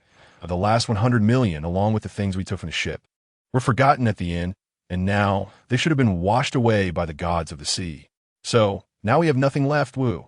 Looking at Nami's heartbroken expression, Liamu instinctively wanted to comfort her, but just as the words were on the tip of his tongue, he remembered Nami's money-loving character. Moreover, before Liamu and the others had parted ways, Nami had been eyeing Liamu's little treasure trove for a long time. She even tried to use cute antics, pouting, playing the victim, and giving philosophical reasons to get Liamu to hand over the little treasure for her to manage. But all her attempts were exposed by Liamu on the spot. "No way, once it's in Nami's hands, don't even think about getting it back." After not seeing each other for a long time, Liamu almost forgot about Nami's past. That was close. The little treasure was almost lost. Liamu secretly breathed a sigh of relief and looked at Nami suspiciously, feeling that her performance was a bit too deliberate. Although Nami's reasons seemed quite reasonable. "Why are you looking at me like that?" Nami asked in confusion, then suddenly realized something and exclaimed, "You don't think I'm lying to you, do you?" Liamu nodded without hesitation. Nami angrily pointed at Liamu. "Liamu, don't be angry. Let me check first." Before Nami could finish, Liamu chuckled. Nami, furious, put her hands on her hips and turned her head away, not wanting to see Liamu's face. Liamu turned his gaze to Zoro and Luffy, feeling a bit speechless. As Luffy still hadn't grasped Karp's meaning, Liamu decided not to disturb the two and looked at Sanji, who was currently flattering Robin. No way. This guy might cooperate with Nami. Liamu directly ruled Sanji out and then looked at Robin, who was reading. Robin turned her head, smiled slightly, and returned her gaze to the book. Robin, temporarily unclear, not sure if she would conspire with Nami. After thinking for a moment, Liamu ruled Robin out as well and then looked at Usopp and Chopper, who were playing around. He suddenly had a bright idea, having found the most suitable candidate. "Chopper, the honest kid, definitely wouldn't lie, it's you. Chopper, come here for a second." Liamu waved to Chopper. "Liamu, what do you need me for?" Chopper immediately obediently trotted over to Liamu. Usopp, having nothing better to do, followed along. Liamu glanced at Usopp but didn't avoid him, directly asking, "Chopper, how many berries do we have left? Is it enough to buy a ship?" Upon hearing the word "buy ship," Usopp's expression dimmed for a moment but quickly adjusted. Liamu noticed this scene and knew that Usopp had basically overcome it. "I know that. We got a lot of gold from Sky Island." Chopper excitedly gestured. "And then?" Flowwood asked. "Then it was gone. It seems it was stolen. Anyway, after Luffy and the others took the gold out, they never brought it back." Chopper replied dejectedly. Usopp had experienced the whole thing, so he followed Chopper and recounted what happened, just like Nami had said. "See, you actually doubted me. Flowwood, you made me so sad." With Usopp as a witness, Nami quickly turned her head to blame Flowwood for doubting her. Usopp also realized what happened between Flowwood and Nami, and he couldn't help but retort, "Nami, you can't blame Flowwood for this. Who told you to have so many past records?" Nami's face turned red. Then she angrily hit Usopp on the head. You talk too much. Since it was taken by Frankie's little brother, can't we ask them to get it back? With our current relationship, he shouldn't refuse, right? Flowood asked. After all, they were friends who had gone through the Enies Lobby incident together, and there was no reason not to pay back. It can't be retrieved because Frankie has already spent all the berries. And previously Luffy and the others also dismantled Frankie's family. Usopp said helplessly. So soon, 200 million berries were spent? Flowood was very surprised. But since it has come to this, there is nothing to be done. We can only see what kind of ship we can buy with our small treasury. Just as Flowood was about to go to the Carrera Company with Luffy and Nami to buy a ship, Granny Kokoro came with several residents of Water City. And a few of them were carrying large bags. Haha, pirates, I have good news for you, Granny Kokoro said, holding up a bottle of wine. Seeing the puzzled expressions on everyone's faces, Granny Kokoro didn't keep them in suspense and directly instructed the people behind her to open the packages. Wow, so much money. And Belmir's orange trees. When Nami saw those orange trees, she didn't even care about the berries and directly rushed over to hug them tightly. All the furniture, books, and everything we took out before are here. Chopper and Usopp also excitedly went to check. Straw Hat Crew, we sincerely apologize for mistaking you as the murderers of Mr. Iceberg. These items were confiscated at that time, and now they are returned to their rightful owner. The innkeeper, who was following Granny Kokoro, expressed apologies to everyone. The Straw Hat Crew were not people who would nitpick, especially since they had recovered all their belongings. They couldn't be happier. At the Carrera Company, Frankie was sitting on the sofa with his legs crossed, swaggering, while Iceberg ignored him and was drawing a blueprint at his desk. Bururu Frankie answered the Den Den Mushi, and the message on the other end made him extremely excited. What? The things we bought for 200 million berries on the black market have finally arrived. Ha ha ha. Frankie proudly hung up the Den Den Mushi, walked to Iceberg's desk, and boasted, You should be familiar with Adam Tree, right? Iceberg continued to ignore him, still focused on his drawing, and casually said, Didn't you say you weren't going to build ships anymore? Buying such good wood is useless. Just hand it over to me. After Mr. Tom's incident, I did indeed switch to dismantling ships. However, I finally encountered a group of guys that I really like. So I've decided to use Adam Tree to build a ship for them, just like Mr. Tom built the Oro Jackson for the Pirate King back then. Frankie's expression was a bit excited. I drew the blueprint a long time ago just for this day. Only then did Iceberg look up, but he only said that he would have the crew help and continue to draw. Then thank you. Frankie accepted Iceberg's help without hesitation. He then looked at the blueprint Iceberg was drawing and was a bit surprised. Are you planning to turn Water 7 into a ship? Iceberg nodded. Only in this way can we solve the constantly rising water levels in Water 7. Your plan is much bigger than mine. Is it really possible? Frankie expressed doubt. Iceberg paused his actions, his eyes flickering with a hint of longing.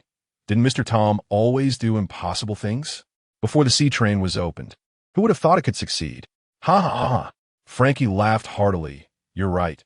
As Mr. Tom's disciple, we must carry on his spirit. On the way to Carrera, Luffy swaggered ahead, humming an incomprehensible tune, with Flowood and Nami following behind. At Nami's strong request and her cute antics, Flowood agreed to her rude request to use Flowood's small treasury to pay the necessary expenses first, and if it wasn't enough, they would use the recovered 100 million berries. There was no other way. Flo would just consider it compensation for previously doubting Nami. So throughout this journey, Nami's mood was exceptionally good. Not only with the joy of recovering lost property, but also the excitement of successfully obtaining Flowood's small treasury. Hey, Straw Hat Kid.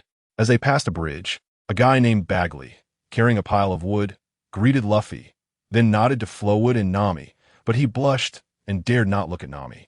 Who are you again? You look so familiar. Luffy pondered with his chin in hand. Bagley's forehead had several black lines, and his expression was a bit unpleasant. It's only been a day, and you don't remember? How bad is your memory? Ah, I remember now. The uncle who plays with ropes. Luffy clapped his hands, finally recognizing him. Bagley sighed helplessly and reintroduced himself. My name is Bagley. Ha ha ha. Luffy didn't listen at all. The uncle who plays with ropes, where are you taking these woods? The water gods destroyed many buildings, so the shipwrights of Carrera decided to help the residents rebuild and I'm no exception. Bagley explained. Luffy nodded. It seems that way. Along the way, I saw a lot of people fixing houses.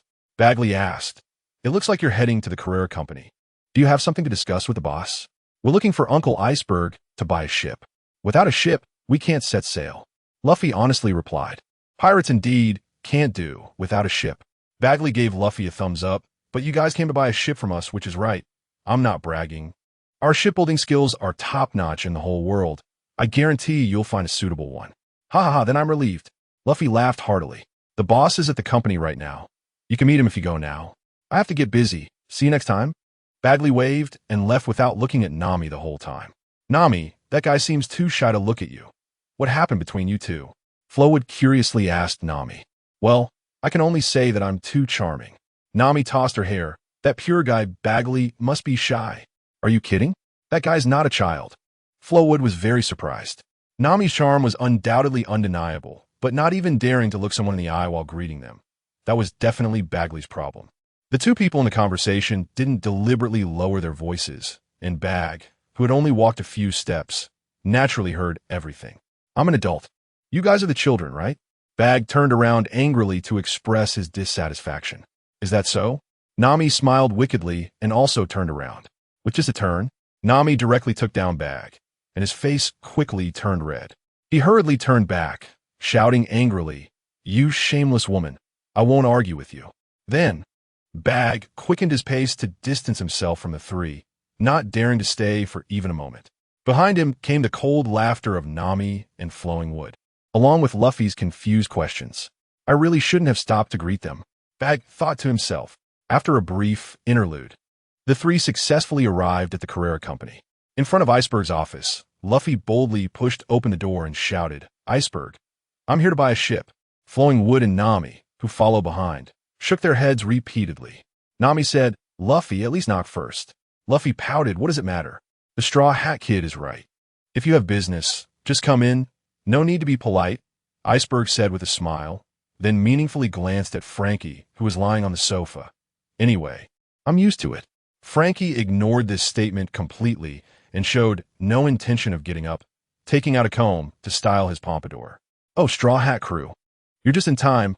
I have something to tell you, and it's good news for you, Frankie said mysteriously to the three, displaying a very proud expression. Good news? Flowing Wood and Nami looked at Frankie in confusion. Good news. Luffy's eyes lit up as he rushed to Frankie's side. Are you going to treat me to a big meal? As he spoke, Luffy's drool was about to flow out. Flowing Wood and Nami helplessly held their foreheads. Sorry, our idiot captain is embarrassing you. Frankie chuckled. This good news is not something that can be compared to just a meal. Have you heard of Atomwood? The three shook their heads, and Luffy asked, what's that? Is it tasty? Frankie didn't respond to Luffy and directly said, that's the best wood in the world. The Pirate King's Oro Jackson was made from Atomwood. What? It's not food. Luffy suddenly lost interest. However, Flowing Wood and Nami understood what Frankie meant. You mean you have Atomwood and plan to use it to build a ship? Flowing Wood said with a smile. Frankie looked at Flowing Wood in admiration. Flowing Wood, you're very smart. This chapter isn't over yet. Please click the next page to continue reading the exciting content. This is indeed good news for us. Flowing Wood said with a happy expression, asking, then how much do you plan to sell it to us for? We currently only have less than 400 million berries combined. I'm afraid we can't afford a ship that can rival Oro Jackson. Frankie shook his head. Such a ship can't be measured by price, so I plan to give it to you directly. Upon hearing this, Nami transformed into a little money grubber and hurriedly thanked him. Frankie, you really are a good person. Thank you so much. Flowing Wood said, is that really okay? Who told you guys that I like you so much? Frankie waved his hand nonchalantly. Anyway, the money for Atomwood is yours. Ours? Nami and Flowing Wood were a bit confused at first, then immediately reacted. Nami angrily said, you used our 200 million berries to buy a tree. Flowing Wood then pulled Nami back to prevent her from getting too agitated. All right, anyway, it will end up in our hands. Just consider it the money spent on the ship. Nami's emotions calmed down a bit, and she extended her palm in front of Flowing Wood. What are you doing? Flowing Wood asked in confusion. The money for buying the ship. Nami said naturally, a sly glint flashing in her eyes. Wasn't it agreed that the ship purchase would prioritize using your little treasury? So you were waiting for me here. Flowing would smirked. But I won't be fooled. I promise to use the remaining 100 million berries. Since this 200 million berries has already been spent, it naturally has nothing to do with me. I suddenly remembered I have something to do. I'll be leaving first. After saying this, Flowing Wood disappeared without a trace. Flowing Wood, you bastard! Nami roared in anger. Shortly after Flowing Wood left, Nami hurriedly took her leave as well, specifically telling Luffy that he didn't have to rush back. The reason Nami did this was not to settle scores with Flowing Wood, even though her scheme didn't succeed. She was only angry for a moment. The main reason for her actions was still because of Luffy. When Luffy learned that Frankie was going to give away a nearly perfect ship, he was so excited that he forgot who he was and waved his hand grandly, wanting to hold a grand feast, even asking Iceberg to notify the citizens that anyone who was free could come. Nami's face changed drastically upon hearing this. How much money would such a large-scale feast cost? But where would Luffy get the berries? In the end, they would still have to use the recovered 100 million berries, and perhaps all of it would be spent. Nami absolutely could not allow such a thing to happen before the money had even warmed up, which is why she hurriedly found an excuse to rush back to the courtyard. At this moment in the courtyard, only Usopp and Chopper were chasing and playing around. Nami, weren't you going to buy a ship with Luffy and Flowing Wood?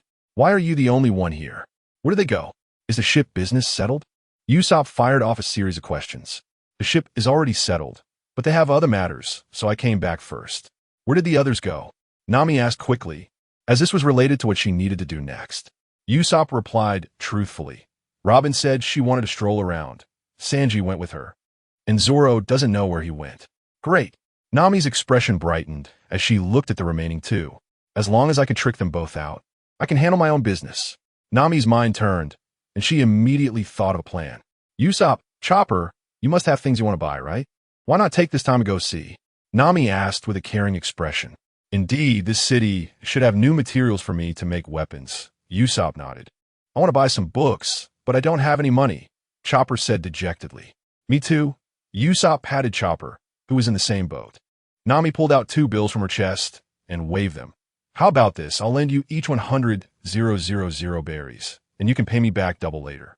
Forget it, I'm not that anxious. The two quickly shook their heads upon hearing they had to pay back double. Nami gritted her teeth and said directly, seeing how pitiful you both are, I'll consider it sponsoring you each. Nami paused, then stuffed the bills back and took out 2 more, saying 1,000 berries each. What can you buy for just 1,000 berries?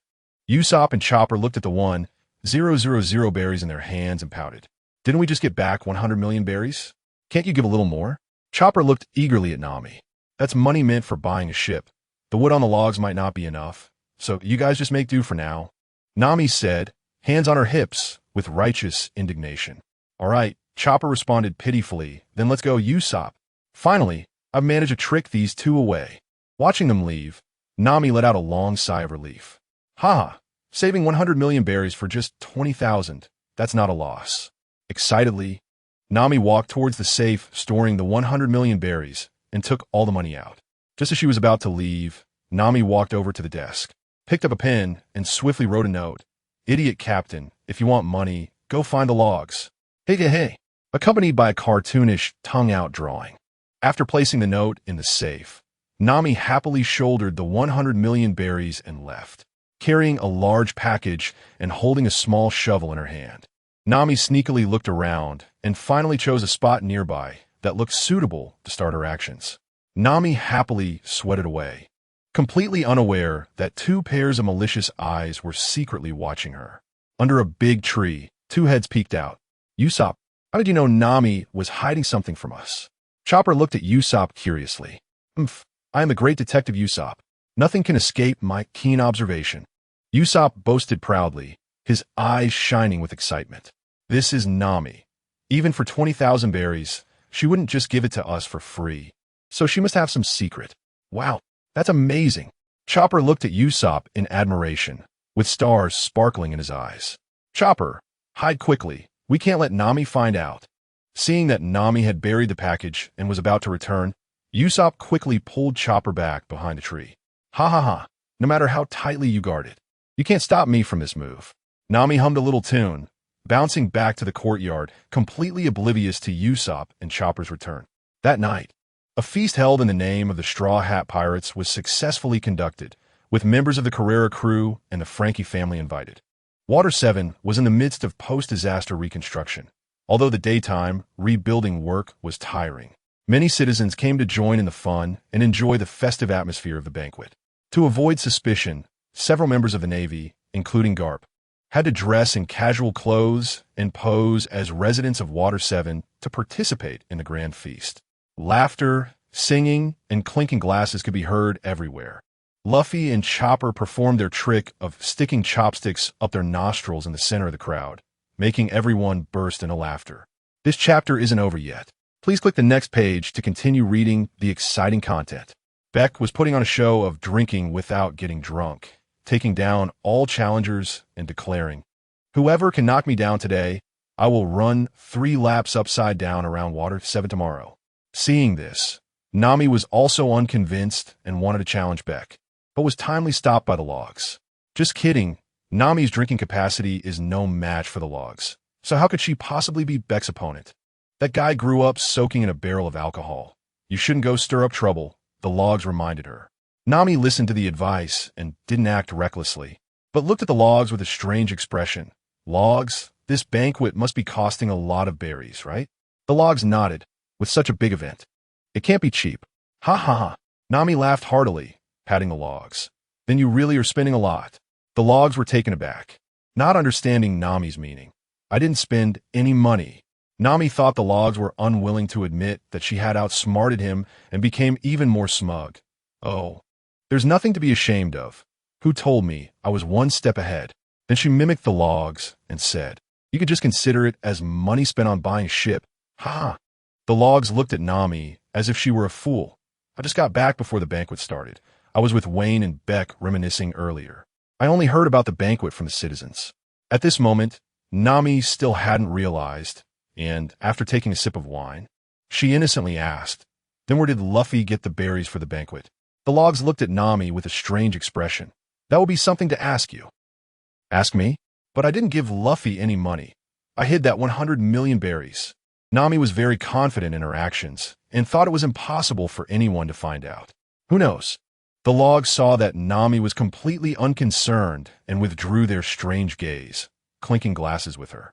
Nami pondered for a moment and then poked the logs. "Do you think it could be Mr. Iceberg? After all, it's a banquet held in Water 7. It would make sense for him to fund it."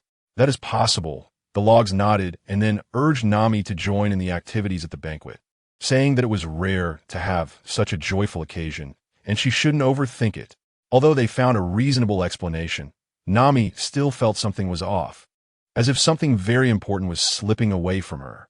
Continuously thinking about this matter, Nami was not enjoying herself, so she simply placed her wine glass in the log's hands. "I need to confirm something." After saying this, Nami hurriedly ran into the house. "What on earth?" The logs turned back for a moment, but didn't pay much attention, placing Nami's cup aside. "Hey, Chopper, your meat was stolen by Luffy." The logs looked at a wicked hand reaching from afar and reminded Chopper, who was chatting with Zoro. "What?" Chopper looked down, and not only was there no meat, but even the meat scraps were gone. Instantly, he glared and searched around for the little thief. "Luffy, you bastard, where did you hide? Give me back my meat." But Luffy's figure was nowhere to be found. He had already squeezed into another crowd, recklessly scavenging for food. At this moment, the log suspected that Luffy's reason for hosting this banquet was just to indulge himself in a feast. Ha ha ha! The logs couldn't help but laugh at the playful antics of their comrades. Shortly after, a scream from Nami echoed from the house, but it was soon drowned out by the noise of the banquet. Then, Nami emerged with her eyes glowing red, revealing a fierce expression, like a demon from hell. Clearly in hunting mode, she quickly found Luffy, who had stuffed himself to the brim, and without a word, pushed through the crowd, tugging at Luffy's clothes to drag him out. Luffy, however, remained unaffected, his hands reaching out like they had eyes, accurately grasping food from all sides. At this moment, Nami's senses were sharp, and she instantly locked her gaze on Chopper. Chopper immediately felt a chill run down his spine and couldn't help but shiver. "Chopper, Can you feel cold with all that fur? Zoro teased him. I have a bad feeling. It seems like something terrifying is targeting me, Chopper said, nervously shrinking his neck. Just as Zoro was puzzled, he saw Nami, radiating a terrifying aura. Nami, dragging Luffy, passed by the logs and directly lifted Chopper in front of Zoro. At that moment, Chopper finally understood why he had such a bad feeling, frantically waving his short legs. Tears welling up in his eyes as he looked to Zoro and the logs for help. Logs, Zoro, save me. A flash of red light. And Nami's fierce gaze swept over the two. It is well known that an angry Nami is invincible in the Straw Hat Pirates. Zoro and the wooden plank exchanged glances, silently choosing to ignore her. This woman is too terrifying. As Nami went to look for her next target, Zoro raised his hand to wipe the cold sweat from his forehead. The wooden plank took a sip of his drink and nodded in agreement. Not far away, Usopp was crouching low, hiding behind the crowd, and began to move toward a corner, trying to avoid being caught by Nami. 1 step, 2 steps. Usopp quickly moved to a corner he thought was very safe, let out a long breath.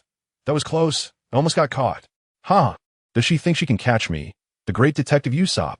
Usopp laughed proudly, spreading his hands and shaking his head as he muttered to himself. Nami, you are too naive. Is that so? Before Usopp could enjoy his moment, a voice came from behind him. His heart suddenly tightened, and he stiffly turned his head to see Nami's grim smile and her glowing red eyes. Great Detective Usopp, save me. Chopper, looking like a little chick in Nami's hands, cried for help. But Usopp could hardly protect himself, let alone save others. Did you come here by yourself? Or do you want me to take action personally? Nami's voice was like a demon from the abyss, making Usopp unable to think of resistance, and he could only obediently follow Nami. Usopp, you are disappointing me too much. Chopper pouted. Chopper, it's just that the enemy is too strong. Usopp said helplessly. Luffy, on the other hand, showed no reaction, obliviously pulling out a pile of food from who knows where and stuffing it into his mouth. Nami was holding Luffy with one hand and Chopper with the other, while Usopp followed behind Nami like a child who had made a mistake. Soon, they arrived at the place where Nami hid her treasure. Looking at the dug-up spot, the anger that Nami had suppressed for so long finally erupted, and the three behind her received a brutal beating. Time quietly passed, and Nami sat with her legs crossed on a rock, looking down at the bruised and battered three, her anger subsiding a bit. Speak up, how did you find out? Nami said in a chilling tone. Chopper decisively pointed at Usopp. Report to Queen Nami, it was Usopp. Usopp strongly condemned. Hey Chopper, you are too disloyal. This chapter isn't over. Please click the next page to continue reading. Chopper, feeling ashamed, turned his head away. I'm sorry, Usopp, the enemy is too strong. I knew it was you. Great detective. Nami's words were devoid of emotion as she pulled out a piece of paper from her chest and slapped it onto Usopp's face. This was found in the safe. The one Nami prepared had been torn to shreds and replaced with this one. It contained 2 sections. The first said, Nami, your secret has been uncovered by me. Signed, Detective Usopp, and it was followed by a drawing of Usopp and Chopper, where Chopper looked more like a prop to highlight Usopp's tall figure. The drawing was vivid, but Usopp's smug expression undoubtedly made Nami's anger accumulate even faster. The second section read, Nami, this 100 million berries has been requisitioned by me. Signed, Luffy, followed by an abstract self-portrait of Luffy. Both the writing and the drawing were crooked. It's no wonder Nami could pinpoint the 3 criminals accurately. Usopp and Luffy's actions were like magnifying their own faces, and they deserved such a fate, while Chopper was largely an innocent victim.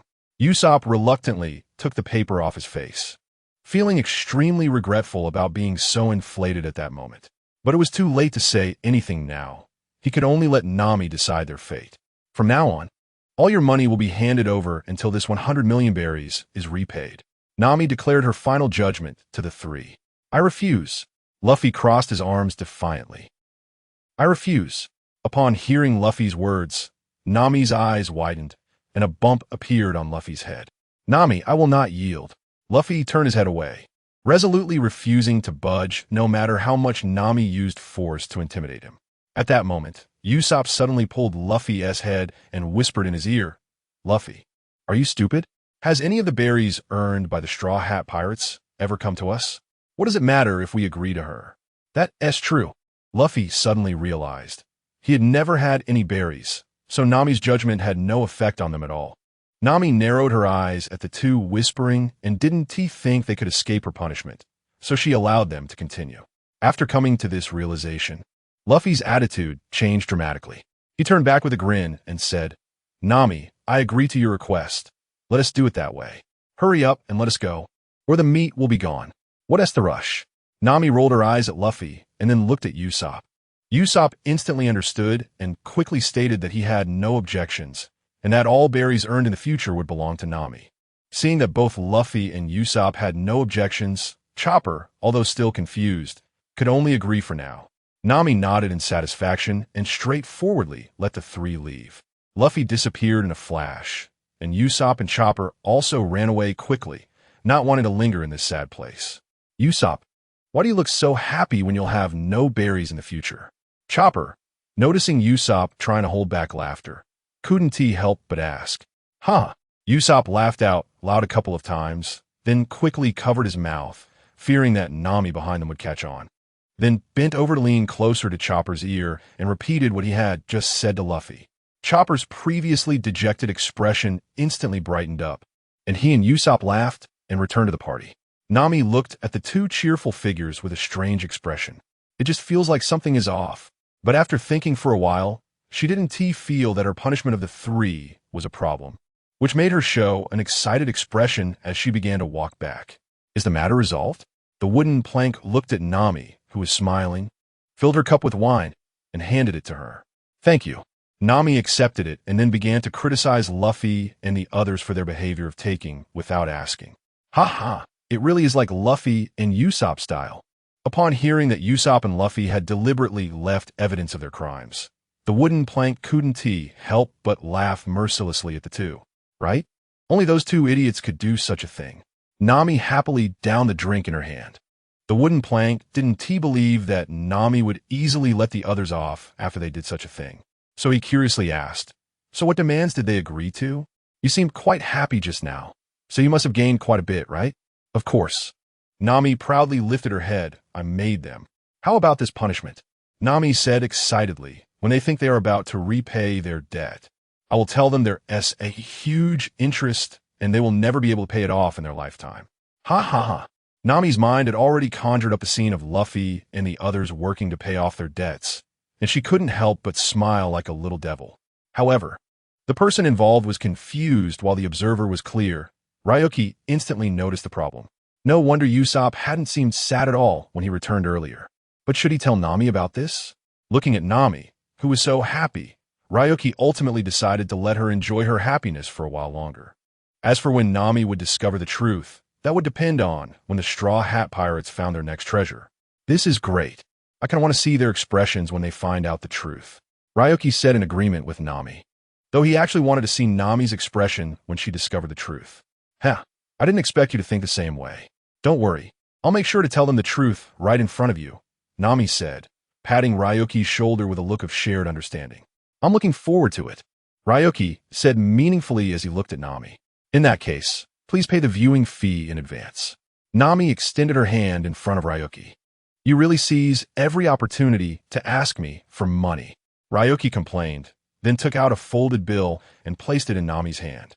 Before Nami could check the bill's denomination, Ryuki held his wine glass in one hand and a bottle of alcohol in the other, walking away as he said, I haven't seen Robin all this time.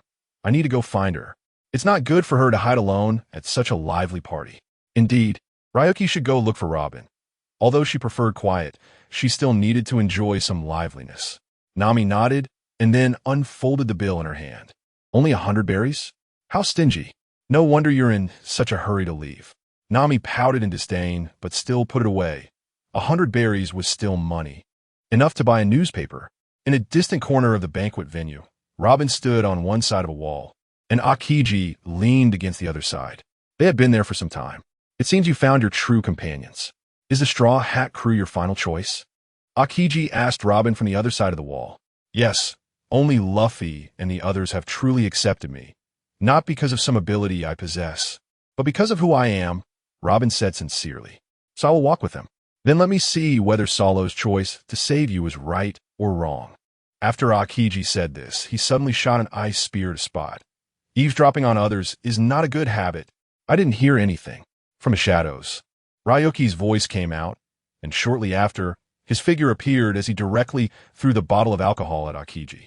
Since I'm here, I can't just skip the party, right? Don't you think so, Admiral Aokiji? Alala. Aokiji caught it effortlessly. You've already guessed my identity, and you dare to appear here directly? Aren't you afraid I'll catch you? That guy, the weasel, suffered a huge loss at your hands. So are you going to take revenge for the weasel? Ryuki wasn't afraid and calmly conversed with Aokiji, knowing that if Aokiji wanted to catch someone, he wouldn't be hiding here. You're quite a troublesome little brat. Aokiji felt a bit frustrated, realizing he couldn't intimidate Ryuki.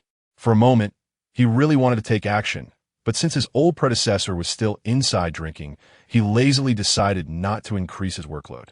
I'll take this bottle of wine, but as for the banquet, what's the point of a navy attending a pirate's party? Aokiji shook the wine bottle at Ryuki and then turned to leave, having already clarified what he needed to know. Decided to live well, as O'Hara has not been exterminated. Aokiji's final words lingered in Robin's ears. Ryuki looked at Robin. Let's go. Your companions are waiting for you. Robin nodded heavily. Time passed, and the noise of the banquet did not diminish. Instead, some lightweights had already collapsed and were sleeping soundly on the ground, while those nearby ignored them and simply moved the drunken individuals aside to continue enjoying the lively banquet. The Straw Hat crew, as hosts, quietly left the banquet venue, and most people didn't even notice, and even if they did, they didn't pay attention.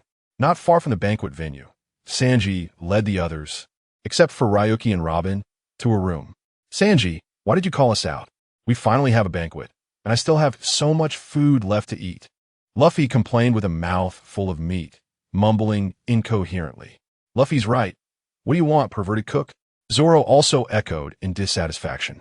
Sanji continued walking, thinking about what was prepared inside, and his mouth curled up. Luffy, don't rush. There's even more delicious food ahead that you've never had before. Really? Luffy quickly swallowed the food in his mouth, his eyes shining. Just follow me. Sanji didn't directly say, but chose to keep them in suspense as he walked straight toward their destination, completely ignoring Zoro's feelings. Zoro's face fell as he wanted to explode, but ultimately held back. This perverted cook better give a reasonable explanation later, or I'm definitely going to slice you in half. Zoro walked to the back, wearing a terrifying smile as he glared at Sanji. Usopp patted Luffy's round belly. Luffy, you've eaten enough, right? After saying that, he burped. He had eaten quite a bit at the banquet too, and Chopper beside him also patted his own belly in agreement. What's this? Luffy pouted, then took a deep breath, and his round belly instantly shrank back to about the same size as before the banquet. See, I'm not full at all. Then Luffy stuffed 2 pieces of meat into his mouth, quickly pulling out 2 bones and tossing them aside. So envious. After watching Luffy's performance, Chopper asked, Luffy, when can I learn that trick? Huh? Luffy chuckled. As long as you keep eating, you'll learn it. But I can't eat anymore. Chopper looked bitterly at his round belly, wishing he could learn Luffy's skill right now. Delicious, delicious. For the rest of the short journey, Luffy didn't complain anymore, eagerly following Sanji. It wasn't far, and the group quickly arrived at their destination. Sanji stopped at the door for a moment, and then turned around. Now enjoy the delicious food that Ryuki and I specially prepared for everyone. After saying that, Sanji opened the door. The room was just an ordinary room, nothing special, but the food on the large table in the middle emitted an irresistible aroma, making everyone's mouths water. Even Chopper, who had already eaten a lot, felt he could indulge again. Luffy charged indirectly, stood on a chair, and began to feast. So delicious. Really delicious. The others followed closely behind. No wonder we didn't see you at the banquet. You were preparing this feast. Nami smiled at Sanji. Thank you, Sanji. At this moment, Zoro also retracted his thought of wanting to cut Sanji in half, and he reluctantly accepted this reason. Hearing Nami's words, Sanji's eyes sparkled with hearts as he wanted to return to his true nature, but he restrained himself. Miss Nami, although I really want to take all the credit for this, There's also Rimoku's contribution. All the ingredients were provided by him, and he was the one who told me to prepare everything and call you here. Nami nodded and said, no matter what, this table of food was prepared by you. So it's not too much to say thank you. It's what I should do, Miss Nami. After mentioning Rimoku's contributions, Sanji no longer held back, successfully returning to his true nature, and gentlemanly pulled out a chair for Nami to sit down. Since Rimoku brought us together, why isn't he here? Zoro casually sat down and asked Sanji. Sanji was completely focused on preparing utensils for Nami, completely ignoring Zoro's question. Zoro's forehead bulged with veins as he suppressed his anger to cut Sanji in half. Fortunately, Nami spoke up in time. Otherwise, there might have been a big fight here. Nami asked, Sanji, where's Rimoku? Sanji instantly replied, he went to find Miss Robin. He should be here soon. At this moment, Nami recalled what Rimoku had said when he left and couldn't help but wonder, is it going to take that long? In fact, Rimoku had met with Sanji first to confirm that everything was ready before going to find Robin, which naturally took a bit of time. While they were talking, Rimoku and Robin also arrived late. Rimoku said to everyone, sorry, we're late. Upon seeing Robin, Sanji immediately spun around and bowed slightly, saying, Miss Robin, please allow me to serve you. Robin smiled gently as usual and replied, thank you. Usopp turned to look at Rimoku, his mouth smeared with sauce, jokingly saying, Rimoku, it's unacceptable to be late as the organizer. You're right, that's too much. Chopper said while his face was still buried in the plate, a position that seemed effective in preventing Luffy from stealing his food. Of course, as long as he was careful not to get eaten along with the food by Luffy. Haha, I see you all are eating quite happily. It doesn't matter whether I arrived early or late. Knowing that the two were joking, Rimoku wasn't too angry. Once everyone was in place, the Straw Hat Crew reunion organized by Rimoku officially began. Sanji, I'm sorry for making you prepare all this on short notice and for not having time to participate in the banquet. Rimoku first expressed his apologies to Sanji. After all, this was a sudden decision made by Rimoku after learning that Luffy was hosting a banquet, leaving Sanji with little preparation time. We don't need to worry about that among comrades. And besides, you gave me so many ingredients I've never seen before. I can't let that go to waste, Sanji smiled, not minding it. Rimoku, did you gather us together to say something? Nami asked. After all, there was already a banquet happening outside, and coming here deliberately couldn't just be for a simple meal of unfamiliar food. The others also looked at Rimoku curiously, including Sanji, who knew a bit from Rimoku but understood that most content was meant to be revealed during the gathering. I'm also curious where you got these strange creatures. I've never heard of them, Sanji asked. Rimoku didn't keep them in suspense and directly said, the purpose of gathering everyone together is quite simple. I have gifts to give everyone, and since there's a banquet happening right now, I think this is a good opportunity. Gifts. Upon hearing this, Nami's eyes turned into little money symbols, eagerly anticipating what gifts Rimoku would give her, especially if they were valuable. Is it something more delicious? Luffy's mouth was stuffed full, but that didn't hinder his eyes from sparkling. He was only concerned about food. Zoro also looked at Rimoku with a smile, curious about what gift he would prepare for him. Usopp and Chopper were even more direct, quickly setting aside the delicious food on the table and rushing to Rimoku. Gifts? Is it the things you mentioned before? I can't wait. The two instantly recalled what Rimoku had mentioned during the Enies Lobby arc. Sanji had already known and received his gift from Rimoku, so his reaction at this moment was not one of surprise. Robin, though unaware, simply looked at everyone gently, as if she had no interest in Rimoku's gifts. Besides, she had already received the best gift from her companions. Don't rush. Let me tell you a story first, as these gifts are closely related to this story. Rimoku then recounted his experiences on the Island of Seasons, from entering the mist to meeting Nodos, attending the Blood Moon Festival, and encountering shadows.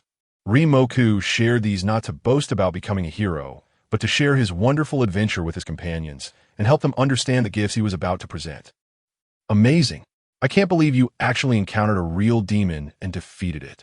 Luffy, Usopp, and Chopper looked at Rimoku with admiration. But it was a demon whose power had not yet recovered. If it were at its peak, I wouldn't have been able to defeat it, Rimoku humbly replied. And indeed that was the case. That is still impressive, Sanji remarked, then pointed to the food on the table and asked, "So these unfamiliar creatures are from the misty sea surrounding the island of seasons?" These ingredients were the gifts Rimoku had specially frozen in scrolls for Sanji. Rimoku knew that Sanji's two big dreams were all blue and beautiful women. He couldn't help with the former, nor could he catch a beautiful woman to give to Sanji, so these unfamiliar ingredients were the most suitable gift for him. Looking at it now, Sanji was quite satisfied. That's right, the island of seasons has been closed off for at least 1,000 years. You want to find these creatures outside. Rimoku nodded, then praised Sanji. After all, food should be left to professional chefs. The dishes Sanji makes are much tastier than what I can make. All right, now my turn. Rimoku, what about my gift? Nami quickly interrupted as Rimoku and Sanji began to flatter each other, looking at Rimoku with great anticipation. Facing Nami's gaze, Rimoku didn't know what to say. He had forgotten to give Nami her gift, which had already been given away.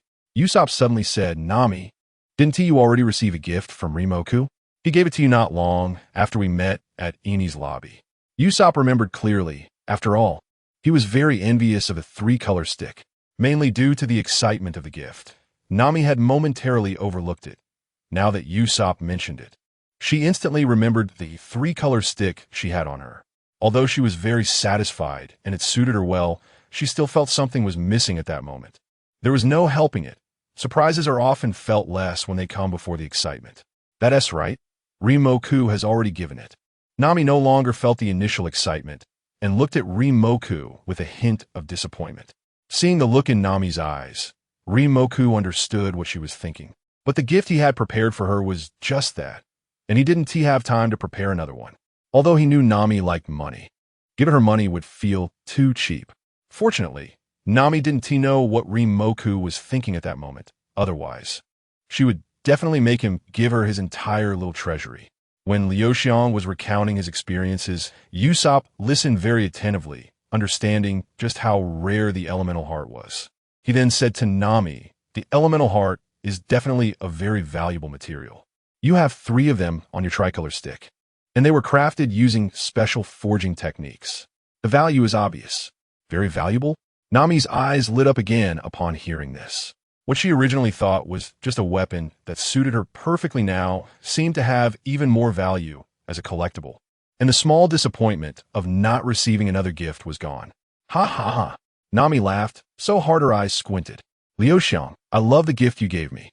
It's just perfect for me. It's valuable, can enhance my combat power, and looks great. It's simply flawless." Nami took out the tricolor stick and admired it repeatedly, growing fonder of it with each glance, even rubbing her face against it. Liu Xiong jokingly probed, "Then can you please stop coveting my little treasury?" "Absolutely not," Nami replied firmly. Liu Xiong shook his head helplessly and then looked at Usopp and Chopper.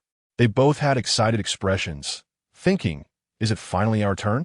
Without saying much, Liu Xiong directly took out various elemental materials from scroll, along with a few weapons that matched the elemental orbs. Oh! Chopper eagerly picked up a short sword, attached a fire orb to it, and after a bit of experimentation, flames burst forth from the sword, nearly singeing Chopper's fur. But he didn't care, swinging it with delight. "Haha, this is really fun." Usopp focused on the elemental materials, already considering future weapon research, his eyes filled with excitement. Even Luffy, who was busy eating, after seeing Chopper's actions, picked up a large piece of meat and started selecting weapons that interested him, soon engaging in a playful duel with Chopper. The 3 shared similar interests, and Liu Xiong had anticipated their reactions. At that moment, Liu Xiong suddenly looked at Zoro. "Zoro, your snow blade must have corroded in battle. So take this sword for now. Although it's not a famous sword, it should be decent with elemental power." Liu Xiong tossed a sword of similar length to Zoro, along with 3 elemental orbs. Zoro attached the thunder orb, and lightning flickered along the blade. He swung the sword a couple of times, feeling it was quite good, and said to Liu Xiong, "Thanks. A 3-sword style swordsman definitely needs 3 swords. This gift is pretty good." Seeing Zoro satisfied as he sheathed the sword, Liu Xiong said oddly, "I never said the gift for you was this sword. I'm not a prophet. How could I know your sword would corrode?" Liu Xiong smirked. "This sword is just a bonus. The real gift I specifically asked from Chief Kyoyote of the Spring Island tribe, and you will definitely be satisfied. Oh, Zoro raised an eyebrow, curious about what could definitely satisfy him. Liu Xiang didn't take the items out directly, but first said to Zoro, I noticed you've had quite a bit to drink at the feast. I wonder if you can handle this. Then Liu Xiang took out 3 bottles containing red, purple, and blue liquids. As he opened the caps, a rich aroma of alcohol wafted through the room. The 3-color wine, which Liu Xiang first tasted during the celebration on the Spring Island, made him think of Zoro, since Zoro had few hobbies besides swords and alcohol. Liu Xiang couldn't obtain a better sword for Zoro at that time, so the 3-color wine as a specialty was just right, making it a unique gift that couldn't be found elsewhere. After Liu Xiang shared his thoughts, Kyoyo was more than willing to provide it, especially after Liu Xiang had helped so much, so he wouldn't just give 3 bottles. Liu Xiang had many more in his scroll, but took out 3 bottles for convenience. This is alcohol? It smells great. Just to my liking. Zoro was quite satisfied with this gift, and said to Liu Xiang, but just these 3 bottles to take me down? You underestimate me. Don't jump to conclusions. Since I've chosen to give this to you as a gift, it's certainly not ordinary wine. Liu Xiang smiled, and then took a new wine glass from the table, pouring the 3 bottles of wine in order, red, purple, and blue. The true 3-color wine was completed, with the colors clearly layered in the glass, creating a unique aesthetic. This wine could be consumed alone or in combination. Liu Xiang had tried each method during the celebration, finding this way to be the strongest, most intense, and most thrilling, of course, with the most significant after effects. Liu Xiang thought it was perfect for Zoro. Give it a try.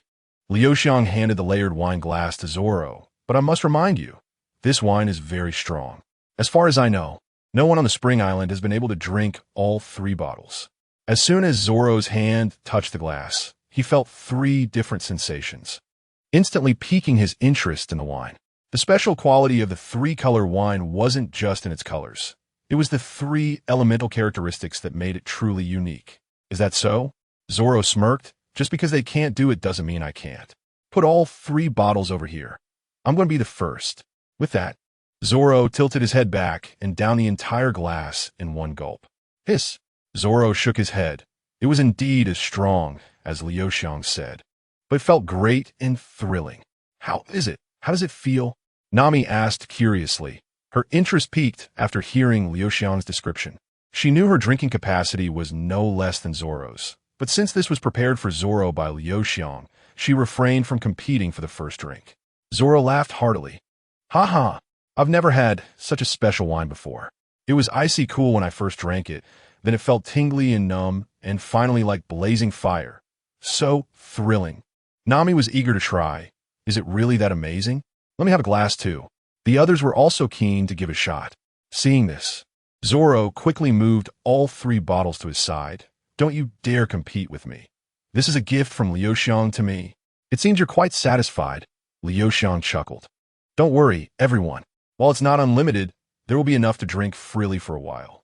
After saying this, Liu Xiang took out a few more bottles and placed them on the table, explaining the characteristics of various combinations for everyone to choose from. Then he looked at Usopp and Chopper. Feel free to use the elemental materials. Most of the inventory from the Spring Island is here with me. Aside from the elemental heart, there is plenty of everything else. Once Frankie finishes building the ship, I'll put the wine and these materials on board, and you can take what you want. Oh! Usopp, Luffy, and Chopper cheered, relieved that they wouldn't have to worry about running out of consumables quickly. Sanji, Nami, and Robin also picked their preferred ways to taste the 3-color wine. Nami, like Liu Xiang, tried them one by one, while Robin only chose the blue bottle. As for Sanji, it seemed Zoro's enthusiasm had spurred him on, and he inexplicably started to compete with Zoro, grabbing 3 bottles to the side, mimicking Zoro's drinking style, indicating he wouldn't be leaving the room today. After all, his alcohol tolerance couldn't compare to Zoro's. However, since he hadn't participated in the previous banquet, he naturally hadn't drunk any alcohol, so he could barely keep up with Zoro's pace. Seeing that everyone was satisfied with the gifts he had given, Ryumoku felt quite happy. But when he looked at Robin, he suddenly realized that he had not prepared a gift for her. After all, the idea of giving gift had arisen when they were at Winter Island, and at that time, he didn't know Robin had joined the Straw Hat crew. The gift he prepared for Chopper was also an octopus leg with healing abilities. He had only changed his mind on a whim when he saw how interested Chopper was in those elemental weapons. Of course, those octopus legs were originally meant for Chopper, and he would find a chance to give them to him later. Perhaps they could even research new medicines. But as for Robin, Ryumoku truly hadn't prepared any gift, and at this moment, he felt a bit guilty. The ever-perceptive Robin quickly noticed Ryumoku's awkwardness and took the initiative to say, "I've already received your gift." Ryumoku was taken aback. He couldn't remember giving Robin any gift. Robin smiled and then looked at everyone, speaking gently, "You and everyone successfully brought me back from CP9, giving me hope for life. That is the best gift."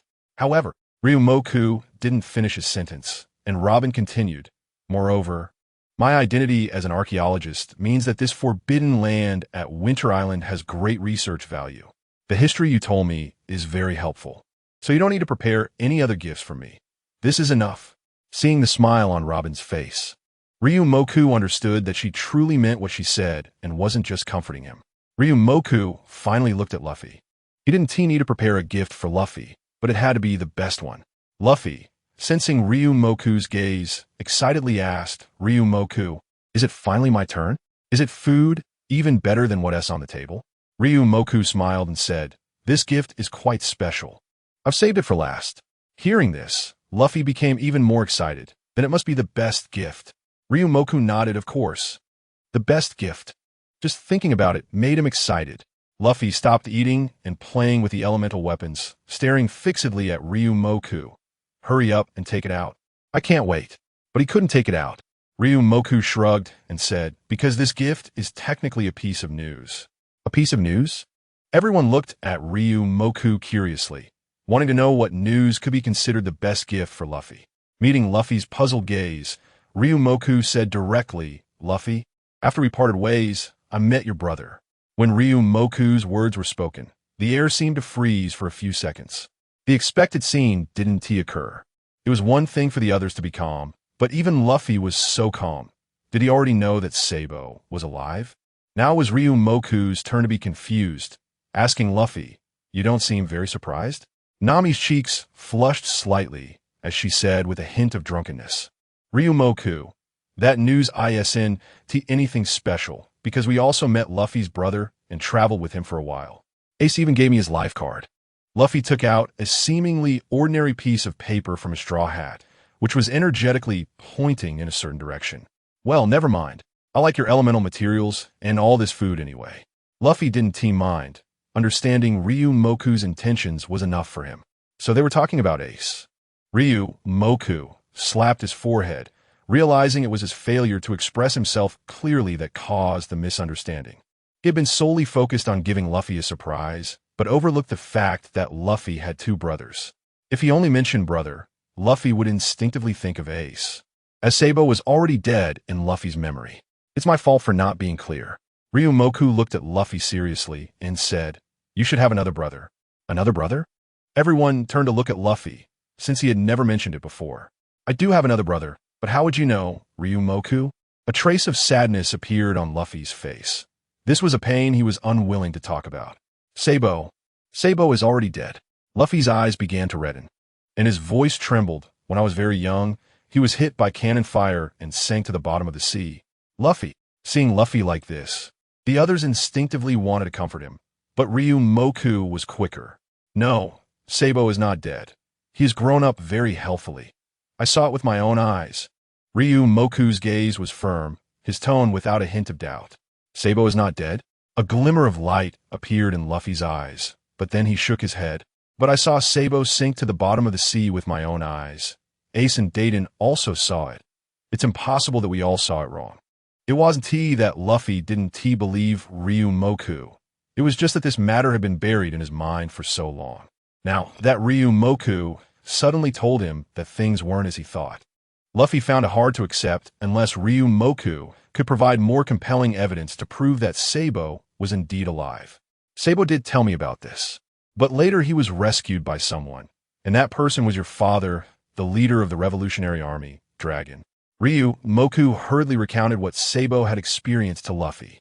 Luffy mumbled, "Sabo was saved by my father?" Seeing that Luffy was somewhat believing, Ryumoku decided to transform into Sabo's appearance. Although the grown-up Sabo looked different from when he was a child, Ryumoku believed Luffy would recognize him. After all, the grown-up Sabo was the best evidence. Ryumoku could only take on Sabo's appearance because he had truly seen him. Looking at the Sabo, who looked exactly like he did in childhood, and that familiar face that had lost its childishness, Luffy's tears finally couldn't be held back any longer. "Sabo, it really is Sabo." Luffy excitedly hugged the Ryumoku who had transformed into Sabo. "It's so good that you're alive."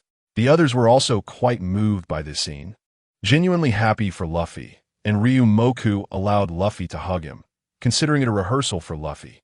After a few minutes, when Luffy's emotions had stabilized, Ryumoku transformed back to his original form. Ryumoku said to Luffy, "Let us save these words for when you truly meet Sabo." Then, Ryumoku took out the life card left by Sabo and placed it in Luffy's hand. "Sabo asked me to tell you that he will wait for you in the New World." "Sabo, wait for me. I will go to the New World to find you as soon as possible." Gripping the life card tightly, Luffy seemed to feel Sabo's vitality.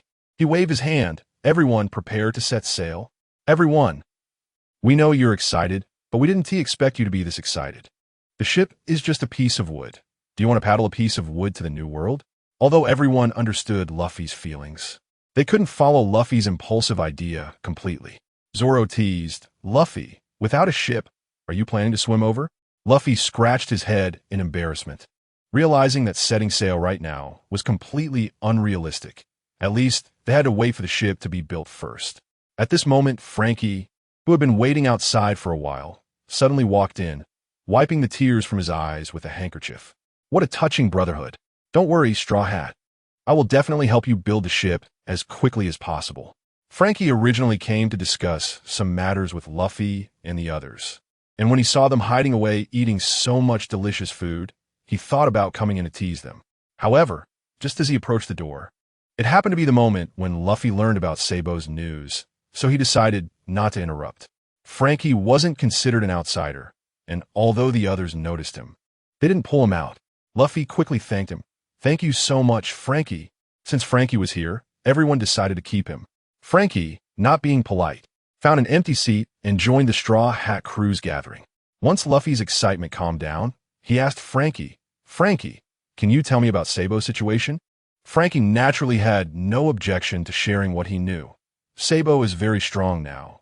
Otherwise, he wouldn't be able to serve as the chief of staff of the Revolutionary Army. "After I escaped from the Golden Lion, it was thanks to Sabo and his companions that I made it out safely." Frankie then recounted the events that occurred between his separation from everyone and entering the Island of Seasons. And, of course, he reminded Luffy about Blackbeard, the future enemy.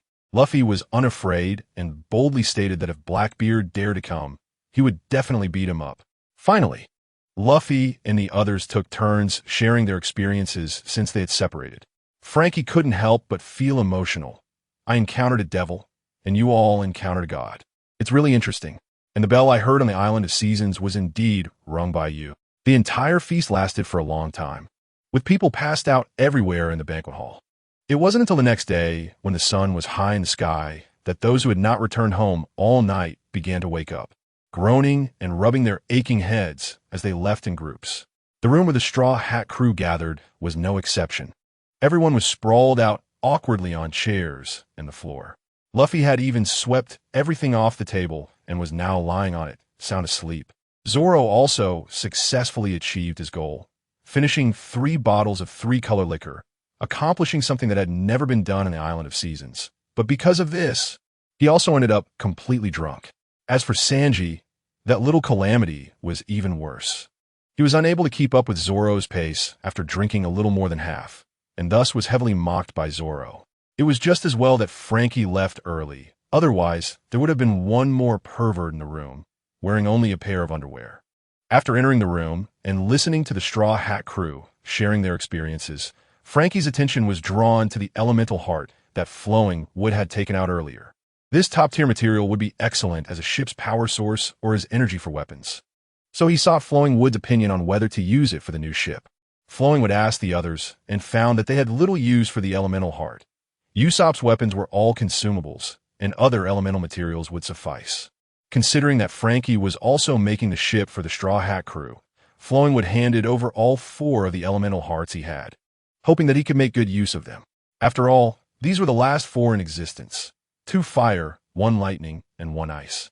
Even if the Island of Seasons wanted to produce new ones, they wouldn't know how long it would take. Frankie naturally patted his chest and guaranteed that everyone would be satisfied, then hurriedly left with the elemental hearts, probably rushing back to study how to use them. Thus, all the spoils that Flowing would obtain from the Island of Seasons found their rightful owners. As time passed, the new ship was nearing completion. According to Frankie's plan, in 2 or 3 days, the Straw Hat crew would witness the birth of this perfect ship. The Straw Hats had offered to help, but Frankie had chased them out of the shipyard. He gave 2 reasons. First, the Straw Hats knew nothing about shipbuilding and shouldn't cause trouble. Professional matters should be left to the professionals. Second, he wanted to maintain an air of mystery, ensuring the biggest surprise would be when the ship was completed. The Straw Hats were happy to accept this, taking advantage of the free time to explore the famous Water City. Although some areas needed reconstruction due to the sea gods, it did not prevent the unaffected areas from being open as usual. Moreover, due to the reconstruction, merchants from other cities and support teams had come, so at this time, Water 7 was just as lively as it was before the arrival of the sea gods. During the shipbuilding period, thanks to Karp's battleship being stationed at the port, there were no other Navy arrivals, allowing the Straw Hat crew to roam around Water 7 without fear of being exposed. For Luffy, his precious grandson, Karp was really putting in a lot of effort, bearing considerable pressure behind the scenes. Sure enough, Sengoku bombarded Karp with calls via the transponder snail. In the command room of the battleship, Karp had just hung up the call from Sengoku and was so angry that he punched the table in front of him, breaking it in half. The wrinkles on his forehead seemed to have increased. There was another person lying on the sofa in the command room, with a plate of Karp's snacks beside him. Alala, Mr. Karp, why are you so angry? You have to replace the broken table. Akiji didn't even take off his eye patch. Just by listening to the commotion, he knew what had happened. After saying that, he reached for a rice cracker and popped it into his mouth, treating himself like he was one of them. Karp was sulking, and Akiji's words not only failed to calm him down, but made him even angrier, especially when he saw Akiji carelessly eating his snacks. Karp threw the dormant transponder snail at Akiji. You little brat, it's south not your place to manage me. While it wasn't a full-force attack, the moment the transponder snail was thrown, it still produced a loud bang as it flew towards Akiji. Akiji's palm was covered in ice. The moment he caught the transponder snail, it was completely frozen, successfully neutralizing Karp's angry strike. Karp couldn't pursue it further, snorting coldly as he turned away. Kazan, you bastard. How long are you going to stay on my battleship? You don't help me share any pressure, yet you've eaten all my snacks. Akiji removed his eye patch, stood up from the sofa, and walked over to Karp, saying, well, it's rare vacation time until you return to headquarters. It's much more comfortable here with you, mister. Karp. Karp glanced at Akiji with a sneer. Rare vacation time? I feel like you're either on vacation or on the way to vacation. Alala. Akiji thought about it and realized it was indeed as Karp said, feeling a bit embarrassed, and quickly changed the subject. Mr. Karp, how long are you planning to stay in Water 7? Although the transition was awkward, Karp didn't mind, sighed, and replied, maybe in 2 or 3 days. Sengoku has been urging me. Akiji smiled. Then it looks like I have 2 or 3 days left of vacation. I need to cherish it. In 2 or 3 days, the Straw Hat crew's ship should be just finished, allowing them to leave Water 7, so Karp naturally had no reason to stay. Akiji understood this well, but wouldn't expose it, and Karp was the same. Both were pretending to be clueless. Outside the door, Kabi and Barumabur were drenched in cold sweat from the terrifying aura that had just erupted. Naturally, those assigned to guard at such a time were trusted aides. Originally, this task should have been handled by Wayne and Beck, but with the arrival of these 2 younger brothers, Wayne and Beck naturally chose to slack off. Fortunately, they had experienced such scenes multiple times in recent days, so they were familiar with the process. After waiting a moment, and sensing that the terrifying aura had subsided, they knocked on the command room door. Knock, knock, knock. KB asked casually, Admiral Karp, is there anything you need? Go get a new table. Karp casually found an excuse in front of Akiji, saying he had accidentally tripped and the current table was unusable. Yes, Admiral Karp. The sound of the two leaving came from outside the door, while the two inside the room stood by the window as if nothing had happened. After completing his daily training with Zoro in the early morning, Liumu locked himself in his room to refine his chakra usage. Although he could now avoid detection by the Weasel's observation haki, he couldn't guarantee he could ignore the haki of stronger individuals, so he couldn't afford to be lax. Moreover, this practice also strengthened his control over chakra in order to master the Flying Thunder God technique, which he had yet to successfully cultivate. In a small courtyard outside, although Zoro had already trained for a while after getting up early, he was still wielding a massive weapon. To be precise, as long as there were no other matters, he was either sleeping or training. Nami and Robin were lying under a sunshade reading, with a small table beside them filled with heart-shaped snacks and drinks prepared by Sanji, who was also on standby nearby. In fact, this kind of day had been repeating for several days. There was no choice. The ship would not be ready for another 2 or 3 days, and they had already explored water 7 a few days ago. Except for Luffy and his crew, who were full of energy and went out every day. The others had been cooped up here. So boring. Nami irritably slammed the newspaper she had been holding on the table. The newspaper, which was a few days old, had been flipped through so much that it was falling apart, and she could recite its news by heart. Puffing up her cheeks, she stuffed a heart-shaped snack in her mouth and took a big gulp of her drink. She looked over at Robin, who was calmly reading. Robin, you've been reading for days. Don't you find it boring? These books are very interesting. Even if I read a book I've seen before, I can discover new things, Robin replied with a gentle smile, picking a small cherry from the fruit plate and putting it in her mouth. Then she looked at Nami. Would you like me to recommend a few for you? Forget it. I can't read them. Nami quickly waved her hand and helplessly called out, Sanji, what can I do for you, Miss Nami?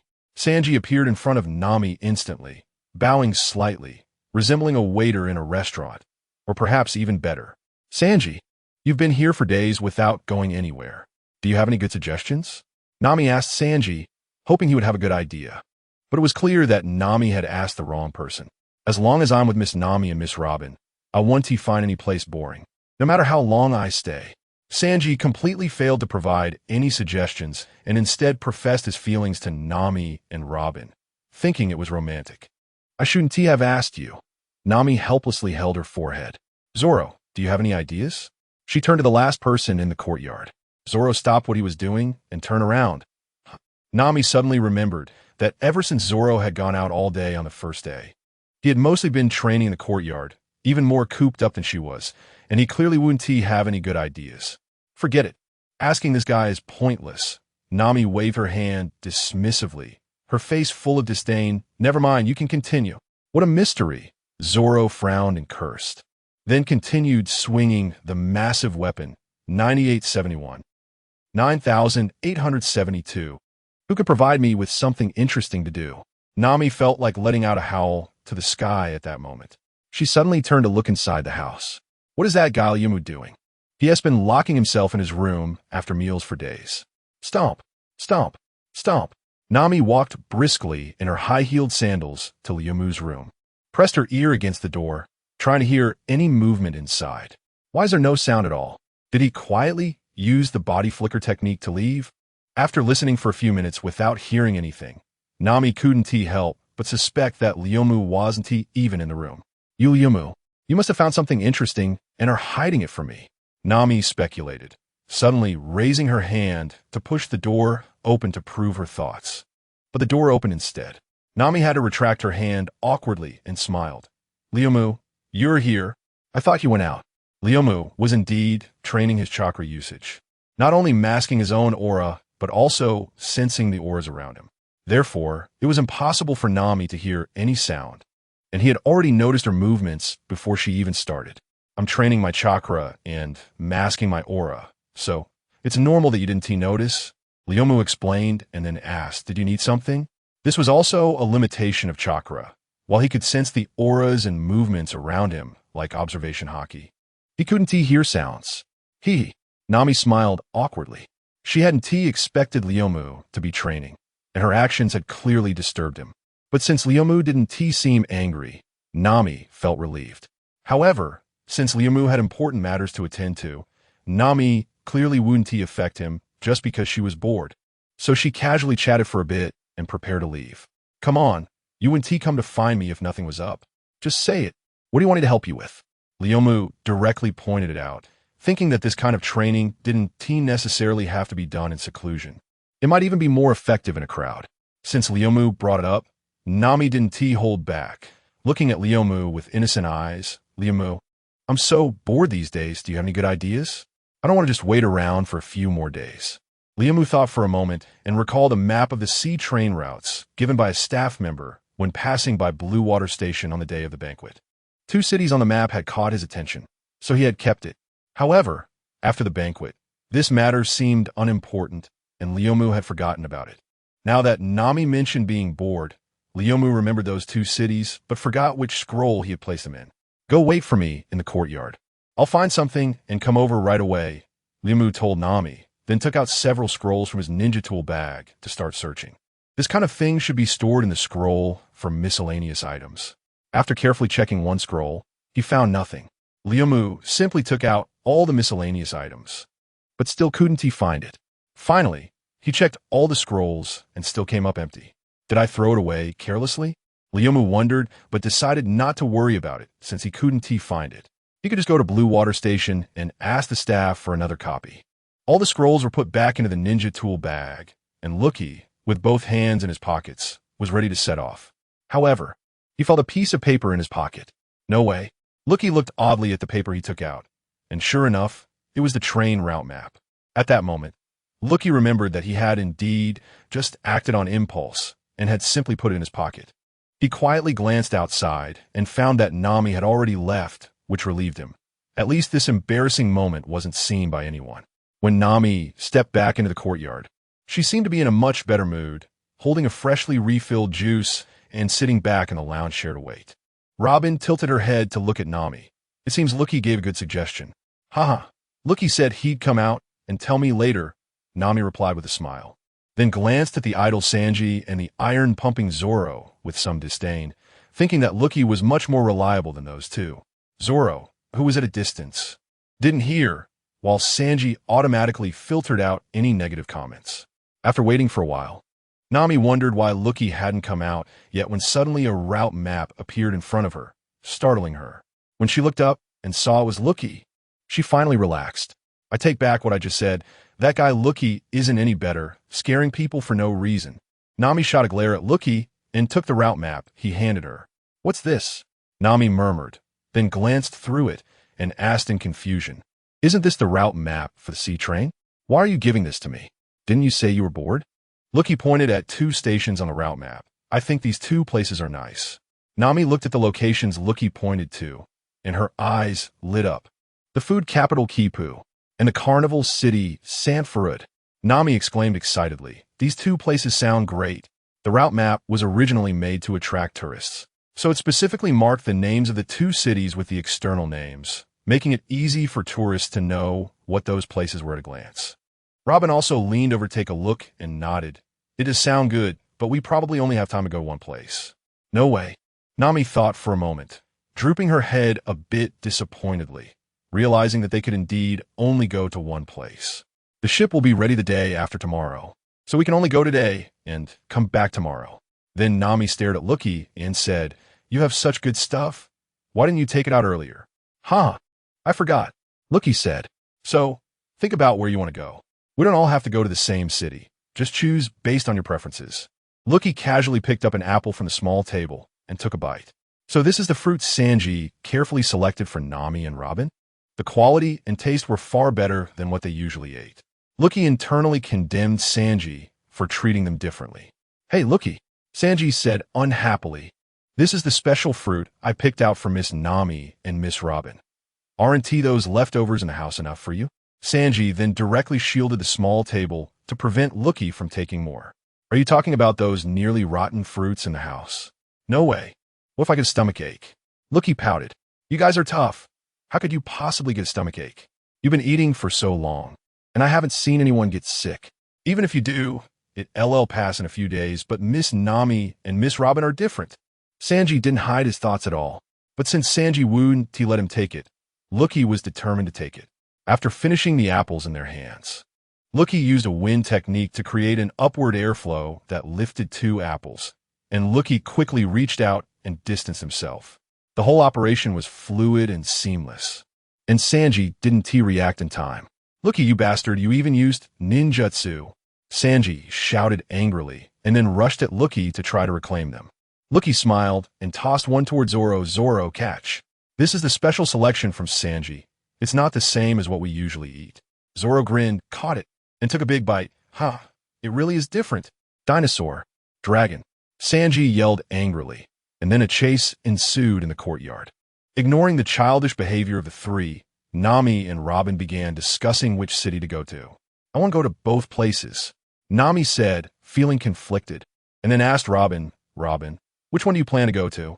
"I can actually go to either." Robin thought for a moment and said, "But if I have to choose one, I'd prefer the food capital." And Nami said somewhat regretfully, "I thought you would choose the carnival city." Robin smiled, but didn't say anything. After a few more minutes of deliberation, Nami finally made her decision. Carnival City. "You three stop playing." Nami stood up and shouted, "Let us quickly go find Luffy and the others, so we can catch the next train. Then you guys go to the blue water station first. I'll go find those 3. After saying that, Luffy created 2 shadow clones and sent them on 3 different paths to search. Zoro and Sanji also temporarily ceased their battle. Luffy and the shadow clones spread their chakra and quickly sensed Luffy's presence, along with Usopp and Chopper nearby. Since his main body was the closest, Luffy directly dispelled the shadow clone technique and headed straight for Luffy's location. Next to a small vendor, Luffy was drooling, staring intently at the water mead on the stall. "Sir, just staring at me won't help. I run a small business and can't give you free food." The vendor sighed helplessly. Luffy didn't say anything. Instead, his stomach growled loudly, and drool was almost pooling at the vendor's feet. "Hey, Luffy, what are you squatting there for?" Usopp and Chopper, who were passing by, called out. Hearing the familiar voices, Luffy quickly called them over and pointed at the vendor selling water meat. "Usopp, Chopper, I want to eat this." Usopp shrugged. "Nami S10. 000 berries are barely enough to buy 2 ingredients." Chopper nodded. "Me too. I only bought a few of the cheapest books." So the 3 of them became poor and stood in front of the stall, watching passers-by by the water meat without being able to do anything. "What are you 3 doing standing here?" Luffy appeared silently behind the 3, startling them. Usopp patted his little heart and said, "What the heck? It's Luffy. You almost scare me to death." "Sorry, it's just my training method," Luffy explained, and then asked, "Do you want to eat this?" The 3 nodded vigorously like little chicks. Luffy waved his hand. "Boss, I'll take all the ready-made ones." The 3 looked at Luffy with admiration. "Luffy, I feel like you're glowing." After packing all the water meat, Luffy led the 3 to the blue water station, casually informing them of the plans for the next couple of days. The food capital. Luffy's mouth was stuffed full, but he still excitedly shouted, causing passers-by around him to turn their heads. Hurry up, I want to go there." In Luffy's mind, a city made of food appeared, and he urged them on, bouncing up and down, ready to dash out at any moment. Luffy's reaction was completely within Flowing Wood's expectations. Upon hearing about the food capital, Kipu, he completely ignored Carnival City, Sanford. "No need to rush. There's still some time before the train to the food capital departs. At our current speed, we can definitely make it." Flowingwood quickly held Luffy back, wanting him to calm down. Otherwise, Flowingwood was genuinely afraid Luffy would just run off, and if he took a wrong turn, it would be troublesome. "What kind of city is the food capital, and how much food is there?"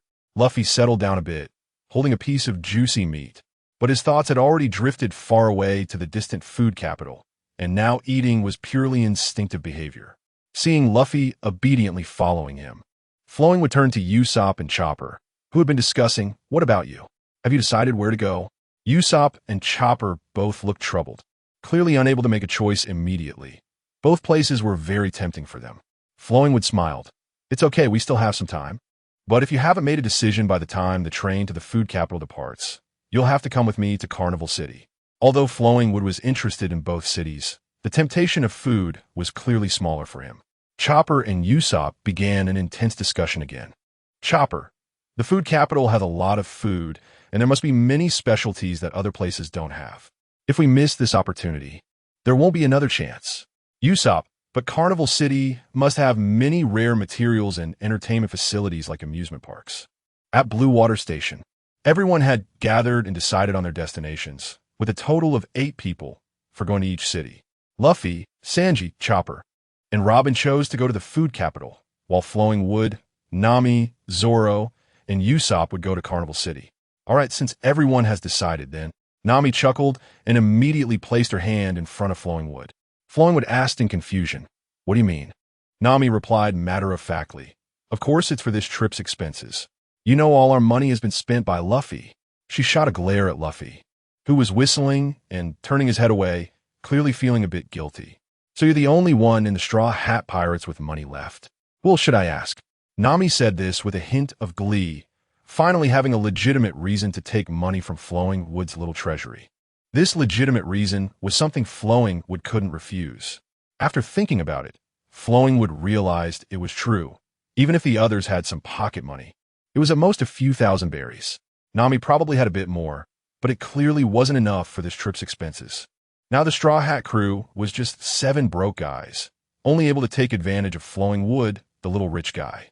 Flowing wood didn't hesitate and directly distributed 500,000 berries to each person, which should be enough to spend. "Wow, I didn't expect you to be so generous this time." Nami happily put the cash away and looked meaningfully at Flowing wood, knowing that previously he had been teasing her with just 100 berries. Flowing wood glanced at Nami. "That's because you simply wanted to exploit my little treasury." Flowing wood was not a stingy person, otherwise. He wouldn't have thought about using all his money to buy a ship and even planned to sell materials to raise funds. Although that money didn't end up being spent due to Frankie's reasons. The back and forth with Nami was just a little fun for Flowing wood. He wouldn't hesitate when it mattered.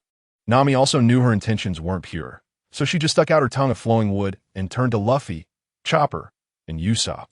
500,000 berries. "I've never held so much money," Chopper exclaimed, looking at the stack of cash with wide eyes. Just wanted to put it into his small bag when a devilish hand snatched it away. Usopp and Luffy had the same fate. Luffy, displaying his captain's authority, reached out to Nami. "Nami, this is what Flowing wood gave me. Get it back." Chopper and Usopp also glared at Nami in indignation, condemning her actions. "He." Nami laughed like a devil. "Don't forget the promise you made to me. All your money belongs to me until you pay back the 100 million berry debt." The 3 of them then remembered the promise made during the feast, but they never thought they would have the chance to get so much money. However, since they had promised Nami, they could only watch reluctantly as she took the money away, staring helplessly at Flowing wood, knowing they couldn't mess with the ship's tyrant, Nami. Nami proudly waved the 3 stacks of cash in front of Flowing wood and then pointed her chin at the poor trio. "You can give me more, anyway. It's all in my hands." Although Nami didn't say it outright, Flowing wood understood her meaning. Flowing wood had previously thought Usopp was plotting against Nami, expecting to see a good show, but unexpectedly, due to this temporary plan, he ended up being the one who was schemed against. However, Nami's little trick could only succeed this once. Flowing wood directly handed Luffy and Chopper's funds to Robin. As for Sanji, he could forget it. Flowing wood was sure that as long as Nami snapped her fingers, Sanji would unhesitatingly sell Luffy and Chopper, and in the end, it would still be Flowing wood who suffered. Thus, a small episode came to an end, and Nami did not pull any more tricks since the sea train to the food capital was ready to depart. "Sanji, you all need to keep a close eye on Luffy and make sure he doesn't cause any trouble again. We must catch the last train back tomorrow," Nami quickly reminded, fully aware of her captain's personality. "Don't worry, Miss Nami, I will keep a close watch on Luffy." Sanji tried to show his deep affection before leaving, but didn't he notice that Luffy had already dashed into the carriage and was nowhere to be seen. It was only after being reminded that Sanji realized this and hurriedly entered the carriage to look for the idiot captain. "Forget it. It seems I can't count on Sanji." Nami shook her head helplessly and then looked at Robin and Chopper, saying, "I'll leave Luffy to you." Robin smiled and nodded as she also entered the carriage. Chopper patted his chest and promised, "Understood. I will definitely keep an eye on Luffy." The remaining 4 waited in place for about 10 minutes before boarding the sea train heading to Carnival City, Sanford. Carnival City, Sanford. As Flowing wood and the others just got off the train, They hadn't even seen the city's appearance before they were recommended to buy a map of Sanford, which marked many representative locations. The four of them studied the map while walking out of the station. As soon as they stepped out of the station's main gate, they were stunned, as if they had never seen the world before. Up until now, the most bustling city they had visited was undoubtedly Water 7. But this city known as Carnival City, Sanford, was even more impressive. The city of Seven Waters can only be described as prosperous, while Sanford can already be considered luxurious. Everywhere you look are modern-style skyscrapers, and even the various entertainment facilities surrounding Sanford are decorated exceptionally brightly. This trip has truly not been a mistake. I have never seen a city like this before, Usopp exclaimed with his mouth wide open. So where do you plan to go first? Ryumu asked, holding the map. This city has more than just places for fun. The food and shopping areas also occupy a significant space, and there are probably some good products here. Nami and Usopp said in unison. Of course, we should go have fun first. Although they could shop extensively, since they were already here, how could they not first enjoy the carnival's delights? Nami excitedly added. Usopp nodded, reaching a consensus with Nami. You're right. Shopping can wait until tomorrow. We must enjoy ourselves today. What about you? Ryumu looked at Zoro, who had not expressed his opinion. Zoro nonchalantly said, I'm fine with anything. I don't plan to buy anything. Right now, he only lacks a sword, but it's unlikely he would find a famous sword here. The other swords are not as good as the one Ryumu gave him, so he didn't care where they went. He was just tagging along with everyone. Since that's the case, let us set off. I think we can start here. Ryumu pointed to a spot on the map. This city is designed specifically for tourist entertainment, with play areas visible everywhere. It's impossible to experience everything in just 2 days, so the four of them chose the most famous attractions. Thus, the already half-over day passed quietly amidst the laughter of the four. Huh, it's already evening? There are still so many places we haven't visited. Looking at the lights that had already turned on in the city, Nami said, feeling unsatisfied, her gaze occasionally drifting to other amusement facilities. The boring days of the past few days felt like years, but this joyful time passed in a flash. Ryumu continued walking forward and said casually, If you want to continue, that's fine, but the Sanford Star will be just the three of us. Usopp seemed a bit excited. Since I'm with Ryumu, we have to go to the Sanford Star, otherwise it would be a wasted trip. Zoro silently followed. It's definitely worth experiencing once. Hey, wait for me. I never said I wouldn't go. Nami was also looking forward to the Sanford Star. She just felt she hadn't had enough fun, not expecting the three to actually consider leaving her behind. She shouted and hurried to catch up. The Sanford Star is located in the center of Sanford, covering a vast area. It is the largest building in Sanford and has the highest foot traffic in the city. Everyone entering here is carrying a lot of cash, but what happens when they leave is hard to say, as this is a casino.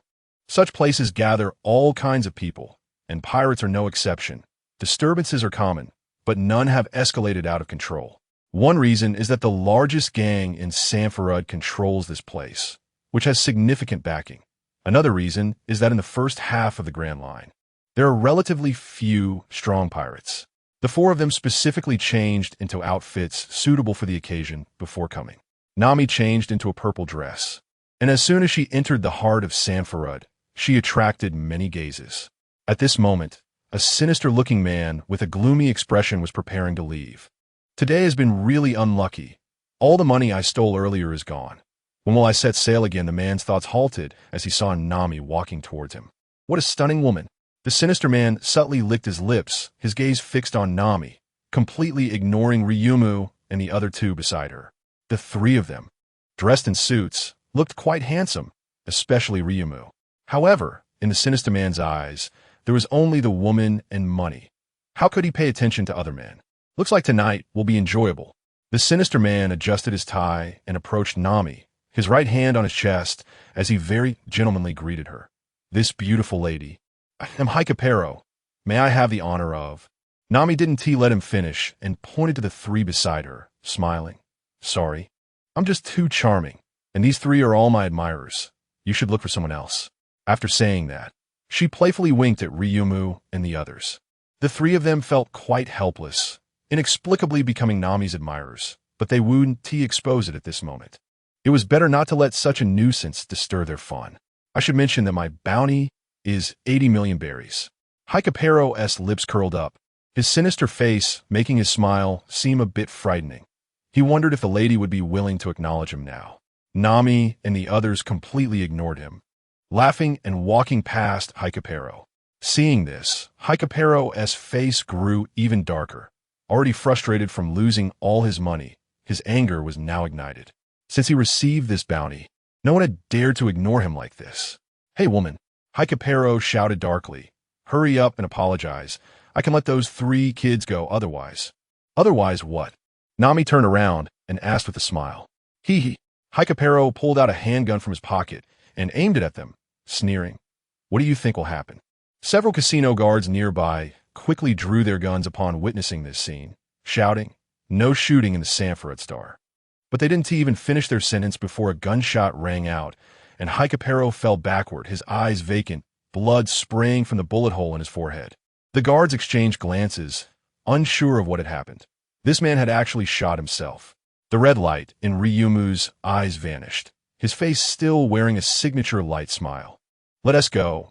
Don't let garbage like this affect our mood," Ryumu said to the other 3. The guards watched as the 4 of them entered the hall before they moved to deal with the body and report this somewhat bizarre incident. The little incident at the door did not affect the 4 at all. They had experienced all kinds of storms along the way. Such minor characters left no ripple in their hearts. The order of the entire casino did not become chaotic because of the gunshot. The place was already noisy, and only those near the entrance heard the shot. Moreover, disturbances caused by pirates occurred from time to time, mostly by those who couldn't accept losing, and they were quickly suppressed by the casino guards. Therefore, the regular customers here were not worried at all, even if they heard gunfire. Ryumu exchanged 10 million chips for each person, allowing them to play freely, emphasizing that they should just have fun regardless of the outcome. Nami, being an experienced player, excitedly joined a gambling game with the chips Ryumu gave her, confidently saying as she left, "Just you wait and see. This time I'm going to win back the 100 million berries that Luffy spent." Looking at Nami, who was fully in her element, Ryumu smiled and shook his head. "Driftwood, since you let us play freely, I won't hold back." Zoro patted Driftwood's shoulder and found a place to sit down. "After hiding for so long, is it finally time to reveal myself?" Usopp muttered mysteriously to himself. "Well, since I've come this far, I, the god of gambling Usopp, have to show my skills." Usopp's confidence came from the fact that he had never lost a bet against his 3 little brothers. However, he overlooked that this was his first time in such a place, and he didn't understand some of the rules. I can finally pay back that money I owe Nami." Usopp laughed foolishly, but such places often had people who got overly excited, and others just glanced at him without caring. "Driftwood, thanks for the chips you gave me. Don't worry, I'll pay you back double." After saying that, Usopp swaggered into a spot. The 3 of them joined the gambling game, and Driftwood didn't linger, walking around to understand the rules of the game. After all, it was his first time too. Although money is just a material possession, he couldn't act recklessly like a fool. After grasping the various gameplay rules, Driftwood's expression became a bit strange, because he realized that this place was practically handing out money to him. With the Sharingan, Driftwood could gain an absolute advantage in most games. Driftwood raised his eyebrows slightly. "I can see your whole cards. How are you going to play now?" He randomly picked a game with more people and sat down. Soon, the 10 million chips in his hands multiplied several times, causing the onlookers to gasp in surprise. Those who were envious scoffed, thinking Driftwood was just lucky. As Driftwood made a lot of money, the person betting against him naturally lost badly. And the look in the knife-wielding man's eyes couldn't be hidden. But in gambling, there are no father-son ties, and moreover, Driftwood didn't know these people, so he couldn't be bothered with them. After a while, the people betting against him changed batch after batch. It was simply because they had lost all their chips. At this point, Driftwood's chips had exceeded 200 million, not only recouping the funds he had brought to share with everyone, but also making a considerable profit. What started as a tense and thrilling technical gamble turned into a dull affair for Driftwood. The initial thrill of winning was gradually fading. Driftwood decided to exit this predictable gambling game with his chips, thinking that since he was already here, it would be better to truly experience the psychology of a gambler. Thus, he chose to join a roulette game, purely based on luck. The The Sharingan had no effect in the roulette game, so Driftwood was just like those around him, experiencing the thrill of the casino. Perhaps due to beginner's luck, Driftwood won on his first bet, instantly winning 100 million chips. But that bet also exhausted Driftwood's luck for the day. The goddess of fortune did not favor him again. With more losses than wins, his 300 million chips shrank to just over 100 million, as having more chips led him to bet more, causing him to lose faster than those around him. After thinking for a moment, Driftwood decided to keep the 100 million chips. After all, he had experienced it, and having stayed here for quite a while. It was already past midnight, time to return to the inn to rest. The star of Sanfarud was large, and Nami and the others were long gone from their original spot. So Driftwood had to expand his chakra like a fishing net and easily sense their presence. He first found Zoro, who looked troubled and seemed dissatisfied with his hand. Sure enough, he quickly lost that round. Driftwood went over and patted Zoro's shoulder. "Zoro, it's about time." Zoro neatly gathered his chips and handed them all to Driftwood. "Looks like your situation is good. Keep it for yourself." Driftwood glanced at the chips in his hand and smiled, then was about to return them to Zoro. Zoro shook his head. "I have nothing to buy, and besides, I have no place to put them." Driftwood, didn't he insist? "Let me know when you need money." Then the two found Usopp, whose chips were all gone, leaving only 100,000 chip in his hand, nervously standing in front of the roulette game. The goddess of fortune not only left him, but also summoned the god of disaster. "Hey, Usopp, it's time to go," Zoro shouted. "Wait for me to place my last bet." Usopp replied without looking up. With his eyes closed, secretly praying, Usopp suddenly opened his eyes and slammed his chips down on the table. Bet on 6. The final result was clear. Gamblers always end up losing everything. Usopp walked out with his head down, looking completely defeated, and said to Driftwood, "I'm sorry, I've lost all the chips you gave me. It's fine, they were meant for you to play with, no need to worry." Driftwood waved his hand nonchalantly. However, seeing Usopp's dejected expression, it was unclear whether it was because he lost all the chips Driftwood had given him or simply due to his own bad luck. Finally, they found Nami, who was grinning from ear to ear, with a pile of chips in front of her that was even more than Driftwood had at his peak. "Ha, total victory. All your chips are mine." Nami triumphantly threw her cards on the table and gathered all the chips to herself, just as she was about to start another round. She heard Driftwood's voice. "Looks like you did well." Nami proudly greeted him, then waited for the next batch of victims, clearly addicted to winning and having no intention of leaving. Driftwood said, "Let's go. You still want to go shopping tomorrow, right?" Is it already so late?" The joy of winning made Nami lose track of time. She hesitated a bit, "But I'm on a lucky streak right now." "Then how about you continue?" And Zoro, "Usopp, I will leave first?" Seeing that Nami was still excited, Driftwood suggested. Nami struggled for a while, but ultimately decided not to continue. She couldn't guarantee her luck would last forever, so she went with the 3 to cash in their chips. Zoro didn't win much. Combined with Usopp, they still lost some. But Driftwood and Nami won a lot, together earning over 400 million berries. When they went to cash in their chips, the staff in charge of the exchange were startled because they recognized the 4, mainly due to Nami. They had exchanged only 40 million berries worth of chips. But in just one night, it exceeded 400 million. How they wished they could win that much money themselves, so they wouldn't even need to work. But it was just a fantasy. They could only smile politely as they watched the 4 leave. Since carrying 3 large boxes was too troublesome, in the end, Nami had to hand over her share to Driftwood for safekeeping, as the ability to use scrolls was just too convenient. "Driftwood, you better not secretly take some away from me. I remember exactly how many berries I have." After handing all 3 boxes to Driftwood, Nami warned him cautiously. "You think I'm you? I have to watch out for you misreporting the amounts later." Driftwood replied irritably and then made a blank scroll for Nami's share separately. Only by not going through his hands could he prove his innocence. Otherwise, if Nami started spouting nonsense, he wouldn't be able to explain himself, as Nami could definitely do such a thing. "Your berry is all here. Once the ship is ready, I will take it out for you." Ryumu handed the blank scroll to Nami. After receiving it, Nami put it against her chest with a look of regret. She really thought so. Nami would never complain about having too much money. She would seize any opportunity to make some profit. Since it was already past midnight, Most tourists had returned to their accommodations and fallen asleep, creating a stark contrast between the silence of the streets and the hustle and bustle of the day. However, the streetlights were still on, so Ryu Mu and the others were not stumbling in the dark. Nami was immersed in the joy of winning money, her smile completely uncontainable, making her feel light as she walked.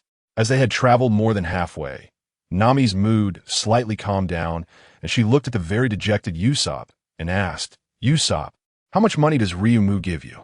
Hurry up and hand it over. I almost forgot just now." Usopp was bent over with his hands on the ground, looking exhausted. "Hee." Usopp weakly whimpered. "How could there be any money left? It was all gone. You lost all 10 million berries." Nami was shocked, but she didn't consider how much the people who bet against her had lost. "You wasted such a good opportunity to pay off your debts. You are too useless." Nami had originally set her sights on the berries Usopp had, but at this moment, she could only scold him for not living up to expectations. "Maybe. My luck just isn't suited for gambling." Usopp casually gave up, not arguing with Nami, completely forgetting the confidence he had before entering the gambling scene. While the two were reflecting on the previous gambling match, the other two had already sensed trouble approaching. Zoro leaned closer to Ryu Mu and whispered, "Someone is following us." "Yeah, they've been following us since we left the Sanford Star." Ryu Mu silently nodded, showing no significant reaction. Zoro's eyes widened in surprise. "You noticed it long ago? Why didn't you say anything earlier?" Ryu Mu said calmly, "They were all small fries before. There was no need. Look, now a few interesting guys have shown up." As soon as he finished speaking, a group of men in black suits rushed in front of the four and blocked their way. "What's going on? Who are these people?" Nami and Usopp quickly moved closer to Ryu Mu and Zoro upon seeing this. "You won too much, and they want to take the money back. And also to silence you to avoid any negative impact on the Sanford Star." Ryu Mu kindly explained to Nami, "That has nothing to do with me. I'm leaving first." Usopp shrank his neck and quietly stepped back, but he was immediately caught by Nami by the collar. "Hey, big brothers, all the money is on this long-nosed guy. Hurry up and take him away," Nami said, pushing Usopp forward a few steps. Usopp angrily said, "Hey Nami, how can you do this?" At that moment, the group of men in black parted to make way for two men to walk out, one in front and one behind. "Ha ha, you're starting to have internal strife so soon." The leading man, Emmett, laughed heartily, "But there's no need to fight. None of you can escape." The man behind Emmett, holding a knife, remained silent, his face showing no expression, but his gaze was fixed on Zoro. "Who are you? The boss of the Sanford Star? You're chasing us down just for winning this little money. I think it's better for you to close up early." Nami let go of her hand and said with an ugly expression, "Our boss really doesn't care about this little money, but I do." Emmett said with a sinister smile, "If I lose this much money during my term, I won't be able to keep my position, so you might as well die. Go." Emmett waved his right hand, and dozens of men in black rushed forward. The swordsman behind him seemed to have reached an agreement with Zoro and started moving sideways. Nami and Usopp quickly began to defend themselves. "If I don't show some real skills, do you really think Lord Usopp is afraid?" Usopp shouted at the black-clad men while running. "Stop bragging, hurry up and fight," Nami said unceremoniously as she took out her three-color stick. Three-element attack. Don't look at how scared Nami seemed earlier. The attack she unleashed showed no mercy, with lightning, flames, and ice hitting the black-clad men in quick succession. "I can't fall behind. Watch my new ammunition." Usopp confidently pulled back his slingshot. Frost Star. An ammunition was fired, exploding under one man's feet, releasing a wave of cold air, instantly freezing the nearby people. The situation turned in their favor, but Ryu Mu stood in place, seemingly with no intention of making a move. Emmett, seeing so many people in a disadvantageous position, was actually panicking inside and wanted to escape. However, glancing at the swordsman fighting Zoro and recalling the person his boss left at the casino, he finally calmed down a bit. Seeing Ryu Mu not making a move, he assumed Ryu Mu, like him, was just someone giving orders and said, "Kid, you're quite confident. You're not even running. Run?" Ryu Mu felt he had heard a very funny joke. It seemed like the one who should be running was him. "It seems like the one who should be running is you." Ryu Mu hadn't planned to pay any attention to this person, but since he jumped out to seek attention, Ryu decided to play along. Ha ha ha.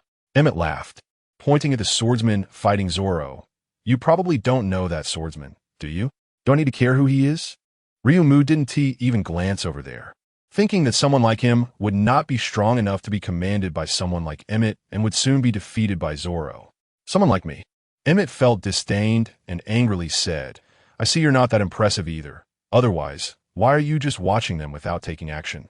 I'm naturally protecting their safety, Ryu said as a matter of course, then inexplicably glanced in a certain direction. Emmett naturally did not notice this scene.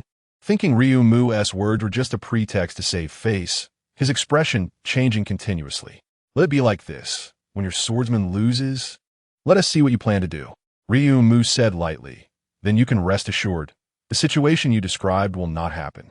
Emmett thought Ryu was just being tough and began to introduce the swordsman's identity, trying to see Ryu's frightened expression, because since they appeared, Ryu had been very calm, which made him somewhat displeased.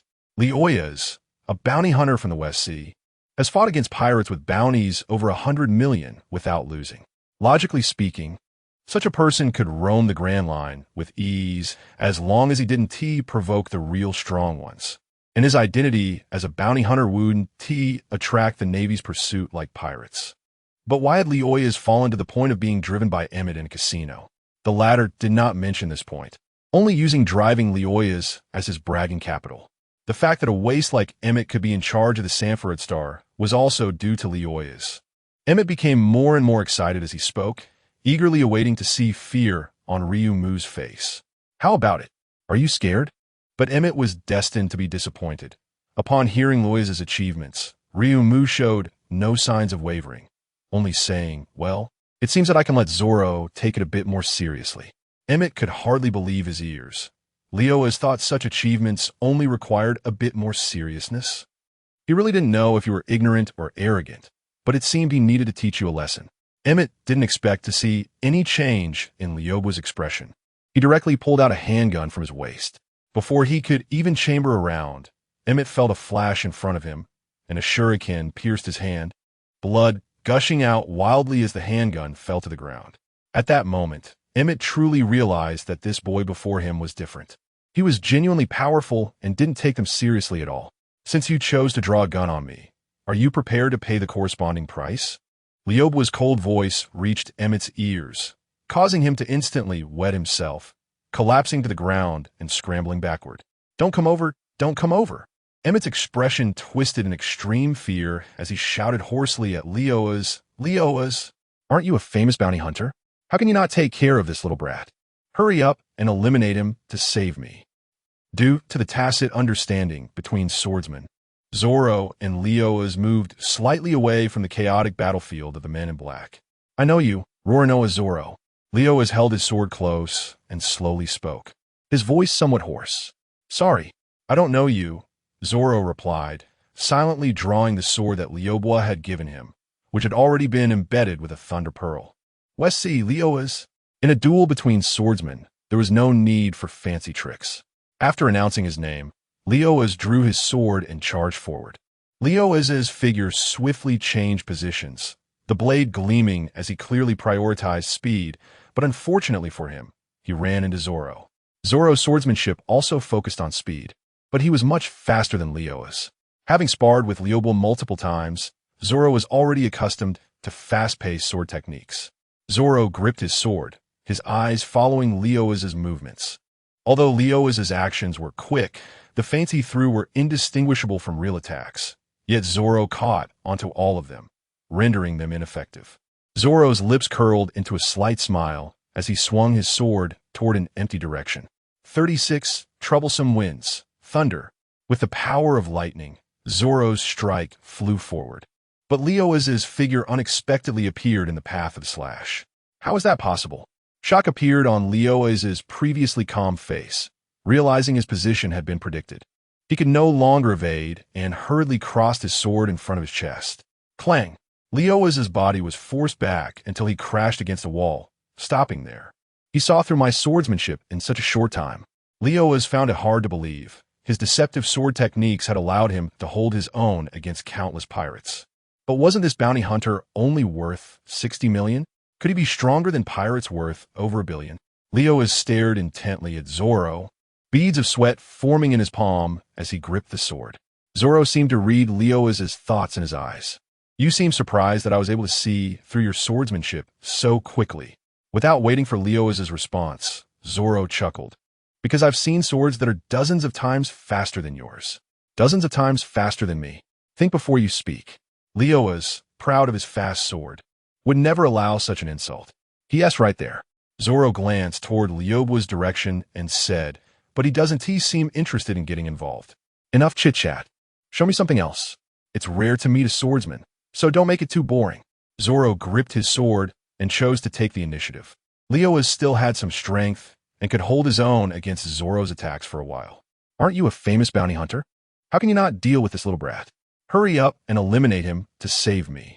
Emmett's terrified voice suddenly rang out, and annoyance appeared on Leoas' face. Zoro glanced over there and grinned. Looks like it's time to end this. I can't keep them waiting. One sword style, Iato, Thunder Flash. Zoro's speed suddenly increased. Lightning flashing as Leoas couldn't defend in time, a slash appearing across his chest before he fell to the ground. Working for such people for a long time will only dull your sword, Zoro said pointedly, then sheathed his sword and turned to leave. A few hundred meters away from the battlefield between Leobois and his group and the men in black, a figure with a pair of fleshy wings hung upside down from a wall. Cleo, a bat fruit user. Officially, he held the same position as Leoas, helping Emmett maintain the casino's normal operations. But in reality, Cleo was sent by the boss to supervise Emmett. It was precisely because of Cleo's presence that Emmett didn't dare let the casino suffer significant losses during his management. Previous managers had all been dealt with by Cleo. Emmett, that useless fool, always has to bring Leoas along when he makes a move. He's really cowardly, Cleo scoffed, following from a distance. Cleo had locked onto Emmett as soon as he gathered his men. Although he mocked Emmett, Cleo was quite satisfied with Emmett's work efficiency, at least during Emmett's management. The casino's profits remained stable. As for whether the means used were honorable or despicable, Cleo didn't care as long as they made money for the boss. If things escalated out of control, Cleo could step in to ensure it wouldn't affect the reputation of Sanfillet Star. Using the ultrasonic waves from his fruit ability, even from hundreds of meters away, Cleo could still clearly understand what was happening on the battlefield. The impact of the battlefield continuously flowed into his mind through the ultrasound. Under Nami and Usopp's attacks, dozens of men in black were completely at a disadvantage, and Leoas was engaged with Zoro. Although Emmett was competent, he was completely useless in battle, so he couldn't be relied upon. Seeing that the situation was gradually spiraling out of control, Cleo couldn't sit still anymore. After all, it was hard to find someone like Emmett who was efficient in handling affairs and occasionally offered gifts to Cleo. To save himself some trouble in the future, Cleo decided to intervene and help Emmett once. However, just as Cleo flapped his wings and prepared to fly to the battlefield, a chill surged in his heart as an image of Leobois glancing his way flashed in his mind. Cleo's expression changed drastically, and cold sweat poured down his forehead. That little brat seems to have noticed me. But at such a distance, I can only observe the battlefield using my fruit ability. How did he manage to do that? Could it be a coincidence? No, that's impossible. At that moment, he had no need to make such unnecessary movements, and moreover, his gaze was directed right at me. That chill was not an illusion. Emmett, that useless fool, seems to have provoked someone extraordinary. Cleo's heart was in turmoil, ultimately leading to a helpless, wry smile. Flapping his fleshy wings, he chose to fly toward the battlefield, not to help Emmett, but to eliminate the aftermath of this incident. If he had a choice, he definitely wouldn't have gotten involved, but Emmett had already provoked the driftwood, and he used the name of the star of Sanford. So Cleo had to handle it.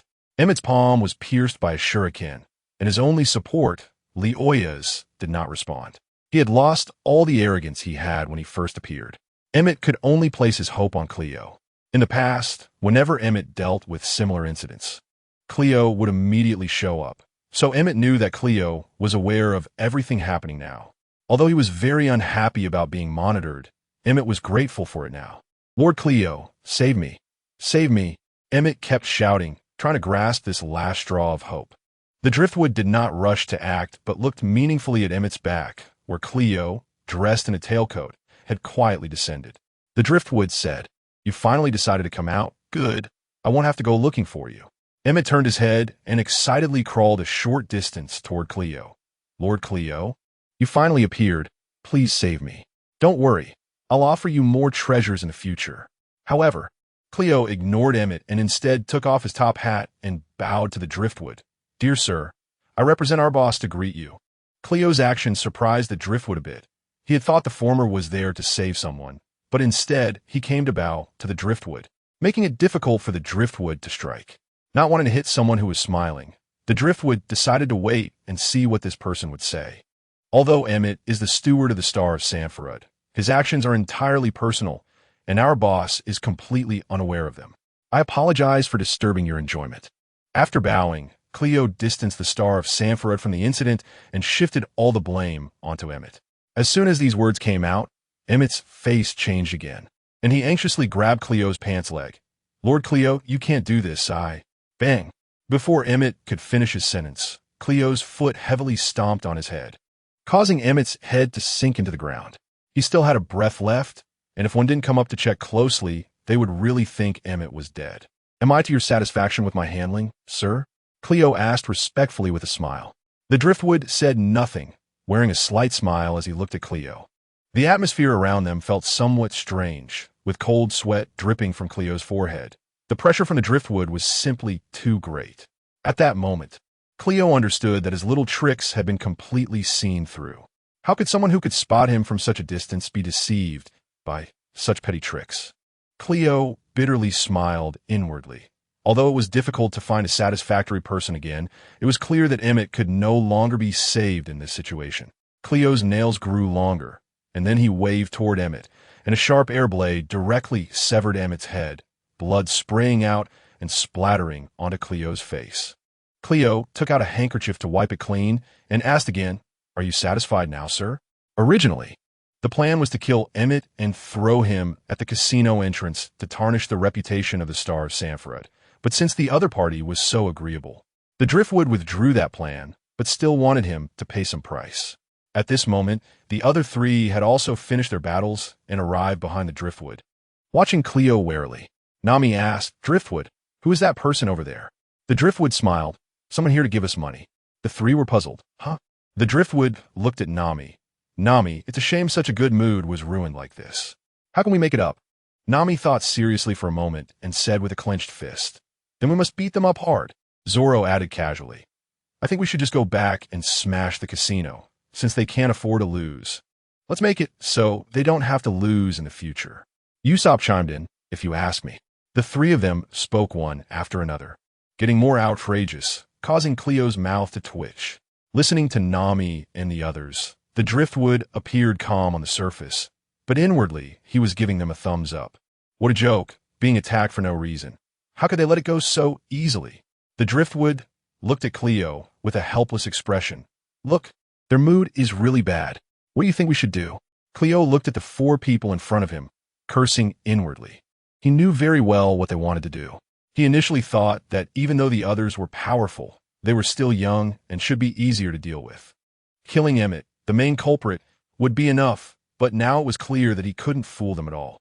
But now the handle was in the other party's hands. And for the sake of the reputation of the Star of Sanford, Cleo could only willingly back down. Of course, it was mainly because he was scared of the driftwood. If he could defeat the other side, Cleo wouldn't be saying so much and would have settled the matter long ago. Ultimately, it still came down to strength. The one with the bigger fist was right.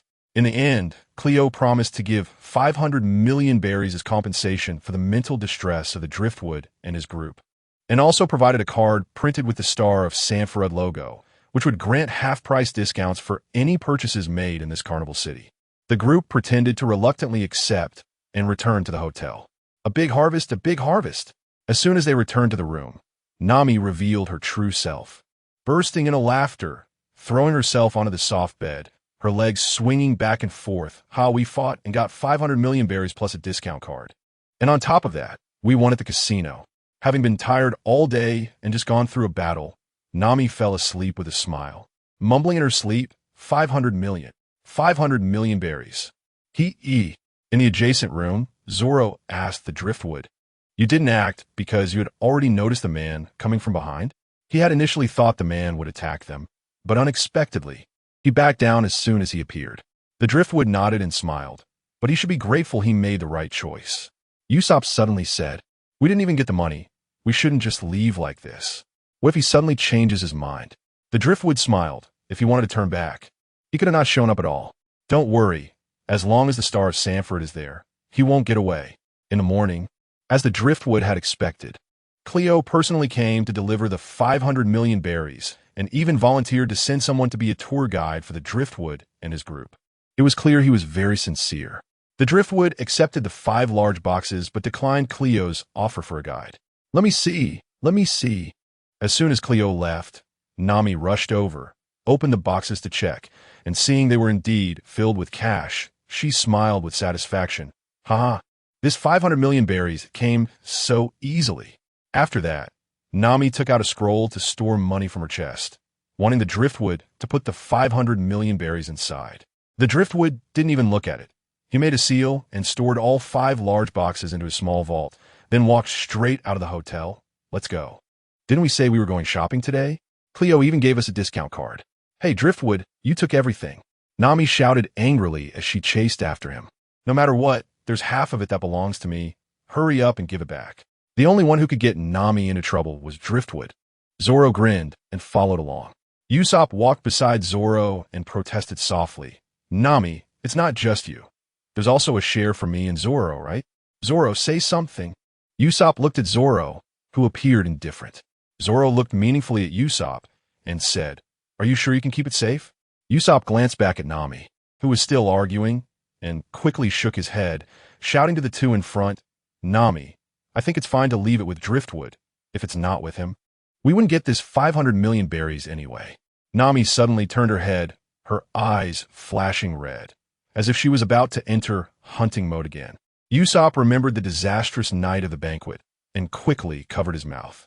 In the end, despite all her efforts, Nami couldn't get a single berry from Driftwood. However, after some reasoning, Driftwood agreed to cover today's expenses. After all, he had a half-price shopping card. How much could he really buy or spend? At that moment, Driftwood truly thought so. But after shopping with Nami, he realized he had underestimated her fighting power. Nami seized the opportunity and went all out, even skipping her best bargaining skills. In the clothing store, Nami waved her hand, wrap it all up for me. Facing the store owner's doubtful gaze, Nami glared and pointed at Driftwood, saying, Do you think he doesn't have money? Just do as she says. Driftwood helplessly waved his hand, gritting his teeth to fulfill his promise. The anger of not being able to get any money turned into motivation for shopping. Nami was determined to show Driftwood a lesson. No one could take away what belonged to her, not even Driftwood. Nami's eyes were already fixed on another store. Jewelry shops, toy stores, clothing stores, jewelry stores, furniture stores. Nami wasn't picky, sweeping through each store one by one. The shop owners that were visited all regretted not preparing more stock. Even though it was half price, the sheer volume was overwhelming. The 500 million berries they had just received gradually dwindled, and Driftwood was now paying the price for his youth. This was the consequence of angering Nami. If it weren't for the time needed for packing and settling the prices, Driftwood's little treasury might have been wiped out. On the way to the station, Nami strutted ahead like a victorious rooster, while Driftwood maintained a poker face, showing no signs of thought. Usopp followed behind with a face full of emotion, saying, Sure enough, even Driftwood can't take advantage of Nami, right, Zoro? Zoro? Usopp turned around and realized that such a big person had vanished. Not good, Zoro is missing. Usopp shouted. Nami stopped in her tracks and turned around. Indeed, not finding Zoro. She helplessly rubbed her forehead. That idiot swordsman. How can he get lost while following behind? What should we do? If we waste too much time, we won't catch the last train back to Water City. Usopp said in a panic. You guys go ahead. I'll go find Zoro, Driftwood said and disappeared. On a street in Sanfalud, a green-haired man with 3 swords was walking while holding his head, occasionally turning into an alley. Looking at the unfamiliar surroundings, Zoro complained. What kind of place is this? Where are Driftwood and the others? Did they get lost? Fortunately, Zoro didn't stay lost for long. Driftwood quickly found him without much effort. However, Zoro greeted them with, "Where did you all run off to? Did you get lost too?" This made Driftwood very unhappy. But in the end, they managed to catch the train before it departed, avoiding the need for Driftwood to resort to Plan B. The sea train chugged along, and since it was the last train, they arrived at Water 7 at night. As soon as they stepped out of the carriage, a figure swayed over to Nami. Sanji knelt on one knee, extending a rose toward Nami. "Miss Nami, it has only been a day since we last met, and my longing for you is like..." Nami casually brushed him off. Luffy, Robin, and Chopper stood nearby, greeting everyone. Because they had seen the schedule, they knew when this train would arrive, so they weren't in a hurry to return. Behind them was a stranger who was staring intently at Luffy and the others, afraid they might disappear from view. Driftwood wasn't concerned. As long as everyone returned on time, that was enough. He had genuinely worried that Luffy would cause trouble in the Food City and end up stuck there. Now it seemed that what he feared hadn't happened. "Report, Captain. I successfully completed the mission, keeping a close watch on Luffy and preventing him from causing trouble," Chopper proudly reported to Driftwood. Driftwood praised, "Chopper, you're amazing. Even if you praise me like this, I won't be happy, you jerk," Chopper said, squirming with embarrassment, unable to hide his smile. At this moment, Luffy was boasting to Usopp about the delicious food he had eaten in the Food City, and Usopp, not wanting to be outdone, shared his experiences and gains from Carnival City. Zoro then said, "Since everyone has returned on time, let's head back." "That might not be possible." Robin, who had been silent and smiling while looking at everyone, suddenly spoke up. Without waiting for anyone to ask, she gestured for the person behind her to speak. The person, who had been waiting eagerly for their turn, quickly shared their story. It turned out that Luffy hadn't caused any trouble. He had just been eating the whole time. In the end, Driftwood had to cover the 20 million berries for the four of them, which still wasn't enough. They had thought about sneaking away, but the shopkeepers were well prepared and blocked all escape routes. While Luffy and the others could eat free meals, they couldn't afford to fight with the shopkeepers after eating. They had to bring the representative chosen from a food city back to Water 7. After hearing the representative's account, Luffy proudly said, "How about that? I'm pretty impressive, right? Ha ha ha. Impressive my foot." Nami's invincible iron fist welcomed him. Fortunately, issues that could be solved with money were not considered problems. The Straw Hat Pirates returning from Carnival City were no longer the broke crew they once were. But at times like this, Nami definitely wouldn't part with a single berry. And in the end, it was still Driftwood who picked up the tab. Luffy and the others could eat a lot.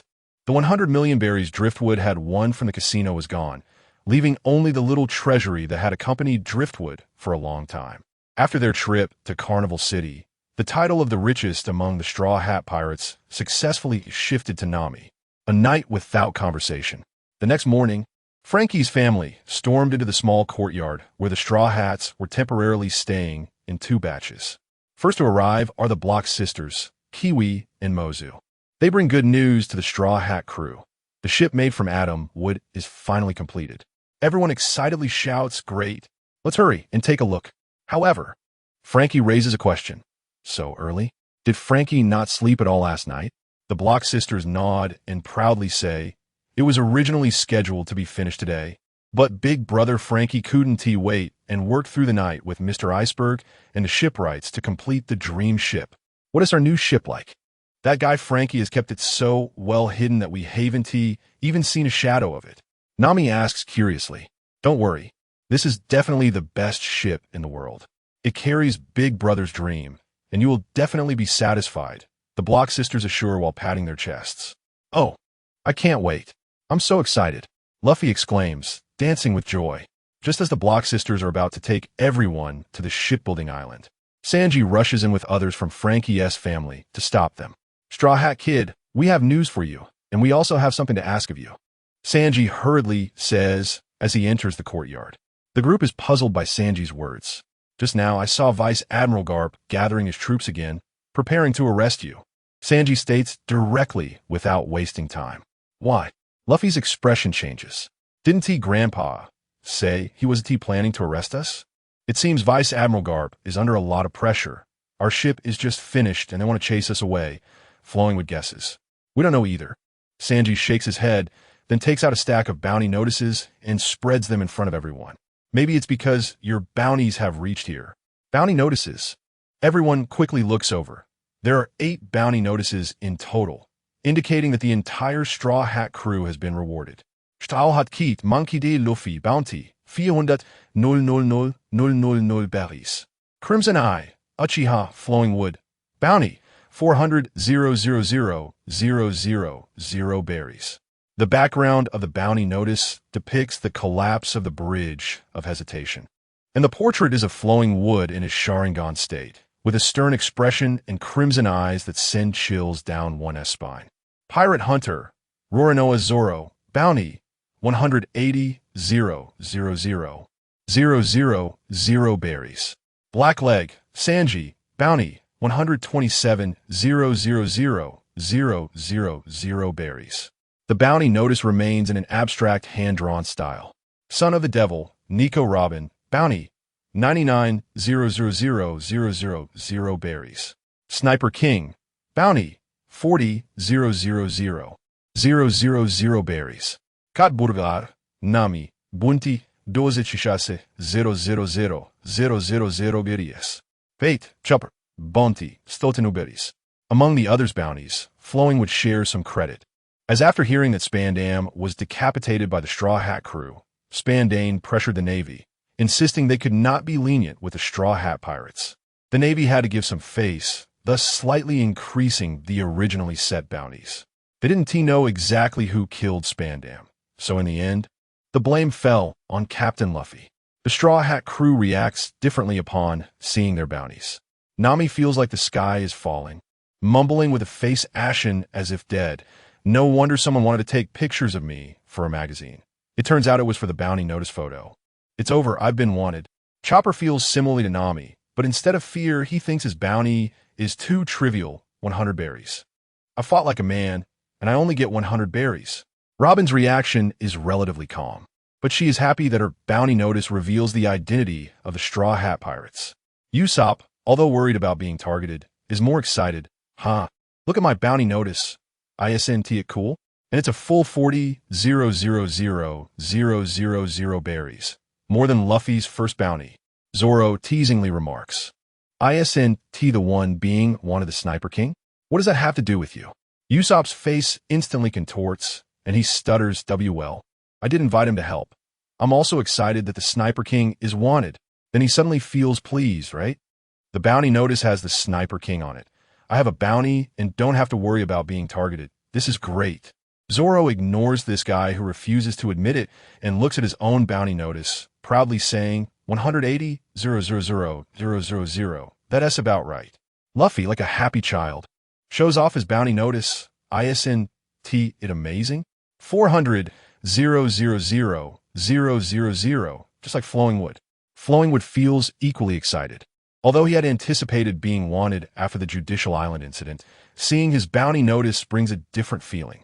Raoul, do I have some reputation now? Flowing Wood thinks of what Raoul said to him when he was about to set sail. However, Flowing Wood is somewhat dissatisfied with this bounty since it doesn't exceed Ace's 550,000,000. What Flowing Wood doesn't know is that Ace's first bounty was somewhat related to his identity as Roger's son. 3 years ago, Ace set sail under his mother's surname, quickly attracting the attention of Sengoku and Whitebeard. Sengoku guessed Ace's identity, which is why he gave such a high bounty. Of course, the one with the strongest reaction is Sanji. Always concerned about his image, he is shocked by the abstract image on his bounty notice, neglecting even his bounty of over 100 million. It seems everyone heard something shatter. Who the hell drew this? Sanji curses while pointing at the bounty notice. It's no wonder Sanji reacts this way. After all, no one can accept such a thing. Even the usually gentlemanly Sanji cannot maintain his composure when faced with anything other than Zoro.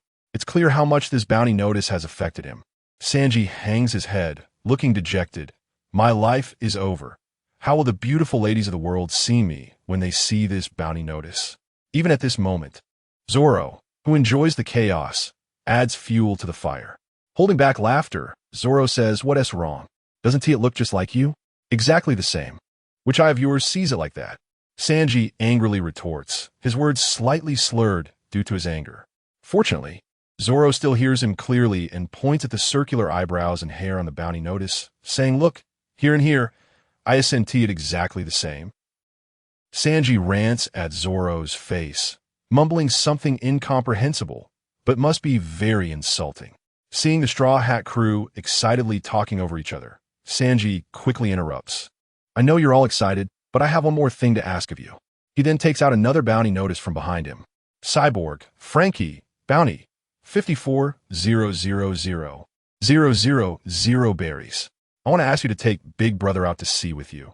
This is something he really wants to do, but he's been staying in Water 7 for many reasons. But now the Big Brother has been offered a bounty, and staying here will eventually get him caught by the Navy. With just us, we can't resist, so Zambai and the other Frankie brothers earnestly requested, "Please." Luffy smiled, put his hands on his hips, and said, "You don't need to tell me. I would do this anyway. I've already decided to make Frankie the shipwright." Upon learning that Karp had set out to catch him, the group, who initially planned to hold a celebration banquet after inspecting the ship, could only pack their bags and set sail immediately after finishing the inspection. When they arrived at the shipyard, the new ship was covered by a huge cloth, and Frankie was not there. Only Iceberg and a few ship workers remained to introduce the new ship to the Straw Hat crew. Everyone was very satisfied with the ship, both in appearance and structure. "Straw Hat Kid, Frankie asked me to tell you something," Iceberg said, pointing at the ship that carries Frankie's dreams. "If one day you successfully reach the end of the Grand Line and become the Pirate King, then please sail on this Beast King ship." Luffy clenched his fist and said firmly, "Of course." "Uncle Iceberg, where's Frankie? I want him to join us." "Do you know where he went?" Luffy asked when he couldn't find Frankie. Iceberg smiled wryly and said, "That guy Frankie is avoiding you on purpose because he's afraid you'll invite him. He actually wants to go to sea with you. He really likes your crew. Otherwise, he wouldn't have entrusted his dream to you. But he's trapped here by himself. So if you want him to join, you need to be a bit forceful. I've already decided on him. No matter what method I use, I will make him join," Luffy said, stretching his arm to make a slingshot shape, telling Luffy and the others, "Come with me to bring Frankie over."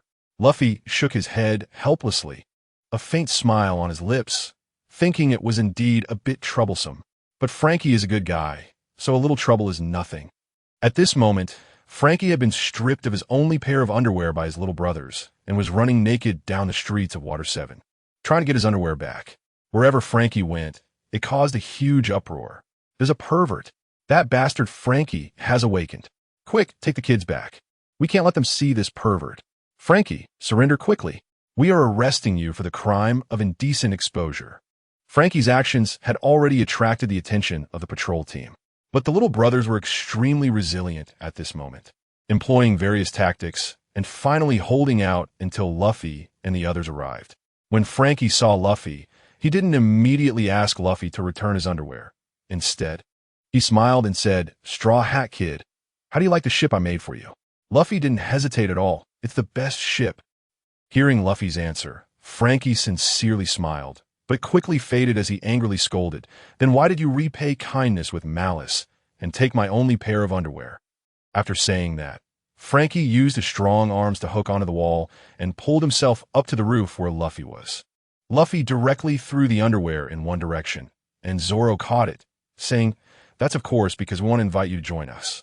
After Frankie chased after it, the underwear was thrown into Sanji's hands. "You know we lack a shipwright. Is there anyone more suitable than you? No one knows that ship better than you," Sanji said while running, then threw the underwear back to Luffy. "I have my reasons for not joining you." Frankie showed a troubled expression, seeming conflicted. Seeing that Frankie still didn't want to, Luffy began to act stubbornly. "I don't care. I must make you my shipwright." "Luffy, since Mr. Iceberg said to use strong measures, then let's just tie him up and take him away." A voice suddenly appeared behind Frankie, startling him. "What did you show up? How did I not notice?" Frankie shouted, patting his chest. Luffy smiled mysteriously and made a seal. "Earth release, trip stone." As Frankie was running, a suddenly protruding stone tripped him, causing him to fall into the mud. "If you don't want to leave, then let me help you leave." Luffy's figure appeared next to Frankie and grabbed his arm. "Tornado lounge chair." Luffy held on to Frankie and began spinning rapidly, quickly forming a tornado on the spot. Adjusting the angle, Luffy threw Frankie who shot off like a meteor towards the shipbuilding island. Luffy came to Luffy's side and patted him on the shoulder. Well done. Shipbuilding island. Frankie fell from the sky. Luffy used his rubber slingshot, and Luffy followed closely with Moonwalk. Luffy stood on the new ship, waving Frankie's underwear, shouting, "Frankie, thank you for making us the ship, but if you want your underwear back, then become my companion." Frankie, however, was unfazed and made a very eye-catching gesture. He shamelessly ran to a huge rock on the coast, struck a signature pose, and proclaimed, "Though a man is naked, his spirit is unyielding, brave as a lion." Fierce and unyielding. As he said this, he seemed to radiate endless light, though it would have been better if he weren't naked at that moment. Luffy didn't care about that. He thought Frankie was particularly manly at that moment and praised him without reservation. This act drew extreme dissatisfaction from Nami, who punched Luffy to the ground, revealing her sharp teeth, saying, "What kind of man is that? He's just a big pervert." But in any case, Frankie's words also conveyed his determination to Luffy. Just when everyone thought the situation was getting more complicated, Robin, who had been silent all along, spoke lightly. "I could give it a try, but it might be quite cruel." Robin took a few steps forward, and her aura began to feel somewhat strange, causing all the men present to suddenly feel a chill.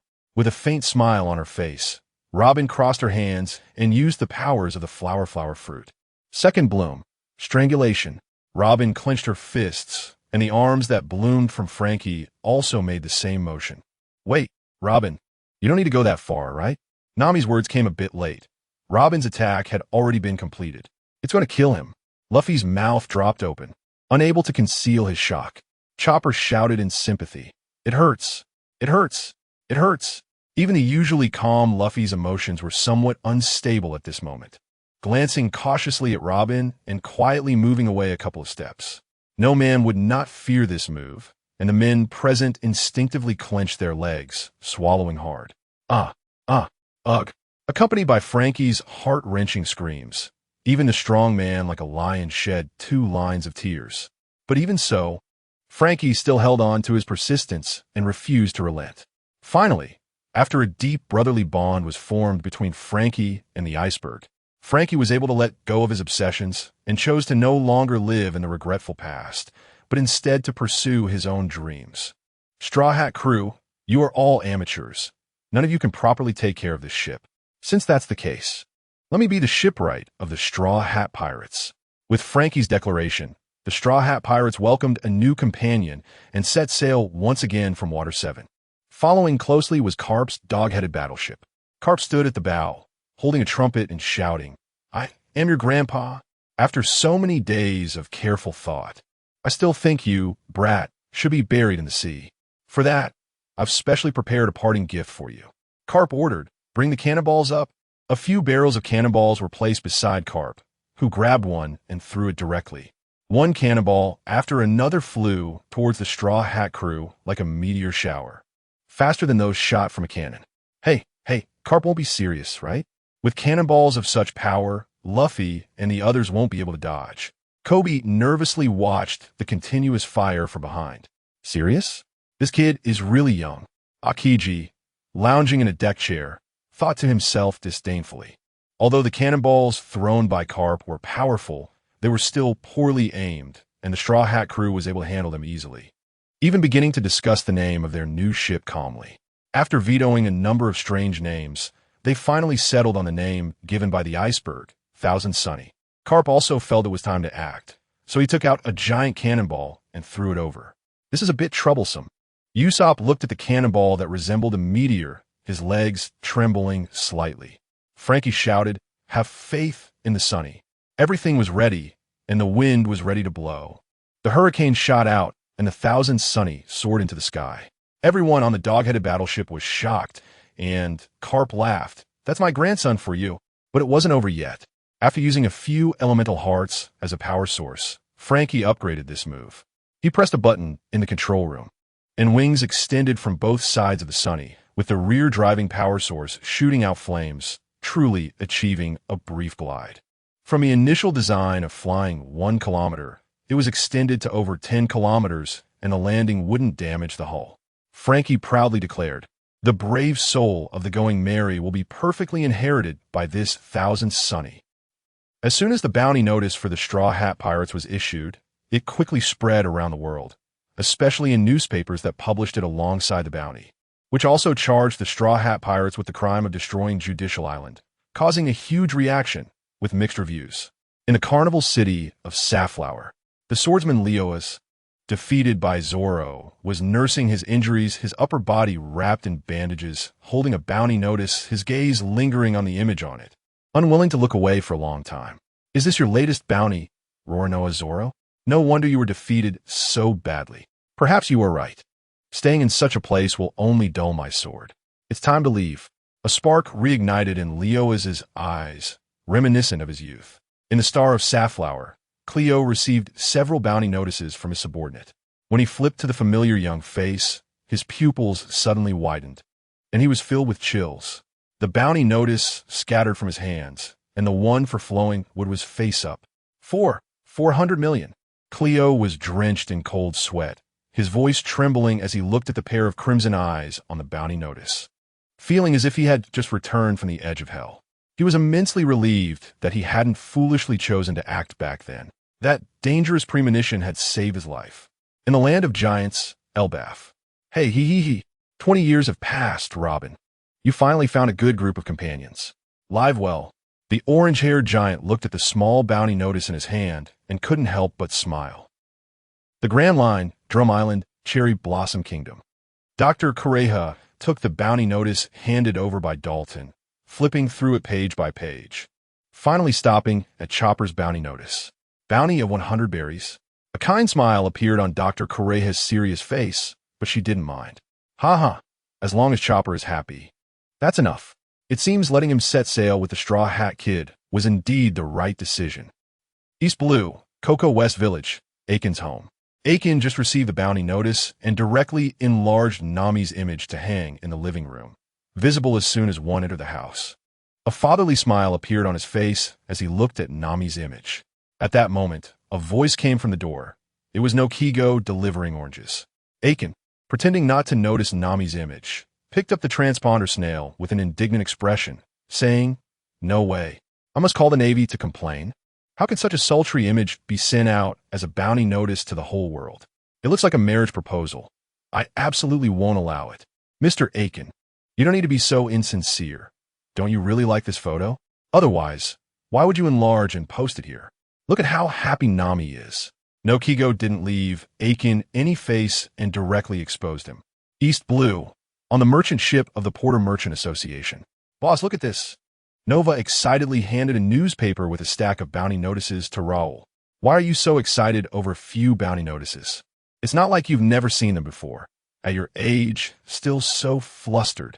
Raoul glared at Nova, but took the newspaper and bounty notices to flip through. At first, he frowned and muttered to himself, "Another group of fierce pirates, destroying Judicial Island. And they are from East Blue." But when he flipped to Flowing Wood's bounty notice, his attitude took a big turn.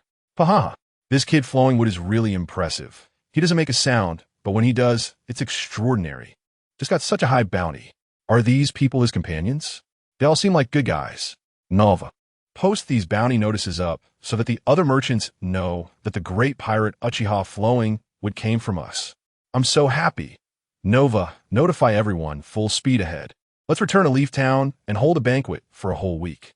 Nova excitedly responded and quickly went to inform the crew on board. What? Those are the brutal pirates who destroyed Judicial Island. Sorry, he's my own kid. He has his reasons for doing this. East Blue, at the Bartai restaurant. A group of pirate chefs surrounded Sanji's bounty notice, cheering. "Oh, it's Sanji. He's finally got a bounty, and it's over 100 million. Amazing. But is that really Sanji? Why does it feel so strange? Isn't it Sanji? Isn't this exactly the same? And the name on the bounty is also Sanji. The one saying this is Patty. That's right, but what's up with this picture? It looks like it's hand-drawn. Doesn't this precisely indicate Sanji's uniqueness? Don't you think so? Chef Zip? Let's post the bounty in the restaurant lobby and tell those guys coming to eat that Blackleg Sanji of the Straw Hat Pirates was once the chef of our floating restaurant Bartai. Even their captain worked here." East Blue, Syrup Village. Miss Kaya, Usopp's three little buddies ran to find Kaya with a bounty for Sniper King. Look, isn't this Captain Usopp?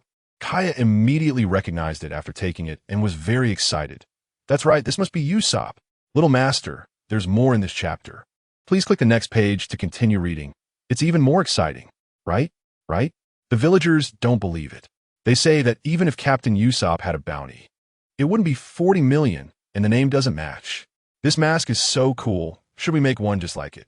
The three little kids chatted back and forth, not noticing Kaya quietly walking away. I must study medicine well, so if Usopp gets hurt in the future, I can help.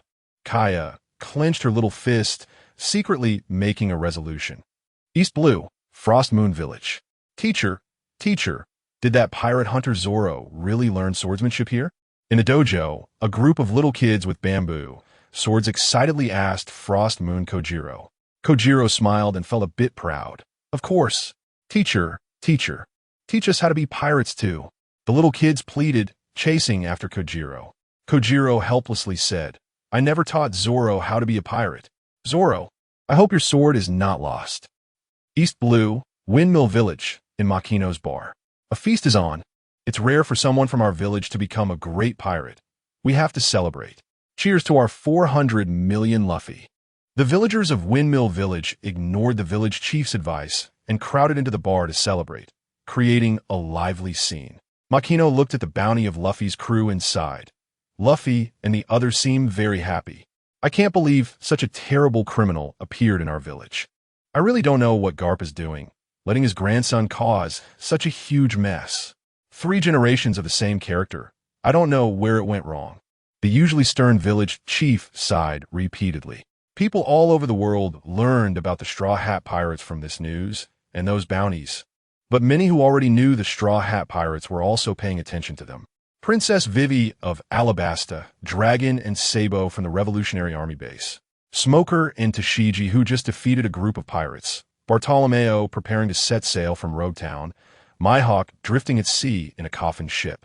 And the red-haired pirates who failed to negotiate with Whitebeard. Some people have also set their sights on the members of the Straw Hat Pirates themselves.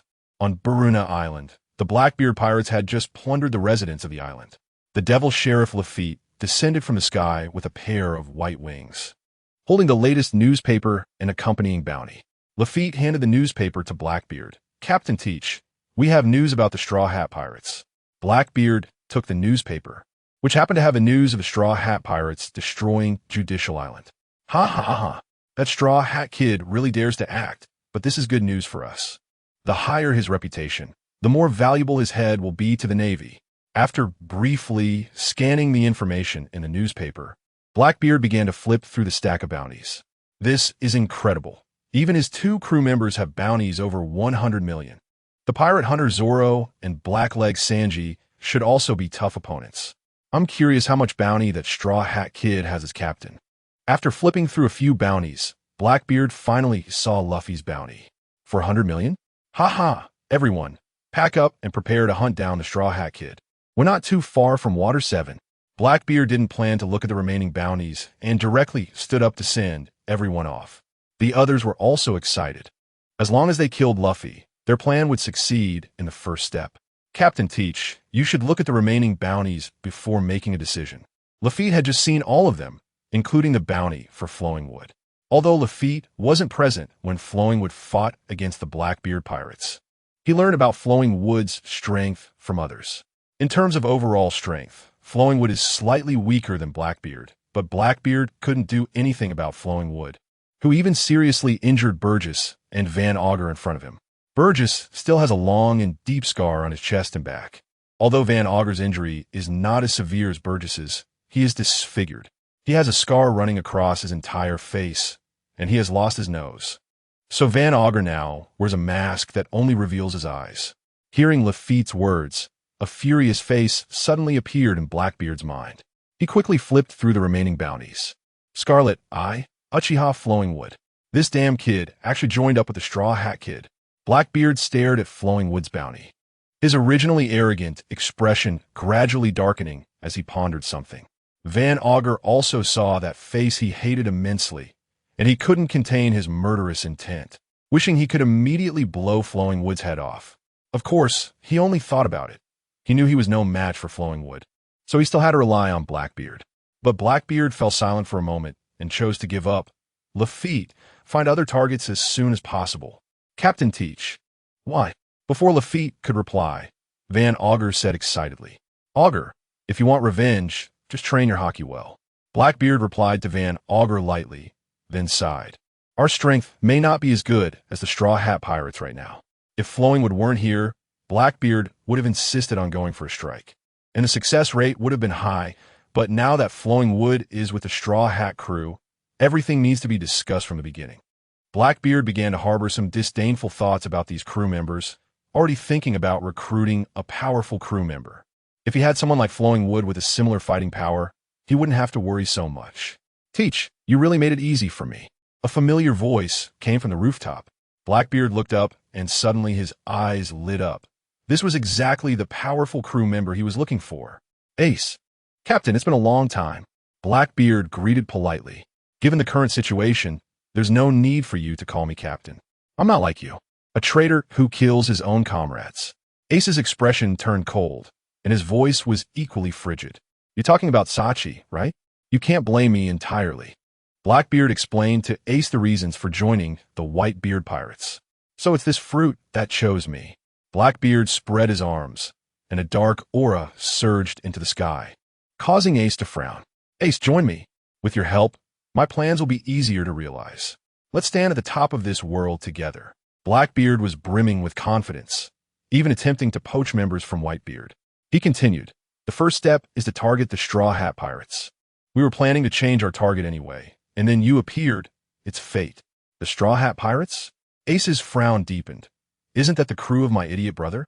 Blackbeard, unaware of Ace's emotional shift, assumed Ace didn't know about the Straw Hat Pirates and explained, it's Monkey D. Luffy, the one who recently destroyed Enies Lobby. There's a guy named Muji on his ship who's quite troublesome, but I believe you can handle it. Ace sneered, you really dare to say that, inviting me to target my brother and my friends. Brother? Friends? Blackbeard was completely unaware of this layer, but he realized his plans were falling apart. Bang! Van Augur saw the negotiation fail and shot directly, but without mastery of hockey, how could he hit the flame-wielding Ace? Hurry and retreat. You aren't qualified to fight Ace yet. Blackbeard hurriedly ordered a few others to back off. Just as the others prepared to retreat, it was too late. Ace lowered the brim of his hat with one hand, a slight smirk on his lips, and the surrounding space seemed to tremble as a powerful pressure radiated outward from him. The four fleeing suddenly faced a massive mental shock. Poison Q and Strong fell first, while Byers and Lafitte swayed and also fainted. Only Van Augur barely withstood it, but he was on his knees, gasping for breath. Teach, is this the crew you found? Not much to write home about. Only one person withstood my conqueror's hockey. Ace jumped down from the rooftop, flames rising behind him, exuding an astonishing aura. Although Ace's conqueror's hockey didn't affect Blackbeard much, he still sensed Ace's strength from this sudden burst of hockey. After all, conqueror's hockey cannot be trained. It only grows stronger with the user's own power. It's truly surprising that since I left the Whitebeard Pirates, your strength has increased so much. Blackbeard showed no concealment of his astonishment. What's wrong, feeling scared? Ace looked at Blackbeard with disdain, but it was too late now. The traitor must pay a bloody price. I'll send you to Sachi to apologize personally. Ha ha. Scared? Don't underestimate me, Ace. Blackbeard suddenly burst into laughter, his dark aura growing denser. I just want you to join me even more. How about reconsidering? Ace sneered, don't dream about it. I'm the captain of the 2nd Division of the Whitebeard Pirates, and the only one who can be my captain is Father. I'll give everything to help him reach the top. As for you, Teach, your pirate journey ends here. Ace's arm bent back, his fist turning into a ball of fire, and he swung it forward. Fire. Fist. A massive flaming fist shot out with intense energy. Be consumed by the darkness. The dark aura surrounding Blackbeard became increasingly agitated, wildly rushing toward the incoming fiery fist, continuously devouring the intense flames. In the end, both the fire and darkness disappeared, with only a slight increase in temperature around. Truly worthy of Fire Fist Ace. Your flames are much hotter than that brat Muji's. I almost couldn't catch that punch, Blackbeard said, grinning. It seems you are determined not to join me. So let's fight. Blackbeard shouted to the still conscious Van Augur. Augur, take those useless ones far away. You can't handle the energy of the upcoming battle. Blackbeard's expression turned fierce. Since Ace wanted to kill him, he had to use all his strength. Ace coldly watched as Van Augur led the others away, not stopping them. As his target was only Blackbeard, the others would be dealt with after he took care of Blackbeard. Ace, do you want to know why I want this fruit so badly? Of course, it's because of the fruit's power. It could be said to be the nemesis of all devil fruit users, due to its endless gravity on the abilities. Blackbeard spoke to himself, then reached out to Ace as a dark vortex appeared. Dark water, a powerful gravitational force precisely locked onto Ace, catching him off guard. The moment they made contact, Ace's expression changed dramatically. It seems you've already felt it. The gravity of the darkness can absorb your fruit's abilities. The moment I touch you, you'll be no different from an ordinary person. Blackbeard laughed maniacally, his hockey-covered fist striking Ace's forehead directly. Ace's body flew back, crashing through an entire building. If he hadn't used hockey to defend just in time, that punch could have cracked his skull. However, the strength of their hockey was about the same, so that punch still inflicted some damage on Ace. Your ability is indeed impressive, but if you can't catch me, it's useless. Ace quickly adjusted, using his hand like a gun to attack Blackbeard. Fire gun. The fiery bullets shot out like tongues of flame, all hitting Blackbeard. Blackbeard yelled in pain while controlling the darkness to devour the burns. Then came another dark water. The powerful gravity locked onto Ace again. Even though this time Ace was a bit farther away and consciously tried to dodge, the gravity could precisely lock onto him, and its overwhelming force made him unable to resist. Only by wrapping hockey around his entire body could he slow down the speed of being pulled in. Taking this opportunity, Ace summoned two flaming long spears and threw them directly at Blackbeard, trying to force him to abandon the attack. But Blackbeard's goal was to catch Ace and deliver another punch. He would never give up, simply manipulating the darkness to devour the two flaming spears embedded in him. Just before Ace was caught, he used Flame Ring, Fire Pillar, consuming the darkness, followed by another hockey-covered punch hitting Blackbeard's forehead. The same method, the same spot. But Ace couldn't evade. Ace flew back once more, while Blackbeard rolled on the ground, burned, until the darkness finally devoured the flames. Ha ha! I forgot to tell you. The gravitational effect of darkness on devil fruit users is dozens of times that of ordinary people. You can't escape from this distance unless you leave now. Blackbeard stood up with a sinister smile. So, Ace, are you really choosing to leave instead of coming to kill me? Running away? What a joke. Ace has never known those two words in his 20-year life. Ace was hit in the head again and staggered slightly before standing up, then showed Blackbeard his choice through his actions. Blackbeard had no other tricks. He used dark water to keep Ace restrained. Although each punch he landed on Ace caused him to suffer several attacks in return, Blackbeard had thick blood, and moreover, the power of darkness devoured his pain. Thus, Blackbeard dragged Ace down to the brink of exhaustion. Of course, the main reason was that Blackbeard kept hitting the same spot. Only by doing so did he have a chance of winning. Ace, I'm giving you one last chance. Leave or join me, or you'll have only one outcome, Blackbeard said, looking at the staggering Ace. In truth, he was also panicking inside. Although he had thick blood, he couldn't withstand so many attacks, and his remaining strength was very limited. This statement was merely bluster. But who was Ace? Even if he could see Blackbeard's state, he would never run away. I said I would send you to repent before Sachi. Ace's right hand began to accumulate the power of flames, his gaze unwavering. Moreover, I will only help Dad. The one who will become the Pirate King must be Whitebeard. Ace gathered all his remaining strength, creating a massive orange-red fireball that resembled the sun in his palm. Flame Emperor. At this moment, Blackbeard was forced to use all his power, forming an incredibly evil and gigantic black hole. Boom! The sun-like scorching flames collided with the endless power of darkness, and the terrifying energy waves swept across the entire small island, destroying the town completely. As the stirred-up dust gradually settled, both Ace and Blackbeard lay on the ground with their eyes rolled back, a battle without a victor. Moments later, the only one conscious, Van Oka, quietly approached with a pair of sea prism stone handcuffs. The battle of flames and darkness on Barona Island did not attract much attention, and Luffy was completely unaware of this event happening far away. The Straw Hat Pirates were currently reveling in the joy of just boarding their new ship. After successfully escaping from Karp, they once again let the Sunny fly in the air to experience the thrill of flight. After all, the Heart of Elements could automatically generate energy. As long as the output power was slower than the energy generation speed, it was fine. The only thing that would be consumed was the power source for the wind propulsion, Coke. Fortunately, they had enough stock to indulge a little. Oh wow, this is amazing. Luffy, Usopp, and Chopper, the trio of shock, huddled at the railing, overlooking the sea from hundreds of meters in the air, their 6 eyes bursting with dazzling light. The order of stacking from bottom to top. Usopp, Chopper, Luffy. The others were also very excited, even though the flying height wasn't very high. But this was a ship. In their understanding, besides the flying pirate crew of Captain Shiki, no other ship could fly into the sky. Moreover, Shiki relied on his own fruitability, not the ship's functionality, so the Thousand Sunny could truly be called the first flying ship. This was just one of the advantages of the Sunny, its wonders. I will explain to you one by one, Frankie said as he started dancing again.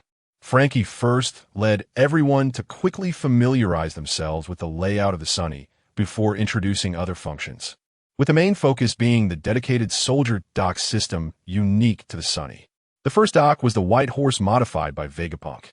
The second dock was the procurement ship Mini Mary crafted by Frankie, designed to commemorate the Going Merry.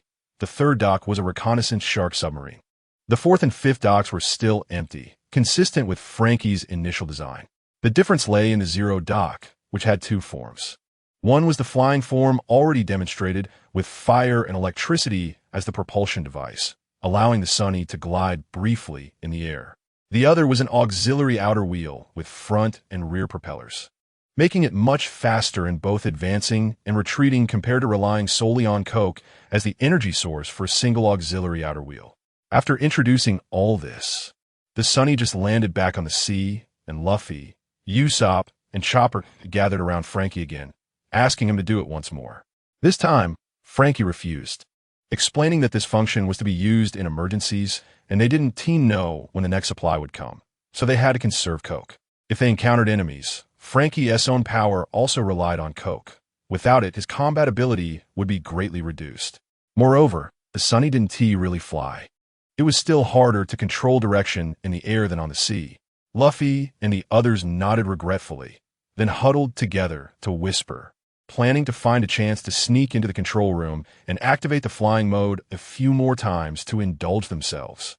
However, their open discussion was clearly disregarding the others, and, as the top dog of the Straw Hat crew, Nami would certainly not let them off easily. With 3 punches, Nami knocked out the trio, who had a combined bounty of 460,100,000 berries in an instant. You guys need to reflect well when there's no danger. You are the danger, Nami shouted angrily. Even after punching them, she was still not satisfied. We're very sorry. We know we were wrong. The 3 quickly expressed that they wouldn't mess with the control room, but what they actually thought was known only to the 3 of them, especially Luffy. A typical case of I was wrong, but I will make the same mistake next time. The general functions of the Sunny were these, of course. It was also equipped with several types of weapons, but there was no target to demonstrate now, so they would have to wait for another opportunity. Frankie brought this up, and as soon as weapons were mentioned, the 3 instantly revived, pestering Frankie to show them. Usopp and Luffy hugged Frankie's legs, while Chopper jumped directly onto Frankie's head, entering a spoiled mode. Everyone covered their faces in helplessness and waved their hands, signaling Frankie to go along with them, or it would never end. Frankie led everyone to the deck at the front of the ship, right behind the lion's head, but it was completely empty. There were no weapons in sight. Frankie smiled wickedly and pressed a spot on the railing, causing 3 holes to open up on the deck. Then a mechanical sound came out, and 3 technologically advanced cannons slowly rose, their barrels extending out over the ship. So cool. The trio's eyes turned starry, and each chose a cannon to start fiddling with. Usopp had the highest talent in this regard and quickly mastered the usage method, adjusting the cannon to aim at a large bird passing overhead. The sound of electricity was heard, and a bolt of lightning shot from the cannon, hitting the large bird accurately. Luffy was stunned, his mouth wide open. But he didn't forget to catch the bird before it fell into the sea. Sanji, we can have a feast today. Luffy tossed the large bird to Sanji and then asked Usopp for the usage method. Usopp, needless to say, first boasted a bit before helping Luffy and Chopper successfully fire the cannonball. The three of them were having a blast, and as they passed by various creatures of the Sunny, none could escape their fate. Some were electrocuted, some were scorched, and the luckiest ones were frozen. But the outcome was the same, just the timing of death differed. This chapter isn't over. Please click the next page to continue reading. While the three were enjoying themselves, Liubmu was staring at the surface of the sea in front of them. Liubmu silently appeared behind the three as a big fellow was coming, just in time to see your performance. The three had already grown accustomed to Liubmu's sudden appearances and did not react much. But they were very interested in the big fellow Liubmu mentioned. Before long, a bizarre sea king surfaced. It had a tiger's head, a fish's body, a snake's tail, and 2 claws at the front. Its size was about the same as Umi. Liubmu had no intention of contracting a new spirit beast, and this sea king was not even close to Umi in appearance, which left Liubmu utterly uninterested. With such a large target, the three had decent aim, but these cannons were not meant for such giant creatures. The flames, ice, and lightning merely tickled it, inciting its desire to attack instead. Just as Zoro and the others were preparing to take action, Frankie held them back. Just in time, let you see the strongest attack of the Sunny. Frankie entered the control room and started operating. The lion head of the Sunny opened its big mouth, extending 4 cannon tubes, 1 large and 3 small, with the 3 smaller tubes perfectly surrounding the larger one. Soon, the cannon began to accumulate energy, beeping away fire energy fully charged, lightning energy fully charged, frost energy fully charged, cola energy fully charged. Everything was ready. Lion's roar cannon max, fire. 3 elements surrounded a thick laser cannon and shot out, instantly piercing through the body of the Sea King. Then the corpse of the Sea King was dragged forward by the Sunny. The Devil's Triangle, a must-pass area of the Grand Line, is often shrouded in thick fog, with countless ships disappearing here over the years. The reason being the world's largest pirate ship, the terrifying 3-masted ship, Thriller Bark. Few know that one of the 7 warlords of the sea, Gecko Moria, is here. His goal is to use the powers of the Shadow Fruit to create a powerful zombie army, and once he has accumulated enough strength, he will lead the zombie army to the New World to take revenge on Kaido. For this purpose, Moria and his subordinates have been here for over a decade. In the center of Thriller Bark is a European-style castle, where Moria and his subordinates reside. In one of the castle's halls, Moria's subordinates, the 3 freaks, are gathered. The so-called genius surgeon, Hogback, was sitting in his seat, getting a bit impatient because Absalom had gathered them without explaining the reason. Absalom, just say what you want. Sindori is still waiting for me in my lab. If you delay my research, you can wait for Lord Moria as punishment. Hogback said with a harsh tone. You've been researching for over 10 years. You one team missed this little time? Absalom teased first, then explained. I've already notified Lord Moria. Just wait a bit longer. He should be waking up soon. Ha ha. The ghost princess Perona floated in the air with a small parasol, one hand holding a plush bear. Absalom, what is going on? Why did you wake up Lord Moria early? If you can't satisfy Lord Moria, you're done for. Can you just sit still? You're making me anxious, Absalom said irritably, looking at the floating Perona. Since you're anxious, I'll let you calm down, ha. Perona covered her mouth and laughed, then activated her fruit ability, causing 4 little ghosts to float out from her body. Negative. The little ghost didn't say anything else, lining up and swaying. Perona, what do you want? Absalom looked at the 4 little ghosts, countless bad memories flashing his mind, his expression instantly changing as he hurriedly shouted, Please, no. You. Sorry, being alive really is a hassle for you. Before Absalom could finish his sentence, the little ghost passed through his body, causing him to kneel down in despair. Perona, you bastard. Absalom had just regained himself when he was met with a second little ghost. This is so embarrassing. I think I shouldn't have been transformed into a lion. A cat would suit me better. After Absalom's moment of despair, he was furious and wanted to vent his anger on Perona. You better stop. Women should act a bit gentler. Absalom pointed his rocket cannons at Perona. No one would like a woman as bad as you. Ha ha ha. Hearing Absalom's words, Perona's laughter turned a bit lower. The unique laughter echoed in the hall, a familiar sound that sent chills down Absalom's spine. Daring to say such things in front of Perona, Absalom's fate was sealed. The four little ghosts lined up and took turns passing through Absalom's body. Bastard. I was wrong. Sorry. Absalom kept getting up and kneeling down, repeating himself, making Hogback, who was watching the show, burst into laughter. His original irritation alleviated significantly. Hiss. Perona found Hogback's laughter too harsh, so after directing the little ghosts through Absalom, they continued through Hogback. I'm really sorry. I shouldn't be alive in this world. In an instant, the three freaks under Moria, two were kneeling on the ground, while Perona floated in the air, letting out a devilish laugh. Ha ha ha. Perona, stop playing. A sound of chains clashing came from the ceiling of the hall, and a giant coffin slowly descended. The lid already opened, revealing Moria lying inside, his eyes already open. Lord Moria. The previously arrogant Perona now respectfully saluted Moria, also retracting the four little ghosts. Absalom and Hogback finally felt relieved and also respectfully saluted Moria. But their eyes were glaring fiercely at Perona. Perona stuck her tongue out at the two, made a face. What can you do to me? Absalom, you can speak now. Moria didn't pursue the matter of being woken up early. He knew Absalom wouldn't be so careless. Absalom directly placed the Straw Hat Pirates bounty notice on the table and gave a brief introduction. Things are like this.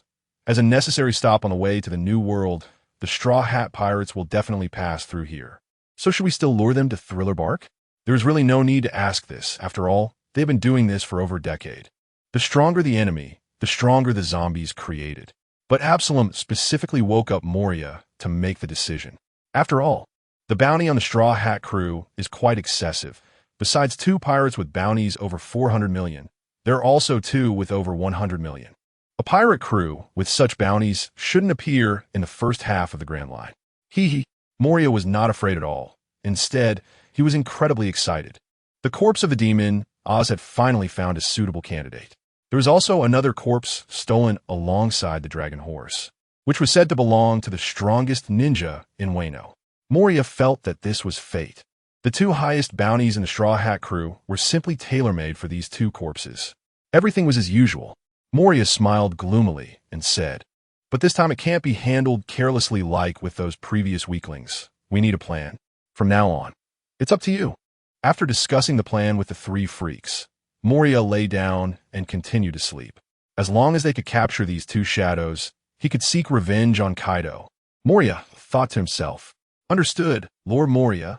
The three freaks watched as the coffin slowly rose. The meeting ended, and Perona and Hogback returned to their respective quarters, leaving Absalom alone. Absalom suddenly pulled out a bounty notice from a pile, staring excitedly at the image on it. This woman, I must make her my bride. News and bounty notices about the Straw Hat Pirates were flying all over the world. However, the Straw Hat crew themselves didn't pay much attention, simply sailing the Thousand Sunny towards the direction of the record pointer. During this time, they encountered a group of arrogant bounty hunters who wanted to make a name for themselves using the Straw Hat crew's high bounties. However, they overestimated their own strength. Before the four major combatants even warmed up, the bounty hunters were all sent flying. Besides that, there were also occasional sea kings that attempted to attack the Thousand Sunny. But of course, they ended up in Luffy's stomach. Thus, the peaceful and leisurely sailing life quietly passed, and the Thousand Sunny gradually approached the treacherous Devil's Triangle, though the Straw Hat crew remained oblivious.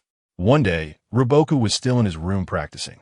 After so many days, his control over chakra had improved, and it seemed that a special kind of power had appeared within his chakra. Could this also be related to the development of life energy? Roboku had no clue, but it was ultimately a good thing. He didn't care where this special aspect came from, as long as it was developed well. The others were also just like usual, playing, fooling around, and training. Frankie, similar to Roboku, had locked himself in the research room, not knowing what he was tinkering with. With a do not disturb sign hanging at the door. In the small garden of the Thousand Sunny, Nami was trimming the branches of the orange tree with a pair of scissors, while Robin was watering the flowers with a watering can. As the only two girls on the ship, they naturally spent a lot of time together. After finishing these tasks, the long-waiting Sanji approached them. "Miss Nami, Miss Robin, you must be tired after busying yourself for so long. Is there anything your knight can help you with?" Sanji said, spinning a few times like a ballet dancer before stopping in front of them and bowing slightly. "Then prepare 2 cups of juice and some snacks. Robin and I will sit in the aquarium for a while," Nami said without hesitation. "Thank you." Robin smiled with her eyes narrowed. That casual smile was filled with an intellectual charm. "Leave it to me. It is my honor to serve you," Sanji said very gentlemanly as he escorted the two to the aquarium, then hurried into the kitchen on the upper level. Preparing food for beautiful ladies requires careful selection. Sloppiness is not allowed. This is one of Sanji's mottos. Sanji's actions were completely in the eyes of Luffy, Chopper, and Usopp, who were fishing. The three were originally playing on the swings, even holding a competition, who could swing and fly the farthest. They were having a great time, repeatedly breaking the records set by the previous person. However, due to Luffy's last launch crashing hard into the Thousand Sunny, if it weren't for the ship being sturdy enough, it would have definitely been damaged. So Nami rushed up and strongly prohibited the three from causing destruction. Luffy getting hurt was no big deal, but the Thousand Sunny getting hurt was a serious problem. The three realized that they couldn't break Luffy's record, and continuing to play was boring, so they suggested going fishing. The moments when no fish were biting were the most boring, and seeing Sanji acting like a lovesick fool, Luffy suddenly started to imitate him. "It is my honor to serve you." Luffy suddenly stood up, mimicking Sanji's movements and tone as he spoke to the other two. "Haha, Luffy, you mimic him too well." Chopper and Usopp laughed so hard at Luffy's imitation that they didn't even notice when the fish started biting. Once the imitation started, it just couldn't stop. The three took turns mimicking Roboku's signature movements and expressions, even giving each other feedback. "Usopp, your tone is wrong. Roboku should say it like this." Luffy pouted, finding it troublesome. "Oh, it's exactly the same. Is there a trick to it?" Chopper and Usopp looked at Luffy with admiration.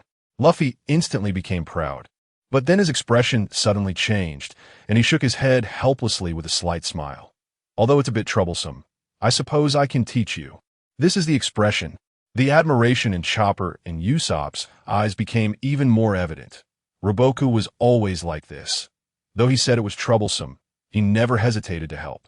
Then the three continued to imitate others, and if there were a Best Imitation Award, it would definitely be Luffy without a doubt.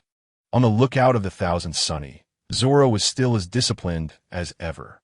Even after taking over Roboku's lookout duties, he still didn't forget to exercise, constantly swinging the dumbbells. These dumbbells seemed to have a few more weights than when he was in Water 7. The lookout was directly above where Luffy and the others were fishing, so their voices clearly reached Zoro's ears. "Do you want to fight?" "Green algae head," Usopp said fiercely with a nasty tone. "Am I scared of you?" "Colorful Kappa." Chopper's face was twisted, pressing his face against Usopp's. "Ha ha ha, great improvement. But your expressions are still not fierce enough. It should be like this." Luffy transformed into an imitation expert, teaching them with words and actions. "These little bastards." Zoro's mouth twitched slightly, and the veins on his forehead bulged, feeling an impulse to throw down the dumbbells in his hands. But in the end, he held back, focusing his attention on the distant sea surface, ignoring the three below. Suddenly, a floating wooden barrel on the sea caught Zoro's attention. He put down the barbell, picked up the telescope nearby, and clearly saw the three words on the wooden barrel that were exposed above the sea. "Sea God." "Hey, Luffy," Zoro shouted down. "The barrel over there says Sea God. Should we fish it up and take a look?" "Sea God." Hearing these two words, Luffy's adventurous spirit was instantly ignited, and he directly used his rubber slingshot to fly next to Zoro and snatch the telescope. Where is it?" Luffy searched around with the telescope and quickly spotted the target. "Oh ho, it must be the Sea God's treasure." Without hesitation, Luffy stretched out his arm to grab the floating barrel and then pulled it back to the Sunny. "Treasure, treasure." Luffy hugged the barrel with great expectation, but when he saw the words on it, His expression immediately fell. What the heck? It's just a sacrifice to the sea god. Let's throw it away. As he said this, Luffy was about to throw the barrel back into the sea when Zoro stopped him. Wait a minute, since it's a sacrifice, there must be wine and food, right? We went through the trouble to fish it up. We can't just not open it and see. If we're not satisfied, we can throw it back later. Food. Upon hearing the word food, Luffy gave up on throwing the barrel back into the sea. I wonder what delicious food is inside. In the meantime, Luffy had already lifted the lid of the barrel. But inside there was neither the food Luffy wanted nor the fine wine Zoro desired. Instead, at the moment the lid was lifted, a bright red signal flare shot out from the barrel, catching Luffy, who had his face close to the barrel opening, off guard. Luffy's whole face was stained black, and he opened his mouth to spit out 2 puffs of black smoke. The loud noise naturally attracted the other crew members from the cabin. As they just arrived on the deck, they heard Luffy's furious voice. Hey, Zoro. Without even washing the black soot off his face, Luffy angrily pointed at Zoro. Did you not say there was food? How come there's nothing? Just a firework. How would I know? It said sacrifice to the sea god on it. I was expecting a few bottles of good wine. Zoro, not believing in evil, turned the barrel upside down, and aside from some dust, nothing came out. There really is nothing. Zoro's tone was somewhat reluctant as he pouted. It seems it really is a firework barrel. It's not strange for rituals to include fireworks. Hey, no matter how you look at it, that's not a firework. Usopp commented from the side. Firework? Was that sound just now a firework? Why was there only one bang? The few who had just arrived on deck were still unaware of what had happened when Nami curiously asked, Luffy, why didn't you say you wanted to set off fireworks? I can make them for you. Cannons are no problem, let alone small fireworks. I'll make sure you have enough. Frankie also misunderstood, thinking that Luffy had really set off a firework. Really? I want a supersized one. Luffy was no longer angry and leaned closer to Frankie with his blackened face. Puffed. Nami couldn't help but laugh when she saw Luffy's appearance. Luffy, you can't even set off fireworks? How'd you get your face all dirty? Huh? Luffy completely failed to notice his current appearance and thought he had just gotten some dirt on his face, so he wiped it with his hands, which only made it look more ridiculous. The Sunny was immediately filled with laughter. Robin, covering her mouth to stifle her laughter, quietly brought a mirror in front of Luffy. Ha ha ha. Luffy didn't care much about his appearance. Looking at his comical self in the mirror, he not only didn't get angry, but even started laughing at himself. After laughing, Usopp suddenly remembered the serious matter. That was definitely not a firework. It was a signal flare. Usopp hurriedly moved the barrel over and recounted what had just happened, confidently stating that it was a signal flare. Upon hearing Usopp's words, Robin's expression suddenly changed. After 20 years of living in hiding, she was very sensitive to this, and she cautiously looked around. Nami, standing next to Robin, quickly noticed Robin's unusual behavior and asked, Robin, what's wrong? Even if it's a signal flare, you shouldn't be this tense. Only after not finding any suspicious places did Robin relax. She realized she had overreacted, and besides, she had her companions around her. Even if they were being targeted, they could face it together, so there was no need to be so tense. Robin shook her head, indicating she was fine, and then told everyone that this barrel might be a trap, and perhaps someone was watching the Straw Hat Pirates from the shadows. No need to worry, I've already activated my Sharingan to check around, and I didn't find anything unusual. Ruboku, who had been silent, suddenly spoke up. My Sharingan can see farther than a telescope. Since Ruboku said there was no danger nearby, everyone felt less worried, and the matter of the signal flare was soon brushed aside. However, even Ruboku did not realize that those targeting the Straw Hat crew did not need to come close to observe. They only needed to wait at a crucial point along the route. This signal flare merely served as a warning. On a terrifying 3-masted ship a distance away, the 3 freaks received the message that the signal flare had been activated right away. The guests are arriving soon. As the hosts, we must treat them well. The faces of the 3 freaks all showed sinister smiles. After sailing for a while, Nami furrowed her brow, feeling the unusual humidity in the air. Everyone, hurry up. A storm is coming soon, and it's going to be a big one. Nami instructed the others. Luffy, you go. Nami, the Sunny has more capabilities than just this. Frankie, hearing Nami's normal command, realized she had overlooked the functions of Sunny. That's right. Nami clapped her hands together, suddenly remembering that this ship was not an ordinary one. The zero frequency is specifically designed to deal with situations like this. Frankie, go to the control room and take the helm. Everyone else quickly lower the sails. We need to go full speed ahead. Nami commanded with enthusiasm. It must be said that the weather in the Grand Line is more changeable than a woman's mood. Even though Nami detected the signs immediately, they still couldn't escape in time. Just as everyone was folding the sails, the winds began to howl, and torrential raindrops started to fall, hinting at an increasing intensity. However, once the auxiliary outer wheel and rear thruster were activated, the Sunny broke through the barriers of wind and rain, swiftly sailing away from the storm-swept sea area. Following the guidance of the recording pointer, they entered a foggy sea region. As everyone sensed the eerie atmosphere around them, they knew they had arrived at that Devil's Sea area. Ooh. Usopp, is this the Devil's Triangle that Granny Kokoro talked about? Chopper gulped and moved closer to Usopp, trembling so much from fear that his teeth were chattering. But Chopper had picked the wrong person. Usopp was in even worse shape than Chopper. Chopper was only trembling his teeth, while Usopp was shaking all over.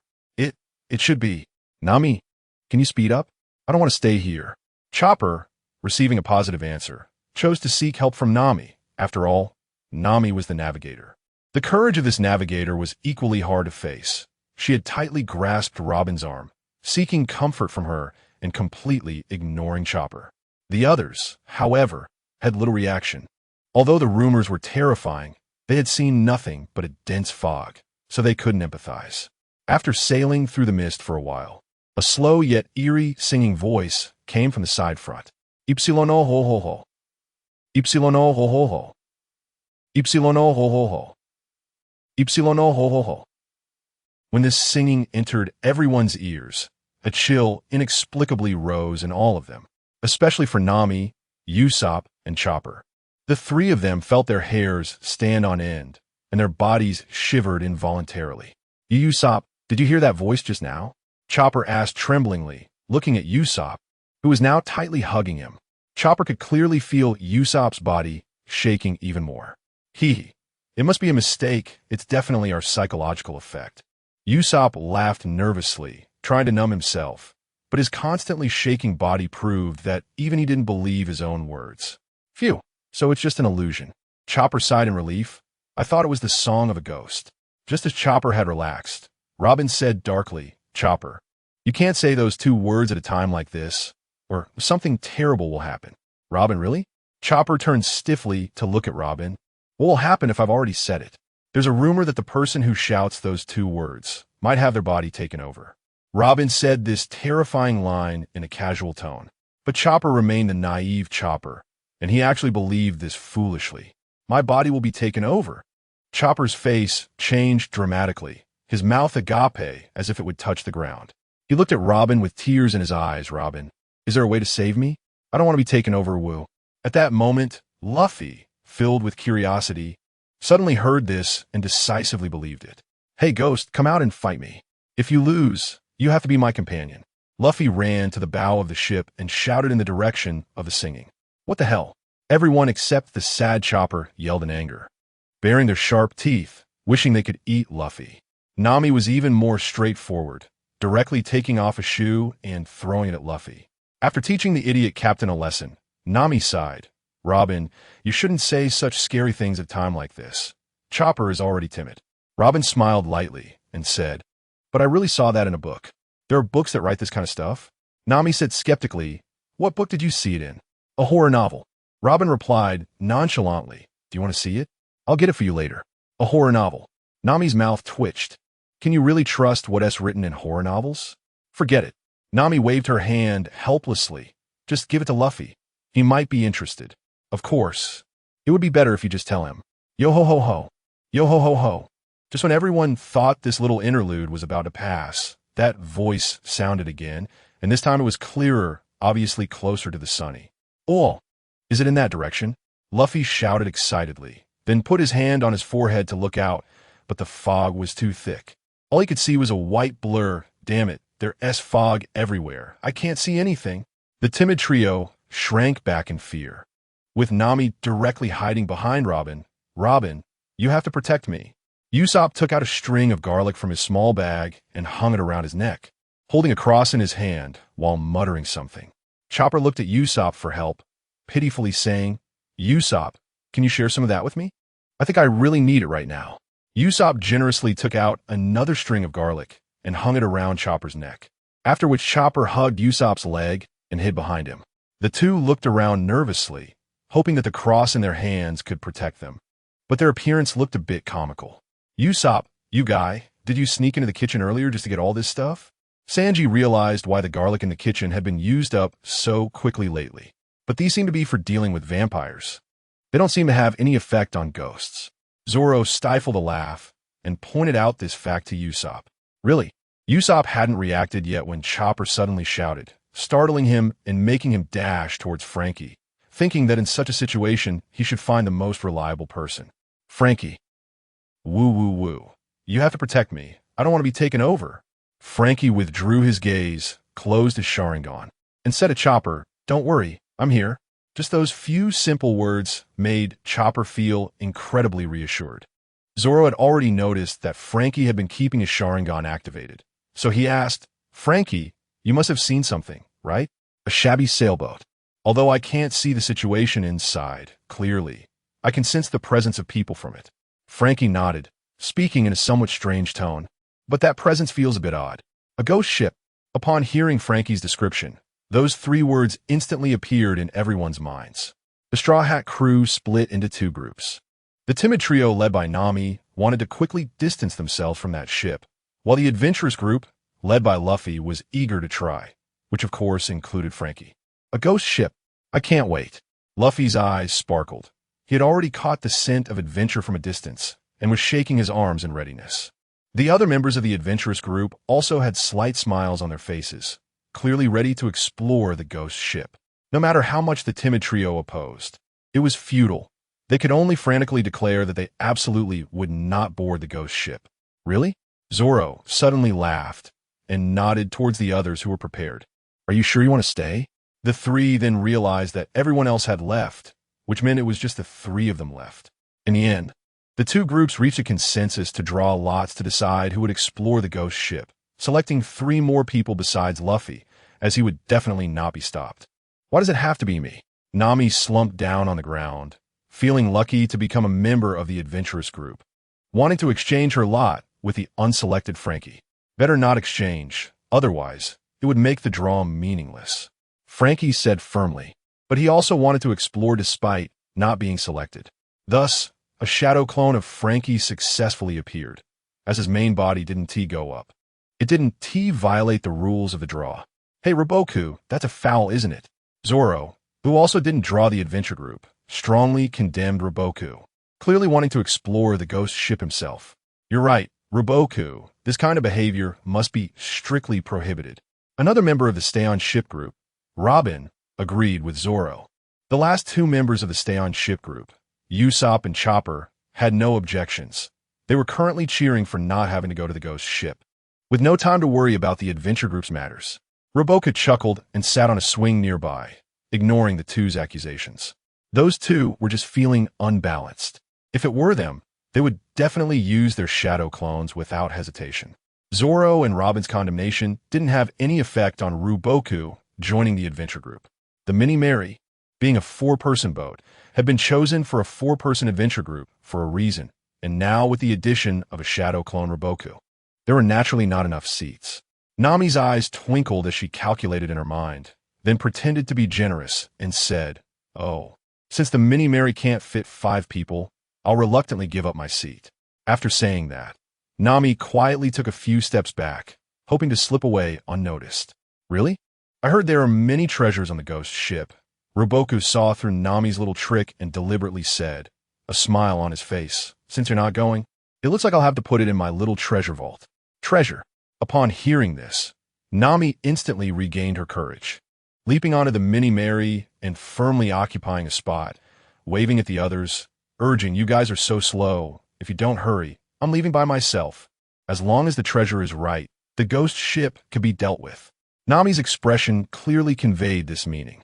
Thus, the four of them set sail on the Mini Mary towards the ghost ship, with Roboku following behind, stepping lightly. Although Roboku could have gone ahead. Since it was a team adventure, team spirit should be upheld.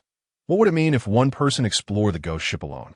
Of course, it was mainly Luffy's strong insistence. He thought of this and didn't let Roboku fly over directly. After a few minutes of sailing, the Mini-Mary finally approached the ghost ship that Roboku had seen. It was a dilapidated two-masted sailing ship, much larger than the Sunny, and it was ancient, at least several decades old. Climbing aboard the ghost ship using a grappling hook, Luffy couldn't wait to search for signs of ghosts, running around the deck and shouting, Where? Where were the ghosts? The others also began to explore the ghost ship. Nami originally wanted to head straight for the cabin to look for treasure, but she wasn't blinded by greed. She was just surveying the ghost ship, planning to wait for the others to deal with the so-called ghosts before going in, as no one was competing with her. Roboku, where exactly are the ghosts you mentioned? I haven't found anything. Luffy ran up to Roboku after searching fruitlessly. At this moment, Roboku had a strange expression, his eyes fixed on a tuxedo-wearing, frizzy-haired skeleton in the corner of the deck. Since boarding the ship, Roboku's target had been this, but without having seen it before, he didn't know it was a skeleton. The skeleton was leaning against the mast, completely still. If Roboku hadn't sensed a life force from it, he would have thought it was just an ordinary skeleton. Although he didn't understand why the skeleton remained motionless despite seeing so many people, Roboku saw Luffy running up to him and getting so close that it hindered his observation of the mysterious creature. He directly pushed Luffy's face away, saying, I never said there were ghosts here, just that the aura feels a bit strange. Then where's the aura you sensed? We found nothing except for that skeleton. Sanji, holding a cigarette, also came over to Roboku. At this time, Sanji noticed that Roboku seemed very interested in the skeleton and teased. Could it be that the aura you mentioned is that skeleton? Hearing Sanji's teasing tone, Roboku just smiled and looked at Sanji, everything unspoken. Could it be that I hit the nail on the head? Sanji exclaimed, his mouth agape, and his cigarette fell directly to the deck. Even Frankie, who had been watching from the sidelines, was shocked. Hey, Roboku, you must be joking, right? That skeleton looks like just an ordinary skeleton. Not ordinary at all. Nami, having watched Roboku stare at the skeleton for so long, naturally grew curious and noticed some clues. An ordinary skeleton couldn't keep its clothes so clean and tidy, and it definitely couldn't have such frizzy hair. Frankie looked at the skeleton and found that Nami was indeed right, saying so made a lot of sense. And this was truly a super discovery. As expected of Miss Nami, your analysis is spot on. Sanji transformed into a sycophant, unabashedly praising her, which everyone had grown used to and ignored. After hearing so much, even Luffy, however naive he was, began to realize, his eyes sparkling as he looked at the skeleton. A living skeleton, that's interesting. Seeing that he was completely exposed, Brooke stopped pretending and stood up, very excitedly saying, Yo-ho-ho-ho. I was so rude earlier.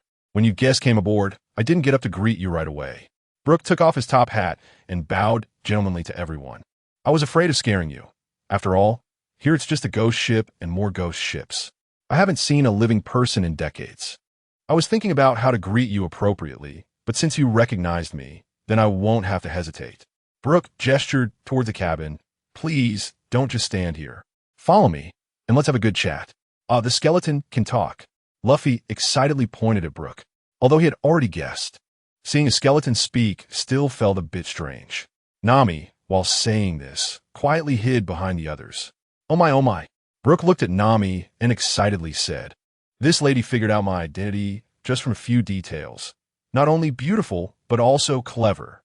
Brooke watched as Nami slowly approached. Whenever I see a beautiful lady, I can't take my eyes off her. Though I'm just a skeleton, I don't have eyes, yo-ho-ho-ho.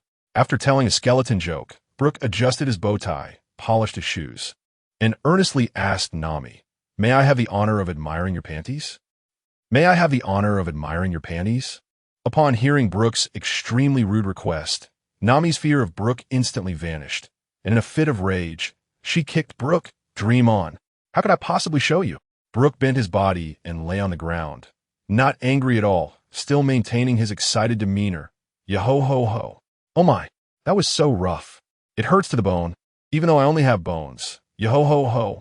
Brooke slowly got up, continuing to tell his unique skeleton jokes. "Shut up, you perverted skeleton." Nami gritted her teeth and let out an angry roar, then crossed her arms and turned her head away, puffing her cheeks and complaining about why such things could happen in a place like this. "Ha ha ha, this skeleton is really interesting." Seeing the interaction between Brooke and Nami, Luffy pointed at Brooke and laughed out loud. Sanji then remarked, "Why can a skeleton's head also get a bump?" Frankie and Luffy nodded in agreement. "Do you poop?" Luffy asked something astonishing, not knowing what kind of train of thought led him to ask that question. "Are you an idiot? Is this really the time to ask such a trivial question?" Sanji shouted at Luffy, baring his teeth. "There are so many other questions to ask." "No, actually I'm quite interested in this question too," Frankie suddenly said, who had been silent. Logically speaking, with just bones left, he shouldn't have any digestive organs, so he shouldn't be able to excrete. But if that's the case, he also shouldn't need to eat. So where does he get his energy from? As a man who could modify himself, it was normal for Frankie to be curious about this aspect. "Well, actually I'm not much different from a normal person. I can eat, drink, excrete, and sleep," Brooke said, taking a sip of the brewed tea, though he didn't know where the tea went. "Of course, because I'm just a skeleton, I need to supplement a bit more calcium. Milk is great, but there isn't any milk here." "Naruhodo," Luffy exclaimed, clapping his left fist against his right palm, looking enlightened, then turned to Frankie and asked, "Hey, Frankie, did you bring any milk? Come on, don't treat me like a treasure chest, okay? Besides, I'm just a clone," Frankie bitterly complained. Ever since Luffy discovered that useful items could often be pulled from Frankie's scroll, he had developed a habit of asking Frankie for anything he wanted. And usually, Frankie would have prepared some of those items in the scroll for emergencies, which made Luffy accustomed to this. But this time, it was unfortunate. The shadow clone of Frankie had not brought the original scrolls, so he couldn't meet Luffy's needs. Luffy didn't mind and took 2 big steps forward to Brooke, asking seriously, "Are you a musician? I heard you singing." "Yes, I'm a musician," Brooke answered directly. "Haha, that's great. I've been wanting to find a musician. How can a pirate ship not have a musician?" With a positive response, Luffy laughed heartily. "Hey, no way." Seeing Luffy's reaction, the others began to guess what Luffy was about to do. Nami still held on to a glimmer of hope, wishing Luffy wouldn't go that route.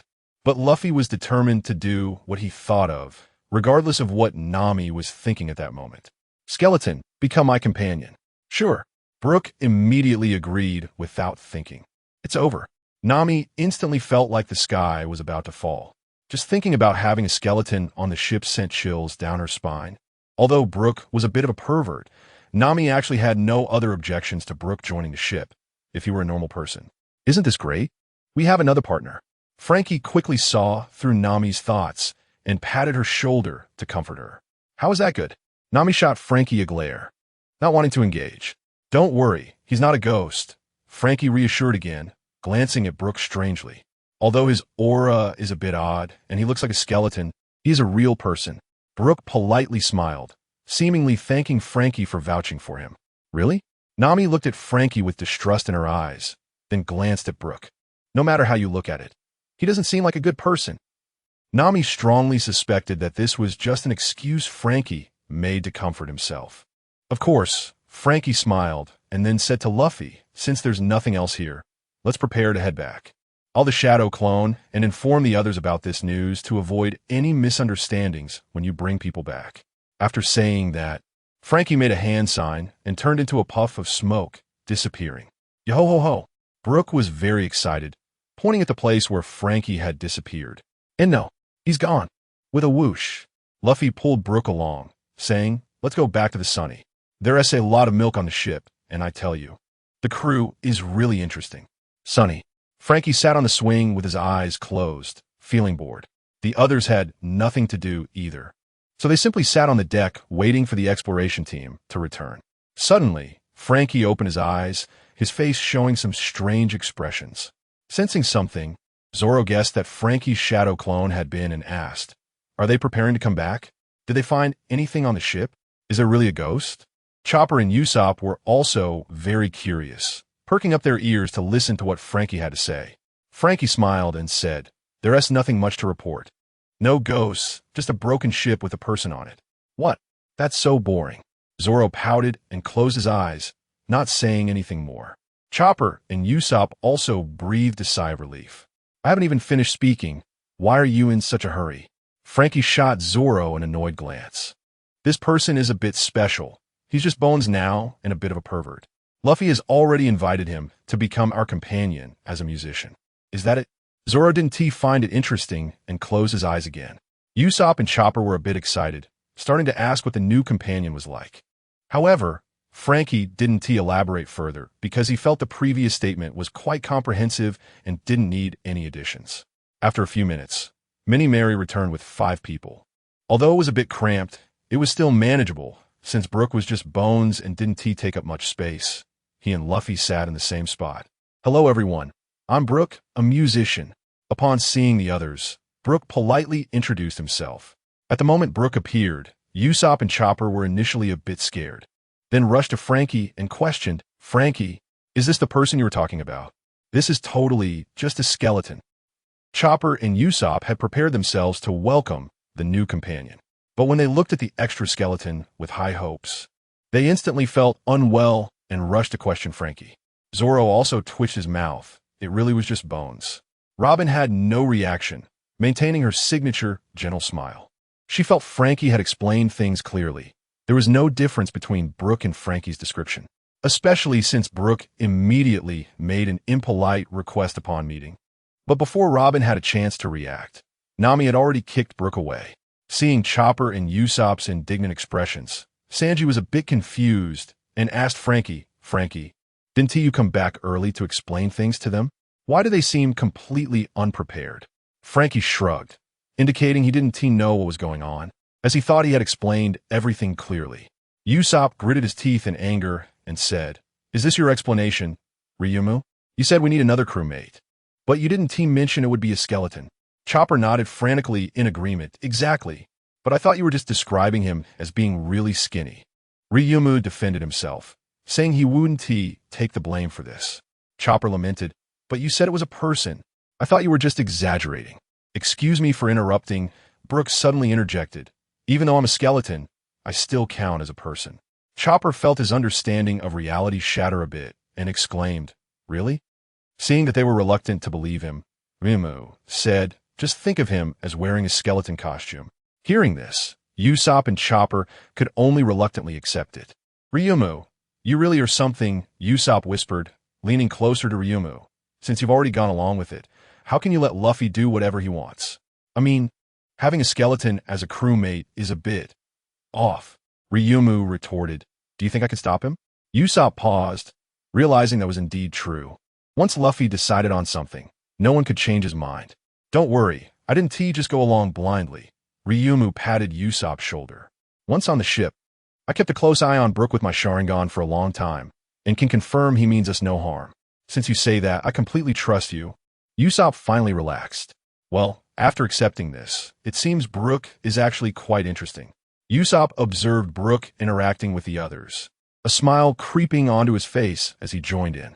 Although Brooke was just a skeleton, the Straw Hat crew held a banquet to celebrate his arrival after coming to terms with it. Originally, there were only 2 peculiar eaters at the table. One was the gluttonous Luffy, who possessed an unbeatable digestive ability, able to eat while sleeping and other unique eating tricks. As long as Luffy was around, anyone who wasn't careful could have their food snatched away, and if they ate slowly, they'd end up with nothing. The second was the little foodie Chopper, whose small body had a big appetite, often eating himself into a ball. He didn't have Luffy's unique digestive ability, but he still couldn't control his mouth. Now there was a third, the gentlemanly Brooke, who usually gave off a refined impression. Even when asking a beautiful woman to show her panties, he was polite about it. However, at the dining table, Brooke completely dropped his manners. Farting and burping became common occurrences, making everyone want to give him a whack. But this is what being crewmates is about, tolerating each other's little flaws. Brooke was also one of the few who could naturally fit into the Straw Hat crew without being assimilated by Luffy. No wonder these two hit it off immediately. During the banquet, the crew learned about the reason behind Brooke's unique body. The Yomi Yomi Nomi fruit allowed the user to return to life after dying. But before that, it made them a sitting duck. However, Brooke, the unfortunate fellow, had been lost for a year, and by the time his soul found his body, It had already rotted into a skeleton. In the Sunny's dining room, the Straw Hats were happily celebrating, unaware that not far from the Sunny, several floating white ghosts were cautiously approaching, trying to enter the ship. In a room of the thriller bark, Perona lay quietly on a princess bed, surrounded by various stitched dolls. The animal zombie captain, Kamashi, was being used as a pillow by Perona, too scared to move. Ha ha ha. Successfully controlling the small ghost to enter the Sunny's cabin, Perona felt a hint of disdain rise within her. This is a pirate crew with a bounty over 1 billion? They're not that impressive. They're just like regular pirates who can't even notice my presence. Lord Moria is being too cautious, only letting me monitor them. But it seems I can have some fun with them first, haha. Though she thought this, Perona didn't make any extreme moves and remained vigilant as she slowly approached, eventually attaching the ghost to various spots on the dining room walls to begin monitoring the Straw Hats' actions. Is this the captain of the Straw Hats? How is he so high in bounty when he acts like an idiot? One of the ghosts looked at Luffy, who was sticking chopsticks up his nose, deepening its contempt for him, and shifted its attention to the other person it was instructed to pay special attention to, Ryumu. But before she could focus on him for long, she felt she was being locked onto, making her quickly merge with the painting she was attached to, not daring to move the ghost even a little. Although Ryumu could use chakra for sensing, he generally didn't do so he didn't notice the ghost approach. He instinctively felt something was off when the ghost entered the Sunny, but upon looking around and not finding anything, he dismissed it. However, just then, Ryumu suddenly felt someone watching him. This time, he couldn't treat it as just an illusion. He quickly activated his chakra for a wide-range scan. As soon as he did, he discovered some things had entered the Sunny and were surrounding everyone. Ryumu wasn't sure what the presence he sensed was, but it was certainly not human. Moreover, this aura was somewhat similar to Brooke's, or more accurately, it was between the aura of a normal person and the one he was sensing now. Are there really ghosts? Ryumu's expression turned odd, but at this point, he couldn't care about scaring the others. He randomly grabbed a few forks from the table, infused them with chakra, and threw them towards the strange auras. You've been exposed, Perona exclaimed in shock. She hadn't expected her ghost form to be detected. She hurriedly commanded the small ghost to scatter and raised her vigilance level against Ryumu. In the castle of the thriller bark, Perona, regaining consciousness in her original body, suddenly sat up, cold sweat pouring down her forehead. Lady Perona, what's wrong? You look a bit unwell, Kamashi, seeing Perona's state, asked with concern. What should have been a normal question turned into irritation for Perona due to his rough voice. Shut up, Kamashi. I told you not to speak. As soon as you open your mouth, you become unlikable. I'm so sorry. Lady Perona, Kamashi quickly apologized. But this made him speak again. And even as he hurriedly covered his mouth, it was too late. Perona kicked him out of the bedroom. In the large room, only Perona and the scattered dolls remained. Sitting on the bed, Perona muttered to herself, I can't believe it. Even the captain of the Straw Hats didn't notice my ghost. It was that guy named Uchiha Ryumu who found me. To know about the pirates' encounter in the past, it's never been discovered that hidden ghosts exist. Generally, it's just Perona who finds it fun to let the ghosts out to scare people. As a result, this time, after monitoring for just a short while, she was discovered. However, clearly before being noticed, the ghost had successfully infiltrated. It was only when it wanted to observe Uchiha Ryumu closely that it was suddenly found out. Uchiha Ryumu, worthy of being a man whose bounty is the same as the captain's while being a crew member, might be even more dangerous than Monkey D. Luffy. Perona couldn't help but exclaim, then laughed heartily. Fortunately, she hadn't exposed her abilities yet, so there was still a chance. Suddenly, she thought of something. Since her ghost was discovered, there was no reason for Absalom, who had always relied on the transparent fruit, to not be discovered. That guy Absalom was not reliable. Relying solely on zombies probably wouldn't work either. She needed to inform Lord Moria that the previously set plan needed slight adjustments, especially targeting Uchiha Ryumu. Talking to herself, Perona floated in the air, preparing to head to Moria's resting place. However, she needed to remind Absalom first not to rely on the transparent fruit's ability to run into the Straw Hat crew and get himself killed. As Perona flew, she changed direction again. In the Sunny's dining room, the forks thrown by Ryumu, aside from pulling the little ghost out, didn't cause any harm to it since these ghosts are immune to physical damage. However, after being discovered, Perona didn't stay any longer and quickly controlled the little ghost to leave. Unfortunately, it was unavoidable that when the little ghost appeared to leave, it was still seen by the other members of the Straw Hat crew. "Hey, ghost!" the timid trio screamed. Luffy, excited, wanted to catch a ghost to play with, but of course he failed. The insect net he took out went right through the ghost's spirit body, leaving him watching helplessly as the ghost departed. Although Zoro and the others were surprised, they didn't react much beyond their shocked expressions. However, the original timid trio should have changed their name. With the addition of a skeleton, they became the Fearful Four. So scary, so scary. I'm the most afraid of ghosts. Brooke, after seeing the ghost, immediately hid under the table, trembling. Rumu found it increasingly strange. Were these little ghosts really the kind of ghosts he imagined? However, since Rumu had never seen a real ghost, he naturally couldn't distinguish, but he still had to give a warning. Everyone, be more vigilant. These little ghosts are probably not simply here as guests. Rumu looked seriously at everyone. We might be being targeted. Zoro immediately put away his playful expression and asked, "Rumu, did you discover something?" Rumu shook his head, not having any actual findings, but he felt that something was off.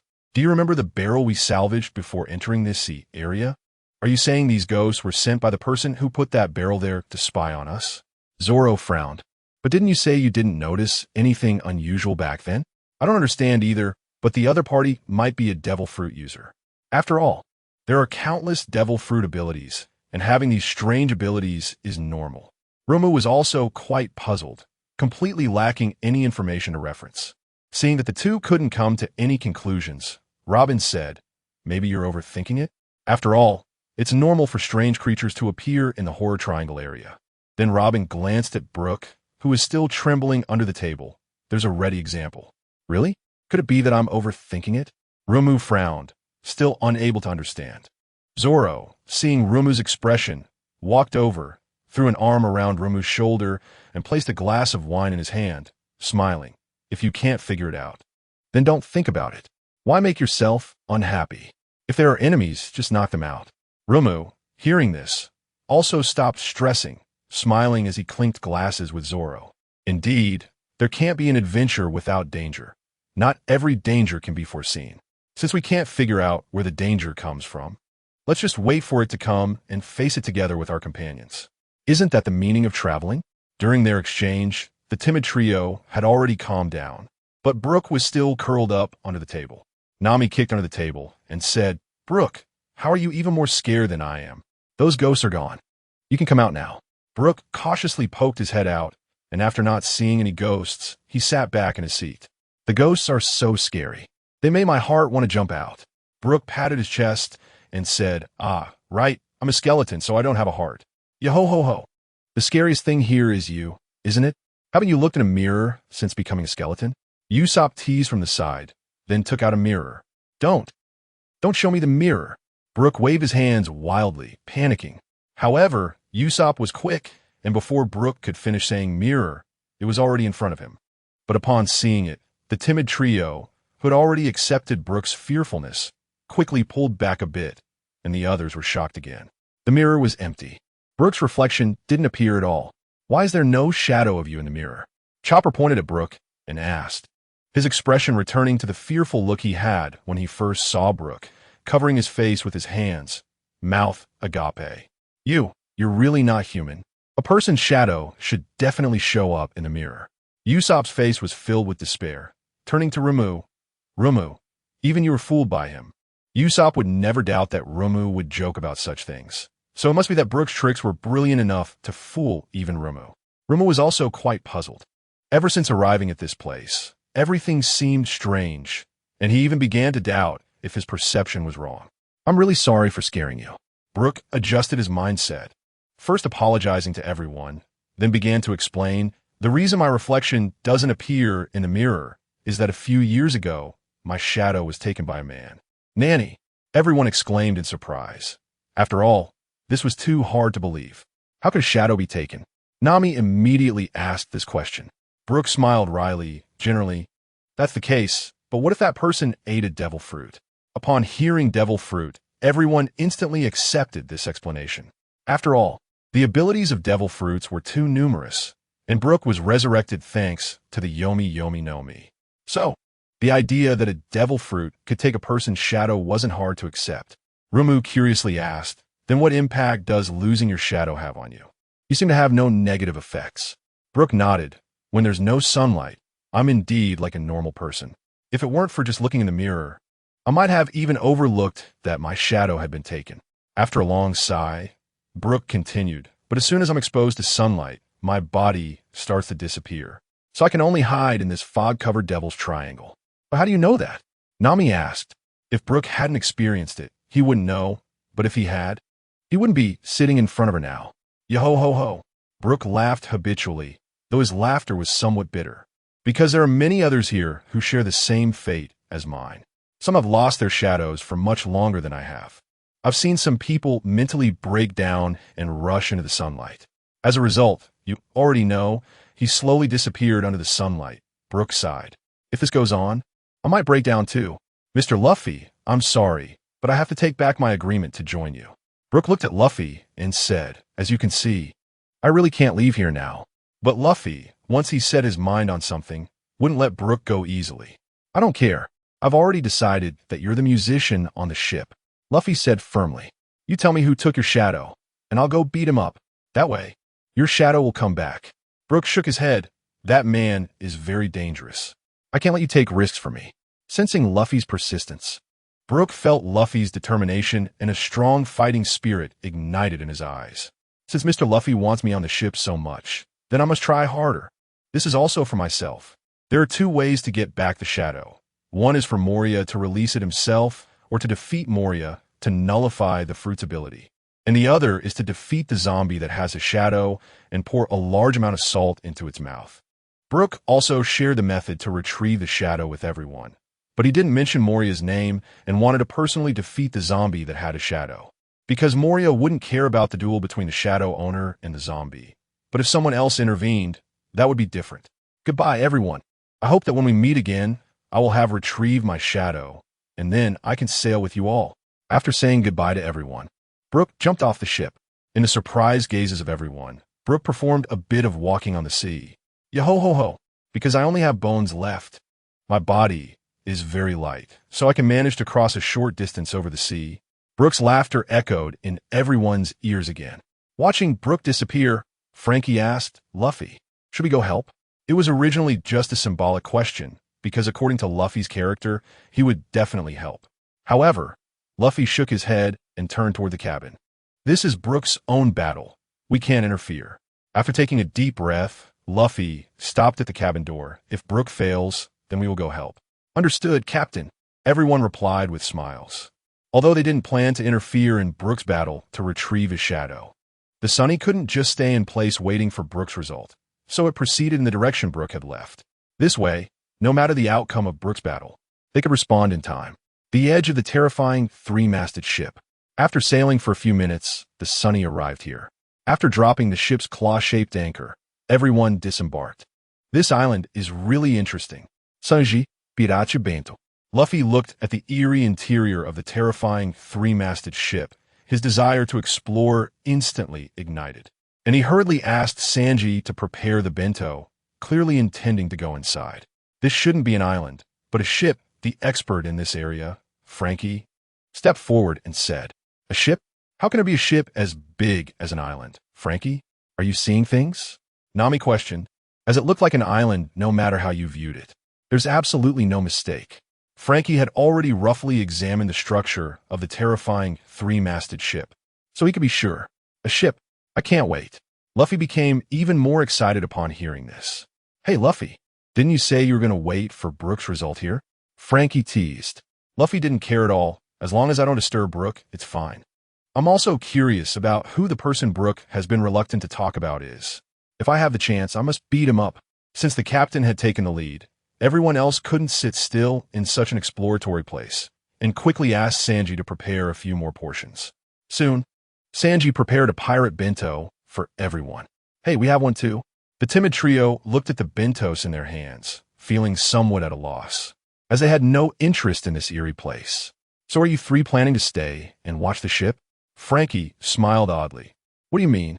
Hearing Frankie's words, the timid trio looked at everyone in confusion, and then they realized that everyone except them was ready. If they didn't follow, they would be left behind to watch the ship. And being left in such an eerie place was something the three of them would never agree to. However, when they glanced inside the terrifying three-masted ship, the eerie atmosphere was even denser. Just then, a gust of cold wind blew, making the three of them shiver and their skin crawl. Impossible. There's no way I'm going in there. I'm really sorry, but I suddenly got a disease that prevents me from boarding the island. I'm afraid I can't accompany you. Nami pretended to be weak, holding her forehead, and looked at everyone with a pitiful expression. And it would be best if you leave someone behind to take care of me. Miss Nami, let your knight protect you. As soon as Sanji heard this, he hurriedly handed his bento to Luffy and didn't plan to explore anymore. Nami is the most important. Since Nami was sick, Sanji wouldn't leave her side for anything. Sanji truly showcased his double standards when Usopp used this excuse to avoid going on the island. He didn't believe him at all.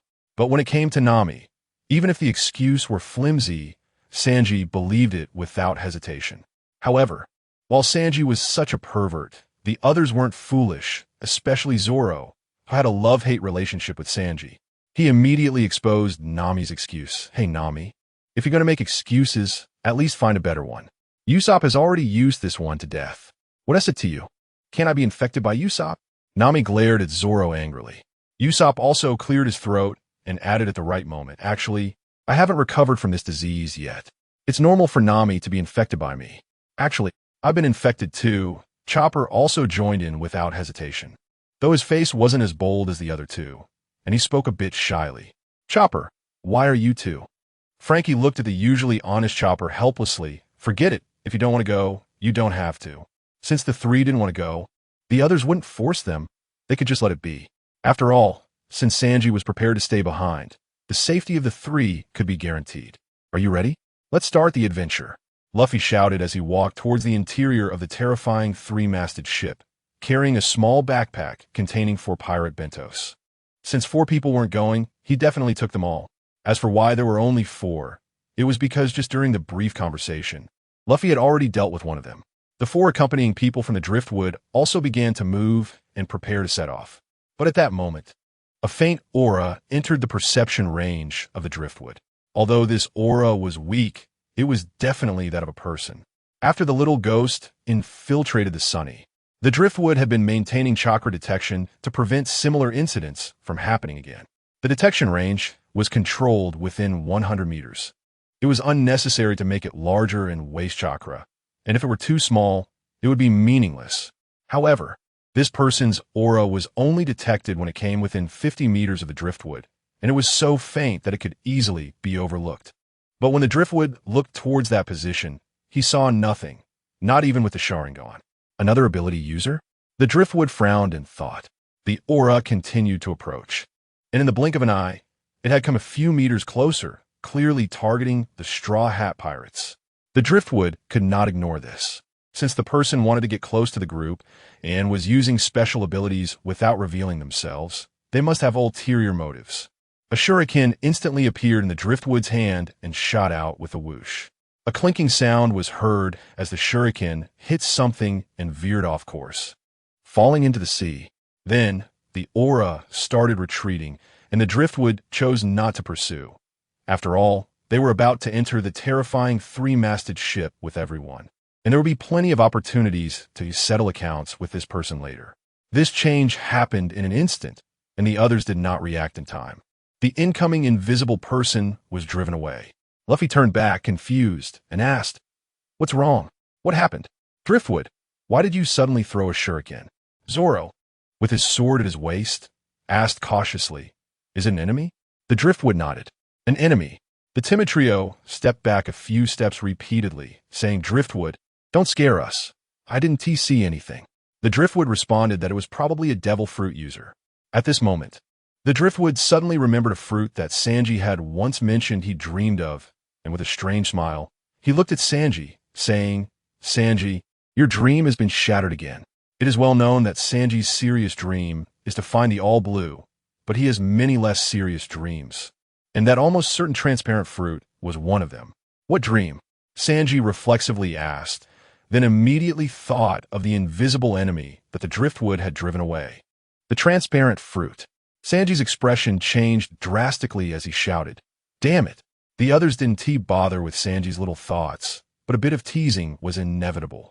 And of course, Zoro's teasing was the most soul-piercing.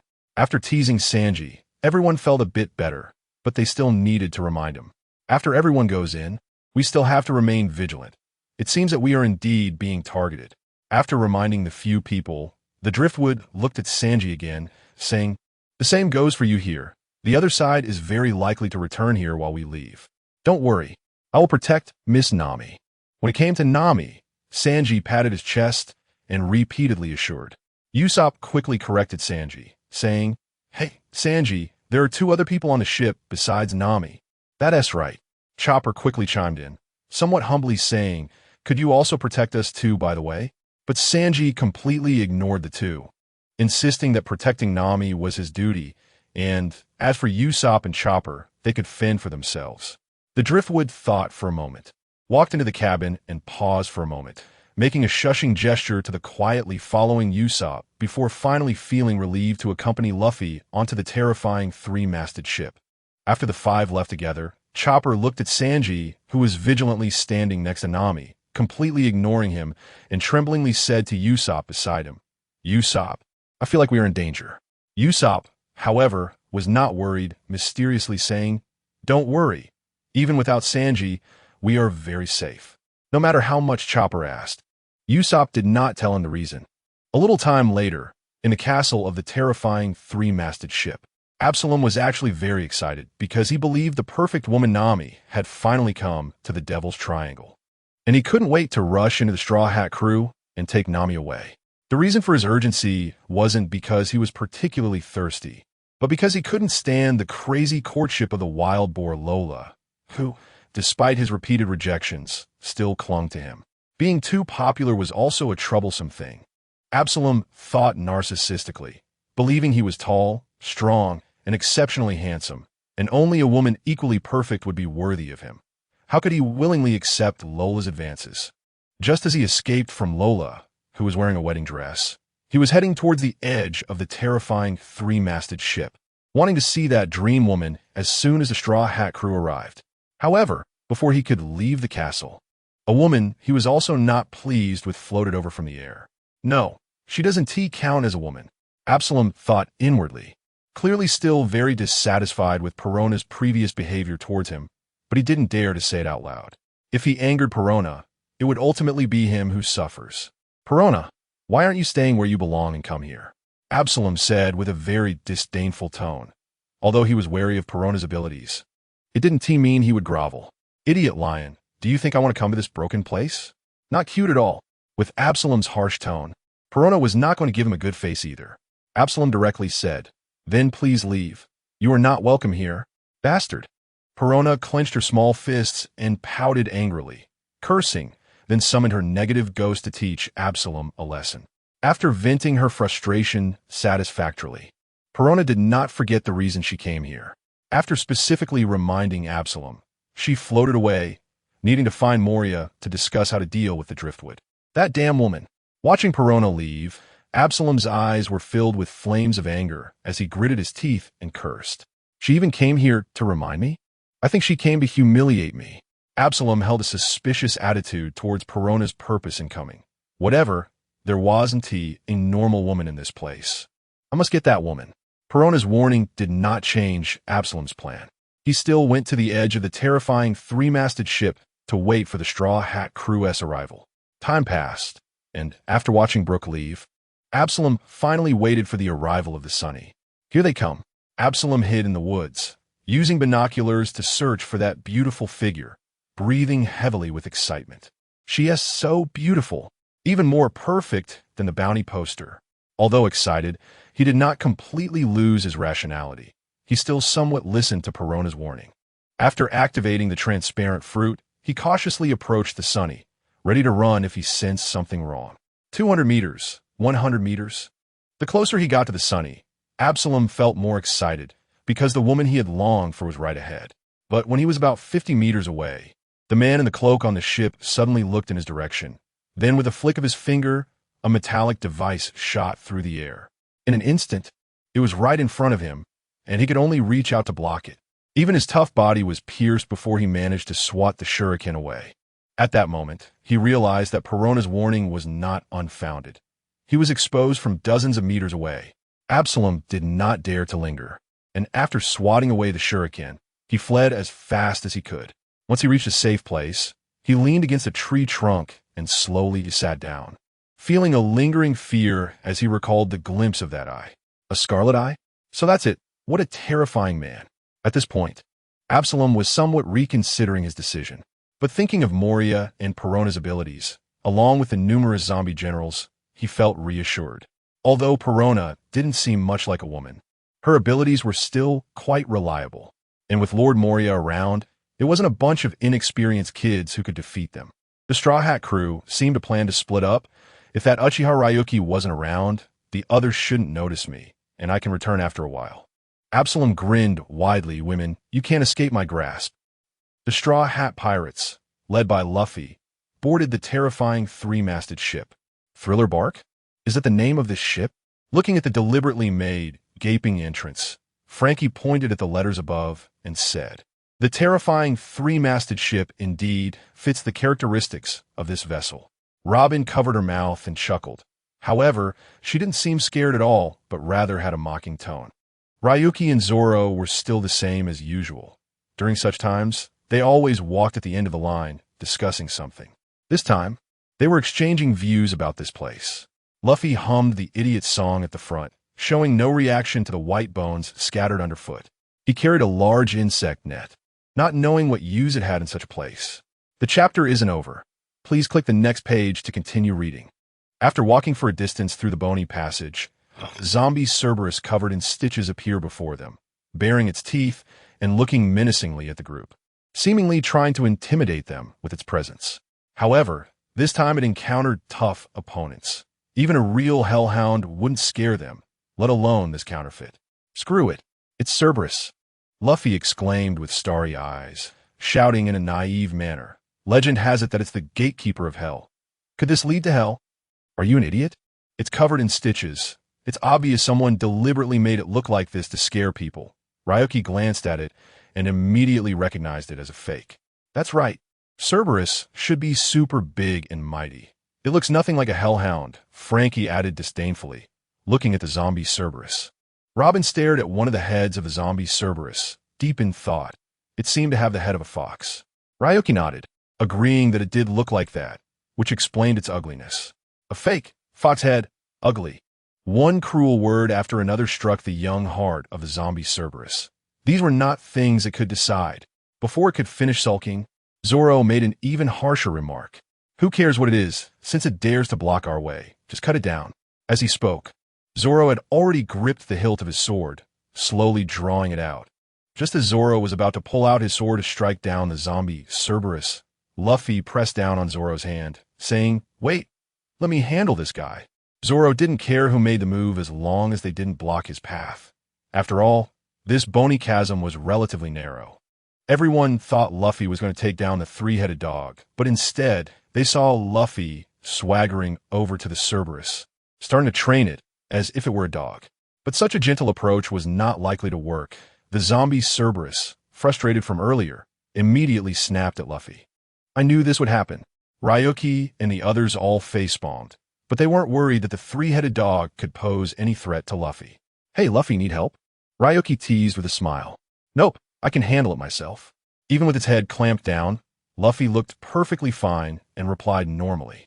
Without much effort, he freed himself from the Cerberus's mouth, gently praising it. Good boy, but in an instant he changed his expression, jumped up, and punched the Cerberus directly into the wall. You bastard. How dare you bite me?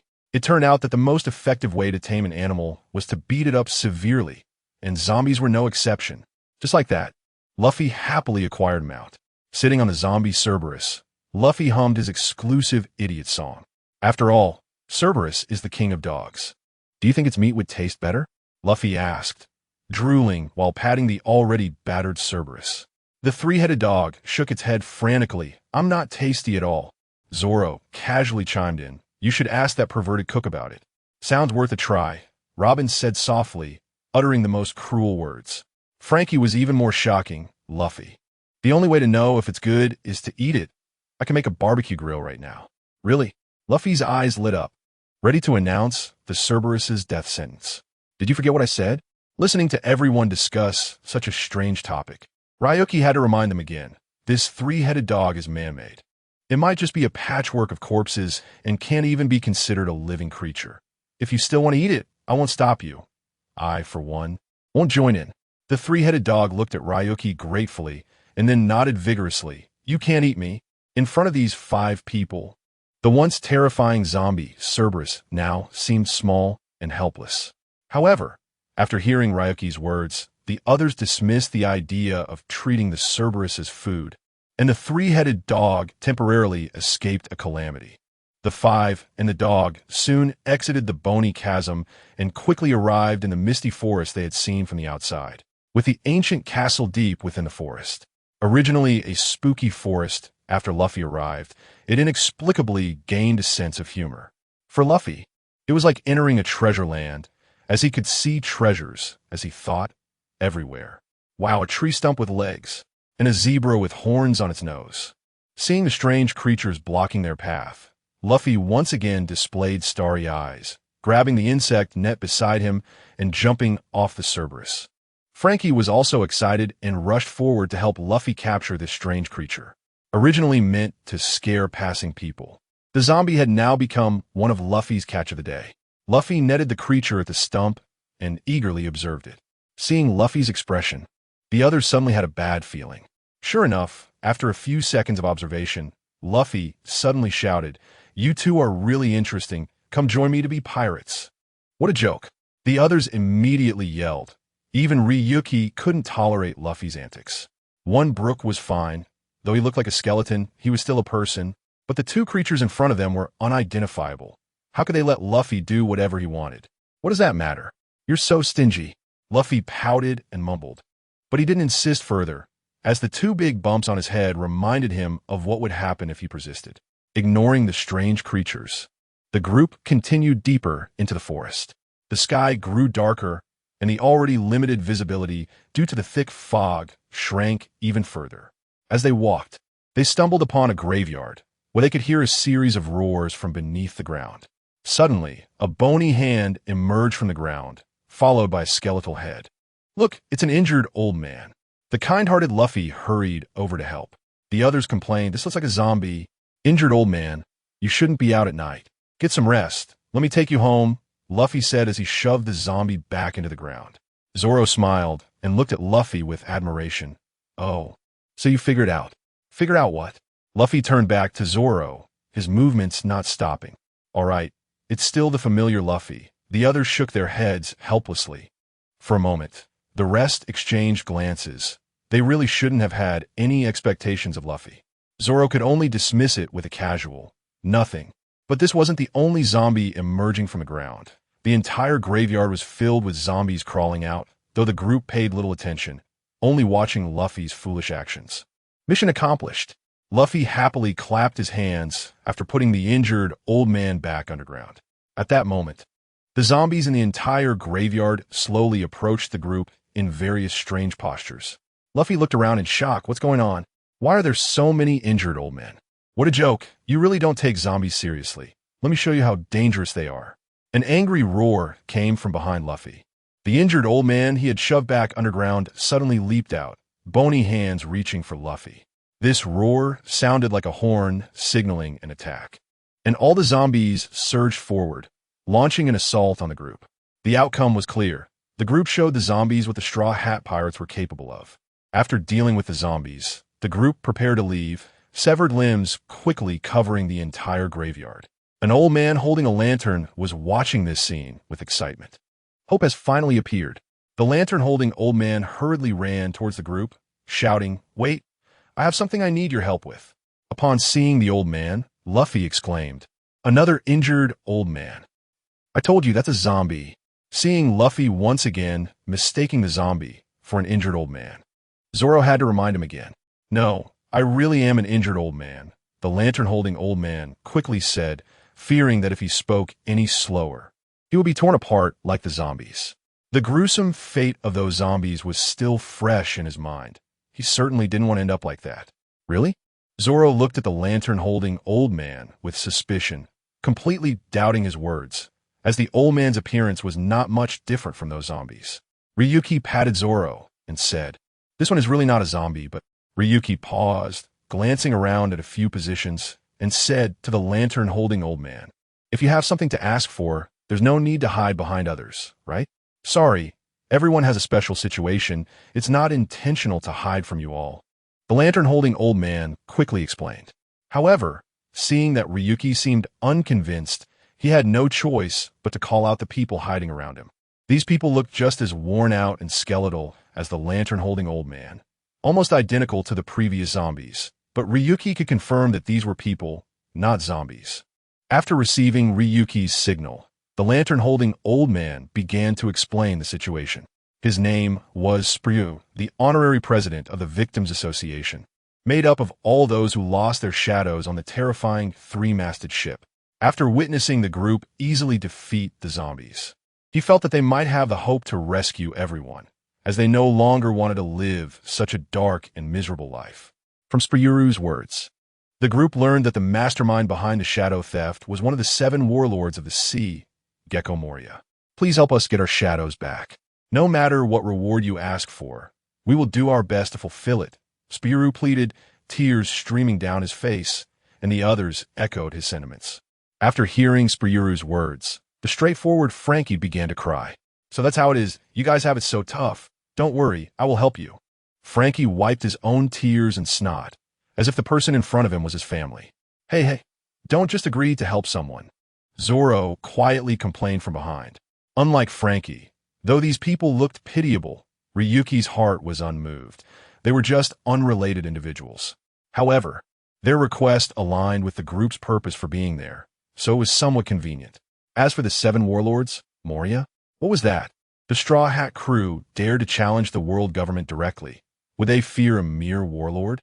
Even so, Ryuki didn't make any promises and instead looked to Luffy. "Luffy, what should we do?"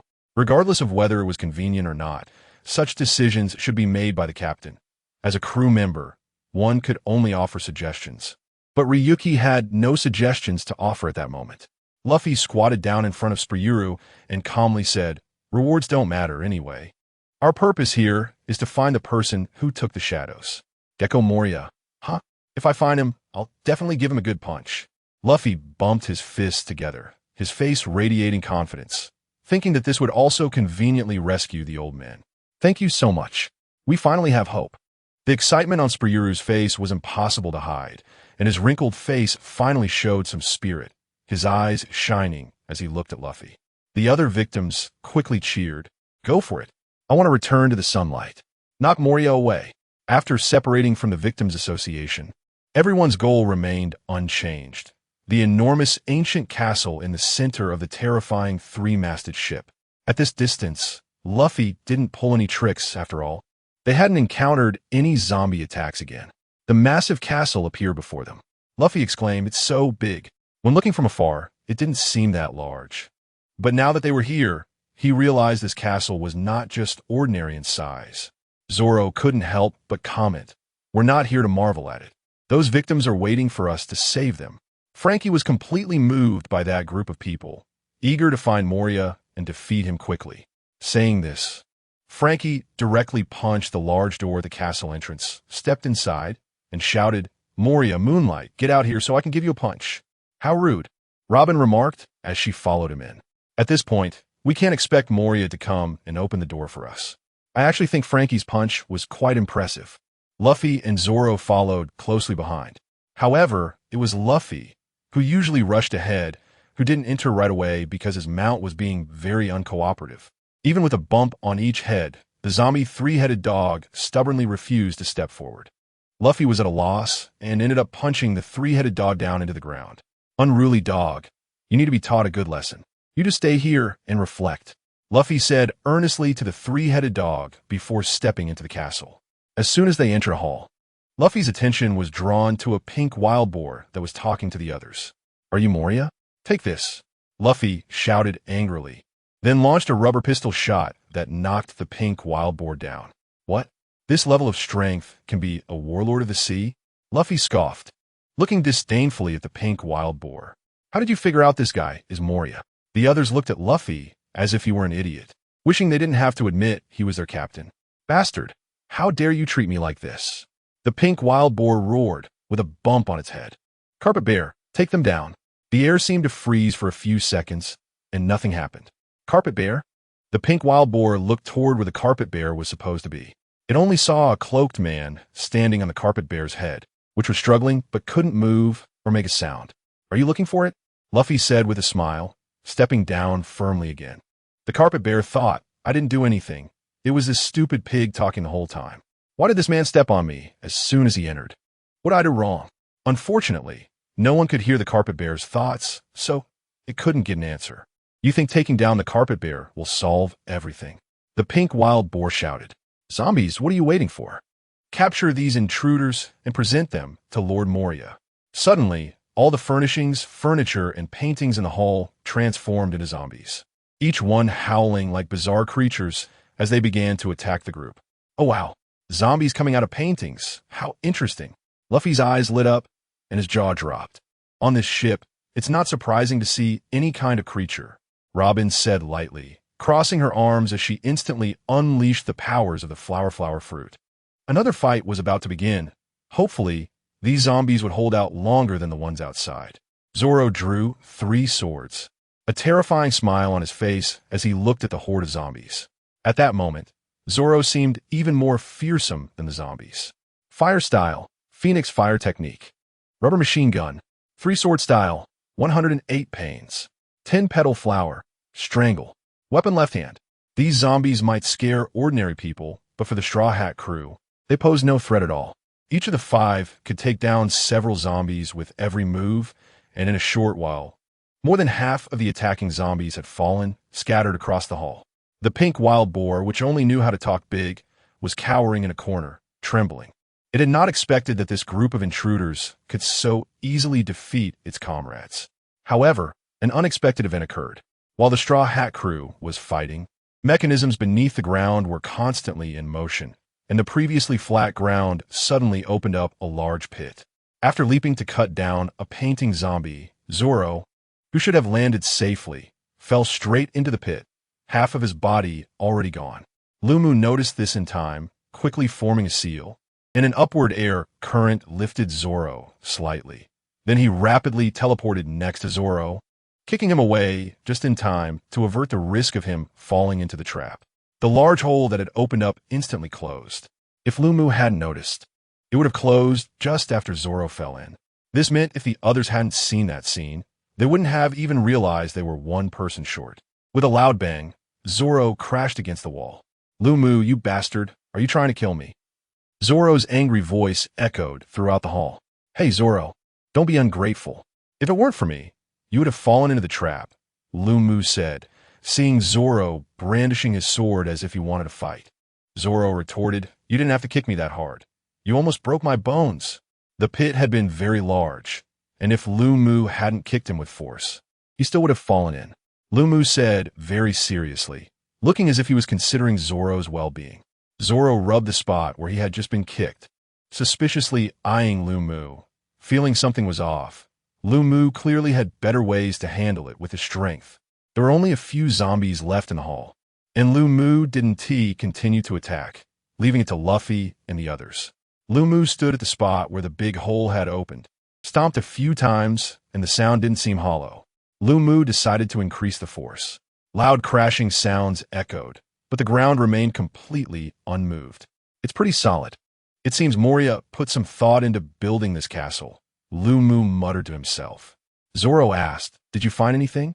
Lumu shook his head and was about to use all his strength to break the ground and see what the mechanism below was like when several familiar auras entered his perception range.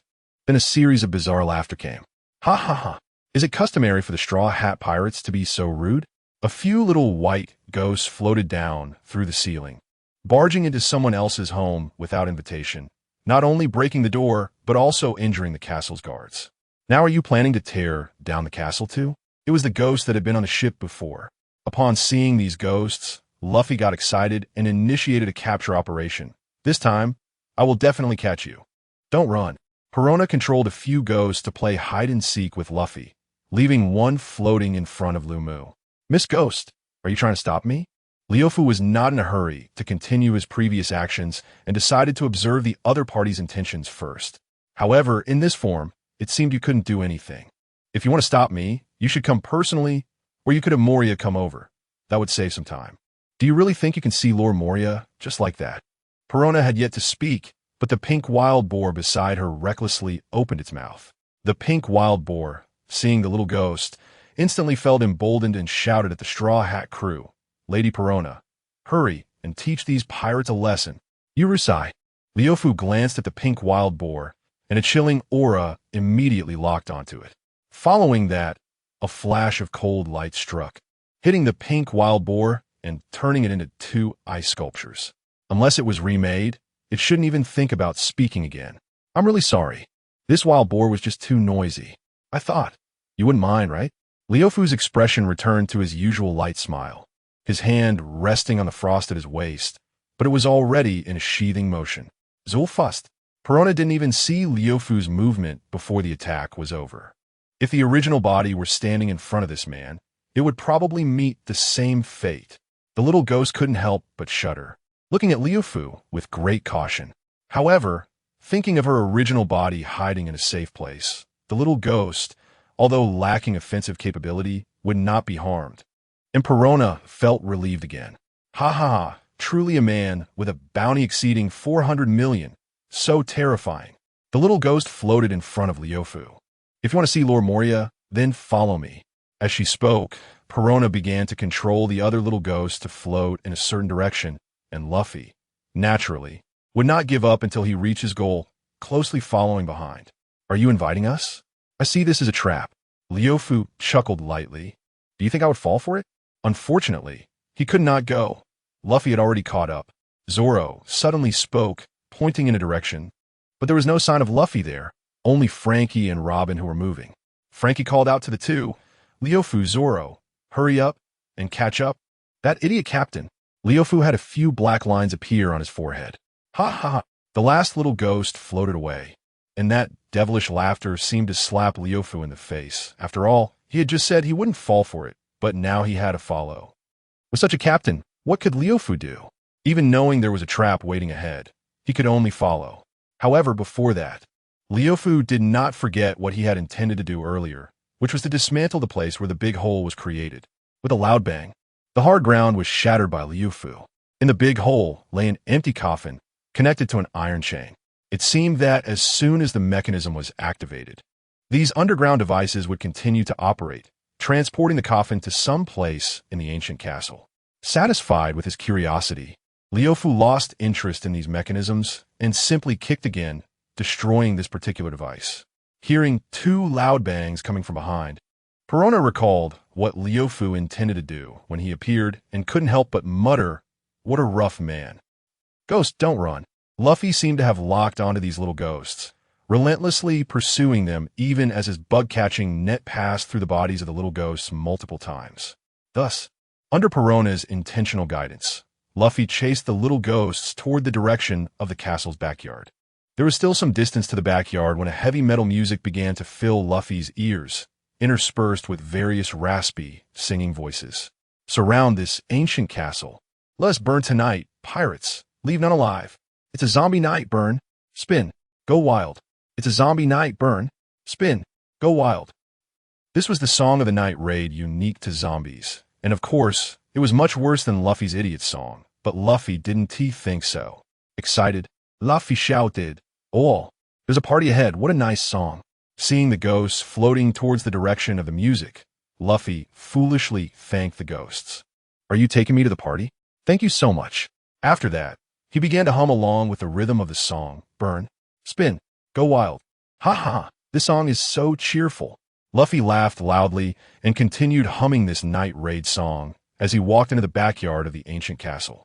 As soon as he stepped in, various lights flickered, all due to the spinning magic orb light floating in the air.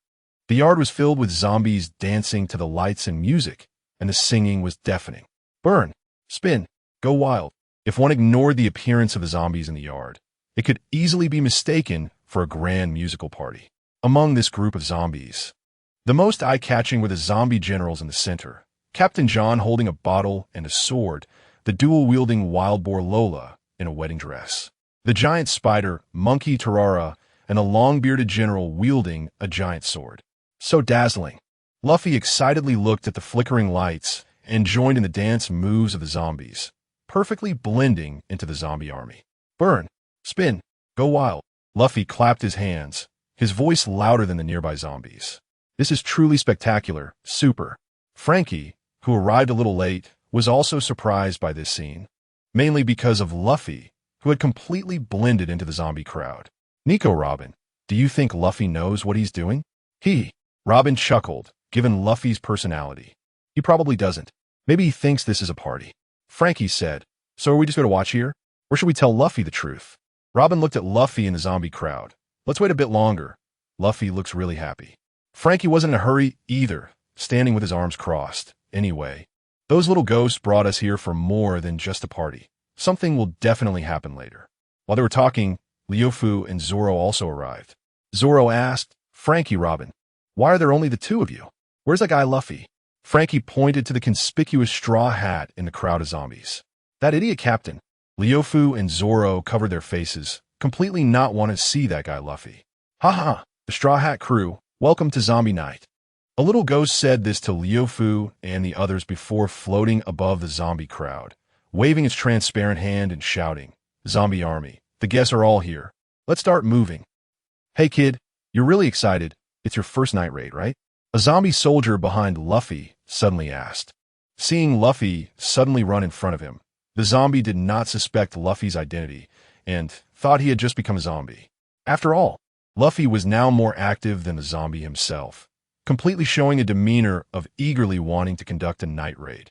That's right, this is my first time participating. Luffy continued his movements, turning his head back and saying, everyone looks so happy. Of course, this is our feast. The zombie soldier's decaying face revealed a feverish expression as he excitedly said, a feast.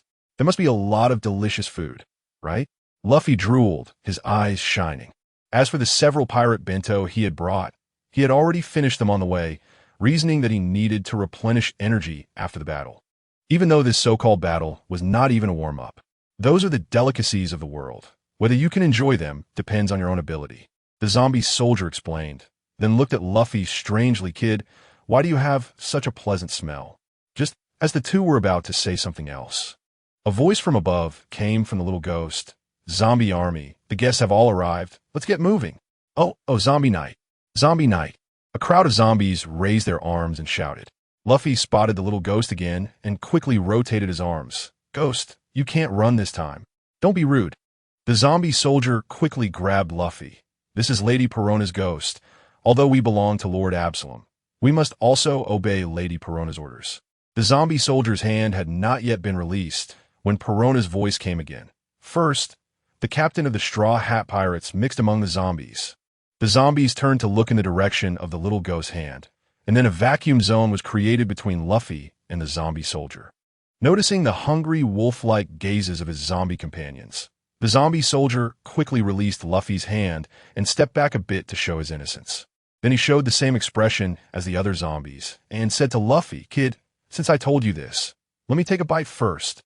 Hearing the zombie soldier's rude request, Luffy picked his nose, then snapped his fingers, flicking the picked booger at the zombie soldier, saying lightly, I don't want to. With this action, it seemed to ignite the fuse of battle, and all the zombies rushed forward, piling on top of Luffy. Don't fight. Let me take a bite first. Who cares about you? The first to bite is the strongest. The zombies scrambled to pounce on him, taking advantage of their numbers, all wanting to take a bite out of Luffy. However, although Luffy looked silly, he was not someone this group of cannon fodder zombies could mess with. Bastards! Luffy roared. suddenly standing up straight, shaking off all the zombies that were pressing on him. I thought you were all decent guys. But I didn't expect you all wanted to bite me. I won't let you succeed. Naya Naya Naya. Luffy stuck out his tongue and made a face at the zombies. There's a flaw. Suddenly a voice came, accompanied by several strands of spider silk. Luffy was still making faces at the zombies and did not notice that the spider monkey had quietly released the silk, so he was easily bound up like a rice dumpling, with only his head sticking out. Moreover, this spider silk was very tough, and Luffy couldn't break free for a moment. What is this? I can't pull it apart. He, this is my special spider silk. So don't waste your effort. The spider monkey laughed proudly, pulling the silk with several hands, unexpectedly solving it so easily. What luck. Damn. Luffy was continuously dragged towards the spider monkey. At this time, the others could no longer just watch. Robin crossed her arms, using the powers of the Hana Nami to sprout several arms on the spider monkey, locking all of its joints. Frankie directly sprayed a blast of purification flames at the spider monkey. Leoshu and Zoro drew their swords together, accurately slicing the spider's silk, binding Luffy without harming him. Saved! Luffy shouted in relief, running to the front of the four. On the other side, several zombie generals stood in front of the zombie soldiers, confronting the five from the Straw Hat crew, while Perona's little ghost floated in the air waving its arms, seemingly cheering them on. The spider monkey took a moment to extinguish the flames on him and stood next to the other zombie generals. Upon closer inspection, there were actually 4 decent-looking males. Do you guys want to marry me? Pig zombie Lola looked at Luffy and the others, her eyes shining like she had spotted prey. The 4 had never imagined they would experience such an absurd proposal from a zombie pig and immediately refused without hesitation. No way. I'm not interested in zombies. For what a pity, they all rejected me. A look of regret flashed across pig zombie Lola's face. Then she became determined. It seems that only Lord Absalom is my true love. Absalom, why do I suddenly feel a chill? Since you have rejected me, prepare to bear the brunt of my wrath. Pig zombie Lola swung her dual blades and charged directly. The 5 from the Straw Hat crew quickly scattered, avoiding a direct confrontation with her, not because they couldn't handle it, but for other reasons. Charging wildly, Lola crashed into the wall, her sharp wild boar tusks stuck inside and unable to be pulled out for a moment. Zoro, I'll leave this swordsman to you, Leoshu said to Zoro, emphasizing the word swordsman, making the meaning very clear. Just because someone wields 2 swords doesn't make them a swordsman. I think the swordsman with the wine gourd suits me better. I'll leave this to Frankie. Zoro was not fooled either, setting his sights on Captain John, intending to pass this hot potato to Frankie. Frankie felt somewhat offended and didn't respond, charging directly at General Longbeard. Luffy, too, had a clear target, rushing toward the spider monkey, swearing to avenge the earlier ambush. It looks like this pig lady is only for me. Robin smiled, taking the initiative to take on this hot potato. The 4 of them each picked an opponent to fight, while Yoshu found himself without a suitable opponent and could only deal with some minor zombie soldiers. After all, among this group of zombies, only the 4 selected had some strength. The others, even if they were also zombie generals, wouldn't last long against the others, let alone the other zombie soldiers, who could only rely on their numerical advantage to provide slight interference. Is this what they call a trap? After Leoshu knocked away several minor zombie soldiers, he couldn't help but wonder, then directly released a large amount of chakra, gradually expanding his sensing range. Finally, about 200 meters away, he sensed another wave of enemy presence. This wave of enemies was not numerous, but Leoshu did not sense any minor zombie soldiers. The weakest among them reached the level of zombie generals, with 2 powerful presences among them. This should be the real trap. Moria's presence in these 2 auras is uncertain. Flowing with thought to himself, considering whether to charge directly over. In Hogobaku's underground laboratory. Spalasi, it's simply perfect. Hogobaku stared excitedly at the corpse lying on the experiment table, not even turning to look at Moria. My lord Moria, this body now possesses strength comparable to that of a giant. As long as we equip him with a powerful shadow, he will surely become your most capable subordinate. Speaking of which, you probably don't know the identity of this body, right? Moria laughed freely, the strongest ninja in history. That's the title given to him by the ninja of Wano. If it weren't for the changes in Wano, I wouldn't have been able to obtain this corpse. Hearing this, Hogobaku finally understood why Moria wanted the body to be modified as quickly as possible. Suddenly, Moria felt a surge of energy sweep past. Observation haki? No, it doesn't seem like it. It should be a similar kind of power. Moria murmured. No wonder Perona's ghost was exposed. Shadow Mage. Moria activated the power of the shadow fruit, causing his shadow to crawl out from the ground, then disappear along the shadows. Perona. Moria called to the little ghost floating nearby. Bring that kid named Uchiha Flowingwood over. Yes, Lord Moria. The little ghost replied respectfully. He, the rotund giant like Moria, held a large pair of scissors, a sinister smile constantly on his face. On the battlefield in the backyard, the battle was not as one-sided as expected. The zombie army was showing tremendous resilience. Although these zombie soldiers would be sent flying as soon as they charged forward, they were all undead, getting up again and charging forward once more. The zombie soldiers were like this, not to mention the zombie generals in hard armor. Their ability to take hits was maximized. Originally, Luffy and his crew could steadily gain the upper hand, but due to the continuous interference from the zombie soldiers, they could not end the battle for a long time. Flowingwood was in a similar situation. Although the 4 strongest zombie generals had been taken by Luffy and his crew, Flowingwood was facing the remaining dozen or so zombie generals and most of the zombie soldiers' relentless attacks. Flowingwood understood that this batch of zombies was not meant to defeat them, but to exhaust their stamina. Clang! The cold frost struck a massive shield, sending the zombie general holding the giant shield back several dozen meters, and immediately after, a giant axe came swinging towards him. Flowingwood clearly remembered just cutting off this giant axe general's arm. It seemed to be reattached so quickly. At this rate, it would never end. Now that he understood the enemy's goal, Flowingwood naturally couldn't let it succeed. Sidestepping the giant axe and other minor attacks, Flowingwood leaped onto the giant axe and instantly formed a hand seal. Fire-style, fireball jutsu. A massive fireball exploded, sending the nearby zombie soldiers flying, the flames continuously scorching their bodies. Although zombies could not feel the pain from the burning, if he burned their limbs, their so-called immortality would be rendered useless. However, Flowingwood soon discovered a significant flaw. It still took time to burn off limbs, during which these zombies, even while on fire, continued to charge forward relentlessly. Furthermore, the flames had little effect on the zombie generals fully encased in armor. The battle continued, and the zombie army began to exhibit zombie-to-zombie transmission phenomena, with many zombie soldiers evolving into fire zombies. Before being burned away, these fire zombies' attacks all carried fire effects, and soon the first victim appeared. Hot, hot, hot! Luffy puffed out his cheeks and blew on his fists repeatedly. How strange! Why are these zombies starting to catch fire? As the instigator, Flowingwood felt no guilt whatsoever, not even glancing towards Luffy. Watching the swarm of fire zombies repeatedly fall and stand up again, along with the dozen or so barrel-like zombie generals, Flowingwood realized that it would still take some effort to end this battle. Flowingwood shifted his gaze back to the location where he had sensed the auras earlier. This group of zombies was created by Moria's abilities. As long as Moria was defeated, the shadows on the zombies would naturally return to their master, and the battle would end, achieving the purpose of coming here. So, the only remaining question was whether he could defeat Moria in enemy territory. With this thought, Flowingwood merely raised an eyebrow. He never considered losing, even with unknown traps ahead. I'll leave this to you. I've found Moria's location. Flowingwood swung his sword, a slash instantly sending the surrounding zombies flying, then rushed in a specific direction.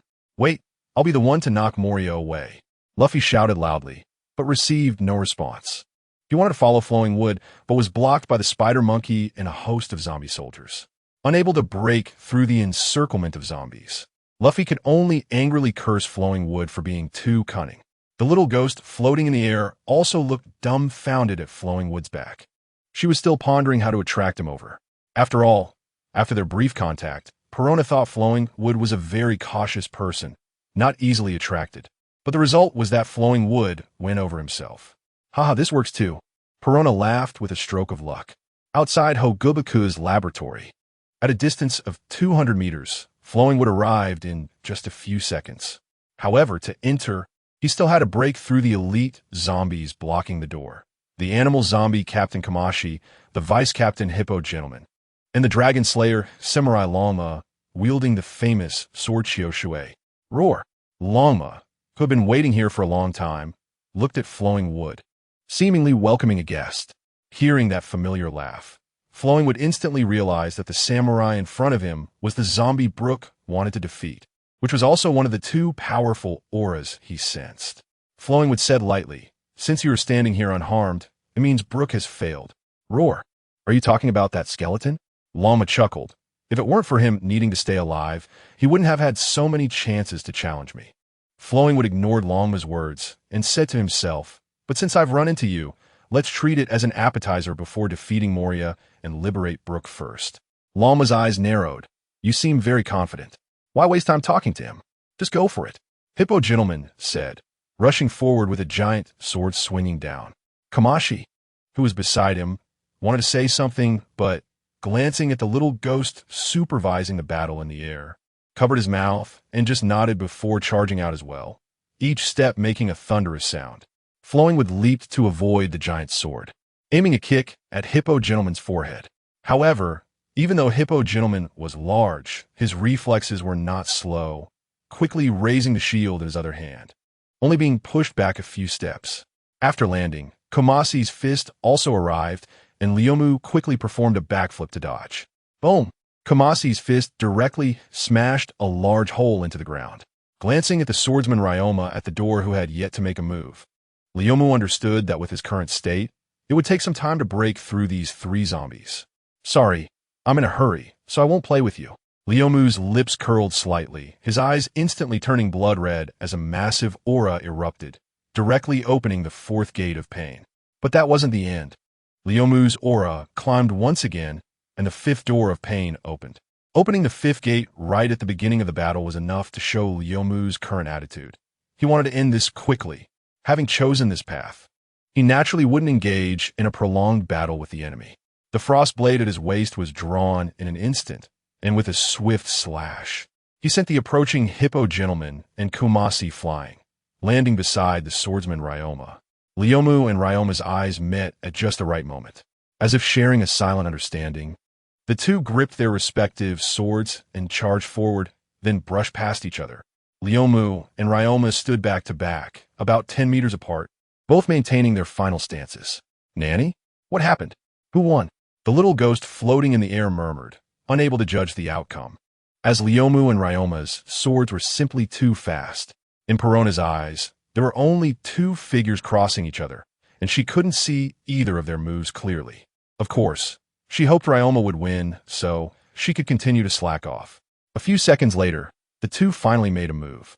Lyomu slowly turned around, while Ryoma leaned slightly forward and knelt on one knee, plunging his Aku into the ground. "I didn't expect your sword to be even faster than mine. If it weren't for this body, I might have already fallen." Ryoma lightly brushed his other hand over the deep slash wound on his abdomen. The wound was severe, but he had already lost the ability to feel pain. This was the first defeat for zombie Ryoma since his birth, and it was a crushing defeat in his area of expertise, the swift sword. Zombies are really troublesome. Feeling Kamasi and the Hippo Gentleman getting back up, Lyomu internally complained. If the opponents had been normal enemies, he could have already gone in to find Moria. However, no matter how troublesome it felt, he still needed to take down the enemies in front of him first. There were no companions to help restrain them. A new round of battle began. Although he was facing the siege of three zombies, Lyomu could still steadily suppress his opponents. After just a few exchanges, both Ryoma and Kamasi had numerous slash marks on them, while the Hippo Gentleman, protected by a large shield, was in the best condition among the three zombies. However, judging by the state of that large shield, it probably wouldn't hold out for much longer. With a clang, Frostblade struck heavily against the large shield once more. This time, the shield could no longer withstand the blow and was directly cut in half, sending the Hippo Gentleman flying. Even though the Hippo Gentleman's zombie body could sustain him to continue fighting, any further attacks would only be possible after he got back up. So, after knocking him away, Lyomu confidently turned to attack Ryoma. But at that moment, the shadow beneath the hippo gentleman began to writhe, and then split off a dark figure. Shadow Mage. Utilizing the powers of the shadow fruit, Moria could separate his shadow and control it. The Shadow Mage, who had been dispatched long ago, had remained hidden within the hippo gentleman's shadow, waiting for an opportunity to seize Leomu's shadow. The reason for choosing the hippo gentleman hide was naturally that among the three zombies, he was the weakest and easiest to overlook. Judging by the current outcome, this choice was indeed correct, as Leomu hadn't paid much attention to the large hippo that only raised a big shield to block damage. After the Shadow Mage separated from the hippo gentleman's shadow, it quickly approached Leomu along the ground. Half of the Shadow Mage's body lifted off the ground, and its outstretched hands were about to grab Leomu's shadow. However, Leomu suddenly abandoned his original action of swinging his sword and instantly teleported to another position. It wasn't because Leomu sensed the Shadow Mage's presence. Shadows wouldn't be noticed without the shadow fruit, and there was no aura to sense. Leomu was able to spot the Shadow Mage purely by luck, having seen the black shadow appearing beneath him from Blade. What a pity. The little ghost floating in the air waved its little fists, seemingly annoyed. Leomu, however, fixed his gaze on the Shadow Mage that had completely left the ground, a surge of unnamed anger rising within him. It wasn't just anger from nearly being ambushed. Rather, the Shadow Mage's appearance was too reminiscent of the fleeting black shadow in his memory. Although he knew that the black shadow before him was definitely not the same as the one in his memory, that did nothing to stop Leomu from venting his frustration on the Shadow Mage, as if it were the shadow from his memory. So you like to ambush me, huh? With a dark expression, Leomu instantly teleported to the Shadow Mage's side and swung Frostblade furiously, each slash delivered with full force. Completely disregarding any need to conserve energy for dealing with Moria, slashing wildly in all directions. Many of the slashes had no target at all and landed on the ground and walls. You like to ambush? I'll teach you to like ambushing. Leomu vented years of resentment with each strike, and the Shadow Mage was quickly reduced to a pulp. Fueled by anger, anything that attempted to interfere with Leomu became a target for his outburst, so the three zombies, who thought it was a good opportunity to attack, bore the brunt of the overwhelming slashes and were sent flying before they could even get close. What happened? Why does this man suddenly seem like a different person? Watching Leomu, the little ghost was very frightened, instinctively dodging the slashes flying into the air, completely forgetting that these slashes had no effect on her. Seeing the Shadow Mage scattered all over the ground, Leomu finally showed signs of winding down, a look of regret on his face. I still haven't slashed enough. Leomu's eyes scanned the surroundings and noticed that the three zombies were covered in slash marks and would certainly not be able to move for a while without repair. He planned to step over a puddle of black shadow on the ground and head towards the door. However, this puddle of black shadow began to writhe again, quickly returning to its original form, standing in front of Leomu. The corner of Leomu's mouth curled up, just as he was worried about not having enough fun earlier. He gripped Frostblade once more and charged at the Shadow Mage again. This time, however, Leomu's slash did not successfully cut the Shadow Mage in half, as the black shadow before him vanished, replaced by a plump figure holding giant scissors. This figure sported a purple onion head and little horns on its forehead, dressed in a gothic outfit that made it look like a bat. Clang! The enormous scissors, gleaming with a pitch-black luster, blocked Leomu's slash. Moria grinned, revealing sharp teeth as he laughed. You must be Moonlight Moria? Leomu looked at the suddenly appearing fat man, somewhat displeased, and asked, his eyes glinting coldly. The Shadow Mage was summoned by Moria, and if Leomu had let out his anger, that would have been fine, but now he couldn't find a place to vent, which made Leomu very angry. Therefore, he could only transfer the resentment he felt towards the shadow in his memory onto the fat man in front of him. Yes, I'm a master of this thriller bark, Moonlight Moria. I will take your shadow. Moria let out his signature laugh, completely unaware of the severity of the situation. Oomph. Are you ready? Ryuki sneered. Ready for what? Moria had barely asked before he sensed the boy's momentum rising again. Ryuki spoke coldly, ready to accept my wrath. The sixth gate. Open. A green energy radiated from Ryuki, and the temperature around him grew colder. Although Moria was shocked that the boy could unleash such a strong pressure, it did not intimidate him. After all, he was a renowned pirate who had seen stronger opponents. Moreover, Ryuki's words ignited Moria's anger, and his previously cheerful expression darkened. "You little brat, are you too arrogant?"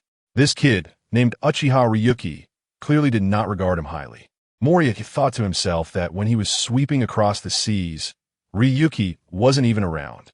After being inactive for over a decade, the new pirates had forgotten the power of Moonlight Moria, fearing only his title as a warlord of the sea. But let us not forget, being a warlord of the sea was also a symbol of strength. He had once been capable of contending with the current Yonko Kaido. No matter how angry Moria became, Ryuki had no intention of wasting words with him.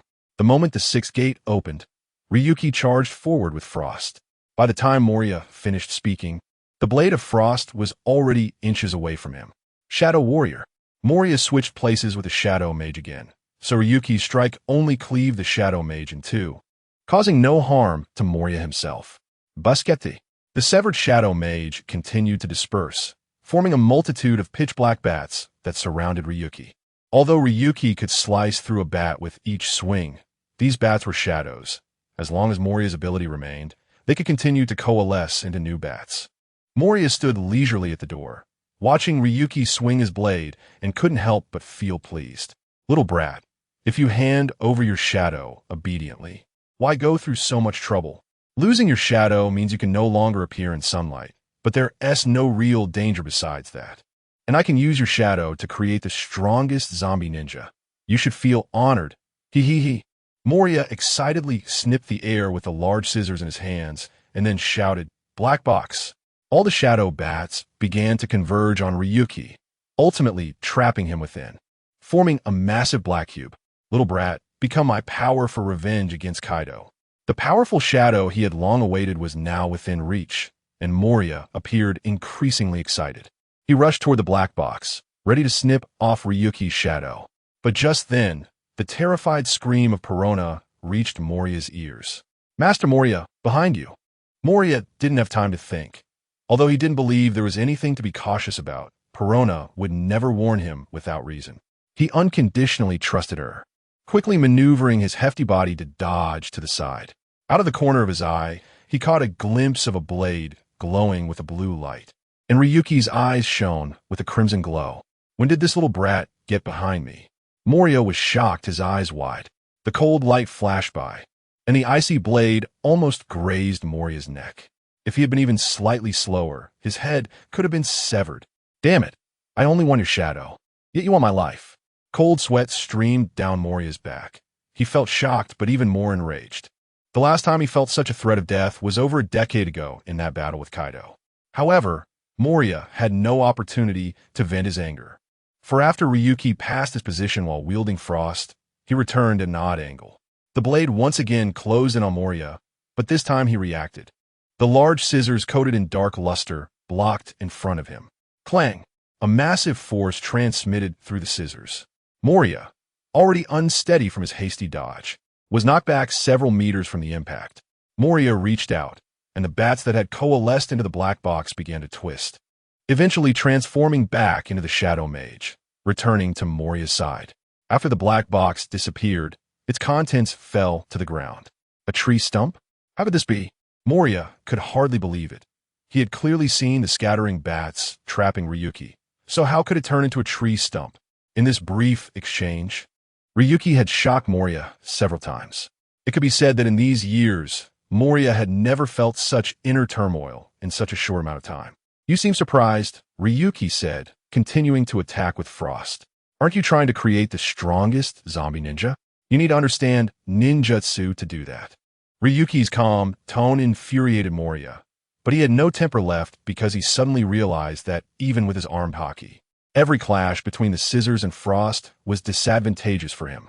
Moria was being suppressed, and it was an all-encompassing suppression. He had thought that even if he was slightly at a disadvantage, he could reverse the situation with the Shadow Mage's peculiar abilities. But he found out that his thinking was completely off. Ryuki's abilities were equally bizarre. In battle, ninjutsu seemed to completely restrict the Shadow Mage. The position swapping would be instantly caught up, and the so-called Bat Scatter, Ryuki didn't even care about. As for using the Shadow Mage to absorb damage, that was even less of a concern. He could directly use ninjutsu for large-scale strikes, not to mention that water release countered his abilities. Moria could only struggle desperately. At his current state, it was entirely impossible for him to reverse the situation alone. Moria was already prepared to use shadow gathering. As long as he could swallow a large amount of shadows to enhance his strength, he believed he could defeat Ryuki. Although he would have to reassign shadows to the zombies afterward, at this point, Moria didn't care about that anymore.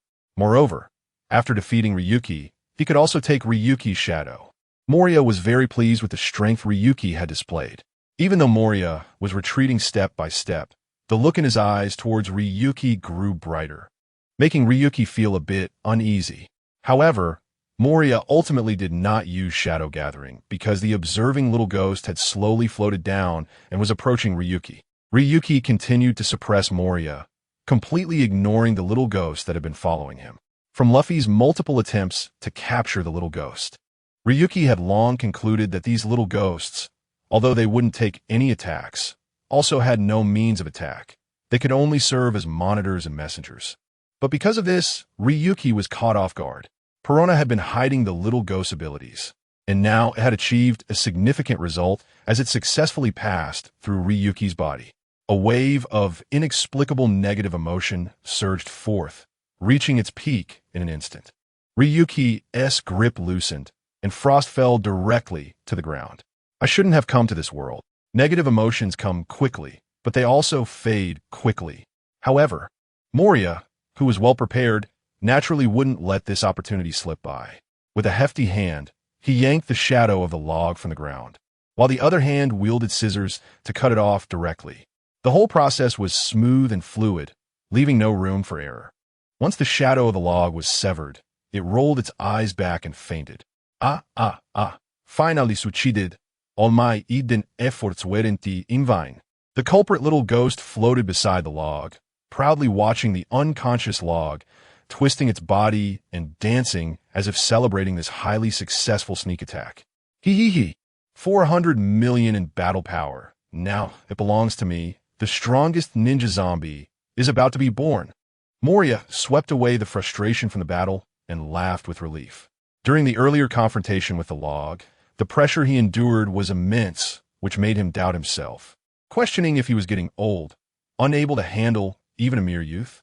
But regardless of the process, for Moria, the result was good. He successfully obtained the shadow of the log, which meant his zombie army was about to gain a powerful general. Perona, well done, Moria said to the little ghost. Holding the shadow of the log and heading toward Hogback's underground laboratory, you should come along to witness the revival of the strongest ninja. Yes, Master Moria. The little ghost replied, understanding that Moria meant for her to come in person. Otherwise, he wouldn't have made a special request. Uchiha Log, as an enemy. You are indeed terrifying. The little ghost gazed deeply at the fainted log. But once your shadow turns into a zombie, you will surely be reliable. Hey, you guys. The little ghost shifted her gaze to the several animal zombies hiding at a distance. Throw this pirate back on his ship. The zombies, led by the bad zombie Hilton, hurriedly ran over, lifted the log's body, and were about to leave, but the little ghost spoke again. Forget it. Let's wait for me to go together. We might as well take the Straw Hat Pirate's treasure along. The little ghost danced with some anticipation. Ha. Such a large pirate crew must have gathered quite a treasure. You all move those guys over there into the lab first. The little ghost pointed at the immobile dragon horse zombies. Women are so fickle, thinking of one thing after another. However, the zombies dared not complain and had to put down the log body to move the dragon horse zombies and their scattered limbs. After giving this order, the little ghost instinctively floated in the air, continuously shouting the word negative, signaling that Perona's main body was starting to act. After all, to manipulate ghosts from a distance, Perona couldn't move. After the animal zombies moved the three zombies, they returned to the log side to wait for Perona's arrival. After a while, Perona floated over, holding a small parasol and after retracting the little ghost, she ignored the animal zombies and walked straight to Hogback's laboratory. Hogback's underground laboratory. In the center of the lab, there was an experimental table with an ice coffin resting on it, inside which lay a corpse dressed in a deep blue kimono, its somewhat decayed face covered by a thin layer of frost.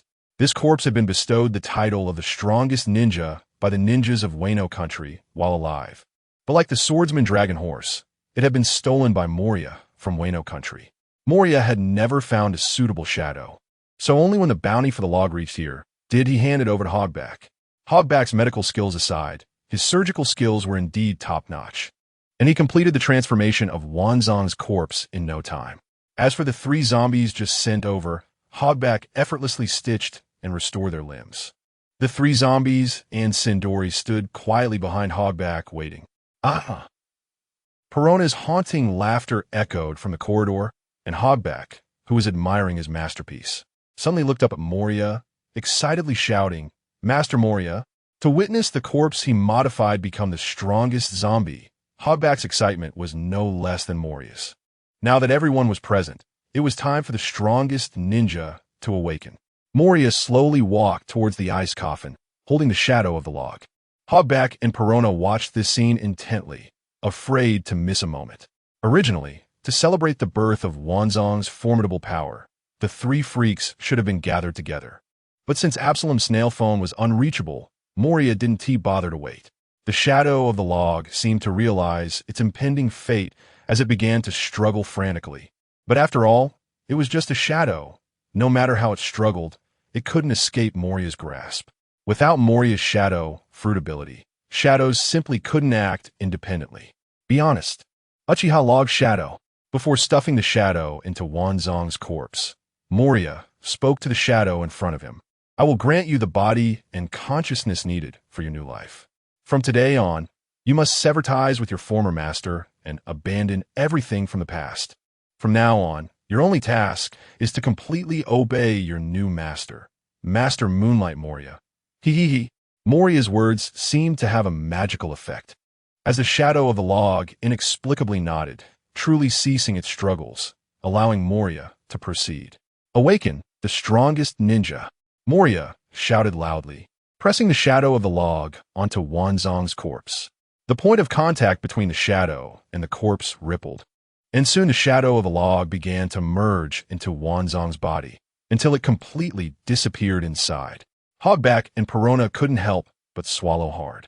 Although they had seen many zombies being born before, this one was truly different. The body of Wanzong, known as the strongest ninja, combined with the shadow of the log that had a bounty of 400 million berries right from start. They could hardly imagine what kind of powerful force could be born from this combination.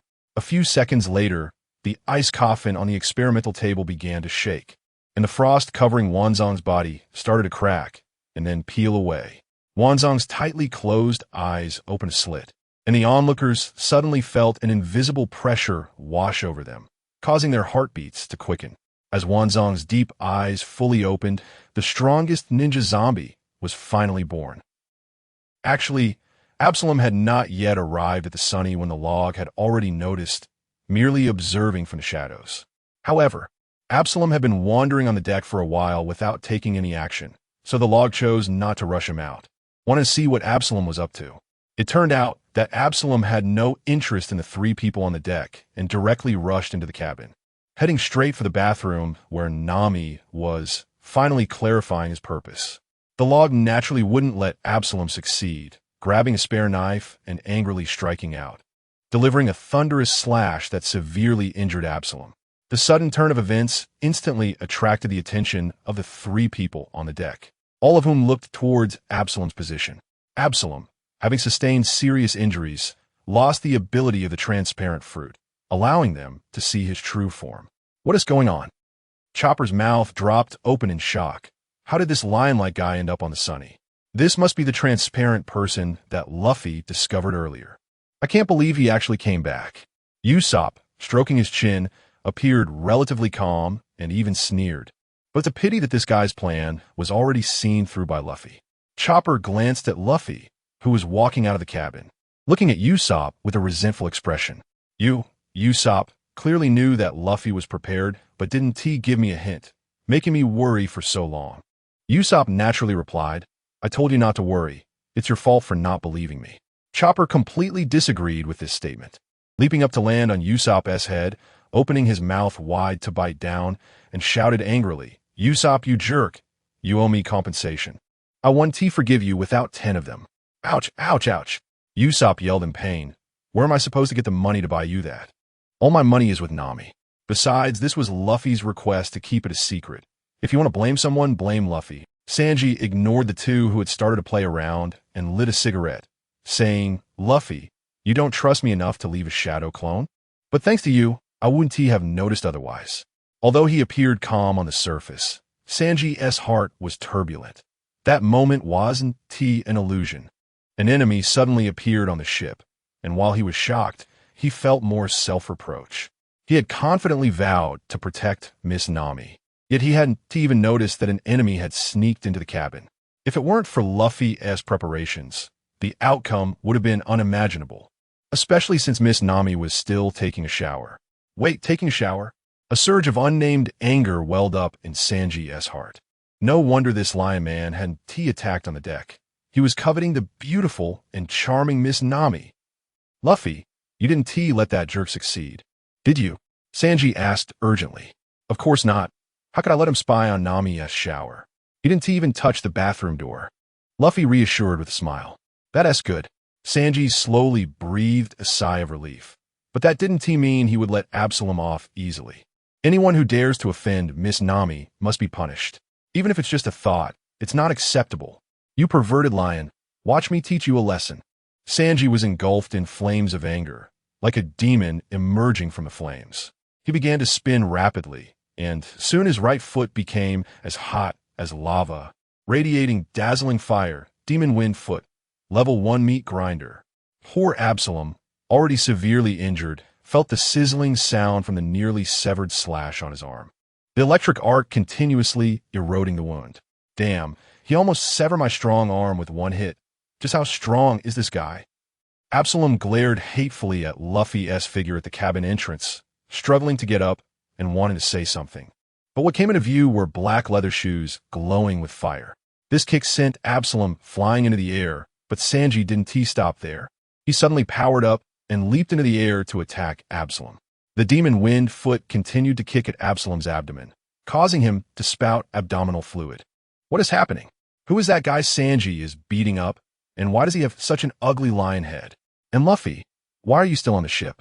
Nami, hearing the commotion on the deck, stopped her shower, quickly threw on some clothes, and rushed out without even drying her hair. Water-drenched orange hair fell carelessly over her shoulders, and the hastily worn clothes added to a sense of disheveled beauty. However, Luffy didn't pay much attention, as Nami was usually casual on the ship, and he was used to such scenes. It's nothing, just teaching a little thief who wanted to peek, Luffy said, watching Sanji pummel Absalom in the air. As for me, it's just a shadow clone. Peek. Nami quickly covered her slightly exposed skin, squinting her eyes into a slit as she glared at the airborne Absalom, a murderous aura emerging. You didn't let that lion-like guy succeed, did you? With me here. What do you think? Luffy smiled and countered. Nami nodded, naturally trusting Luffy's abilities, and watched the spectacle in the air with interest, cupping her hands as a makeshift megaphone, cheering, Sanji, go for it, give that peeping guy the taste of his own medicine. At your command, Miss Nami. With Nami's encouragement, Sanji unleashed a frenzy of attacks like he had been injected with adrenaline. Bang! Sanji's final kick sent Absalom flying out of the range of the sunny. Absalom lay in a large pit, gasping weakly.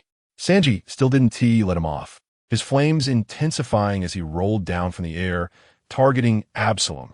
Demon wind foot, finishing shot. The furious flames descended with endless might. Absalom watched the meteor-like descent approaching him, feeling as if death itself was beckoning. No, if I take another hit like this, no matter how strong my body is, I'm done for. Absalom's pupils dilated as the aura of death engulfed him. My body moved now? Absalom mentally screamed. His expression twisted as he desperately tried to muster all his strength to evade this fatal kick. With a thunderous boom, the demon wind foot struck down, expanding the already large pit that Absalom had created several times over. However, when the dust settled, there was no sign of Absalom. Not seeing Absalom's figure, Sanji shouted angrily, "Damn transparent guy. Come out right now. You think you can peek at Miss Nami bathing? This lesson is far from enough." The flames on Sanji's body didn't extinguish as he kicked around symbolically, but of course he found nothing. Damn, who's that blonde guy? He.S. not on the bounty poster. Could he be a recent addition to the crew? He.S. even more terrifying than a monster. Only that woman and Moria can deal with such a guy. I better retreat quickly. Just narrowly avoiding Sanji's descending kick, Absalom hurriedly turned transparent and tried to escape. But before he could get far, a cold voice reached his ears. "Hey, did you think you could run after coming here?" Luffy appeared next to Absalom, a knife already pressed against his neck. The electrically charged blade nicked Absalom's neck, and a few drops of dark red blood flowed out. Absalom was scared to the point of sweating, not daring to resist, fearing that Luffy would accidentally be careless and behead him. However, he didn't say any words of plea. He knew it would be useless. He silently deactivated the transparent fruit's ability and was led by Luffy back to the deck to await the judgment of the Straw Hat crew. The first to strike was Nami, who had almost been spied on. Her anger fueled a powerful kick from her high heel that hit Absalom in the abdomen, causing him to spit out a mouthful of stomach fluid. "That's what you get for spying on me." This blow even made Absalom feel as if its force was comparable to the kicks he had received earlier. Usopp and Chopper, seeing how easily Leomu had captured the enemy, praised him, saying, "You really are something, capturing him so quickly." After that, the two took out a rope and skillfully tied Absalom to the ship's mast. The five of them examined Absalom, with Usopp and Chopper looking particularly stern as they pulled out two small stools to sit in front of him, playing the role of judges. They originally intended to extract some information about the terrifying three-masted ship from Absalom, but he beat them to the punch.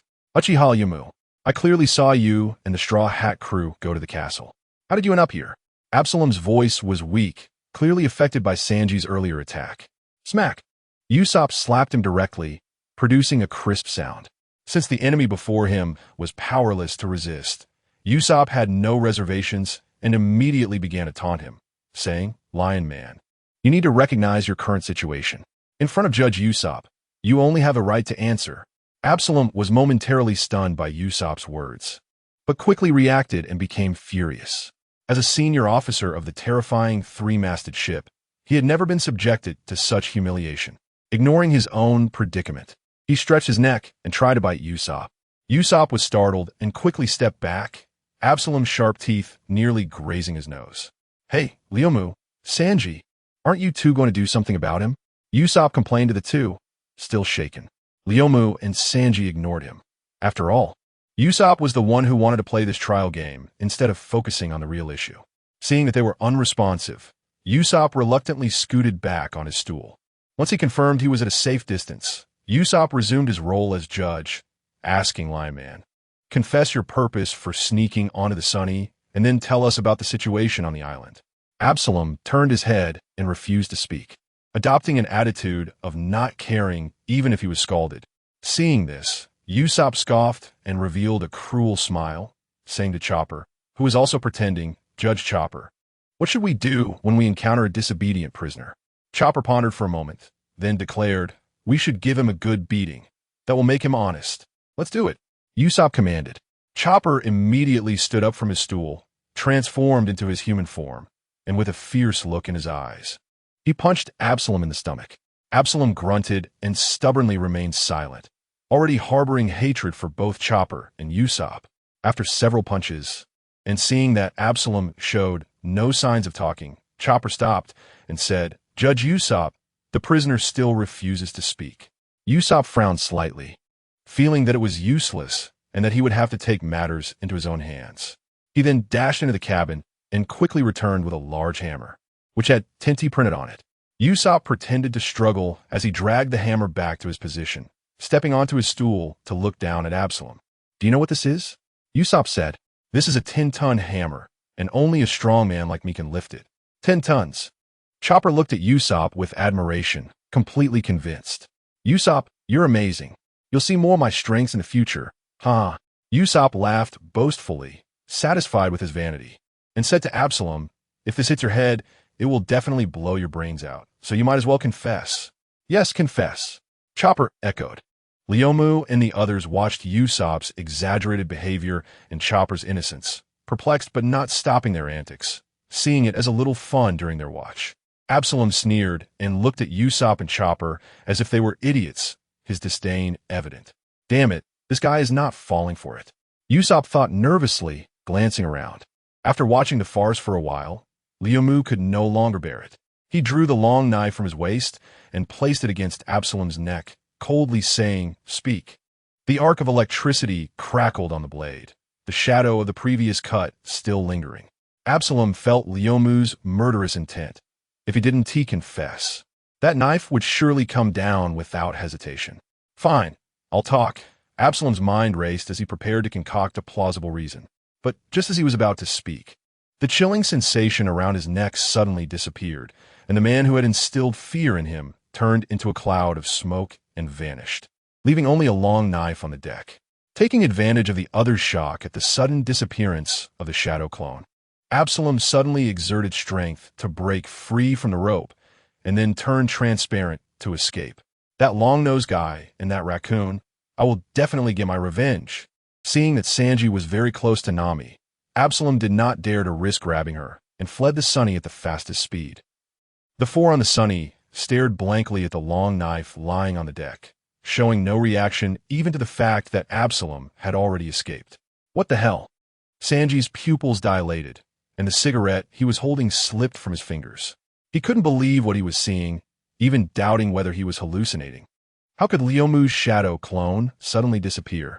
Having been companions for so long, Sanji naturally understood why a shadow clone would disappear. The first reason was that either Leomu himself or the shadow clone actively dispelled the technique. And the second reason was that the shadow clone would disappear if it was attacked. But in this case, Leomu had no reason to actively dispel the shadow clone, and the shadow clone hadn't been harmed. So the only possibility left was Leomu's real body had suffered a heavy blow. Because of this, Sanji couldn't bring himself to believe it. That was Leomu, the strongest and most reliable man of the Straw Hat crew, who could handle anything calmly. Always the anchor of the crew, Uchiha Leomu. Even the elite naval vice-admirals were no match for him. How could he be severely injured in a place like this? But no matter how much Sanji refused to believe it, the dissipated smoke and the long knife lying on the deck told him that this was the truth. Usopp and Nami also realized this, but they were still unwilling to accept it. The only one who was not very familiar with the shadow clone mechanism was Chopper, as he hadn't spent much time with Leomu. But seeing the three of them remain silent, he too felt a bad premonition rising in his heart. Ooh. Usopp, why did Leomu's shadow clone disappear? Was it because the time was up?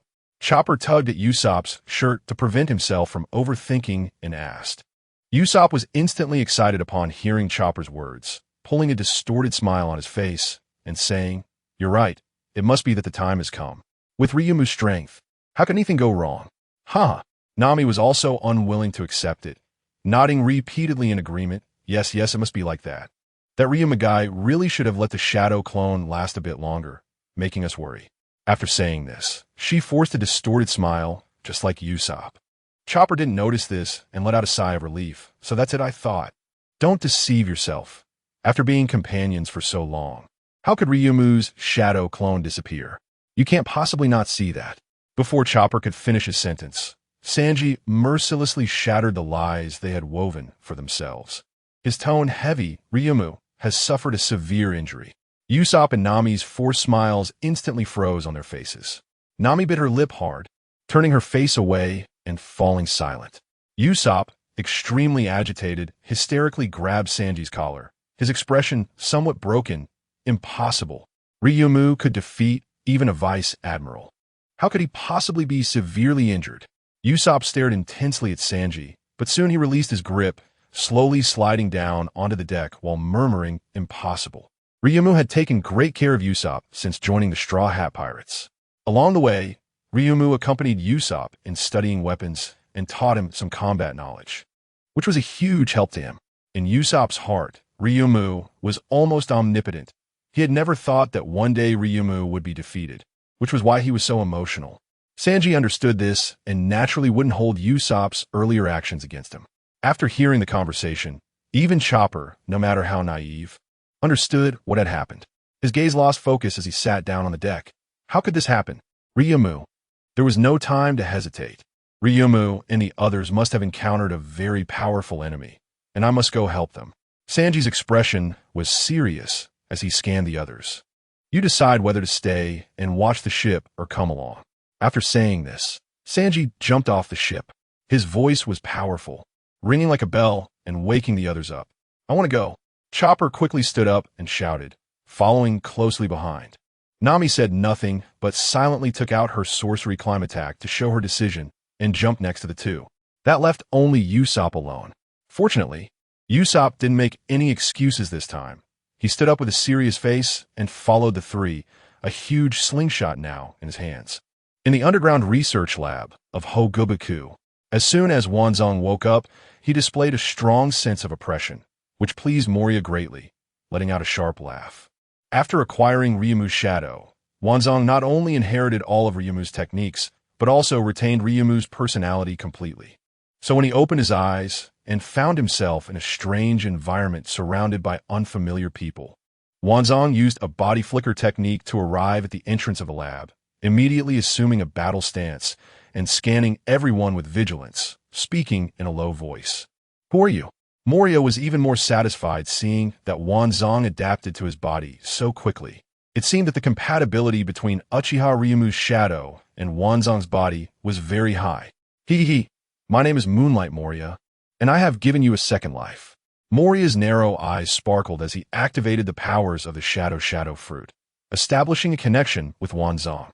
Wanzong seemed to sense this, and the wariness in his eyes gradually faded. Then he respectfully bowed to Moria. Lord Moria. This scene was reminiscent of how Leaf Village ninjas would bow to the Hokage in the ninja world. Moria was taken aback, not expecting Wanzong's level of obedience to be so high. Generally, zombies retain the personalities of their original selves and experience a rebellion period. But Wanzong accepted his identity almost immediately after a brief moment of wariness. There was no helping it, after all. One of the most important lessons Ryumu learned in his ninja education was to obey orders.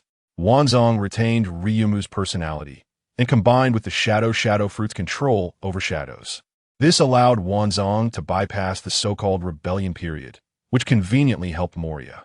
Moria thought that his abilities had improved, allowing Wanzong to skip the rebellion phase. Wanzong, go bring the people above down. Moria handed Wanzong a bounty notice, assigning him his first task. Yes, Lord Moria, Wanzong replied, then disappeared immediately. Watching where Wanzong had vanished, Moria felt excited, thinking of the corpse that had been kept in the freezer all along. Outside the research lab, due to the impact of having his shadow cut, Ryumu had not woken up quickly and remained lying on the ground, while several animal zombies led by the bat zombie Hilton stood obediently to the side. The zombies who received orders from Perona dared not run around. If Perona came out and didn't see them, given her character as a little witch, they would surely face a scolding. The scene of their leader, Kamashi, getting scolded was still fresh in their minds. At this moment, footsteps were heard at the lab door, followed by a figure dressed in a deep blue kimono and wooden clogs walking out. Hilton took a glance and ignored it. It wasn't like it was anything to do with Lady Perona. As soon as Wanzong walked out, he spotted Ryumu lying on the ground and quickly realized the relationship between himself and Ryumu. He walked straight over to Ryumu, keeping his gaze fixed on Ryumu's body without looking away. He approached Ryumu and crouched down, reaching out his hand towards Ryumu's body. Hilton, seeing this moment, immediately blocked in front of Wanzong, stopping his action. What are you doing? This is something Lady Perona ordered us to keep an eye on. How can you let this unfamiliar zombie move about? If something goes missing, Lady Perona might blame us. Hey, which team are you from? I've never seen you before. Hilton spread his wings and hovered in front of Wanzong. From the looks of you, you should be a zombie soldier under Lord Absalom. Why are you here instead of stopping that straw hat kid? Wanzong completely disregarded this little bat, casually waving his hand and sending Hilton flying. He then continued with his previous action, picking up the frostbite that had fallen on the ground. As soon as he held frostbite, a familiar feeling surged through him, and Wanzong swung it a few times. "You bastard. You have to get Lady Perona's permission to touch those things." Hilton, seeing Wanzong's actions, instantly became furious and called on several other animal zombies to attack.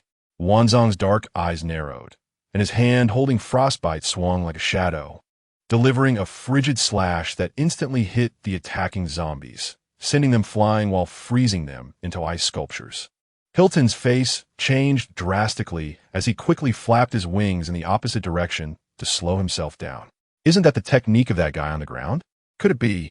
Hilton recalled the moment when Moria brought Ryumu's shadow into the lab and guessed Wanzong's identity. Seeing that Hilton had no intention of attacking again, Wanzong pulled at the stiff corners of his mouth and looked at Hilton. "Who do you need to get permission from?" "Of course, you don't need to." Hilton shook his head wildly, smiling flatteringly. "It's already your own thing. Please go ahead." Hilton wisely stood aside like a guard, without any thought of stopping him. He clearly remembered that not long ago, Ryumu was able to firmly suppress Moria. If it weren't for Perona's negative ghost ambush, victory would have been nearly impossible. Wanzong was obviously created from Ryumu's shadow, and Hilton wouldn't make a fool of himself. Even if he got scolded, he would accept it. After all, the other party was too powerful, and Lady Perona would understand. Hilton silently watched Wanzong's actions, comforting himself in his heart.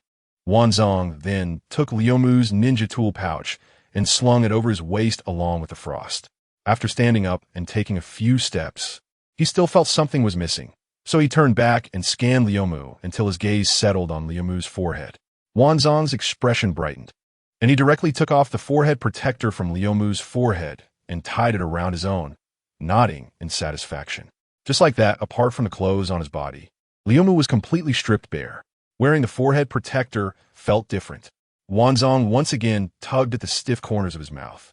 The same habitual facial expression, when made by Ryumu, gave a gentle and sunny feeling, but when made by Wanzong's zombie body, it created an inexplicable sense of discord, even a bit creepy, though he himself didn't realize it.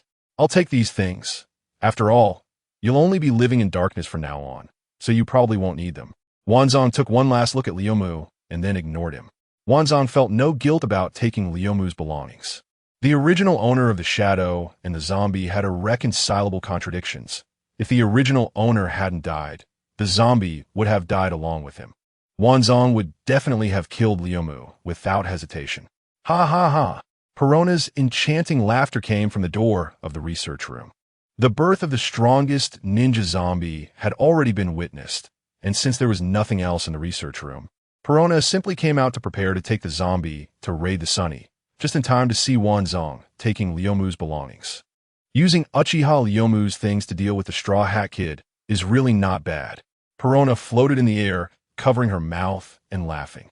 "I can already imagine the expression on the Straw Hat Kid's face when he sees you." Wanzong's body paused, and he glanced back, but said nothing, his figure flickering a few times before disappearing from Perona's sight. Ah, how irritating. Perona pouted and clenched her small fists angrily. "I took the trouble to greet that guy, and he actually left without saying a word." Perona was sulking, and when she found Hilton looking at her like an idiot, she vented her anger on him. "What are you still doing there? Hurry up and unfreeze those guys, then come with me to the Straw Hat cruise ship to move things." Perona's tone was harsh, but Hilton didn't dare to resist at all and quickly sprang into action. In the backyard of the castle, after getting Brooke's help, Luffy and the others successfully purified those zombie generals. They clearly saw black shadows flying out from the bodies of the zombies. As for those zombie soldiers, everyone just incapacitated them. After all, the salt Brooke carried wasn't enough to purify so many zombies. "Brooke, arigato. If you hadn't come in time, we wouldn't have been able to deal with these zombies so easily." Seeing that there wasn't a single zombie left standing, Luffy hurriedly thanked Brooke. "Weren't you looking for the zombie that contained your shadow? How'd you come from that place?" Frankie asked, recalling the scene of Brooke descending from the sky, puzzled. Brooke gave a bitter smile. "Actually, I already looked for him, but I lost again, and it was still a crushing defeat. I accidentally triggered a trap in the castle." "Don't worry, Since we're already here, leave everything to us. I will definitely send Moria flying. Luffy comforted Brooke by patting his bony shoulder. Brooke was still puzzled about how Luffy knew that the mastermind was Moria and was about to refuse when a chilling slash came at them. Donji! Luffy shouted, and everyone quickly scattered. The icy slash passed through the space between them, instantly forming a chasm of ice where it had passed. Pretty quick reaction. I thought I could at least take one out. A voice floated lazily from the direction of the slash. Who is it? Why is it using Leomu's technique? Zoro's face darkened as he stared at the direction from which the slash came. How could he not recognize that slash, having often sparred with Leomu? Luffy and the others reacted to Zoro's words, realizing why that slash looked so familiar. Wanzong appeared slowly in front of everyone, holding Frost.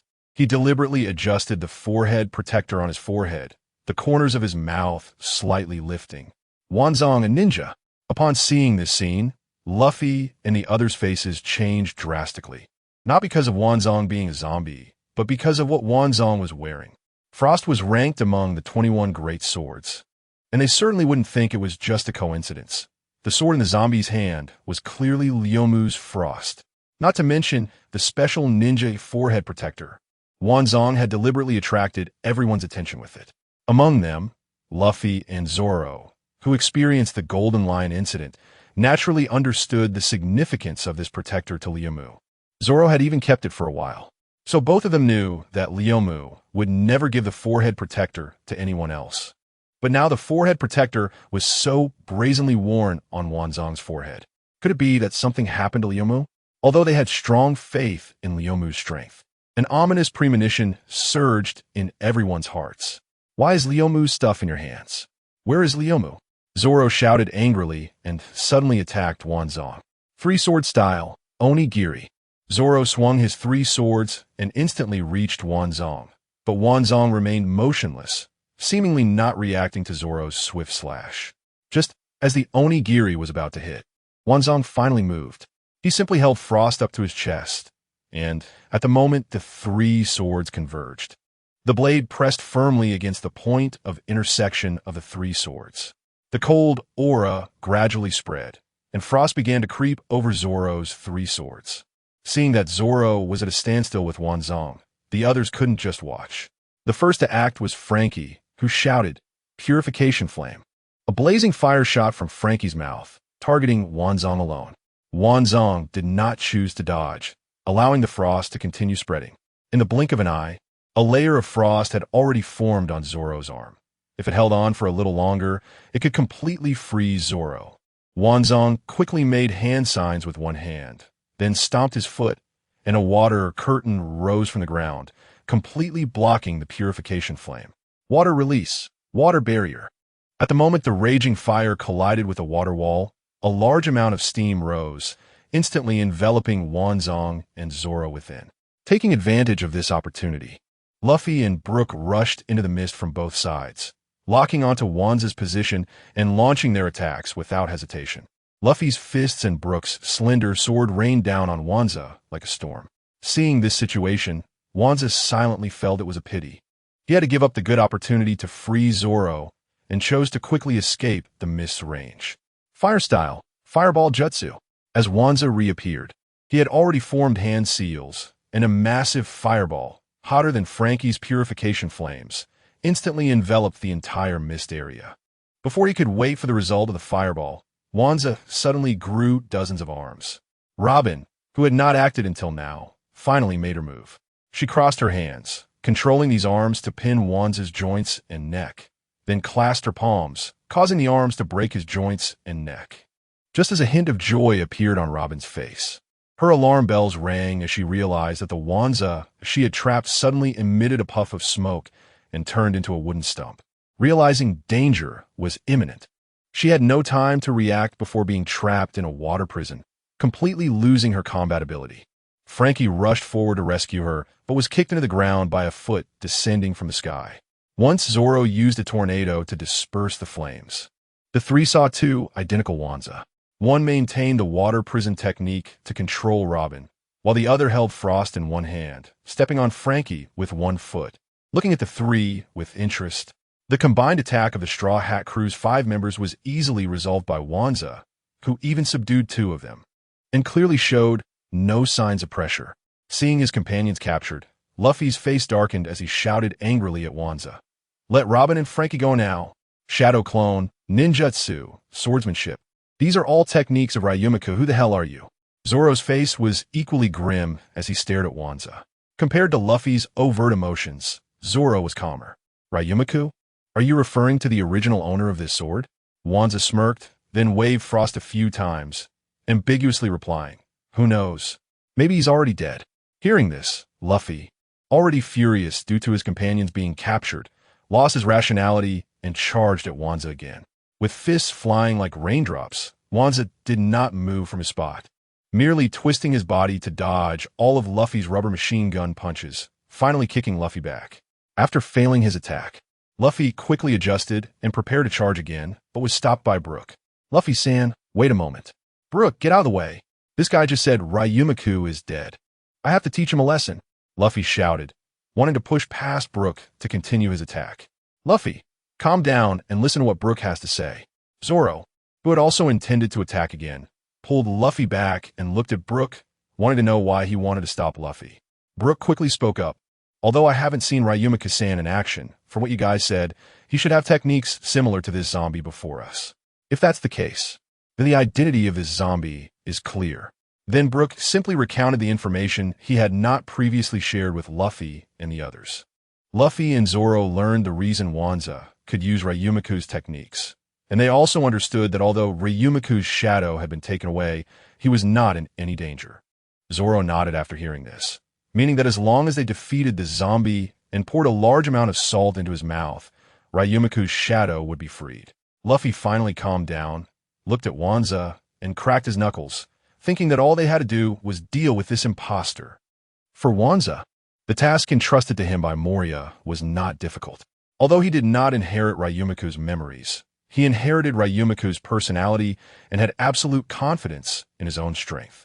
From the brief skirmish just now, he had basically figured out the strength of Luffy and his crew. Thus, Wanza quietly watched the 3 talk without interrupting. Hearing Luffy call him an imposter, Wanza remained unfazed and unbothered, focusing his gaze solely on Luffy, as he was his target. Wanza spoke blandly. "It seems you've finished chatting. So come with me, Monkey D. Luffy." "Shut up. I won't allow you, an imposter, to speak to me in Ryumiku's tone." Luffy shouted darkly, then bent down, supporting himself with one hand on the ground, seemingly preparing for something. Wanza merely chuckled lightly. "He is he, I am I. After Moria-sama granted me new life, I have nothing to do with him. Don't confuse me with him." Luffy completely ignored what Wanza said and said to himself, "A shadow is just a shadow. You should obediently return to Ryumiku's body." After saying this, Luffy's legs began to pump like a gas pump, and then his skin turned red, emitting scalding steam, and his entire aura suddenly changed, entering Gear Second. As soon as he activated Gear Second, Luffy wasted no time and directly used Soru to disappear from his spot. Faster? In that moment, although Wanza was puzzled by Luffy's sudden power increase, this speed was still not enough to make him flustered. He merely swayed slightly to the left, and a swift, powerful punch passed by his side. Luffy's attack was clearly not limited to this one strike. A storm of attacks followed one after another. Wanza remained calm in his response, lightly swaying his body left and right, hardly moving his position, even raising the foot that was stepping on Frankie just long enough to dodge, then placing it back down. This meant that even while facing Luffy's attacks, Wanza did not give Frankie a chance to get up. As the attacker, Luffy was under tremendous pressure, and this pressure increased with each of his punches that missed. Is this Ryumiku's strength? But he hasn't even opened the 8 gates yet. Luffy's brows furrowed together, his expression very grim. Although Luffy had always known that Ryumiku's strength surpassed his own, he had never truly fought Ryumiku with full strength, so he wasn't clear on the exact gap. Especially after the battle with CP9, after activating Gear Second and Gear Third, along with having a basic grasp of Haki. Luffy believed the gap between him and Ryumiku had become quite small. But in this confrontation with Wanza, Luffy realized that his thoughts were too naive. Although he had only activated Gear Second and was not using Gear Third or Haki, Wanza had also not opened the 8 gates. Brooke had just told Luffy that zombies inherit all the abilities of their Shadow's owner. Having witnessed Wanza's ninjutsu and swordsmanship, Luffy was not foolish enough to think that Wanza wouldn't know the 8 gates. Zoro, who realized this as well, also joined the battlefield with a serious expression. Brooke, seeing that Luffy was at a disadvantage, followed Zoro's lead, thinking to help. Zoro and Brooke's participation undoubtedly alleviated Luffy's pressure, and Wanza could no longer dodge as calmly as before, having to treat the situation with caution. Wanzong began to defend against the cold frost, and the extent of his dodging started to increase. The 4 figures moved frantically in the backyard of the ancient castle, and Frankie, who was stepped on by Wanzong, finally had a chance to catch his breath. That bastard zombie actually dared to step on my head. My super handsome hairstyle is all messed up. Frankie opened the built-in refrigerator in his abdomen, grabbed 3 bottles of cola, and gulped them down, his hairstyle instantly returning to the stylish pompadour. Super resurrection, Frankie shouted loudly, then took off the leather gloves on his hands and flung them back, revealing his steel fists. Watch me tear you apart. Frankie's gaze swept across the backyard. Instead of joining the battle with the other 4, he swung his fists towards the Shadow clone, preparing to rescue Robin first to free up another fighter. However, the Shadow clone did not engage Frankie, maintaining the water prison technique and continuously flickering. Frankie, though furious, was helpless and could only turn back to join the battle with the 4. Facing Luffy and Zoro's coordinated attack, along with Brooke's constant harassment, Wanzong gradually fell at a disadvantage. This was also due to Wanzong's unfamiliarity with his own body. He still maintained the fighting style of a log, avoiding and blocking attacks without taking them head-on against enemies weaker than himself, trying to avoid injury. He overlooked the fact that in his current zombie body, he could withstand some attacks to create opportunities. But Wanzong, who was at a disadvantage, was not anxious at all, just as Luffy and Zoro thought. Wanzong was not using his full strength. 4th gate of pain. Open. As Frankie swung his iron fist closer to Wanzong, he heard Wanzong's voice, and then a powerful energy erupted from Wanzong's body, sending all 4 of them flying back. The 4 were positioned at the 4 corners around Wanzong, forming a circle of isolation between them and Wanzong. The energy from Wanzong's body began to dissipate, not chakra, but a strange black energy. It was precisely because of this black energy that Wanzong could still perform ninjutsu and now the 8 gates of Dueling without chakra as his companions. You should be familiar with this technique. Wanzong grinned. The energy dissipating looked like swirling black mist. Even the blade of frost was tainted with this aura. Frost still emitted cold air, but compared to the pure coldness when attached to the log chakra, it now had a more sinister chill. The 4 looked at Wanzong with grave expressions, clearly feeling the immense pressure from Wanzong's erupting aura. Hey, this move seems to be the one the log used against the weasel, but why do I feel something is off? Frankie was uncertain, having only seen it once. Not sure, feels a bit strange, but it should be that move. Zoro replied with a frown. Although Zoro had seen the log practice many times, this version of the 8 gates of Dueling was indeed somewhat different from his memory, but there was no doubt about the explosive increase in Wanzong's power. Fully aware of the power of the 8 gates of Dueling, Zoro and Luffy exchanged glances and nodded at each other. We have to go all out. Since we're going all out, Luffy didn't turn off the 2nd gear, extending his hands to his mouth and began to blow air furiously. His arms started to swell, quickly becoming like those of a giant. But that wasn't all. Luffy found the feeling he had when facing Lucci before, and his giant hands instantly took on a pitch-black metallic sheen. Armament hockey hardening.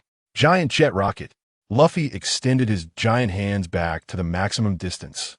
This strike could be considered the strongest attack he could unleash at this stage. Zoro was no exception. After adopting the 3-sword style, his aura suddenly changed, directly activating the 9-sword style.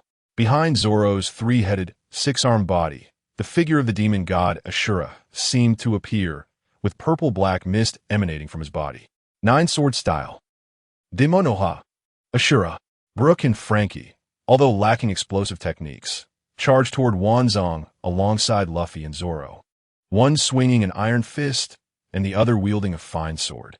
The Straw Hat crew launched all-out attacks, and Wanzong didn't just watch. His aura surged twice. With the opening of the 5th and 6th gates, the aura emitted by Wanzong reached its peak, and a tremendous chill enveloped the entire battlefield. With a single swing, boom, the intense battle energy suddenly exploded, destroying all the structures in the backyard of the ancient castle.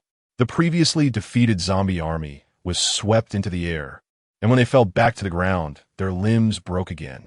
The once exquisite backyard became a complete wreck after this fierce collision. As the dust settled, only one figure holding a sword remained standing, while the other 4 lay nearby. Due to the side effects of the 3rd gear, Luffy had transformed into a mini version of himself. Although he staggered to his feet, he clearly posed no threat.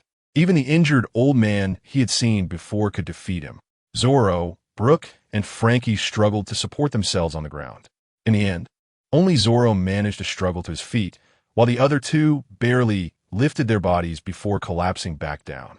Seeing Zoro standing, Wanzong let out a soft "huh," admiringly exclaiming, "I didn't expect you to be quite resilient. You can still stand after taking my strongest blow." But that's it. Wanzong didn't take the exhausted Zoro seriously, slowly sheathing frost, then looking at Mini Luffy. "Damn it, don't underestimate me too much." Zoro charged at Wanzong with 3 swords, but it was clear he could not pose any effective attack now. Wanzong didn't even glance at him, slightly tilting his body to deliver a hand chop, and Zoro fell at Wanzong's feet. Watching Wanzong approach the defenseless Luffy, Zoro wanted to get up again, but the attack he had launched earlier had already exhausted his last strength. Imposter, if there's anything. Just come at me. Leave Luffy alone. Zoro's eyes widened, but he was too weak to shout anything. Wanzong paused, appreciatively glancing back at Zoro, and said leisurely, "The task I received is to bring Straw Hat Luffy back." After saying that, Wanzong ignored Zoro's cries and directly approached Mini Luffy, reaching out to grab him. Luffy tried to resist, but as a mini version of himself, he had no means of resistance other than swinging his tiny fists at Wanzong. Although Wanzong didn't know why Luffy had shrunk, cautious as he was, he chose to use the water prison technique to trap Luffy, then vanished with him in an instant. Just as Wanzong disappeared, the shadow clone that had captured Robin also vanished, and Robin, freed from the water prison technique, coughed a few times and quickly stood up, wanting to chase after Wanzong. However, without any tracking means, Robin lost Wanzong's figure and could only helplessly return to the others. After resting for a while, the group finally recovered some strength. "No, I have to go save Luffy," Zoro said with a serious face, ready to leave. "Zoro, I completely understand your desire to save your companion, but we are not a match for that zombie," Brooke said slowly as he sat up. Brooke's words caused Zoro to pause in his steps, and made Frankie and Robin swallow their desire to go with him. Indeed, they had just suffered a terrible defeat. What would they do if they encountered that zombie named Wanzong again? Zoro's feelings were quite complicated. He wanted to save Luffy, but had to face the powerful zombie that was like Driftwood. Among the Straw Hat crew, besides Driftwood himself, Zoro understood Driftwood's strength the best. Bang, bang, bang. The sound of Frankie angrily pounding the ground echoed, accompanied by his cries of frustration. "Damn it, don't we have any way to deal with this?" After a moment of hesitation, Brooke spoke up, "Maybe there is still a way." While Zoro and Robin remained silent, Brooke's words gave them hope, and they all looked at him with hopeful eyes. Brooke didn't keep them guessing and directly said, "To deal with Wanzong, we still need Driftwood-san. He should have a way to deal with himself." Zoro shot Brooke an annoyed glance. "Is that your plan?" Brooke's suggestion clearly seemed useless to them. After all, Driftwood's shadow had been taken by Wanzong, and Driftwood's own situation was not optimistic either.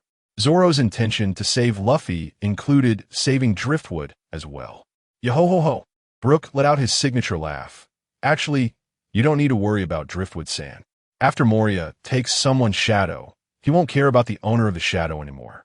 He will either leave them here to fend for themselves or throw them out of Thriller Bark.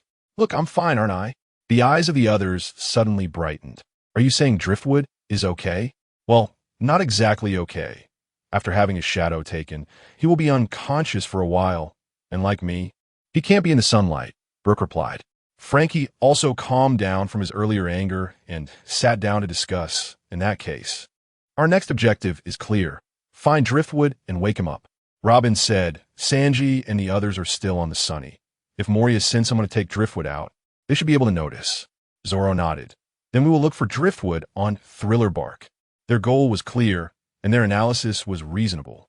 But what they didn't know was that Sanji and the others had also boarded Thriller Bark and had just missed Perona's team, not as they had imagined.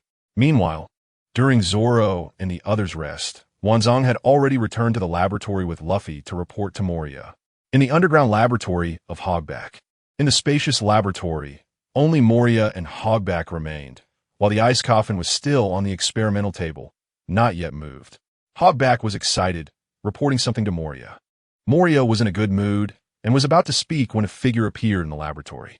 Master Moria, the mission has been completed, Wanzong respectfully reported to Moria, maintaining the water prison technique, with Luffy trapped inside and not yet returned to his original state.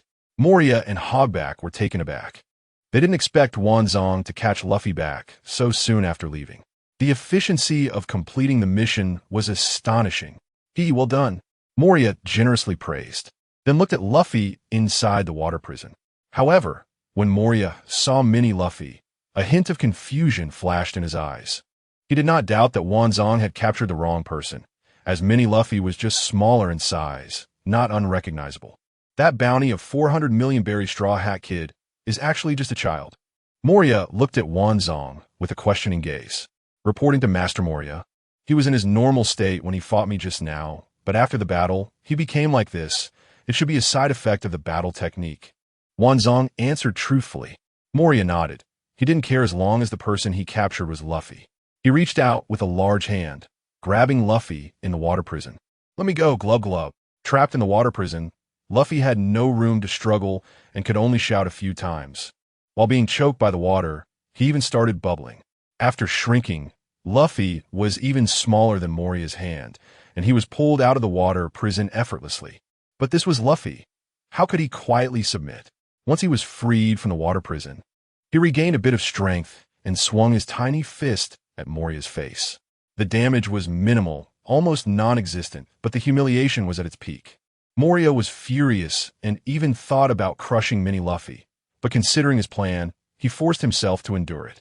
Moria's forehead twitched, gritting his teeth as he said, Straw Hat Kid, you better behave. Luffy couldn't care less, continuously waving his fist that slipped out from between Moria's fingers, coincidentally hitting Moria's forehead again.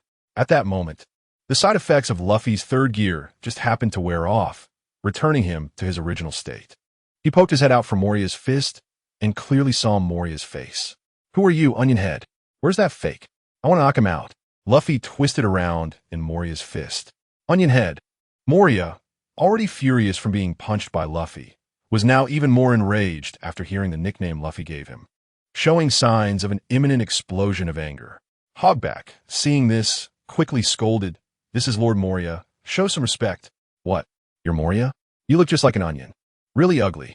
Luffy glanced at Moria's onion-like head, picking his nose with a look of disdain.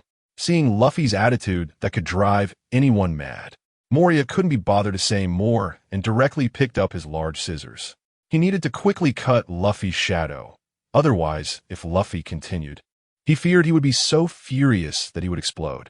Sensing danger from the large scissors, Luffy's face changed drastically, and he began to struggle frantically. Damn it. You Onion Head, let me go. Hee, I'll let you go soon. But first, I'm taking your shadow. Moria's face showed an extremely cruel smile, and then he swiftly pulled Luffy's shadow out. Luffy was thrown into the air, and in the next moment, the enormous scissors cut down towards Luffy's shadow. Bang! The moment the shadow was lost, Luffy also lost consciousness and fell to the ground. Hee, 400 million berries of combat power is mine. Moria laughed loudly, grabbing the still struggling shadow and walking out of the laboratory. Hogback, come with me to witness this great moment. Hogback, who had been waiting for this moment for a long time, quickly followed in excitement. They were heading to the huge ice cellar on Thriller Bark. The ice cellar held the corpse of the demon Oz, a demon that had been asleep for 500 years, was finally about to awaken. Wanzong, I don't want anything to disturb the next events, Moria ordered without looking back. Yes, Master Moria. Wanzong respectfully acknowledged and disappeared once again. Meanwhile, Luffy seemed to be forgotten here, in the forest outside the castle, after suspecting that the log had encountered trouble. The 4 members of the ship crew resolutely boarded the thriller bark. However, their route did not coincide with Perona's aerial team, so they did not meet. Along the way, many bizarre zombies still startled the timid trio, but with Sanji present and their desire to quickly figure out what had happened to the exploration team, they showed off a bit of their skills and easily reached this forest. At this moment, they happened to encounter the Love Pirate crew, led by Lola. In response to Lola's love proposal, Usopp naturally refused without hesitation, and even Sanji only hesitated for a moment. However, Lola didn't care. After all, she had failed over 4,000 times and smoothly made her request to them. Although the wild boar Lola had been purified and her shadow had returned, she still had a large number of subordinates. Like the president of the Victim Association, she also thought of asking the group for help after witnessing their ability to defeat zombies. However, the group's purpose for coming here was to find the log, so they could only express that they would help Lola and her crew after completing their own tasks. Nami casually asked Lola if she had seen Luffy and the others. After asking her subordinates, Lola gathered a general idea of the situation, since they were also members of the Victim Association. After learning that Luffy and the others had indeed gone to the castle, Sanji and the others did not linger and greeted the Love Pirate crew before setting off towards the castle. However, they had not walked far when the sound of wooden clogs hitting the ground came from ahead. Creak, creak.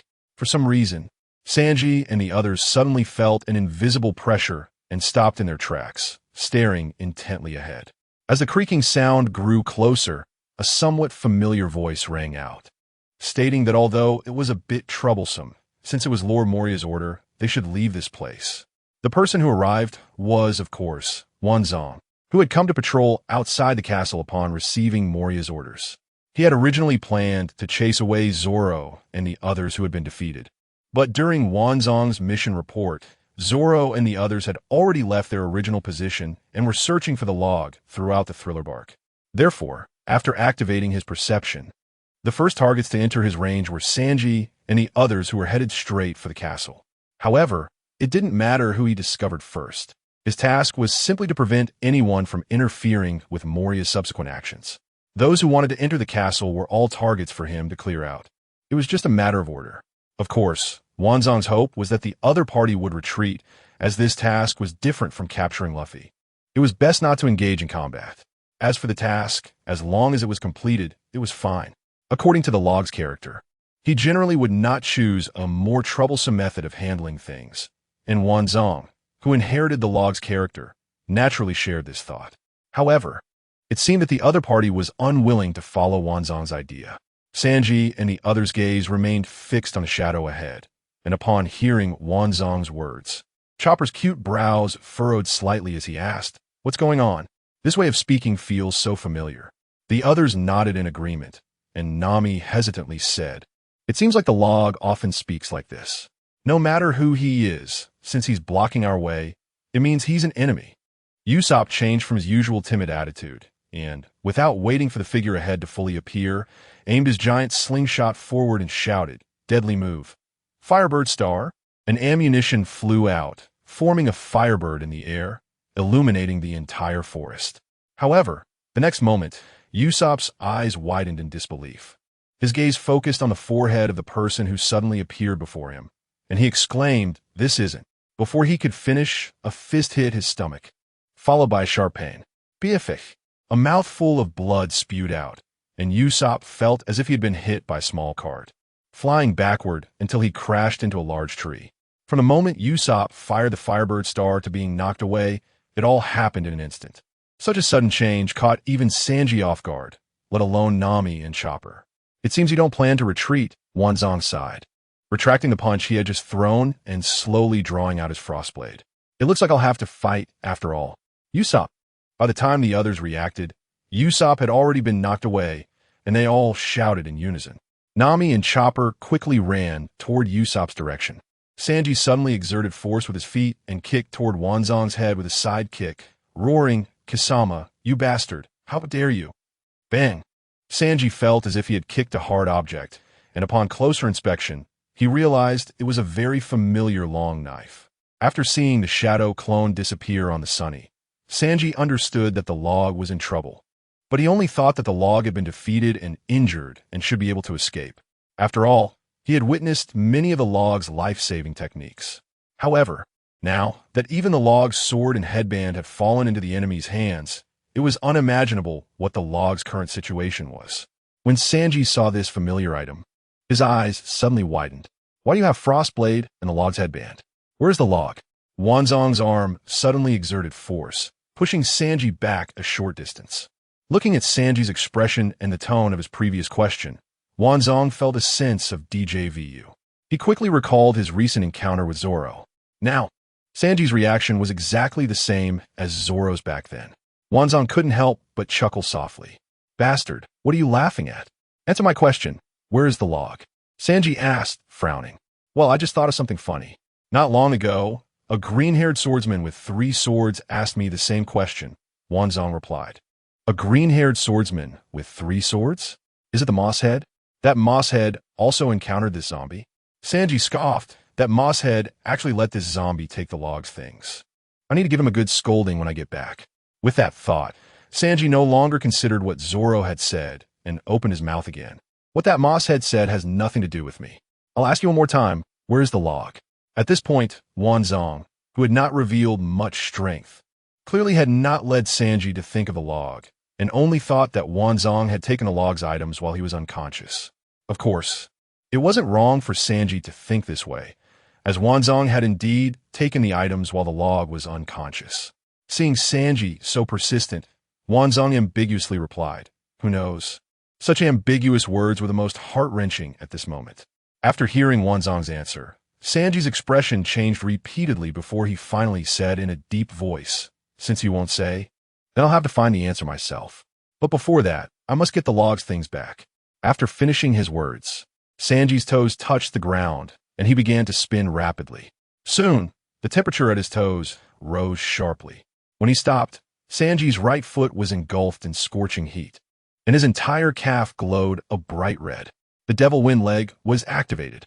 Once activated, Sanji's speed surged dramatically, and he kicked towards Wanzong's face with his blazing foot once more. Wanzong, holding the Frostblade, swung it out before Sanji's kick even reached him. The fierce shadow of the leg collided with the cold Frostblade, and after a few probing exchanges, both fighters erupted with intensity. Bang! Sanji's black leather shoes struck the blade of frost, and the point of contact seemed like a dividing line. Half was a blazing red heat, and the other half was a chilling frost. Ice and fire refused to back down, colliding with each other. The scene seemed to be at a stalemate, but in reality, it was not. After all, Wanzong hadn't even activated a door. Moreover, upon closer inspection, it could be seen that Sanji was gritting his teeth, seemingly struggling, while Wanzong, benefiting from his zombie form, could maintain his state without the risk of exhaustion. Damn, what is up with this zombie? It's so strong. Sanji furrowed his brows, sensing that the zombie before him was completely different from those he had encountered earlier.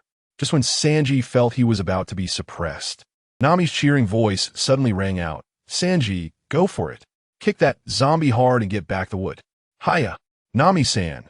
Sanji exhaled 2 puffs of white breath, his eyes turning into heart shapes. Sanji felt as if he had been injected with adrenaline, and he didn't know where the strength came from. But he turned the tide and forced Wanzong back, gaining the upper hand in this brief exchange. Wanzong had originally been confident, having pushed Frost forward a bit, but unexpectedly, Sanji suddenly exploded with power, and the force coming from Frost grew stronger, directly pushing Wanzong back. Sanji, well done. Seeing this scene, Nami's support continued. Let's keep the momentum and take down that thieving zombie. Leave it to me, Nami-san. Sanji shouted excitedly, his heart-shaped eyes seeming to widen a bit, and he took the opportunity while Wanzong was retreating to charge forward, sliding backward on the ground for more than 10 meters. Seeing Sanji not giving Wanzong a chance, Wanzong quickly formed a hand seal. Earth release, earth flow wall. A thick earthen wall rose up, blocking the line of sight between Wanzong and Sanji, completely obscuring Sanji and Nami's view from the side. Bang! The scorching kick struck the earthen wall hard, breaking through without any hindrance, but Sanji lost sight of Wanzong. There was no time to think about the sudden appearance of the earthen wall. Sanji quickly surveyed his surroundings but found no trace of Wanzong, as if he had vanished mysteriously. Sanji stood on one foot, the other poised for an attack, ready to kick out at any moment. Suddenly, a warning bell rang in Sanji's mind, and he leaped into the air just as a hand reached out from the ground, brushing past Sanji's shoe. The strike missed, and Wanzong leaped out as well. TCH, quick reflexes. Is this a ninja technique? After landing, Sanji didn't rush to attack, but instead stared at Wanzong with a grim expression, wanting to confirm something. Oh, didn't I mention it? Wanzong smirked and introduced himself. Wanzong, a ninja. And my shadow is Ryuki, a ninja. Boom! Like thunder crashing, Sanji's mind suddenly echoed this phrase. It was what Ryuki had said when he joined the Straw Hat crew. The tone and mannerisms of the zombie before him were eerily similar to those of Ryuki back then. Sanji recalled the sword techniques Wanzong had used during their earlier clash, which were quite similar to those employed by Ryuki and also carried an icy attribute. Although Sanji was not as familiar with Ryuki's swordsmanship as Zoro, he could at least recognize it. This zombie contains Ryuki's shadow. This thought suddenly struck Sanji's mind. Wanzong felt too familiar to him, and since they had just spoken with Lola, they naturally knew what characteristics zombies possessed. Connecting the disappearance of Ryuki's shadow clone, Sanji finally understood what had happened. However, upon realizing the truth, Sanji felt an overwhelming pressure. He was well aware of Ryuki's strength. Although the being before him was not Ryuki, according to the information Lola provided, a zombie's power depended on the strength of its shadow owner and the body it possessed. The stronger the body, the greater the power it could exhibit. Sanji didn't need to think much. The body of the zombie before him must be extremely strong since Ryuki had such a high bounty, and Moria would surely seek a suitable body. In their earlier clash, Sanji had personally experienced Wanzong's power. Although he had gained some advantage, he had already exhausted his means, and he knew full well that Wanzong still had one technique left unutilized. 8 gates. Sanji's expression grew serious. Seeing Sanji's lack of movement, Wanzong was not in a hurry. Instead, he looked at Sanji with great interest. A mysterious glint flickered in his pitch-black eyes as he lightly waved Frost a few times. Why aren't you coming? Didn't you say you wanted to take that knife back? Just standing there won't do. Wanzong was happy to take a break. As long as Sanji and the others didn't interfere with Moria at the castle, just standing around was fine. After all, Moria's orders were neither to eliminate nor to capture. He would do things as conveniently as possible. You are Ryuki's shadow? Ignoring Wanzong's taunts, Sanji asked back to confirm. Wanzong replied ambiguously, why? Do you want to say I'm a fake? The last one who said that has already been captured. His shadow probably has a new master now. Sanji's expression darkened further. He had only wanted to confirm Wanzong's identity, but he received another piece of bad news. He had already guessed that Wanzong was definitely referring to either Luffy or Zoro, or both. Things were getting worse. Should he retreat to think of a countermeasure before coming back? Sanji's mind was very clear. Facing an unbeatable enemy was undoubtedly the most rational course of action. However, this thought lingered in his mind for less than half a second before disappearing. Fight! Who? Sanji exhaled a deep breath, maintaining the devil wind leg, and charged forward. He wasn't blinded by rage. He was very calm, fully aware of what he was doing. The enemy's strength would not be weaker than the widely acknowledged strongest Ryuki. He knew he might not be a match, but he still had to go. Knowing that his companions were captured and just retreating like this. Knowing the way to rescue his companions, but not trying. Sanji couldn't do that. Not even if there was a mountain of knives and a sea of flames ahead. He would not allow the incident with the Golden Lion to happen again. With this thought in mind, Sanji's speed increased, and the originally red-hot calf began to burn with tangible flames. Devil Windleg, Lamb Shoot Max. Bang! The burning black foot collided once again with Frost, but this time the situation was completely different from before. Flames surged up, overpowering the coldness emitted by Frost with Sanji's blazing fire. Wanzong was directly repelled, unlike the previous explosive boost due to Nami's support. This time, it was a substantial improvement. Has it gotten stronger? A flicker of emotion appeared in Wanzong's deep eyes. As Sanji's opponent, he had personally experienced Sanji's growth. Wanzong did not understand the reason for Sanji's sudden increase in strength. After all, he was merely a zombie, existing only as a shadow not long ago, without even thoughts. Just as Luffy said, Wanzong was nothing more than a counterfeit of Roboku. Only he himself was unwilling to admit it. If Roboku were here, he would definitely tell Wanzong. This is the bond between comrades. Wanzong couldn't comprehend these things. All he knew was that if this continued, the mission would fail, so... The fourth pain gate. Open. Wanzong forcibly stopped his retreat, his body transforming into a white line as he charged out. Sanji's eyes were resolute, his pupils reflecting Wanzong's figure. He shouted without looking back, "Everyone, let's go." This zombie is just wearing Roboku's shadow. Upon hearing this, Nami and the others' expressions darkened.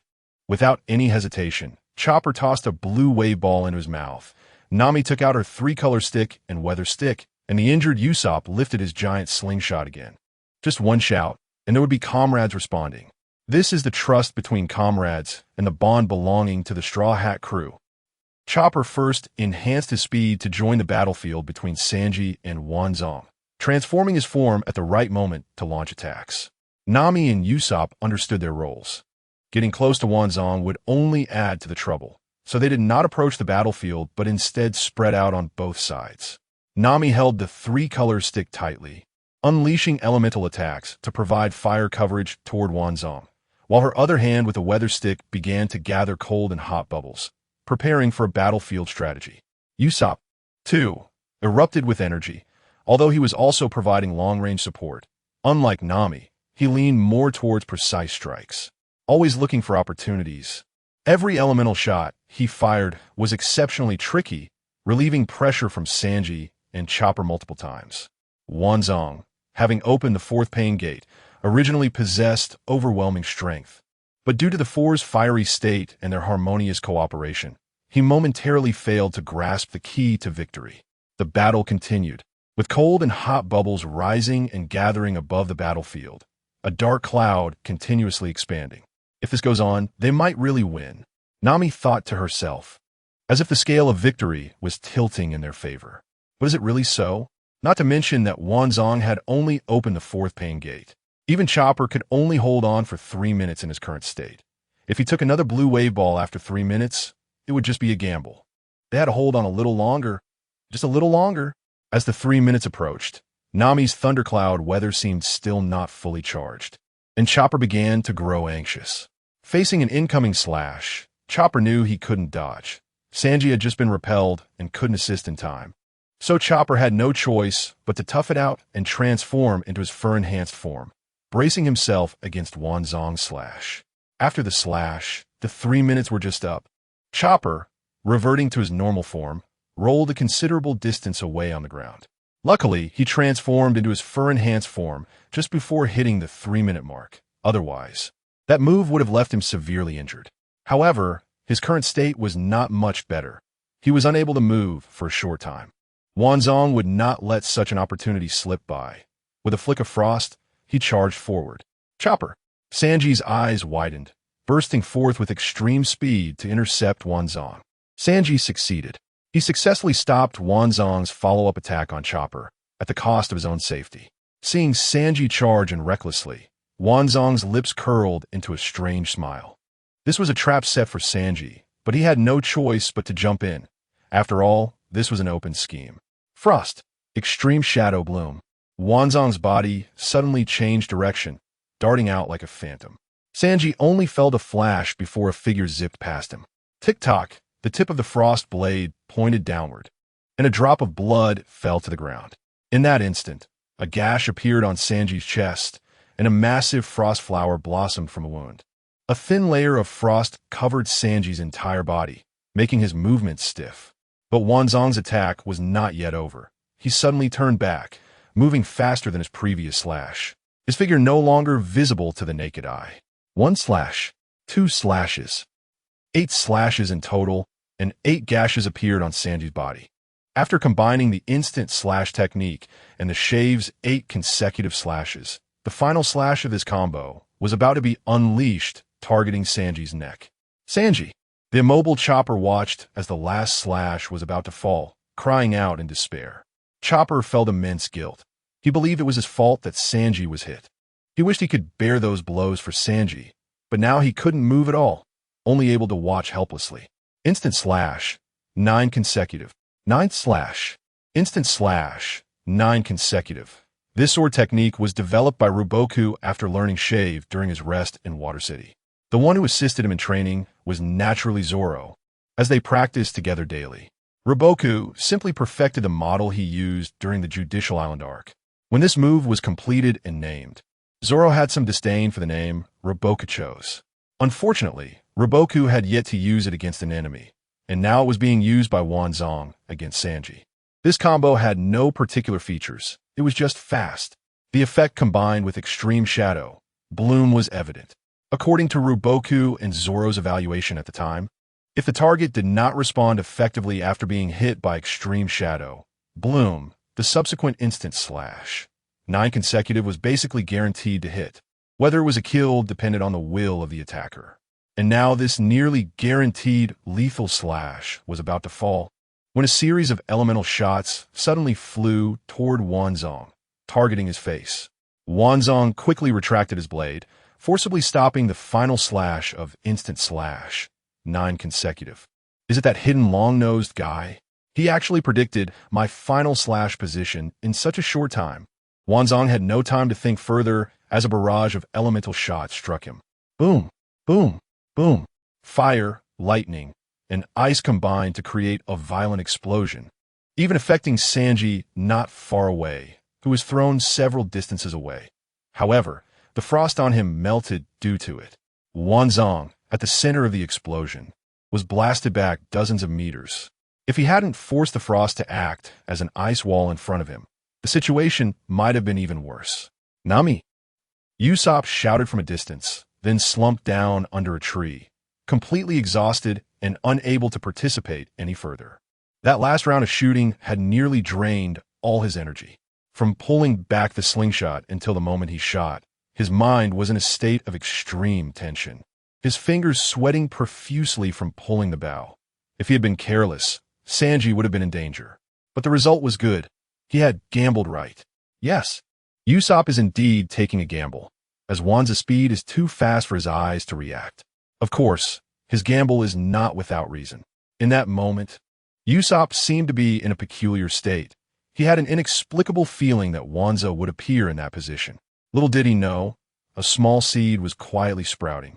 On the other side, at Nami's location, upon seeing Sanji being cut, her heart tightened. She wanted to do something, but unfortunately, she couldn't pinpoint Wanza's location, missing the best opportunity to strike. After seeing Wanza being blown back, Nami couldn't help but shout, "Usopp, well done!" Almost simultaneously, Usopp's voice came through, and Nami swung her climate baton to unleash a thunderbolt that struck the dark clouds above the battlefield. You don't need to tell me. I would do the same. Thundercloud Weathermax. Boom, boom. The dark clouds instantly became thunderous, quickly transforming into storm clouds. Boom. A thick bolt of lightning struck down, targeting the blown-back Wanza. Yay!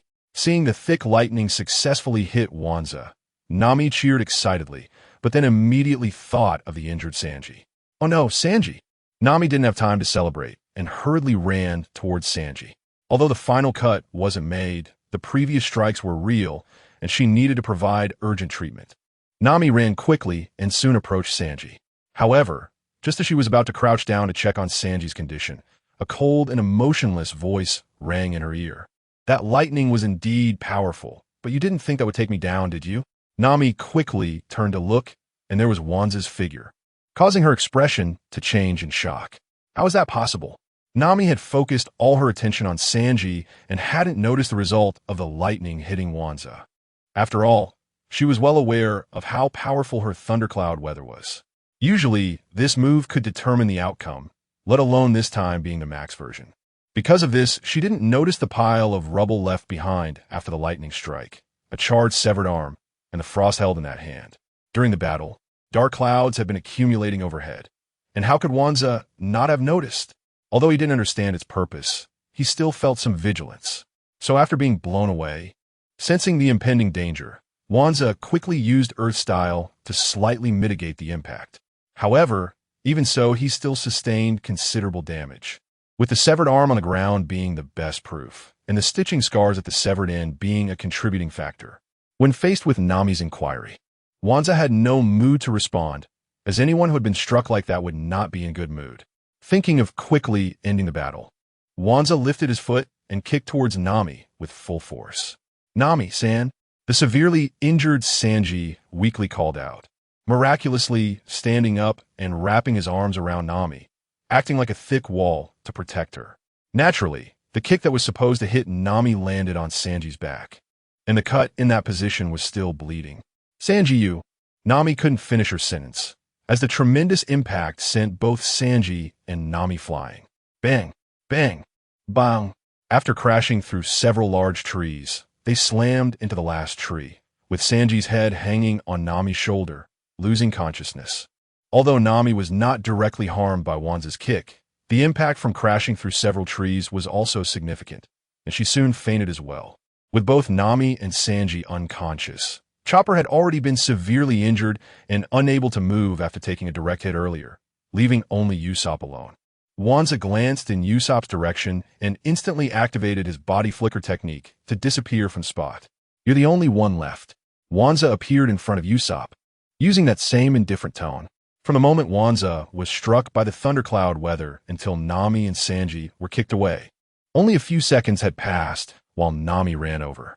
Usopp had not reacted at all, but upon seeing Wanza, his eyes became resolute as he unhesitatingly raised his massive slingshot, pulling back with his trembling fingers and shooting an ice bullet at Wanza. Such a poorly executed attack, in this dire state, was naturally unable to hit Wanza. After casually dodging, Wanza punched Usopp in the abdomen. This punch sent Usopp flying upwards, forming a perfect parabolic arc. As for where he would land, that was not something Wanza needed to consider. With a damaged blue kimono, a charred and severed body, this was Wanza's current state. He picked up his severed arm beside the rubble, sheathed the frost, and prepared to head back to the castle. This posture greatly affected his combat ability, and he needed to see if there was a way to remedy it. Before leaving, Wanza glanced at the fallen group and praised them. They're quite a good bunch. After all, inheriting the character of Ryumaku, Wanza recognized Sanji and the others' excellent performance, their tenacious will, and the bond between comrades. However, due to differing positions, they could only be enemies. Tap, tap, tap. The sound of wooden clogs echoed as Wanza's figure gradually faded away. Hearing the sounds of battle, Lola and her group, who had been hiding at a distance, finally dared to come out. "Doctor, hurry and treat them, and go find that long-nosed guy." Lola organized her subordinates to provide aid to Sanji and the others. Lost in thought as she watched Wanza leave, "This zombie is really strong. How come I've never seen him before?" At the edge of the castle, outside Hogback's residence, a man dressed in a short-sleeved shirt, with 3 swords at his waist and green short hair, was frowning, staring intently at the wall before him. He occasionally raised his gaze in confusion, wondering, why is there also a castle here, and it looks similar to the previous one? This was, of course, Roronoa Zoro, the Straw Hat Crew's #1 directionally challenged member, though he would never admit it. Just like this time, he completely did not believe that he had returned here because he got lost. Zoro, Robin, and Frankie, after accepting Brooke's suggestion, decided to split into 4 groups to search extensively for Ryumaku on Thriller Bark. According to Brooke's experience, Moria wouldn't leave those whose shadows were taken nearby the castle. It is worth mentioning that Zoro's original route would have allowed him to meet up with Sanji and the others, but due to his directionally challenged nature, he essentially made a detour and returned to the castle. However, the location was slightly off. Zoro ended up in the area of Hogback's residence, where Hogback's laboratory was also located. With the mindset of not leaving any place unchecked, Zoro leaped up and jumped into the wall. Due to the night's actions, aside from the group of weak zombies outside Thriller Bark, most of the combat-capable zombies had gathered in the castle's backyard and had already been eliminated by Zoro's group. Therefore, there was virtually no guard outside the laboratory, and Zoro entered Hogback's residence without encountering any obstacles. After entering, there were finally a few obstacles, but just 2 or 3 small cats. It wasn't difficult at all. Without even making a sound, Zoro dealt with the few zombie nuisances inside and then swaggered around searching. "Hey, Ryuma, are you here?" After searching a few rooms with no results, Zoro decided to shout. However, after shouting, he realized he had done something very foolish. According to Brooke, after one's shadow is taken away, they will fall into a coma for a while. Even if Ryuma were there, he wouldn't be able to hear, let alone respond. But just that shout caused a samurai zombie in a certain place to open its eyes. Yo-ho-ho-ho! It seems we have another guest. After searching a few more rooms in Hogobaku's residence, Zoro suddenly discovered an open stone door. He casually glanced inside and found that behind the stone door was leading underground. A basement? Zoro muttered and walked in without hesitation. Generally, basements are used for hiding things, and Zoro believed the chances of finding Ryuma here were greater. Even if he didn't find Ryuma, he might discover some other valuable information. Following the long corridor, Zoro entered a large room filled with various instruments, with an empty ice coffin placed in the center. This was clearly Hogobaku's underground laboratory. Of course, after entering, Zoro completely ignored the series of instruments and commented on the empty ice coffin in the middle, thinking the owner of this place must not be very bright to use a coffin as a bed. Thus, Zoro swaggered up to the ice coffin. When he was only a few meters away, a foot sticking out from one side of the coffin caught Zoro's attention because the big slipper on the foot looked very familiar. Luffy? Zoro hurried over and confirmed it was indeed Luffy. He then looked down at the ground. Zoro frowned. Indeed, Luffy's shadow had been taken. "Hey, Luffy, wake up!"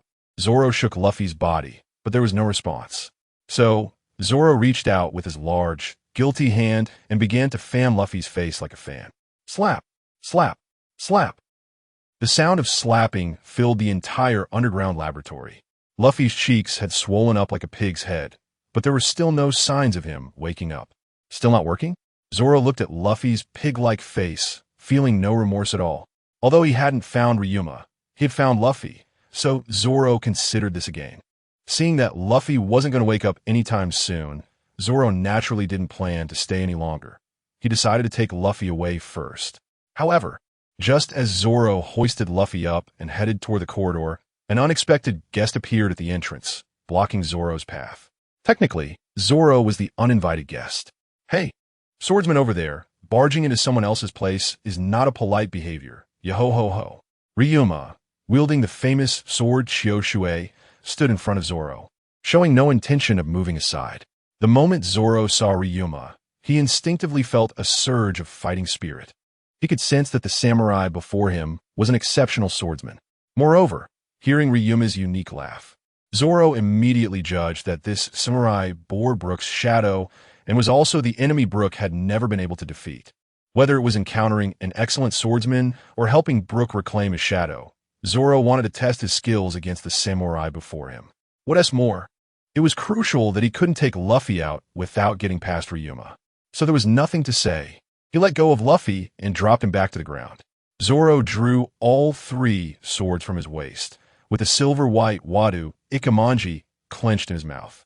The 3rd-generation Kitetsu glowing eerily in his left hand, and the elemental blade, given by Ryuma in his right hand, now embedded with a thunder bead. Electric arcs crackling along the blade. Onigiri. Zoro unleashed his full power right away, executing his most skilled technique, Onigiri. Although Ryuma was just equipped with Brooke's shadow, he was a legendary dragon slayer swordsman with certain instinct from his life. Faced with such an excellent swordsman as Zoro, he naturally wouldn't back down. The famous sword Chioshui, combined with Brooke's swift swordplay wielded by Ryuma, became even more formidable. The clash between the 2 swordsmen produced continuous metallic sounds. Clang, clang, clang. Zoro and Ryuma fought intensely, their fighting spirit erupting, fully engaged in the sword duel, completely oblivious to their surroundings, showing no signs of holding back.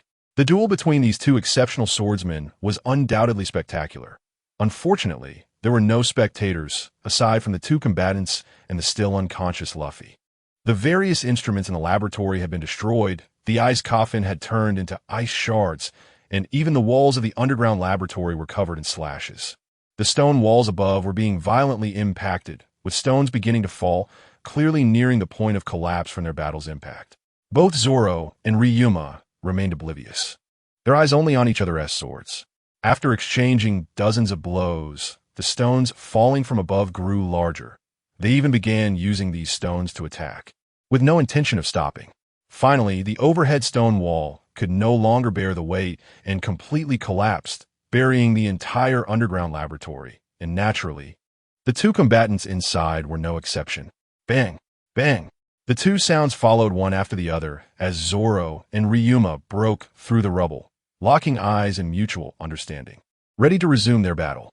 Suddenly, Zoro's expression changed, and he rolled to the side as an extremely cold slash passed by him, shattering stones in its path and turning them into ice shards that flew everywhere, one of which even grazed Zoro's cheek, leaving a thin wound with a drop of blood. Zoro looked gravely at the suddenly reappeared Wanzong. Although he was shocked by Wanzong's current state, he didn't believe he could take on two opponents at this moment. Zoro cautiously scanned for Luffy's position with his peripheral vision, preparing to find an opportunity to escape with Luffy. After Wanzong executed that strike, he seemed to have no intention of continuing to attack, but instead gestured to Ryuma about his severed arm. Given my current situation, who should I be looking for? Ryuma was also somewhat surprised by Wanzong's state. After all, he had been completely defeated by Ryuma, so he naturally didn't think Wanzong's strength would be lacking. Yo-ho-ho-ho, it seems the ninja has run into trouble. A group of rather troublesome fellows. Wanzong nodded, generously admitting it. Although directly opening the sixth gate wouldn't have caused so much trouble, since it was a fact now, Wanzong wouldn't argue for himself. Seeing that Wanzong was unwilling to say more, Ryuma didn't press further. In your condition, it's quite common among zombies. Just ask Lord Hogubuku for help. Taking advantage of the time, while Longma and Wanzong were talking, Zoro found Luffy's position and rushed over, chopping the stone above and sending it to Wanzong's side. He picked up Luffy and ran outside, saying that with someone interfering, this is where it ends for now, and he would come back to settle the outcome. Wanzong slightly sidestepped, avoiding what was essentially not even an attack, and had no intention of pursuing. With the person gone, the mission was naturally considered completed. Longma felt the same way. Since Zoro said he would return, the outcome would eventually be determined. Synopsis: Uchiha Ryuma was captured and taken to Uchiha Bito's laboratory. He unexpectedly traveled from the ninja world to the pirate world, gradually adapting to this reality from the initial discomfort. As he encountered stronger opponents, he discovered the hidden power within him. What happened during the time he was unconscious. In this sea full of dreams, he met the most important companions and found the meaning of his arrival in this world. Karp, kid, you're pretty good.